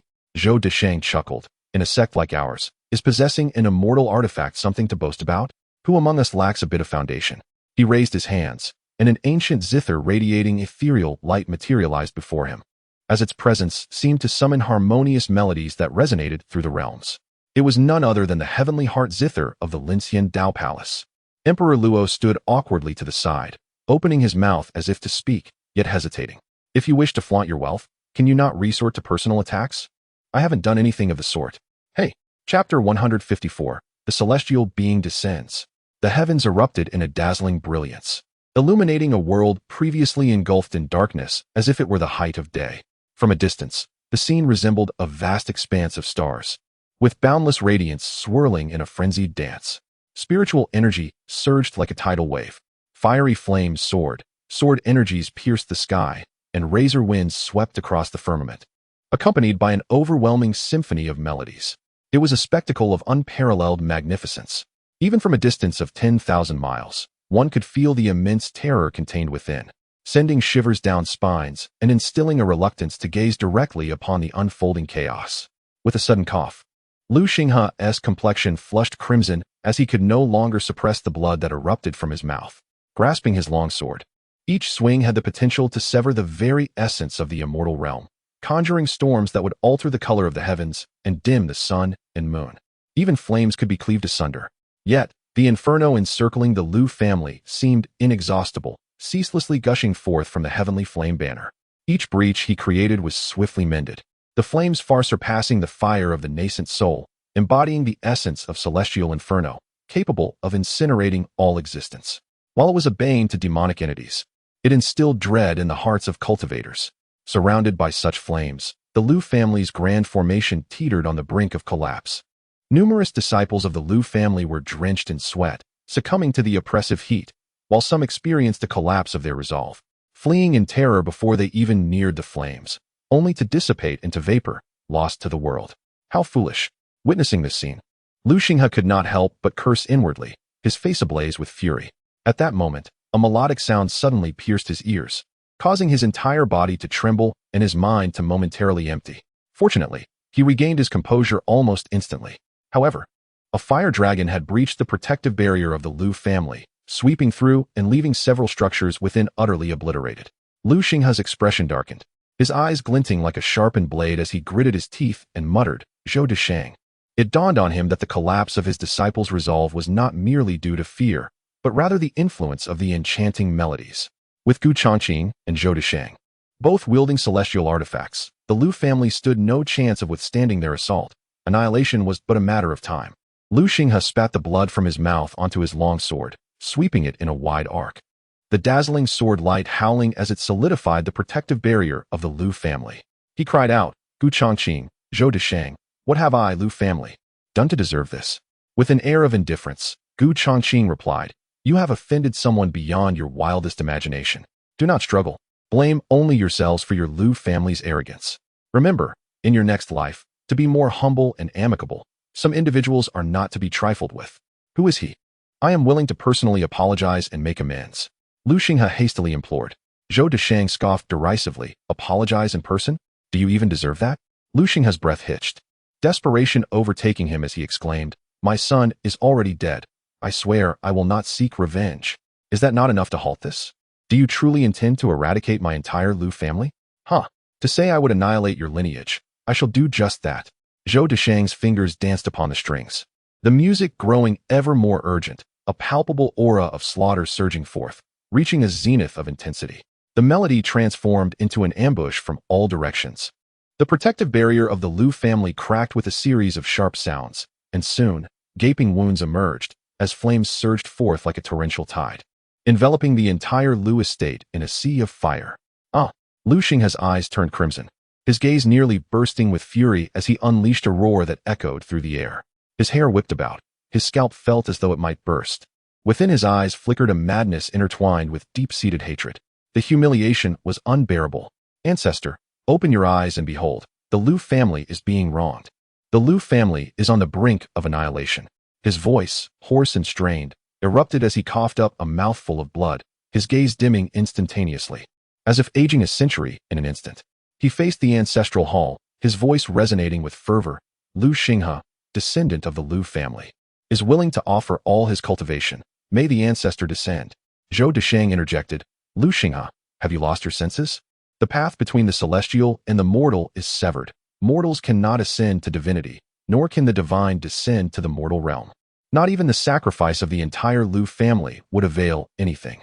Beside them, Gu Changqing furrowed his brows, a flicker of unease crossing his countenance. At that moment, a pang of foreboding gripped his heart. He sensed that the realm had undergone a change, though he could not articulate the nature of it. It was undoubtedly altered. Could it be? A sudden surge of anxiety coursed through him. Amidst the fiery inferno, the music persisted. Yet, in that fleeting instant, everything seemed to freeze. Suddenly, Lu Xinghe's sword emitted a soft chime, breaking free from his grasp, soaring skyward. With a single swing, it cleaved through the pillars of flame surrounding the Lu estate as though parting the heavens. The sound of flowing energy resonated through the cosmos, an overwhelming symphony echoing in every ear, igniting a fervent reverence within all hearts. The sword ultimately hovered above the Lu ancestral hall, radiant light cascading downward. Ancestor. Lu Xinghe stood momentarily dumbfounded before a wave of ecstasy washed over him. Overwhelmed, he knelt, prostrating himself in reverence. Lu Xinghe humbly welcomes the ancestor's descent. Simultaneously, the others of the Lu family widened their eyes, their faces flushed, hearts racing to the brink of bursting, as they echoed in unison, welcoming the ancestor's arrival. Their voices thundered, akin to a great tempest. Outside the Lu estate, onlookers stood as statues, their minds blank, bodies rigid, feeling a tingling sensation that threatened to erupt. A celestial being is descending?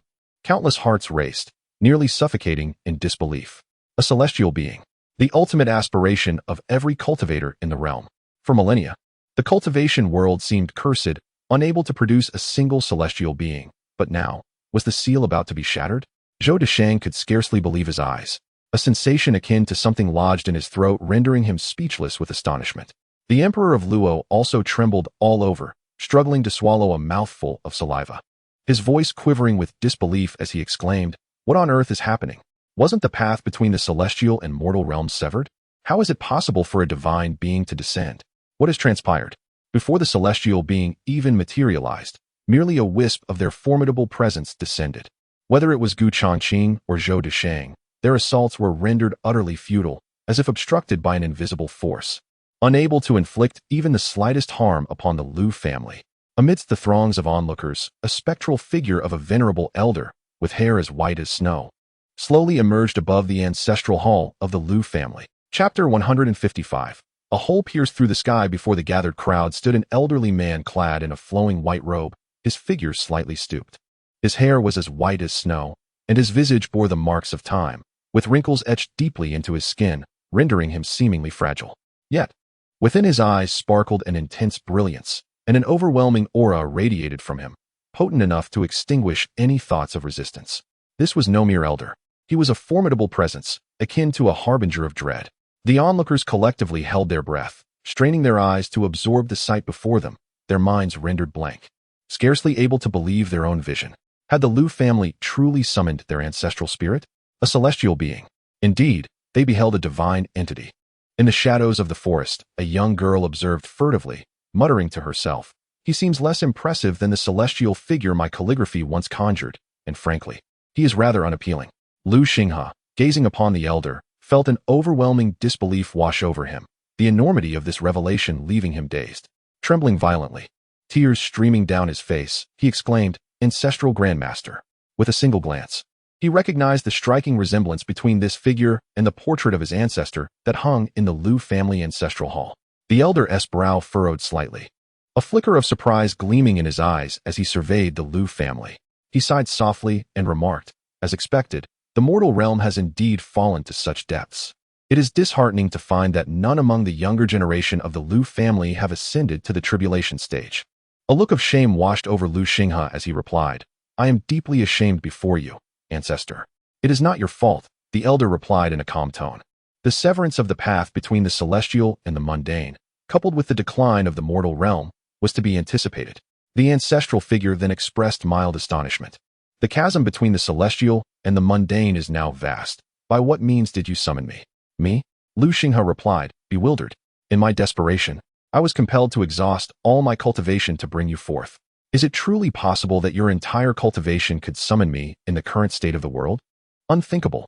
The elder shook his head in disbelief, then inquired, "Has any significant event transpired recently in the mortal realm?" After a moment of contemplation, Lu Xinghe shook his head.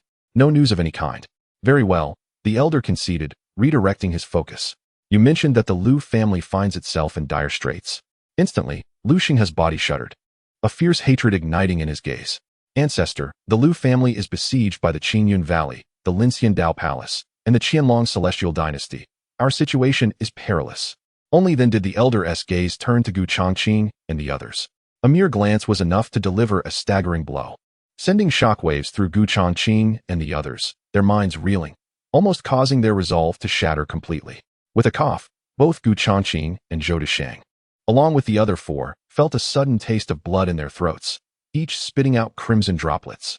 Fear and astonishment surged across their faces, their hearts tumultuous with turmoil. Such strength! The celestial being was indeed formidable, and this was merely a remnant of his presence. As cultivators ascend to become immortals, they typically do so through direct ascension. Given that no one has attained immortality in the realm of cultivation for several millennia, while the prowess of immortals is widely acknowledged, the specifics of their strength remain elusive. This time, however, the reality is palpably evident. Ants. To immortals, cultivators are akin to mere ants. Ha ha ha, Gu Changqing. I have previously stated that the Lu family is not so easily trifled with. Lu Xinghe laughed heartily. Despite his lost powers, he was filled with immense pride. His countenance twisted with malice, declaring, "Today, I shall ensure that all of you perish here. And that esteemed figure you speak of? Where is he now? Do you not believe he surpasses my forebears? Let him show himself." The elder of the Lu family furrowed his brow. Oh, do they have someone backing them? Who could it be? I have heard whispers of a powerful figure, but I cannot ascertain its truth. Lu Xinghe smiled faintly, his expression dripping with disdain. He has probably witnessed the arrival of the ancestor and fled in terror. The elder of the Lu family sighed softly, lamenting the lost opportunity. Otherwise, for the dishonor he brought upon the Lu family, I would have surely slain him. Gu Changqing took a deep breath, striving to calm the tumultuous energy within, and spoke. "Senior Lu, we indeed came here at the behest of a powerful figure." Pausing momentarily, he bit his lip and continued. "Moreover, this individual is likely beyond your capacity to offend." The elder of the Lu family was momentarily taken aback, followed by a thunderous laughter that resonated through the heavens, creating a tempest that rattled the surrounding trees and echoed with the sound of thunder. Ridiculous, how utterly absurd. The elder shook his head repeatedly, scoffing. "Ignorance, sheer ignorance. You cannot even fathom my might." Lu Xinghe too found amusement in the situation, remarking, "Gu Changqing, I truly did not anticipate that with my ancestor personally present, you would dare utter such words, unafraid of being the subject of ridicule. There exists no being in this trivial realm of cultivation that I cannot offend. What experiences have led you to utter such mindless statements?" Though the elder laughed, a glint of cold light flickered in his eyes. Feeling insulted, he shifted his tone, coldly declaring, "I see you are merely frightened into folly. Allow me to liberate you." As the words fell, he raised a hand slightly, pointing toward the crowd. Instantly, the heavens shifted in hue. Roar. A tempest roared with the ferocity of a wild beast. An intense hurricane erupted, scattering the clouds in the sky instantaneously. And the intangible wind coalesced into the head of a blue dragon, surging through the air toward Gu Changqing and the others. This dragon's head was immense, nearly blotting out the sun, its maw agape, intent on swallowing them whole. The spectacle was utterly terrifying, reverberating through the void and causing one's scalp to tingle.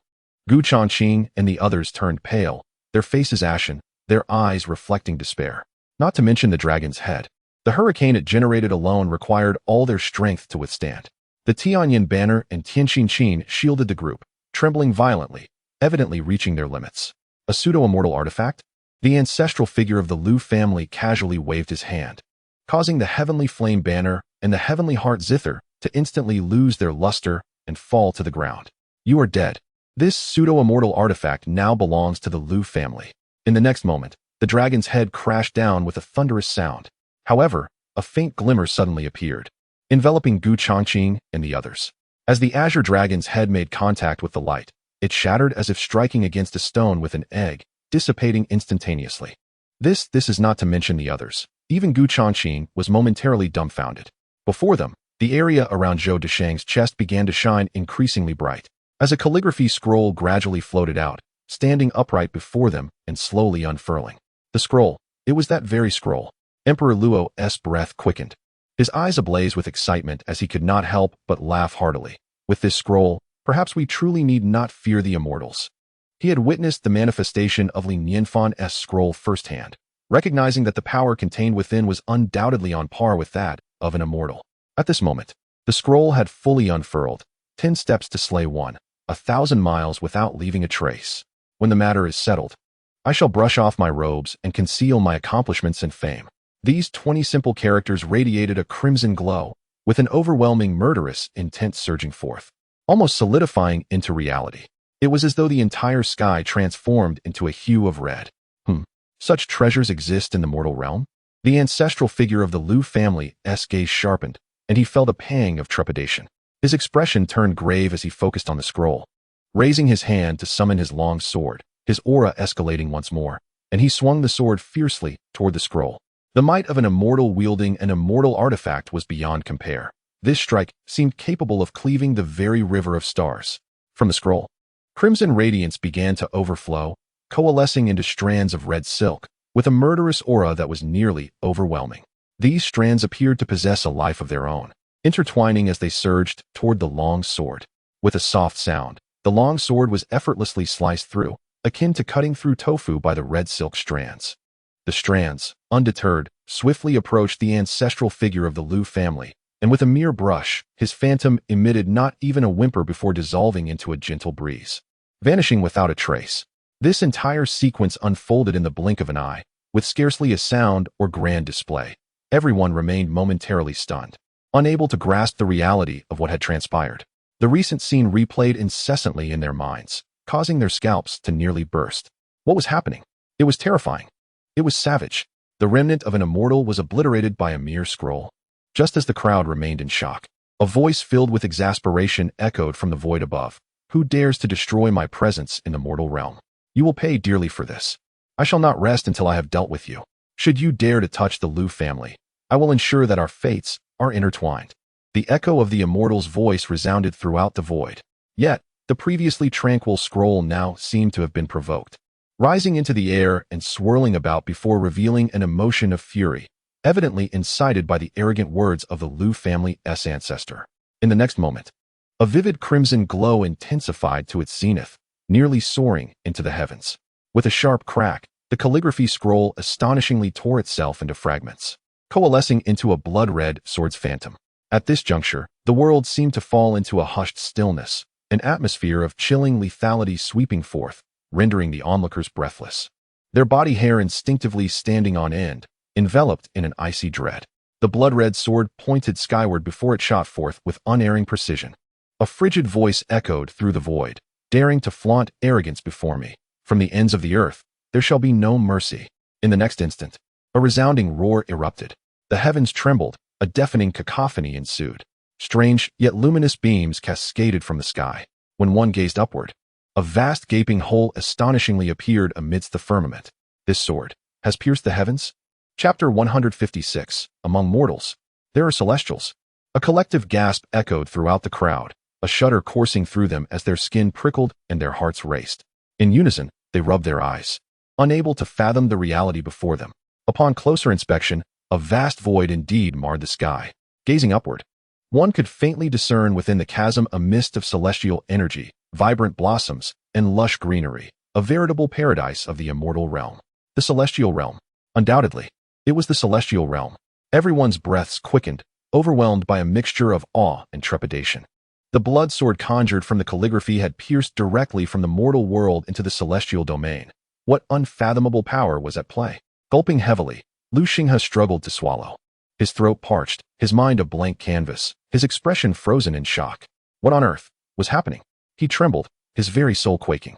Liu Rushing, my son, you are astonishingly formidable. What manner of circumstances could have summoned such a terrifying entity? Gu Chongqing and the others were too preoccupied with the ominous void to attend to Liu Xinghe. With serious expressions, they scrutinized the opening. It must undoubtedly lead to the celestial realm, remarked Emperor Luo. Gu Chongqing nodded in agreement, echoing his own thoughts. Much like the demon realm, the celestial realm exists within a unique space. Ascension does not merely imply soaring into the heavens, but rather venturing into another realm altogether. Zhou Deshang awkwardly chimed in. I concur with your assessment. In my youth, I sought the celestial realm, believing the fabled 9 heavens resided above. I ascended, flying towards the sky. And though it began harmlessly, as I climbed higher, my breathing became increasingly labored, and the pressure mounted until I could see not a trace of the celestial realm. Suddenly, Emperor Luo proposed, what if we were to venture through that void? Could we not enter? That is an impossibility. You should abandon such thoughts, Gu Chongqing replied, shaking his head. There exists a spatial barrier between the mortal realm and the celestial realm. Though they appear connected, if you attempt to traverse it, you would be ensnared by the chaotic currents between the two realms, leading to certain demise. Only upon achieving immortality could one traverse the divide. Emperor Luo instinctively recoiled at the thought. Just then, their gazes sharpened with intrigue, revealing their astonishment. Within the chasm, a figure drew nearer, floating closer as if carried by an unseen current.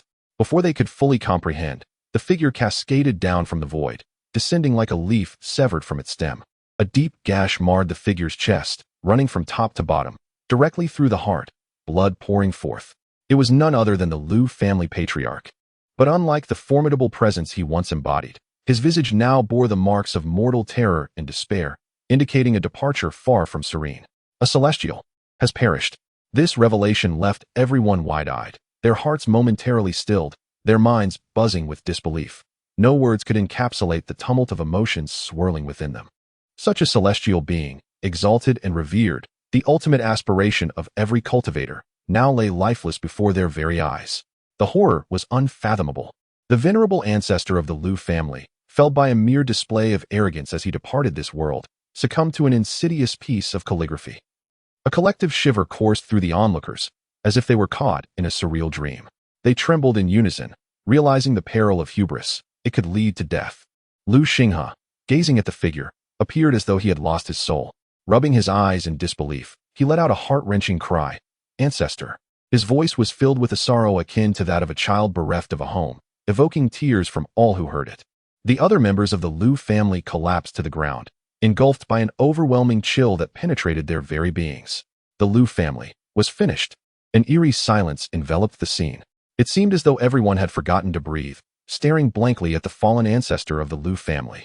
At that moment, clouds began to coalesce in the sky, a vast and boundless aura emanating from the chasm, swiftly enveloping the entire area. With a resounding crack, a crisp sound echoed in their ears, as if something were about to emerge from the abyss. The faint glow within the chasm intensified, piercing the eyes of the onlookers. Those of lower cultivation dared not gaze upon it, while those of higher cultivation felt their hearts tremble, requiring all their spiritual energy to withstand the overwhelming presence. A collective shudder coursed through them, their scalps prickling, replaced by an overwhelming sense of dread in their eyes. Buzz. The clouds converging from all directions began to whirl around the chasm, creating a vortex that drew in all the clouds within 1,000 miles, condensing them into a singular entity. In that instant, the sky appeared devoid of clouds, as if washed clean, resembling a smooth, pristine mirror. Zhou Deshang and Gu Chongqing exchanged glances, each seeing shock reflected in the other's eyes. Riding the clouds, traversing the mist. This was a technique only the legendary immortals possessed. Could it be another immortal was descending?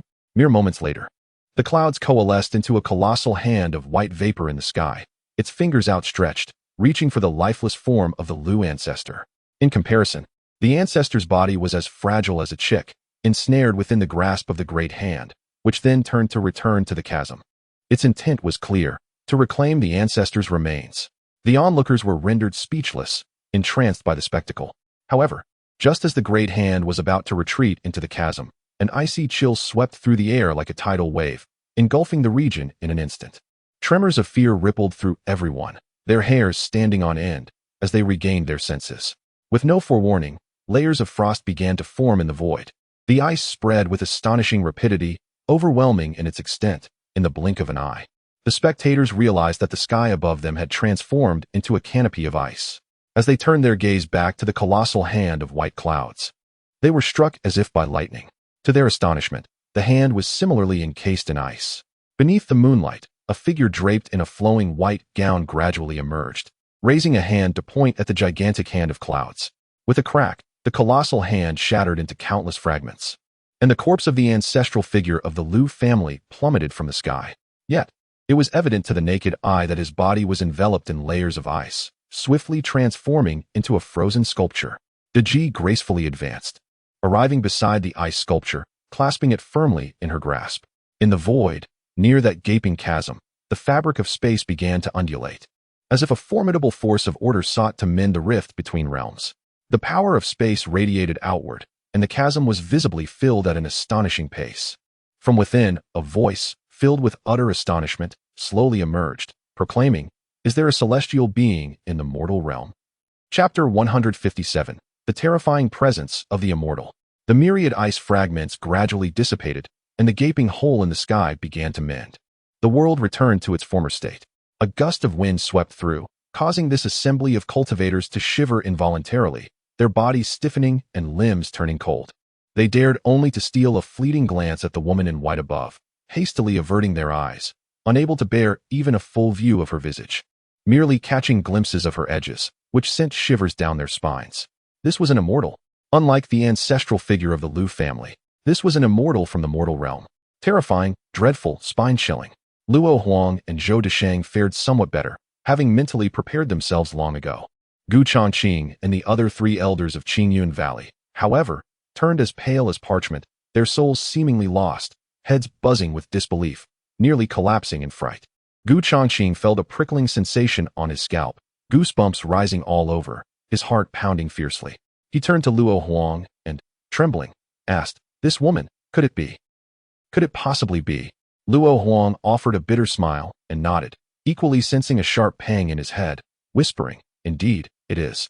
The collective gasp from Gu Chongqing, and the 3 elders nearly lifted their crowns from their heads, terror threatening to shatter their resolve. They had heard from Luo Huang that Lu Rushing had offended a powerful immortal due to disrespect towards a woman by his side. Yet they never imagined that this woman was, in fact, an immortal. Oh my heavens! Lu Rushing truly had a knack for courting disaster. Without a doubt, he was the foremost expert in self-sabotage within the cultivation world, and rightfully so, had he not perished already. Merely learning this revelation would likely have been enough to scare him to death. Fortunately, he had not acted rashly to intercede on behalf of the Liu family, otherwise. Gu Chongqing trembled at the thought, not daring to imagine the fatal consequences. Daji cast a glance at the immortal's corpse in her grasp, her enchanting eyes sweeping over Gu Chongqing and the others with a detached gaze. She lifted her leg and swiftly vanished into the horizon. A chilling voice then echoed in their ears, "You should be aware of my master's taboos. Handle the matters ahead with utmost discretion. Should any loose ends disturb my master's tranquil cultivation." Humph. Gu Chongqing and the others felt a jolt, nearly springing to their feet, their expressions tightening as they bowed deeply towards the direction Daji had departed. Her exit brought a collective sigh of relief from the onlookers. The formidable figure had finally left, allowing them to breathe freely once more. Everything seemed to revert to its previous state, as if the recent events had merely been a fleeting illusion, surreal and dreamlike. This one night had been laden with countless extraordinary occurrences, each capable of shaking the very foundations of the cultivation world: the siege on the Liu family, the arrival of an immortal, the celestial script unveiling, and the death of the immortal. The existence of immortals among mortals. It was utterly terrifying. If revealed, few would believe it. They felt as though they had glimpsed the cultivation world of millennia past, a wave of ancient energy surging towards them. The future of the cultivation realm. It seemed poised for monumental upheaval. At this moment, Lu Xinghe sat on the ground, his hair disheveled. No longer the master of the Liu family, but rather a faded elder, devoid of his former grandeur. Only his pair of eyes retained a glimmer of light. He stared intently at Gu Chongqing, his voice hoarse. "Gu family master, could you enlighten me on how my son offended that esteemed figure?"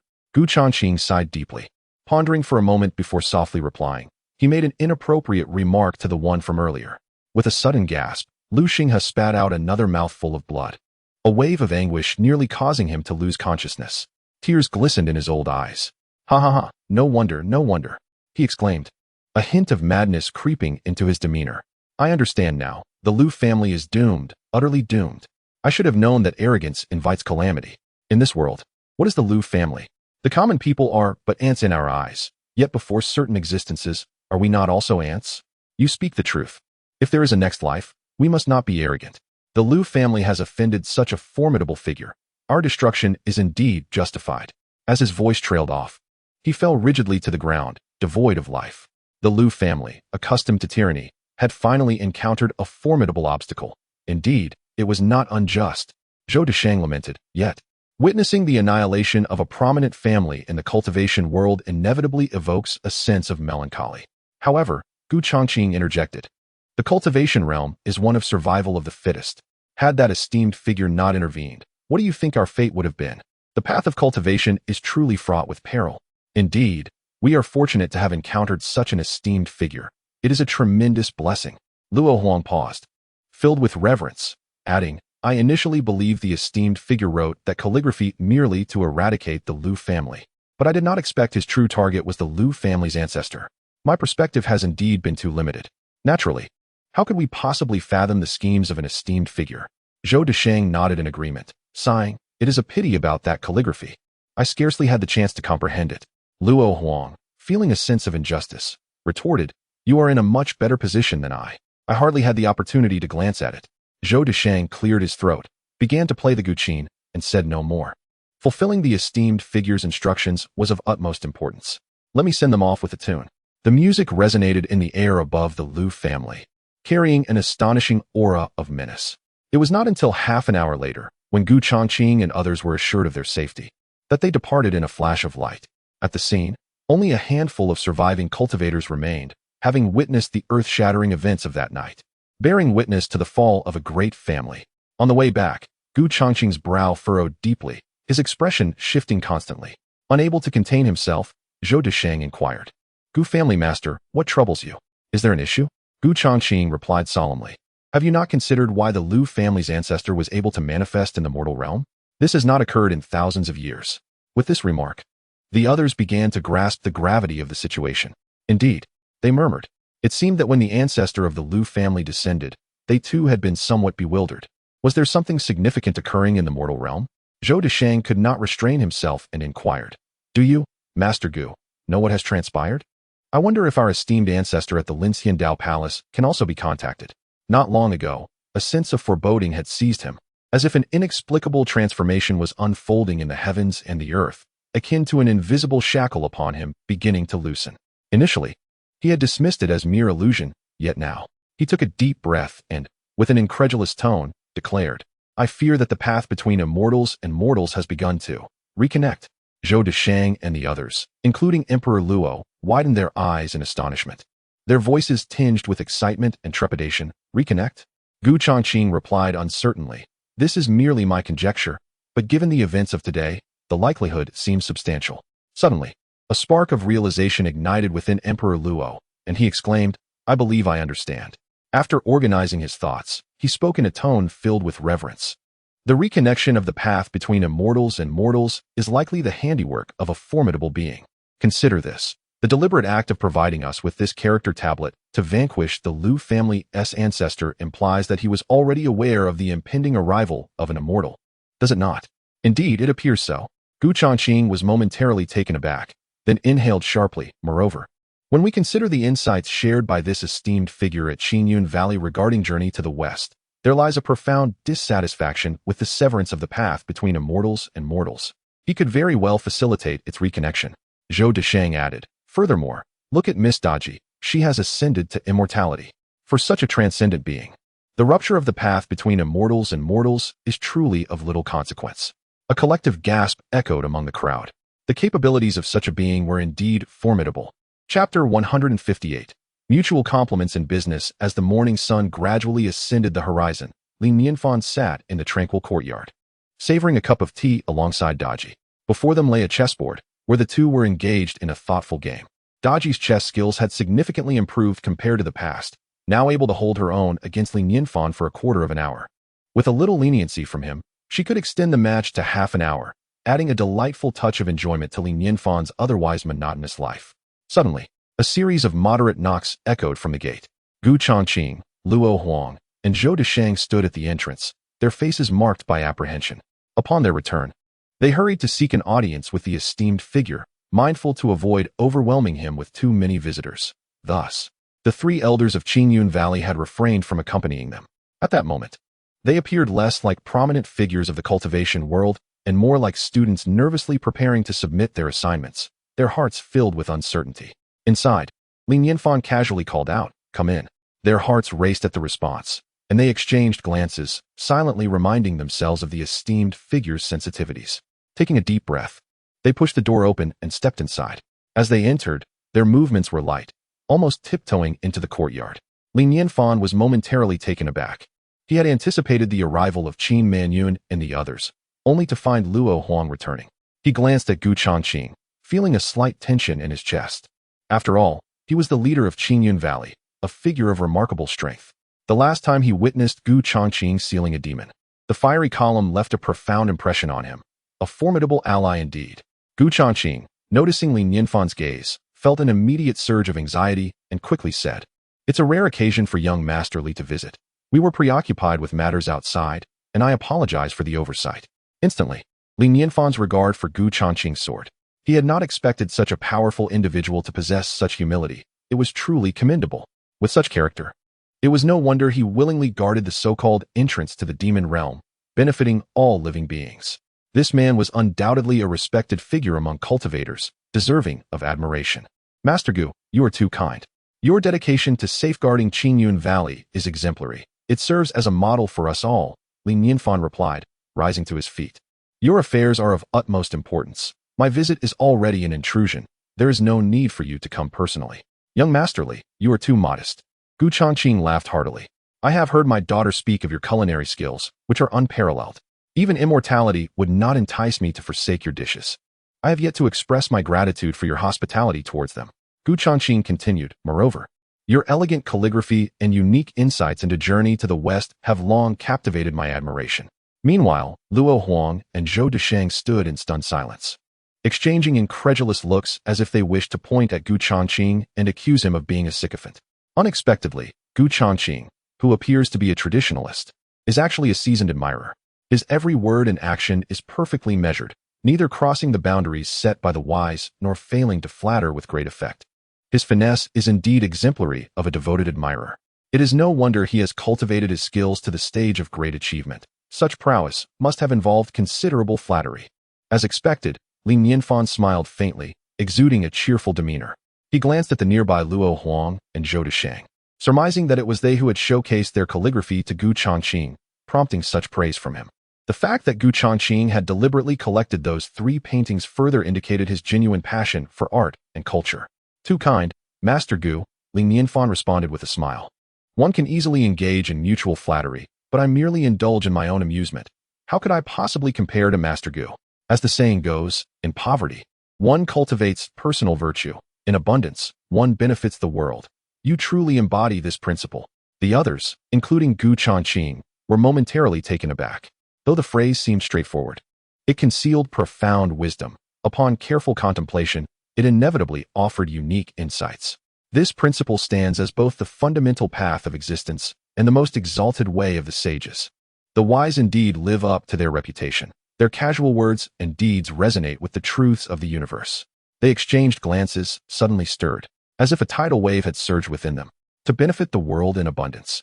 Such a formidable figure as the wise surely undertakes actions of great significance.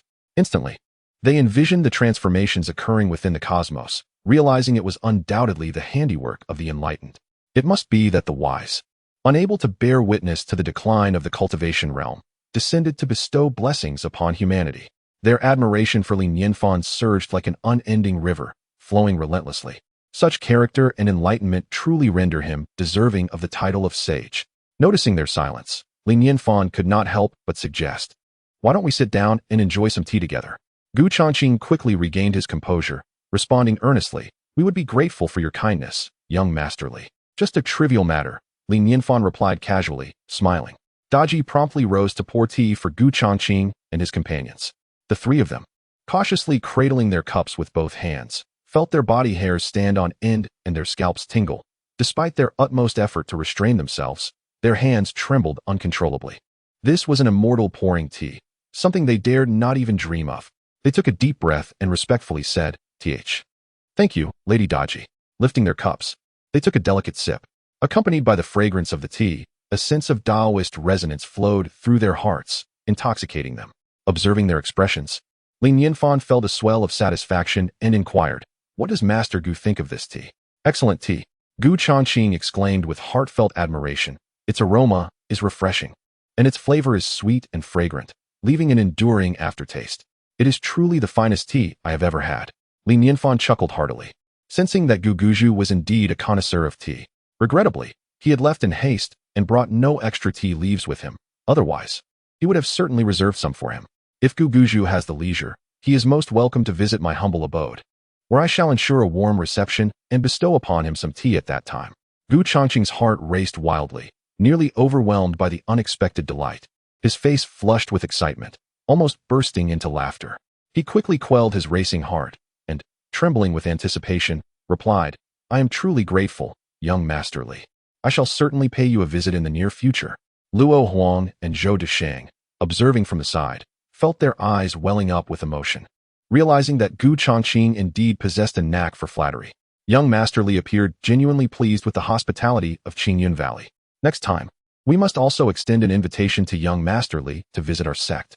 Perhaps a moment of joy in the mind of a distinguished individual could lead to unexpected rewards. This time, it truly benefited Gu Chongqing, that scoundrel. Chapter 159. A casual scribble suffices. Li Nianfan set down his cup and, with a hint of nostalgia, remarked, "It seems that time has flown. It has been quite a while since I ventured out." Upon hearing this, Emperor Luo immediately grasped the underlying implication in Li Nianfan's words and promptly replied, "Young Master Li, we have resolved matters on our end and are prepared for your return at any time." "Oh, so we can depart today?" Li Nianfan raised an eyebrow, intrigued. Zhou Deshang nodded affirmatively. "Indeed, young Master Li, it is quite feasible." "Young Master Li, might I persuade you to extend your stay a bit longer?" "It would allow me to extend my hospitality," Gu Chongqing interjected earnestly. "Thank you for your kind offer, but I must decline," Li Nianfan replied, shaking his head. "I have Dehei waiting for me at home. It has been many days since we last saw each other. I wonder how it has fared." Gu Chongqing conceded. "Since young Master Li has made up his mind, I shall not insist further." Both Emperor Luo and Zhou Deshang also rose, stating, "Young Master Li, we too must begin to pack our belongings." Recognizing Li Nianfan's determination, they refrained from further discussion and promptly complied. As Gu Chongqing exited the courtyard, he headed directly towards the great hall of Qingyun Valley. There, Gu Xiao and her brother awaited, rushing forward to greet him. "Father." Gu Chongqing spoke hurriedly. "Xiao, have you completed the task I entrusted to you?" "Yes, father, I have." Gu Xiao nodded and, after a brief hesitation, added, "Father, the esteemed individual showed interest in the awakening pearl, so I sent it to him." Gu Chongqing inquired further, "Did the esteemed individual accept it?" "Yes, he did. And it seems he quite liked it," Gu Xiao responded. "Excellent. Well done," Gu Chongqing exclaimed, elated. "No wonder the esteemed individual has been so amiable. It appears this was the key to his favor." He couldn't help but laugh heartily, realizing that a single awakening pearl could secure such goodwill from a remarkable figure, a most advantageous exchange indeed. "Xiao, you have done splendidly." Gu Xiao smiled and produced a storage ring, saying, "Father, there are also these items, which the esteemed individual examined for more than 5 seconds.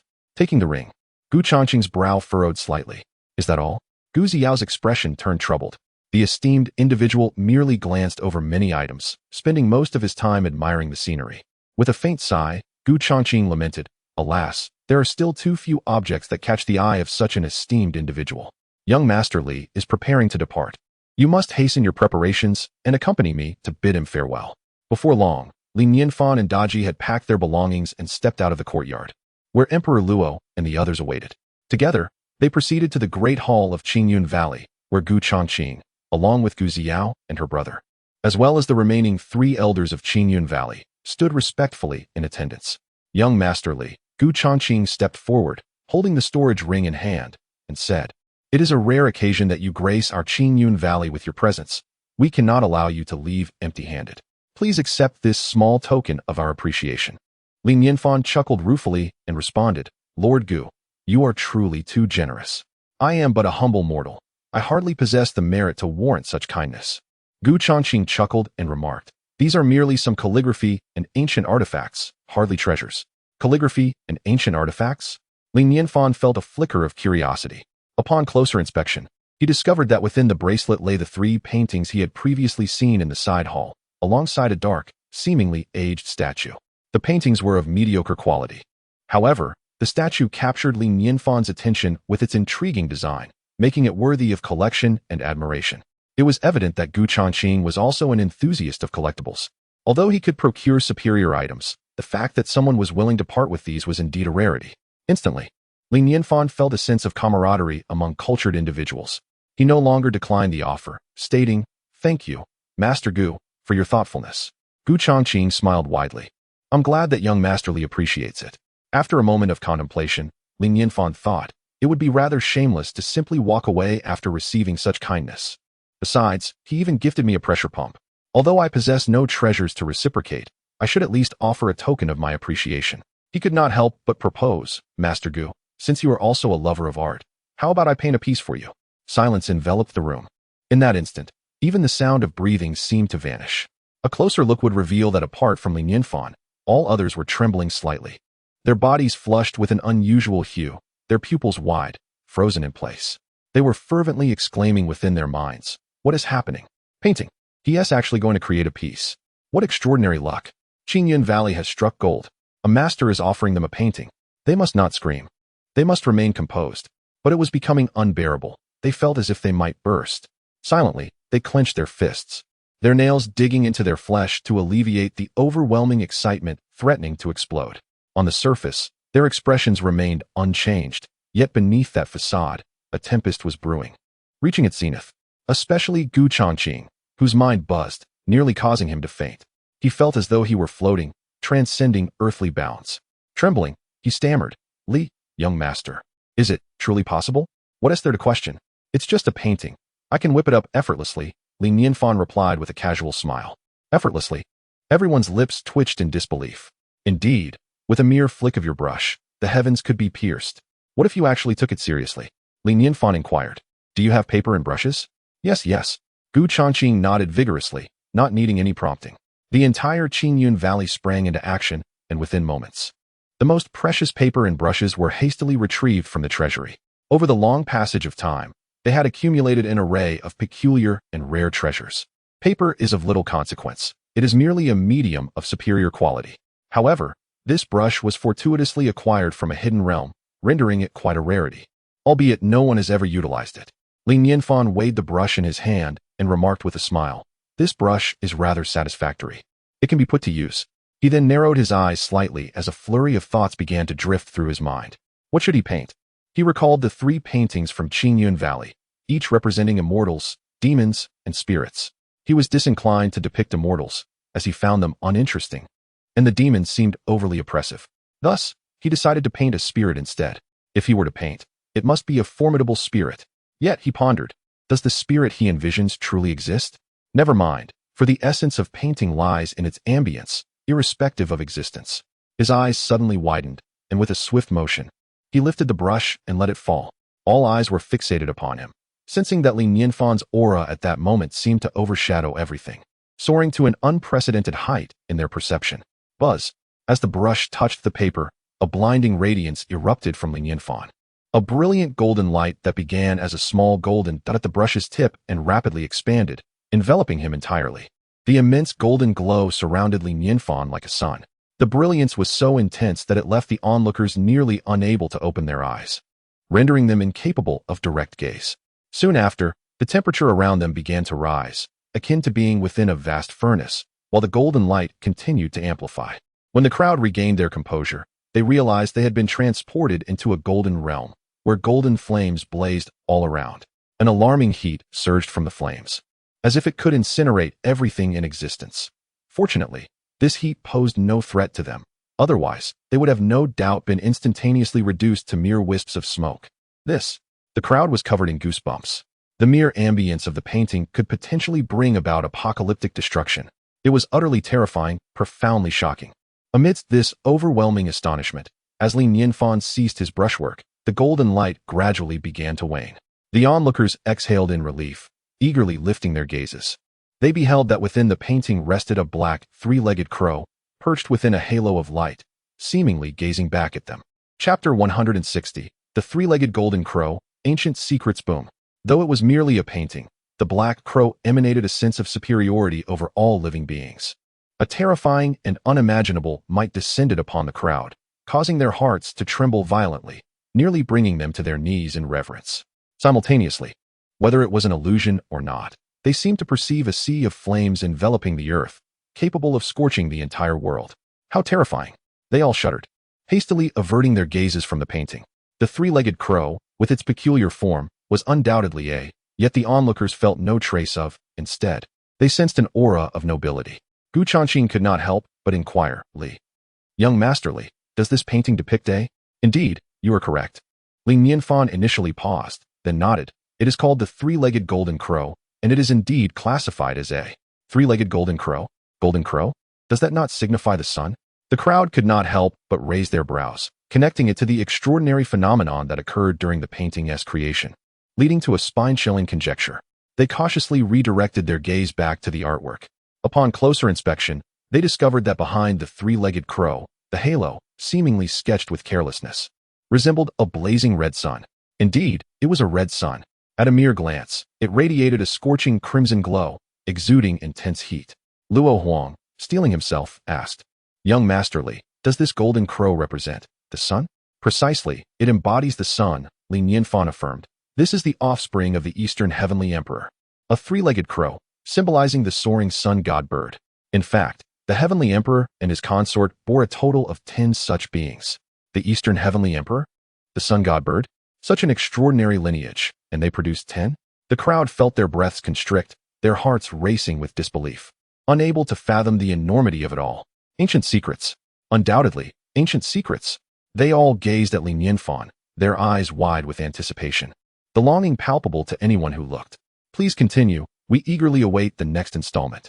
Those in the cultivation world were evidently enamored with tales of deities, perhaps due to their deep-seated obsession and yearning for the immortal.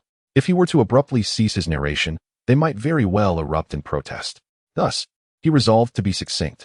After a moment of contemplation, Li Nianfan began, "These 10 children are indeed the suns. They reside in the eastern seas, originally taking turns to grace the sky, illuminating the earth, and bestowing upon humanity a life filled with abundant sunshine and happiness. However, one day, the 10 sons, in their playful exuberance, all ventured out at once." At this juncture, Li Nianfan paused, stealing a glance at the expressions of the crowd, and was met with their astonished visages, which filled him with inner satisfaction. Qin Manyun inhaled sharply, exclaiming in awe, 10 sons? Others swallowed hard, unable to resist glancing upward at the single sun in the sky. It was unfathomable to imagine the devastation that would ensue if 10 sons were to appear. They were fervently eager to urge Li Nianfan to continue his tale, yet, fortunately, they maintained the last vestige of rationality, swallowing their words and silently awaiting the sage's narrative. Li Nianfan did not keep the audience in suspense for long and continued. 10 suns rose together, scorching the crops, withering the flora, leading the populace to despair and suffering. At that moment, a man named Ho Yi appeared. His archery skills were unparalleled. He journeyed to the shores of the East Sea and ascended a towering mountain. With his arrows, he struck down the 9 suns, leaving only one in the sky. A collective shudder coursed through the crowd, their very souls trembling, hardly able to fathom the tale they had just heard. They had imagined various scenarios. Perhaps they would be persuaded to return, or the Heavenly Emperor would intervene, or the 10 sons would tire of their antics and depart. Yet, the notion that they could be shot down was inconceivable. After all, these were the suns, exalted and distant, their mere gaze instilling an overwhelming sense of pressure. How could they possibly be felled by a mere mortal's arrow? And to vanquish 9 of them, what immense power must one possess to achieve such a feat? Well, let us conclude the tale of this painting here. If I were to elaborate further, the story would grow excessively lengthy. Li Nianfan smiled, adding, in truth, it is but a story, not to be taken too seriously. Were it not for the desire to imbue my painting with significance, I would not have recounted this tale at all. If others were unaware of what my painting depicted, it would lose its value. By incorporating this allegory, its worth has certainly been elevated. The audience appeared insatiable, their spirits surging and ebbing, unable to find tranquility. If we do not take this to heart, we would be fools. This is undoubtedly more than mere storytelling. It is an account of events personally experienced by young Master Li. How else could he portray the three-legged golden crow? To slay the suns is no doubt the act of an ancient titan. Given that this was an event from antiquity, it must have been monumental. Young Master Li likely refrained from further narration, perhaps reluctant to relive those bygone days, much like ourselves, for such recollections often lead to sorrow. From ancient times to the present, young Master Li must have witnessed countless significant events, his heart now as tranquil as still waters, explaining his fondness for the simplicity of mortal life. Though they longed to hear more about the ancient past, the reluctance of young Master Li to share left them hesitant to press for details, and they stood silently by. Li Nianfan then remarked, "This three-legged golden crow can be considered the sovereign of demons. I hope Master Gu finds it to his liking. Indeed, I am absolutely enamored. Thank you, young Master Li, for this exquisite gift." Gu Changqing nodded vigorously, nearly moved to tears. He cautiously extended his hand, trembling as he carefully secured the painting. Gu Ziyao and her brother, along with the 3 elders of Qingyun Valley, were equally shaken, their minds momentarily incapacitated. We are destined for greatness. Qingyun Valley is on the brink of prosperity. This is the work of a sage, and it depicts the sun. What a concept, an invaluable treasure. Surely, even celestial beings would regard it as a priceless gem. So precious was this gift that they dared not dwell on it, fearing that the excitement might overwhelm them to the point of fainting. As for the likes of Emperor Luo and others, they were consumed by jealousy to the point of distortion, wishing they could have fixed their own eyes to the painting, all the while pretending to share in the joy of Qingyun Valley, while their hearts bled within. Alas, how arduous it is! I must diligently study the art of adoration upon my return. Lin Nianfan noticed that Gu Changqing was genuinely delighted, and with a smile, he remarked, "If you enjoy it, then I shall not impose further. Farewell." Gu Changqing accompanied young Master Li to the summit before reluctantly watching the flying vessel depart. Standing upon the vessel, Lin Nianfan waved goodbye to them, a smile inadvertently gracing his lips. Such courtesy. It is truly rare to witness such meticulous attention to etiquette. Chapter 161. Everything still appears familiar. Lin Nianfan stood atop the flying vessel, gazing down at the receding scenery, gradually veiled by a shroud of white clouds. A sense of nostalgia washing over him. It felt akin to embarking on a journey only to experience the bittersweet emotions of returning home. There was a twinge of reluctance, coupled with fond reminiscence. Aside from a minor, unpleasant incident that transpired along the way, this excursion had been exceedingly delightful. It broadened his horizons, forged new friendships, and brought him closer to the realm of cultivators. It seemed the knowledge imparted by the system was not without merit, enabling him to navigate the world of cultivators with a modicum of dignity. Perhaps he was the most accomplished mortal in the entire cultivation realm. He wondered how Dahe fared in his absence.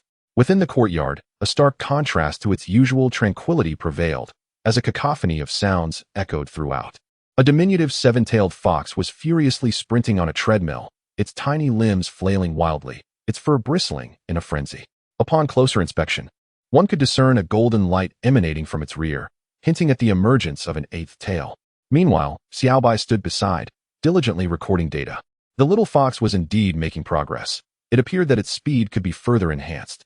Suddenly, the little fox, overwhelmed with fear, shrieked, "I can't take it anymore." In response, the treadmill roared with an ominous hum. The belt spun faster, nearly indistinguishable, the friction in the air igniting sparks. The little fox let out a yelp, its fur bristling as it resembled a tiny hedgehog. Its limbs seemed to take flight, eventually transforming its gait into an upright sprint. Teeth bared, and a look of sheer anxiety etched upon its face. "See, you can do it. Potential is drawn out under pressure," Xiaobai remarked nonchalantly from the sidelines. The little fox glanced at it, rendered speechless. Xiaobai continued earnestly, "Because you will come to understand in due time." The little fox's chest tightened, nearly causing it to choke, its body leaping in surprise, barely keeping pace with the treadmill. Elsewhere, the wild boar spirit had reverted to its true form, sprawled upon a roasting rack, beneath which the dragon fire pearl blazed fiercely, conducting a barbecue. The scant remaining tufts of its bristles had been singed away, its body glowing a vivid red, particularly its hindquarters, which had begun to char, emitting a wretched aroma as it lamented, "Great one, spare me. Please, ease up. Must you always scorch my backside?" Dahe wrinkled its nose, seemingly on the verge of incineration. The wild boar spirit immediately mustered a subservient grin. "Indeed, esteemed canine. Might I trouble you to turn me over? It's time to roast my front side as well." Dahe flashed a remarkably amiable smile that simply cannot be arranged. "You must endure, for if you are fully cooked, then I shall have no choice but to weep as I feast upon roasted pig." At this moment, Xiaobai approached and, after recording some data, remarked casually, "The temperature of the flame can be elevated further. By the way, don't forget to add some cumin." Beside the wild boar spirit, a massive blue python was encased in a gigantic block of ice. Xiaobai inquired nonchalantly, "Is it dead? If you're still alive, just move your eyes." After a while, the blue python laboriously fluttered its eyelids. "Ah, you can still move. Ice element crystal, you must exert more effort." In a corner of the courtyard, the black bear spirit wielded the demon-dragging sword, chopping firewood one piece after another. Its thick paws were bloodied and raw, the fur rubbed away, and with tear-filled eyes, it was about to speak. However, upon witnessing the fate of the other three spirits, it quickly recoiled its bare head, daring not to utter a sound, and chopped even faster. Just then, Dahe suddenly raised its head, its canine face shifting as it swiftly sniffed the air and said, "It seems our master has returned." The entire courtyard fell into an eerie silence. The previously active dragon fire pearl and others were left stunned, as if struck by lightning. Xiaobai stepped out of the courtyard, then hurried back, exclaiming, "Indeed, the master has returned. Everyone, quickly take your positions. Upon finishing, it scooped up the little fox still on the treadmill and tossed it aside, then swiftly tidied up the gym equipment, pushing it back into the room with a flurry. Subsequently, a mechanical voice echoed as Butler Xiaobai was now online, announcing, "The master has reached the foot of the mountain. Everyone, please make haste and prepare for your own fortunes." The dragon fire pearl rolled back over to the firewood, while the demon-dragging sword slipped from the black bear spirit's grasp, leaning against the dragon fire pearl. Instantly, the courtyard erupted into a cacophony of chaos, accompanied by grumbling. "Old dog, what on earth are you doing? Why did you only tell us now that the master has returned? Do you think the master's whereabouts can be casually discerned? I couldn't predict it at all. If it weren't for my nose, you all might still be oblivious to his arrival at the door. Hurry up, stop the noise, and put down that pig. And as for that snake, quickly thaw it out." The wild boar spirit and the blue python lay helplessly on the ground, one with a scorched rear and the other completely frozen, struggling to move. Dahei opened its mouth wide and took a deep breath. Instantly, all the clutter in the courtyard and the lingering scents in the air were completely inhaled. Then, it cast a cold glance at the four spirits and said indifferently, "Those who haven't left the courtyard before the master returns will become tonight's dinner." Immediately, the four spirits shuddered, a surge of adrenaline coursing through them as they scrambled out in a flurry. Nianfan walked along the familiar mountain path with Daji, a wave of warmth swelling in his heart. A golden nest or a silver nest cannot compare to one's own doghouse. Besides, mine hardly qualifies as a doghouse. It's undeniably a comfortable abode. The feeling of returning home is truly delightful. He couldn't help but quicken his pace, ascending the mountain. Just then, a dark figure darted from the woods, heading straight for Nianfan. Woof woof woof. The great black dog scurried to Nianfan's feet, much like when Nianfan departed, rubbing his head against Nianfan's side, his tail wagging with fervor. "Ha ha ha, hey, did you miss me?" Nianfan laughed heartily. "Have you been well at home?" The black dog nodded vigorously in response. Soon, the outline of the courtyard emerged before him.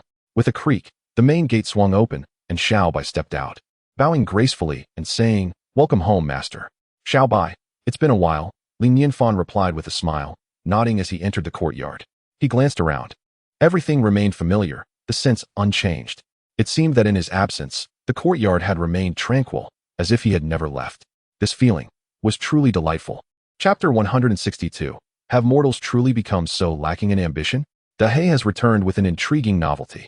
Nianfan smiled faintly as he produced the awakening pearl from his hand, weighing it thoughtfully. "This is a pressure machine. You shall soon relish the delightful experience of joy water." He then turned to Xiaobai, instructing, "Wait, let me explain how to use the pressure machine. It is exceptionally useful. The task of creating joy water will henceforth be entrusted to you." Xiaobai nodded earnestly, "Understood, master. You can rest assured." After a weary journey back with Daji, Nianfan finally found respite. He settled beneath the coolness of his garden pavilion, reclining on a chaise lounge to savor the leisurely afternoon. After dozing for a while, he felt rejuvenated and recalled that, aside from the awakening pearl, he had also brought back other items. He retrieved a statue and 3 paintings. The paintings, embodying someone else's sentiments, held little value to him. Yet he could not discard them casually, so he placed them aside. The statue, however, piqued his interest. As he examined it, the sinister black exterior and terrifying form were indeed somewhat alarming, suggesting it might be a creature from the realm of cultivation.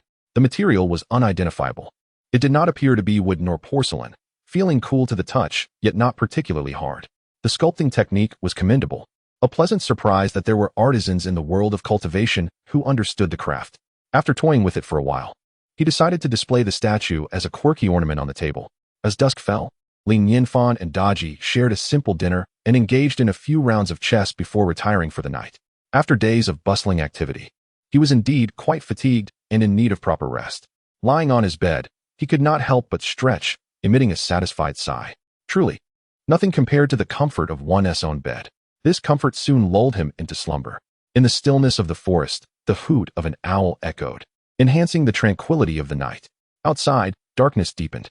The statue, in the shadows, resembled a demon with its maw agape, menacing and horrific. Suddenly, the previously tranquil statue stirred slightly. A surge of dark mist began to emanate. Even under the cloak of night, the black mist appeared jarringly conspicuous, thickening as it rose from the base of the statue, ultimately enveloping the entire figure. Then, like rivers converging into the sea, the mist surged towards the statue. and its eyes glimmered momentarily with an ominous black light. What has my pet experienced in the mortal realm? Why is it so terrified? Reduced to such a state of near death? Who could be responsible for this? What formidable beings still exist in the mundane world? The dark aura swirled within the statue. Yet this was fortuitous, for it still harbored a trace of magical energy. Once the night had passed, Immortal could utilize this residual power to descend into the mortal realm, perhaps even cultivate a few more demon followers to serve the demon world. The hue of the statue deepened profoundly. The following day, sunlight streamed through the woods and illuminated the small courtyard of the quadrangle. The shadows of the trees danced upon the ground, casting the silhouettes of leaves. With a gentle creak, Nianfan opened his door and stepped outside. He faced the rising sun, a faint smile gracing his lips, as a refreshing day began. Daji sat in the courtyard, tending to the flowers and plants, and cheerfully greeted. "Young master, good morning." "Good morning, little Daji," Nianfan replied, and continued, "Having been out for a while, I wonder how Luoxian City is faring. Why don't we have breakfast there today? I know of a delightful bun shop." Daji approached, adjusting the slightly wrinkled collar of Nianfan's attire, and smiled. "I anticipated you would suggest that." Nianfan shook his head with a wry smile, then it settled. "We can take a stroll while we're at it, making things convenient." At that moment, his gaze fell upon the statue on the table, and he uttered a soft exclamation. "Little Daji, did you happen to touch this statue this morning?" "No," Daji replied, shaking her head. Nianfan furrowed his brow slightly, murmuring, "That's odd. I distinctly remember it facing the main door. Why has it turned towards my room now? Am I mistaken?" Unable to resist, he picked it up in his hands for closer inspection. The color seemed even more profound than yesterday. "How peculiar," Nianfan mused. "The artifacts of the cultivation world are truly extraordinary. They possess an enchanting quality. Perhaps it is a small treasure." Just then, an inky light emanated from within the statue, and tendrils of dark mist began to swirl around Nianfan's hands. Immortal felt a surge of joy. Unexpectedly, upon her descent into the mortal realm, she had encountered a human, truly a stroke of fortune. It would be effortless to cultivate this mortal into her follower, who could then assist her in garnering more disciples. Such a splendid opportunity. Eagerly, she could hardly contain herself and swiftly unleashed her persuasive trifecta. "Young man, do you wish to be invincible, standing atop the world? Young man, do you desire boundless wealth and to be surrounded by beauty? Young man, do you wish to exact revenge on those who once looked down upon you?" Yet, the response was met with silence. The young man's expression remained unchanged. She was momentarily taken aback, her mind slipping into confusion. What was happening? No reaction whatsoever. Was he so devoid of ambition? A complete sloth. An exceptionally lethargic one at that. Immortal have lived for over 10,000 years and have never encountered such a lackadaisical individual. Alas, this individual is beyond redemption. Fortunately, beside him stands a young woman. So let us extend a hand to her. "My dear girl, do you desire unparalleled beauty that captivates all? Do you wish to ascend to the pinnacle of the world, free from the shackles of humiliation? Do you yearn for love that vanquishes all treacherous hearts?" Daji merely cast a fleeting glance at her before averting her gaze, her expression betraying no hint of change. "Have I failed once more?" Yutu's mind buzzed, her disbelief mounting. Could it be that after years of absence from the mortal realm, its inhabitants have become so devoid of ambition? Very well, such a pair of indifferent souls is hardly worth the effort. She redirected her focus. Her sights now set on the large black dog at Nianfan's feet. "Better to have something than nothing at all. It shall be you. Oh Black, do you aspire to become the king among dogs, a legendary figure in the canine realm, surrounded by the most exquisite of companions?" Chapter 163. Ensnared in the circle of the big shots this time, Dahe didn't even spare her a glance. With a slight twist of its head, it presented its rear to her, its tail swaying back and forth in what appeared to be mockery. Nianfan was momentarily taken aback, casting a bewildered glance at the statue in his hand, which seemed to tremble just a moment ago. "Never mind that." Nianfan set the statue down. "Xiao Daji, let us go. It's still early. We should hurry to have breakfast." Daji nodded in agreement. The two of them strolled out of the courtyard, making their way down the mountain. "Dahe, remember to guard the house," Nianfan's voice echoed from outside, gradually fading into the distance. As they walked, a twinge of guilt stirred within Nianfan. He recalled the times before he met Daji, when Dahe would accompany him wherever he went, and now. Is it true that love can fade away? Within the courtyard, the statue quivered slightly, and a swirl of dark mist emerged, emanating an aura of malevolence, causing the statue's eyes to glow a deep crimson. A low, furious voice resonated from within. "Foolish dog. I grant you one more opportunity. The chance to ascend to the pinnacle of canine existence lies before you. Will you take it? Dahe turned its head, a hint of derision curling its lips. Do you even know whom you are addressing? I shall offer you a chance to rephrase your words. Oh, so you are merely a canine demon? U2 initially paused, then erupted into a furious laughter. It has been thousands of years since anyone dared to speak to me in such a manner. Who would have thought that the first to do so would be a mere earthly dog demon? Do you even grasp who you are conversing with? Refusing a toast only to drink a penalty wine, then do not blame me. Suddenly, dark mist surged from the statue, forming a shadowy hand that lunged toward Dahe. Very well, it is time for you to confront reality. Dahe stood still, coolly shaking its head, and casually raised a paw as if to swat away an annoyance. Swish! In an instant, a force manifested in the void, compressing toward you Tuesday accompanied by a tremendous power. The shadowy hand disintegrated, and the statue was sent flying away. Clang! The statue crashed to the ground, its dark mist swirling, revealing U2's inner turmoil. Her brow seemed to be adorned with countless question marks, frozen in disbelief, struggling to accept the reality that she had just been swatted away by a mere earthly dog demon, without even a chance to retaliate. What kind of dog demon is this? U2 took a deep breath, attempting to suppress her astonishment, her gaze involuntarily sweeping to the side, and her eyes widened in shock. Right beside the spot where she fell lay the demon-slaying sword, quietly resting. A surge of joy flooded U2's heart. She never anticipated finding an ally here. Truly, life is full of surprises. Hurry, sword demon, come forth. This dog demon is extraordinary. If we join forces, we may have a chance to subdue it. Whoosh! The demon-slaying sword immediately radiated with beams of light. Draped in a robe, the sword Buddha floated forth, palms pressed together. His gaze fixed upon the moonlit sky, exuding an air of compassion. He spoke softly, Amitba, esteemed U2, given our past acquaintance. I am willing to intercede with Lord Dog on your behalf, allowing you entry into my Buddhist fold. What is this situation? U2 felt her worldview being challenged repeatedly today. Unable to contain herself, she exclaimed, Sword demon, why this attire? What do you mean by entering a Buddhist fold? Do not forget you hail from the demon realm. The sword Buddha replied with benevolence, esteemed U2, heed my words. It would be wise to assess our surroundings before proceeding. Surroundings? What is there to observe? U2 scoffed, casting a casual glance. Yet, that fleeting glance rendered her speechless. Her body frozen in astonishment, an icy chill creeping up from her feet. Unbeknownst to her, she had been encircled. Is that the Dragonfire Pearl? The Heavenly Heart Bell? Hiss! The Millennium Ice? The Ice Origin Crystal? The Taoist Relic? The Awakening Pearl? Suddenly finding herself under the intense scrutiny of so many magical artifacts, even someone accustomed to grand spectacles felt a wave of trepidation. How had she unwittingly entered a domain surrounded by such powerful entities? Was this not the mortal realm, but rather the realm of immortals? Panic set in as U2's scalp tingled. She stammered, quick! Sword demon, let us unite our strengths. Perhaps there is hope for our escape. Hurry! The sword Buddha shook his head, declaring, I have taken on the name of Sword Buddha. Not only will I not accompany you, but I also intend to enlighten you. Will you willingly accept this enlightenment, or must I compel you to comply? It appears you have truly lost your senses. We have always been the ones to sway others. Who would have thought you would find yourself swayed? Such a disappointment. U2's tone dripped with disdain. If it were me, even in death, I would remain the most steadfast supporter of the demon realm. The sword Buddha's countenance grew serious as he raised his hands. In that case, it seems you must experience my formidable might. In the city of falling immortals, Nianfan and Daji strolled through the streets, observing the bustling crowd with a sense of familiarity and warmth. Soon, they arrived at a quaint breakfast stall by the roadside. The stall, though modest in size, was remarkably prosperous, filled to capacity with patrons. Puffs of steam wafted from the stall, infusing the morning air of falling immortals with a delightful aroma. Owner, I would like a basket of steamed dumplings and 2 bowls of tofu pudding, please. Oh, young masterly. The stall owner beamed upon seeing Nianfan. What brings you here today? Nianfan responded with a gentle smile. I simply lack the motivation to cook at home.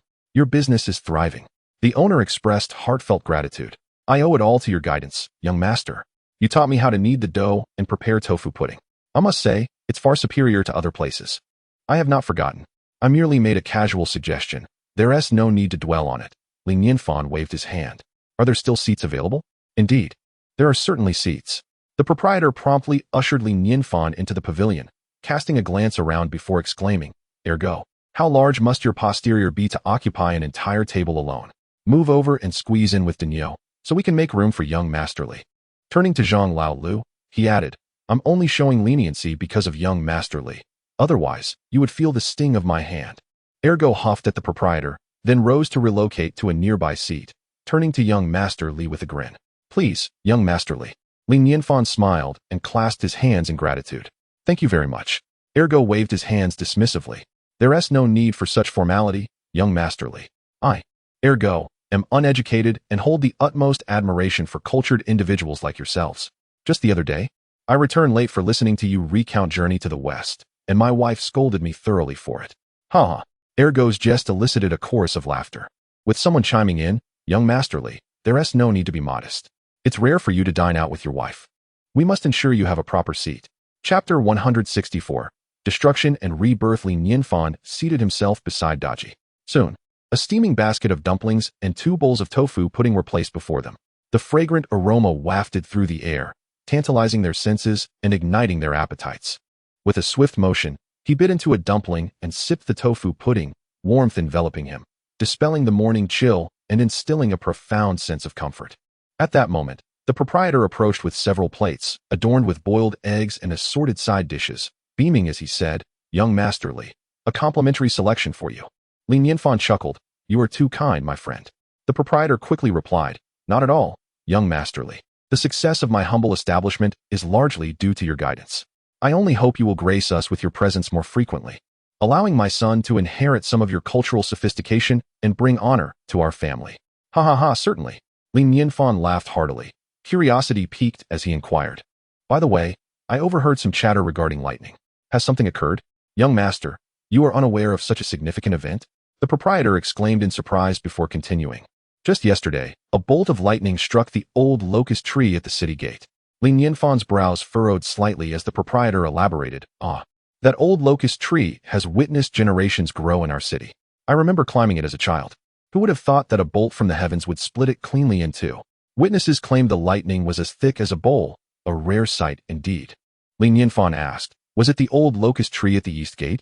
The proprietor sighed. Indeed, but strangely enough, though the tree fell, its massive branches did not harm a single soul nor damage any buildings. They all miraculously avoided them. Some elders even say the old locust tree possessed a spirit. Do you have any wine? Li Nianfan inquired suddenly. Yes, just a moment, the proprietor replied. Moments later, he discreetly retrieved a flask of wine from beneath his stall. This is my private reserve, just a sip now and then. Consider it a gift. However, young master, drinking this early in the day may not be wise. Li Nianfan smiled.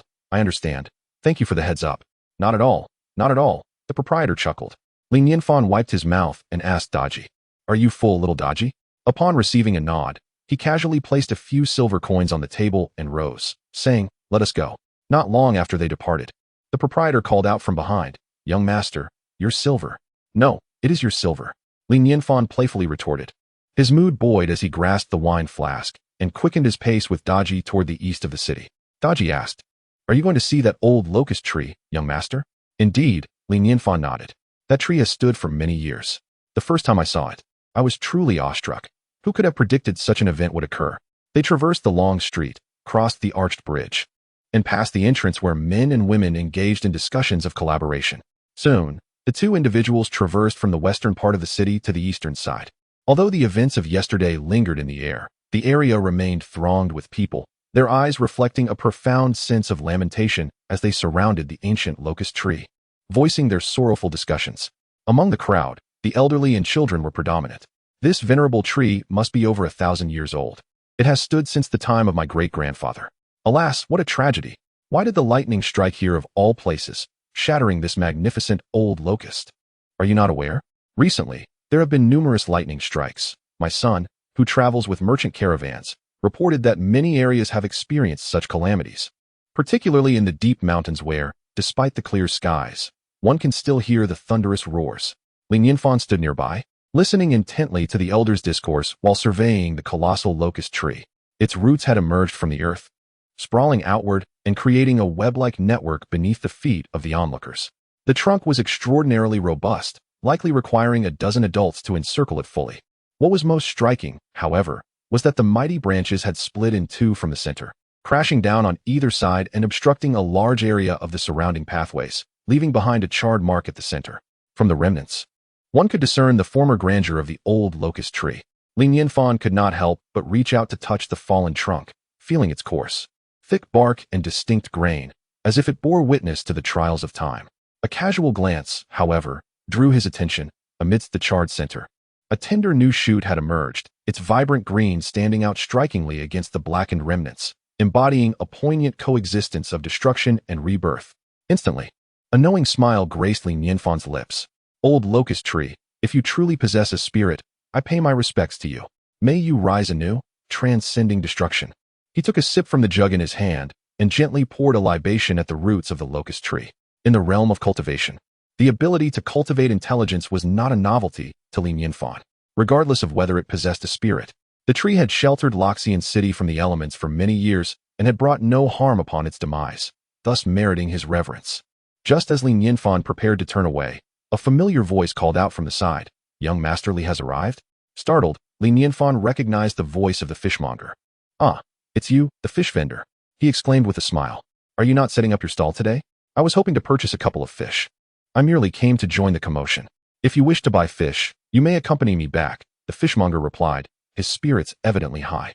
Now that the demon troubles at Moonlit Lake have been resolved, the variety of fish there has increased significantly. I assure you, you will be satisfied. "Oh, the demon troubles are resolved?" Nianfan expressed his surprise. "Indeed. Let me tell you, I nearly became a meal for that creature." The fishmonger beamed, animatedly recounting. "That demon was truly terrifying. You cannot imagine it was a giant abalone spirit, larger than a person. It opened its mouth and nearly inhaled me whole. So frightful. However, I am fortunate and blessed, for I happened to encounter a cultivator who vanquished demons. In a moment of peril, I narrowly escaped with my life. You cannot imagine the danger I faced, being a mere 0.01 centimeters away from that abalone spirit." The fishmonger gestured animatedly, his hands dancing as he spoke, saliva flying with fervor. Nianfan wore a smile, silently following along. The abalone spirit? Could it be the same one that Qin Manyun and Luo Xiu brought over last time? He cast a peculiar glance at the fishmonger, reflecting on how he nearly became a meal for the abalone spirit, while I, in fact, feasted upon it.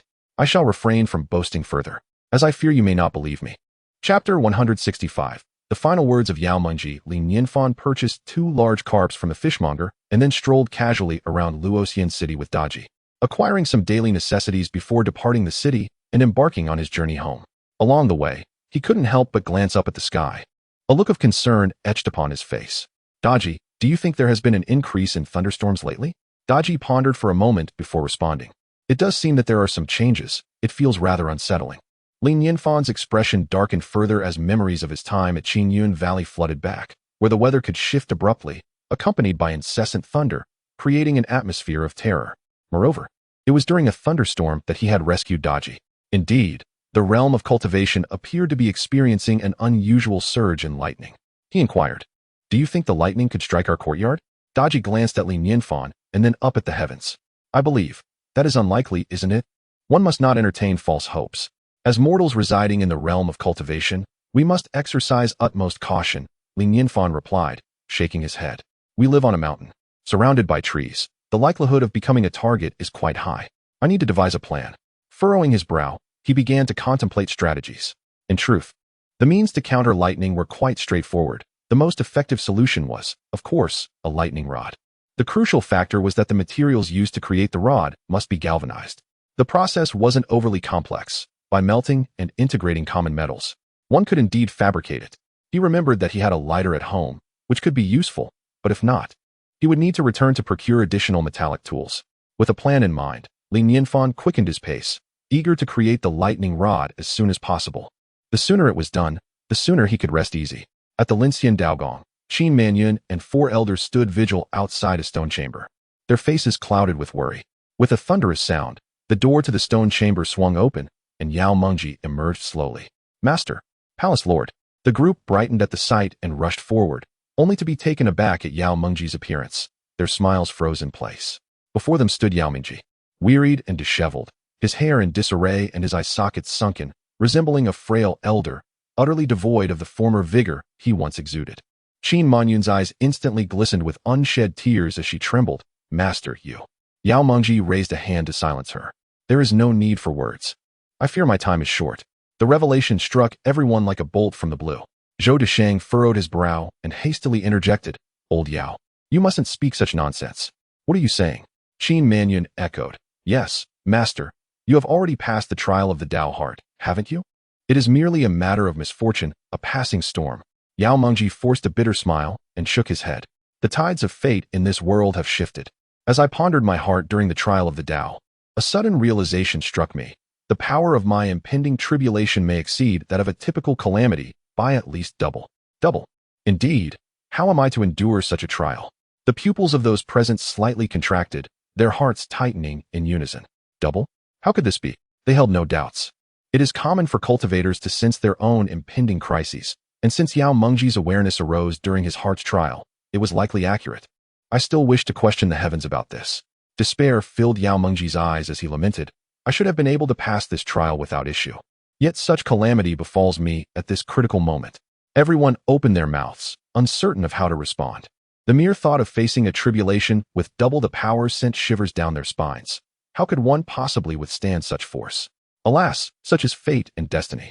Yao Mengji waved his hand dismissively and turned to Qin Manyun, inquiring, During my retreat, how have you fared before the esteemed masters? Did you manage to avoid inciting their ire? How could we ever provoke the masters? Qin Manyun replied, though she acknowledged, however, the occurrences of late have indeed been quite numerous. Immediately, Qin Manyun suppressed her sorrow and recounted the events of their time apart as if telling a tale, narrating from beginning to end. In that moment, Yao Mengji appeared as an ordinary elder, his face adorned with a smile as he listened, nodding or shaking his head intermittently. By the time Qin Manyun concluded her story, the sun had traversed much of the sky. Yao Mengji's expression shifted in tandem with her narrative. He would smile and nod in satisfaction at times, while at others he would sigh deeply, lost in contemplation. When the topic turned to the Liu family, his countenance darkened. How dare the Liu family show disrespect towards the esteemed masters? They must be eradicated. Alas, if only I were not in seclusion, I would take action myself. Upon hearing of the arrival of the Immortal, he could not suppress his astonishment. Indeed, the world is changing. My tribulation is likely intertwined with this shift. What uncertainties lie ahead? When informed of the esteemed master gifting a painting to Qingyun Valley, his eyes sparkled with envy as he mused. Qingyun Valley has truly struck a great fortune this time. Gu Changqing must be grinning from ear to ear. Finally, he looked at Qin Manyun with approval. Manyun, your progress during this time is evident. You have grasped the master's hints quite well. Ha ha ha. Truly deserving of being my esteemed disciple.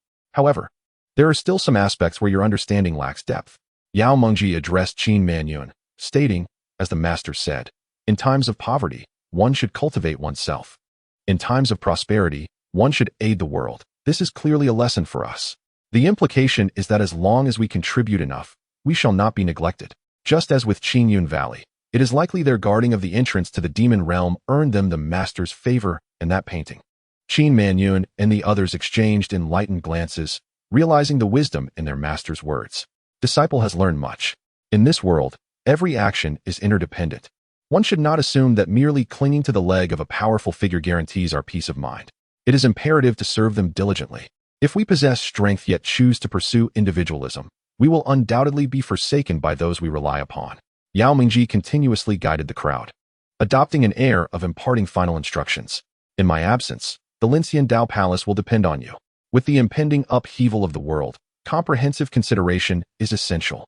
The four elders displayed expressions of deep sorrow, speaking in unison. Rest assured, Palace Master, we shall exhaust all efforts to ensure the Lincian Dao Palace remains unyielding and everlasting. Qin Manyun gazed at her suddenly aged master. Biting her lip, she softly suggested, Master, should we not seek the aid of the esteemed figure? Their abilities are unparalleled. Surely they possess a solution. No. Yao Mengji resolutely shook his head. The assistance we have received from the esteemed figure is already ample. To seek further aid would surely disturb their tranquility. Even if they were willing to assist, I would be too ashamed to accept. Should this lead to their displeasure, I would become a sinner in the eyes of the Lincian Dao Palace. You need not feel sorrowful. For us cultivators, life and death are beyond our control. However, before I depart, I must bid farewell to the esteemed figure in person. Chapter 166. The kindness of the sage on the following day. Several streaks of light darted from the Lincian Dao Palace, landing at the foot of the mountain. Yao Mengji stood at the base, gazing upward, and spoke, There is no need for you to accompany me. Since this is a farewell, I shall go alone. Master, we will await your return here, Qin Mannion replied, biting her lip with a hint of hope. I believe the sage is quite approachable. Perhaps, seeing your earnest efforts, he might be inclined to offer assistance. Let us hope so. Yao Mengji chuckled softly and began his ascent up the mountain path. He refrained from disheartening Qin Mannion with the truth. Deep within, he understood how exceedingly difficult it would be to solicit the sage's help. Almost an impossibility. Given that the sage lived among mortals, how could he possibly make an exception for someone as insignificant as himself? In the face of such a calamity, unless one wielded immense power, who could come to his aid? As he ascended, each step echoed softly against the fallen leaves, producing a crisp sound. It was autumn, a time when nature shed its vibrant hues, and leaves cascaded down from the trees, mirroring the desolation and solitude within Yao Mengji's heart. A pang of sorrow welled up within him. He never anticipated returning to this mountain in such a state. Perhaps, this would indeed be his final visit. His steps felt burdened, akin to those of a weary elder, each footfall laden with profound memories. The path, which he could usually traverse in haste, seemed unusually protracted today. After an indeterminate period, the familiar courtyard finally came into view. I hope the sage will truly come to my aid. Though he was fully aware of the improbability, a flicker of hope ignited within him. After all, no one wishes for death, and he wished for it even less. With measured steps, he approached and raised his hand to knock on the door. Knock, knock, knock. His hoarse voice echoed. Is Master Li at home? The door is open. Please enter. Came the voice of Li Nianfan from within. Creaking open the door, Yao Mengji stepped inside and respectfully addressed Li Nianfan. Master Li, I apologize for the intrusion today. Oh, it is Elder Yao. It has been quite some time, Li Nianfan replied, lifting his gaze to Yao Mengji. However, his brow furrowed in surprise. After a period of absence, he noted the significant change in the elder's demeanor. Previously, though aged, Yao had a rosy complexion and a spirited presence. Now, he bore the air of one entering the twilight of life. Unable to contain himself, Li Nianfan remarked, Elder Yao, you seem, well, it is difficult to articulate. With a sigh, Yao Mengji replied, this may well be my final visit to Master Li. Li Nianfan's movements faltered slightly as he regarded Yao Mengji with astonishment. Understanding the unspoken implications of the elder's words, he yearned to offer words of comfort, but found himself at a loss for how to begin. It was evident that Elder Yao's transformation was likely tied to matters of cultivation. Generally, those who cultivate are acutely aware of their own mortality. Old Yao, in such a state, is either about to engage in a life-and-death struggle or is nearing the end of his days. Observing his despondent demeanor, the latter seems more probable. Just not long ago, everything was perfectly fine. Why this sudden departure? Li Nianfan, perplexed, found himself unable to offer any words of comfort. After a moment's contemplation, he spoke. Old Yao, one must learn to let go. A twist of fate may yet await us. Then I shall take young Master Li's words to heart. Yao Mengji replied with a forced smile, curiosity piqued. What is it that young Master Li is undertaking? Merely preparing to craft a lightning rod, a trivial endeavor. Li Nianfan casually mentioned. A lightning rod? Yao Mengji was momentarily taken aback, astonished. Does it truly ward off lightning? He stared at the elongated iron spike in Li Nianfan's hand, astonished, wondering if young Master Li was creating some remarkable magical artifact. Yet, upon closer inspection, he felt no trace of spiritual energy emanating from the rod. It was merely a response to the excessive thunderstorms of late that prompted this creation. Li Nianfan elucidated. The tip of the lightning rod is pointed, allowing it to gather the most electric charge when static electricity is present. Consequently, the air between the rod and the clouds becomes a conductor, establishing a pathway. As the lightning rod is grounded, it channels the electric charge from the clouds into the earth, thereby preventing the destruction of buildings. Yao Mengji wore a look of utter bewilderment. He longed to exclaim, Ah, I see, but found the words lodged in his throat. Apart from the final remark about preventing the destruction of buildings, the preceding explanation was nothing but an inscrutable mystery. Indeed, the words of a learned individual are profoundly profound, surely cloaked in the secrets of the universe, beyond my comprehension. Li Nianfan chuckled heartily, setting the lightning rod aside. Old Yao, do not concern yourself. Consider my musings mere folly. This contraption pales in comparison to your cultivation. Now sit down. Xiaobai, swiftly pour tea for Old Yao. With a flurry, Xiaobai approached, presenting a cup of tea with courtesy. Old Yao, please enjoy this tea. Thank you. Yao Mengji accepted the tea. And had it been any other time, he would have felt his cheeks flush with excitement at such a gift. Yet now, he remained stoically detached. What significance do earthly delights hold in the face of death? Perhaps this is what true enlightenment entails. As one on the brink of death, what right have I to squander such fine tea? Setting the cup down, Yao Mengji rose and declared, Young Master Li, there is no need for the tea. I have come primarily to bid farewell. It is time for me to depart. Old Yao, what nonsense is this? Sit back down, you must drink this tea. And you shall partake of a meal as well. Li Nianfan insisted, no matter what has transpired, such an attitude is unacceptable. One must seize the joy of life while it lasts. Why ponder so deeply? You absolutely must stay.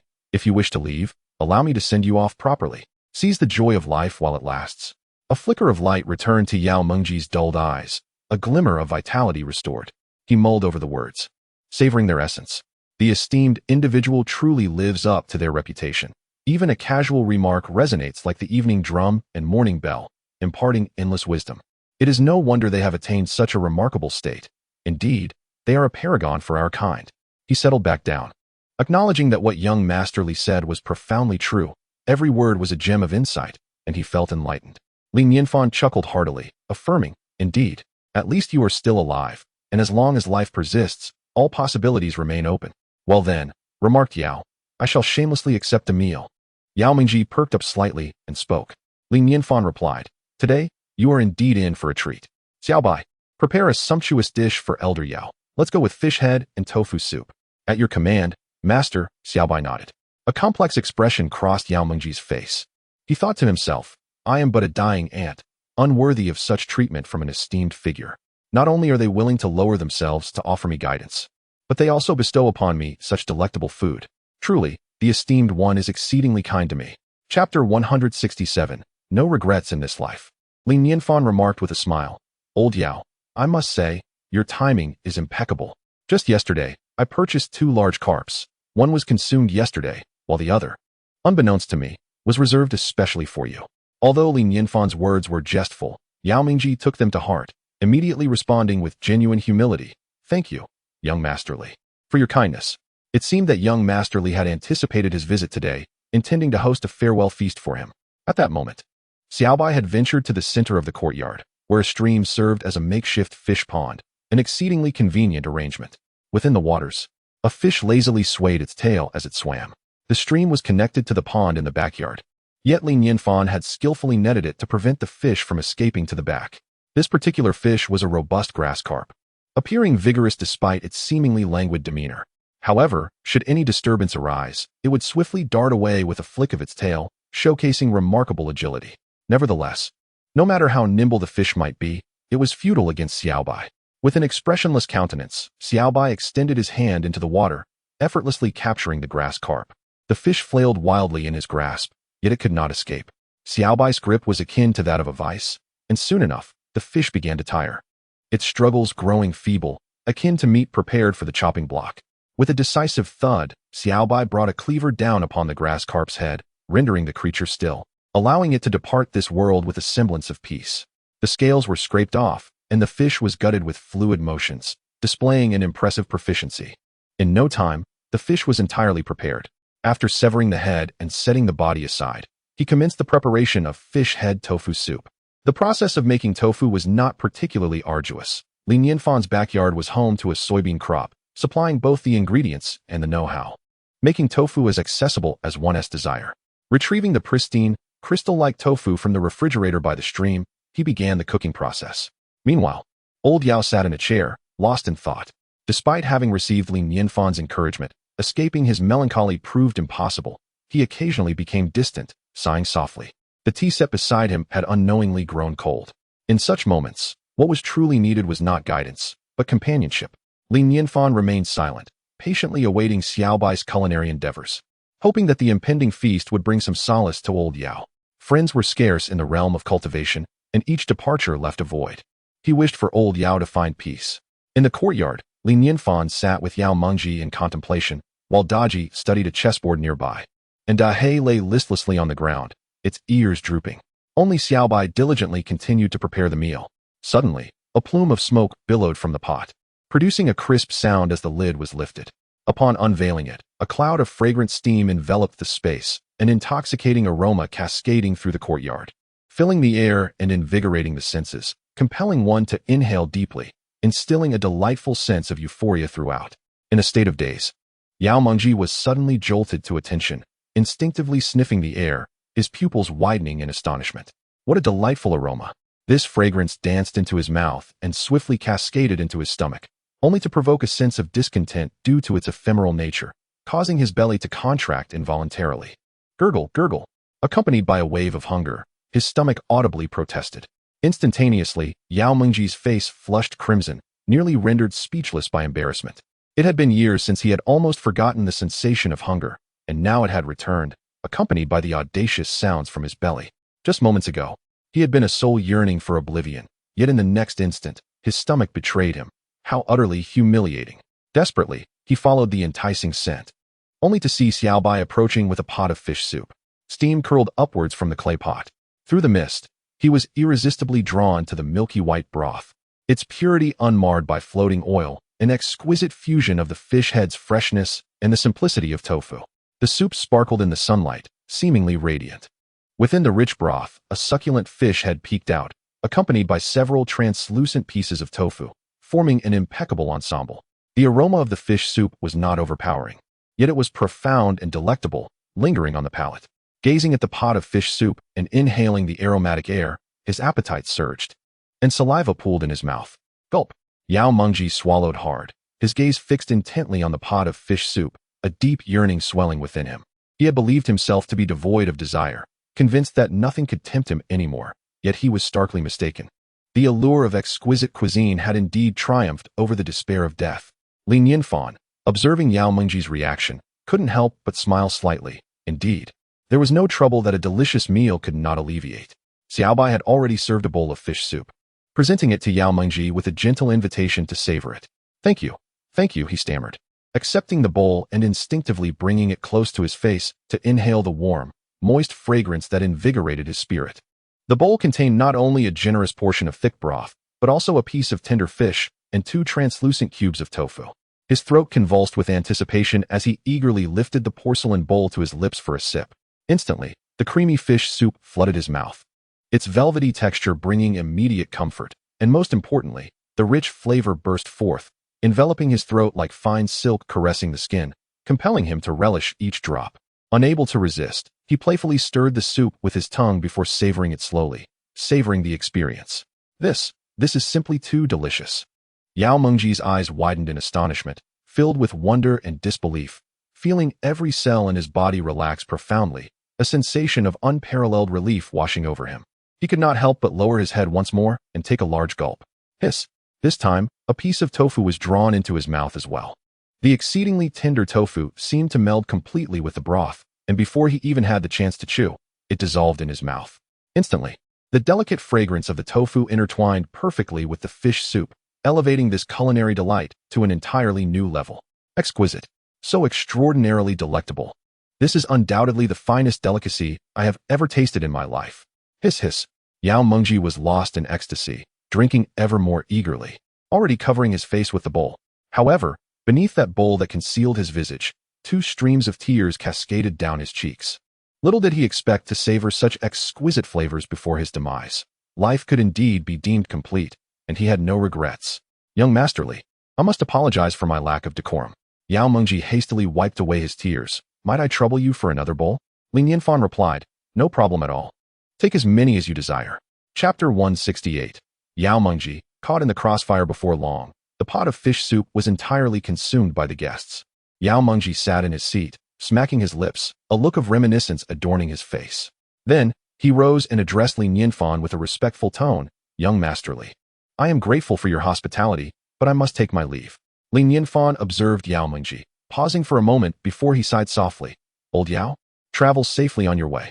He couldn't help but ponder whether this farewell would be their last encounter. Yao Mengji trembled slightly, a sorrowful expression crossing his features, and he nodded heavily before exiting the courtyard.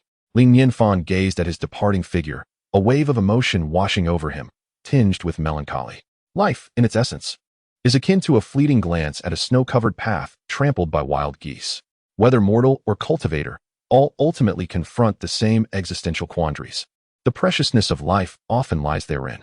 If one were to learn of their impending demise, they might well react as old Yao did. It is no wonder that the scholar was so fervently in search of the elixir of life. Life is short, and who could bear to part with it? Li Nianfan promptly shook his head, redirecting his focus to the crafting of the lightning rod. It is best to live in the present, for overthinking can lead one astray. Yao Mengji, his expression calm, descended the mountain path slowly. Upon reaching the foot of the mountain, Qin Manyuan and 4 elders hurriedly surrounded him, concern etched upon their faces. Master, did the esteemed one offer any solutions for salvation? Qin Manyuan inquired eagerly. Yao Mengji shook his head, the sorrow in his heart surging forth like a breached dam, akin to a child reprimanded by a teacher who now faces their parents. His eyes glistened with unshed tears, his voice hoarse as he uttered, "There is no need to hope. I shall certainly not survive." Qin Manyuan's eyes also turned red in an instant, and she sobbed, "Master, I will seek the esteemed one." "Stop!" Yao Mengji interrupted, his spirit shattered. "The esteemed one knows my time is coming to an end. To commemorate our bond, he specially prepared a pot of fish head tofu soup for me," and Yao Mengji's lips trembled uncontrollably, evidently struggling to suppress his inner grief. Wiping his eyes, he continued, "Before departing, the esteemed one told me, 'Travel safely on your way.' The meaning could not be clearer. I am beyond saving. Let me pass in peace." The expressions of Qin Manyuan and the others turned sorrowful, at a loss for words. "Ha ha ha, there is no need for such sorrow. That meal was exquisite. A flavor beyond your imagination. To partake in such a feast, I have no regrets in death. You may envy me." Yao Mengji suddenly chuckled, then waved his hand. "Enough. You all should return. The tribulation of thunder is imminent. I wish to be alone in quietude." "Master," Qin Manyuan, her eyes glistening with tears, wished to say more, but she saw Yao Mengji transform into a streak of light, vanishing into the depths of the forest. "Do not seek me, nor disturb me. If I perish, do not search for my remains. Let it be." Unbeknownst to them, nightfall descended. Li Nianfan remained engrossed in the creation of a lightning rod. Given its purpose of warding off lightning, the quality could not be taken lightly. Moreover, Li Nianfan contemplated further, as this was his latest invention. It was imperative to test its efficacy and ascertain its capability to truly repel lightning. The most effective method of testing, reminiscent of the inventor of the lightning rod in his past life, was to launch a kite and attract the lightning. In fact, Li Nianfan was indeed preparing to do just that. The materials for the kite were remarkably simple, readily available throughout the courtyard. Following the completion of the lightning rod, a rudimentary kite was fashioned, resembling a large butterfly, devoid of any intricate patterns, rendering it exceedingly simplistic. After surveying it for a moment, Li Nianfan's eyes sparkled with inspiration as he took up paper and brush, swiftly inscribing 4 prominent characters upon the kite. "Come here." With this slightly provocative phrase, the likelihood of being struck by lightning would surely increase significantly. Li Nianfan was exceedingly pleased with his creation and, with a gentle smile, remarked, "Everything is ready. All that is missing is a test subject." Daji, curious, inquired, "Young master, what else do we lack?" "What is this test subject?" Li Nianfan casually replied, "When the storm approaches, we will require someone unafraid of danger to charge forward with the kite, thereby attracting the lightning. There is no rush. We can take our time. If we cannot find such an individual, there are other methods available." He set the kite down, yawned, and cheerfully added, "Little Daji, it is getting late. You should retire for the night." Daji nodded obediently and said, "Young master, good night." Gradually, the night deepened. Daji cautiously stepped out of the room, treading lightly towards the entrance of the courtyard. A small fox hanging from a tree immediately scampered over, exclaiming, "Sister, sister, shoo, keep your voice down. Do not disturb the master's rest." Daji gestured for silence, then gently stroked the fox's fur, exclaiming, "You are nearly 8 tails now. That is splendid. Woo woo woo. Sister, the creatures in the courtyard are utterly inhuman. They have bullied me terribly. I am still aching all over." The little fox raised its paw, saying, "Look, there are several patches where my fur has been ruffled. All right, you are so lazy. If I do not push you, when will you ever rise to prominence?" Daji playfully patted the little fox on the head, then waved her hand, summoning a frozen corpse that appeared beside them. An overwhelming aura emanated from the corpse, imbued with a sense of the sacred and ethereal, evoking an involuntary reverence. The little fox was startled, its limbs flailing in surprise. "Sister, what is this?" "This is a celestial being's corpse." Daji gazed at the remains and declared, "I intend to use it to awaken the bloodline within you." "A celestial being's corpse?" The little fox was utterly astounded, its eyes wide as it looked at the body, yearning to reach out and touch it, yet hesitant. "Has my sister become so formidable now?" She can even acquire a celestial being's corpse. With eager anticipation, the little fox asked, "Sister, can it help me become a nine-tailed fox?" "It should be feasible." Daji nodded gently. "I have examined this corpse and discovered that the most significant distinction between immortals and mortals lies in the ethereal aura, commonly known as celestial energy. In the entire realm of cultivation, celestial energy is non-existent. However, we, as a lineage of ancient beings, possess a trace of primordial blood within us. Though it may be but a mere whisper, it provides a foundation of celestial energy. Once you absorb this celestial energy, you can awaken your ancient bloodline, sufficient to become a nine-tailed fox." "Splendid." The little fox's eyes sparkled with excitement, and its tail stood upright, wagging exuberantly. "Once I transform into a nine-tailed fox, I shall no longer be subjected to bullying. Only by becoming a nine-tailed fox can I awaken my innate divine powers, thus being of greater assistance to my master." Daji, deeply concerned for the little fox, feared that her sister's overly tranquil approach to cultivation might render her unremarkable in her master's eyes. "Very well, focus and gather your spirit. I shall extract the celestial energy from this corpse for you." Daji spoke gravely, her eyes darkening with intensity. She then raised her hand and touched the center of the brow of the ancestral spirit of the Lu family. Immediately, wisps of pure white essence, akin to tiny ants, began to converge from various parts of the Lu ancestor's body towards his brow. Boom! The heavens grew ominously dark, clouds swirling tumultuously, with flashes of lightning dancing like silver serpents. The thunder roared deafeningly, causing the very earth to tremble. In a cave where Yao Mengji awaited her fate, her expression darkened as she gazed up at the sky in silent disbelief, questioning her existence. "Has the intensity of my tribulation increased? Oh heavens! What heinous act have I committed to provoke such wrath, ensuring that my demise be so catastrophic?" Chapter 169. The pig dedicated to the cause of science buzz. The void between heaven and earth appeared to ripple with layers of undulating waves. At the tip of Daji's fingers, a minuscule white stream of air, resembling a worm, swayed gently from side to side. Though scant, this white mist acted as a luminous source, illuminating the surroundings and transforming the area into a realm of ethereal whiteness. An aura of sacredness wafted forth, invigorating the spirit and stirring the heart. The little fox gazed vacantly at the white thread. "Sister, is this what they call celestial energy?" "Enough chatter," Daji replied gravely, flicking her finger, causing the white strand to penetrate directly into the little fox's body. Sizzle! As the white thread entered, it instantaneously multiplied, flooding into its limbs and bones.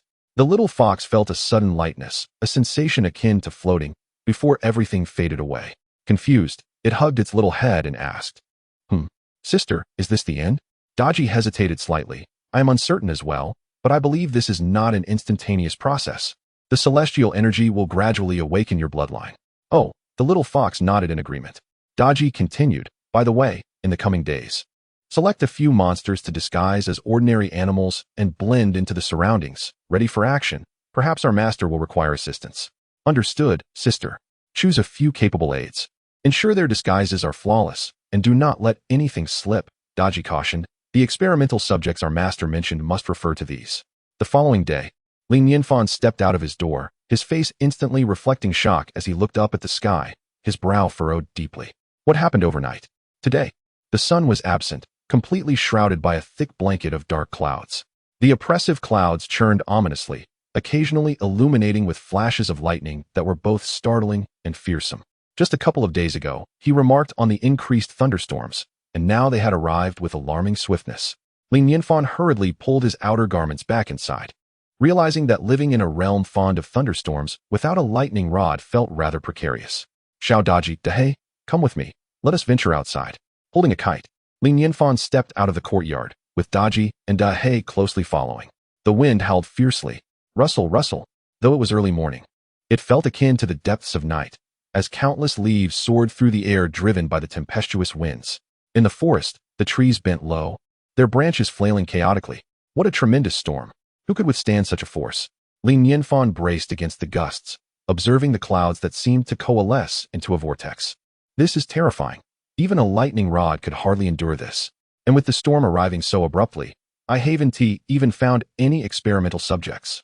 Glancing around, he muttered to himself, "If only I could find a creature." Woof, woof, woof. At that moment, Dahei barked in a particular direction before darting into the woods. "Dahei, don't run off in this weather. Li Nianfan immediately felt a surge of concern, but in the next moment, he was taken aback as he witnessed Dehei herding a robust, ebony-hued pig towards him. Is there truly a pig here? Li Nianfan's spirits soared, exclaiming, well done. Dehei, this must have escaped from someone's home down the mountain. Quickly catch it. He too produced a capturing device and swiftly subdued the pig.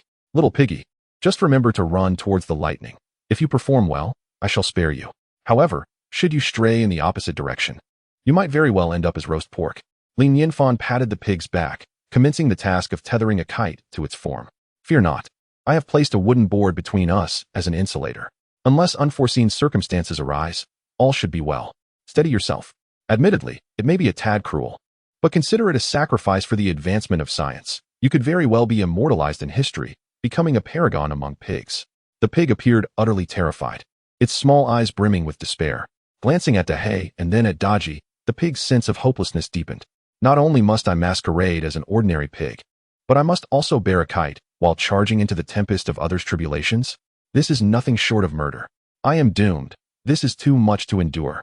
In the forest, the black bear spirit and the azure python watched with tears as the wild boar spirit was bound with the kite. Buddy, thank you for taking the brunt for us. They then turned to the remaining beasts, declaring, the wild boar king is likely finished. We should now prepare to elect a new demon king to take its place.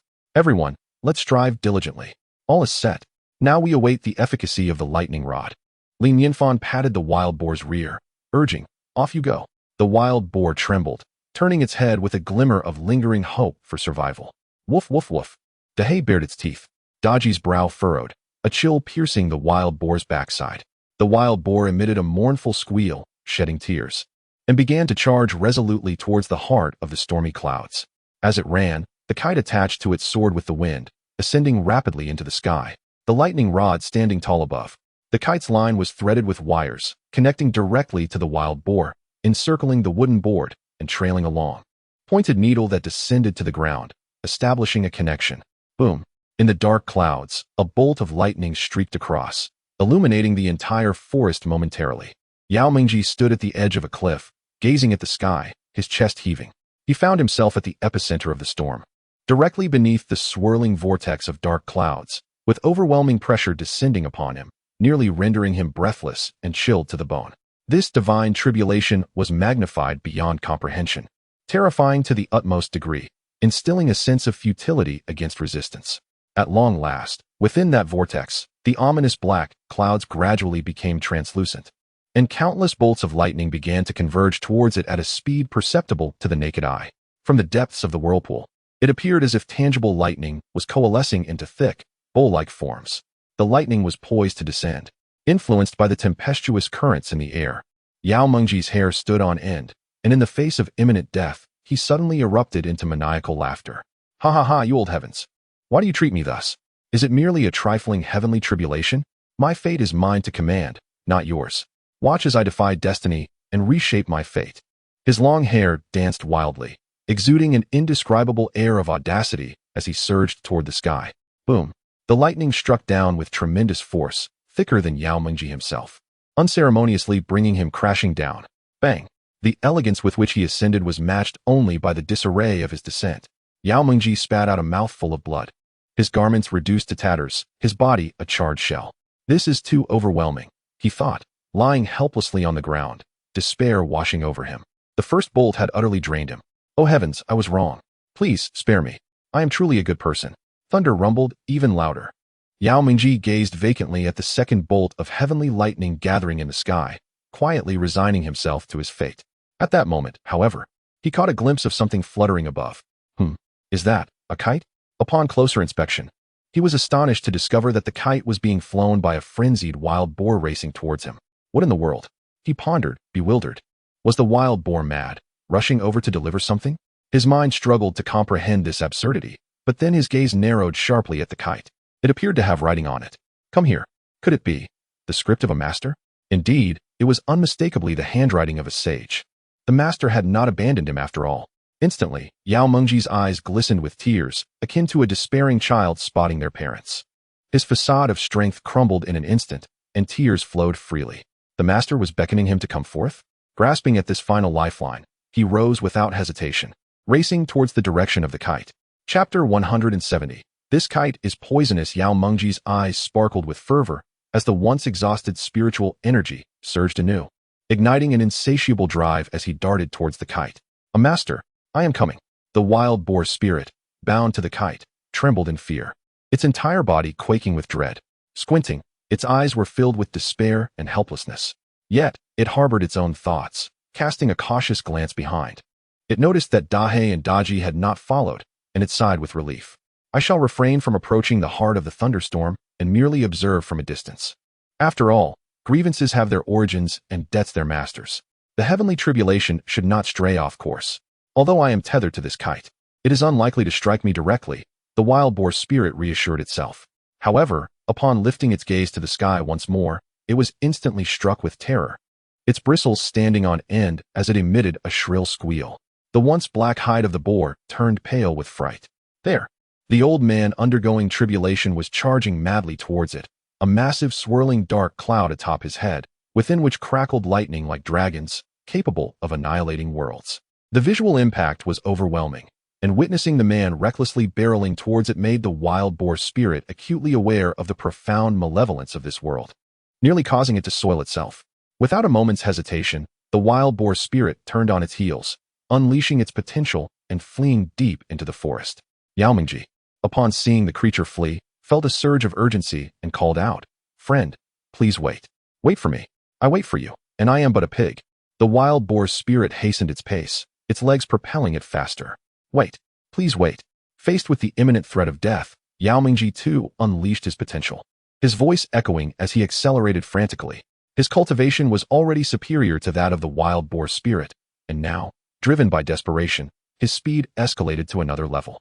Swiftly closing the distance to within a kilometer of the kite, the wild boar spirit, terrified beyond measure, exclaimed in horror, "I am merely a pitiful little pig demon. Do not approach. We bear no grievances against each other. Why seek to harm me?" Nianfan stood within the courtyard, observing the peculiar scenery in the distance, a smile spreading across his face. It seemed that the lightning rod he crafted was indeed highly effective in attracting lightning, even drawing ominous clouds away. With this distraction, it was certain that the lightning would not strike me directly. Suddenly, the sky blazed with brightness, accompanied by a deafening roar, as a bolt of crimson lightning streaked across the heavens, tearing through the ominous clouds and heading straight for Yao Mengji.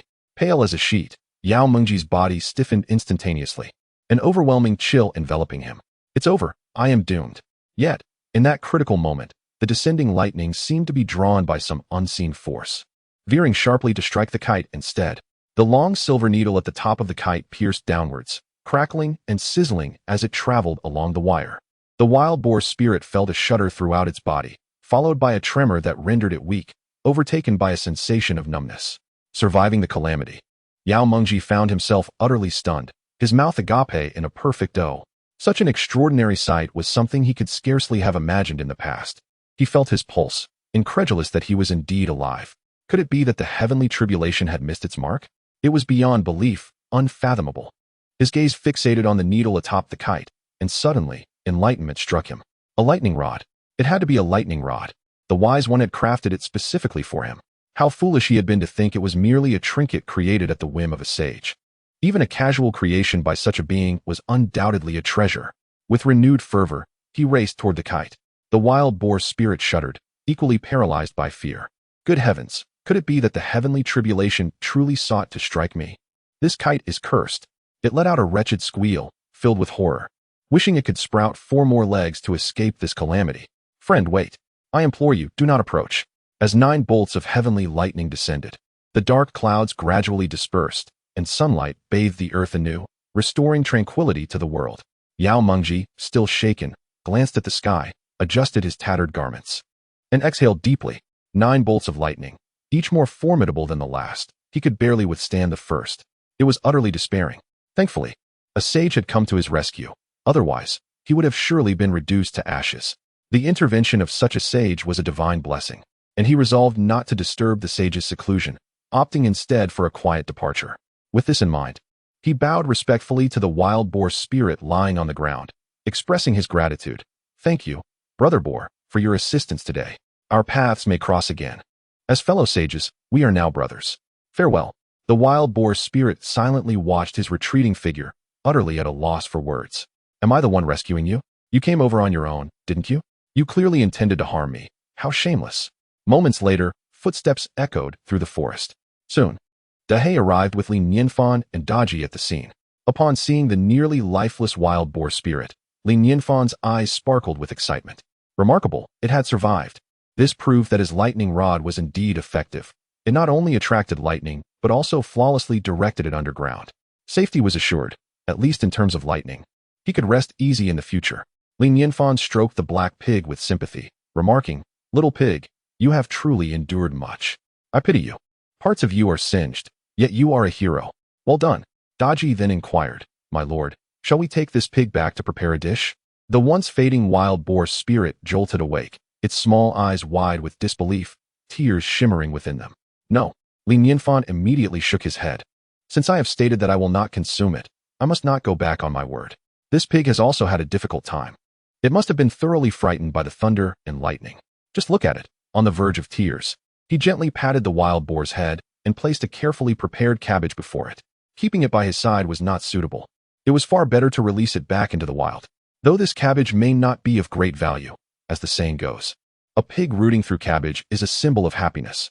So, I shall offer it as a reward, hoping that you will find joy in your future. The wild boar spirit bowed its head, not daring to breathe too loudly. It had truly been spared. It must remain calm and play the part of a humble servant. Who knows when the esteemed one might change his mind, and it could end up as a dish on the table. Li Nianfan carefully stored away the kite and lightning rod, smiled at the wild boar spirit, and then turned to return with Dahei and Daji.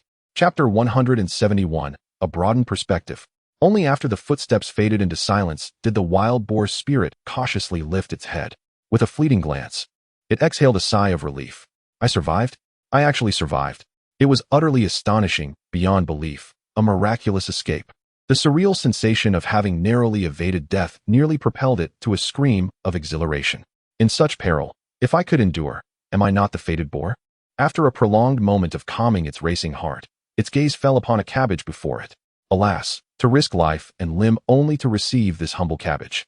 It seemed that the esteemed master recognized by Lady Daji was rather frugal. Under ordinary circumstances, this cabbage would scarcely warrant a glance, yet now, after all, it was earned with its very life. Even the smallest token would be cherished as a treasure. Grasping the cabbage, the wild boar spirit limped deeper into the forest. Meanwhile, the assembly of other creatures continued their gathering, preparing to elect a new demon king. The atmosphere was charged with fervor as numerous beings congregated. The sudden arrival of the wild boar spirit rendered the assembly motionless, plunging the venue into silence. Various creatures, diverse in nature, cast peculiar glances at the unexpected guest, who emanated a tantalizing aroma of meat. Their expressions varied. Some carnivorous beings, drawn by the slightly charred scent of pork, nearly succumbed to the temptation to rush forward and take a bite. Frowning, the wild boar spirit surveyed the assembly. What are you all doing? We are the green snake spirit looked skyward, captivated by the thunder and lightning, remarking on their remarkable beauty. Indeed, black bear spirit interjected. It is the first time I have witnessed such splendid lightning after all these years. I am utterly mesmerized. Instantly, the wild boar spirit straightened its back, dismissively waving its hand. Humph, merely lightning. What is there to behold? Did you not see me basking in the magnificence of the storm? Not quite. You ran rather far away, Black Bear Spirit muttered, then curiously added, to survive such formidable lightning strikes, how did you manage to endure? The wild boar spirit, filled with pride, laughed heartily. Ha ha ha, is it truly so shocking? I merely sustained a minor injury, hardly worth mentioning. Old boar, why are you holding a cabbage? The green snake spirit could not restrain its curiosity. The wild boar spirit paused, feigning nonchalance. This is a reward from that esteemed individual for my valor in withstanding the lightning, is it not? It may be modest, but it is the thought that counts. Black Bear Spirit stood dumbfounded, struggling to believe its ears. A reward? A single cabbage? The green snake spirit erupted in laughter, its serpentine body quaking, exclaiming, is this modest? This is exceedingly pathetic. Just this? Uffed. Ha ha, in an instant. All the creatures burst into uproarious laughter, tears of mirth streaming down their faces. They gazed at the wild boar spirit with profound sympathy. How tragic, how unbearably pitiful. To take such risks only to receive a cabbage. Could there be a more lamentable fate? Black Bear Spirit, barely containing its amusement, managed to speak through its laughter. Old boar, please do not misunderstand. Our laughter is not directed at you. It is simply irresistible. Laugh at what? The wild boar spirit's lips twitched as it glanced at the cabbage in its hand, unable to resist lifting it to its mouth and taking a hefty bite. Crunch. The wild boar spirit suddenly froze. It had merely intended to bite out of resentment. Yet as the cabbage entered its mouth, it was taken aback. Accompanied by the sound of chewing, the juice from the cabbage flowed into its mouth, and in an instant, a burst of sweetness erupted, completely enveloping its palate. Its eyes widened in disbelief as it stared at the cabbage in its hand. Could this truly be cabbage? How could it be so delicious? Its mouth began to chew. Crunch, crunch. The wild boar spirit couldn't help but shiver with delight with every bite. Endless juices gushed forth from the cabbage, moistening its mouth, soothing its throat, and nourishing its very soul. This sensation was exquisite, utterly delectable. After all these years, it was the first time it realized that eating could be such a pleasure. So delicious. Astoundingly delicious. The wild boar spirit instantly cast aside the mockery surrounding it, consumed by the singular thought of eating. Crunch, crunch. The cabbage was crisp. Soon, the sound of its chewing began to drown out the laughter of the other creatures. This sound was remarkably clear, piercingly loud, and for some inexplicable reason, it sparked a craving among the onlookers. Observing the wild boar spirit savoring its meal, they couldn't help but swallow their own saliva, ceasing their laughter. The green snake spirit couldn't help but interject with a hint of jealousy. Old pig, stop pretending. It's just a cabbage. Is it really necessary to enjoy it this much? You know nothing. The wild boar spirit retorted amid its feasting, then exclaimed in sheer astonishment. This cabbage is absolutely scrumptious. It's a level of deliciousness beyond your imagination. Country bumpkins. In my eyes, you are nothing but a bunch of country bumpkins. A master is indeed a master. Even cabbage can taste this good. Lord Dodgy can recognize such a master. I envy you all. With that, it resumed devouring the cabbage with fervor. The black bear spirit scoffed. Keep pretending. The wild boar spirit shot it a sidelong glance, ignoring it and focusing intently on its meal.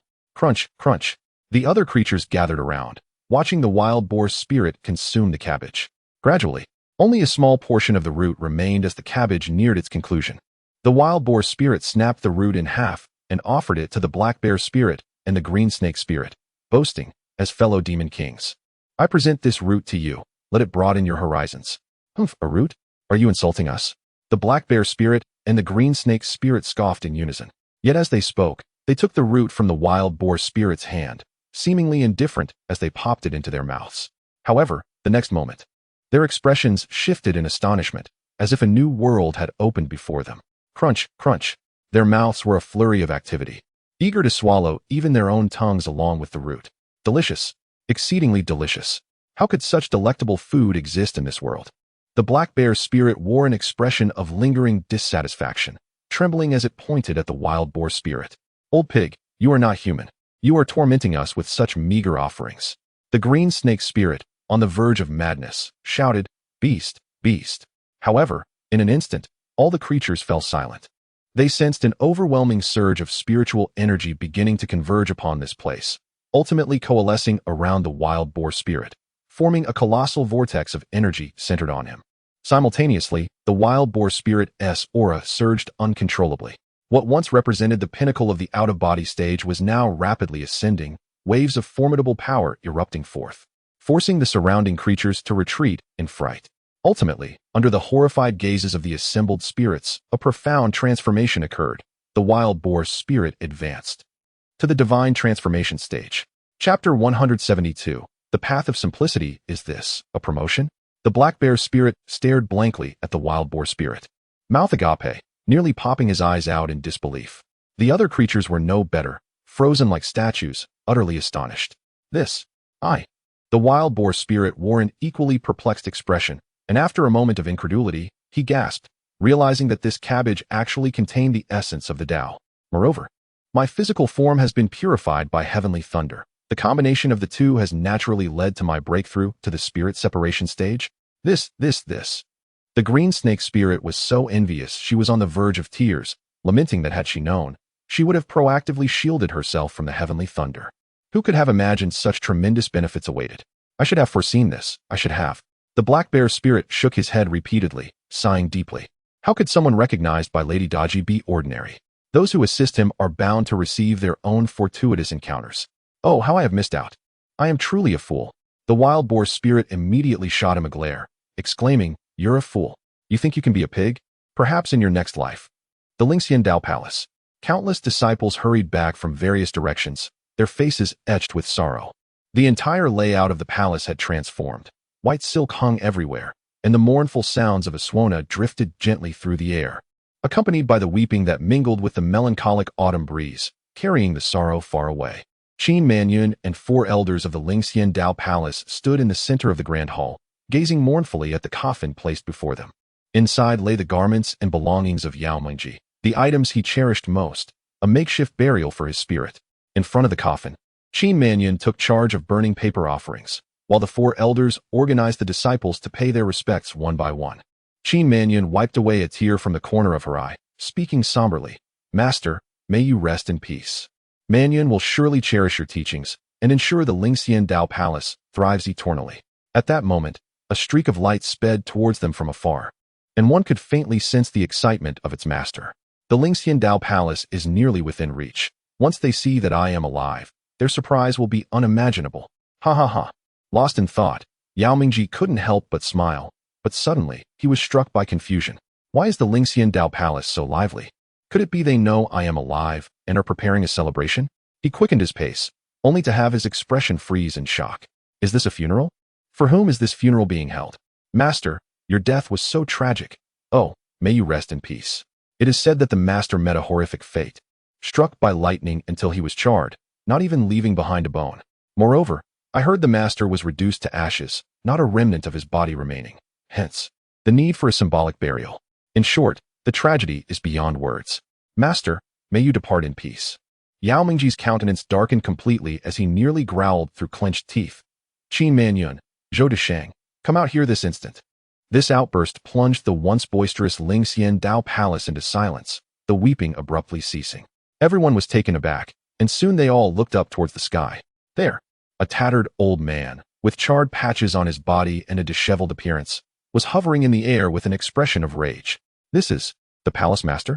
Immediately afterward, several beams of light shot out from the grand hall, accompanied by exclamations of surprise. Master? Palace master? You're not dead? You should be the one dead. Did I request a funeral for you? I've only just left, and you're already up to this? Yao Mengji's beard and hair stood on end in fury. Did you wish for my demise? How foolish of me to rush back, without even changing my clothes or grooming myself, all to deliver this joyous news at the earliest opportunity, only to be confronted with such a scene. I'm not dead, yet you are driving me to the brink of death. Zhou Deshang spoke up. Didn't you say you were doomed? You wouldn't even let us collect your remains. You. Yao Mengji nearly spat blood. Trembling as he pointed at Zhou Deshang, his chest constricted with indignation. I'm still undergoing tribulation, for heaven's sake. Could you at least wait until it's confirmed before acting? Since you believed I was dead, we were merely preparing in advance. Better safe than sorry. Uft. Yao Mengji spat blood in frustration. You wretched creatures, wretched creatures. Well, Palace Master, you can't blame us. You were the one who resigned yourself to death. What could we possibly do? The Grand Elder chuckled, asserting that this was a trivial matter, merely a jest. Your survival is indeed worthy of celebration. We shall change the white silk to red silk. Yao Mengji snorted, huffing. Celebrate what? It can wait until I am truly deceased. Zhou Deshang interjected. Why are you so furious? Do you know how many tears you've made me shed? I haven't cried in over 1,000 years. It's quite precious. The 3rd elder laughed heartily. Huh, mine are the tears of a novice, even more valuable. The 4th elder asked curiously, Palace Master, do tell me. How did you survive such a formidable heavenly tribulation? Master, it must have been a powerful being who intervened, right? Qin Manyun inquired. Indeed. It was a benevolent being who came to my aid. Yao Mengji nodded with a smile. You cannot possibly imagine how I was saved by this extraordinary being. In his eyes, there was an unprecedented awe. Every recollection of that moment filled him with reverence. Taking a deep breath, Yao Mengji finally said, the benevolent being crafted a divine artifact known as a lightning rod. This object exhibited no trace of spiritual energy and appeared to be an ordinary item, yet it possessed the remarkable ability to attract lightning. The benevolent being affixed it to a pig demon, drawing all the heavenly tribulation onto it. The Grand Elder exclaimed in astonishment. Is that so? This object can surely be deemed the nemesis of heavenly tribulation. Zhou Deshang chuckled. I believe in whatever the benevolent being does. Their realm is beyond our comprehension. The third elder remarked. In that case, the pig demon must have perished, right? The most astonishing part lies here. Yao Mengji almost trembled as he spoke. Though the pig demon sustained some injuries, it did not suffer any fatal wounds. It seems that the lightning rod, by some unknown means, has remarkably diminished the power of the heavenly tribulation.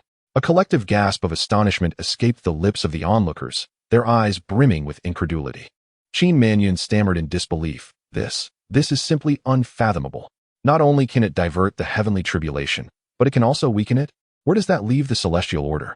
Chuckling softly, Yao Mengji shook her head, her gaze drifting towards the distant horizon, filled with profound reflection. Consider the pair, mother and child, saved by the extraordinary being, and then recall the severed arm restored for Lin Mufeng. This remarkable figure appears to revel in accomplishing feats unimaginable even to cultivators or celestial beings, all while cloaked in the guise of a mere mortal. Encountering him has truly illuminated for me the essence of simplicity in the grand scheme of the Tao. Chapter 173. It's not working.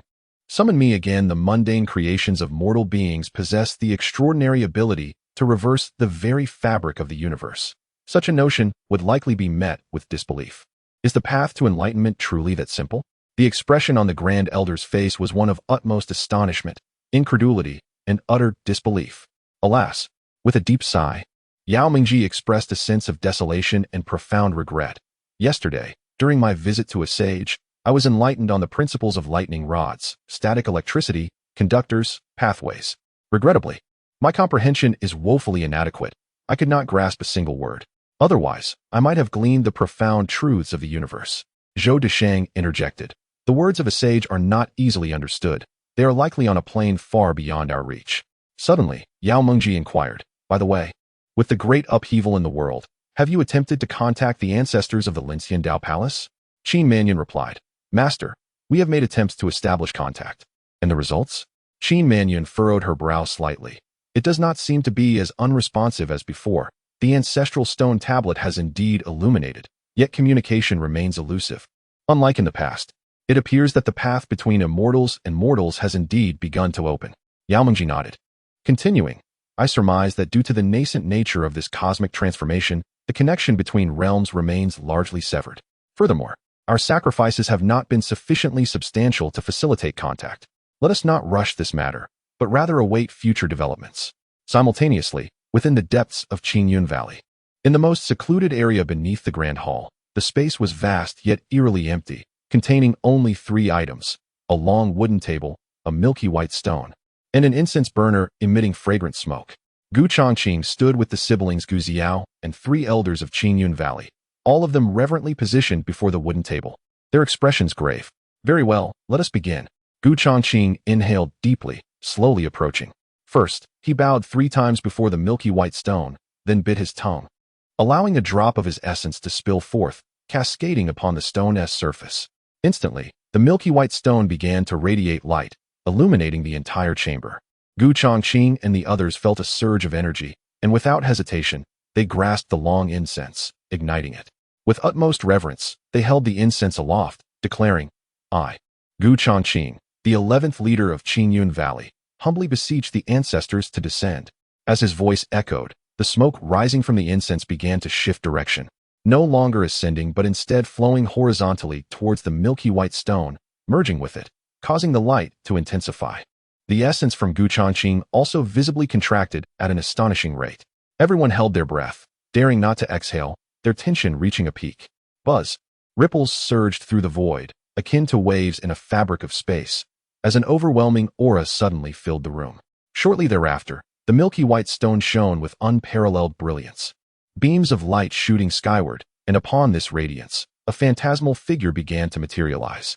After a moment of ethereal disorientation, the figure blinked in surprise. Chongqing? Gu Chongqing's eyes immediately turned red, as if he had encountered the most cherished of kin. He could not help but take 2 steps forward and choked out, Grandfather.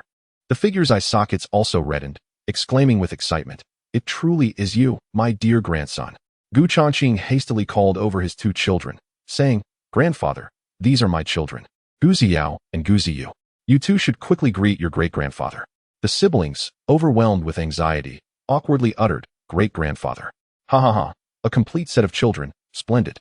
The figure could not suppress a hearty laugh, his excitement causing him to sway slightly. After laughing for a moment, the figure inquired, "By the way, where is your father? I recall he was at the pinnacle of tribulation when I ascended." Gu Changqing's gaze darkened, and he sighed. 3,000 years ago, demonic beings rampaged, taking advantage of my father's sealing period to commit atrocities. Although they were ultimately suppressed, my father perished in the process. The figure too displayed a sorrowful expression and then sighed. In our path as cultivators, life and death are commonplace. In Qingyun Valley, counting you, there have been 11 generations of valley masters, each a remarkable talent. In truth, only 3 of us have ever achieved ascension. The road to immortality is elusive and uncertain. Countless cultivators have perished along the way. Gu Changqing gritted his teeth and declared, 3,000 years ago. Upon learning that the path between the mortal and immortal realms had been severed, the demons dared to attack Qingyun Valley without restraint. That year, the entire cultivation world was engulfed in bloodshed, resulting in innumerable casualties. Truly despicable. Over the years, with the severance of the mortal-immortal path and the decline of the mortal realm, the demon world indeed found an opportunity. However, it is fortunate that you all held your ground. The figure expressed astonishment. I had not anticipated that there were signs of the path between the mortal and immortal realms being reopened. Grandfather, I know a bit about this matter. A figure has emerged among the mortals. Gu Changqing said with utmost reverence, his voice trembling. A sage. A sage. The figure could not help but shake his head, finding it rather amusing. Impossible. Not only in the mortal realm, but even in the current immortal realm. Sages exist only in legends. Such beings likely only existed in ancient times. Your understanding is truly superficial. It would be better not to speak such ignorant words that could render you a laughingstock, or worse, offend a true sage. Gu Changqing quickly insisted, Grandfather, I am serious.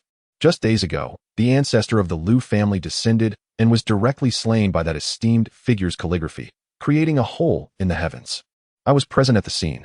The figure shook in astonishment, realizing that the ancestor of the Liu family was merely at the initial stage of celestial immortality, easily vanquished by many.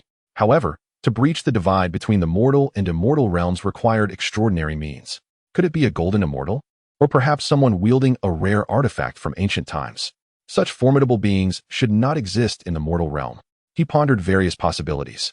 And had it not been for his trust in Gu Changqing as his grandson, he might have dismissed it as sheer nonsense. Gu Changqing, with determination, spoke, Grandfather. That esteemed figure also left behind a painting. Oh, quickly, let me have a look. Perhaps we can deduce the true extent of its power and discern the truth behind it, the ethereal figure said with palpable eagerness. Gu Changqing solemnly retrieved the scroll, cautioning, Please, prepare yourself, esteemed elder. The apparition smiled faintly, exuding an air of confidence. There is no need for concern. The first patriarch of Qingyun Valley ascended with remarkable talent, establishing a sect in the celestial realm. Although I share no blood ties with him, as a fellow descendant of Qingyun Valley, he has always looked after me. Thus, I have fared quite well. You may proceed to unveil it. Nodding in acknowledgement, Gu Changqing gradually unfurled the scroll. In an instant, a deluge of golden flames cascaded from the parchment, reminiscent of the blazing sun. Gu Changqing's cultivation was insufficient to fully grasp the overwhelming pressure. Yet the ethereal figure was instantly taken aback. As the scroll was merely halfway opened, an immense and boundless aura surged forth, causing his mind to thrum violently, nearly leading him to the brink of unconsciousness. Majestic, sacred, terrifying, and searing. It was utterly horrific, profoundly shocking. In a mere heartbeat, the apparition became almost insubstantial, its voice trembling and desperate. Stop. Do not unveil it further. I cannot withstand it. Please, close the scroll and summon me again. Summon me once more. Chapter 174. I truly depart, Grandfather. Gu Changqing exclaimed, hastily rolling up the scroll, yet it was too late. The ethereal figure had already vanished. The onlookers gazed at the now empty space, utterly dumbfounded, their eyes wide open, lost in a stupor. Gu Changqing stared blankly at the scroll in his hand, then glanced at the spot where his grandfather had disappeared, inhaling deeply, a look of reverence dawning in his eyes. Truly, a master is indeed a master. This scroll merely exuded a trace of its aura, and it had already stimulated his grandfather's celestial projection into oblivion. How formidable must that be? He quickly stowed the scroll away and solemnly declared, All right, let us summon once more. We shall proceed step by step. Bow, draw blood, light incense, and summon. Gu Changqing's complexion had turned somewhat pale, The blood he had shed was not ordinary, but a significant amount of his vital essence. With just these two offerings, it would take at least a decade or two of cultivation to replenish. To invoke an immortal's descent, one must pay a hefty price. With a hum, misty energy began to rise, and the ethereal figure re-emerged. It cast a glance at the scroll in Gu Changqing's hand, fear flickering in its eyes. The Taoist essence within that painting was overwhelmingly potent. Not only would this projection be compelled to bow in reverence, but even its true form would likely be unable to resist the urge to prostrate itself. Even in the celestial realm, this painting would undoubtedly be revered as an extraordinary treasure. Had a sage truly emerged from the mortal realm? As astonishment washed over him, Gu Changqing's grandfather felt a flush of embarrassment. Having just postured so grandly before his descendants, he was now faced with a stark reality that undermined his image in their eyes. He had intended to let them experience the grandeur of their ancestors' divine stature. But now that hope lay shattered, how difficult it is for me. Incredible. Unfathomable. He marveled aloud, stroking his beard, striving to maintain a calm demeanor, exuding an air of celestial elegance. You may not grasp the depth of this yet, but within this painting lies more than mere Taoist essence. It possesses divine spirit. Though I have not seen the entirety of the painting, the aura it emanates certainly contains divine resonance. In simple terms, this painting, it is alive. Alive, alive? Gu Changqing and the others simultaneously gasped, fixated on the painting, feeling their scalps tingle and their bodies break into a cold sweat. Clearly horrified to the extreme. You need not fear. Although it is alive, since it is a gift from a master, it will surely harbor no malice towards you. Otherwise, the entire Qingyun Valley would have long since ceased to exist. The ethereal figure smiled lightly, then inquired, by the way, what does the painting depict? Gu Changqing quickly replied, Grandfather, the painting features a crow with 3 legs, which we have never seen before. The master referred to it as the 3-legged golden crow. What? A 3-legged crow? The ethereal figure trembled violently, as if on the brink of vanishing from sheer shock. Are you certain? I am certain. As the conversation unfolded, Gu Changqing prepared to unveil the scroll, asserting that if his grandfather harbored any doubts, he could certainly provide a glimpse. You fool, cease this at once. The ethereal figure reprimanded. Are you attempting to send me away? Gu Changqing's expression turned awkward, prompting him to halt immediately. The 3-legged crow, it turns out, was known as the 3-legged golden crow. In the realm of immortals, such a being was chronicled within the ancient secret realms. Could it be that he truly was a powerful entity surviving from antiquity? The specter murmured to himself, the astonishment in his eyes intensifying. This matter is of utmost significance. It must be reported to the sect leader without delay. He regarded Gu Changqing with solemnity, gravely stating, this person possesses unfathomable strength, truly deserving of the phrase earth-shattering. You must not offend him, do you understand? Gu Changqing nodded earnestly, affirming, rest assured, Grandfather, we are acutely aware of this and shall treat him with utmost respect, sparing no effort in our deference. Merely being respectful is insufficient. To encounter such a high-ranking individual is our extraordinary fortune, a monumental fortune. Do you know why I have thrived in the realm of immortals? Although I have the backing of the first-generation leader of Qingyun Valley, the competition is fierce. Only by forging genuine relationships can one truly prosper. In essence, you must remember that endearing oneself to powerful figures often outweighs the significance of arduous cultivation. Do you comprehend? The specter continued earnestly. Such individuals are surrounded by sycophants. Only through our sincere efforts can we stand out. Gu Changqing and his companions gaped in astonishment. Realizing that there was little distinction between themselves and the immortals, it appeared that even upon achieving immortality, one must still engage in flattery, with the competitive pressure perhaps even greater, thus rendering them more adept at it. Gu Changqing respectfully replied, You speak the truth, Grandfather. I have learned much. The specter displayed an expression of satisfaction, stating, Since the Exalted One has gifted you something, does he have any requests? Great-grandfather, Gu Xiao said, a hint of nervousness in her voice as she stepped forward. It seems the Exalted One desires a flying monster. Is that so? This information is crucial. The specter's eyes sparkled with excitement. This is a splendid opportunity for us to demonstrate our worth. Remarkable, truly remarkable. Gu Changqing interjected, Grandfather, I share your sentiments, but I cannot fathom what kind of monster to offer. The specter chuckled heartily. The gift must not be taken lightly. It should at least be a celestial beast. It is understandable that you cannot find one in the mortal realm, but I have access to them in the realm of immortals. Allow me to select one for you. The group was immediately filled with astonishment. Gu Changqing could not contain his delight, exclaiming, Grandfather can actually procure a celestial beast? The specter laughed proudly. Is that truly remarkable? To me, celestial beasts are but trifles. Very well, summon me again tomorrow, and I shall deliver the celestial beast to you. I take my leave. Gu Chongqing and the others respectfully replied, we bid farewell to our esteemed ancestor.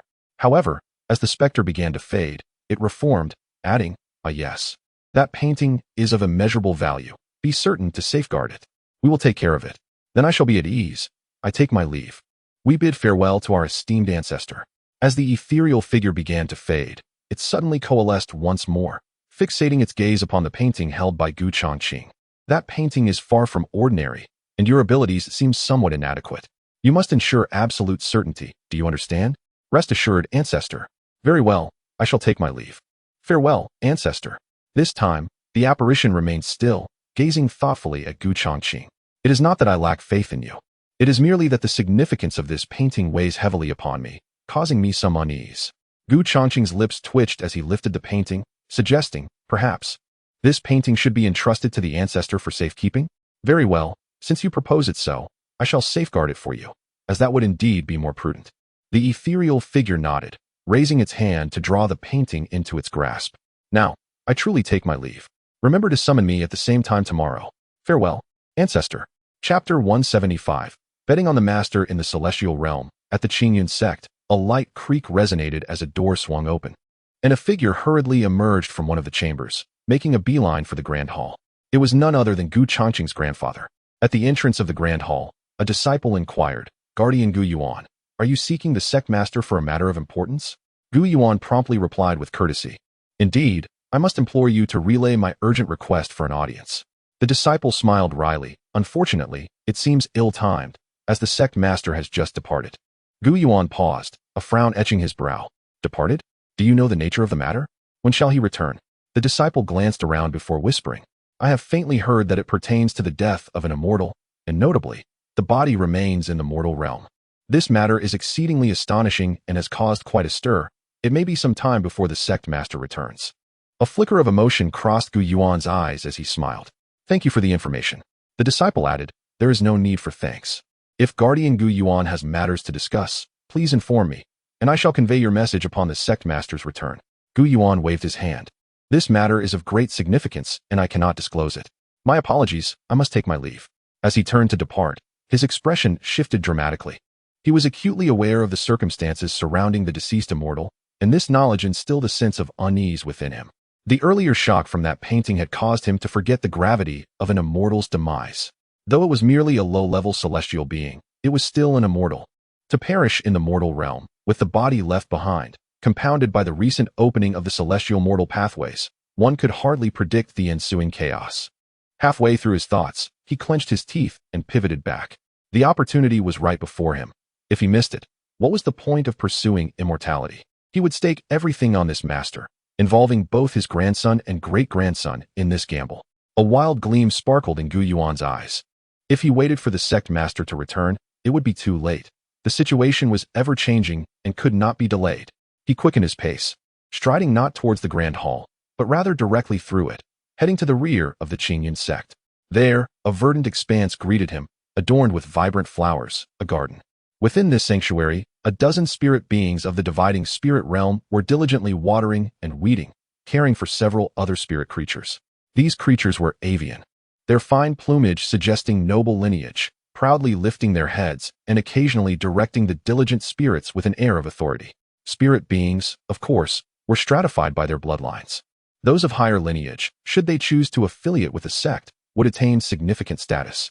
Conversely, ordinary spirits could only hope for extraordinary encounters to elevate their fates. Otherwise, they risked becoming mere wild creatures, captured and reduced to slavery, or worse, transformed into sustenance or materials.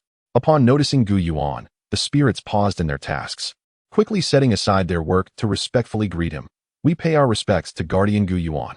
The avian spirit creatures offered only a cursory glance, nodding slightly in acknowledgement. A subtle gesture of greeting. Gu Yuan gazed at them, cupping his hands in a gesture of respect, and with a courteous smile, he said, Esteemed beings, I possess an extraordinary opportunity that I wish to share with you. Might anyone be inclined to accompany me on this venture? The few monsters tilted their heads, casting a glance at Gu Yuan, Yet none uttered a word. Instead, they spread their wings and soared to perch upon the branches of the trees. Gu Yuan's expression shifted slightly, embarrassment creeping in as he gritted his teeth and posed his question once more. This truly is a monumental opportunity, beyond imagination. You will not be disappointed. A flicker of displeasure stirred within him. These creatures had indeed become arrogant and impudent, spoiled by their master. Were it not for his inability to find precious monsters in a short span, he would not have resorted to this. These beings were merely at the great ascension stage, relying on a trace of phoenix blood to garner their master's attention, who had expended great effort to cultivate them into divine beasts. Gu Yuan himself was at the mid-celestial stage. Such politeness was already an immense favor bestowed upon them. Moreover, this was a grand opportunity. If he were a monster instead of a human, would he still be so accommodating?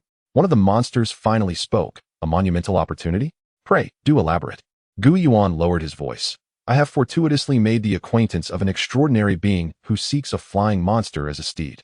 If one of you were to catch his eye, the future fortune would be unfathomable. The countenances of the avian creatures twisted into expressions of disbelief as they exclaimed, An extraordinary being? He wishes for us to be his steeds? If we were to relay your words to our master, what do you suppose would be the outcome? Gu Yuan replied, In truth, I intended to seek the master's counsel, but he happens to be absent. This matter ought not to be delayed, for opportunities are fleeting. Hence, I came directly to inquire about your willingness. Curiosity piqued, one of the monsters asked, Who is this extraordinary being, and where might he be found? Gu Yuan pondered for a moment before responding. He is an ancient power who remains in the mortal realm. Mortal realm? Ancient power. The avian monsters were rendered speechless, regarding Gu Yuan with incredulous expressions, as if they could scarcely believe such a notion. Not only the avians, but even other monsters could not contain their amusement, ultimately bursting into laughter. What a farce. Such claims would not even be believed by a 6-year-old child. You dare to suggest we serve as steeds in the mortal realm? The proudest of the monsters chuckled coldly. Have you recently suffered an injury in battle that has clouded your mind? I advise you to seek help before it is too late. Gu Yuan spoke earnestly. You must trust me. I can swear by my Tao heart that my words are not false. Gu Yuan's companions, however, turned away, dismissing him with indifference. He stood rooted in place, fixated on the most arrogant of the monsters, his thoughts racing. This creature was a fire sparrow spirit, possessing the most potent phoenix blood and having awakened the talent of phoenix fire, making it a remarkable steed even within the celestial realm. Presenting it to the extraordinary being would surely suffice in terms of quality. Furthermore, should the process prove too smooth, it might fail to convey sincerity. However, if he were to take risks for the extraordinary being, perhaps he could earn a discerning glance. With a resolute heart, he decided to take the plunge. He raised his hand and pointed forcefully, unleashing a formidable aura that erupted with tremendous impact. The monsters, lacking even the slightest semblance of celestial prowess, were rendered utterly defenseless, collapsing into unconsciousness in an instant. Subsequently, Gu Yuan grasped the fiery sparrow spirit in his hand and transformed into a streak of light, silently departing with swift steps. In the courtyard, little Daji, I am coming down, steady yourself. Rest assured, my lord, I shall await you below. Very well. Nianfan nodded from the rooftop, gradually descending the ladder. Upon reaching the ground, he gazed up at the lightning rod installed atop the courtyard, a satisfied nod escaping his lips. It was accomplished. Henceforth, he was relieved of a burden. My lord has worked hard, Daji said with a smile, carefully wiping the sweat from Nianfan's brow. In good spirits. Nianfan chuckled and remarked, Jingwe Lake is renowned far and wide, and it lies not far from here. To celebrate, shall we take a trip to the lake this afternoon? Indeed, I shall follow your lead, my lord. Chapter 176. Boating on the lake. The name Jingwe Lake had graced Nianfan's ears more than once, particularly during his visits to the fishmonger, who often extolled its virtues, marking it as one of the more renowned tourist attractions of Luoxian City.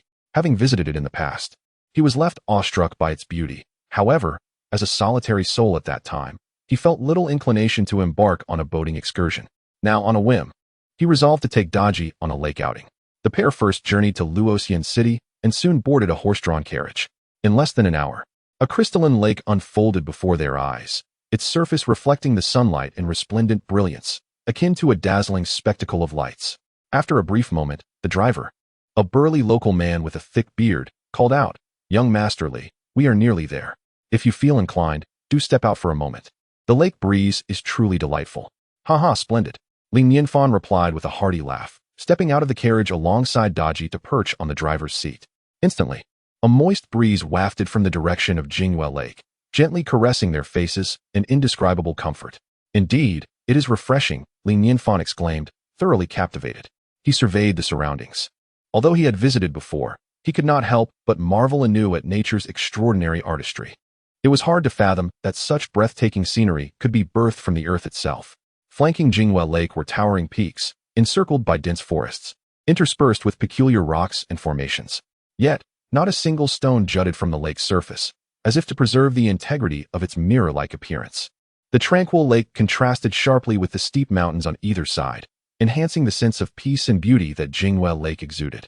The prosperity of Luoxian City was intricately linked to this lake, drawing many idle souls who sought to witness its splendor. The driver, evidently well-versed in the area, pointed out, "Young Master Li, look over there. That is the Fury Gorge." Raising his gaze, Li Nianfan observed a narrow convergence where the banks met. As Jingwell Lake originated from the eastern sea, its waters flowing vigorously. Upon reaching this constricted passage, the currents surged tumultuously, reminiscent of raging waves. Yet, the most astonishing sight awaited them. As the furious waters surged past the Fury Gorge, they suddenly transformed into a serene flow, seamlessly merging into the placid expanse of Jingwell Lake, without raising even a ripple. Li Nianfan could not contain himself and remarked, "It appears the lake must be quite deep." "Indeed, it is unfathomably deep," the driver replied, cautioning, "Young Master Li, do exercise caution while boating. You are far more delicate than those fishing folk. A careless slip into the water could spell danger." Li Nianfan smiled, "I appreciate the warning, rest assured," with a gentle tug on the reins. The carriage came to a steady halt. "Young Master Li, the distance to Jingwell Lake is merely 100 meters from here. The road ahead is not suitable for the carriage, so I can only take you this far." "Very well, farewell." After settling the fare, Li Nianfan disembarked with Daji and made their way towards Jingwell Lake. By the lakeside, a multitude of people had gathered, primarily fishermen casting their lines, while several boatmen had moored their vessels along the shore, awaiting passengers. Gazing across the lake, a myriad of boats competed for space on the shimmering golden surface, each fishing boat drifting gracefully, creating a picturesque scene of 1,000 sails. Approaching an elderly man adorned with a straw hat, Li Nianfan greeted him with a smile. "Good sir, do you rent out this boat?" "Rent? Young man, if you wish to row about the lake, it will cost you 2 taels of silver for 2 people. To reach the opposite shore, an additional 2 taels will be required," the elder replied.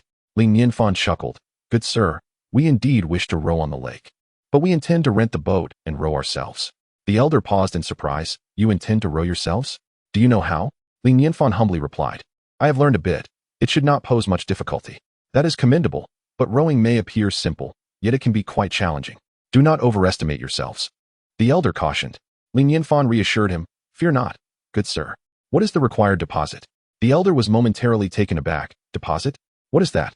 Li Nianfan could only smile wryly and shake his head, "Never mind." Observing the waning daylight, he realized that if they indulged in their activities, they might have to spend the night on the boat, so he promptly paid the elder for 2 days' fare.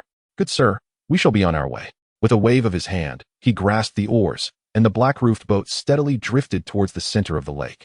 The elder, relieved, marveled, "Oh, young man, you are quite skilled. Your father must be a boatman as well." "Huh, not at all." Gradually, the shore receded at a noticeable pace, the people on the bank diminishing into mere silhouettes, while fishing boats occasionally passed by, their occupants casting curious glances at Li Nianfan. It was indeed a rarity to see a young master rowing his own boat, and he appeared to be an experienced hand. As for Daji, they dared not look directly, often stealing a fleeting glance before averting their gaze, overwhelmed by her beauty. Once the boat reached the center of the lake, Li Nianfan stowed the oars and allowed the vessel to drift with the gentle waves. "Little Daji, what do you think? I never expected the young master to be so adept at rowing. Your movements are as fluid as water, a true delight to behold," Daji remarked without a moment's hesitation. Li Nianfan's lips twitched slightly. "I was inquiring about the scenery." Daji replied softly, "The scenery is indeed beautiful."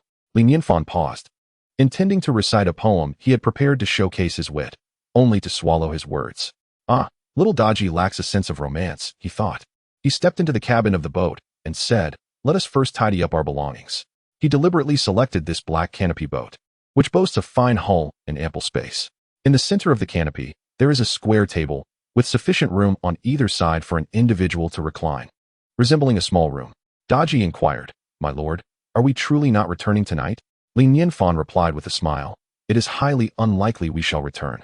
The hour is already late, and it is a rare opportunity to enjoy a lakeside excursion. The night scenery is quite delightful, as you can see. I have even brought lanterns. Daji felt a surge of secret joy and immediately approached to assist Li Nianfan in organizing their belongings. Thanks to the system space, transporting items is incredibly convenient, with all the essentials for clothing, food, and shelter readily available. Chapter 177, The Remnants of the Immortals Soon. The two of them tidily stowed away their belongings and stepped outside the black boat. At that moment, a streak of light shot past Li Nianfan's head, causing him to pause in surprise. Indeed, practitioners of immortality are quite active, flitting about and evoking envy in others. He gazed at the spectacle for a while before retrieving his fishing rod, excitement bubbling within him as he remarked, "The pond in the backyard has been quite disappointing. At last, I can showcase my skills." With an abundance of fishing prowess yet a prolonged absence from the pastime, Li Nianfan found himself itching to cast a line. Sitting at the edge of the boat, he casually waved his hand, and the fishing line traced a graceful arc through the air, landing steadily in the water, with Daji beside him, creating a unique tableau. After a brief period of fishing, a small fishing boat leisurely approached. "Young Masterly, it truly is you." A voice filled with surprise called out from the boat. Li Nianfan turned towards the sound and smiled. "Ah, it's the fish boss." The fish boss responded, from a distance. "I sensed a familiar figure. I never expected it to be young Masterly. I must say, your rowing skills are impressive." Li Nianfan inquired. "Are you out here with your family for a leisurely boat ride?" To the left of the fish boss stood a modestly dressed woman with sun-kissed skin, a quintessential fisherman's daughter. Behind the fish boss, a little girl of about 4 or 5 peeked out, curiously observing Li Nianfan. "Young Masterly, you jest. We hardly have the leisure for boating. We are merely here to tend to some fishing duties," the fish boss replied, pulling the little girl into view. "Little fish, say hello to your brother." Shyly, little fish murmured, "Brother."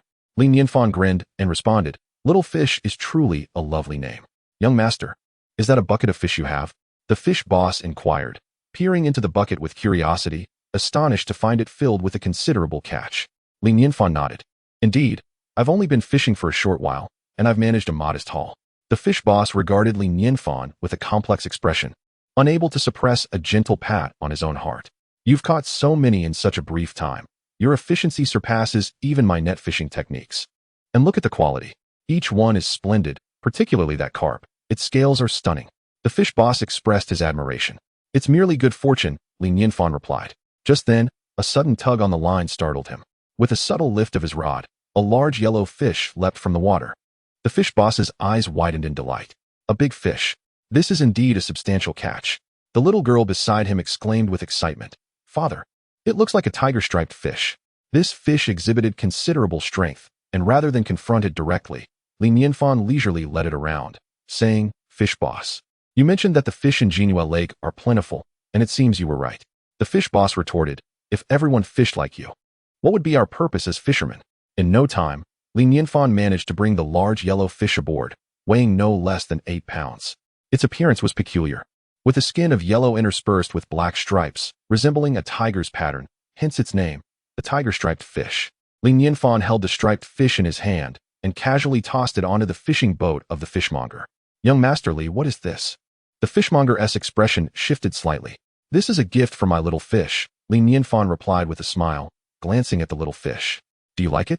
He had already noticed that upon seeing the striped fish, the little fish's eyes sparkled with delight, clearly enamored. Indeed, the little fish nodded repeatedly, exclaiming, "Yes, I like it. Thank you, brother." "Oh, you child." The fishmonger shook his head helplessly and expressed his gratitude. "Thank you, young Masterly. This child's favorite dish is precisely this. Alas, there is nothing I can do." Li Nianfan responded, "In life, having preferences is a good thing." At that moment, several streaks of light darted through the sky above them. The fishmonger couldn't help but remark, "Recently, I don't know what is happening at Jinhua Lake. There seem to be more cultivators than fish." Li Nianfan raised an eyebrow, intrigued. "Has it really increased lately?" "Yes, I'm not sure what is going on." "Young Masterly, it's getting late. I think it's better to head back quickly. Who knows, there might be monsters in the lake." The fishmonger, having been bitten by a snake once, had grown somewhat cautious. Li Nianfan replied, "We'll stay for a little while longer." "Young master, it's almost dark. I still think it's wise to leave early," the fishmonger urged again, then began to row the boat, bidding farewell. Li Nianfan watched the boat recede into the distance, his brow slightly furrowing. Could there really be monsters? Should he return early? He looked up at the sky, only to see several streaks of light racing past in the void, heading straight toward the depths of Jingwell Lake, deepening his concerns. In the void, two streaks of light were speeding forward, consisting of an elderly man accompanied by a young girl. Father, has a celestial relic truly appeared in Jingwell Lake? The old man pondered for a moment before replying. It seems unlikely to be mere rumors. I have deliberately perused some ancient texts, and one particular tome records that there once existed a celestial island in the eastern seas. Thus, the emergence of celestial relics in Jingwell Lake is not impossible. The young girl said eagerly, if it really is a celestial relic, that would be wonderful. Do not be too optimistic.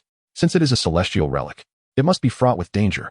With so many cultivators venturing forth, who knows how many will survive? The old man's face displayed concern. This is the fourth relic I have heard of. Recently, they have been appearing rather frequently. The young girl suggested, let us take a chance.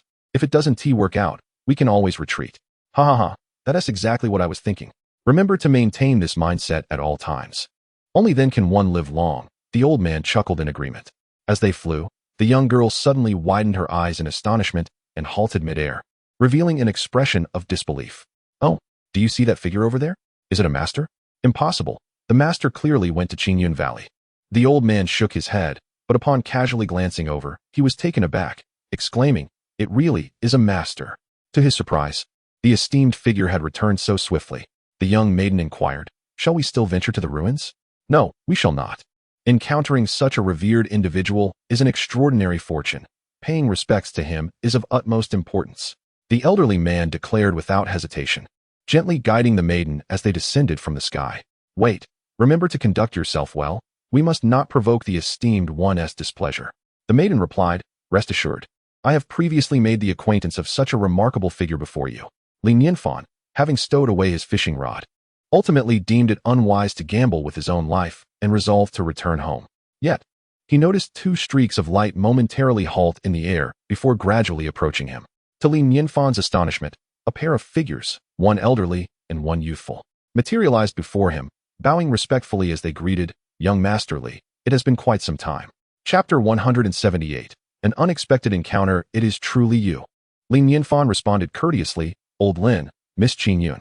Lin Mufeng revealed a smile and remarked, I never anticipated meeting young Master Li here. Enjoying a leisurely boat ride on the lake. It is indeed a delightful coincidence. Li Nianfan gestured for Old Lin to board the boat for a conversation, instructing, Xiao Daji, please prepare some tea.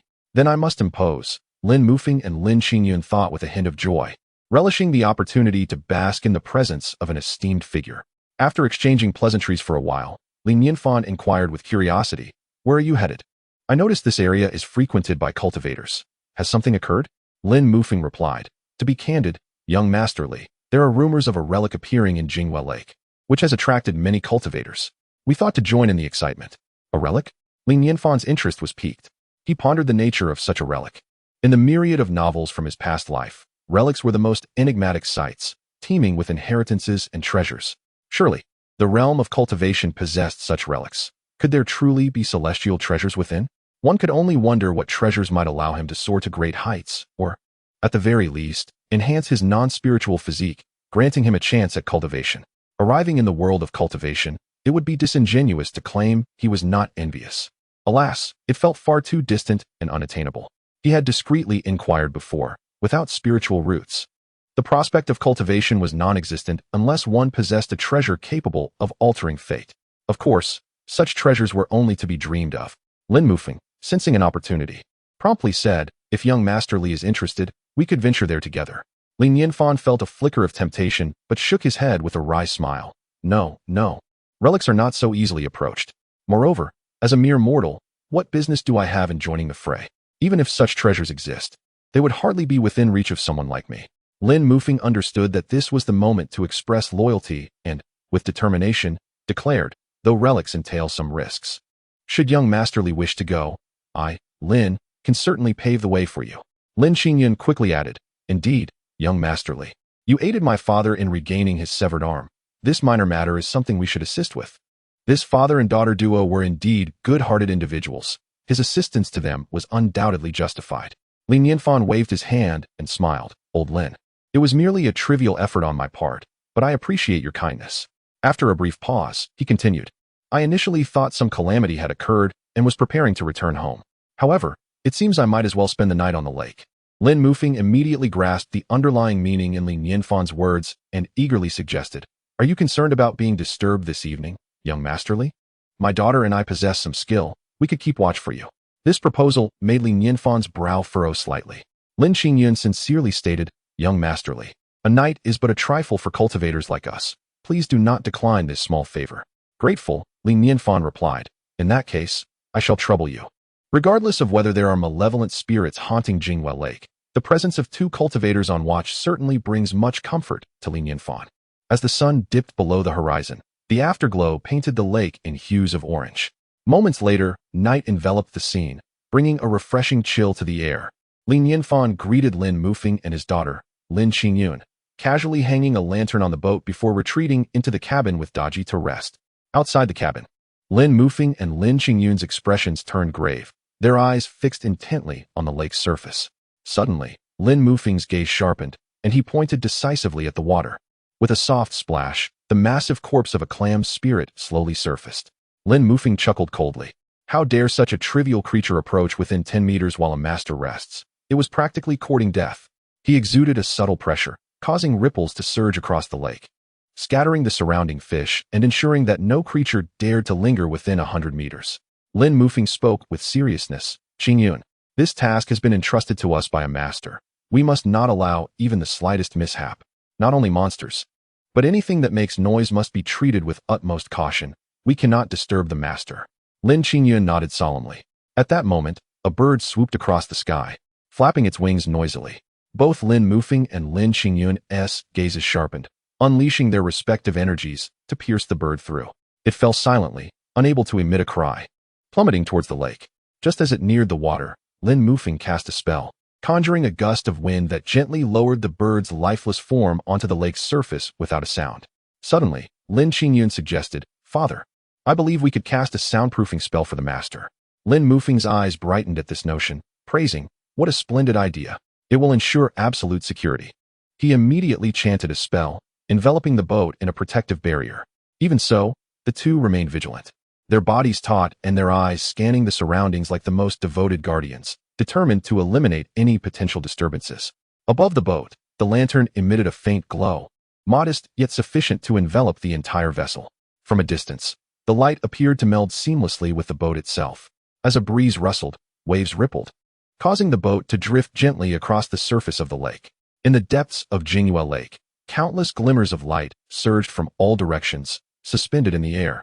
As they searched the lake's surface with keen eyes, this area was rich in spiritual energy yet chaotic. If any relic were to emerge, it would undoubtedly be here. Signs of the relic's presence had already manifested. Its arrival was merely a matter of time. A month ago, I shared this belief, remaining here in anticipation, initially hoping to discreetly enjoy the relic alone. However, as time passed and the relic continued to elude discovery, I found that the number of seekers had only increased. My fellow cultivator, I find myself in a more dire predicament than you. Half a year ago, I inadvertently discovered the peculiarities of this place, and now, here we are. Alas, it seems that timing is more fortuitous than mere early arrival. As the crowd murmured in astonishment, the once tranquil surface of the lake began to ripple violently, and a uniquely shaped stone slowly emerged from the depths.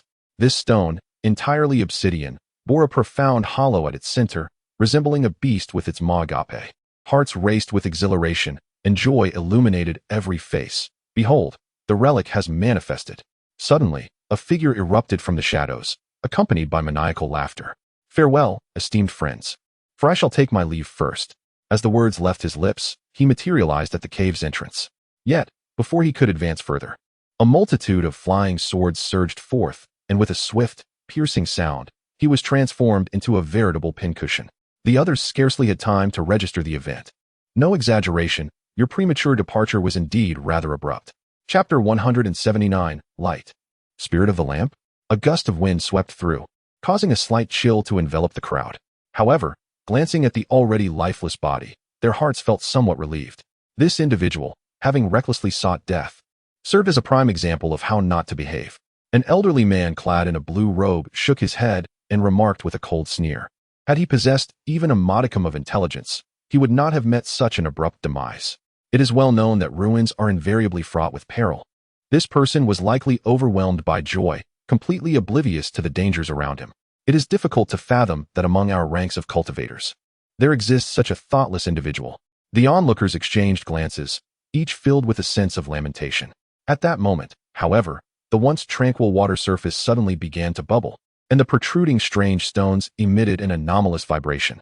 The atmosphere grew oppressively tense, a sense of impending danger enveloping the hearts of the crowd, causing them to shiver. Whoosh! In that instant, countless beams of sword light erupted from the cave entrance, exuding an air of dominance and arrogance, their sharpness causing every cultivator present to feel the hair on their bodies stand on end, a chill coursing through them. Be cautious, everyone, without needing to be reminded. All the cultivators swiftly employed their respective techniques, the radiance of spells soaring into the sky as they summoned protective treasures, forming a defensive barrier. Hiss! The sword lights clashed against the barriers, vanishing as though a cow had sunk into the sea, becoming formless. The sheer volume of sword light was overwhelming. Fortunately, the cultivators who had made it this far were all of considerable prowess, at least at the nascent soul stage. Although they were forced back, they still managed to withstand the onslaught. It appears the sword light is not as formidable as it seems. With my protective treasure, I need not succumb to fear. Chuckled an elder at the early stage of the out-of-body realm, his eyes gleaming with arrogance and disdain. With a flourish of his sleeve, he maximized the power of his protective artifact and leisurely approached the cave entrance, radiating brilliance, embodying an ethereal presence. Esteemed colleagues, the first test of the ruins is merely this. You must exert yourselves doubly. I shall advance first into the second trial. As he laughed heartily and stepped forward. However, his laughter abruptly ceased, and in an instant, he was pierced through, left feeling a profound chill. The crowd shook their heads in unison, another who had ventured ahead. The elderly man in the blue robe could not refrain from commenting. This is the legacy of the immortals. How dare anyone underestimate it? It is akin to courting death. At that moment, a figure clad in golden radiance suddenly dashed forth, heading straight for the cave entrance. This figure uttered not a word, making no mention of the ill-fated notion of advancing first. Enveloped within a resplendent golden bell, the figure soared through the air, accompanied by the sound of thunder. The sword energies dissipated into nothingness before they could approach. Upon entering the cave, countless flying swords emerged, yet with a resounding clang, they were deflected. With the first individual successfully entering the cave, the spirits of the crowd were instantly lifted. A voice of excitement rang out. Everyone, let us strive together. It seems the reserve of sword energy is limited. Its potency diminishes as we withstand it. If we unite in our counterattack, in less than half an hour, we shall all be able to enter. The spirits of the crowd soared, each individual exerting themselves with renewed vigor. Comrades, rally your strength. A tremendous opportunity lies before us. Charge forth. Together, they united, their collective power formidable, and victory seemed imminent. Some, confident in their defenses, were the first to rush toward the cave entrance. Everyone employed their unique skills, a dazzling display of brilliance illuminating the skies. At that moment, a humble black canopy boat swayed gently into view on the distant horizon. Lin Mufeng and Lin Xingyun remained in a state of heightened vigilance, scarcely daring to breathe, as if every rustle of grass was a portent of danger. The tension was palpable, beads of sweat forming on their foreheads.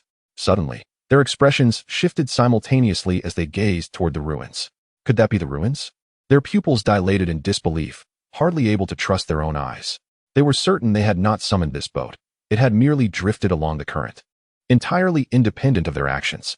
A boat, arriving at the ruins on its own? They instinctively recoiled, shivering involuntarily. It was terrifying, utterly terrifying. Had they not experienced such an event firsthand, they would never have believed it, let alone dared to imagine it. Lin Xingyun felt a chill rise from the soles of her feet, surging up to her crown, nearly causing her scalp to prickle. Trembling, she asked, "Father, do you understand what is happening?" I don't quite comprehend," Lin Mufeng stammered, equally flustered. Cautiously, he glanced at the interior of the boat, only to quickly avert his gaze. "Wait, let me think this through." He took a deep breath, replaying the day's encounters with Nianfan in his mind like a film. Yet, despite the rapid processing of his thoughts, clarity eluded him.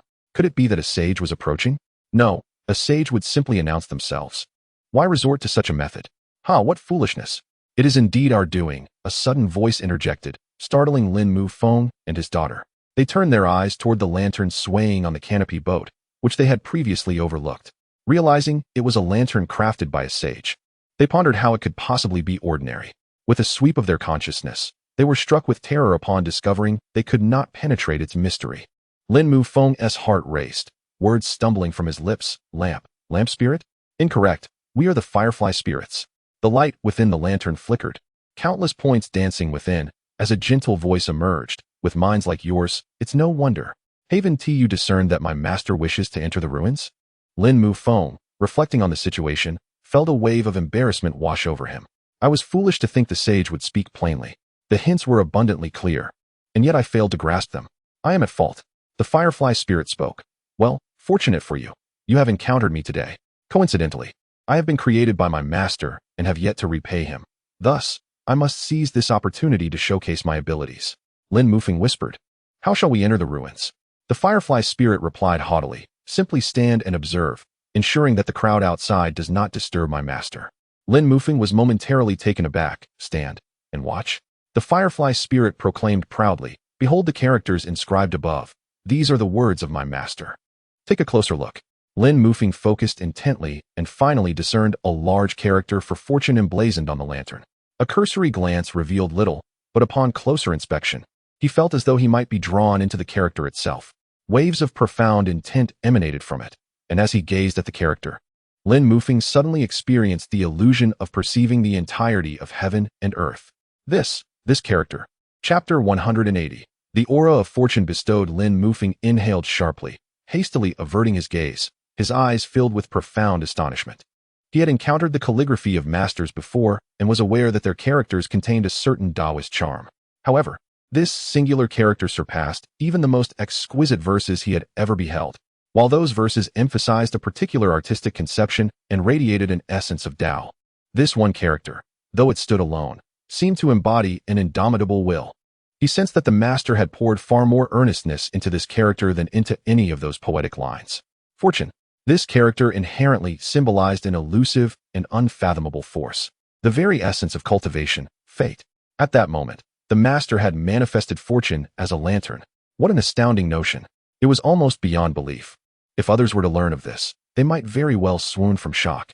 No wonder the black sailboat could effortlessly drift into the relics, with such fortune accompanying him.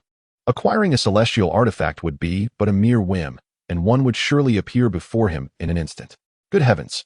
This was a treasure intimately connected to fortune, a truly unparalleled treasure. Lin Mufeng's mind went blank, his eyes rolling back as he nearly choked. Suddenly, the firefly spirit spoke. Call me father, and I shall grant you a wish. Father. Without a moment's hesitation, Lin Mufeng earnestly uttered the word.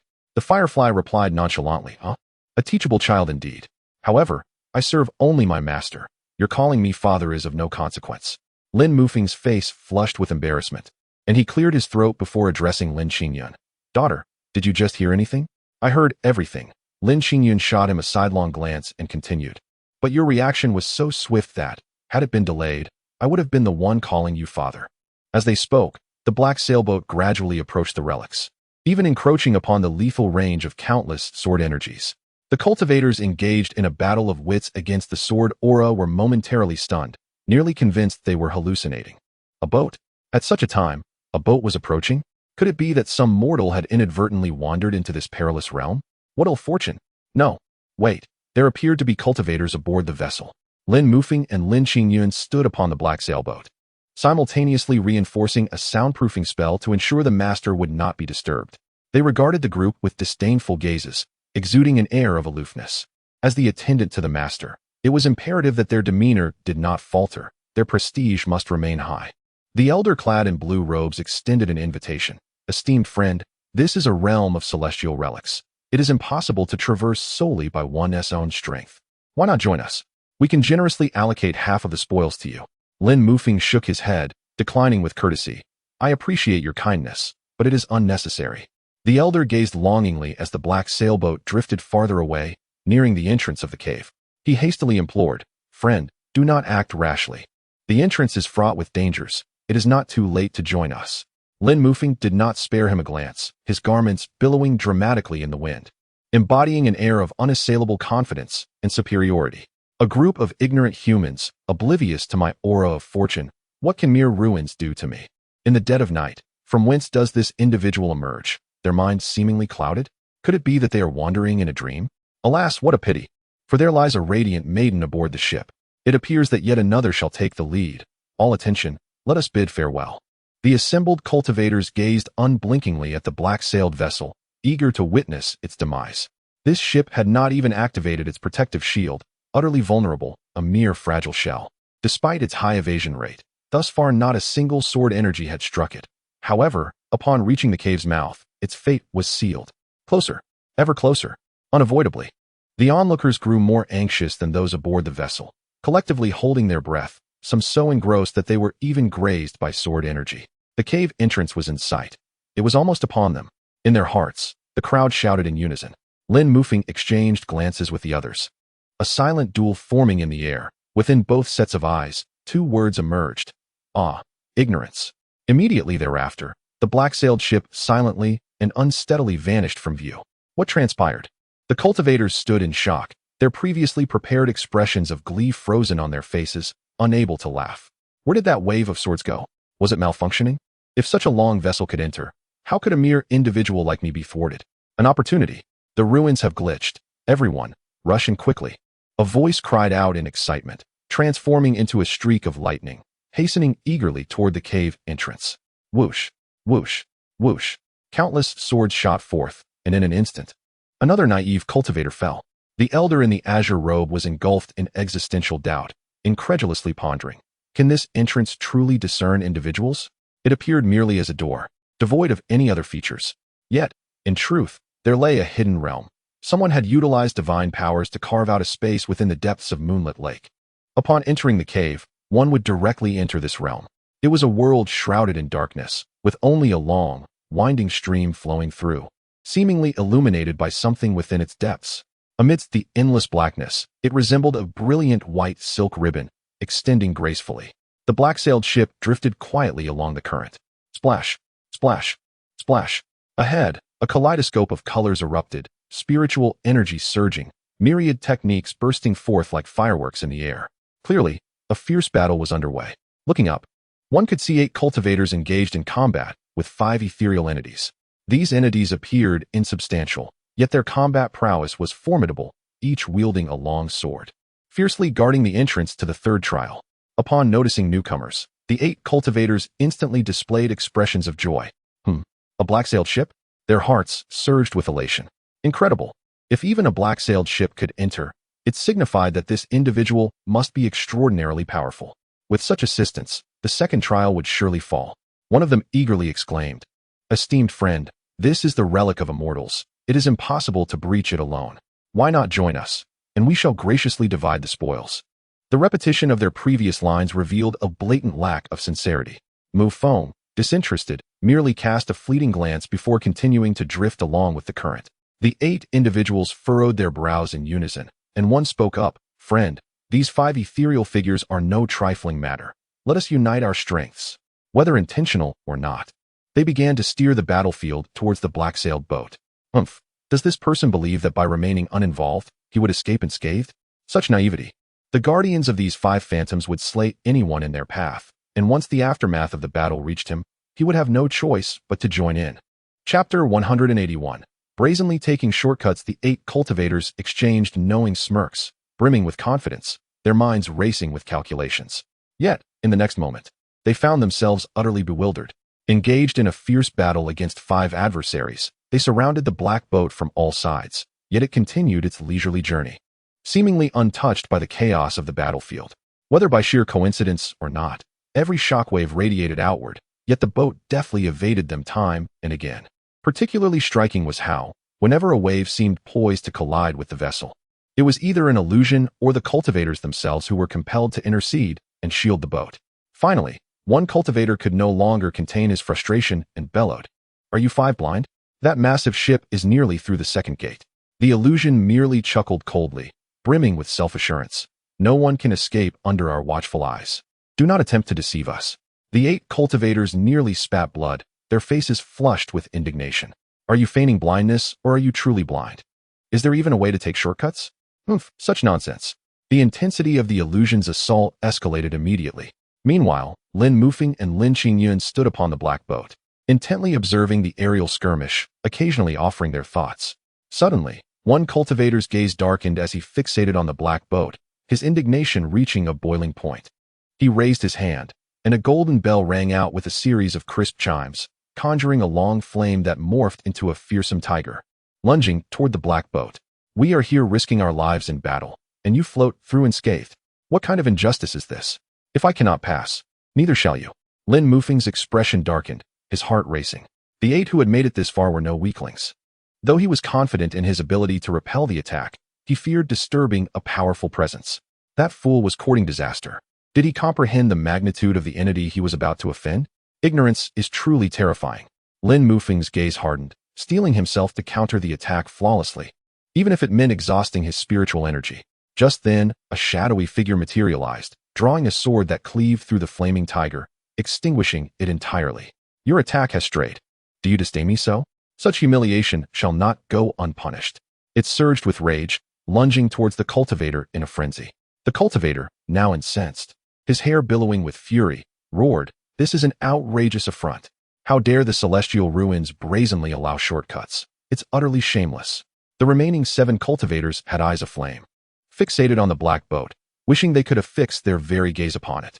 And then, in the midst of their envious, resentful stares, the massive vessel passed through the second gate. The third gate. Only 3 individuals had made it this far. They now huddled together, deliberating on methods to unravel the challenges ahead. In this seemingly secluded chamber, a gentle stream meanders through its center, surrounded on all sides by pristine white walls. Despite their myriad attempts, the trio of cultivators remains unable to locate the door leading to the next challenge. Suddenly, one of the walls quivers slightly, and a black canopy boat emerges slowly. The 3 cultivators are momentarily taken aback, but joy soon fills their hearts. The eldest among them speaks first. "Dear friend, it appears that attacking this wall yields no results, and there seem to be no mechanisms present. We are at a loss on how to proceed. Might you consider joining me before he can finish his sentence?" The black canopy boat hurtles towards another wall, propelled by the water. With a soft splash, the wall ripples, and the boat vanishes before their eyes. The 3 cultivators stand in stunned silence, their prepared words lodged in their throats, unable to utter a sound.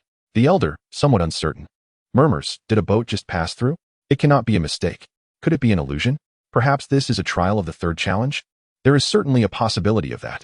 Meanwhile, Lin Mufeng and Lin Qingyun stand upon the black canopy boat, witnessing the unfolding events. The lantern flickers with light, enveloping the small vessel, which drifts steadily forward without obstruction. To claim that they are not astonished would be disingenuous. However, they have long steeled themselves and begun to adapt, managing to maintain a facade of calmness. Surely, there cannot be any cultivators ahead. Lin Mufeng breathes a sigh of relief and steals a glance at the canopy. The thrill is overwhelming, yet thankfully, they have not disturbed any powerful beings. The boat continues its gentle journey downstream, passing through the 4th and 5th challenges to their astonishment. There are as many as 9 stages. A sudden wave of sympathy for those behind them washes over them. Fortuitously, they have powerful allies at their backs. Otherwise, who could possibly navigate through such trials? The architect of this celestial realm's relic is undoubtedly a formidable individual, clearly intent on preventing anyone from progressing. Inside the boat, Li Nianfan sits with closed eyes, conversing with the Duke of Zhou. Not far from him, Daji reclines, her beautiful eyes fixated on Li Nianfan, her cheeks flushed. Clearly having spent a sleepless night, she gazes at him with a mixture of shyness, anxiety, and internal conflict. Ultimately, she extends her tongue to lick the drool pooling at the corner of her mouth and takes a deep breath. Rarely has she slept so close to her master. This is an opportunity not to be missed. I must be bold. It would be a pity to let this chance slip away. With determination in her eyes, she raises her long, fluffy, white tail, stealthily reaching toward Li Nianfan. Gently, it caresses his face before retracting swiftly. Daji immediately feels akin to a mischievous child, her face flushed with embarrassment as she shuts her eyes tightly, pretending to be asleep. Moments later, she peeks through her lashes, discovering that Li Nianfan remains undisturbed, causing her heart to settle with ease. With a slight surge of courage, she extended her tail once again, gently caressing Li Nianfan's face, while the other tail rested comfortably in the palm of his hand, a triumphant and blissful expression gracing her features.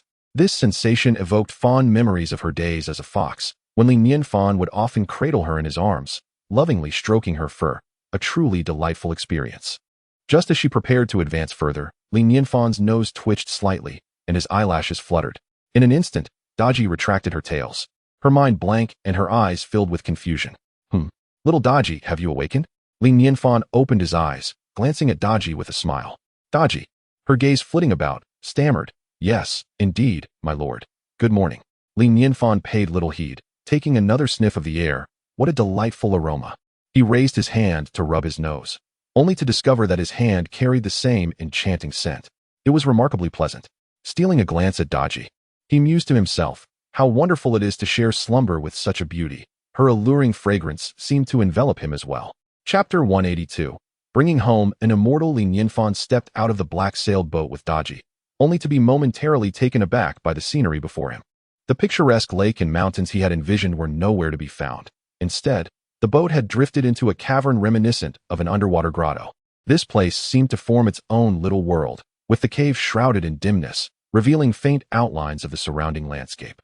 The boat gently settled on a rocky outcrop by the shore, and looking up, Li Nianfan observed that the cavern's ceiling was adorned with numerous stalactites, from which water dripped rhythmically, creating a soft, melodic sound that echoed throughout the cave. Surveying the surroundings, he noticed that the cave walls were far from regular, characterized by bizarre, protruding formations that jutted out unexpectedly. Outside, Lin Mufeng and his daughter stood cautiously, awaiting their arrival. Upon seeing Li Nianfan emerge, they quickly greeted him.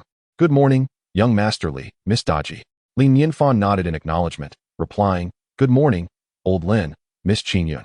His curiosity piqued, he inquired, "Where exactly is this place?"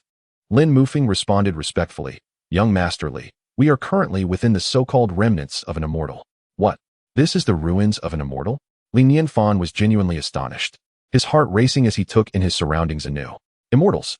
The essence of immortals, whether in his past life or this one, was undeniably profound, truly a figure of great stature. Although he believed he had grown accustomed to encounters with cultivators, the mere mention of immortals still sent his heart into a frenzy. How remarkable it was to be so close to an immortal. It was exhilarating and inflated his sense of self-importance. Unable to contain himself, Li Nianfan remarked, "Old Lin, I've told you. There was no need to specifically bring me to the ruins of an immortal. You must have faced considerable danger, have you not?" It was surprising that this father-daughter duo had secretly brought him here while he was asleep. Though they had noble intentions of repaying a debt of gratitude, Li Nianfan felt deeply moved. His assessment of their capabilities rose yet again. Their cultivation levels were likely higher than he had previously imagined. The feeling of clinging to powerful allies was indeed gratifying. Lin Mufeng's face flushed with embarrassment as he cleared his throat and replied, "Young Master Li, our arrival was merely a stroke of luck. We drifted here without understanding how, and I didn't exert much effort." Li Nianfan could not help but burst into laughter. "Ha ha ha, how humorous. Old Lin, you truly possess a sense of humor." He thought it absurd to believe the old man's words. The elder had come here, but seemed reluctant to take any credit. His humility was commendable. Li Nianfan then suggested, "By the way, you haven't had breakfast yet, have you? I rushed out with little more than some fruits for a quick meal. If you don't mind, would you care to share them with us?" Lin Mufeng and Lin Qingyun were overjoyed at the offer, quickly suppressing their excitement. "We wouldn't mind at all. We adore fruits." Li Nianfan promptly retrieved the fruits and handed them to everyone, feeling pleased. "That is splendid. I was worried you might find it too humble." Crack. Lin Mufeng bit into the apple with great eagerness, and immediately, the sweet juice filled his mouth, causing his eyes to involuntarily squint in delight. Being in the company of young Master Li was truly exhilarating. Not only were there delectable treats, but they also came imbued with extraordinary buffs. Such was the pinnacle of existence. "Delicious," Lin Mufeng exclaimed. "Young Master Li's fruits are exquisitely sweet and irresistibly tasty. How could one possibly disdain such humble fare?" Li Nianfan, basking in his self-satisfaction, replied, "I do not exaggerate. The flavor of my fruits would surely tempt even the most ethereal beings." Lin Mufeng and Lin Qingyun nodded in earnest agreement, affirming, "Indeed, indeed." With a gentle smile, Li Nianfan recognized that these cultivators, who traversed the heavens and earth, likely held little regard for ordinary treasures. Instead, it was his culinary creations, tailored to their preferences, that could yield remarkable effects, bringing them joy. It seemed prudent to delve deeper into his craft upon returning home, exploring the possibility of grafting fruits with spiritual herbs to cultivate novel varieties. Such endeavors would surely attract even more influential allies. Li Nianfan graciously offered more fruits, exclaiming, "If you enjoy them, feel free to take as many as you wish. Do not hold back." Overjoyed, Lin Mufeng and his daughter expressed their heartfelt gratitude, saying, "Thank you. Thank you, young Master Li." They exchanged a grateful glance at the lantern, acknowledging that they owed much to the firefly spirits. Without their guidance, they might have missed the subtle hints from the esteemed figure and squandered this opportunity. Clearly, their presence in the ruins had pleased the master, earning them such generous rewards. From now on, they vowed to remain vigilant and never overlook the hints from such extraordinary beings. After enjoying their breakfast, Li Nianfan commenced his exploration of the Immortals' ruins. Despite the name, there was no ethereal aura or otherworldly phenomena present. Daji seized the moment to draw closer, supporting Li Nianfan as he gracefully descended from the boat. "My lord, take care," she advised. Li Nianfan discreetly inhaled, reveling in the delicate fragrance of little Daji. Suddenly, he remarked, "It would be wise to bring the lantern." Both he and Daji were mere mortals. In such an environment, having a lantern would indeed provide comfort. Lin Mufeng promptly responded, "Young Master Li, please wait. I shall fetch it." Soon, he returned with the lantern, walking alongside Li Nianfan to illuminate their path. Li Nianfan directed the lantern. "It is too dim. Brighten it further." Instantly, the light intensified to a remarkable degree, showcasing an impressively responsive voice-activated feature that left Li Nianfan thoroughly satisfied. Lin Mufeng, however, gazed at the lantern with a complex expression, lost in contemplation. In the presence of such a master, it felt akin to servitude, and he had even called it father. Alas, it seemed that only those who reached such transcendent realms could live without bowing to others. The journey was uneventful until, after a short while, they encountered a high platform adorned with a milky white stone, perfectly shaped. Beside the stone stood a snow-white longsword, radiating a soft luminescence that dispelled the darkness of the cavern. This is... Lin Mufeng and Lin Xingyuan felt their throats simultaneously constrict, parched and astounded beyond measure. Judging from the aura emanating from the sword, it undoubtedly reached the pinnacle of the cultivation realm, likely comparable to the heavenly heart zither of the Linxian Dao Palace, attaining the status of a pseudo-immortal artifact. A pseudo-immortal artifact, undoubtedly a treasure of the sect. Truly, it is the remains of an immortal. Just this single sword is enough to drive every cultivator in the realm into a frenzy. Yet, even more astonishing is the stone beside the sword. It is an immortal steel. Regardless of the sect, the greatest aspiration is to possess an immortal steel, as it signifies that the sect has produced an immortal who ascended to the celestial realm. Through this steel, one could summon the ancestral immortal to battle. Is this like bringing an immortal home for free? Is there anything more formidable than this? Chapter 183. The Golden Flame Bee. Honey is truly a delight. Lin Mufeng was filled with excitement, while Li Nianfan merely cast a casual glance before shaking his head in disappointment. He had anticipated the discovery of some extraordinary treasures within the immortal's relic, perhaps spiritual herbs or elixirs. How foolish of him to dream of finding something that could assist him on his path to immortality, only to be met with such meager offerings. Lin Mufeng and Lin Xingyuan had been discreetly observing Li Nianfan's expressions. Upon seeing him sigh lightly with a hint of disappointment in his eyes, their hearts sank. Was this disdain? Indeed, these items seemed utterly beneath the notice of the esteemed young Master Li, who couldn't even muster the interest to look at them. Li Nianfan spoke. "Lin Lao, you should promptly take these items." Lin Mufeng's heart raced, and he swallowed hard, suppressing his excitement as he replied, "Then I shall graciously accept them."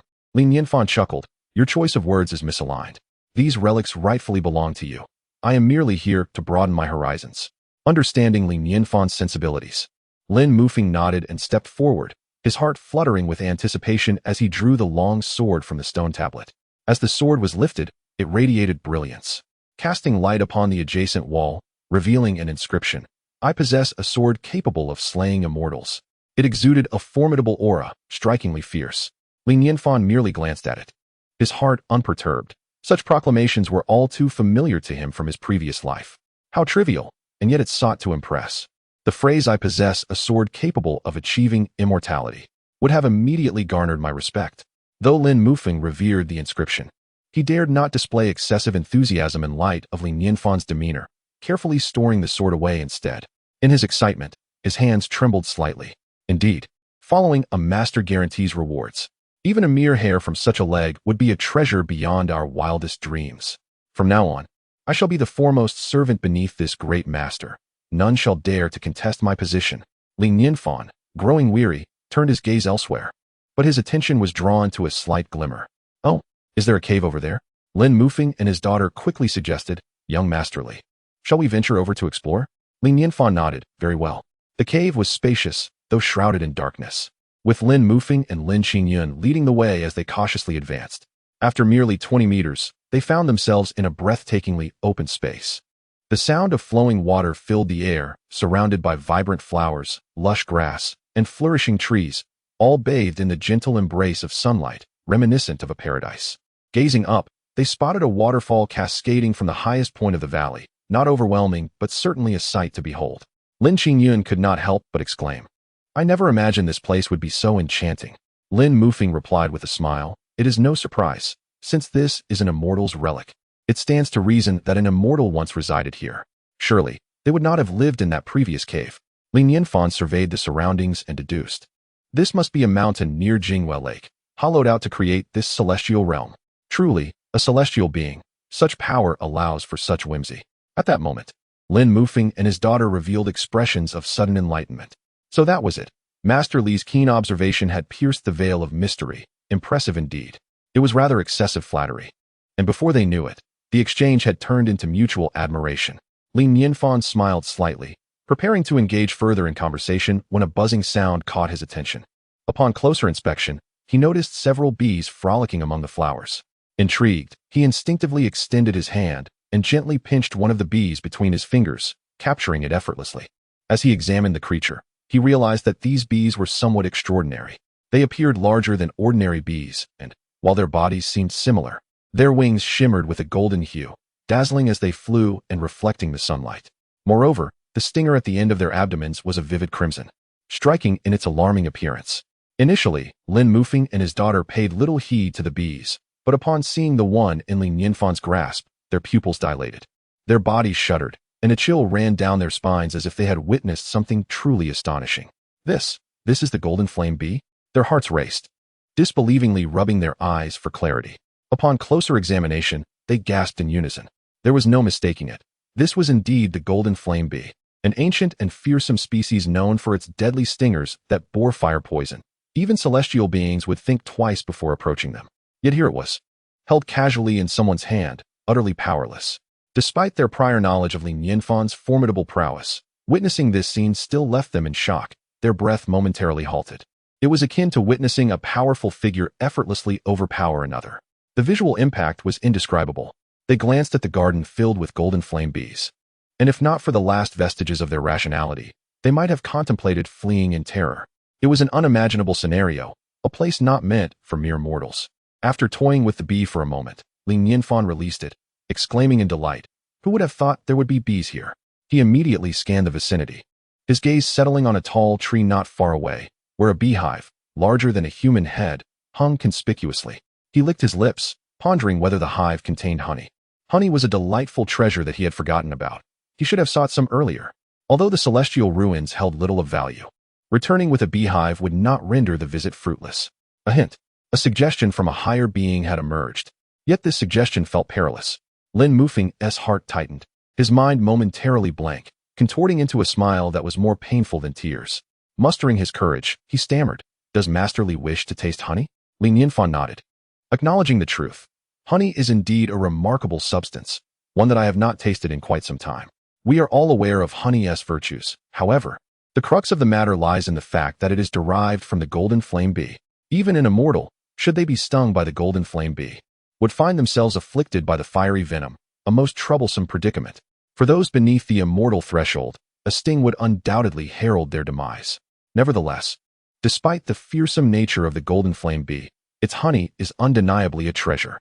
Not only does it serve as a potent remedy for wounds, but prolonged consumption also enhances one's physical constitution and elevates one's innate qualities. The tone of the wise man indicates that he has frequently indulged in golden flame bee honey in the past. Truly, he is a figure of great stature. Lin Mufeng took a deep breath, steeling himself, and resolutely offered, "If young Master Li wishes to partake, shall I fetch some honey for you?" "That would be a great favor from you, Lin." Li Nianfan did not decline. In his view, capturing honey was a trivial task for a cultivator. He produced a lidded square bucket and handed it to Lin Mufeng, stating, "By the way, Simply cover the beehive with this bucket without causing any damage. So I may take it back to nurture. The idea that a sage would desire to raise golden flame bees was truly beyond my comprehension. Lin Mufeng trembled as he received the bucket, maintaining a facade of calm while his heart raced with anxiety. He fought back tears of fear. His voice strained with tension as he assured, "Rest assured, young Masterly, I shall return shortly." Chapter 184. Lin Mufeng's awakening. Lin Qingyun hurried a few steps forward. "Father, I will accompany you." The father and daughter arrived beneath the great tree, gazing up at the beehive, their eyes simultaneously reflecting a sense of trepidation. Lin Qingyun, overwhelmed with worry, could not help but whisper, "Father, are you truly going to proceed?" Lin Mufeng, resolute in his decision, replied without hesitation, "I must go. It is an honor to serve a remarkable individual." Lin Qingyun's face turned pale, and she trembled as she said, "But that is a golden flame bee. Disturbing its nest, even slightly, could pose a serious threat to your life." "Huh, Qingyun, how do you perceive this remarkable individual?" Lin Mufeng suddenly inquired. Lin Qingyun pondered for a moment and responded, "He is calm and benevolent, bestowing upon us tremendous fortune. Remember, there is no such thing as a free lunch in this world. Remarkable individuals often possess eccentricities. For instance, young Masterly prefers to interact with the mundane world and enjoys having others participate in his performances. Yet, you must understand that such quirks can actually be a form of fortune for us. Thus, encountering young Masterly can be deemed a stroke of celestial luck. Opportunities often require our active pursuit." Lin Mufeng's expression turned solemn. "We have already benefited greatly from this remarkable individual. Doing nothing would leave my heart in turmoil." Lin Qingyun clenched her teeth. "Father, this could be life-threatening. Do you not comprehend? This is, in fact, a test from the remarkable individual." Lin Mufeng smiled slightly. Since he relishes the guise of immortal, he will inevitably employ subtle hints to manipulate others. His bestowal of fortune is, in essence, the deliberate cultivation of his pawns.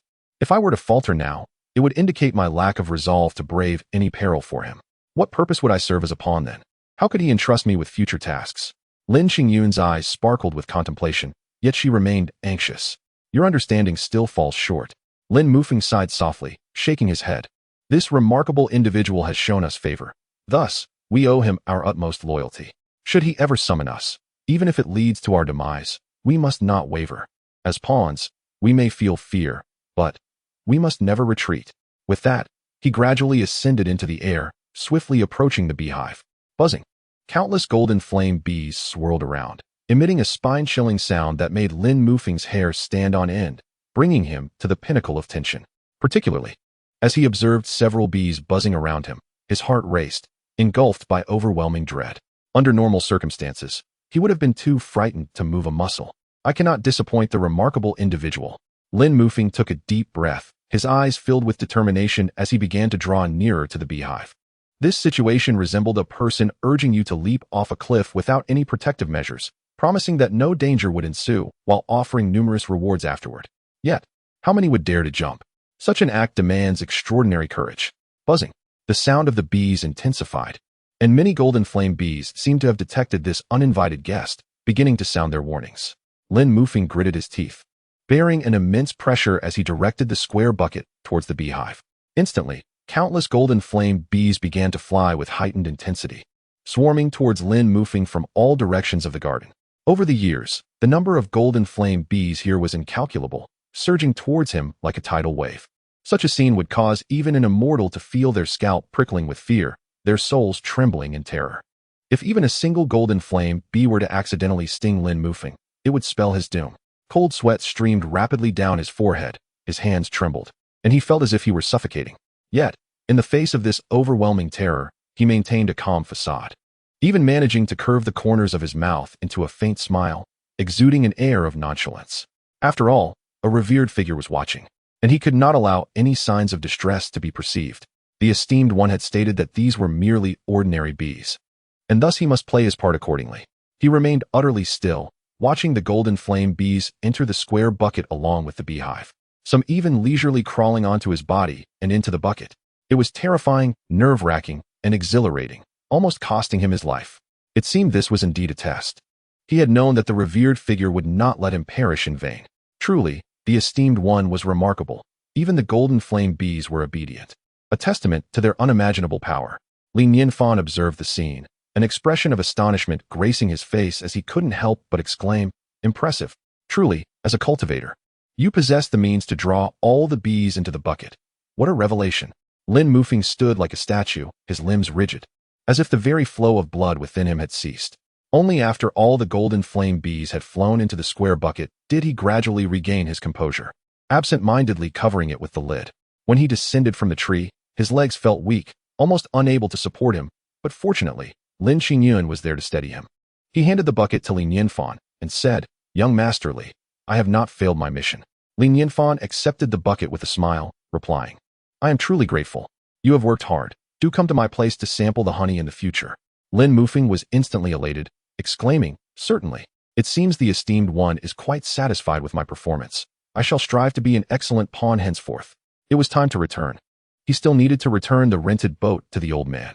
Li Nianfan chuckled, rowing the boat gently along the current as they drifted away from the ruins. Meanwhile, several hours earlier, a streak of light had swiftly departed from Qingyun Valley, heading in the direction of Qianlong Xianqiao. It was Gu Changqing. Upon his shoulder perched a magnificent bird, entirely crimson with a golden feather at the tip of its tail, the fire sparrow from the celestial realm. Now that the path between the celestial and mortal worlds had begun to open, with sufficient strength, items could be exchanged as they once were. However, beings of the immortal realm above could not descend at will, nor could those below ascend freely to the celestial realm.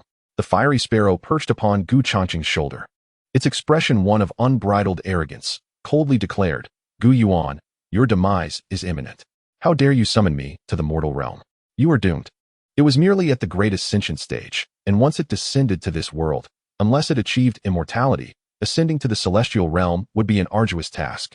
The air of this realm is utterly repugnant. I can hardly breathe. So, you are called Gu Changqing, are you? Your ancestor has met his end, and so shall you. Your entire family is destined for ruin. Prepare to face the overwhelming wrath of our sect leader. What a wretched place this is, filled with nothing but despicable existence. Wait and see. I shall bring about a state of despair for all here. Its arrogance reached new heights, and a gaze of utter disdain for humanity shone in its eyes. To it, the mortal realm resembled a slum, and its current degradation was an affront to its dignity. An endless torrent of resentment surged within it, fueling a desire for annihilation.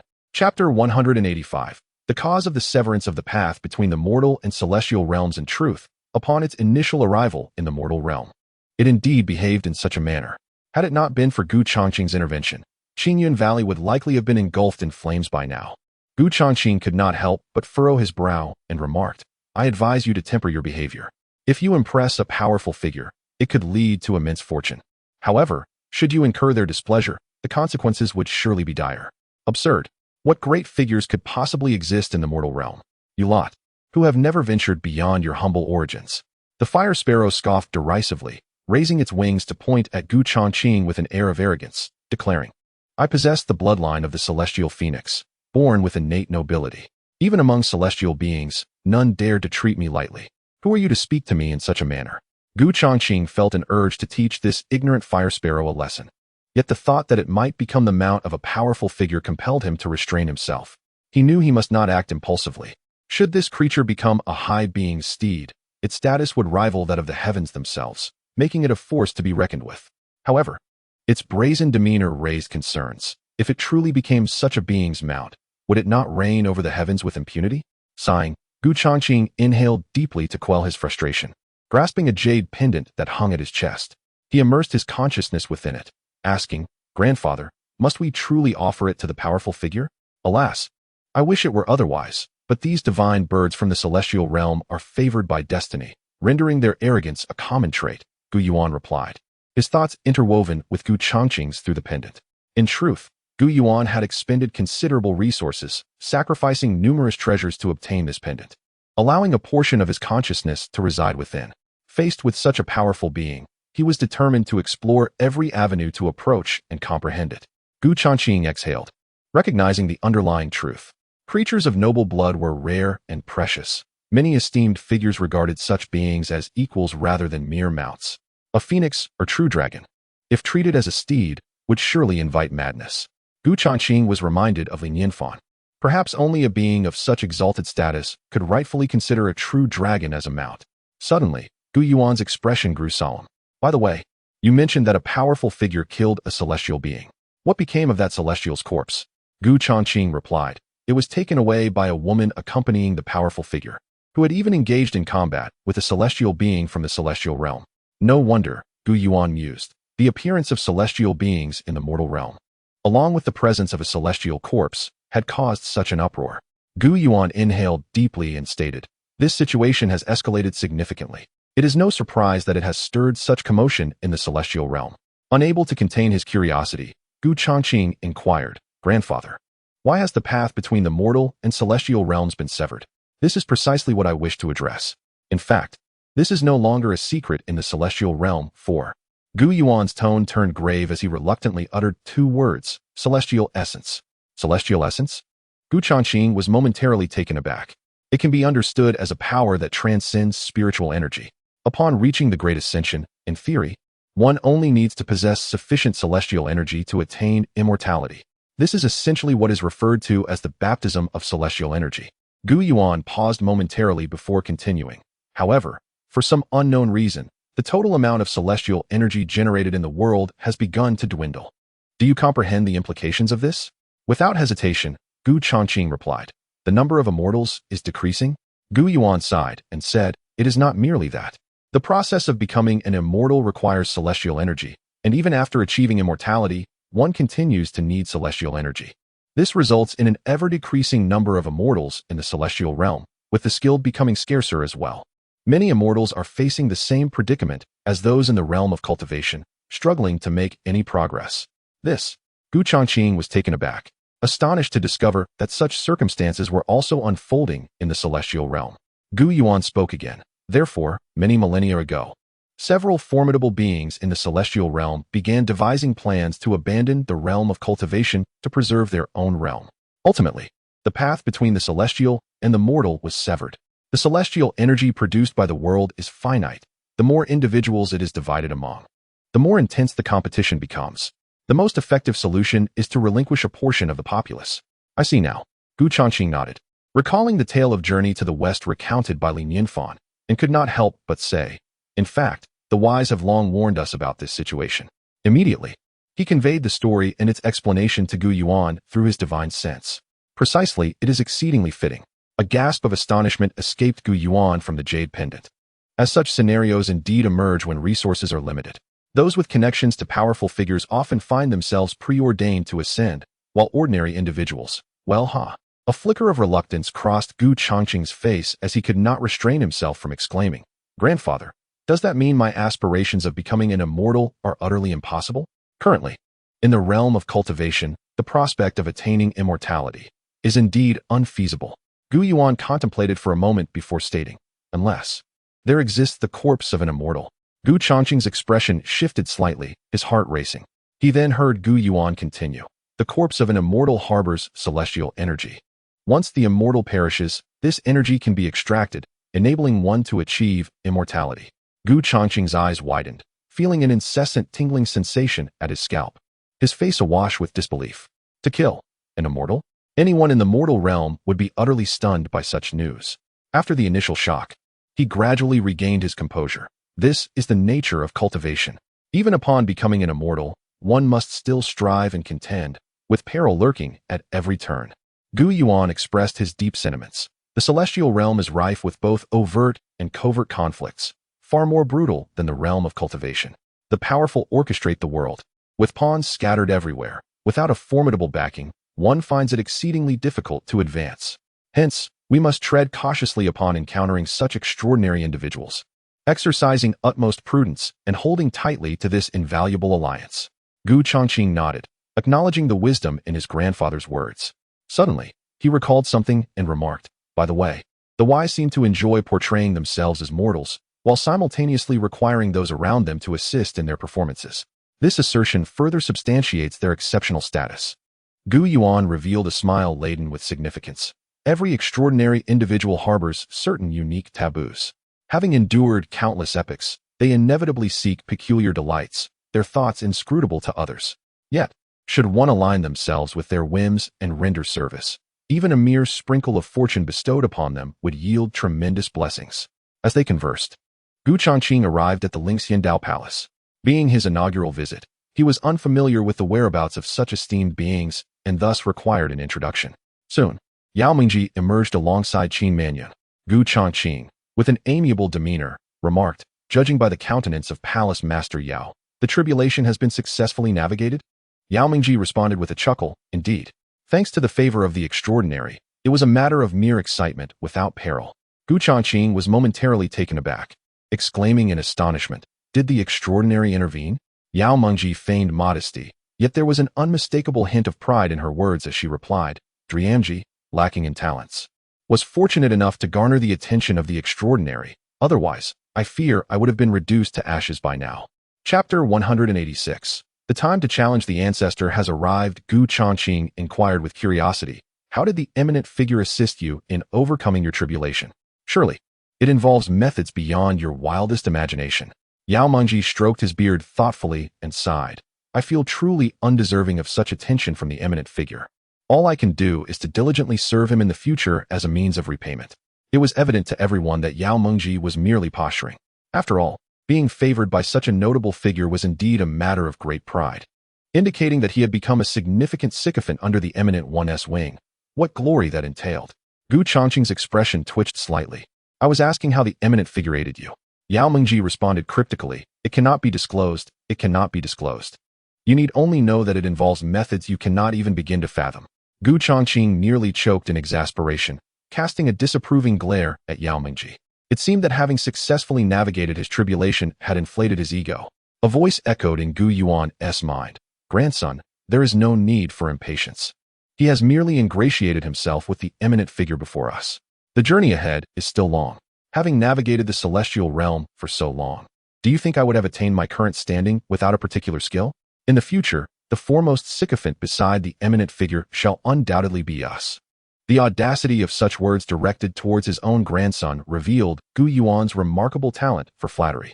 Suddenly, an incongruous voice interrupted as Huake leaped forward. Disdain etched across her features, as if she were observing mere ants.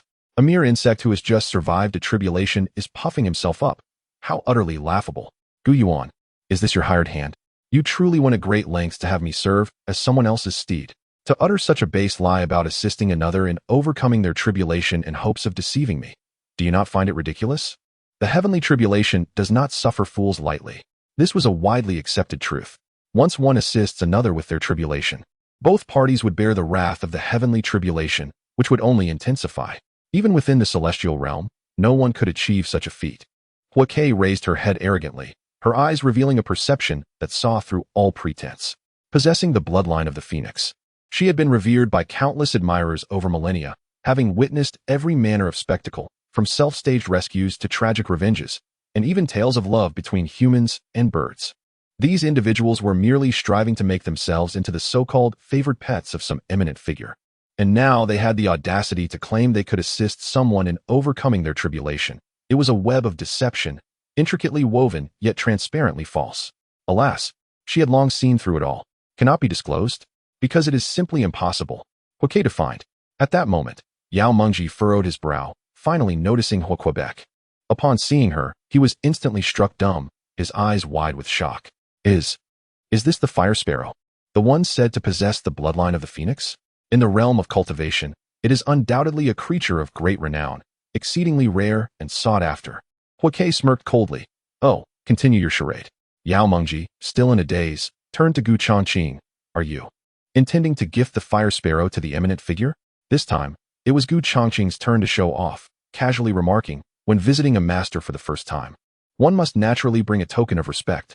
The master mentioned wanting a flying creature as a steed. I wonder if this fire sparrow will meet their expectations." How nerve-wracking. Yao Mingji was taken aback. The master expressed a desire for a flying creature? Indeed, during their time in Qingyun Valley, the master's hints had been quite evident. "What? Mingji, did you not prepare?" Yao Mingji hastily turned to Qin Manyan. "Manyan, is this true?" Qin Manyan nodded affirmatively. "It is indeed the case, but when I returned last time, my master was about to undergo tribulation, and I did not have the chance to inform you." "You must be out of your mind," Yao Mingji exclaimed. His face flushed with anxiety as he trembled, pointing at Qin Manyan. "My tribulation is of no consequence. If I perish, so be it. Pleasing the master is of utmost importance. Knowing the master's requirements, how could one be so negligent?" You, you truly infuriate me. Gu Changqing laughed heartily. Mengji, it's no matter if you lack a bird. We must not delay. I must hasten to pay my respects to the master. Yao Mengji frowned, unable to suppress his jealousy. Where did you acquire this fire sparrow? Who else but I could exert such influence? Gu Yuan's voice echoed softly from the pendant, ethereal yet commanding, prompting a slight flutter in Yao Mengji's heart. An immortal? Yao Mengji gasped in disbelief. You are the ancestor of the Gu family? Have you established contact with the celestial realm? Gu Changqing smiled gently and nodded. No wonder he had obtained the fire sparrow. He was indeed sparing no effort to curry favor with the master, akin to a sycophant. Yao Mengji's expression shifted dramatically as he swiftly turned towards the depths of the Linxian Dao Palace. Wait for me a moment. Soon. He arrived at the ancestral hall of the Linxian Dao Palace. Bowing deeply, he offered blood, lit incense, and called forth. Ancestors, manifest your power swiftly. The title of the master's foremost sycophant relies on you to uphold it. The folks from Qingyun Valley are vying for favor. Yao Mengji muttered continuously. Yet after the ancestral stone tablet radiated a glow, it gradually dimmed. Another failure? Gritting his teeth, he steeled his resolve, once more. Bowing again, offering blood, lighting incense, and calling forth. Ancestors, it is time to display your might. Please appear. This time, the stone tablet did not even flicker. Yao Mengji felt an overwhelming sense of fatigue. At the critical moment, you falter. Ancestors, you are truly unreliable. Even if you cannot provide a fire sparrow, a mere firebird would suffice as a token of our sincerity. With a sorrowful countenance, he exited the ancestral hall, his face pale from the blood offerings. Gu Changqing laughed heartily. Mengji, what are we waiting for? Let us set off. Yao Mengji sighed deeply. Alas, let us go. This truly is a stroke of ill fortune. An opportunity to please the master has slipped through my fingers. What a blunder. He dared not dwell on it, lest tears fall. Yao Mengji and Qin Manyun, accompanied by Gu Changqing, transformed into streams of light, swiftly reaching the foot of the mountain. Qin Manyun spoke. The master resides atop the mountain. To show our respect, we must ascend on foot. It is only fitting indeed. Gu Changqing nodded in agreement. Not forgetting to remind, Huike, you must perform splendidly and strive to impress the esteemed one. A faint, aloof smile graced Huike's lips, revealing a hint of disdain. It had been observing quietly, watching the group of individuals showcase their talents. One must admit, their acting was remarkably commendable. They perfectly embodied the essence of a reclusive sage. Had it not been for its own astuteness, it might have been utterly captivated, yearning to become the steed of such a lofty figure. Such meticulous schemes suggest a determined pursuit of this bird's ambition. Let me see, then, what manner of extraordinary being this so-called sage truly is. Gu Changqing furrowed his brow ever so slightly, sensing an underlying unreliability in this firebird. Chapter 187. It's over. Your bird has caused great trouble. The group proceeded in unison, and soon a simple yet elegant courtyard appeared before them. Qin Manyun spoke with a firm voice. We've arrived. Unavoidably. Gu Changqing felt a sudden tightening in his chest. Although he had encountered remarkable individuals before, this time he was visiting the residence of a true master, which was bound to make him anxious. The jade pendant hanging from his chest began to shimmer, indicating that Gu Yuan was equally apprehensive. This was a being capable of painting the three-legged golden crow. Even the leader of the Qingyun sect would seem insignificant in comparison. In the celestial realm, Gu Yuan figured he might not even qualify for a mere audience. Now was it time for the visit? The anticipation and tension were palpable. Huike cast a dismissive glance, her eyes filled with disdain. The courtyard was unremarkable, a far cry from the majestic abodes of the celestial beings. It was rather lackluster.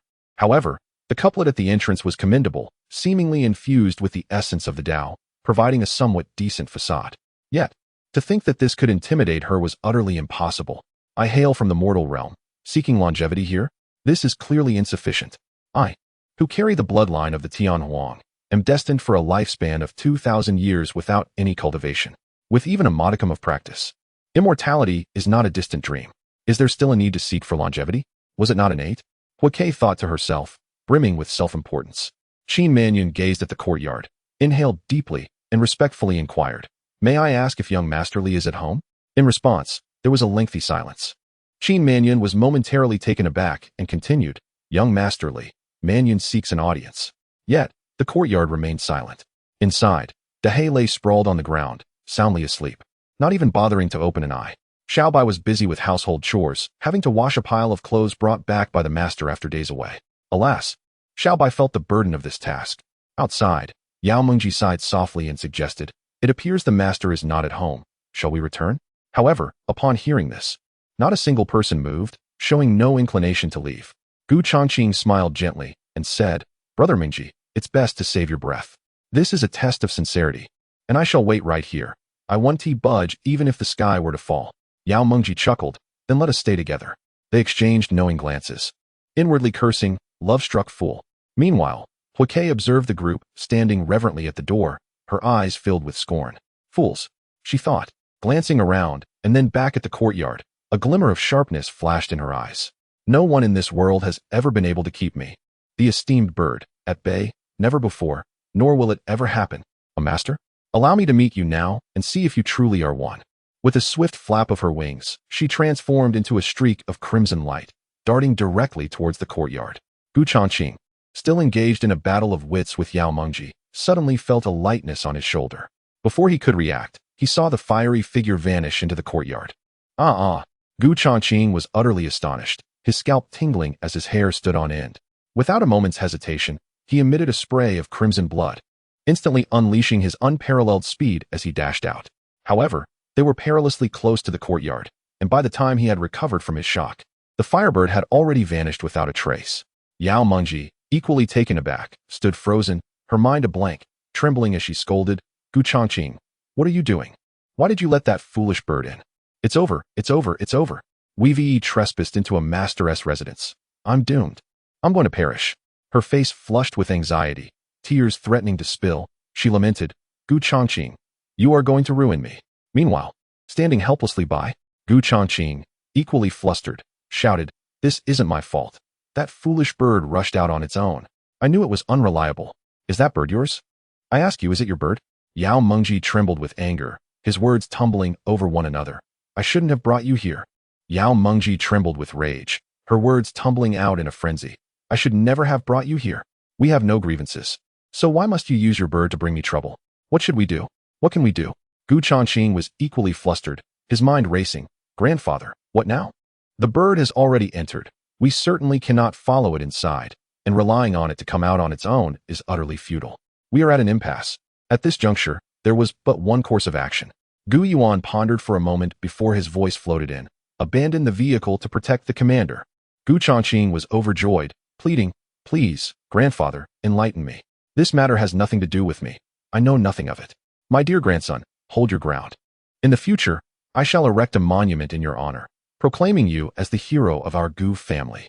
"Proclaiming you indeed," Gu Changqing retorted, planting a flag in defiance. "Grandfather, if the master holds you accountable, I will be the first to throw you under the bus. Don't blame me. After all, it was your bird. You bear the primary responsibility." Gu Yuan was instantly agitated, his jade pendant trembling. "What do you mean, my bird? Do not slander me. It is clearly your bird." "Nonsense, it's your bird." "Yours." Yao Mengji chimed in. "It's both of yours. It has nothing to do with me." Outside, they bickered incessantly, while within the courtyard, tranquility reigned. The firebird soared so swiftly that it bypassed the inner courtyard and plunged into the rear garden. Upon entering, it trembled, feeling its wings grow heavy with fatigue, its avian visage reflecting astonishment. The richness of the Tao's resonance here was overwhelming, so profound that it seemed to distort the very rules of the universe, creating an extraordinary new realm. Reluctantly, it perched upon a tree to rest. How could such powerful Tao resonance exist? In such conditions, even the celestial realm would scarcely dare to imagine. If a genius with profound insight were to come here and meditate for a century, they would undoubtedly attain enlightenment and ascend. Even a mere piece of driftwood would surely transform into a dragon in such an environment. What kind of celestial place is this? Merely catching a glimpse of its magnificence made it retract all previous notions of underestimation, and a profound sense of reverence began to swell within. Could it be that this extraordinary being is indeed genuine? Surely, it must be a deception. How could such a miraculous existence possibly dwell among mortals? Its heart raced wildly, cautiously surveying its surroundings, yet its gaze remained fixed upon a nearby apple. Soon after, an enchanting fragrance wafted into its nostrils. Fruits cultivated in such an extraordinary environment must undoubtedly be exceptional. It salivated uncontrollably, instinctively opening its mouth to take a bite of the apple. However,